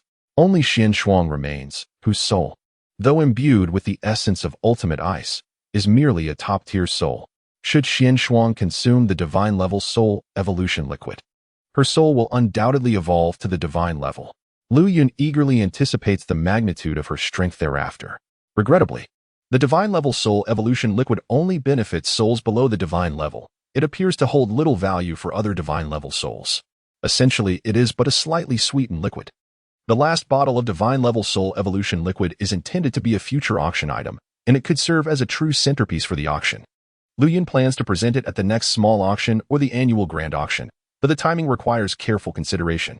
It is evident that when this divine-level soul evolution liquid is unveiled, it will undoubtedly attract countless soul masters from the entirety of Douluo Continent, vying for the precious liquid. If presented at a large auction, the final price will surely be astonishing. Conversely, a small auction may yield less favorable results. Should the liquid be placed in a small auction, some information could be leaked. Once the premier powers of Douluo Continent learn that the centerpiece is the divine-level soul evolution liquid, it will inevitably draw even more formidable soul masters. Lu Yun must ponder which approach to take. Setting the matter of the divine-level soul evolution liquid aside, he redirects his focus to several other items. Among them, the soul power-breaking mirror pill is also a rare treasure, though regrettably, it is only consumable by soul emperors. The soul power mirror fragment Dan, when presented at a small auction, is certain to captivate the attention of a considerable number of soul masters. After all, there exists a plethora of soul masters below the soul sage level on the Douluo Continent, the majority of whom remain ensnared at the soul emperor realm for their entire lives, unable to ascend into the domain of the soul sage. Thus, this mirror fragment Dan represents a glimmer of hope for their future. Lu Yun intends to showcase this soul power mirror fragment Dan at the forthcoming small auction, aspiring for a commendable final price. Shortly thereafter, Lu Yun's gaze fell upon a card designed to enhance soul power concentration. According to the card's description, the multiplier for enhancing soul power concentration remains uncertain, ranging from 1-fold to as much as 100 folds. Lu Yun contemplated the potential application of this soul power concentration enhancement card, envisioning its use within his chaotic secret realm. The chaotic secret realm serves not only as a medium for acquiring soul crystals, but also as a training ground for the personnel within the Star Dou Auction House. Once this matter concludes, he can allow Medusa and others to enter the chaotic secret realm for seclusion and cultivation. He firmly believes that, given their innate talents, they will swiftly elevate their soul power levels. The Soul Origin Yushu, it amplifies the soul power concentration within a radius of 100 meters by 5 times. Upon discerning the specific effects of the Soul Origin Yushu, a radiant smile blossomed upon Lu Yun's face. The Soul Origin Jade Tree is an exceedingly rare treasure, capable of amplifying the soul power concentration within a radius of 100 meters by 5-fold. It can be regarded as a formidable asset for enhancing the overall strength of any faction. However, given that Lu Yun possesses the chaotic secret realm, the significance of this Soul Origin Jade Tree diminishes, rendering it suitable for future auction as a coveted item. It is hard to imagine any faction that could resist the allure of such a tree, which promises to substantially elevate their power over time. As for the method of utilizing this Soul Origin Jade Tree, Lu Yun will contemplate that in due course. Having inspected the majority of the items available, Lu Yun found that the remaining ones were insignificant, their names alone revealing their trivial nature. With a sweeping motion of his hand, a golden card materialized before him, the summoning card from earlier. He harbored hopes of drawing forth a formidable being, filled with anticipation. Lu Yun wondered what kind of powerful entity would emerge this time. With a decisive action, Lu Yun crushed the golden card in front of him, and in an instant, it shattered, unleashing a brilliant flash of gold. A golden portal appeared ahead, emanating boundless temporal and spatial energy. At that moment, Lu Yun remained vigilant, his gaze firmly fixed on the golden portal. A faint glow flickered, and from within emerged a woman. The woman donned an elegant red gown that accentuated her alluring figure, exuding an irresistible charm. She appeared strikingly enchanting, and when Lu Yun laid eyes upon her, a flicker of astonishment danced in his gaze. After all, her beauty was almost otherworldly. As Lu Yun contemplated and recalled the specifics of her appearance, he began to surmise her identity. To his surprise, he had inadvertently summoned her. On Blue Star, she was once revered as the foremost goddess of national animation. Indeed, the woman in question is Yin Lingji, hailing from the 100 Yu. A figure as gentle as water yet as fervent as fire, endowed with the extraordinary ability to manipulate flames. As Lu Yun's mind conjured the specifics of Yin Lingji, he discerned the transformation of her innate prowess into the realm of Douluo Continent. Name: Yin Lingji Martial Soul, Flame Soul Power Level 97. Upon observing the particulars of Yin Lingji, Lu Yun felt no astonishment. He understood that her prior abilities had been transmuted into a martial soul, one that could command all fire under the heavens. This peculiar martial soul places her among the most exceptional beings among human soul masters. What is happening? Where am I? Yin Lingji gazed around her, bewildered by her surroundings, only to find an unfamiliar man materializing before her. A wary expression crossed her face, radiating an aura of danger. Before she could ponder further, a torrent of information surged into her mind, details regarding Douluo Continent, martial souls, soul rings, and a myriad of other insights, all orchestrated by the system. So, this world is indeed Douluo Continent? Did you bring me here? Yin Lingji comprehended the reality of her arrival in another realm. Feeling a mixture of astonishment and curiosity as she moved gracefully towards Lu Yun, her fiery gaze fixed upon him. It was evident that her presence in this strange world was the doing of the man before her. Ahem. Now that you have arrived in Douluo Continent, you shall reside here from this moment forth. Allow me to introduce myself. I am the master of the Star Dou Auction House. You will become well acquainted with the rest of the matters in due time. Lu Yun, observing Yin Lingji's demeanor, cleared his throat and revealed his identity. Fully aware of her temperament and tactics, he decided it prudent to take his leave, fearing he might be overwhelmed if he lingered. As Lu Yun exited the room, he began to inform the others at the Star Dou Auction House of Yin Lingji's arrival. Hee. Upon witnessing Lu Yun depart, Yin Lingji chuckled softly, casting a meaningful glance in his direction before following closely behind. She was eager to experience the wonders of this enchanting Douluo Continent. Indeed, as the two ascended to the first floor of the Star Dou Auction House, all eyes in the room converged upon Yin Lingji. Some regarded her with caution, while others were filled with curiosity, all taken aback by her appearance. The aura and strength exuding from Yin Lingji were impossible to overlook. Very well, let me introduce her to you. This is Yin Lingji, a formidable titled Douluo, whom I have recruited from another part of Douluo Continent, and she is now a member of our Star Dou Auction House. Lu Yun introduced the identity of the Flame Spirit Princess to all those present. Although the crowd appeared somewhat perplexed, they nodded in acknowledgement, indicating their understanding that the Flame Spirit Princess had joined the Star Dou Auction House. Meanwhile, Medusa displayed a glimmer of understanding on her face. The Queen of Medusa sensed an aura from this woman that belonged to another realm. If her intuition was correct, this woman had, much like herself in the past, arrived in the Douluo Continent under exceedingly mysterious circumstances. Medusa was deeply curious about how Lu Yun had accomplished such a feat. How had he brought them to this unfamiliar world without their knowledge? Such methods were truly formidable and elusive. After a period of cultivation, Medusa realized that Lu Yun harbored no malicious intentions towards them, leading her to remain quietly within the Star Dou Auction House. Perhaps, in the future, there would be an opportunity to discover a way back to the Doupo world. By the way, please keep these tokens safe. Suddenly, Lu Yun recalled a previous matter. In the next moment, with a wave of his hand, several tokens appeared before him, each emanating a golden glow. Compared to the tokens available for external sale, these tokens appeared far more precious, mysterious, and powerful. These tokens also serve as the keys to enter the chaotic realm. The tokens sold to the outside world can only be used once before they are rendered useless, however. These few tokens possess the remarkable ability to be utilized indefinitely, allowing for unrestricted access to the chaotic realm. With these tokens, you may enter and exit the chaotic realm freely, reaching any destination within. From this moment forth, you can cultivate within the chaotic realm, where the concentration of soul power far surpasses that of the outside world. Lu Yun informed everyone of the extraordinary capabilities of these tokens, granting them the peace of mind to train within the chaotic realm. Is that truly so? Indeed. Upon hearing Lu Yun's words, the others displayed little reaction, save for a glimmer of interest in Douluo's eyes. He was deeply tempted by the soul beasts that evolved within the chaotic realm. Hunting them would enhance the longevity of his soul rings and bones, which undoubtedly piqued his curiosity. Although his own soul power level only permitted him to purchase a level 9 token, the exorbitant price made it unattainable even after years of saving. To his astonishment, Lu Yun had gifted him a token that allowed permanent access to any part of the chaotic realm. This implied that he could one day hunt 10,000-year soul beasts to bolster his strength.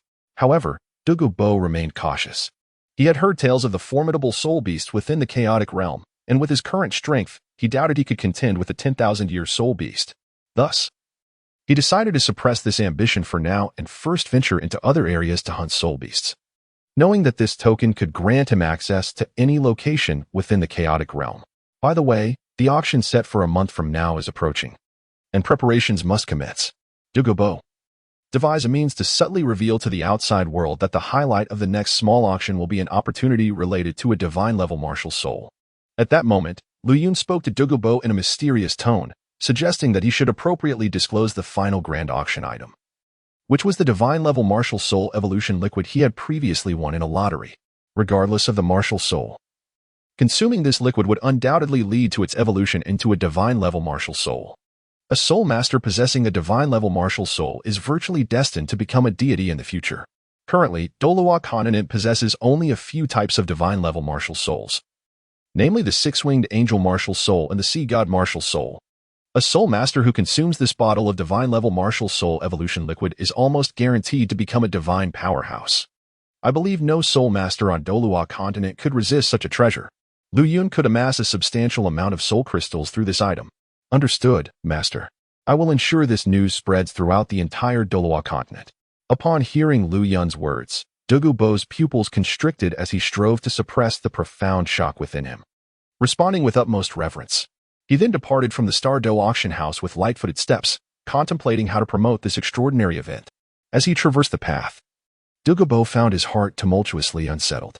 He possessed some knowledge of divine-level martial souls, particularly as the six-winged angel, the legacy martial soul of the Qian family, was recognized as such by the Spirit Hall. However, he had yet to experience the true pressure exerted by a divine-level martial soul and thus lacked comprehensive understanding. Nonetheless, given that divine-level martial souls surpass the pinnacle of martial souls, it was evident that soul masters possessing them would possess an unpredictable future. Chapter 116, Divine-level martial soul, Xianbing Jiling Dugabo could envision that the competition for the highlight item at the upcoming small auction a month later would be unprecedentedly fierce. He eagerly anticipated the spectacle that would unfold at the Star Dou Auction House in a month's time.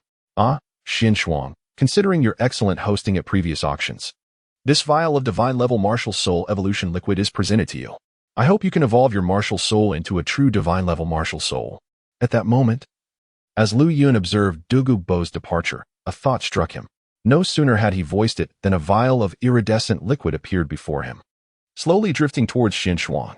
This was one of the 2 vials of divine-level martial soul evolution liquid he had previously drawn.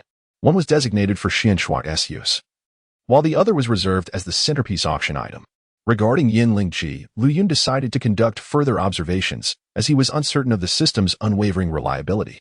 Should there be no issues, he could later procure divine-level martial soul evolution liquid to facilitate Yinling Ji's evolution into a divine-level martial soul. Thank you, Pavilion Master. Xinshuan expressed her gratitude as she accepted the vial of divine-level martial soul evolution liquid. She was acutely aware of her comparatively modest strength.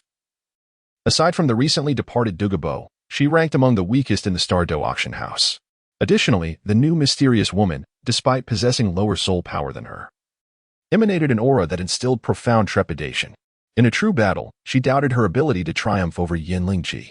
Thus, receiving a vial of divine-level martial soul evolution liquid from the Pavilion Master filled her with immeasurable joy. Should she consume it, her martial soul could evolve into a divine level 1, inevitably enhancing her combat prowess. Consume it here. I shall guard you, Lu Yun murmured softly, encouraging Xinshuang to partake in the liquid in that very place. He too was eager to witness the magnitude of power that an ice element martial soul would wield upon its evolution to the divine level. Xinshuang heeded Lu Yun's counsel, sitting cross-legged upon the ground as she summoned her formidable ice affinity martial spirit. The dreadfully chilling power of ice radiated outward, engulfing the surroundings. With a grand gesture, Lu Yun halted the expansion of this ultimate frost. Xinshuang took a deep breath, uncorked a jade vial, and poured the vibrant liquid within into her mouth.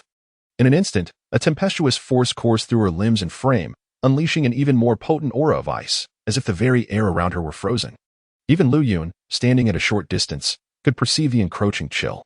As time progressed, the icy power emanating from Xinshuang intensified, surpassing even the temperature of absolute frost. At that moment, Lu Yun beheld the scene with great delight. Thus, he patiently awaited the completion of Xinshuang's martial soul evolution. An astonishing transformation unfolded before his eyes. The previously formless ice elemental martial soul in Xinshuang's right hand underwent a peculiar metamorphosis. With a resounding rush, the ice elemental power surrounding her gradually converged towards the palm of her right hand, coalescing into a swirling ice storm that emanated a chilling force capable of freezing all in its path. The martial soul in Xinshuang's right hand transformed, taking on a diamond shape as an abundance of ice elemental energy gathered. This pale blue diamond object radiated a formidable ice attribute power. The essence of creation within the 7-colored liquid surged into the pale blue diamond in Xinshuang's right hand, rendering it more stable and amplifying the frigid aura it exuded. As the effects of the divine martial soul evolution liquid within Xinshuang's body reached their zenith, a sound akin to a shattering barrier echoed forth. Boom! An unexpected upheaval ensued, and a pressure belonging to a limit de law enveloped the Star Dou Auction House, surpassing even the ultimate chill. This potent aura surged outward with great intensity. Witnessing this phenomenon, Medusa and Jiu were compelled to unleash their powers in an effort to withstand the force that transcended the ultimate ice. Meanwhile, Yinling Ji, whose strength had not yet attained the realm of limit Douluo, manifested her fire martial soul in her right hand. It transformed into a fiery shield, placed before her to continuously counteract the surrounding icy forces. Lu Yun, momentarily taken aback, subsequently activated his invincible domain to quell the commotion entirely. After a considerable period, Xinshuang gradually regained consciousness, feeling the profound changes in her internal power, her expression transforming into one of sheer astonishment. The energy contained within that divine martial soul evolution liquid was indeed monumental, elevating her soul power to the pinnacle level of a limit Douluo. And she was but a hair's breadth away from stepping into the demigod realm. Furthermore, her martial soul had completed its evolution, transitioning from a top-tier martial soul to a true divine martial soul. The ultimate form of her martial soul manifested as this ice blue diamond object. What do you think? At this moment, Lu Yun gazed ahead at Xin Shuang, eagerly inquiring about her own transformation. However, what piqued Lu Yun's curiosity more was the appearance of Xin Shuang's martial soul evolution. The icy blue diamond-shaped entity emanated a chilling power that even he felt penetrated to the very marrow of his bones. This surge of ice attribute power undoubtedly surpasses the pinnacle of ice itself. I report to the esteemed master that consuming this vial of divine-grade soul evolution liquid has elevated my soul power to level 99. And my previously formless soul now materializes into a tangible entity. This newly formed soul is named Shibing Jiling Overall. My command over the ice element has ascended to a higher realm, with the power of my soul far exceeding that of the ultimate ice. I can harness any ice elemental force from the world, even wielding the ice elemental power of my adversaries. As for the other capabilities of this soul, I have yet to uncover them. Upon hearing this, Xin Shuang, brimming with excitement, shared all her transformations with Lu Yun.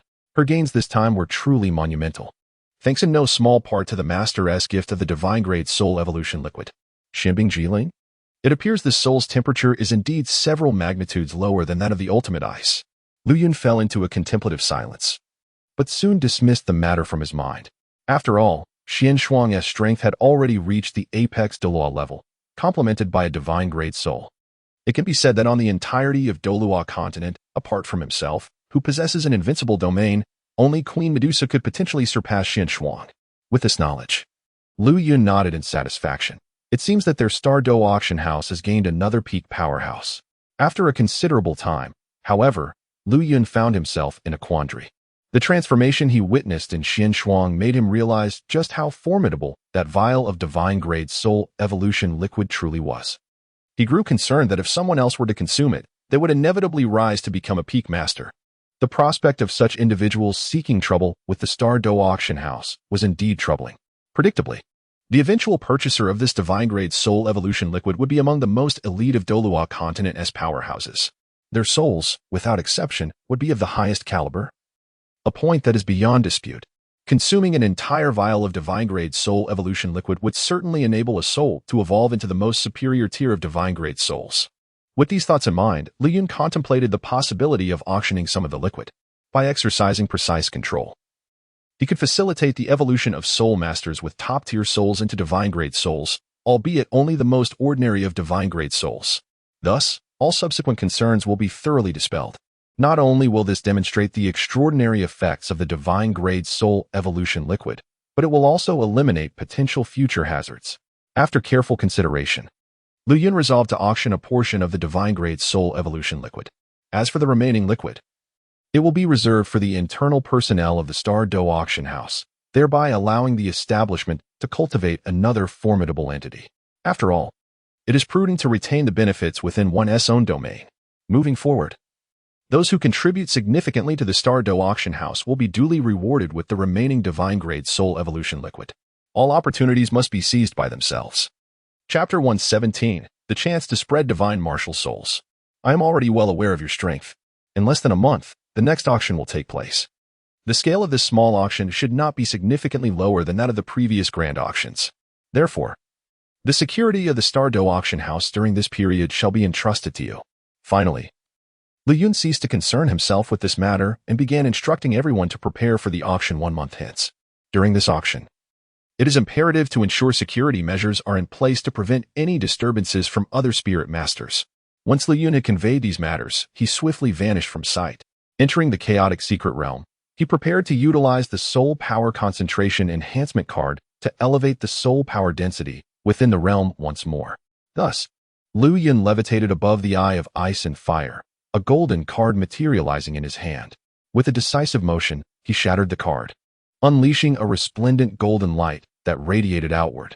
Subsequently, the soul power density within the eye of ice and fire began to increase at a visibly rapid pace. The golden specks of soul energy erupted swiftly, causing the concentration of soul power within the chaotic realm to ascend rapidly. After a moment, the commotion gradually subsided. Indeed, it was entirely unexpected. Lu Yun felt the surge in the surrounding soul power, a gleam of ecstatic joy illuminating his face. He had not anticipated that the soul power enhancement card would elevate the soul energy in the chaotic realm by a staggering 50-fold. It was a delightful surprise. Lu Yun murmured in disbelief, further expressing his inner exhilaration. 50-fold soul power. Training within the chaotic realm was extraordinarily advantageous, perhaps within 3 years. He could successfully break through to the tidal Douluo realm. He might even completely transcend to the divine level and ascend to even higher realms. Sensing the changes in the chaotic realm, Lu Yun stroked his chin and promptly made a decision. He then retrieved an item from the system. And in the blink of an eye, a small tree, approximately 1 meter tall, suddenly appeared before him. The color of this tree is an exquisite shade of emerald green. And when viewed as a whole, it radiates a vibrant vitality. The small tree is the soul origin jade tree that Lu Yun had previously won in a lottery. At that moment, an unforeseen change occurred. The instant the soul origin jade tree appeared, a continuous influx of soul energy converged around Lu Yun, forming a chaotic storm of spiritual force. Positioned at the epicenter, Lu Yun instinctively absorbed this energy, a look of sheer delight blossoming on his face. Such a treasure is best reserved for one's own use. After a brief contemplation, Lu Yun resolved not to auction the soul origin jade tree, choosing instead to keep it for personal use. After all, the soul origin jade tree could enhance the concentration of soul energy within a 100-meter radius by 5-fold. Especially when paired with the mysteries of the chaotic secret realm. Lu Yun could hardly fathom the pace at which his strength would escalate while cultivating in that realm. He planted the soul origin jade tree beside the Eye of Ice and Fire. In an instant, the tree unleashed a terrifying gravitational force, relentlessly drawing upon the primordial power of the Eye of Ice and Fire, as well as the surrounding soul energy, continuously augmenting its own form. The tree's size grew at an astonishing rate, becoming visibly larger until it reached a height of 10 meters, at which point it gradually ceased its expansion. The canopy became lush to an extraordinary degree, seemingly obscuring the very sky itself. Lu Yun couldn't help but marvel at the rapid growth of the soul origin jade tree. However, to his astonishment, he observed that this fully grown tree had elevated the surrounding soul energy to 10 times its original potency, a delightful surprise indeed. It appears that as the soul origin jade tree continues to flourish, the surrounding soul energy will increase exponentially. Lu Yun felt a surge of joy at this development, realizing that he would need to invest considerable effort in nurturing this remarkable tree in the days to come. This is the only way to significantly enhance the spiritual power of the soul origin jade tree. Regrettably, in order to allow the soul origin jade tree to flourish to such an extent, the power within the entire Eye of Ice and Fire has been considerably diminished. This led to the celestial herb within the Eyes of Ice and Fire maturing at a considerably slower pace. However, the restoration of the Eyes of Ice and Fire would not require an extensive duration. It merely necessitated a period of tranquil waiting. Ultimately, dismissing the matter, he settled into a cross-legged position, empowered by the soul origin jade tree. Surrounding him, the soul energy surged into Lu Yun's body at an extraordinary velocity. During Lu Yun's secluded cultivation, Medusa and the others, filled with curiosity, ventured into the chaos secret realm. Upon sensing the soul energy concentration far exceeding that of the Douluo Continent, astonishment graced each of their faces. After all, it was their inaugural entry into the chaos secret realm. Meanwhile, Xian Shuang took on the responsibility of guarding the Star Dou Auction House. Having consumed the divine-level martial soul evolution liquid, her strength temporarily unstable. For the time being, she did not require cultivation within the chaos secret realm, while the others delved into profound seclusion within. Following a brief interlude involving Tang Hao and the Haotian sect, the situation was resolved within days. On the surface, the Douluo Continent appeared tranquil, yet beneath, turbulent waves surged. Just a few days after the calm settled over the Douluo Continent, a momentous piece of news swiftly spread across the entire realm. The news pertains to the upcoming small auction at the Star Dou Auction House, where the highlight of the event will feature an opportunity related to a divine-grade martial soul. This news, of course, was disseminated throughout the entire Douluo Continent by the cunning Dugabo, employing various means. When this news emerged, the major powers and formidable beings of the Douluo Continent swiftly took notice. Each faction began amassing soul crystals in preparation for the upcoming auction a month hence. After all, it was a divine-level martial soul. The foremost entities of the Douluo Continent were well aware of the existence of such a martial soul and the implications it held. No powerful spirit master would willingly forfeit such an opportunity. As for the authenticity of the claim, they did not concern themselves with discerning the truth. Even if it were a fabrication, bringing an abundance of soul crystals would not result in a loss. They might even stumble upon unexpected treasures.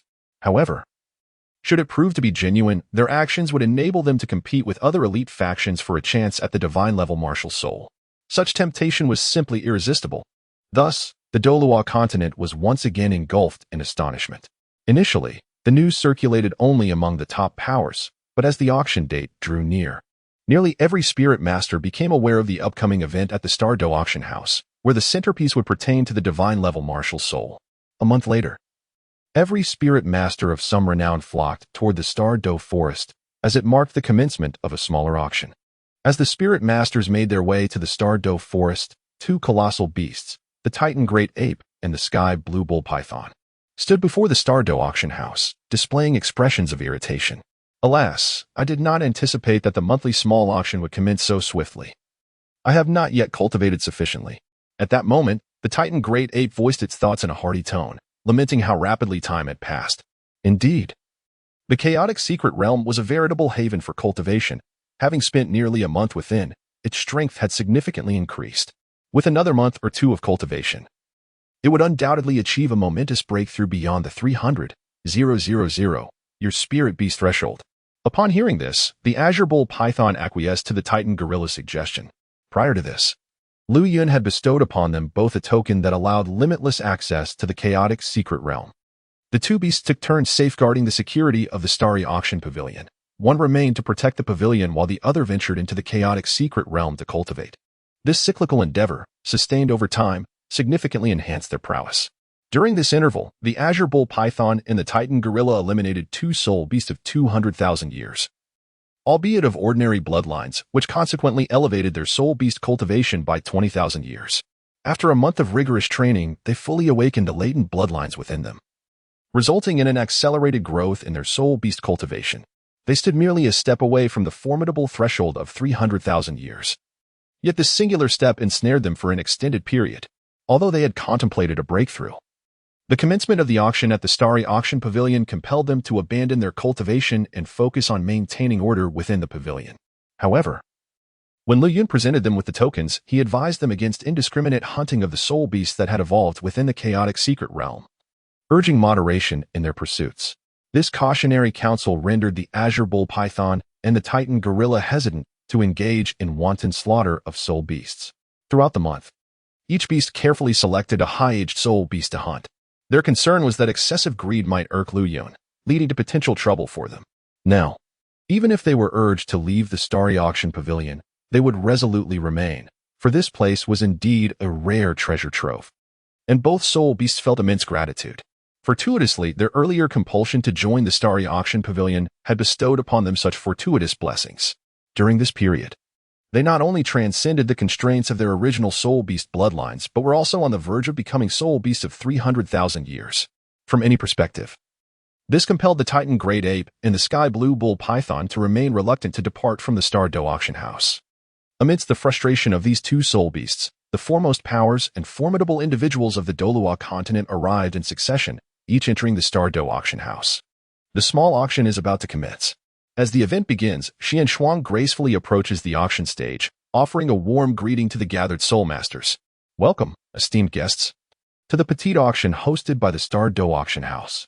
I assure you, this event will not disappoint. From the moment Xian Shuang made her appearance, expressions of delight illuminated the faces of the majority of soul masters, eagerly anticipating the start of the auction.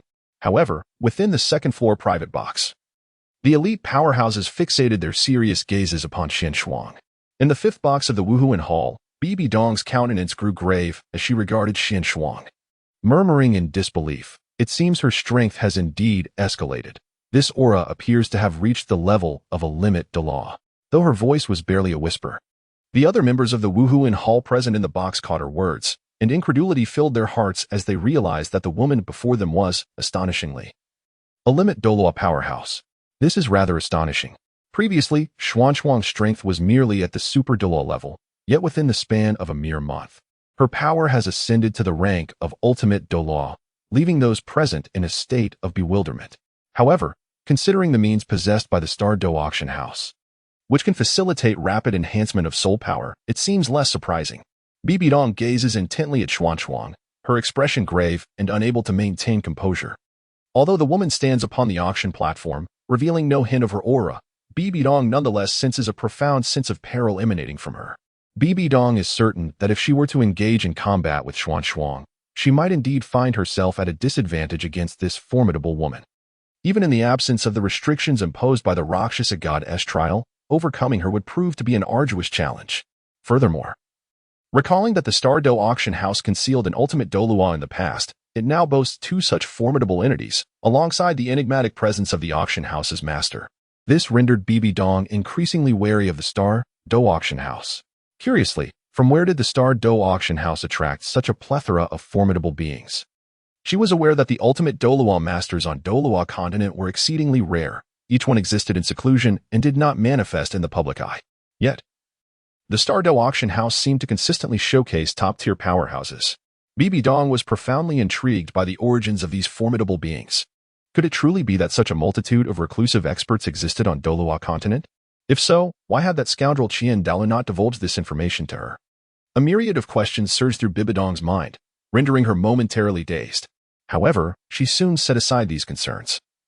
For her ultimate objective lay in the final pi de assistance of the auction, a chance related to a divine-level martial soul.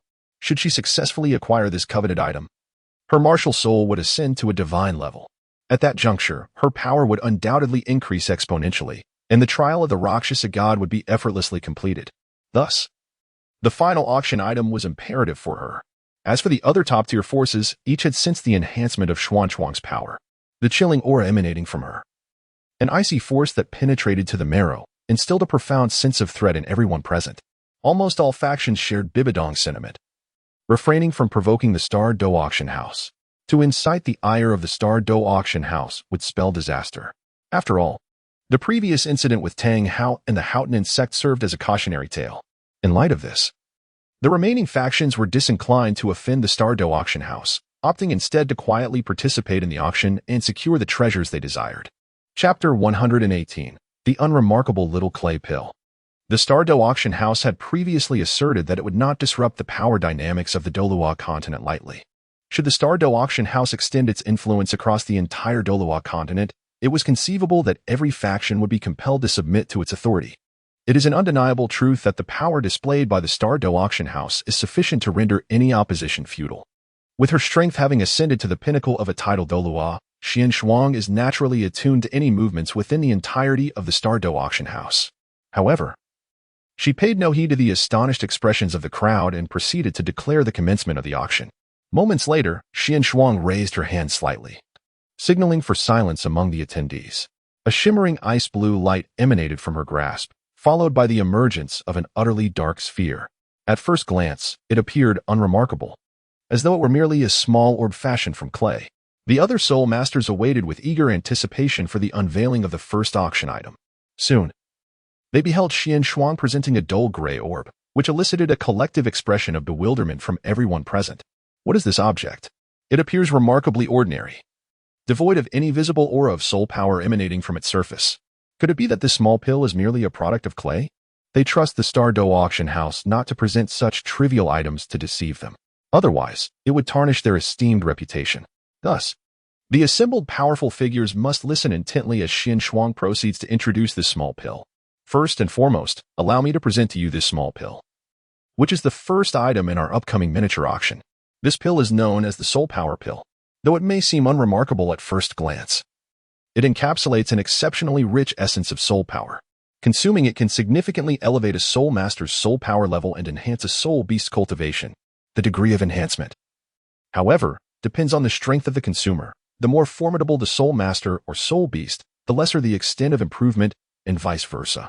At this moment, Xuan, despite her apprehension, continued to elaborate on the soul power pill, even feeling a sense of bewilderment herself. This small pill, as the master has introduced, can indeed significantly enhance the cultivation of soul masters and soul beasts, or so it is claimed. Yet, I cannot shake the feeling that there is something dubious about it. In her perception, this soul power elixir appears rather unremarkable, lacking any distinctive qualities, and her keen eyesight fails to detect any flow of soul energy. Were it not for the master's emphatic assurances regarding the extraordinary effects of this soul power elixir, Xuan would never have believed that such a seemingly insignificant item could possess such formidable capabilities. If Lu Yun were to overhear Xuan's inner musings, he would undoubtedly feel a profound sense of bewilderment. Even Lu Yun himself is quite perplexed. The items he drew could have easily sufficed for this modest auction. However, their considerable value renders their inclusion in this small auction a wasteful endeavor. The divine-grade martial soul evolution liquid would serve perfectly as the Pi Dou assistance. The remaining auction items he could only procure from the divine-grade shop, nothing excessively precious, but certainly not commonplace. After meticulous selection, Lu Yun chose this soul power elixir, which harbors a substantial amount of soul energy. Yet, upon purchasing it, he found himself reacting in much the same manner as Xin Shuang, utterly confounded. Were it not for the system's repeated assurances, Lu Yun would have never believed that this soul power elixir possessed such a capability to greatly enhance the cultivation of soul masters and soul beasts. He trusts that the system would not deceive him over this single soul power elixir. As for what transpires next, that shall be revealed once someone consumes this elixir. Upon hearing the specifics of this soul power elixir's effects, the faces of many soul masters lit up with expressions of delight. A select few, however, appeared puzzled, questioning why they could not sense any soul energy emanating from this elixir. This soul power pill, why does it seem so unreliable? It is truly peculiar. What an enigma. Rest assured, the esteemed reputation of our Star Dou Auction House stands firm. We would never auction off counterfeit items. Should any of you acquire this soul power pill and consume it on the spot, if its effects do not meet your expectations, we at the Star Dou Auction House shall offer you double compensation. Xian Shuang could readily perceive the expressions of doubt on the faces of the soul masters present. And in order to ensure the smooth progression of the auction, she announced that if the soul power pill were to be proven false, the Star Dou Auction House would indeed provide double compensation. The significance of this soul power pill should not be underestimated. With an initial bidding price set at 10,000 soul crystals, Xian Shuang proclaimed the starting price for this soul power pill. Though it appeared rather unremarkable, its effects were undeniably formidable. 10,000 soul crystals. At this moment, some soul masters wished to test the waters with the first auction item of the Star Dou Auction House. Looking towards the Star Dou Auction House with utmost conviction, it seemed that the efficacy of this soul power elixir must indeed be extraordinary. A few soul masters entertained thoughts of seizing an opportunity. Alas, the final outcome would undoubtedly not align with their aspirations. After all, every item previously presented by the Star Dou Auction House had been a rare and exquisite treasure. Had it not? The ultimate effect of this soul power pill is certain to leave them feeling satisfied. 13,000 soul crystals, 16,000 soul crystals, 30,000 soul crystals. Consequently, an increasing number of soul masters eagerly joined the competition. 50,000 soul crystals. At that moment, a grave voice resonated from Box 10. When this price emerged, all previous competitors chose to withdraw from the contest. Although the Star Dou Auction House assured the efficacy of this soul power pill, claiming it to be undeniably genuine, the uncertainty surrounding this unknown item, one they had never encountered before, left the ultimate results, as described by the Star Dou Auction House, in question. Furthermore, the auction house did not specify how many levels of soul power could be enhanced by consuming this pill. Consequently, many factions began to adopt a conservative mindset, as the 50,000 soul crystals significantly exceeded their anticipated price. A majority of elite forces also relinquished their bids, each of them fixated on the final highlight of this small auction, an opportunity regarding a divine-level martial soul. After all, no soul master on the Douluo Continent could resist the allure of a divine-level martial soul. It was evident that the competition for the final item would be unprecedentedly fierce. 50,000 soul crystals, once. 50,000 soul crystals, twice. 50,000 soul crystals, thrice. As no one else raised their bid, the soul power pill was awarded to Box 10. After confirming multiple times that no further bids would be placed, Xian Shuang promptly announced that the soul power pill had been acquired by Box 10. Inside Box 10 sat the formidable Emperor Tian and a host of fierce beasts. Several of these beasts expressed great curiosity about the soul power pill, with Emperor Tian particularly intrigued by the fact that this inner pill could not only enhance soul masters but also elevate the cultivation of soul beasts. During this period, treasures that could enhance the strength of their soul beasts had seldom appeared at the Star Dou Auction House. Tian, uncertain of the potency of this soul power elixir, boldly decided to bid for it. What if this elixir possessed extraordinary effects? Wouldn't that be a significant gain for their soul beast clan? Thus, Xian Shuang handed the unremarkable-looking soul power elixir to Tian, exchanging payment for the item. Curiously, this soul power elixir appeared exceedingly ordinary. Could it be that we have been deceived? Dition gazed at the elixir in his hand, his expression filled with perplexity. Why did he not sense any aura emanating from it? At that moment, the king of all demons, equally intrigued, voiced his serious doubts about the elixir. Surely, the Star Dou Auction House would not attempt to deceive us with a counterfeit soul power elixir. King of all demons, considering your previous visits to the Star Dou Auction House have yielded no rewards, why not consume this soul power elixir yourself and determine if it truly enhances the cultivation of soul beasts as advertised?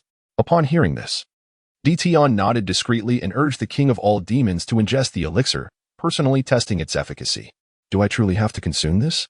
Upon hearing those words, the king of all demons, his face lined with wrinkles, expressed his reluctance, although he held great trust in the Star Dou Auction House. The appearance of this soul power elixir was indeed peculiar.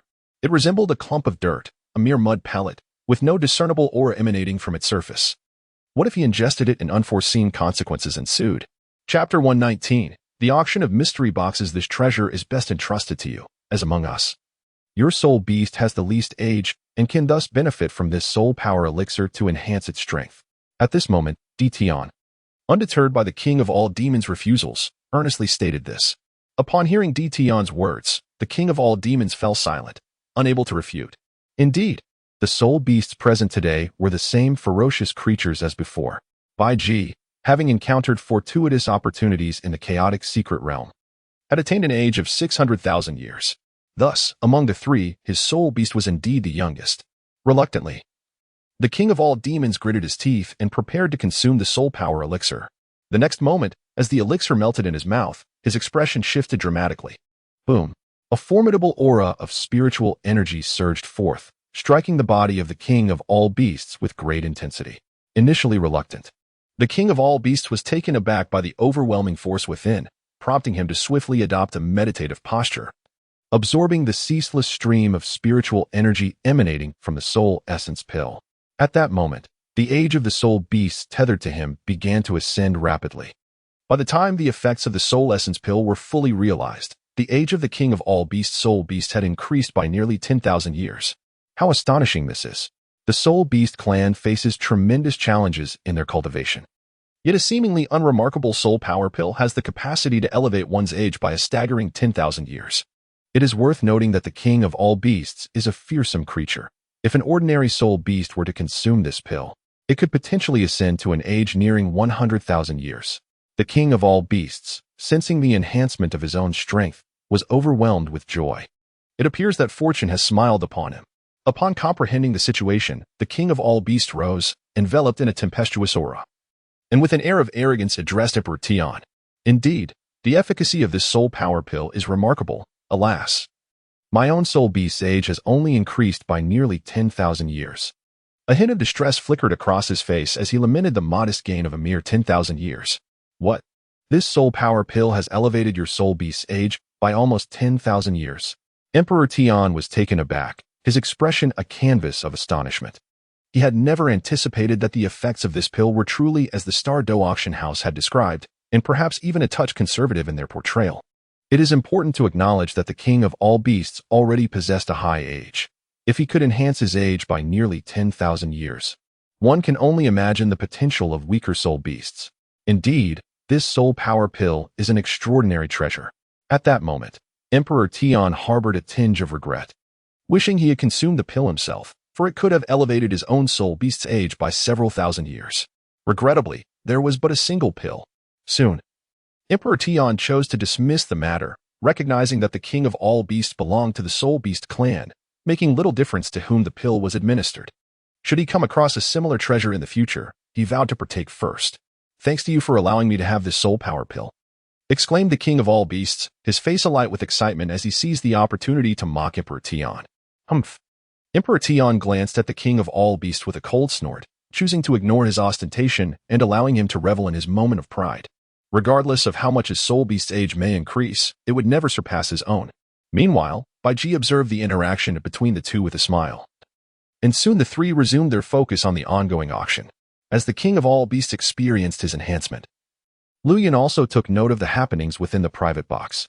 Witnessing the king of all beasts' soul beast age augment by nearly 10,000 years, Lu Yun was taken aback, astonished by the potency of the soul power pill. Previously, The divine shop did not provide a clear introduction to the soul power pill and the extraordinary effects it could yield. Lu Yun intended to have others experiment with it. But he was taken aback by the pill's immense potency. If he were to consume it himself, it could potentially elevate his soul power level by several ranks. At that moment, a sense of regret washed over him. Had he known, he would not have presented it as the first item for auction. After all, the effects of this soul power pill could have easily served as the grand finale of a small auction. However, the situation was beyond his control. Lu Yun began to comprehend the pill's remarkable effects and resolved to procure more in the future, as the price was quite reasonable, merely 100 auction points per pill. Do not overthink, host. This soul power pill possesses an element of chance. The effects experienced by each individual will vary, the system interjected.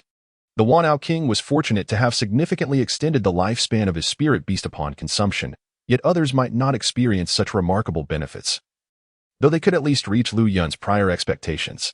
Undoubtedly, those with stronger bloodlines or more formidable martial spirits would have a greater likelihood of reaping rewards from this pill. The system cautioned Lu Yun against indulging in unrealistic fantasies. A moment later, the system's cold voice interrupted Lu Yun's impractical musings. "Ah," he exclaimed, his face darkening. He had anticipated the system's lack of benevolence. It was improbable that such a potent item would be sold at such a modest price. Not every soul power pill possessed such formidable effects, and luck played a significant role. Lu Yun was intrigued by the method of the pill's concoction, finding it utterly enigmatic. He realized that further inquiries would yield no satisfactory answers, so he dismissed the thought. At least this soul power pill did not disappoint him. Had the Wanao King failed to enhance his power, the reputation of the Star Dou Auction House would have been tarnished. Aware of this, Lu Yun resolved to exercise greater caution in the future. He would refrain from purchasing peculiar items and, prior to any auction, would consult the system to avoid unforeseen circumstances. However, such unexpected events were rare, thus he deemed it unnecessary to dwell on them. Next, he turned his attention to the second auction item, which bore resemblance to the first, being yet another type of pill. Xuan announced the second item, which was also a pill, but this one appeared even more mysterious, enveloped in a golden aura that signified its extraordinary nature. This particular pill was a soul power breakthrough pill, classified as merely the most ordinary level, usable only by those at the pinnacle of the Soul Emperor realm. The primary function of the soul power breaking pill is to enable a Soul Emperor to transcend the bottleneck at the 69th level of soul power. Upon consumption of this pill, one is assured of breaking through to level 70, thus becoming a soul saint. The process entails no difficulties. Even if one's talent and martial soul are lacking, the mere ingestion of this pill guarantees the individual ascends to the formidable rank of a soul saint. As Xuan commenced the introduction of the second auction item, the moment her words fell, the breaths of the majority of the Soul Emperors quickened. This treasure was exceptionally suited to their needs. Within the first floor of the Star Dou Auction House, many formidable Soul Emperors lingered, having long been unable to enter the realm of soul saints. Thus, they had chosen to come to the Star Dou Auction House, hoping to acquire an item that would facilitate their breakthrough. The soul power breaking pill before them was precisely the remedy they sought. Most soul masters were unwilling to miss out on this competition, diligently counting the number of soul crystals they had brought, preparing for the impending fierce contest. The rarity of the soul power breaking pill was significant solely for soul emperors. However, the benefits it would confer upon other soul masters remained uncertain and beyond the assurances of our Star Dou Auction House. The primary purpose of this pill is to unconditionally assist peak soul emperor experts in transcending to the soul saint level. The initial bidding price for the soul power breaking pill was set at 20,000 soul crystals. After Xuan reiterated its main effects, she declared the auction officially open. 20,000 soul crystals, 21,000 soul crystals, 40,000 soul crystals. Thus, the price of the soul power breaking pill soared rapidly. The majority of the contenders were formidable soul emperors, while in the private booths on the second floor, some forces initially joined the fray. However, as the price escalated, they were compelled to withdraw from the competition, for each of them aimed for the ultimate auction item, a chance related to a divine-grade martial soul. As the price continued to climb, the soul power breaking pill was ultimately secured by the Elephant Armor Sect for 60,000 soul crystals. The next item for auction was the third item, a battle puppet of soul emperor level, akin to the puppet auction previously. It merely required soul crystals to activate, reaching a peak combat strength of soul emperor level. Indeed, few soul emperors of the same rank could defeat this puppet. The starting bid for the third auction item was set at 20,000 soul crystals.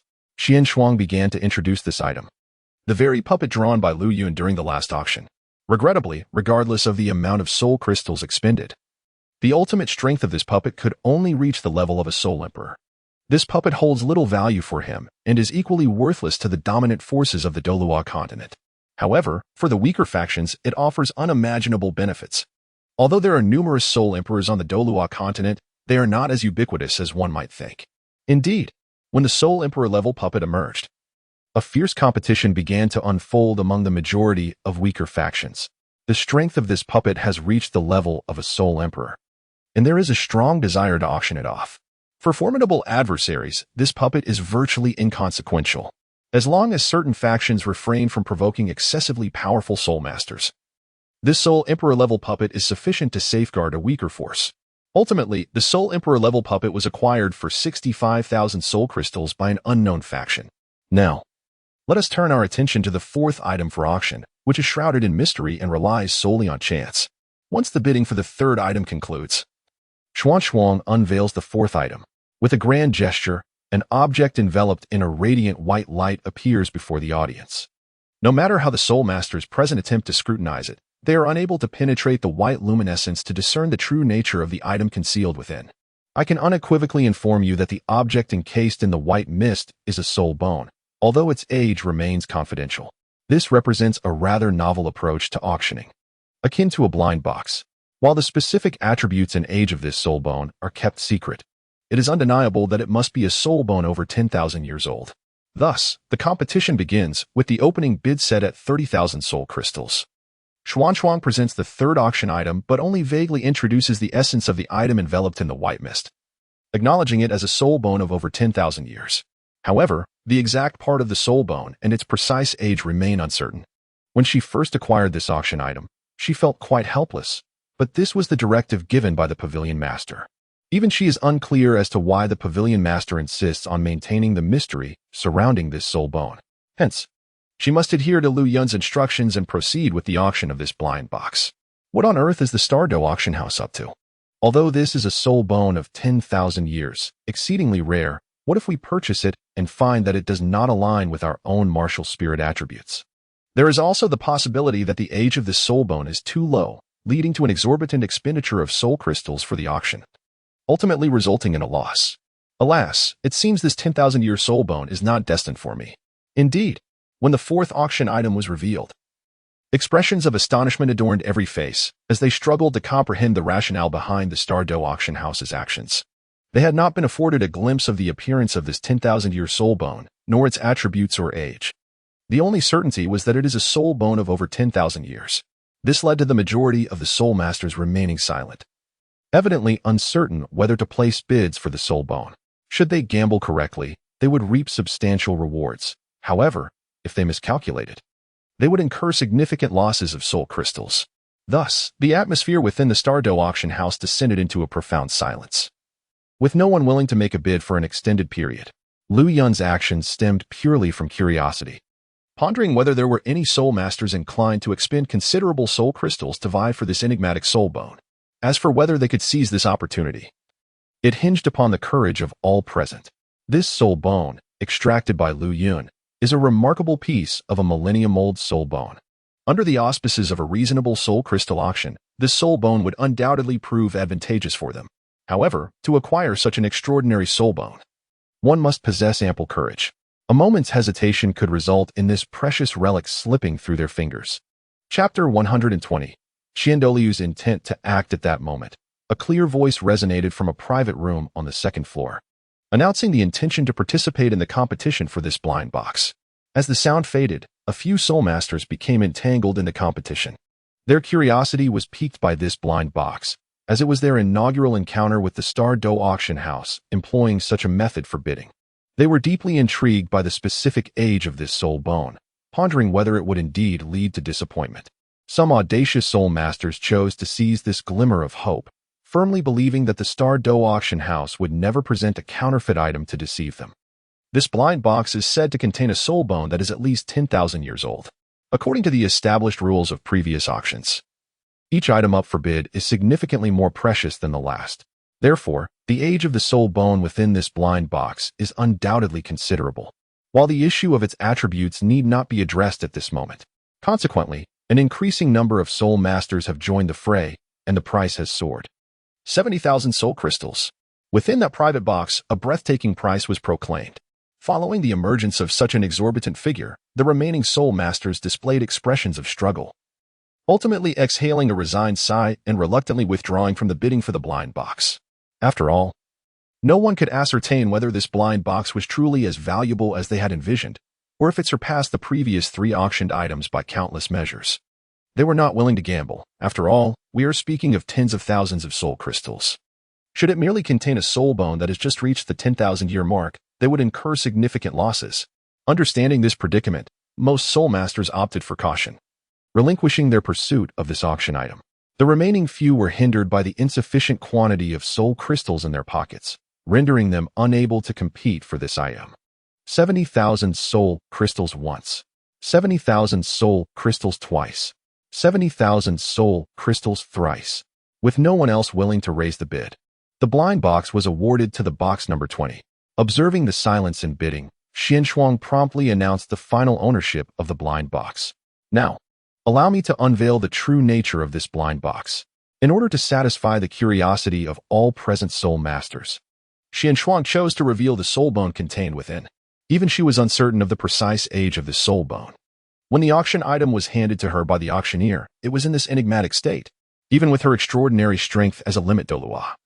She found herself unable to penetrate the white mist to discern what lay within. All of this can be attributed to Lu Yun, who activated the invincible domain within the starry auction pavilion, obscuring the true nature of this soul bone. Even divine-level experts, upon probing, could not discern the genuine age and attributes of the soul bone. Soon after, under the curious gazes of Xianshuang and numerous soul masters, the soul bone hovering before them began to lose its surrounding white radiance gradually. In the next moment, a series of luminous green glows erupted forth, emanating a formidable pressure of the soul bone. The soul bone became exceptionally distinct, revealing a predominantly green structure interwoven with blue patterns, exuding a powerful force of wind and thunder. The formidable pressure emanating from the soul bone rendered all soul masters present momentarily tremulous. This soul bone, over 50,000 years old, was derived from the right leg of the thunderclap demon tiger. This extraordinary soul beast embodies the pinnacle of the soul beast lineage, possessing both wind and thunder attributes, prompting us to extend our congratulations to Box 20 for acquiring such a treasure. Xianshuang, while introducing the particulars of this soul bone, was taken aback by its remarkable age of over 50 millennia. Nevertheless, it can be concluded that the Star Dou Auction House did not suffer a loss in this auction. Had this soul bone, aged over 50,000 years, been placed for bidding, the final price would likely not have exceeded 70,000 soul crystals. Upon witnessing the true form of this soul bone, a majority of the soul masters displayed expressions of regret, as they had not anticipated that the soul bone within this blind box would possess such an ancient lineage. A lamentable oversight. Some of the prominent factions also expressed remorse for not competing with bids, thereby allowing this exceptional soul bone to slip through their fingers. Most gazes turned towards Box 20, marveling at the extraordinary fortune of its occupants, who effortlessly secured the soul bone of over 50,000 years. Within Box 20, all present were filled with astonishment, as the age of the soul bone in the blind box exceeded their expectations. The soul master within this private chamber hails from the prestigious Xinfeng Academy, one of the 5 elemental academies of the Douluo Continent. Ha ha ha, what a remarkable fortune! It is utterly unexpected to discover a soul bone that is over 50,000 years old, endowed with the attributes of wind and thunder, which aligns perfectly with the martial soul attributes of our Xinfeng Academy. At that moment, upon witnessing the soul bone contained within this blind box, the president of Xinfeng Academy felt his previously anxious heart lift in an instant. Prior to this, he had harbored immense anticipation for the blind box, as if a voice within him urged him to immediately acquire it at auction. Thus, we witnessed the earlier scene. Undeterred by the objections of the other members of the Divine Wind Academy, he resolutely purchased the mystery box. Fortunately, the outcome did not disappoint him. It is widely known that soul bones, over 50,000 years old, are exceedingly rare in the Douluo Continent. Yet, they managed to acquire a soul bone, perfectly aligned with their martial spirit attributes, for a mere 70,000 soul crystals, an invaluable treasure. At this moment, The president of the Divine Wind Academy felt an immense sense of satisfaction. Now that the first 4 auction items have concluded, let us eagerly anticipate the highlight of this small auction event. It is believed that the majority of soul masters present are primarily here for the final auction item, which pertains to opportunities related to divine-grade martial spirits. While most soul masters may remain unaware of the existence of divine-grade martial spirits, it is a fact that some individuals on the Douluo Continent possess them. Those who own divine-grade martial spirits, provided they do not meet an untimely end, are likely to transcend to the legendary realm of Douluo Continent with ease. The final auction item of this small event indeed relates to divine-grade martial spirits, ensuring that your attendance is worthwhile. Mysteriously, Xian Shuang addressed the crowd, piquing their interest while simultaneously revealing the power and enigma surrounding divine-grade martial spirits. Once Xian Shuang had sufficiently aroused the curiosity of the audience, she ceased her teasing and extended her right hand. A brilliant blue light flashed, and a transparent vial materialized, containing half a bottle of a vibrant, multicolored liquid. Lu Yun had merely presented half of the divine-grade martial spirit evolution liquid, sufficient to facilitate the evolution of a top-tier martial spirit into a divine-grade one.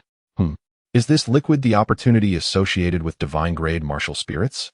Can it truly enable a martial spirit to evolve into a divine-grade martial spirit? Upon witnessing the final auction item, expressions of skepticism adorned the faces of the onlookers. However, among the elite, a glimmer of desire sparkled in their eyes as they gazed at the vial containing the multicolored liquid. According to previous information, this liquid could indeed catalyze the evolution of a martial spirit into a divine grade 1. The temptation was irresistible. Consequently, these top-tier powerhouses yearned to consume the multicolored liquid immediately, hoping to evolve into genuine divine-grade martial spirits. Various factions could only suppress their inner eagerness, impatiently awaiting the commencement of the bidding.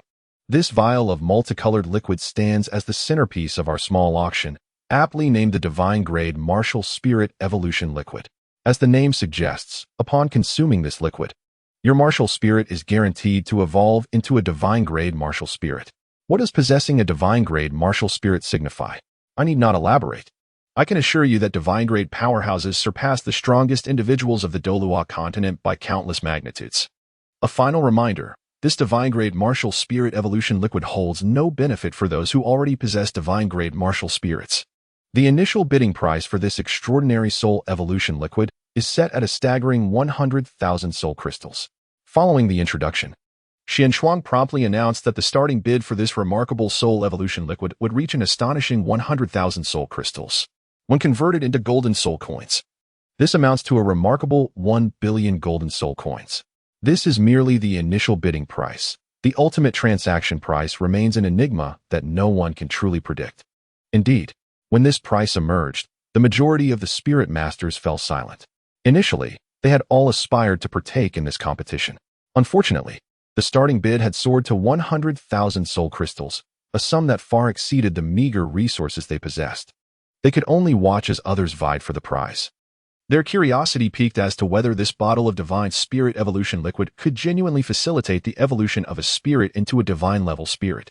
130,000 soul crystals. As the final auction item commenced its bidding, a formidable contender made the first move, raising the bid by an impressive 30,000 soul crystals. Determined to secure this bottle of divine spirit evolution liquid, the competition for the last auction item intensified to unprecedented levels. In a matter of moments, the price skyrocketed to 200,000 soul crystals, a figure significantly surpassing all previous auction items. Given the fervor evident in the room, the final transaction price was destined to exceed 200,000 soul crystals by a wide margin. At that moment, within a secluded private box, two figures could be discerned. One was a middle-aged man with flowing golden hair, exuding an aura of authority. Beside him stood a captivating woman with golden locks, her enchanting visage radiating an air of sanctity that compelled onlookers to steal an additional glance. The middle-aged man before us is none other than the unparalleled extreme Douluo, Qin Dalu. Beside him stands his granddaughter, Qin Renxue.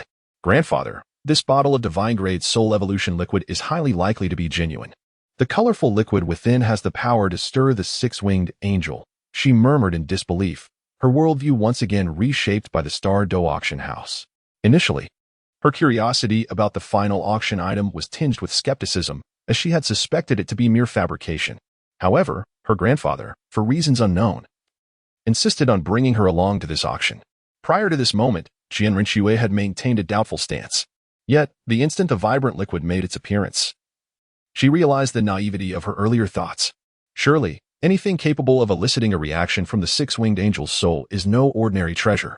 As the colorful liquid emerged, she felt the divine light within her begin to tremble violently, as if resonating with the brilliance of the liquid before her. Indeed, this liquid harbors a power that could elevate a soul to divine status. I never anticipated that the Star Dou Auction House would possess such extraordinary items. Could it be that they are backed by celestial forces? At this revelation, Qian Daolu found himself enveloped in confusion, struggling to comprehend why the Star Dou Auction House would present such an abundance of rare treasures, including this liquid capable of transforming a soul into a divine one. This left Qian Daolu pondering the origins of the Star Dou Auction House. He speculated that it likely hailed from the divine realm, for it would be improbable to possess such a plethora of rare treasures capable of astonishing the entirety of the Douluo Continent. However, what could be the purpose of the Star Dou Auction House's arrival in the Douluo Continent? A myriad of doubts lingered in Qian Daolu's mind, leaving him in a state of perplexity. Grandfather, should we not procure this bottle of colorful liquid? At that moment, Qian Rinxue turned to her grandfather, her desire to acquire the vibrant elixir palpable. However, the Star Dou Auction House had previously stated that this liquid bore no benefit for those possessing divine-grade martial souls. Consequently, acquiring it would serve no purpose for her or her grandfather. Yet, should it fall into the hands of others, enabling them to evolve their martial souls into divine-grade ones, it would undoubtedly pose a significant threat to her in the future. Thus, Qian Rinxue resolved that she would rather see the liquid destroyed than allow it to benefit another soul master. Undoubtedly, this would establish a formidable adversary for the Spirit Hall. It was imperative to seize this treasure, for opportunities to encounter such a rarity again would be scarce. While the divine-grade martial soul evolution liquid held no value for those who already possessed divine-grade martial souls, it could be retained for future use. The Star Dou Auction House had previously auctioned off a martial soul. Come the next auction, she vowed to spare no effort in securing it. At that time, it would become her second martial soul, and upon consuming this divine-grade martial soul evolution liquid, she would achieve the extraordinary status of possessing twin martial souls, both of divine caliber. A bold ambition blossomed within Qian Daolu, as he was acutely aware of the previous auction of a martial soul by the Star Dou Auction House. His thoughts were entirely devoted to Qian Rinxue. If she were to obtain a second martial soul and consume the divine-grade martial soul evolution liquid, the heights of her future achievements would be beyond imagination. Perhaps the divine-level powerhouse is merely the starting point for Qian Rinxue. Even the reclusive Qian Daolu is unwilling to miss this opportunity. For the future of his granddaughter, he is prepared to wager everything to acquire this bottle of divine-level martial soul evolution liquid. Chapter 121.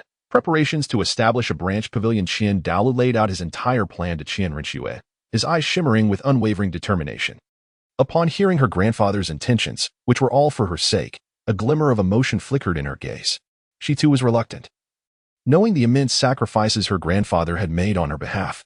However, she was acutely aware of the extraordinary value of this divine-level martial soul evolution liquid, a treasure that stirred the hearts of powerful soul masters across the Douluo Continent. None would wish to miss out on such a rare gem. It was evident that the intensity surrounding the auction of this divine-level martial soul evolution liquid would be unimaginable. To secure this coveted item, an unfathomable number of soul crystals would be required. At that moment, Qian Rinxue held little hope of successfully bidding for it. Thus, Qian Daolu, with a solemn expression, fixed his gaze on the divine-level martial soul evolution liquid, awaiting the commencement of the auction. Within the other private boxes, the powerful figures each bore eyes that sparkled with fervent anticipation, eager to engage in a bidding war for this divine-level martial soul evolution liquid. 250,000 soul crystals. At that moment, Ning Fingxi, the leader of the 7 Treasure Glazed Tile sect, decisively called out an astonishing price. Eager to compete for this precious liquid, the price continued to soar, with fewer factions participating in the competition. Yet all were undoubtedly among the most formidable forces on the Douluo Continent: 7 Treasure Glazed Tile sect, Star Luo Empire, Heaven Dou Empire, Spirit Hall, and so forth. All the top-tier factions sought to stake their claim for this divine-level martial soul evolution liquid. As time slowly passed, nearly 10 minutes elapsed, and the price continued to rise, even accelerating in its increase. It was clear that this divine-level martial soul evolution liquid was an irresistible temptation for the other factions on the Douluo Continent. Indeed. On the third level, Lu Yun gazed at the price of the divine-level martial soul evolution liquid, a joyful smile illuminating his face. The price of this extraordinary soul evolution liquid is proportional to its quality, as it enables the accumulation of a substantial amount of soul crystals, which can subsequently be transformed into auction points. In summary, these 2 vials of divine soul evolution liquid were procured at a mere expense of 10,000 soul crystals. Notably, this particular vial represents only a quarter of the total, equating to 2,500 auction points. The final transaction price of this piece de resistance at the auction is truly astonishing. He has indeed struck it rich. A divine martial soul is an invaluable treasure that no other soul master in the Douluo Continent can afford to overlook. This has led each faction to vie desperately for this extraordinary soul spirit evolution liquid, valued at 400,000 soul crystals. At this moment, Bibi Dong continued to raise her bid, a grave expression flickering in her gaze. After all, she had not anticipated that the final price of this auction item would soar to such heights. The quantity of soul crystals accumulated by the Spirit Hall over the past year was now quite limited. In previous auctions, the Spirit Hall had secured a treasured item nearly every time, resulting in the depletion of more than half of their long-stored soul crystals. The total number of soul crystals brought this time amounts to a mere 500,000. At this rate of escalating prices, it seems that the Spirit Hall may indeed miss out this time. Could it be that she truly has no chance to acquire this vial of divine soul evolution liquid? Upon contemplating this, Bibi Dong's countenance darkened. Regardless of the circumstances, she must possess this vial of divine soul evolution liquid. If she cannot secure it through legitimate means, then she will resort to alternative measures. Thus, a shadowy expression flickered across Bibi Dong's face, leaving no one privy to her thoughts. 420,000 soul crystals. Ning Fingji also continued to raise his bid, yet at this juncture, both he and Bibi Dong displayed expressions of difficulty. The number of soul crystals in their possession was dwindling, leaving them uncertain if they could secure this vial of divine soul evolution liquid. Almost all factions faced a predicament. As the price soared, the quantity of soul crystals they held proved insufficient. No one could predict how high the final price might ascend, perhaps rendering them forever estranged from this divine soul evolution liquid. Time slipped away swiftly, and the price surged to 450,000 soul crystals. With only a handful of factions participating in the bidding, 500,000 soul crystals. At this moment, Qian Daolu was the first to call out in a solemn voice. When the price was announced, the audience of soul masters erupted in astonishment. How terrifying! That was a staggering 500,000 soul crystals. Which faction possesses such immense financial resources? Their gaze shifted towards the box where Qian Daolu resided, revealing a hint of perplexity on their faces. Prior to this moment, none had witnessed anyone from that box placing a bid, yet suddenly, a bid of 500,000 soul crystals emerged, leaving them incredulous. Curse it, who could that be? Upon hearing this price, Bibion's countenance darkened considerably. The previous bid of 450,000 soul crystals had been her own. Who would have thought that another would raise the stakes to 500,000, catching her completely off guard? The Spirit Hall possessed only 500,000 soul crystals, leaving no excess funds to continue the bidding war. A cryptic expression flickered in Bibidon's eyes as she reluctantly withdrew from the competition. She was determined to ascertain who occupied that box after the auction concluded. If her suspicions were correct, she would need to employ alternative means to acquire the divine-level soul evolution liquid. 520,000 soul crystals. At this moment, Ning Fingji in another private room gritted his teeth and raised the bid by an additional 20,000 soul crystals. His reserves of soul crystals were nearing their limit, while the other factions had entirely withdrawn from the competition. The sum exceeding 500,000 soul crystals was beyond their means, leaving only Qian Daolu and the 7 Treasures Sect to continue the contest. 600,000 soul crystals. At this moment, Qian Daolu had no intention of indulging in further idle chatter. He directly proclaimed the figure of 600,000 soul crystals. In a certain sense, this sum represented the entirety of the soul crystals he had brought along for this occasion. If all went according to plan, it should suffice to secure the vial of divine-grade soul evolution liquid. Should anyone dare to contest him for this precious vial, he would not hesitate to wield his advantage once the auction concluded. For the sake of his granddaughter's future, Qian Daolu was prepared to undertake any measures necessary. Upon hearing the figure of 600,000 soul crystals, Ning Fengji's countenance darkened considerably, accompanied by a resigned smile. He found himself unable to produce such a substantial amount of soul crystals, ultimately compelled to relinquish his desire for the divine-grade soul evolution liquid, much to his dismay. Alas, he had initially aspired to utilize this vial to evolve his 7 treasures glazed pagoda martial spirit into a divine-grade entity, thereby shattering the limitations imposed upon it. Yet, unexpectedly, a formidable contender had emerged, demanding an exorbitant price of 600,000 soul crystals, thwarting his ambitions. How could Ning Fengji possibly be content with this? Yet, it has come to this point, and there is no alternative. After all, the quantity of soul crystals accumulated by the 7 treasure glazed tile school is woefully insufficient. This revelation ignited a new thought within Ning Fengji. It appeared that he must swiftly employ alternative methods to amass a substantial quantity of soul crystals in the forthcoming period. Should a situation akin to today's arise again, it would undoubtedly lead to profound regret. After all, the treasures presented by the Star Auction House are exceedingly rare. And missing this opportunity might mean never encountering such a chance again. 600,000 soul crystals, once. 600,000 soul crystals, twice. 600,000 soul crystals, thrice. With no further bids, the vial of divine-grade martial soul evolution liquid was claimed by Box 7. Upon observing the cessation of bidding, Xian Shuang announced that the vial of divine-grade martial soul evolution liquid had been acquired by Box 7. Meanwhile, Lu Yun, idling on the 3rd floor, could not contain his delight upon hearing the final sale price of the divine-grade martial soul evolution liquid. That was a staggering 600,000 soul crystals.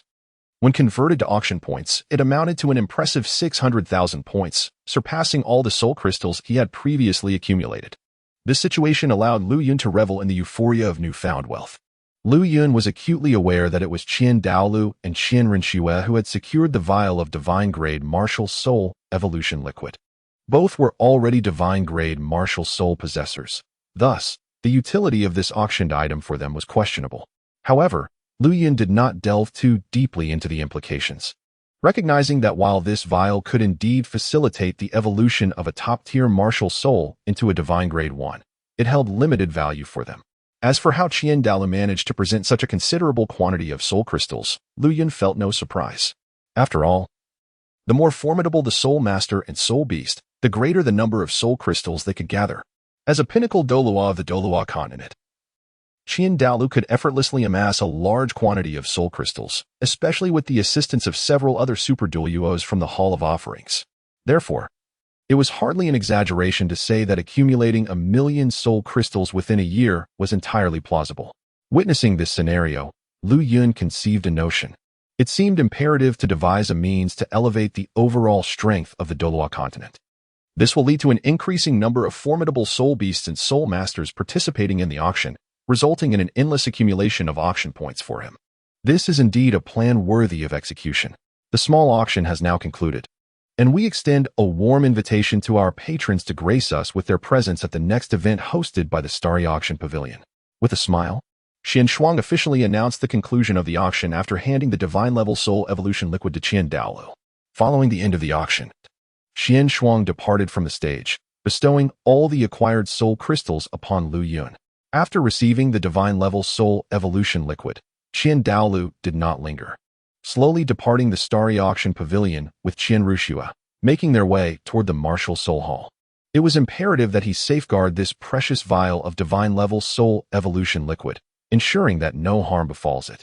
Upon hearing that the auction had concluded, Bibi Dong swiftly exited the Starry Auction Pavilion.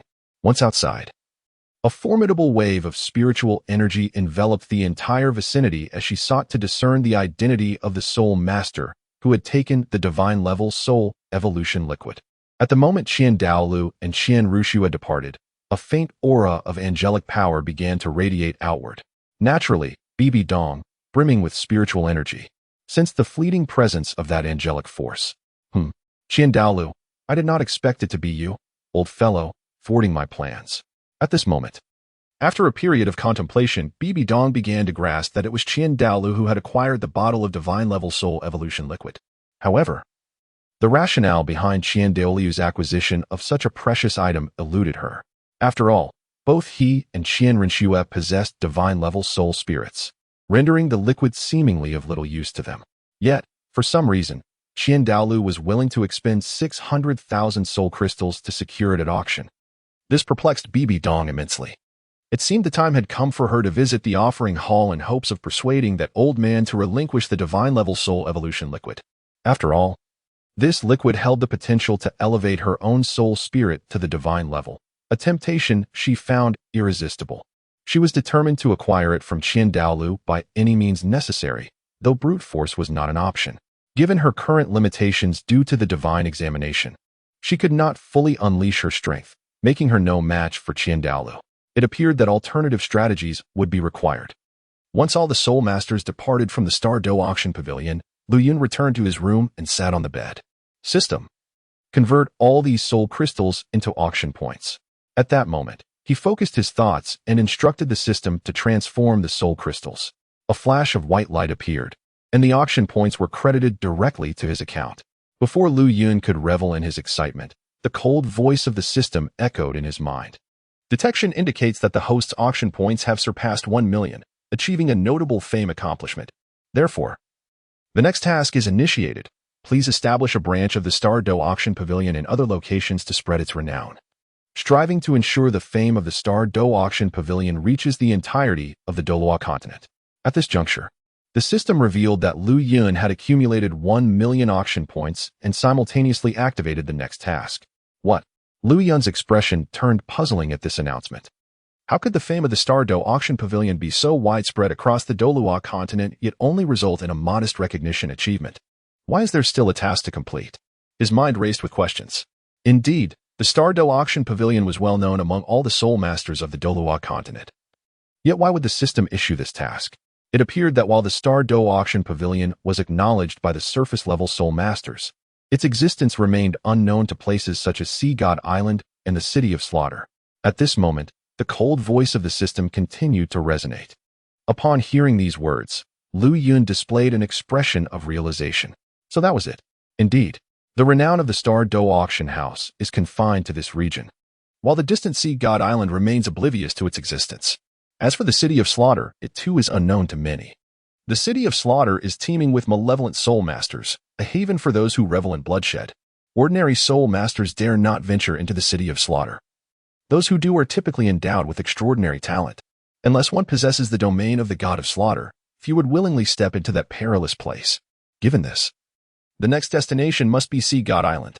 Suddenly, after some contemplation, Lu Yun resolved to establish a branch of the Star Dou Auction House on Sea God Island. There are numerous soul masters on the island, and establishing a branch there would undoubtedly yield substantial auction opportunities. As for the City of Slaughter, Lu Yun decided to set it aside for now. First, he would spread the fame of the Star Dou Auction House throughout Sea God Island before considering future endeavors. Chapter 122. Refusal. May I ask if the host will accept this task? The system inquired coldly. Accept this task. Upon hearing this, Lu Yun nodded slightly, indicating his consent to undertake the mission.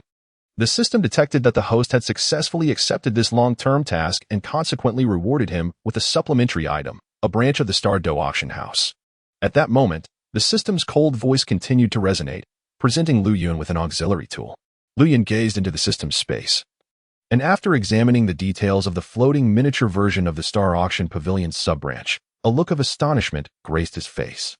The branch of the Star Dou Auction House bears an almost identical resemblance to its main establishment, albeit on a considerably smaller scale.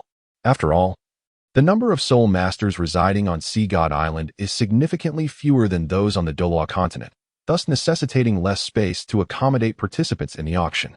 Within the confines of the Star Dou Auction House's branch, Lu Yun can likewise wield the invincible domain. His status as an invincible entity within this locale provides him with a sense of security. He is well aware that the High Priestess Poseidon on Sea God Island is a bona fide limit Douluo, a formidable force in battle, especially in the ocean, augmented by the power of the sea god, rendering her one of the closest soul masters to divine strength. Fortunately, the ability to utilize the invincible domain within the branch ensures a measure of safety for him. Additionally, the Star Dou Auction House and its branches possess a teleportation feature, allowing for instantaneous travel between two locations, thereby significantly reducing Lu Yun's journey time to Sea God Island. Subsequently, Lu Yun contemplated a series of plans. intending to swiftly establish a branch on Sea God Island. He then departed from his chamber to discuss this matter with Medusa and others, striving to reach Sea God Island as expeditiously as possible to realize his plans for the new branch. At the Hall of Offerings within the Spirit Hall, a woman approached the entrance, adorned in a resplendent purple and gold gown, wielding a scepter and crowned with a 9-curved diadem. The woman in question is Bibi Dong. Upon her arrival at the Spirit Hall, she set aside her responsibilities and proceeded to the offering hall. Her desire was to obtain the divine-grade soul evolution liquid from Douluo, striving to achieve the ultimate evolution of her soul. Grasping her scepter, Bibi Dong gazed intently at the golden portal ahead, taking a deep breath as a solemn expression graced her face. Subsequently, she gently opened the golden portal and stepped inside. This is a resplendent hall, vast in size, yet devoid of human presence. Before one stands an imposing statue of a celestial angel, emanating an aura of divine authority that instills a sense of reverence. Beneath the towering figure of the 6-winged angel stands a middle-aged man, Douluo. "What brings you here?" Douluo did not turn to face Bibi Dong. His indifferent tone reached her ears. At that moment, he understood that with Bibi Dong's intellect, she would undoubtedly surmise that he had obtained the divine-grade martial soul evolution liquid. Knowing this, Bibi Dong would certainly come to the hall seeking an explanation. However, Douluo did not anticipate her arrival would be so swift. It appeared that her yearning for the divine-grade martial soul evolution liquid was more profound than he had expected. "I have come here for a purpose that you are well aware of. That vial of divine-grade martial soul evolution liquid holds no value for you and Qianrenxue. It would be far better placed in the hands of someone who can maximize its potential," Bibi Dong stated directly, refusing to engage in further games of pretense with Douluo. She was not convinced that he had failed to deduce the reason for her visit to the hall. Impossible. As for this divine-grade martial soul evolution liquid, I have my own uses for it, so there is no need for you to concern yourself. Upon hearing this, Douluo silently acknowledged the truth of her words. Without hesitation, he outright rejected Bibi Dong's proposition, resolutely refusing to allow the vial to fall into her possession. Bibi Dong, possessing twin martial souls, was endowed with extraordinary talent. In just a few short years, her strength had nearly surpassed his own. Should one of her martial souls evolve into a divine-grade martial soul, even Douluo himself would lack confidence in overcoming her. Could it be that the Qian family's legacy, built over centuries, would be jeopardized by Bibi Dong? This was a scenario Douluo was unwilling to entertain, at least until Qianrenxue achieved a divine breakthrough. At that point, the Spirit Hall would naturally return to the Qian family's governance. From every conceivable angle, Douluo could not bring himself to surrender the vial of divine-grade martial soul evolution liquid to Bibi Dong. It seems you have truly lost your wits. The Star Dou Auction House has already clarified that this vial of divine-grade martial soul evolution liquid is of no use to one who possesses a divine-grade martial soul. Keeping it would be a waste. Better to hand it over to me, as it could elevate my power to unprecedented heights. Before long, the Spirit Hall will unify the Douluo Continent. Consuming this divine-grade martial soul evolution liquid is the optimal choice. Upon hearing this, Bibi Dong's expression soured. She had not anticipated that this old fool, Douluo, would be so stubborn, clinging tightly to the vial and unwilling to part with it. Yet, Bibi Dong was not ready to concede, were it not for the constraints of her divine test, preventing her from unleashing her full potential. She might have considered resorting to force to seize the divine-grade martial soul evolution liquid from Douluo's grasp. Alas, her prowess cannot be fully realized. There is no need for further discourse. This bottle of divine spirit evolution liquid holds significance for me. You would do well to manage the Spirit Hall with diligence, and take heed not to provoke the Star Dou Auction House. Douluo remains impervious to Bibi Dong's entreaties, resolutely refusing to surrender the divine spirit evolution liquid to her. He also cautions Bibi Dong to oversee the Spirit Hall carefully, lest that group of oblivious individuals incite the ire of the Star Dou Auction House. Should that occur, not only the Spirit Hall, but they themselves would face catastrophic repercussions. The rationale behind Douluo's perspective is clear. Every treasure presented by the Star Dou Auction House has left him astounded. The most striking revelation for him was the woman who presided over the previous auction. From her, he sensed the aura of a divine spirit. This implies that she too is a possessor of a divine spirit, one far surpassing the 6-winged angel spirit of the Qian family in magnitude. Her power has ascended to the rank of ultimate Douluo, far exceeding his own capabilities. In a confrontation, Douluo perceives no chance of victory. With this knowledge, Qian Daoliu's expression turns grave, recognizing that this woman is merely the tip of the iceberg in the Star Dou Auction House. The true number of such powerful individuals within remains a mystery. For the sake of prudence, he is unwilling to provoke the Star Dou Auction House, reflecting on a previous encounter with a woman in a red dress, who also possessed the strength of an ultimate Douluo. He feels a deep sense of trepidation. Qian Daoliu surmises that she likely belongs to the Star Dou Auction House as well. In the present Douluo Continent, there are only 3 ultimate Douluos, and this woman is a newly emerged powerhouse, her visage entirely unfamiliar to him. Thus, he is confident that she is not a soul master cultivated by any established power in the Douluo Continent, but rather a formidable entity within the Star Dou Auction House.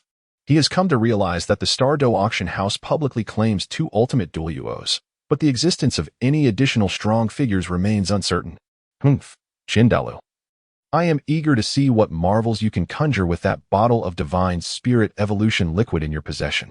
I strongly advise you to relinquish it promptly. Otherwise, do not blame me for resorting to other means.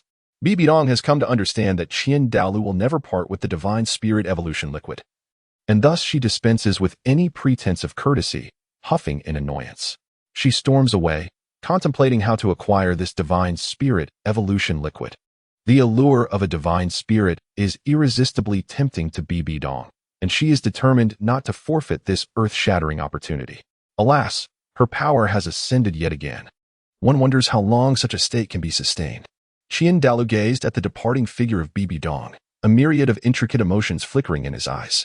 After all, Bibi Dong had exerted immense pressure on him today. It is conceivable that within a few years, her prowess could surpass his own. And with the existence of the Star Dou Auction House, her rate of advancement would undoubtedly accelerate. He pondered whether he could endure until Xie Xue ascended to divinity. Alas, as Bibi Dong exited the Hall of Offerings, the entire chamber resonated with Qian Daoliu's deep sighs. Chapter 123, Journey to See God Island after a day of contemplation. Lu Yun meticulously arranged all matters and prepared to set forth immediately to See God Island, aiming to establish a branch of the Star Dou Auction House there within a month. On this journey to See God Island, Lu Yun planned to accompany Medusa and Xian Shuang, leaving Jiuyu and Du Gubo behind to safeguard the Star Dou Auction Pavilion security. Lu Yun was aware that unexpected situations might arise during their expedition to See God Island, thus he prepared himself thoroughly. Within the Star Dou Auction Pavilion, Medusa, the queen, possessed the greatest strength, closely followed by Xian Shuang. With their presence, he felt assured of their safety. Medusa's power could withstand divine-level adversaries, so significant threats were unlikely. As long as they successfully established a branch of the Star Dou Auction Pavilion on See God Island, all challenges would be effortlessly surmounted. Within the confines of the Star Dou Auction Pavilion, he was an invincible entity, capable of teleporting between 2 pavilions without venturing outside and facing unnecessary risks. Thus, Lu Yun and his companions packed their belongings and embarked on their journey to See God Island. Within half a day's time, they arrived at the ocean's edge. Gazing at the boundless sea before them, the immense power of the ocean overwhelming Lu Yun, who could not help but marvel at the sight. Since his arrival in Douluo Continent, this marked his first visit to the seaside, and he felt compelled to appreciate the scenery for a while. After indulging in the view, Lu Yun rented a nearby boat in preparation for their voyage to See God Island. Having paid a certain sum, he boarded the vessel and set sail towards the vast waters, heading in the direction of See God Island. Lu Yun procured a map to See God Island from a divine-level shop, unaware of the island's exact location. To expedite their arrival, he had to expend some auction points to acquire the map. Thus, in the blink of an eye, 2 days passed. The trio drew ever closer to See God Island. On this day, as the sun set and the moonlight cast its pale glow upon the land, a chilling aura enveloped the surroundings. Master Soulmaster, should we navigate from another direction? After all, ahead lies a forbidden zone that we dare not enter. At that moment, a middle-aged man approached from the bow of the ship, his face etched with fear as he gazed at the darkened sea illuminated by moonlight. Every fleet passing through this maritime domain was exceedingly cautious. Nevertheless, no captain wished to venture into these waters, fearing the terrors that lurked therein. Rumors circulated of a formidable soul beast residing in these waters, one from which no soul master could escape unscathed. Observing the fear on the middle-aged man's face piqued Lu Yun's curiosity. What could instill such dread in a seasoned sailor? Thus, he pulled out the map to scrutinize the area, and an answer began to form in his mind. So it was. This expanse of sea serves as the dwelling place for the abyssal leviathan, a being teetering on the brink of divinity. Possessing extraordinary strength that even the most formidable limit Douluo would find challenging to withstand, the abyssal leviathan often looms over this maritime region, which consequently discourages many sailors from venturing into the depths of the ocean, fearing the inevitable perils that may arise. I am well acquainted with the circumstances of this area. You may proceed with confidence, for we are here to ensure the safety of your crew. Suddenly, Lu Yun solemnly assured the captain at the helm. Both Xian Shuang and Medusa are capable of vanquishing the abyssal leviathan, thus there is little cause for concern on this journey. Should the leviathan prove to be reckless, it should not blame us for our lack of courtesy. Yet, upon hearing Lu Yun's assurances, the captain remained tense, his worries unabated. The rumored entity is said to be at least 100,000 years old. Even a titled Douluo would struggle against it. Furthermore, the three young individuals before him appeared to be under 30 years of age, raising doubts about their capability to attain the status of titled Douluo at such a tender age. It is not that he dismisses Lu Yun and his companions' reassurances. Rather, the situation is simply too perilous. The captain was unwilling to lead his crew into such a treacherous domain. Sighing, Lu Yun recognized the captain's concerns and turned to Xian Shuang, urging her to provide the captain with a source of reassurance. Understanding Lu Yun's intent, Xian Shuang's expression turned icy. In the next moment, her right hand opened, and a diamond-shaped crystal floated forth, emanating an unparalleled chill that swiftly enveloped the entire room. Everything around seemed to crystallize into icy sculptures, transforming into a palace of azure ice. Shortly thereafter, an astonishing spectacle unfolded as the 9 spirit rings adorning Xian Shuang glimmered in succession. Black, black, black, black, black, black, red, red, red. 6 black and 3 red. Such an extraordinary configuration of soul rings left the captain ahead utterly astonished, engulfed in an overwhelming sense of disbelief at the spectacle before him. How could such a soul ring configuration be possible? This truly represents the soul ring configuration attainable by human soul masters. Subsequently, the captain meticulously counted the number of soul rings adorning Xian Shuang, overwhelmed with astonishment.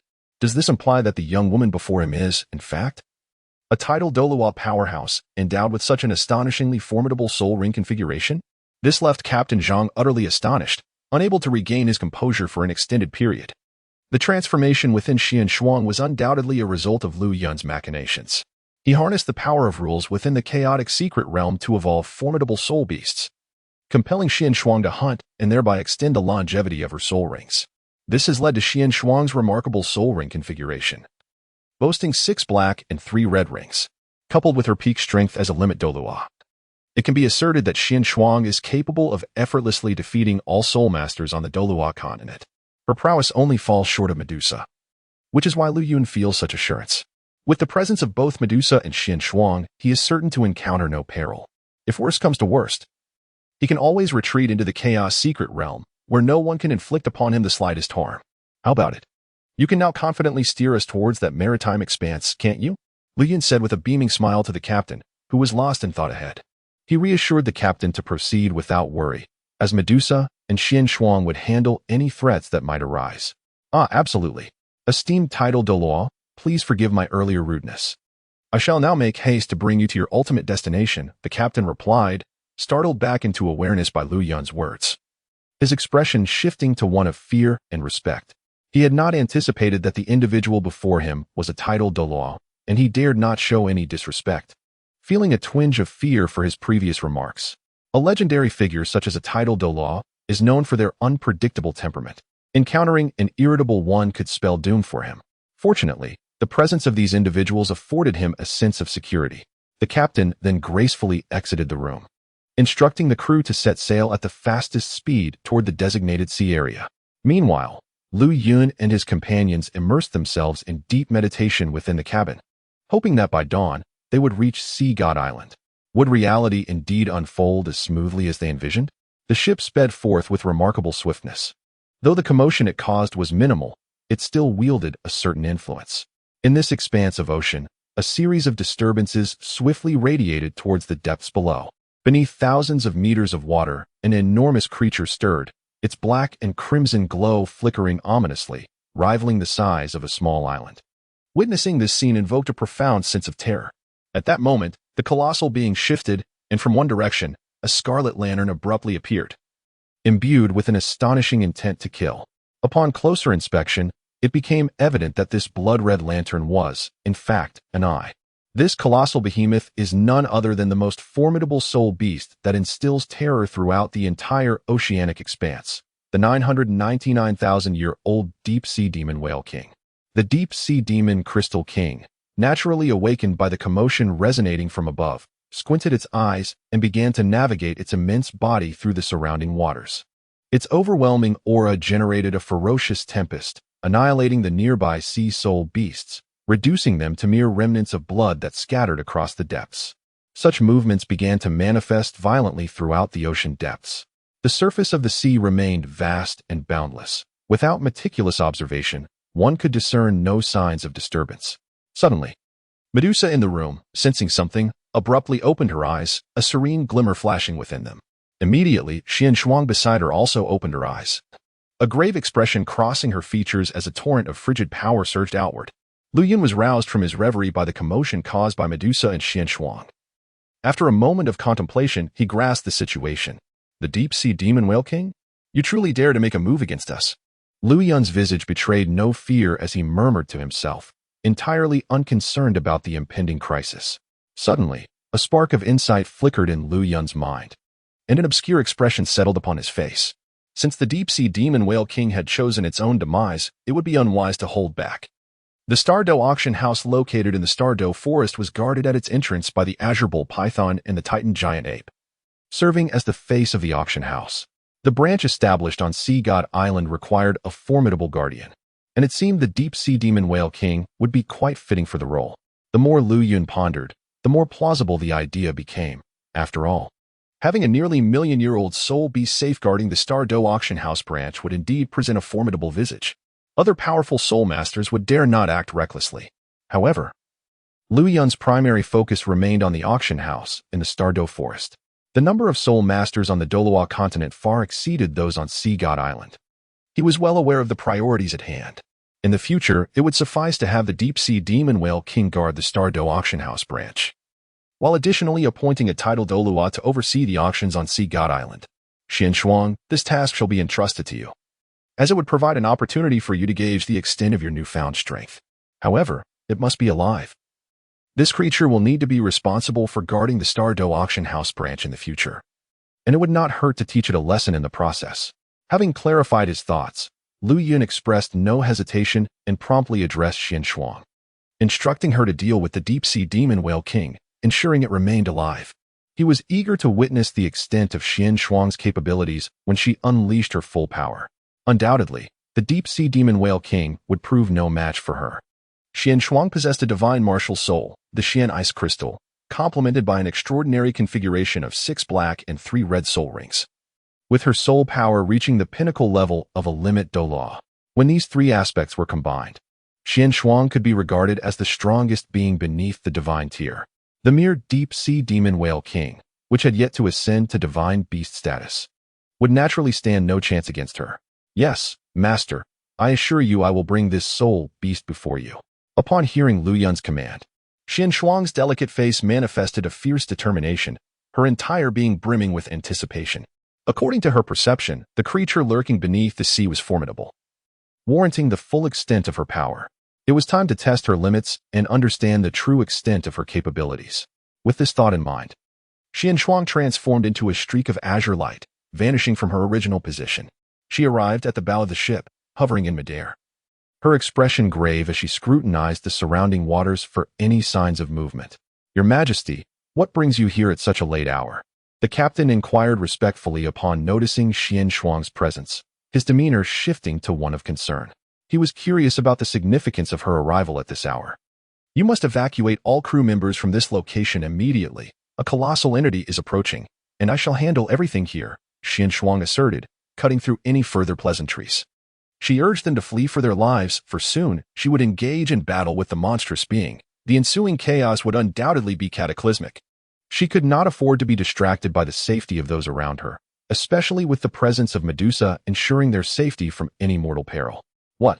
The captain's expression shifted dramatically, his composure fracturing as panic surged within him. He gazed at Xianshuang, who remained utterly composed, seemingly unperturbed by the impending danger. Her steadfastness was like an anchor in the storm, prompting him to hastily retreat and gather the crew, instructing them to remain hidden and avoid venturing outside. In a mere moment, all personnel evacuated the area, leaving Qian Shuang alone at the bow, vigilantly observing the unfolding events. Time passed slowly, and suddenly, her spiritual energy locked onto a specific direction, a knowing smile gracing her face. At last, it has arrived. No sooner had she spoken than a colossal shadow emerged from the depths, a figure as immense as an island, exuding an oppressive aura that filled the surroundings. With a thunderous roar, the pressure akin to a million-year-old soul beast radiated outward, causing the surface of the sea to churn violently. Waves crashing around in a scene reminiscent of apocalyptic devastation. Torrents of water surged toward Qian Shuang, each wave possessing the power to obliterate entire regions. Such trivial techniques are hardly worthy of display, she remarked dismissively, glancing at the oncoming waves. With a flourish of her right hand, her martial spirit surged forth, unleashing a ferocious wave of icy power that froze the approaching torrents into intricate ice sculptures. With a mere gesture, she shattered the frozen figures into countless shards, scattering them across the ground. Human soul masters, are you not aware that this expanse of ocean is my domain? To intrude here is to invite only one fate, death. The shadow below suddenly revealed its true form, a colossal, oppressive deep-sea demon whale king, emanating an aura of malevolence. The whale's voice, laden with murderous intent, reverberated in Xuan's ears, as if it yearned to rend the human soul master to shreds. After all, it was a soul beast of 99,000 years, possessing an immense mental force. Yet, to its disbelief, it sensed a hint of danger emanating from this young woman, causing the deep-sea demon whale king to remain motionless for an extended time.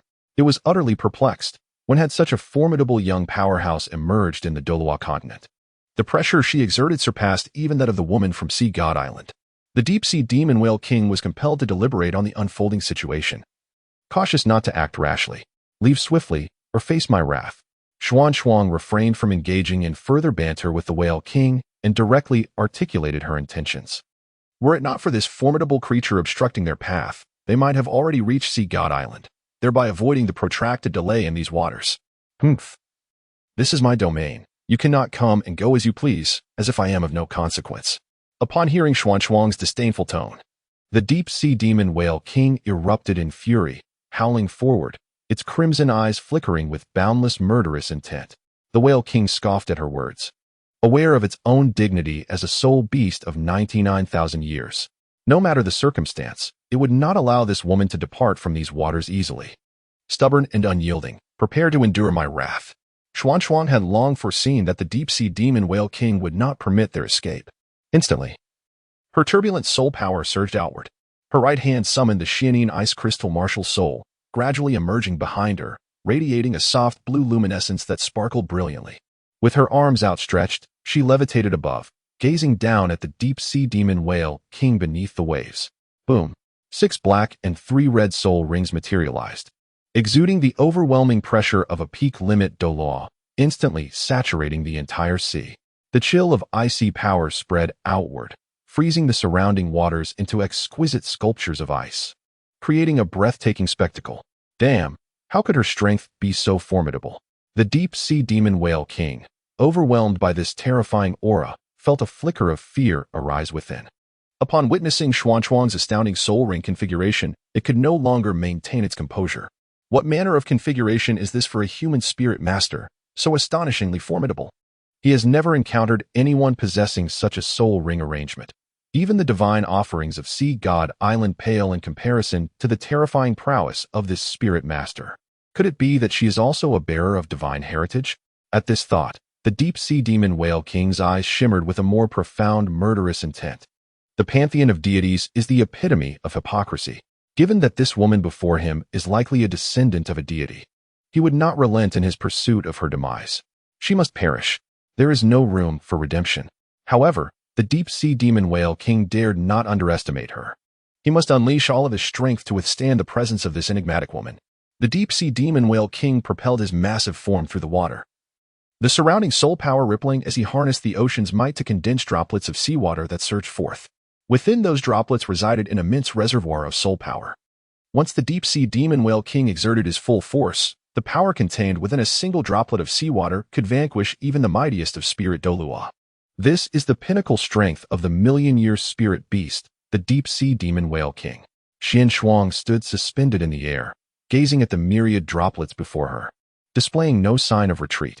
Her third spirit ring shimmered with brilliance. Third spirit ability, Xianbing's spiritual technique. Xian Shuang decisively unleashed her third spirit ability.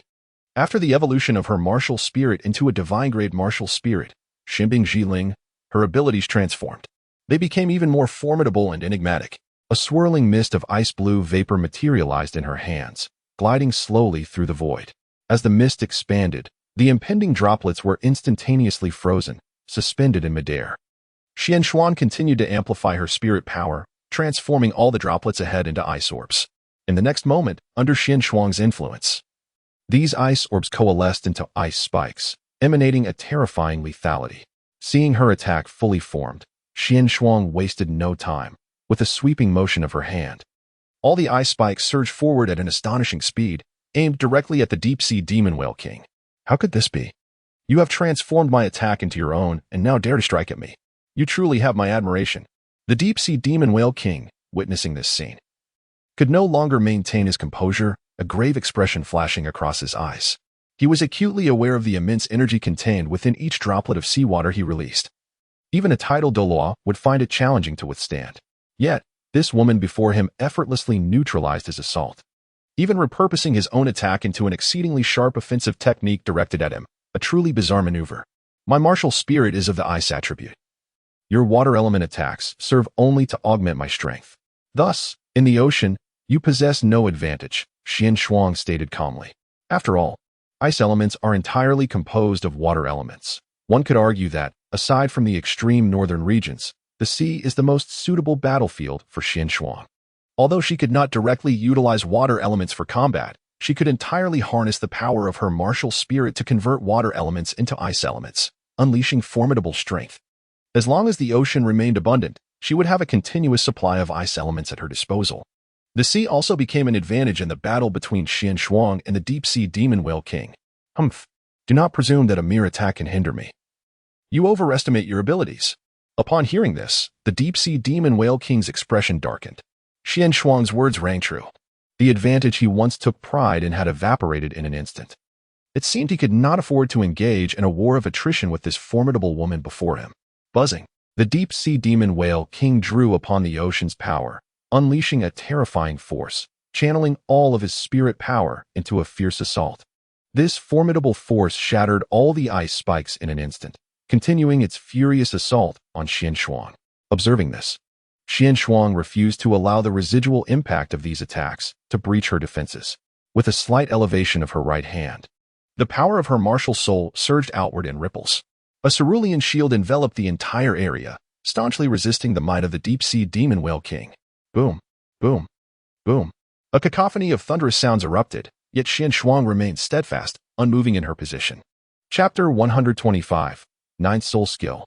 Xian Ice Binding Technique. Determined to swiftly conclude the battle, Xian Shuang leaped into the air, transforming into a streak of azure light that appeared above the sea.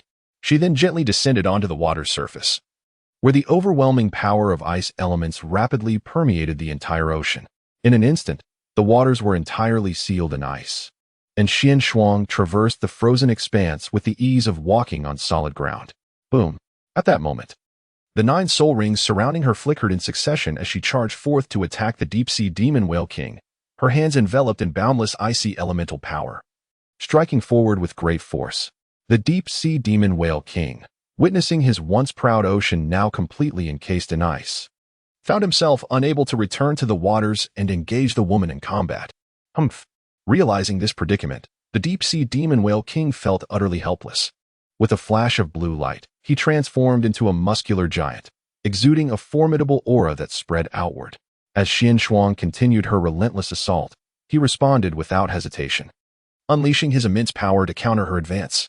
Thus, the two became embroiled in a fierce clash, unleashing countless icy forces that radiated outward, plunging the entire ocean into a frigid temperature that evoked an overwhelming chill. Lu Yun departed from the chamber, standing at the bow of the ship, observing the battle between the two forces, while Medusa stood nearby, ensuring Lu Yun's safety. Boom, boom, boom.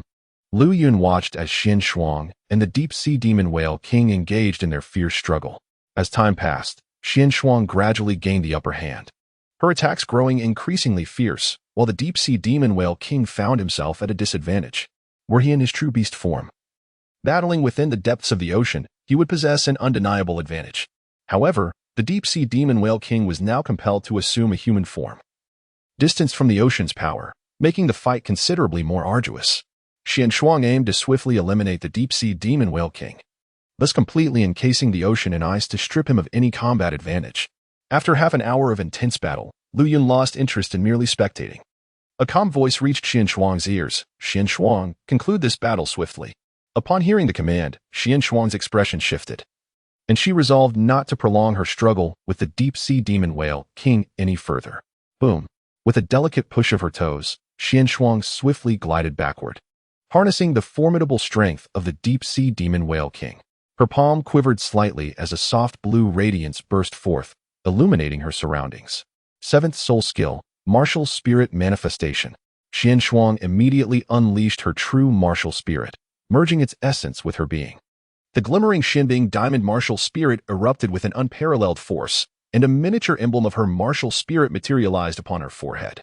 An overwhelming chill radiated from her, freezing even the droplets of water suspended in the air. The temperature in her vicinity plummeted to absolute zero, showcasing her incredible power. Suspended in midair, Xian Shuang's gaze was as cold as ice, transforming her into an arbiter of frost in this world. Ninth soul skill, Xinbing binding technique. The ninth soul ring encircling Xian Shuang was an extraordinary one, aged 40,000 years, emanating a dazzling pressure of soul power. The tempestuous, icy force danced with the winds, and blue sparks rapidly converged around the deep-sea demon whale king. A sense of impending doom washed over the whale as it sensed the looming threat of the forthcoming attack. The savage pressure of the 99,000-year-old soul beast rippled outward, striving to instill fear in everything nearby. The icy waves surged forth, no matter how the deep-sea demon whale king struggled. There was no halting the spread of those blue sparks. As the points of light expanded, a transparent crystalline structure formed above the whale, containing the essence of all the icy power within the region. Break. Observing this development, Xian Shuang's right hand clenched tightly, unleashing a torrent of potent energy that sent a wave of light cascading across the sea. The transparent crystal above the deep-sea demon whale king erupted with boundless icy might. In the blink of an eye, straight lines shot forth, blocking the whale's path. Countless lines wove through the air, compelling the deep-sea demon whale king to remain motionless, paralyzed by fear of making a wrong move. A single misstep could lead to a perilous encounter with the surrounding lines. The whale's heart raced in trepidation, acutely aware of the lethal threat these strands posed, as if any reckless contact would result in grievous injury.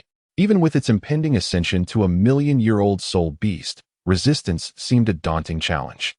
This is the ninth soul skill of Xian Shuang, the Xinbing binding technique. It condenses all of its icy power to form a transparent crystal of ice, which harbors a force capable of annihilating the world. When the ice crystal detonates, the strands released possess formidable cutting power. So much so that even the deep-sea demon whale king cannot withstand the sharpness of these threads. These elongated threads are akin to the ethereal frost, infused with all of one's soul power and harnessing the chilling forces of this oceanic expanse. Thus, the deep-sea magic whale king's desire to break free from these strands is nothing short of a delusion. After executing this technique, Xian Shuang gently descended to the ground, continuously drawing upon the surrounding oceanic energy, transforming it into elemental ice power to replenish her depleting soul energy. After all, she had just unleashed her ninth soul skill, which had nearly exhausted her internal soul power. The might of Xian Shuang's ninth soul skill is indeed formidable. Had it been an ordinary Douluo's ninth soul skill, it would have been utterly insufficient.